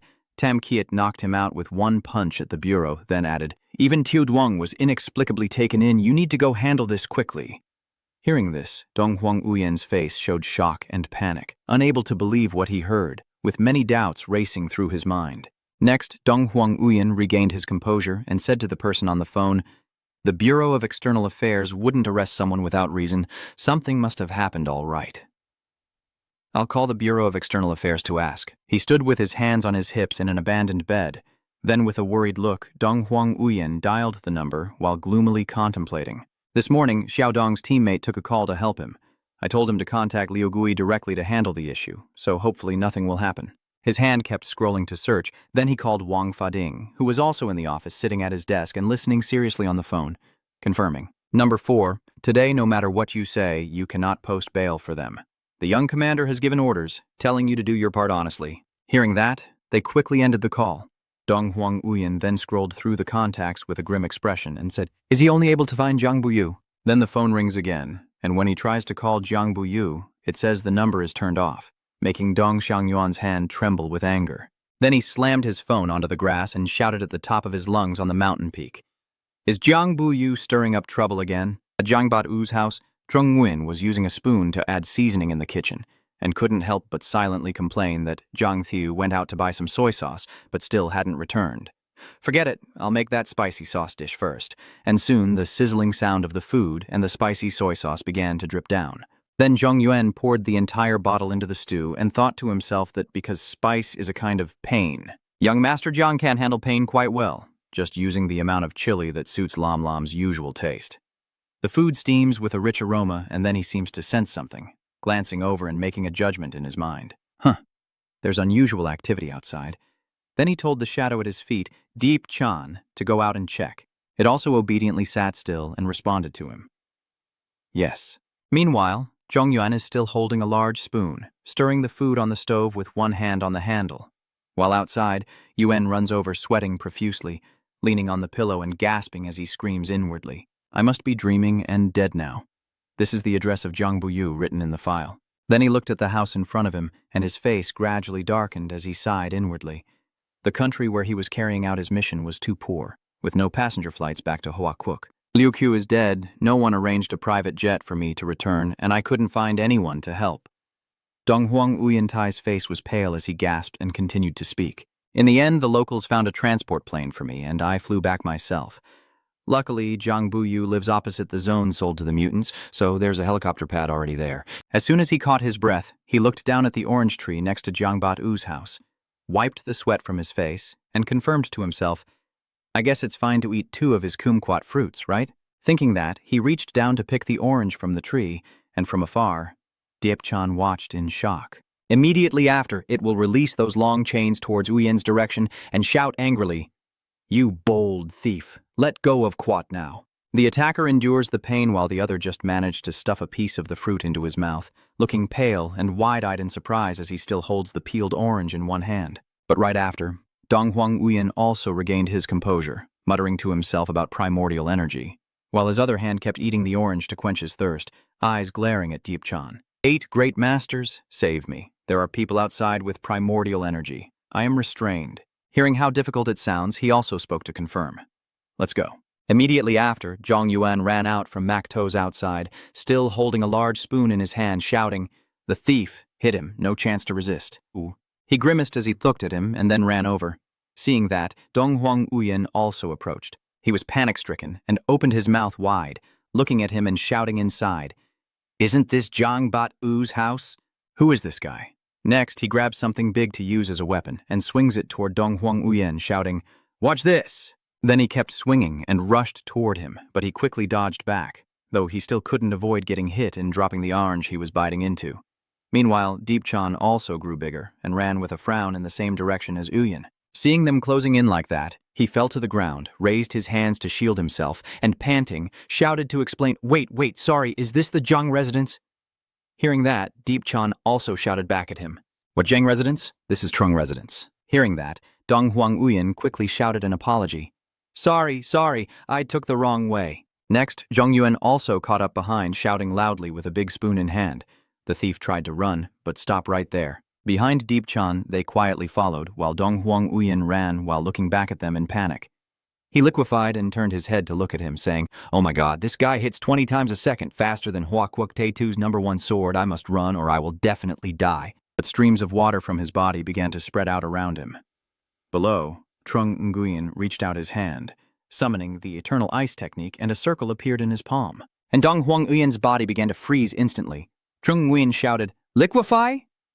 Not a single drop will escape. Inside the ice block, Donghuang Uyen's body turned to water and was trapped, leaving him stunned with his mouth open. Meanwhile, at the supermarket, Jiang Bat-U was still leaning on his hand, chin in his palm, examining and weighing the different types of soy sauce on the shelf. Which one should I buy? Light soy sauce, dark soy sauce, thin soy sauce, black bean soy sauce, Bap snack soy sauce, or spicy soy sauce. In the end, which one should I buy? If I buy them all, I won't be able to use them all, and it would be a waste. His face was full of thought. Suddenly, the shop owner looked outside with a surprised expression and exclaimed from behind the counter, "So Kwangvian City actually has snow falling." Zhang Buyu, hearing this, looked surprised with wide eyes and shouted, "Ah," a puzzled sound. As for Zhang Yuan, after catching the thief Yuan Ying, he looked at the orange tree stripped of most of its fruit and silently made a judgment. Whoever this thief is, they have completely uprooted half of Jiang Shao's kumquat tree. Xiao Zhang will definitely be very upset when he comes back with soy sauce. Next, he placed his hand on the tree and wondered if the power of life and authority worked on plants. Then a green palm appeared, releasing a large ring of green energy that affected the tree before his eyes, and the fruit began to grow densely, making Trung Nguyen also cheer inwardly. Not bad, it works. Then he reached out again to stroke the branches, looking up at the twin oranges on the tree, and quietly exclaiming to himself, "Ah, I overdid it again. I've got OCD now." Then he spoke again, deciding firmly either to do it or not to do it. If he did, he would finish it, since all beings are equal. Inside the sunny courtyard, Trung Nguyen, holding and harvesting the kumquat in his hand, reached up to pick a fruit with a focused expression. From afar, the medicinal garden was decorated with a large ice block. Donghuang Uyen just got home, saw this scene, and exclaimed in panic, questioning with 1,000 questions in his eyes, "What is happening?" Finally, she was so stunned that she let go of the bag she had just bought. Down below, Deep-chan seemed to be waiting and also reached out eagerly to catch her. Then it ran over happily with the soy sauce bag in hand, exclaiming, "This is the 8th master's soy sauce you needed."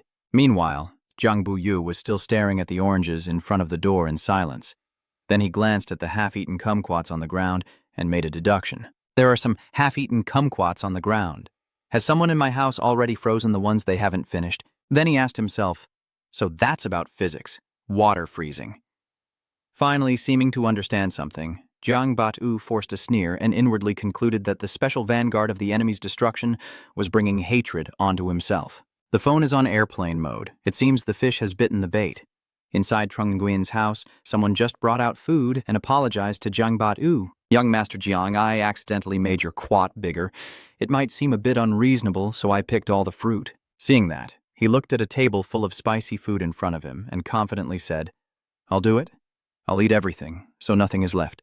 Then Jiang Bat-u picked up a skewer of candied fruit, took a bite, and couldn't help but lift his head in admiration while praising him. "This is so delicious. I've never had a better candied hawthorn in my life.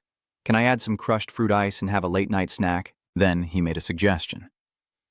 Opposite, Zhongyuan-kun sat down on the chair, closed his eyes, and calmly responded to Jiang Bat-u's words. "After dinner, we'll decide what to do next.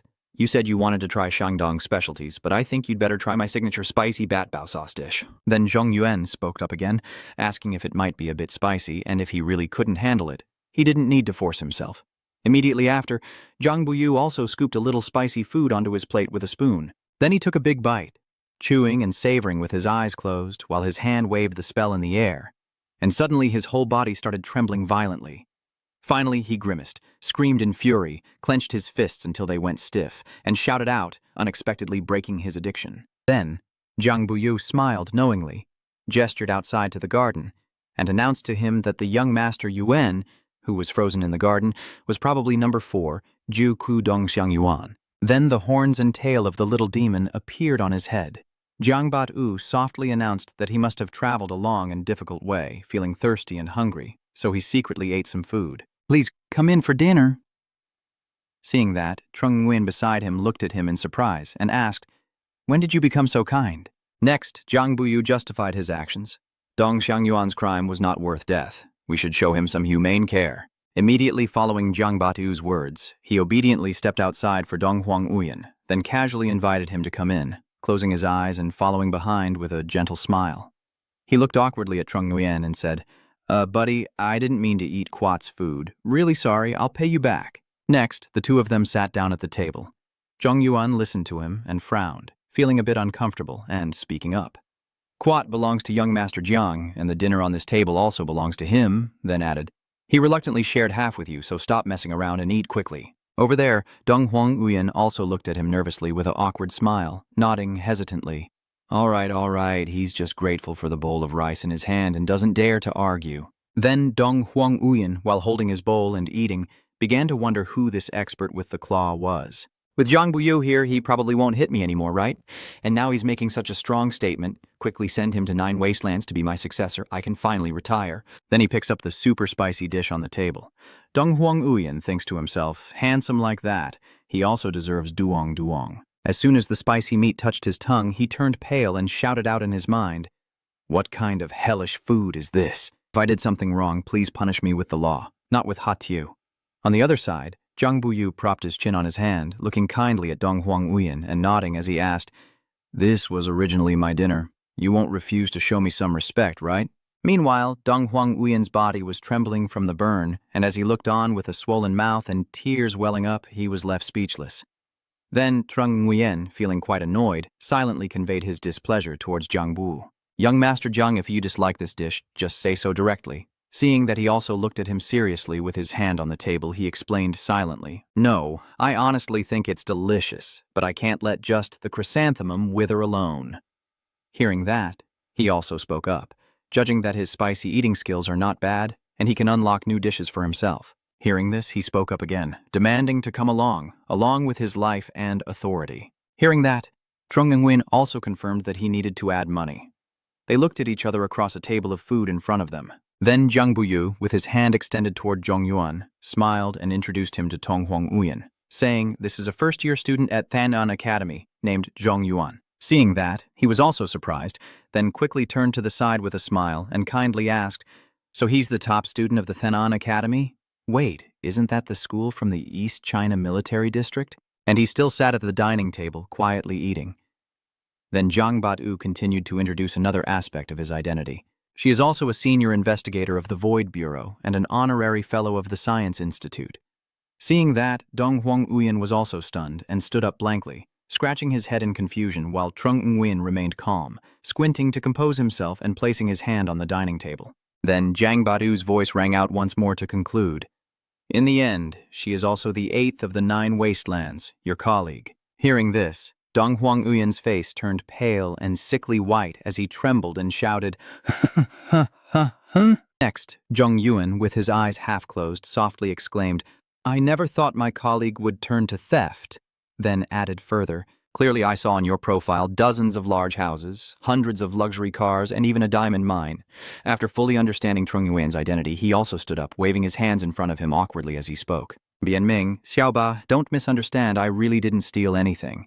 That property of the Dong family isn't mine either." Next to Jiangbu Wu, seeing him like that, he also raised his head from his hand and announced that number 4, my garden has cameras. They recorded everything. Seeing that, he became even more anxious and let out a cry. In the end, Zhong Yuan looked at him seriously and asked, "Dong Huan Yuan, do you know where you went wrong?" Next, he calmly pointed out his mistake again, not knowing the gravity of giving power to others, and when things go wrong, he just washes his hands of the relationship. Hearing this, Dong Huang Yuan also frowned in frustration and shouted loudly, but before he could finish speaking, Trung Nguyen interrupted him. He closed his eyes and accused his relatives, along with his own, irresponsibility. Their blatant plundering and chaos were due to his past complacency, not unavoidable circumstances. Then he added that whether his relatives are good or bad, their current status all comes from the power of this 4-9 position. Next, he thought about him and those 3 relatives and made a judgment. He distributes the power but cannot divide the responsibility behind that power. I still have to bear it myself. If they use your power to commit crimes, then you are the one responsible. Then Trung Nguyen, approaching the trembling boy sitting at the table, looked at him seriously and confidently declared, "Of course, his contributions have borne the responsibility for this family." On the other side, Jiang Buyu listened silently to their conversation as Zhong Yuan spoke up to add, "It's not exactly a matter of risking your life, but you must understand that your power doesn't come from your achievements but from your fighting ability." Then, Trung Nguyen's face grew colder and more grim as he sneered and made his judgment. "The power of 9 Wasteland comes from the rule that strength is respected among the strong." And then he spoke threateningly with a grim expression. "Under these rules, my strength surpasses yours. I can kill you directly without any reason and face no consequences." I don't know when Zhong Yuan had already slipped behind Dong Xiangyuan and placed his hand on his shoulder, startling him. Then he leaned in close and asked, "Are you afraid?" Before this action, Dong Huang Uyan was startled and couldn't react in time, then trembled and glared as he replied. Hearing this, Trung Nguyen seems to understand his feelings, his eyes calm and unwavering as he gently reminded him, "When you're the one below, you naturally fear that those beneath will unconditionally obey those above. This is called servility." He imagines a spider trapping a helpless fly in its web, fluttering desperately and then slowly approaching to devour it, but when he rises above, he forgets this fear. Immediately afterward, Trung Nguyen uses his air blast, then playfully spins it on his finger with a calm expression before leaving, as Yuan Yuan calls out to remind him. But slavery also has 2 sides. The oppression by those above upon those below is also a form of slavery. The root of servility is blind worship of the strong. What he truly fears is not someone stronger than him, but the idea that the powerful deserve to be revered. Zhong Yuan added that the natural law is the strong eat the weak. But humans remain human because they use clever methods to prevent each other from devouring one another due to the imbalance of strength. As soon as he finished speaking, Trung Nguyen also turned and walked away towards somewhere. Seeing that, Dong Huang Uyan quietly watched him. Then he reached out and took a small knife, continuing to speak. "In Hoa country now, 9 borders grants power to the strong," he interrupted, then quickly approached Dong Huang Uyan, pressing the knife to his neck, and continued, "It's a compromise for survival. If you want to be human, use this power carefully." Seeing this, he nervously tilted his head back, eyeing the knife pressed to his throat and swallowing hard. Trung Nguyen added, "On the other hand, if you insist on applying the law of the jungle among humans, don't blame me for expelling you." Next, Jiang Bat-yu calmly approached them, placed his chopsticks on the plate of food, and smiled, saying, "You can't eat people, but you can eat braised shrimp." Behind him, Trung Nguyen still held the small knife to his neck, but Dong Huang Uyen had regained his composure and lowered his head. Next, someone with chopsticks holding a shrimp approached him, while another pressed a knife to his throat. Finally, Jiang Bat-yu told Dong Huang Uyen to eat it, then act like a proper human being. Meanwhile, Dong Huang Uyen's face turned pale with fear in the face of this terrifying threat. And then tears fell from his eyes as he started to cry. "You..." He seemed to realize the truth and bowed his head, crying bitterly. Sniffle, sniffle, sniffle. Despite everything, they ate while crying painfully, and the other two were speechless. Jiang Buyo kept scooping food for him. In another place, Dong Tam Keat listened to the phone while sitting cross-legged. Her face grim but calm as she confirmed, Liu Gui deserves to die 1,000 times. Killing him is only natural. The group from the Void Bureau wants to punish me, but it's clearly not justified. Then, on the other side, a voice comes through to comfort her. "Don't worry, Huang Uyen is back and will handle them in a few minutes." Hearing that, someone from Ngim Ngi's side reminded her who allowed her to make calls in the guarded area, while she ignored them and happily shouted for Huang Uyen. "I'm here." Then Lin Han beside her also arrived, awkwardly stammering. "She is the cousin of number 4. We can't delay." Seeing this, Vuong Fadin nearby also quickly frowned in anger and shouted, "Nonsense. This is the Department of Disorder." Then he questioned him. "You representatives of law, order, and the people of Hoa country, if the citizens refuse to bow, you can only be firm, not cowardly." Then he also confidently looked directly at his cousin and confirmed that since Tong Tam Kiet disturbed the Department of Disorder, she should be punished accordingly. Then Dong Huang Uyen added, "If they behaved like that before, they should all be dealt with." Hearing this, Dong Tam Kiet's face paled as she looked up at him in panic and stammered, "Dadizu." "What?" "Huang Yuan, you're my sister. How could I treat you like that?" Then he firmly replied, "The law shows no mercy. Everyone is treated the same." Immediately afterward, he confidently raised his hand in a salute and ordered Director Li to investigate the entire Dong family without special treatment. He also solemnly confirmed from his side, "Yes, from now on, anyone you encounter with a strong backing will be treated the same way." Then, with a serious and determined expression, he shouted to declare that from now on, Dong Huang Uyen would be your force to enforce justice. Then, in the interrogation room, Trung Nguyen and Jiang But-yu stood on one side with the two people from the old manager on the other. In front of them, Dong Xiaotang, with her head bowed in regret, apologized, saying, "I was wrong. I was really impulsive. At that moment, I wasn't thinking clearly and used my power to attack someone." She begged, "Please forgive me." In response to her words, Trung Nguyen still maintained a calm expression and confirmed without much change in his demeanor, "We already have a rough idea, but now please tell us the details of why Quan Thiet Thun answered the phone for you." "When did Quan Thiet Ten help me answer the phone?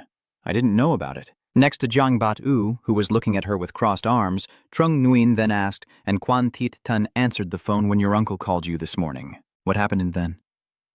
Hearing this, she also seemed to realize and quickly responded shyly. "At that moment, I went to the bathroom without my phone and secretly cursed inside. Damn it, if he keeps asking me the reason, I'll have to tell them in front of everyone that I'm on my period. I'm too embarrassed. Maybe I should just say I ate something bad and got a stomachache." On the other side, Jiang Buyu, having just heard her inner thoughts, looked serious and asked him, "Yuan Q, if you feel a bit embarrassed hearing her inner thoughts, you can turn off Lai Tin." "I'm fine. If you're uncomfortable, you can turn off Lai Tin's consciousness." Next, Jiang Bat-yu spoke again, saying, "If we don't laugh, we won't mind." Seeing that, he also left it to her to respond. "Then it's up to you." On the other side, Zhang Yuan also crossed his arms and asked further, "Forget about that. Today you resisted and attacked the staff of the Department of Disciplinary Management. I suspect you were influenced or seduced by Quan Thiet Than. Did you realize?" Hearing this, Dong Xiaodo honestly looked at him and responded, "I'm not entirely sure, since the effectiveness of interference varies from person to person. Our team can work together mainly because we have strong mental resilience and are not easily affected or influenced." Next to Zhang Buyu, he also listened calmly, and seeing that, Zhang Buyu beside him muttered something with a darkened expression in his mind. "Prime Minister Nguyen, I feel there's a problem here." Hearing that, he also looked at him with confusion. "Oh, I need to explain that." Seeing this, Jiang Bat-yu also spoke inwardly. The Quan family and the Jiang family are rivals, so he knows a little about the interference ability. Hearing this, he urged again. "To put it simply, Jiang Bat-u explains calmly that this interference ability causes confusion in people's thoughts, and he imagines a scene where someone is surrounded by interference with an additional shadow behind them. Once a person's thoughts are disturbed, the suppressed emotions are unintentionally released. In the end, most of the emotions people cannot release are negative emotions. Then, Jiang Bat-u crossed his arms, leaned back in his chair, and kept frowning as he continued explaining. No matter what kind of ability it was, the related memories would not disappear after the effect ended. Being disturbed or causing chaos in thoughts and memories will inevitably continue to affect a person's thinking. Because of this, Dong Xiangyuan believes that disturbance is an extremely sinful ability, and he is very dissatisfied with the Quan family's disturbance ability. In the end, Zhang Buyu couldn't help but sigh, regretting that Dong Huanyuan still prioritized protecting himself. Several times you deliberately tried to create opportunities to suppress the Quan family, but he only made half-hearted efforts. Hearing this, Trung Nguyen also lowered his head without replying, lost in thought. Next, Jiang Bat-u narrowed his eyes and voiced his suspicion to him. Dong Tiu Duong might team up with Quan Thiet Tan, which doesn't seem quite right. They leave the interrogation room, and Trung Nguyen, with his hands in his pockets, walks down the corridor and offers his opinion. Tung Xiaotong probably doesn't know any more news. It's best to go to the hospital and ask Quan Zhicheng. Next to Jiang Bu, Yu also agrees. Suddenly, Trung Nguyen stopped walking, then seemed to remember something and confirmed with Jiang Bat-u behind him. Young Master Jiang, upon reflection, some of Quan Thiet Tan's matches seem suspicious and strange. He also looked up at you and listened. Zhong Yuan recalled that player's match and offered further analysis. During the game between their team and the academy, I expelled a man with a red card for a critical attack on Quan Thiet Tan. Now that I think about it, that person might not have intentionally committed the crime to kill, but perhaps he was influenced by interference or noise. The opponent with the sword swung at him, but he dodged. Then Trung Nguyen recalled the match of Liu Bak's team and added his assessment. During their game against Liu Bak's team, the referee interrupted the tactical exchange between To Uyen-wan and Liu Bak and shouted loudly, perhaps also affected by interference. Quan Thiet Tan saw him and immediately shouted in panic, "Why did Trung Nguyen suddenly appear?" Returning to reality, Zhong Yuan narrowed his eyes and confirmed, "Even Van Nanku might have died fighting me." Beside Jiang Bat-u, he closed his eyes to steady himself and made a serious decision. Even if Van Nanku were alive now and all the truths were revealed, I would still abandon him, he added gloomily.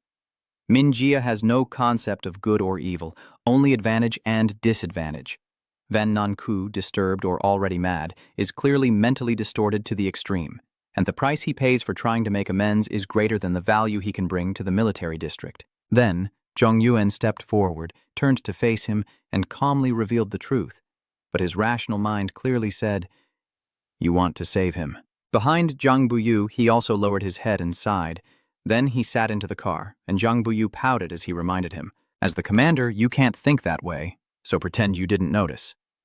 Immediately after, Jiang Bat-u sat in the driver's seat and looked out the window, urging Trung Nguyen to hurry. "Get in the car, everything can wait until this is settled," the company said. He also looked inside and confirmed, "Oh." Immediately after, the two of them arrived at the hospital, and as soon as they stood in front of the ward, someone came out to greet them.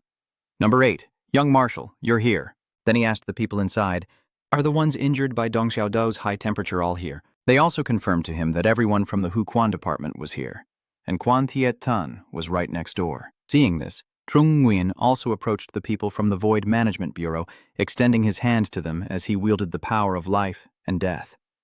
Immediately, a bright streak appeared on that person's body like a miniature universe. Then the person also sat up straight and asked with suspicion, "I am healed." Immediately after, Trung Nguyen turned and walked away. Next to another member of the Extreme Void Management, who also looked at him happily and exclaimed, "It's number 8 who healed us. He's actually from the medical system." Seeing that, the person lying in the hospital bed who was healed by her also looked confused and let out a puzzled sound. Then he moved to the next room. Soon after, the officer Thiet Tan sat up from his bed, looking at his hand with suspicion, wondering why he suddenly recovered. "Who healed me?" Next to him, Jiang Bat-u looked at him and spoke. "All right," then he interrupted. Then he calmly pointed at him and confirmed, "Count your crimes in detail." Quan Thiet Tan. Behind Jiang Bu-wu, everyone was also stunned by his coolness. Then he quickly rushed off the bed, running toward him anxiously and shouting, "Trung Nguyen, why are you here?" "Wait a moment, young commander." Trung Nguyen said as he entered, hands in his pockets with a proud look, reminding him. I don't like to waste words, you'd better not test my patience. Jiang Bat-u then steps in behind him. Then both of them glared at him with disgust and contempt, while Zhang Buyu, behind, used a forbidden noise technique and then silently informed Zhong Yuan above. Quan Thi Tun is so bold that he can't hold back and will abuse the interference or should impose a ban first. Seeing this, he confidently questions him. During the chaos, Dong Xiaotong used high temperature because you used interference, or not, right? Both of them looked at him with identical expressions, hands in their pockets, while the other stubbornly shouted to deny. You talk nonsense, spit blood at others, but inside he's revealing and betraying the boss. The officials from the Bureau coup came to arrest us. I used noise or the heat to fight Dong Tiuduong, and in the end I got injured too. The guy's face darkened with tension as he bit his lip and furrowed his brow, thinking to himself that even though he wanted to shout out loud, it seemed he couldn't. Zhong Yuan asked Niu, or just entered, could it be that the fact he played dirty with Von Qunyan was already discovered by him? Then he doubted himself, and asked in his mind. The two people on the other side, hearing this, also calmly questioned him. Can you explain how you and Dong Xiaodo even became teammates with Van Qunyan? Seeing that, the guard still tried to justify himself, saying they just happened to know each other and formed a team. Otherwise, what else could they do? In his mind, he remembered the arrogant scholar controlling the sand with an air of pride, standing defiantly against the cheers of those around him, and he thought to himself that the foolish scholar had never studied seriously, only relying on his praised talent, pretending to endure hardships. After absorbing the false star core, does the Spirit Snake King feel invincible? Then he shamelessly confirms that he only used some interference or revealed his true form, turning him into a fool who only knows to kill and kill. Then he remembered the state of the ninth scholar when he was creating a sandstorm with his face dark and his hands risking everything to perform a move, and he inwardly judged himself as being shunned and avoided by others because of the interference or chaos. He also won't be able to live well. The teacher once said you can't use your powers recklessly. He brought his own downfall upon himself, and he deserved it. Then he remembered Dong Xiaotong looking at him with contempt and cursed him silently in his mind. And that damn bastard Dong Xiaotong, relying on his cheating space absorption, just flew straight up to the sky. Isn't he just obediently listening to Niu, or that he's part of our team, serving as a pawn for us? Then he arrogantly shouted in his mind that only the Chaos Orb was the greatest power in the world. The fools in the military district didn't understand anything. Seeing Trung Nguyen keep questioning him like that, he frowned angrily, pointed at him, and shouted, "Commander, I'm innocent. I didn't do anything." Then he cursed him and accused, "Trung Nguyen is a shameless villain who killed Van Nanku. If you still want to slander me, be careful not to be deceived by him." Seeing that, Trung Nguyen also looked at him with contempt and did not respond. Then his face darkened with anger, glaring and grinding his teeth as he thought to himself. Although his father told him not to use the noise technique against the Zhang family, at this point, if he didn't use it, he would truly die. Immediately afterward, his body radiated a technique as he shouted inwardly with full confidence, "Use my distraction, or my technique, young commander." Seeing that, Zhang Buyu also stepped forward to face him, while Quan Tiecheng, seeing this, retreated in panic and confusion, shouting inwardly, "Why can't I use it? What's going on?" And he silently responded in his mind, which he couldn't hear, "It's sealed off, thank you." On the other side, Zhong Yuan glanced at him with a calm and composed expression, mixed with a touch of contempt, and asked cautiously, "Young Master Zhang, does he want to cry or hit you? Yet you can still stay so steady." Immediately afterward, Zhang Buyo sighed and shared his thoughts, feeling more sadness than anger. He would be angry after feeling sad. Hearing this, Zhong Yuan also found it hard to understand, and asked him what he was sad about. Then Jiang Bat-u also spoke up to confirm, "Don't ask, it's over." Finally, he casually put his hands in his pockets and approached him to ask, "Quan Thi Tun, you use it skillfully or with ease. You must have hurt many people, right? When that guy saw you approaching?" He lost his composure and collapsed to the ground, stammering to deny. I don't have it." Then Jiang Bat-u reminded him again, "If you don't use Niu Ho with me, I might still respect the Quan family and only cut you." Immediately after, Jiang Bat-u bent down and grabbed the back of his neck, causing Quan Thiet Tan to grimace and close his eyes in pain. Then, he looked at him with a mixture of contempt and disgust before questioning him. "Do you really understand why Nau Huac is so infamous, and why it's not banned, but instead brings the Quan family wealth and honor?" Unlike your murderous expression, his face couldn't help but tense up and look up in fear. In the end, Jiang Bat-u calmly looked at him, narrowing his eyes before coldly reminding him that Nyehuak is a sharp weapon, but it can only kill people, and then added, "The noble family's position now is because they are willing to be the sword of the Zhang family, vowing to use it to slaughter those impostors disguised as humans." Then Zhang Bu Yu added, "Not using Nyehuak with the Zhang family is the key point that the Zhang family has set for the noble family. Now that you have represented the Quan family and reached the critical point, the entire Quan family can no longer be kept." Then he let go, causing the other to fall to the ground, more terrified, looking up at him with a shocked expression. Immediately after, he was taken into the interrogation room and sat facing Wang Fading. He handed him a piece of paper and, looking him in the eye, reminded him to follow the old rules. Write a self-criticism first before proceeding. He was trembling and crying painfully, stammering that he couldn't write it out. Seeing that Wang Fadin also looked at him with contempt and questioned him. "How many crimes have you committed and you don't even know?" Hearing that, the guy also trembled and burst into tears. "You!" In the end, with no other choice, he reached out his hand as the golden energy streams rapidly spread into the air. "This is an illusion." Then Wang Fadin confirmed with him, "Fine, if you won't write, then give up resisting and honestly accept the illusion." Seeing that the other guy's whole body also begins to glow with a golden light, he bows his head silently crying while sitting on a chair for interrogation. Next, a stream of electricity appears around Wang Fadin's body, along with a flow of golden energy around his legs, and he suspiciously thinks to himself, Ever since he absorbed the interference aura, he's been using it on ordinary people even when nothing's wrong, to observe the changes in those affected by the spell. Immediately after, he gained the memories of Guanji Cheng. He has a stack of money in his hand. Then the man carries a box of goods and leaves the store without forgetting to look at the seller lying unconscious on the ground. Seeing that, Wang Fadin also understood and confirmed in his mind that the convenience store clerk he had manipulated earlier stole money and then used violence to kill the store manager. Next comes the memory of him speeding and hitting a girl on the road, leaving her covered in blood. Wang Fadin realizes and confirms the crime. The driver that he robbed was driven to kill his wife in a staged car accident to claim a huge insurance payout, and upon recalling this memory, his face darkened with anger, turning pale with rage as he shouted in his mind. There are also countless other cases, so many that he can't even keep track. No wonder he couldn't write a confession himself. In the end, he couldn't hold back anymore, slammed his fist on the table, losing his temper and shouting curses. Are these monsters disguised as humans? Immediately after, he turned to look at the officers of the Bureau of Chaos and announced that interference, or indeed, was extremely dangerous, then added to follow the young commander's orders and arrest all the household servants that very night. On the way home, Zhang Buyo scratched his head with one hand, covered his mouth with the other, and let out a yawn, then complained about being tormented in the middle of the night. It's already 4 a.m. Next, he walked and asked Trung Nguyen beside him, "By the way, is your home's water pipe frozen because of your Vinhang ice abyss?" He also added that even the bathroom was unusable. Hearing that, Trung Nguyen, walking alongside, put his hands in his pockets and looked at him to confirm. "I reported Tongxiang Xuan to find someone to fix it. It will take until tomorrow night to return to normal."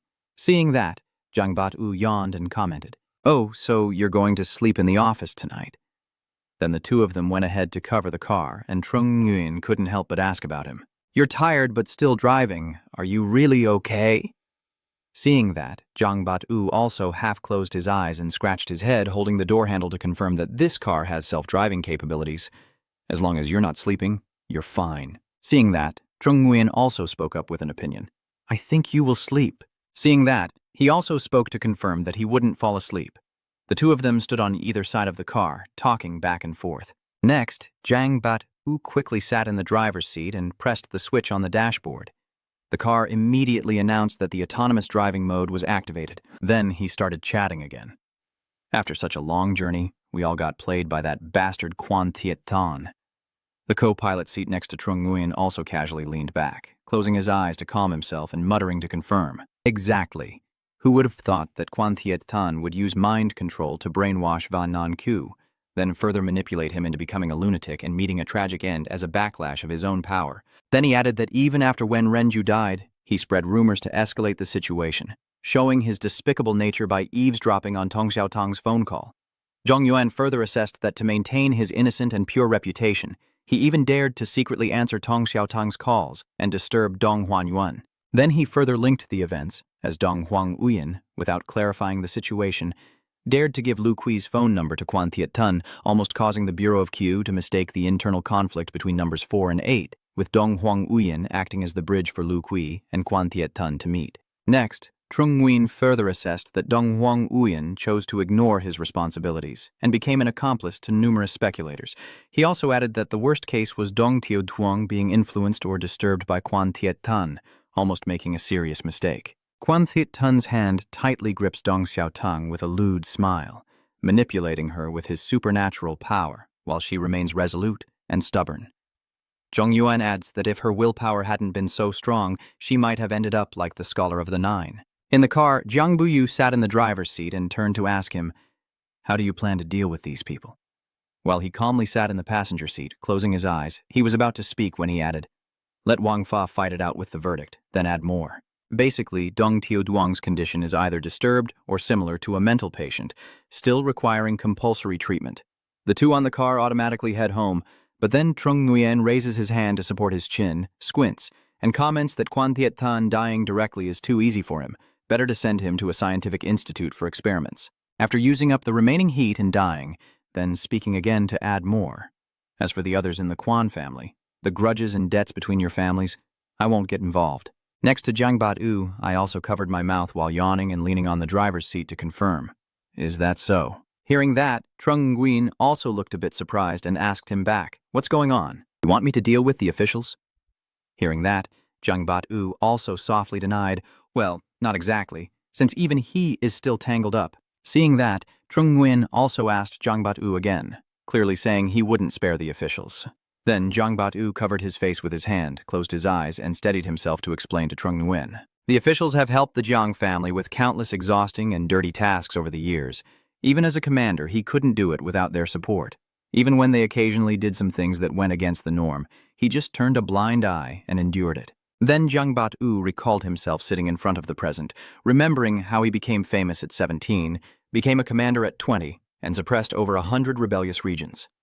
Behind this heroic image, there was a lot of dirt and blood. Hearing this, Trung Nguyen couldn't help but wonder, and asked him why he hadn't thought about resigning and returning home to be at peace.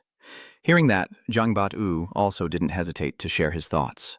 But when he saw the pharmacy in the early morning, the subway during rush hours, the staff's meal at 2 p.m., and the taxi at midnight, he added, seeing his people working hard to survive and being drained of their surplus value without even realizing it. "I can't help but think," and Jiang Bat-u interrupted, while their car still sped along under the night sky.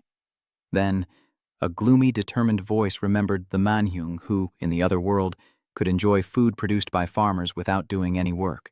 A stable environment created by workers and artificial barriers can protect them from external enemies.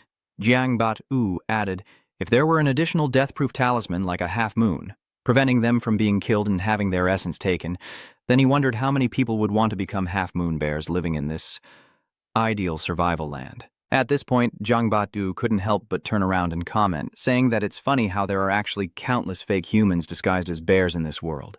Hearing that, Trung Nguyen beside him calmly looked ahead and shared his opinion. Humans are a higher species, originally possessing animal instincts, and he added, only by overcoming these instincts can humans truly be considered human in the true sense.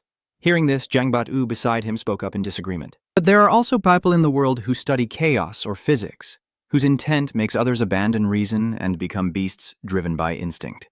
Then Trung Nguyen in the co-pilot seat crossed his arms and looked outside before asking again. In terms of meaning, neurotoxins are basically low-level bluffing? Then Trung Nguyen also confirms that they are powerful tools to force others to behave badly, just that the subtle bluffing is more sophisticated and harder to detect. Seeing that, Jiang Buyu beside him also let go of Mag's face, looked ahead with his cheeks flushed and confirmed that he was afraid of being manipulated by the low-level chaos, then further expressed his concern that he was afraid he would become inhumane because of it and that his sister might be seduced by its power, and finally added that he himself might also turn into something no longer human. Suddenly, Trung Nguyen turned into a cat and jumped onto him, causing Jiang Bat-u to look over, blushing, with his mouth open and shouting. Then, he whispered a reminder from his shoulder. "Face your inner fears now?" Jiang Bat-u's face was full of struggle, sweat pouring down as he shouted. "Hey, don't disturb me while I'm driving." Then he reminded me again, "The green light is already green." The car also quickly sped off. Trung Nguyen, hearing his explanation, also reminded him, Now it's in autopilot mode, but Zhang Bat-u still shouts defiantly. Driving and messing with the cat at the same time will lead to trouble. Don't come over here. Immediately after, he also spoke up to justify himself to him. Animal instincts are also part of human nature, and we must learn to reconcile with ourselves. Hearing this, Zhang Bat-u still shouted back defiantly, "Are you not?" In the end, Trung Nguyen no longer teased Zhang Bat-u and softly asked seriously, "Have you thought about how to handle the family affairs?" Hearing that, Trung Nguyen also fell into thought and asked him again, "If selling out can replace disturbance or chaos, do you want to replace them?" Hearing that, Trung Nguyen also confirmed with feline determination, "Very good. Soon I will show you what a physical strategic theft ban looks like." The next morning, when he opened the coffin to wake up from Zhang Bat-u's feng work, then approached his sofa-cum-bed, put his hands in his pockets, and judged it was 6 a.m. now that he was dead, he could go without eating or sleeping. But this guy couldn't. Then he hesitated inside, wondering if he should wake him up to go to work, while Zhang Bat-u still held his phone, sleeping peacefully and ignoring everything. Immediately after, the phone rang with a call from Zhang Lang displayed on the contact list. Seeing that, Trung Nguyen also leaned in to look and wondered to himself, Zhang Lang seems to be the father of Zhang Bat-u, the former commander of Hoa Nam. Then he wondered to himself, is it my turn to answer someone else's call now? Zhang Bat-u's phone kept ringing non-stop, and finally he picked it up to decide to answer, pressing it to his ear and saying, "Hello, old Commander Zhang, I am number 89 Borders. Next, I will inform the other side that Commander Xiaojiang is currently asleep, and if there's an urgent matter, I can help wake him up." Hearing this, Zhang Lang's expression on the other side also glanced at the phone with a gloomier look and asked him, "So you call him Commander Jiang? It seems that number 8 is about to handle the common affairs regarding the Quan family." The other side in Trung Nguyen also confirmed, "That's right, Commander Jiang probably won't stop you, right?" Hearing that, he also responded to him, "Of course not." On our side, Zhang Lang softly told him to let the boy sleep until he finished dealing with the royal family and wake up afterward. "Are you treating him like a sword, Commander Jiang?" Seeing that, he on the line also said, "You really know how to joke." Then he couldn't help but remind the two kids a bit, "I still have 2 years before I turn 18, just don't let your son be accused of pedophilia. Goodbye." Then he hung up, and I pulled the phone away from my ear, lowering it slowly, my eyes narrowing in suspicion as I asked myself. Old Commander Jiang actually revealed his age, then realized he was Zhong Yuan, and only then understood the main point of that statement. Wait, what does it mean to be convicted of child molestation? Using Infinite Dreamscape to watch cartoons is also considered pedophilia? Immediately after, Trung Nguyen ignored it and spoke up. "Forget it, just go ahead, it's your decision." Then he transformed into the side view of the sleeping Zhang Thay and slowly walked toward the door to confirm. His father told him to sleep a little longer, so I reluctantly agreed to help him go to work for a day. At the military zone, a group of young men asked Lam Dongluang, "Is Jiang Bu-wu coming today?" Seeing that, he also shouted back stiffly, "Today is the inspection day, so the commander has to come even if he doesn't want to." Seeing that, Ngim Tak beside him couldn't help but turn and ask him, "What are you angry about so early in the morning?" Immediately after, he became the target of some anger. Lam Donglong looked at him and shouted, "You don't know what he did yesterday." In just 24 hours from morning to night, he had already taken the officials and the allies to the bureau, but they still hadn't come out. Even those with some connection weren't spared and had to go in. Behind the green-haired mushroom-headed person, they closed their eyes and nodded in agreement. "So we promoted him to commander and added more. Now that he's got firm wings, for us it's just seize and take, no negotiations." Seeing that, Ngim Tak also looked at them in surprise. Immediately after, he turned to the group of spirits behind him and signaled to them. "The censorship starts at 9 o'clock. It's only 8 o'clock now." The crowd cheered in response, and within the military zone, everyone's thoughts kept echoing. "Later, we will all sit quietly in front of the court to protest. If he dares to disrespect us, we will bring him down. Zhang Bat-u has already dealt with everyone else. Number 4 will definitely oppose him and us. If Zhang Bat-u's attitude becomes too firm, we'll have to lead the team to another military zone. The strength of the Zhang family alone definitely can't match our entire clan. This time Zhang Bat-u can only compromise with us. They are firm in their own judgment." Captain Zhong Yuan is sitting in his office listening to a report from his secretary. "Sir, what should we do?" "If this matter is not handled well, it will surely greatly affect your reputation." Seeing that, the people below also shouted in unison, "These people are really a bunch of bastards. You help them seize many resources and opportunities, yet they still dare to threaten you back." And you sit there, with a resolute expression, confirming this. It's okay. If they want to change jobs, other military districts won't take them. Furthermore, they can't beat me in a one-on-one fight. If they truly don't want to be caught in a trap, they can only compromise with me. Next, I gather a cold, icy aura and mutter that the greedy bears who feed on the sweat and blood of the working people only seek to benefit themselves and their family. Next, Trung Nguyen declares that today I must help them straighten out so they can reflect on who truly owns Hua Quoc. Outside, a bird is beginning to fall after being struck by the cold ice blocks you threw. Outside, dark clouds fill the sky. The bird from earlier, just as Mag lands stiffly in front of the mushroom-haired man, making him look over in confusion and shout, "What is that?" Someone nearby in the military zone also pointed up at the sky and asked in confusion, "Why did the sky suddenly turn dark?" The attacker also looked up. Then suddenly, sharp, spiked ice snowballs kept falling from the sky as they fought the people in the military zone, causing them to panic and scream for help. This hail is even bigger than a basketball. This is definitely not a natural phenomenon. They were hit so hard that blood splattered and they fell down. Seeing that, the mushroom-haired guy also panicked and shouted to confirm, "The young commander has called for reinforcements to handle us defensive system. Get ready." Immediately after, a madman created a shield and urged everyone on. Only those who can match basketball are the ones who can fight back. "Let's sing together, brothers." Seeing that, the others quickly followed suit and started singing Hillbomb Jabel's Kill Holly Kin M with Slick Ketty. Jip by hip hop, while the snowflakes and the ice-hard snowball kept rushing toward the defenses and healing systems, their shouts echoing, "Stop, stabilize, who's singing, stop adding chaos." On the other side, a defense system member, exhausted from creating shields, shouted, "Team leaders, we can't hold out anymore. Retreat now." Seeing that, the captain standing behind the shield angrily shouted, "It's only been 5 minutes. Retreating isn't surrendering to Jiangbu." Above them, sharp snowflakes and ice-hard snowballs kept falling, and one of them couldn't hold back and cursed, "Damn it, stop using fire abilities." The ice sphere melts into water, falls to the ground, and refreezes. "Are you trying to ice skate?" The secretary looked down from above, where the dark clouds had thickened, and asked suspiciously, "Commander, since when have you been able to absorb such powerful ice abilities?" And he calmly sat on the chair, using his other identity to justify himself. Ah, the physical cooperation of Huyen Min. Seeing that, she also became suspicious and asked again, "Does the cooperation include physical abilities?" Then he lowered his head and softly confirmed that all powers have a physical basis. Down there, the defensive shield is gradually breaking under his relentless attack. The people below start to scatter and shout, "I can't hold on anymore. Goodbye, everyone." Anyone who wants to protest, go ahead. Then another person quickly spoke up to remind, "Giving in now would only cause us more trouble with Jiang Batu." And then another person collapsed to the ground to confirm, "I give up. After all, the young commander really won't let us die." They were beaten to pieces, and Mu Hong tried to heal the wounded using the power of life, warning everyone that the ice ball without eyes would truly die if they gave up. Stop struggling and just admit defeat. Seeing that, the ones afraid of death quickly ran in and shouted, "If you want to die, then keep fighting. I'm going to surrender to the young commander here. Goodbye, including the direction of the charge." Seeing that, Lam Dong Luong couldn't help but sigh gloomily. "All right, you guys retreat. Who says we're not as skilled as others?"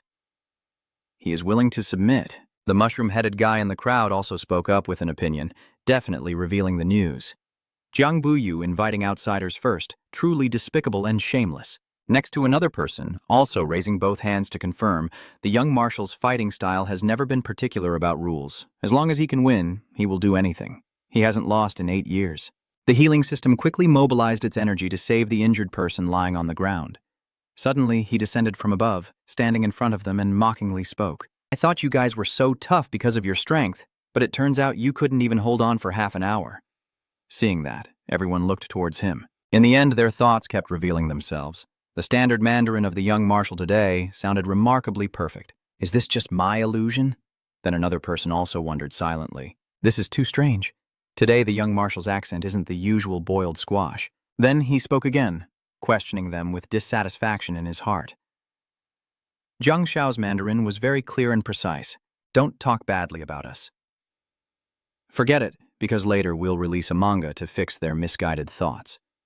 Xiao Tiet will also overlook even the accent. Thinking and acting, he quickly reached out to them formally and asked what I really don't understand, is what exactly are you protesting about here on this ice ball? Then you answer yourselves, isn't it because of the matter of the officials? Seeing that, the mushroom head quickly burst into tears. tears streaming down as he scolded us. We risked our lives for him on the battlefield, only to be dealt with by him in the end. Does your conscience not hurt? Then someone else steps forward to question Trung Nguyen. If it weren't for us, you wouldn't have achieved what you have today. Seeing that, he immediately used his super-powerful aura, radiating a brilliant light of righteousness to remind them. You never fought for me. It's clear you just want to elevate the leader to benefit the family, and I just happened to fit that requirement. What he said seems to make sense.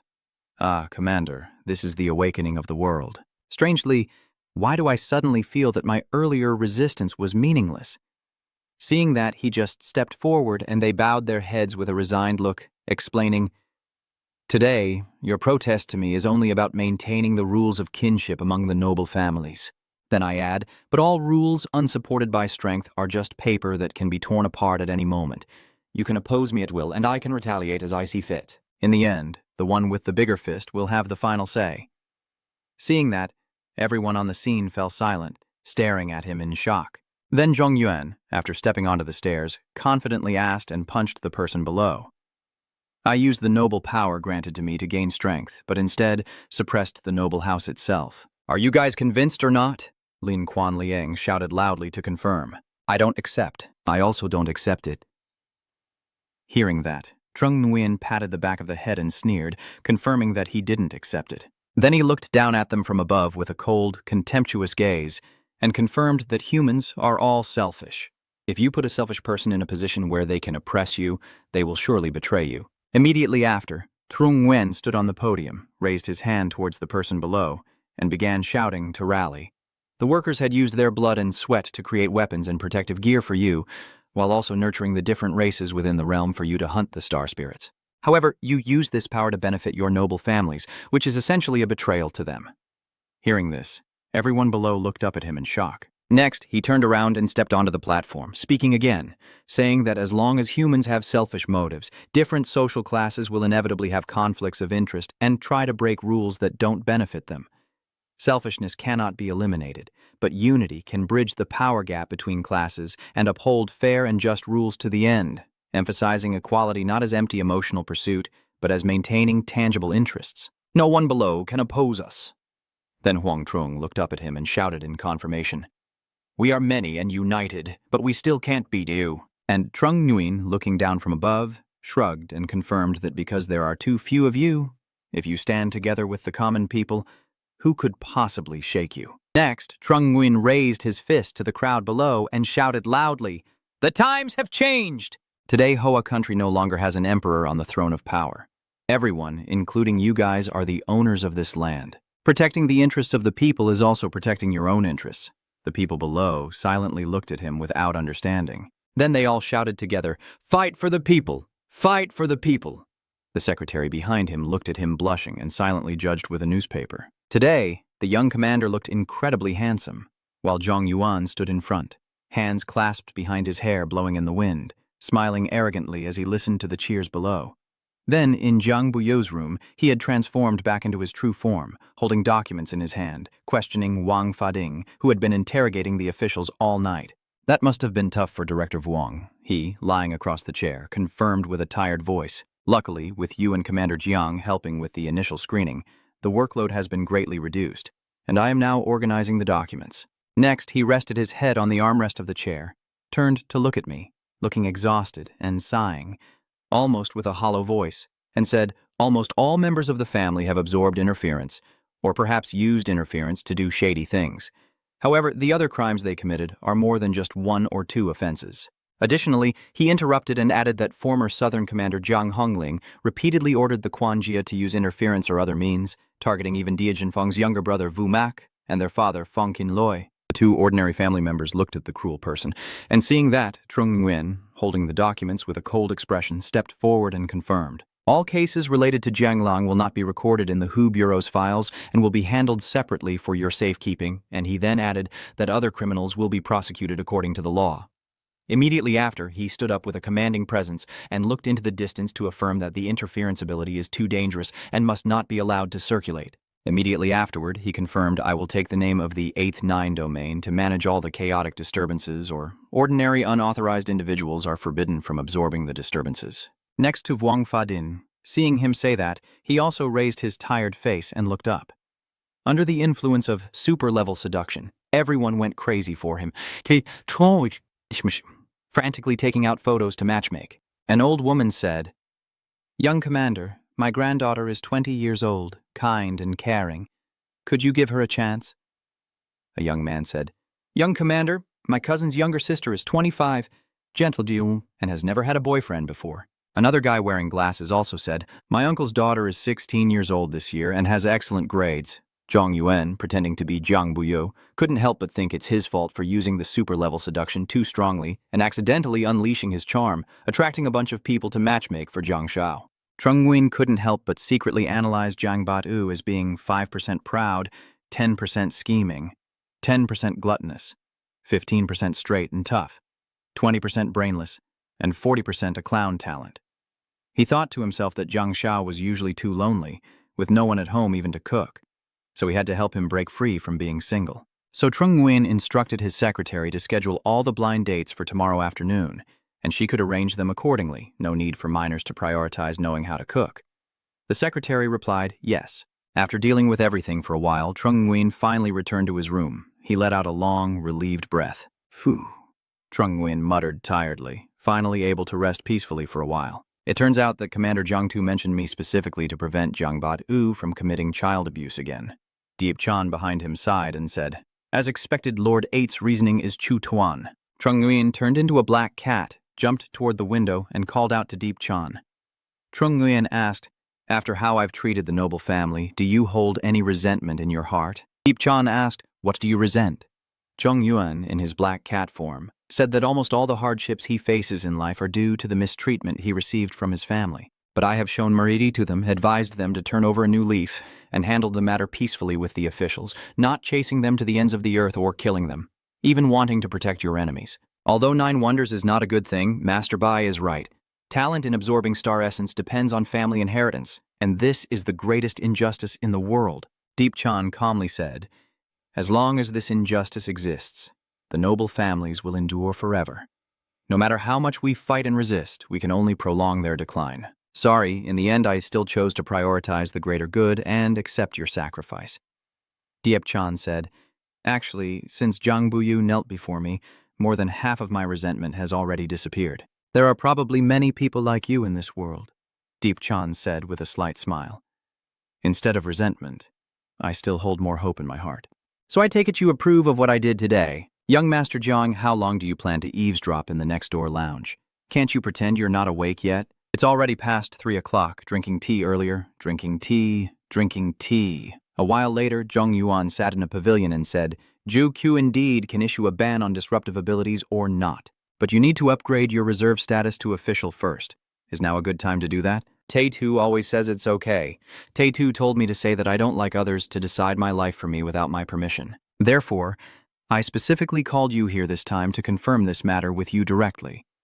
Becoming official means you will become the final trump card of all the power users in Hoa country. You can't refuse or avoid facing the most dangerous and difficult missions. Have you truly made your decision?" Zhong Yan replied, "It's decided. Uncle Tae warns not to throw away the card like the drone again." Trung Nguyen casually replies, "Uncle Tae, no interference or personal gain for me. If you have no awareness to shoulder the responsibility for the future of Hoa Quoc, then why are you wasting your efforts like this?" Trung Nguyen said, "This land holds your ideals, the people you care about, and the responsibility of Ku Hu is to protect them. So if you want to become Ku Hu, you need the power that comes with this responsibility to better achieve your goals." "Uncle Tae, I ask what your ideal is." Tae-tu replies, I admit I am a bit obsessed with love. Nearly 20 years have passed and I still can't forget her. Initially, you joined the 9 territories to escape reality, and later your efforts were only to become someone worthy of her." Trung Nguyen said, 9 territories is the support of the people of Hoa Quoc. The 6th is the leader of 9 territories. It has nothing to do with whether you love Feng or not." Tae-tu involuntarily cried. Trung Nguyen said, "Let go of your career and give it the freedom. Don't force it to be tied to your feelings. You also hope that Feng will marry Tae-tu, not the position of 6th leader of Ku Hu, right?" The secretary said to Feng Truc Trin, "Director Feng, 6th asked me to give this to you." "What is this?" 600 tonight. At the bridge where we first met, No meeting, no farewell. What era are we in that we still need to write a small note to invite someone to dinner? Feng Truk Trin said, I can't even remember which bridge Tu and I first met on. It's been so long. The secretary looked surprised and implied, really can't recall. So you can ask him, Feng Truk Trin asked. So where is he now? The secretary replied, he's probably still in the Tu Ku Ku courtyard nearby. Back at that elegant courtyard, Zhang Yuan had left, and Tui Tu didn't know where he went. Turns out he went to Tan Trong's house, where handsome men are beautiful. Tui Tu was already shaving, standing in front of the mirror, saying to himself, shaving makes me look a bit younger, but time still doesn't spare anyone. Zhang Yuan said, when in doubt, memorize the text. The second to last line of the Nuang Duang Lo inscription is fine, but it's too straightforward for a man. Maybe I should still read the Zai Xiang Shu. At this moment, Feng Truk Trin pushed open the door and called out, Tuka, if you want to go somewhere for dinner, let's go together. Tu was so startled, he shouted out a string of unutterable words. Feng Truk Trin didn't care and said there's no need to play childish games like writing notes. Tu said that, so go inside the courtyard and sit for a while first. Wait for me to get ready. Feng Truk Trin Keolen. A moment later, Tu prepared to step out to fulfill his long-held wish. Tu looked around to call Feng Truk Trin but stopped when he saw her standing on tiptoe, admiring the scenery inside the garden, and asked, You've been looking at the scenery in the courtyard for so many years. Aren't you bored? No, I never get tired of it. Spring, summer, autumn, winter. Rain, snow. Morning, noon, evening. Even though I see the same scenery every time I come here, it's never exactly the same. Trin, I have something I want to give you. This ring is something I bought 18 years ago to give to you. Even though it's a bit late now and has lost its original meaning, I still want to give it to you. What do you want me to do with the cubic crystal cut with carbon in the middle of the face? Feng Truk Trin replied, the ritual is just a joke. You're summoning evil spirits according to the wasteful doctrine. Tu helplessly covered his face and said, all right, if you don't like this carbon element crystal, can I read a paragraph for you? Feng Truk Trin said, just read it. Tu cleared his throat and said, if I love you. Feng Truk Trin, fed up, said, if you love me, what more do you need? What are you trying to do? Tu was speechless and shouted. Feng Truk Trin was speechless and said, you've helped me raise our son for over 10 years. Don't you see that I love you? Tu said that last time he hinted about marrying you, but you told him you had already married science. Feng Truk Trin reasonably replied, love is a kind of feeling. Marriage is a kind of contract. They are not the same. Tu collapsed and asked, are you a tough woman who doesn't love me at all? Can you say it properly? Feng Truk Trin happily said. Yes, I love you. Feng Truk Trin stepped closer and asked, do you want to marry me? Tu shyly said, it's not me, it's you. In the end, Tu kept saying, marry, marry, marry, marry, can't I even get married? You are an oak tree, I am a cotton ball, is that okay? Feng Truk Trin cheerfully said, just wait for each of my lines. That's right. In another part of the bedroom, Feng Qin spoke to the cat-like Zhong Yuan. Nguyen, you did it. My mother said she will have a wedding with Uncle Tay next year. How is that possible? Cat-like Zhong Yuan said, your wish has already been fulfilled, telling Tay to read the essay for Feng what's his name. Qin Kang remained silent, simply because it's hard to imagine how Feng Truk Trin would react if Tay too read the essay. In the end, Feng Qin told himself to forget it, just forget it. Which table do you want to sit at for the party? Trung Nguyen said, let's sit at the kids' table with Lam Lam. Feng Qin replied, okay, let's settle on that and set an alarm so we don't oversleep. Zhong Yuan, the black cat, replied, okay. Zhang Batyu said, it's over. Your morning tea has been completely changed by me. From now on, without coffee, you won't be able to function. Trung Nguyen helplessly said, you've made so much coffee for me and you still haven't learned. Zhang Batyu said, I tried it, but it doesn't taste like yours. Trung Nguyen asked, did I not tell you that I don't need to eat or sleep and I have no sense of taste or smell? Zhang Batyu replied, I can tell because every time you cook something new, you ask me to confirm if the saltiness is right. Trung Nguyen said, so if you tell me it tastes different, I really don't know what to say anymore. Vuong Phadik just sent me a message saying that everyone in the family and officials, including Quan Thiet Tan, experienced an unexpected incident. My life is in your hands. I was pushed into the snake pit from the start. Commander Xiaojiang, do you have any clues? Zhang Batyu responded indifferently.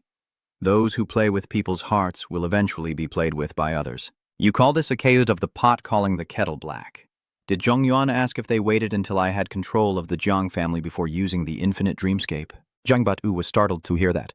Trung Nguyen said seriously, Old Master Jiang issued orders to the officials or others. Most of the heads of the great families already knew about it, and even if it was made public, it wouldn't shake the position of the Jiang family. On the contrary, if I choose not to reveal it, it's the same as sitting in the same boat as the Jiang family.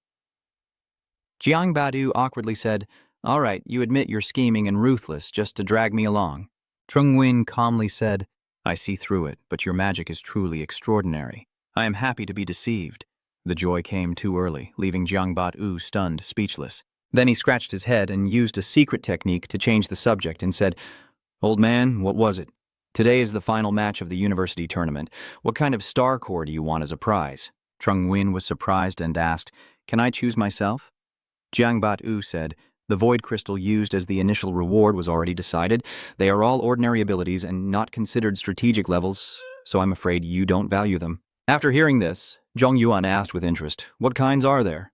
Jiang Buyo listed from primordial energy, super reproduction, steel vi, super decomposition, mental collapse, speed, high temperature, and also the spiritual slaughter violence that Van Nanqiu absorbed, but did not mention the super-level saintly one originally intended for the saint. In addition, he also helped me find a level-breaking chaos stone. The breaking ability can see through lower-level abilities without affecting the others. For example, if you can break through your endless dreamscape, you can force the dream to turn into a waking dream, but courage can only break the dream, not turn it into waking consciousness. Trung Nguyen asked in surprise. I just mentioned the breaking technique a few days ago, and you've already prepared it for me? Jiang Bat-u replied, That's right, for this rare stone. Do you want to follow the tournament's process or the 9 rare stones process? Trung Nguyen said the tournament's process is that the rewards for the top 3 in individual and team competitions are level 3 spirit stones. The rewards for the individual contest I want are breaking the dream, super energy surge, distant spirit violence, and super decomposition. I will not participate in the team competition rewards and will let my teammates share them among themselves. On the day of the university tournament, the announcer's voice echoes throughout the arena. Hello everyone, what you are watching now is the 2043 University of Void Energy Tournament. The highly anticipated individual finals are about to begin in 5 minutes. The 2 hosts, a male and a female, said that Zhong Yuan's player and Feng Qin's player from Tanan Academy have each fought many battles and will finally face each other in the final. They are not only classmates, but also teammates on the same team, having just won the team championship 3 days ago. Both of them stand on the arena and look at each other. The host asks Feng Qin, the strongest healer in Hua Quoc, will Trung Nguyen choose to surrender or fight to the end? Zhong Yuan turned to ask the referee. The individual competition is a complete double elimination tournament system. I have to lose both matches for Feng Qin to be considered the winner, right? The referee replied. That's right. Feng Qin is in the losing group and has lost once. If you lose again, you'll win, Trung Nguyen said. Oh, so I lost the first match, Feng Qin said. Do you really believe you can beat me 100%? Trung Nguyen said, The first time we faced each other, you lost, so I also lost a match to return the favor. Feng Qin replied, Respect is not as good as obedience. The female host says, Looks like they are about to settle the score in one match. This one's going to be intense. The referee calls out, the players are ready. Feng Qin adopts his stance. Trung Nguyen also prepares to fight, and the referee begins the countdown. The two seem to be exchanging a powerful aura, making everyone involuntarily watch as the referee's final count rings out. Suddenly, Feng Qin rushed forward, shouting Oan Tusi. Trung Nguyen was stunned, not understanding a thing, then quickly reacted by throwing a punch, you hosts say. At the very start, Feng Qin suddenly shouted Oan Tushi, and Trung Nguyen only saw Feng Qin pull out a sword, while Trung Nguyen drew a hammer, the host said. Zhong Yuan quickly switches to the Oan Tusi mode. This time, Oan Tusi wins amidst lightning and fire rocks. The replay of the previous scene is now showing on the screen. The host says this process happens so quickly that it ends before you can see it clearly. The high-speed camera captured the scene just now. Let's watch the replay. You only see Trung Nguyen's hand opening into a cover as both hands rush forward. Just as Feng Qin said, Oan Tusi, Trung Nguyen reacted. Feng Qin threw a punch while Trung Nguyen responded with a palm strike. So Feng Qin's index and thumb slightly open, the narrator says. As they move, Feng Qin's fingers spread apart, ready to transform into scissors. So Trung Nguyen's open hand suddenly closed in an instant. The host said, at the same time, Trung Nguyen's hand also began to close, preparing to punch. Hostess Trin Van excitedly said, in this brief 0.1 second, both sides changed their moves simultaneously. In the end, Zhong Yuan was still a step ahead. This match can be called a top-level showdown of mind and hand speed. Feng Jing crossed his arms and said, "On Tung's ability is too much." Trung Nguyen replied, "There's nothing I can do. I predicted it myself. Even if I wanted to lose to Oan Tu Shi, I couldn't." Feng King turned his back and left, saying he was done. No more playing. Goodbye.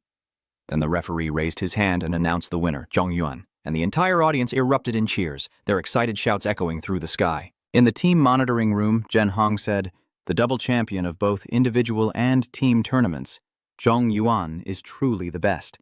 Lin Lan cheerfully exclaimed, "As expected of my brother, even Oan Tu Shi is the strongest." Trung Lam immediately called Trung Nguyen to ask, "Hey, congratulations on winning both the individual and team tournaments. When will you be back?" "Now?" Trung Lam asked suspiciously. Seeing Trung Nguyen open the door and step in with 2 buttons in his arms, Trung Lam exclaimed, "You can teleport instantly?" Trung Nguyen replied, "It's simple. Actually, I didn't tell you to compete because I think you're handsome, but because Trung Nguyen said it's because you're someone who pays special attention to spiritual contracts, and you're afraid that if you get angry, you'll tear up the agreement with Lam Dong Luong and then feel guilty." Mr. Trung Nguyen coldly looked in another direction and said, "It's time to settle the old debt with him." On the other side, Lam Dong Luong anxiously walks back and forth, muttering to himself. He did it. He really did it. At first he said he wanted to reach the top 10 in the individual competition, proving his talent was even higher than Trung Lam's and that he could fight in his place. And Tai Ka, leading someone, said, "Lam Dong Luong, the tournament is over now, and the feud between you and Trung Nguyen's brothers should also come to an end." Lam Dong Luong said, "Now that things have gotten so bad with Trung Nguyen, I'm afraid he won't want to join the Dark Eagle team." And Tai Ka replied, "What are you thinking? Have you looked at this document? It contains all the evidence of the crimes you've committed since becoming a quirk user. Today, I am accusing you of multiple crimes, including aiding and abetting murder and illegal trafficking, and I will bring you to military court." "I've never done those things before." And Tai Ka said, "Do you remember digging out those talented individuals you found among ordinary people?" Lam Dong Luong nervously said, "I haven't cared about them for a long time."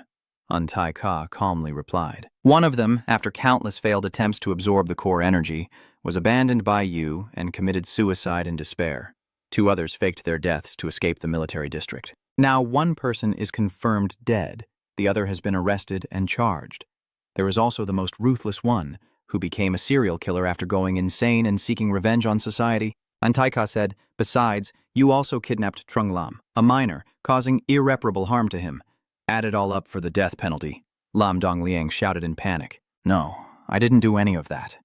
These are all things they did themselves. It has nothing to do with me." An Tai Ka said, "Aoit Juku was ordered to strictly monitor the Qi disturbance and investigate whether any involved personnel incited crimes. Have you heard about this?" Lam Dong Luong said, "I don't use the interference ability. I recruit talents based on instinct." And Tai Ya said, "Isn't the method you use to recruit talents among ordinary people similar to interference?" Lam Dong Luong still insisted on denying guilt. "I am not guilty. I did not tell them to do that." An Tai Ka, not wanting to say more, immediately ordered the person to be taken away. Lam Dong Luong shouted in anger, "No, the matchmaking date that Zhong Yuan arranged for Jiang Buyu has just arrived." The secretary said, "Commander, I have scheduled today's matchmaking according to your wishes." Anti-matchmaker pointed at the girls behind and said, "The chefs of these ladies are all excellent, and their dishes are guaranteed to suit your taste." Jiang Badu asked, "Where is the food?" She wants to ask if you want them to cook right now.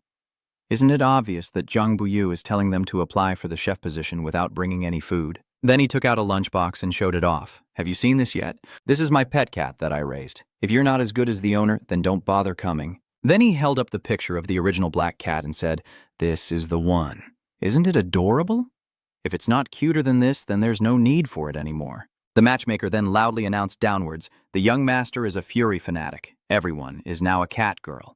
The young women said it was no problem, and then left, leaving Jiang Buyu in a dazed and stunned state. After a moment, Jiang Buyu's face was covered in cold sweat and fear as a soft, eerie voice echoed, "The young commander meows, meow, meow, meow." Besides the cat girls, there are also 2 extremely muscular male cats meowing and begging for love. Jiang Bat-u shouted in fear, "I understand the principles, so why are there men too? No need for male lovers." The matchmaker clapped her hands and said, "Don't make gender a big deal." Then she led the group closer, causing Jiang Bat-u to panic and shout, "Don't come any closer! It's me." It's me. Jiang Buyu, overwhelmed, just made up another excuse. Here I go. Revealing my hand. I'm someone who loves machines and only likes creatures without life. Priority is given to version 404. 59 is also acceptable. If not, give me a copy of the Rabbit Fairy for my collection. Jiang Buyao declared boldly. If you marry a carbon-based creature, within 3 days I'll kill you to prove my point. I've said it. If you're not afraid of death, just come. I didn't expect you to really not be afraid. With the motto, whoever is afraid should go home, a cat girl stepped forward and said she could marry the young marshal. Even if I die, I am willing. So Jiang Bat-u is not afraid. He smashed the window in one punch, jumped out and said, "You can't mess with us. Can't even leave, right?" His voice, full of regret, echoed with Lethi's tone. As the young marshal was falling freely, Jiang Bat-u quickly used super resolution, causing the ground below to explode into a dense high-pressure cloud of particles that shot upward. Jiang Bat-u safely lands, with Trung Nguyen in cat form waiting below to praise the summit, using super disintegration to break the ground into tiny particles. The airflow expands from the evaporation of these particles, serving as a cushion for landing and stabilizing the descent. Jiang Bat-u said, somewhat wasteful. I didn't expect those cat girls to teleport down and be rushing after, shouting, "Young commander, don't run." Jiang Bat-u, terrified beyond belief, immediately hugs Trung Nguyen form of a cat and uses super disguise to escape. Young Master Jiang, you're grown up now. Stop avoiding your true responsibilities. Jiang Bu replied, My 7-foot body has promised the country that women will only affect the speed of my sword drawing. Jiang Bat-u said, Let's not talk about this anymore. Come see the good stuff I prepared for you. Trung Nguyen asked, What is it? Of course, it's the Void Crystal. I took all the Void Crystals from the alien race I could find to give to you. My body can only absorb the same type of core to level up, so I can't use these different kinds. Jiang Bat-u proudly said, Be careful thinking about your physique that can absorb unlimited Ku-tin without exploding. I have come up with a plan to level up that will shake the heavens. Jiang Bat-u said, The power of deficiency is calculated by multiplication. So absorb some lower-level deficiency forces at the same time and open up the possibility of easily reaching 100 times deficiency. Your sibling at that time was the Almighty God. After hearing this, Zhong Yuan was stunned and said, I can activate an upgraded, super-enhanced version of all abilities with minimal absorption of primordial essence using this method. This unique leveling up approach only you could have thought of. Zhong Yuan reached into the box and shouted, absorbing everything, as a huge blue and white energy radiated outward. Jiang Bat-u excitedly shouted, Let's go, Spirit Beast Village! Let's eat! So many of Trung Nguyen's skills kept leveling up at an incredible speed. Trung Nguyen sat back in the chair, holding his head after absorbing all that Ku-tin. Jiang Bat-u stepped forward worriedly and asked, Are you okay, Nguyen? Did absorbing too much of the primordial essence cause a problem? Trung Nguyen responds, The bad premonition is happening again. Jiang Bat-u understands and asks, Are you saying that when you awakened your future divine power, that bad premonition appeared? Yes, Trung Nguyen replied, sounding a bit exhausted. As soon as I absorbed this fragment of the universe, I sensed that all the truths I was seeking had appeared before me. Even if I didn't want to face them, I couldn't avoid them. Jiang Bat-u said, You are the one who discovered your ability to predict the future, and also the one who used the infinite dreamscape to bring you closer to the truth. Trung Nguyen said, I don't blame you. Even if the road to the truth is a dead end, we must keep going. Jiang Bat-u sighed. I will. After a moment, Jiang Bat-u reached out and opened Trung Nguyen's golden coffin bed. He assessed the space inside and said, I think your bed is quite spacious. Adding one more person won't be too cramped. Trung Nguyen was startled and looked up, saying, Jiang, you trickster! Jiang Bat-u raised his fist and said, Even if the road ahead is a dead end, I will fight alongside you to the very end. I don't wish to be born on the same day, month, and year, only to die on the same day, month, and year. Trung Nguyen said, This is the hardest thing for me among all your wishes. Jiang Bat-u said, Please. Trung Nguyen firmly grasped Jiang Bat-u's wrist and said, I will do my best. The infinite dreamscape is activated again. Zhong Yuan appears in a dark space as a yellow light gradually emerges alongside images of 2 men. Trung Nguyen remembered that these 4 years of being sealed inside his body, merging into the dark world to see what was inside. Trung Nguyen Yi, in his first life when he had the accident, was the doctor with brown hair who saved me. Isn't it true that you said he's the most talented person you've ever seen? How can we just throw him into a hospital room like that? The brown-haired man said, Lam Dong Luong's sensing ability is far inferior to mine, so it's normal that he didn't detect your talent. The dark-haired man asked, but those people still made a deal with the girl and promised to cure her brother's illness. The brown-haired man said yes, her condition can't be delayed any longer. The recovery of brain function can only be achieved by your intervention, and then gradual rehabilitation in the hospital, the dark-haired man replied. Okay, wait until then and bring him to see me. The dark blue-haired man extended his hand to use the infinite dreamscape. He said, I will create a realistic dream for you to bring you back to reality. Don't be afraid. As long as my strength remains, you can still survive, the dark-haired man said. Remember, I am the leader of 9 wonders, Nyatmin Chibak. Then the two of them left, looking at their backs. Zhong Yuan Ni. The leader of Kudio is vice commander of Huatrung, Wang Tongthin. I've looked into Wang Tongthin's records, and this is definitely his face. But in my first life, this doctor never took me to meet Wang Tongthin. Then the scene shifted to a young man with brown hair being escorted by 2 people in black. Seeing that, Trung Nguyen realized, oh, he was caught by the Ku Bureau for illegal dealings with Ku Dieu while I was still in the hospital. It was only later that Wang Tongthin used the connection of Vo Han Mong Kan to find me. Young Tongqing invites him to meet at a cafe and says, the truth about Ku Nang is like this. Do you want to help me create a just world together? Trung Nguyen then asked, if I refuse, will you kill me and erase my memory? Yang Tongqing said, I will erase your memory so you forget meeting me. So, I decline. Why do you ask? Zhong Yuan replied, a person chosen because of talent would not fight sincerely for justice and fairness. If all 9 wonders are members chosen this way, then this organization will eventually collapse. Trung Nguyen thought I refused him, but he didn't take away the power of the dream realm inside me. So I lived peacefully until 4 years later when Wang Tongthin stopped seeking me and instead aimed to recruit Diep Chan. However, at that time, Diep Chan was unable to absorb the reincarnation core 3 times in a row and was deemed incurable by Thin Tong Tuong using this method. On the ground were the bodies of the bears discarded carelessly. Among the crowd, Robert was also throwing a corpse down to Trung Nguyen Nhi. To find another way to cure Diep Chan, Wang Tongthin made a deal with Dong Thup Quoc and helped Robert sneak into the divine farmer realm of Hoa Trung to hunt the Mon Mon bears raised there. In Wang Tongthin's hand was a strange pinkish-purple spirit stone. Trung Nguyen thought, in the first life without my intervention, Robert sneaked into the divine realm successfully and brought back a spirit stone of a Mon Mon bear to Dong Thup Quoc. In exchange, Dong Thup Quoc gave Duong Tongthin an artificial core containing regenerative power.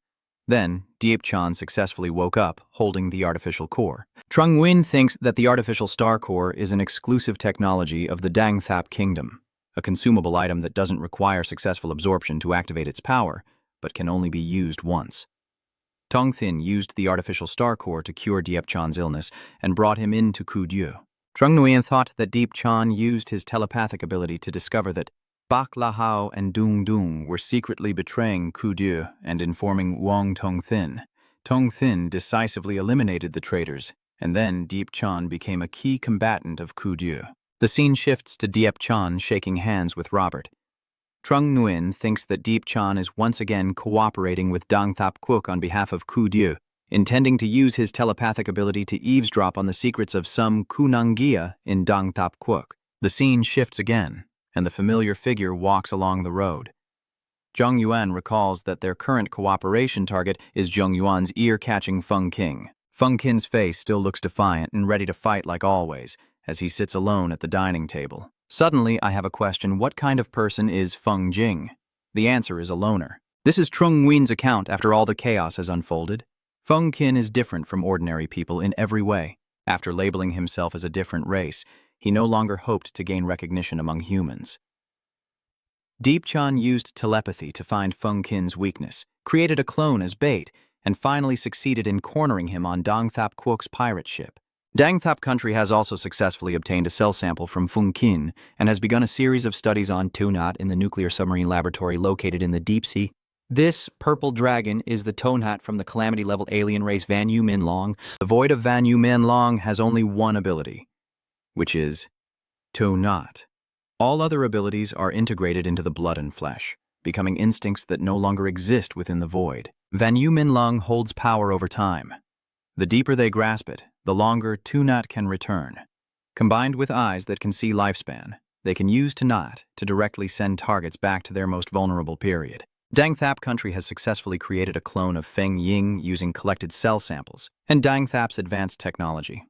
This clone has grown at an astonishing rate, reaching a level even more impressive than Feng Ying within just a year. At this moment, a cargo ship carrying numerous artifacts and cultural relics is passing through the sea.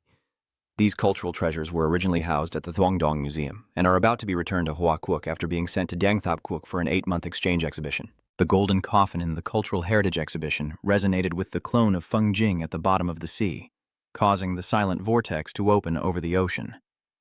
This vortex was also the one that appeared in Shandong City 10 years ago. The darkness from the previous vortex took away a large number of people. This time it took a nuclear submarine carrying the replica of Feng Qin. 3 years later, this vortex reopened in the Thuongdong Museum. The clone of Feng Qin and the darkness merged and evolved into a giant claw that crushed me. The aura of the giant claw sent me back to my weakest moment, which was when Wuong Tong Thin used infinite dreamland on me. These two powers reacted to the darkness inside the golden coffin at the same time, sealing 4 years of that world into my body. Zhong Yuan opened his eyes, feeling as if a long time had passed. At this moment, Trung Nguyen has died, and he is just a faint shadow standing beside, watching Feng Qin lying motionless on the ground. Inside his heart, only a single obsession to protect his sister remains, merging with the dark world inside the golden coffin, giving the dark world Trung Nguyen's will. It seems that in the end I was reborn 4 years ago, but I didn't come back from the dead. Zhong Yuan was stunned and told himself, so that's why I looked like a zombie when I was just reborn. Except for Lam Lam, I don't care about anything else. But Lam Lam speaks to me. Lam Lam's clear voice echoes in his mind. Your world is so vast, it would be lonely for me to be in it alone. There are so many beautiful sights in this world, we've come this far, so why not try to see them? Never before has Zhong Yuan been so calm. He told himself that the version of me now was no longer just a fleeting illusion. Everything I experienced in this world has shaped a new me.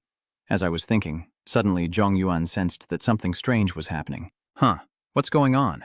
Why has this force suddenly become so aggressive? It seems they are approaching to attack Trung Nguyen, so he uses a breaking move to observe. Trung Nguyen quickly realizes that the infinite dreamscape left by the Wang sect is building a new world and wants me to sink into it. Zhong Yuan dodged and firmly said, I already know the truth. No more dreaming. Step back. Don't come over. He clicked his tongue in frustration. This is really troublesome. I just leveled up and absorbed all my abilities. I should be able to push it away. Just then, the system announced that your ability has leveled up. Your ability has increased. Your ability has been upgraded. Max Blessing level. You have gained a new ability, the Extreme Will. Red level 1 can level up. The Ultimate Wish increases all abilities of up to 6 targets by 448%. Entering the Champion state. Ultra Extreme Will at max level.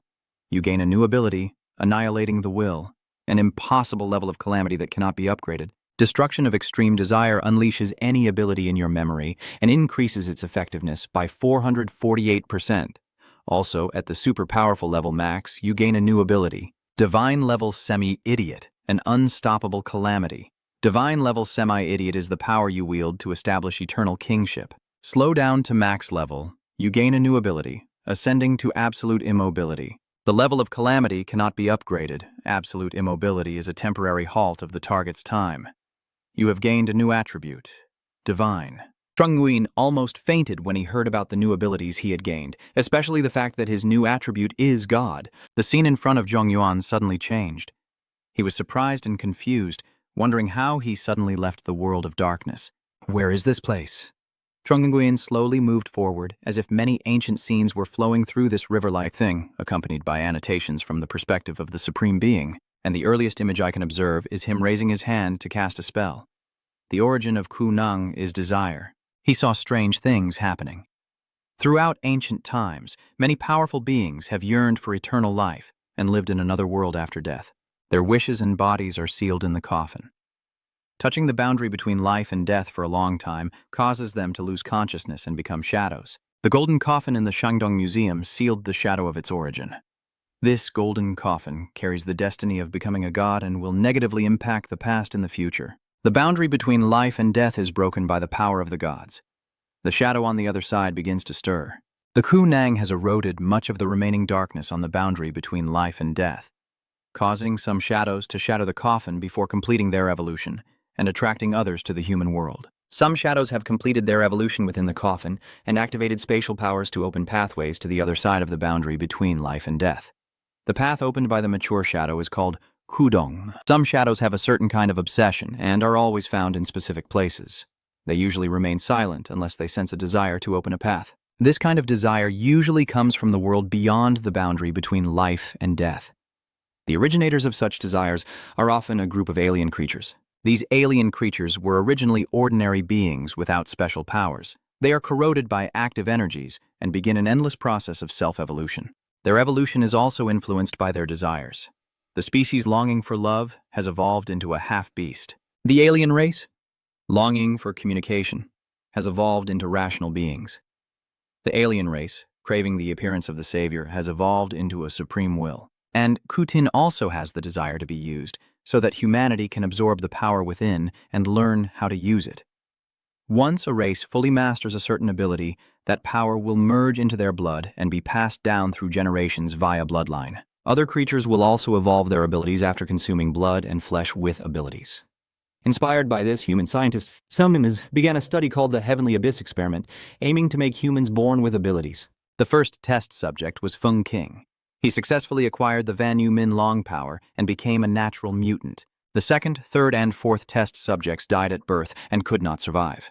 The fifth test subject is Trung Nguyen. He successfully acquired 3 abilities: resurrection, death blessing, and artificial starry soul erosion. The erosion caused Trung Nguyen to be born with defects, but his regenerative powers allowed him to heal himself successfully.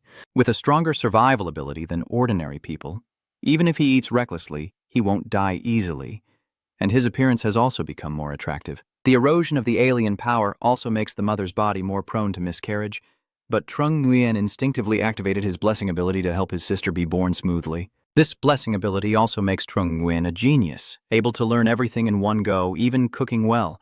The death sense cannot escape Trung Nguyen's fate of death, but it evolves into a precognition ability that develops into a divine bridge after death. Zhong Yuan looked through all the images, then his life at Chung Ying Academy, followed by the Kwangvian City tournament. Why are these images different from what I actually experienced? Zheng Batio completely doesn't resist showing his vulnerable side, always looking for the cat instead of himself. Even though he uses rational logic with me every day, he can't eliminate the negative energy that comes with my absorption of the Starstone. There seems to be something happening in the future behind the scenes. We'll see, and then decide. Zhong Yuan learned that Tuo Yuan King secretly absorbed the healing wind and was caught by her family, who forced her to undergo a scientific procedure to remove her abilities through Feng Keng. To anticipate the outcome of the surgery, Zhong Yuan initiated a long-term prediction of the future. His spiritual energy has been exhausted, and he can no longer maintain the projection of his body. The Dark World has exploited the remaining power of Tong Thin's dream to trap Trung Nguyen in a dream. In the dream, Trung Nguyen becomes a living person with endless vitality, with all abilities forced to activate and impossible to turn off, including telepathy and split mind. Trung Nguyen has no idea he's dreaming, abandons all thoughts within the dream, and only acts on instinct. In the fog, Trung Nguyen joins 9 liquors and becomes a foster child of Yao Tong Thin to avoid recognition and changes his hairstyle.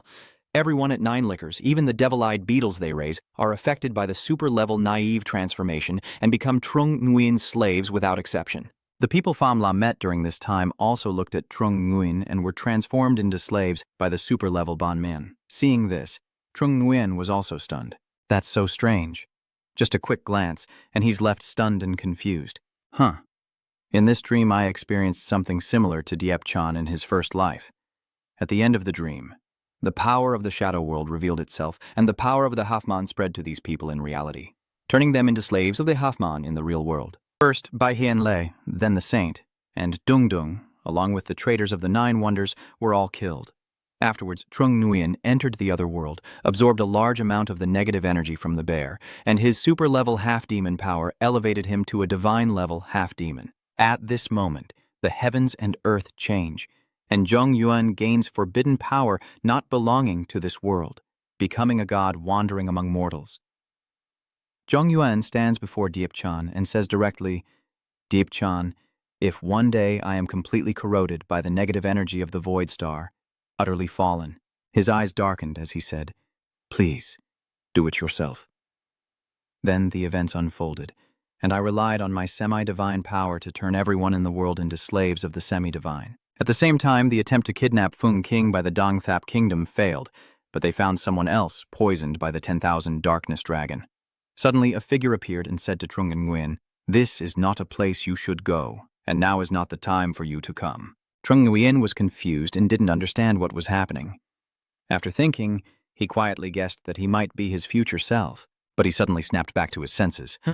No, he is the god at the end of the fate road I just saw. He is Trung Nguyen pretending to be a god, but not me. My attributes and abilities haven't reverted to their original form, and time here must be frozen. Could it be that only gods can reach this higher world? I just activated the maximum amplification and gained divine attributes, which is why I am here. The malicious person came first to pull him away. To clarify the current situation, Trung Nguyen reached out his hand to shake hands with the other person. "Hello, another version of me." Zhong Yuan, now a god, frowned and looked at Zhong Yuan with a grim expression. "Strange. You have abilities I've never absorbed before. When did you become me?" Trung Nguyen was startled by him. Doesn't he see his own fate? Trung Nguyen turned around and said, "I need to think about this before I can answer." Then he thought to himself, "The reason for my awakening is because of the golden coffin carrying Trung Nguyen's destiny to become a god. And Trung Nguyen will be unique because he has the destiny to become a god. So, that's how it is. I only viewed Trung Nguyen's fate in chronological order. That's why I felt it was unreasonable for the future to influence the past. But if you jump out of the timeline and look at it from the perspective of fate, there is the fate of the semi-devil Zhong Yuan becoming a god. From the semi-devil Zhong Yuan becoming a god, it divides into two types. Zhong Yuan receiving divine-level semi-devil powers, and Zhong Yuan having uniqueness. From this point on, many things happened and developed rapidly. For Trung Nguyen, who gained the semi-divine power, at first he wanted to sell his luck, as it could bring him happiness. Trung Nguyen lacked love, and his luck coexisted with the lucky bear, so the possibility still existed. As for Trung Nguyen's uniqueness, if others cannot obtain divine-level half-truths, humanity cannot absorb infinite star fragments. This is the greatest gap in talent and absorption capacity. However, on the other hand, Zhong Yuan was able to obtain the divine-level bluffing ability and broke through the limits of humanity, but in the end, Zhong Yuan died and merged into the golden coffin. Zhong Yuan felt extremely strange. I can see his fate, but he cannot see mine. This shows that in terms of fate, I appeared later than him. He has already become a semi-divine, and only some new element can now complete his divine status. This kind of thing is what separates my fate from his.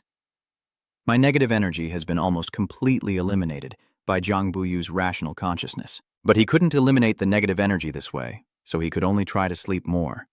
The negative energy is contained within the Kutin alien race. Besides the pain of death, it also includes their desires while alive. Zhong Yuan's act of pretending to be a god proves that he has been deeply corroded by the negative energy of the wild bear. Zhang Batu, realizing he had turned his excessive emotions into his instinctive rationality, could then eliminate his negative feelings. He continuously wielded the Batui sword to cut down the false bravado of the weak, disregarding feelings and only focusing on the gains and losses, not letting his mood influence his actions. The little bear spirit cannot be human. Thinking of this, Trung Nguyen glanced at the godly Trung Nguyen and silently thought that he is unique, that he is the true Trung Nguyen. Although he looks like Trung Nguyen, his true nature is just an illusionary shadow representing the fate of the half-man god king. If I accept that this kind of fate does not change, then he is indeed my future. On the other hand, if I create enough difference so that the outcome of fate points only to me, Trung Nguyen then uses his blessing ability to point towards the river. So he is my past. What are you doing? I think the people of this world are too emotional, so I bless them. 120% rationality isn't too much, right? Trung Nguyen grabs Jiang Batu's hand, channels the extreme vow into him, and says, Jiang Batu is too stubborn to become a commander, so I channel the extreme vow into him. Punishing him with 448% is quite reasonable, isn't it? Trung Nguyen, now a deity, is also summoning two swords. He asks, "Do you not fear fate and karma?" Trung Nguyen also coldly replied, "If fate is foolish but truly rotten, then it's not worth fearing." Trung Nguyen, the god of war, charged his sword straight at Trung Nguyen. Seeing the sword of light rushing toward him, Trung Nguyen also gave up and did not resist. Goodbye, my past self. Trung Nguyen, now a divine being, swung his hand to release a sword energy towards himself. He vaguely closed his eyes, feeling time flow again as his decisive moment also began its countdown. But the power of the dream still seemed to be wrapping around him. Are you so tired that a good sleep wouldn't be better right now? Trung Nguyen looked at the beast in front of him in surprise, let out a small sound, and said, "So you want to dream?"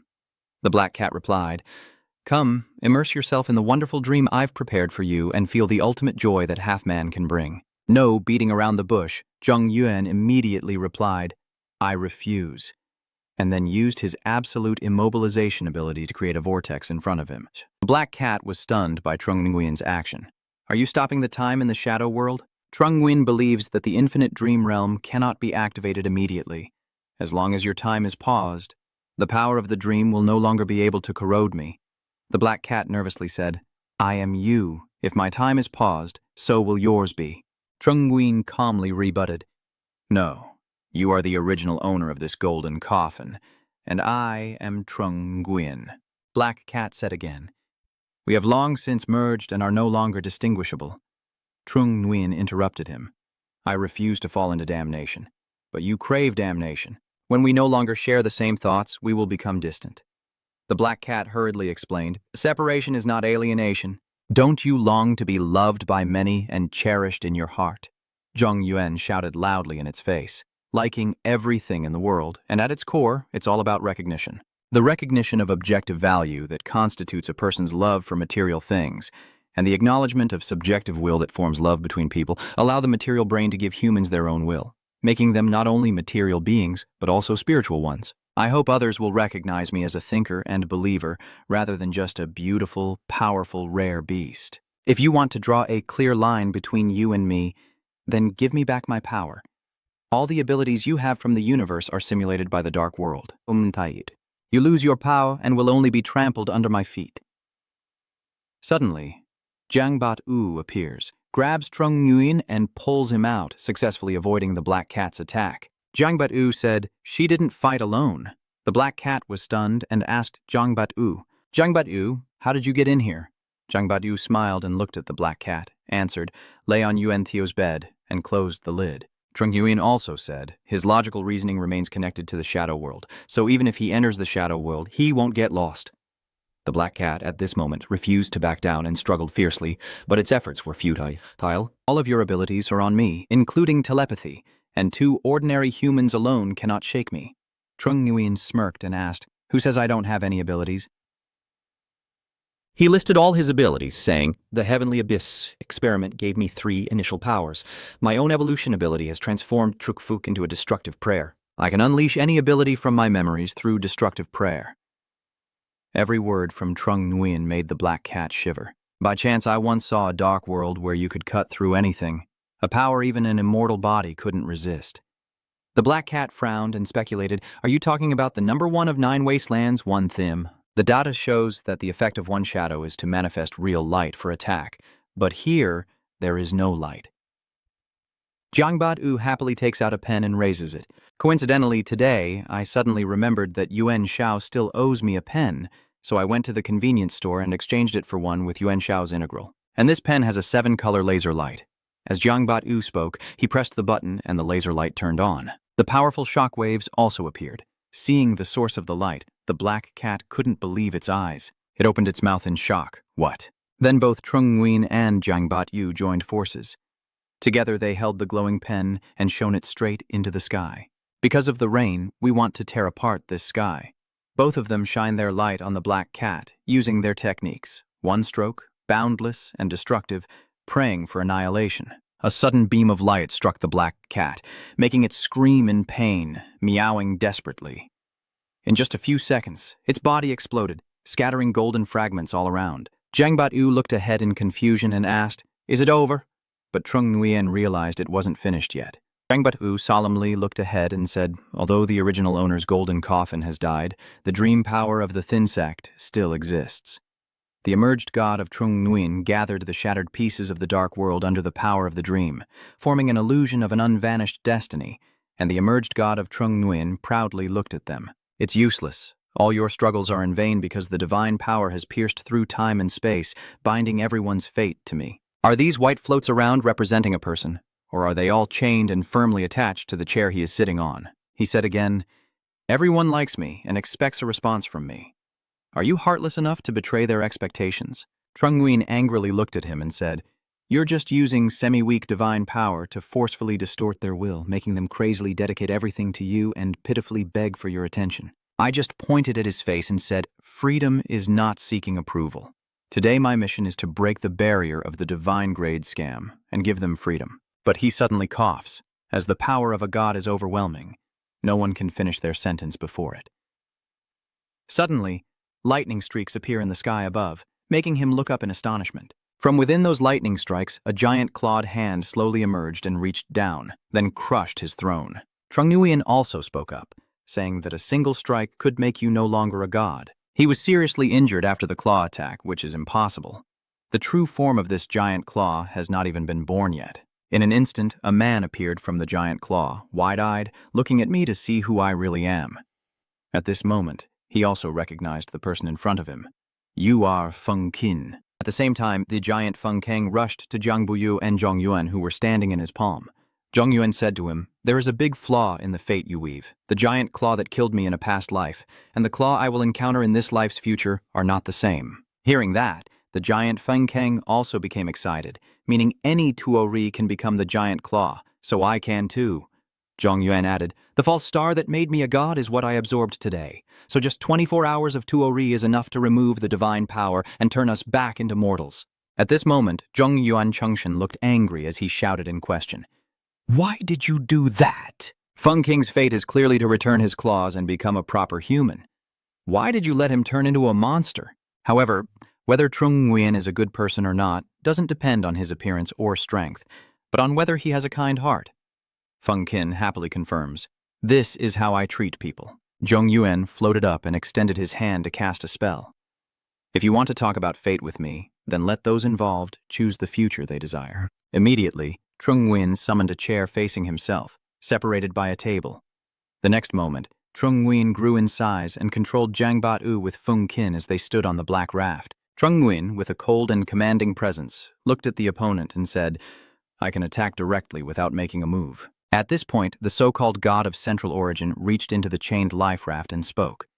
"Brother Tu, I will bring a lot of good things to Nine Wastelands in the future, and I can also give Uncle and Auntie Feng a child to inherit your bloodline. Tu and others are bound by him, fighting against the enemies ahead, securing a much better future as Zhong Yuan summons a swarm of butterflies carrying abundant spiritual energy. You wouldn't think that I've increased everyone's rationality by 120% in this multi-dimensional world just to mess around, right? Just a little rationality is enough to make the butterflies of fate stir up storms, and the butterfly approaching Taetu is gnawing on the chain on his body. In an instant, the chain was broken, and Taetu used his own strength to shatter it, shouting loudly, "Ku-hu is the ultimate weapon protecting Huaquoc, not a dog tag to show status."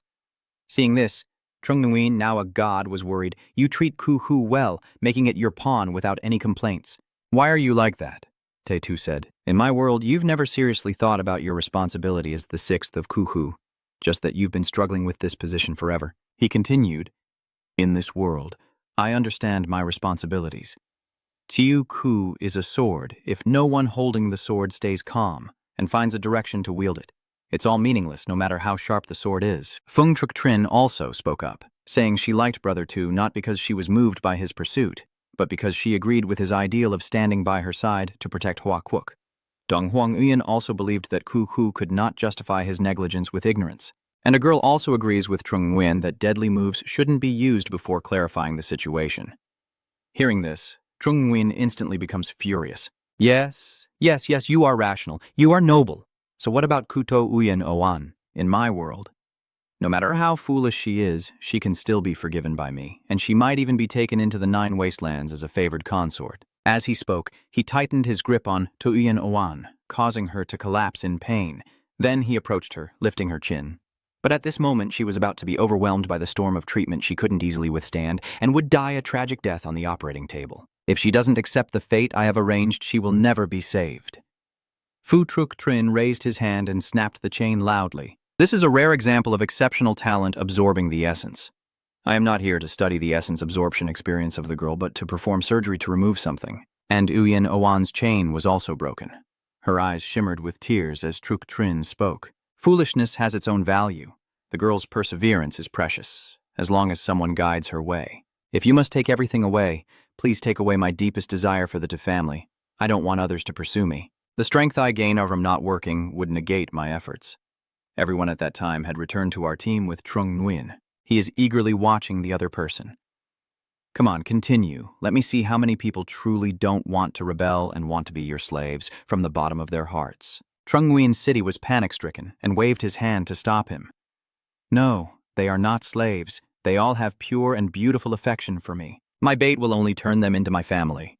He glanced at the stubborn Thin and continued speaking about this. My adoptive father will prove it to me. He feels proud to have someone on his side. However, Deep Chan was furious and wanted to run away. Damn it, in your world you trapped me with selling man and even said I was so ugly that no one would want me. You haven't been joking with me.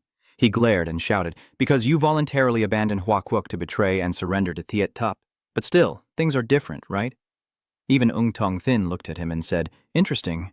I didn't expect that in your world of pretending to be weak, we are actually father and son. He said that his father once gave him 4 years of life, enough for him to call him adoptive father. Ung Tong Thin then continued, I can see your first life through my infinite dreamscape. You can also see the entire karma between us. In the first life at 16, you were seriously injured in an accident. I saved you with the infinite dreamscape, but you refused to join the 9 wonders. 4 years later, you encountered a crisis in the museum. My infinite dreamscape power has been sealed into your body for over 4 years and has been reborn with you. But this time after your rebirth, I did not use the infinite dreamscape to save you. I never heard you warn me about choosing members for the 9 wonders, nor did I seriously consider bringing Diepchan, someone with telepathic abilities who accepts under my command. Since then, the invisible butterfly has been fluttering constantly. It is now perched on Ung Tong Thin and keeps flying around him. In your destiny of becoming a half-immortal god, my remaining infinite dreamscape power caused you to have a long dream of becoming the chief minister of the 9 wonders. When you wake up, part of the dream returns to me, so I can also dream the same. The celestial lord of Zhongyuan told you that this is not just a dream. Suddenly, Ying Tong Thin fell into deep thought, so after waking from the dream, he will choose to accept my body and become my adopted son in the future. He said that you prevented Bak Hienle and Dung Dung's conspiracy against me, saved my life, and eliminated the traitors for Kudu. But none of this can actually happen in reality. Trung Nguyen Tan Tan didn't understand what he meant by saying that. Suddenly, a man beside the young Master Thin spoke up to explain, saying that because he had strengthened everyone's awareness, young Master Thin genuinely wanted to recruit Deep Chan into the 9 stars, and never stopped paying attention to Hua. After hearing this, Trung Nguyen Tan Tan trembled with pain, kneeling and crying. This is why you betrayed me. For fairness or for the faith I treated you well, but you refused to treat me fairly. Suddenly he remembered Lam Lam and called her name. Immediately, the image of Trung Lam appeared and rushed in front of him. Will you choose me? I have given you everything I have, and I follow your wishes, no matter how unreasonable they are. Trung Lam turns back and glances at him with a displeased expression. In the world where the weak brother becomes a god, you are spoiled into a fat, arrogant, and lazy pig. The affection gained from being a little mischievous is the kind that nurtures indulgence and blurs the lines between right and wrong, so he also uses the same approach to love you. But he then justifies it by saying that loving someone means accepting everything about her, doesn't it? Including the dark side. Suddenly, Lam Dong Liang also spoke up from within the life raft in agreement with him. Exactly, just like me. Then he flew down and continued, I discovered Trung Lam's talent to make her a spirit user, a superior person. I gave the girl precious spirit stones and a satellite phone. Since Zhong Yuan is so arrogant, I didn't pursue it and let him attend school with my sister. However, Zhong Yuan, now a deity, shouted, You forced her to waste her lifespan to absorb the essence, but he believed I didn't know about this. The girl foolishly decided to sacrifice her lifespan, and you forgave me because of that, right? Trung Lam said angrily, pointing directly at Lam Dong Liang. That's enough. The Void Star Fire Cloud King you gave me is something you kept secret and didn't submit to the state. And the satellite phone you gave me is military equipment that requires approval, especially for transferring training funds for the fake skills at Tan An Academy, which is also under the military district. On what basis do you see everything as your concern, so that I don't thank the country, but thank the scum who distort the truth like you?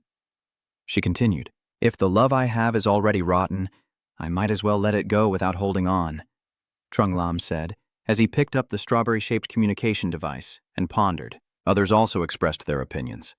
Love that does not distinguish right from wrong only encourages the darkness within people. Only by removing the darkness can you welcome the light. Rise up, Trung Lam, so we can become your strength. Immediately, a series of golden spiritual energy streams flew toward Trung Lam to strengthen her. With this, she gained more motivation and soared into the air, casting spells as butterflies surrounded her. My favorite thing is not the delicious strawberry cake, but the real oil cake. Trung Lam summoned a sword and gripped it tightly. Justice is not love and hesitation with darkness, but hatred and killing with darkness.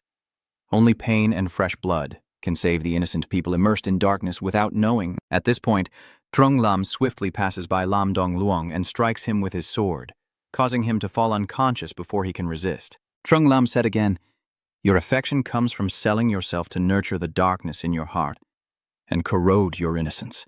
Standing proudly, he raised his sword high and declared clearly, "I am Trung Nguyen's sister. I must protect his weakness. The darkness in your heart will be removed by me myself." This makes Trung Nguyen feel like a god, and a look of sadness appears on his face.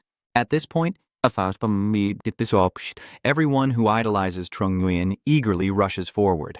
Trung Nguyen's fan club fiercely protects him. Because of the cute little black-haired girl fighting, the sisters are protecting the most adorable and vulnerable ones.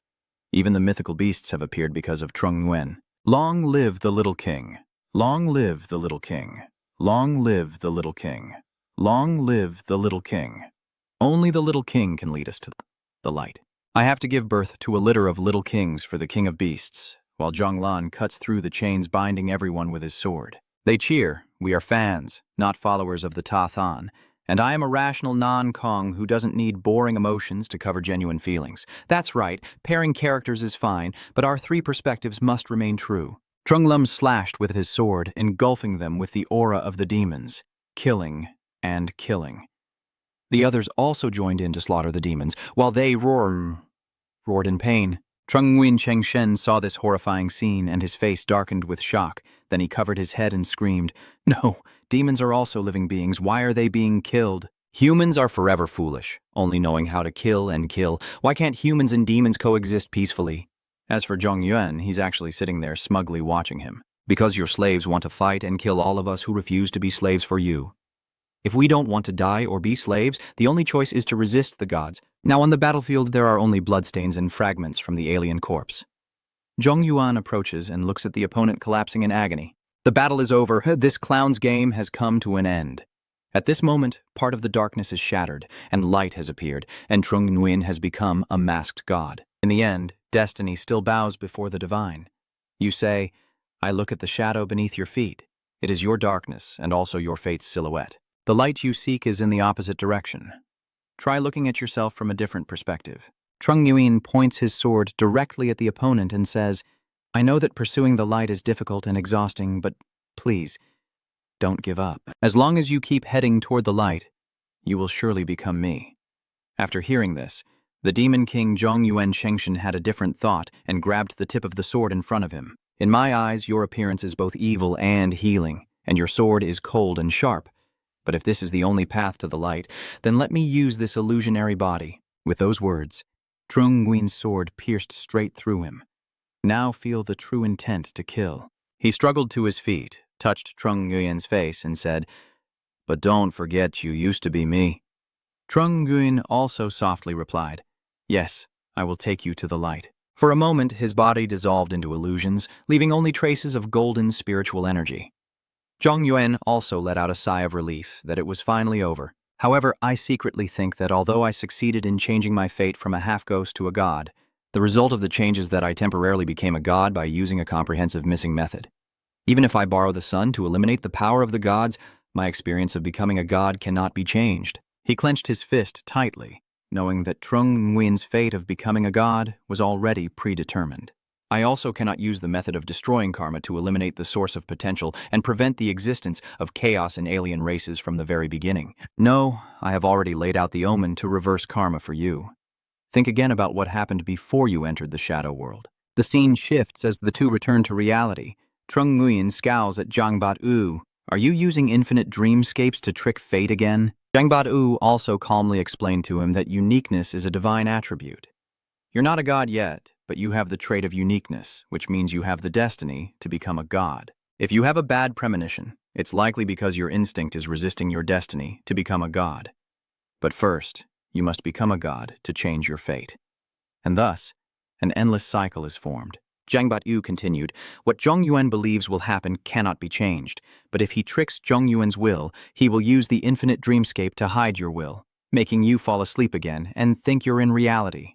And at this moment, because your will believed that what happens next is real, these things are true in the destiny. Becoming a god now means truly becoming a god, and once you become a god, you can freely change the laws of this world, even make the source disappear forever. Zhang Badu continues, after completing everything, then remove the infinite dreamscape. Remember the process of falling into the dream. Everything you just experienced will become an illusionary dream. The power of time will take away your destiny to become a god, and you will never become a god. And your uniqueness is also given to time. He presented a clearer system diagram to make it easier to understand Trung Nguyen's subjective perception. At this moment, he had the destiny to become a god. Then he thought he was a god, but when he used the power of a god to change his fate, he was no longer a god, but only a god within the chain of karma. And the timeline will truly be that he has the destiny to become a god and has become a god. But when he uses the power of a god to change his destiny, he does not become a god. And his destiny as a god is also destroyed. Because the fate has changed, chaos has completely disappeared. Zhang Buyu looked directly at Zhong Yuan and said simply, if you are willing to be deceived by me, you can unlock the power of a god. Let's transform our world into a new one, without chaos and without gods. Hearing this, Trung Nguyen was immediately excited and happy. Very well, let's start the performance.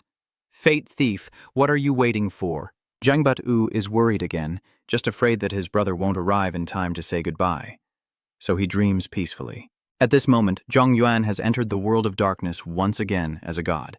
He has changed his fate. The early morning scene shifts to the sound of Zhong Lan waking Zhong Yuan. Wake up, the sun is already shining on your butt.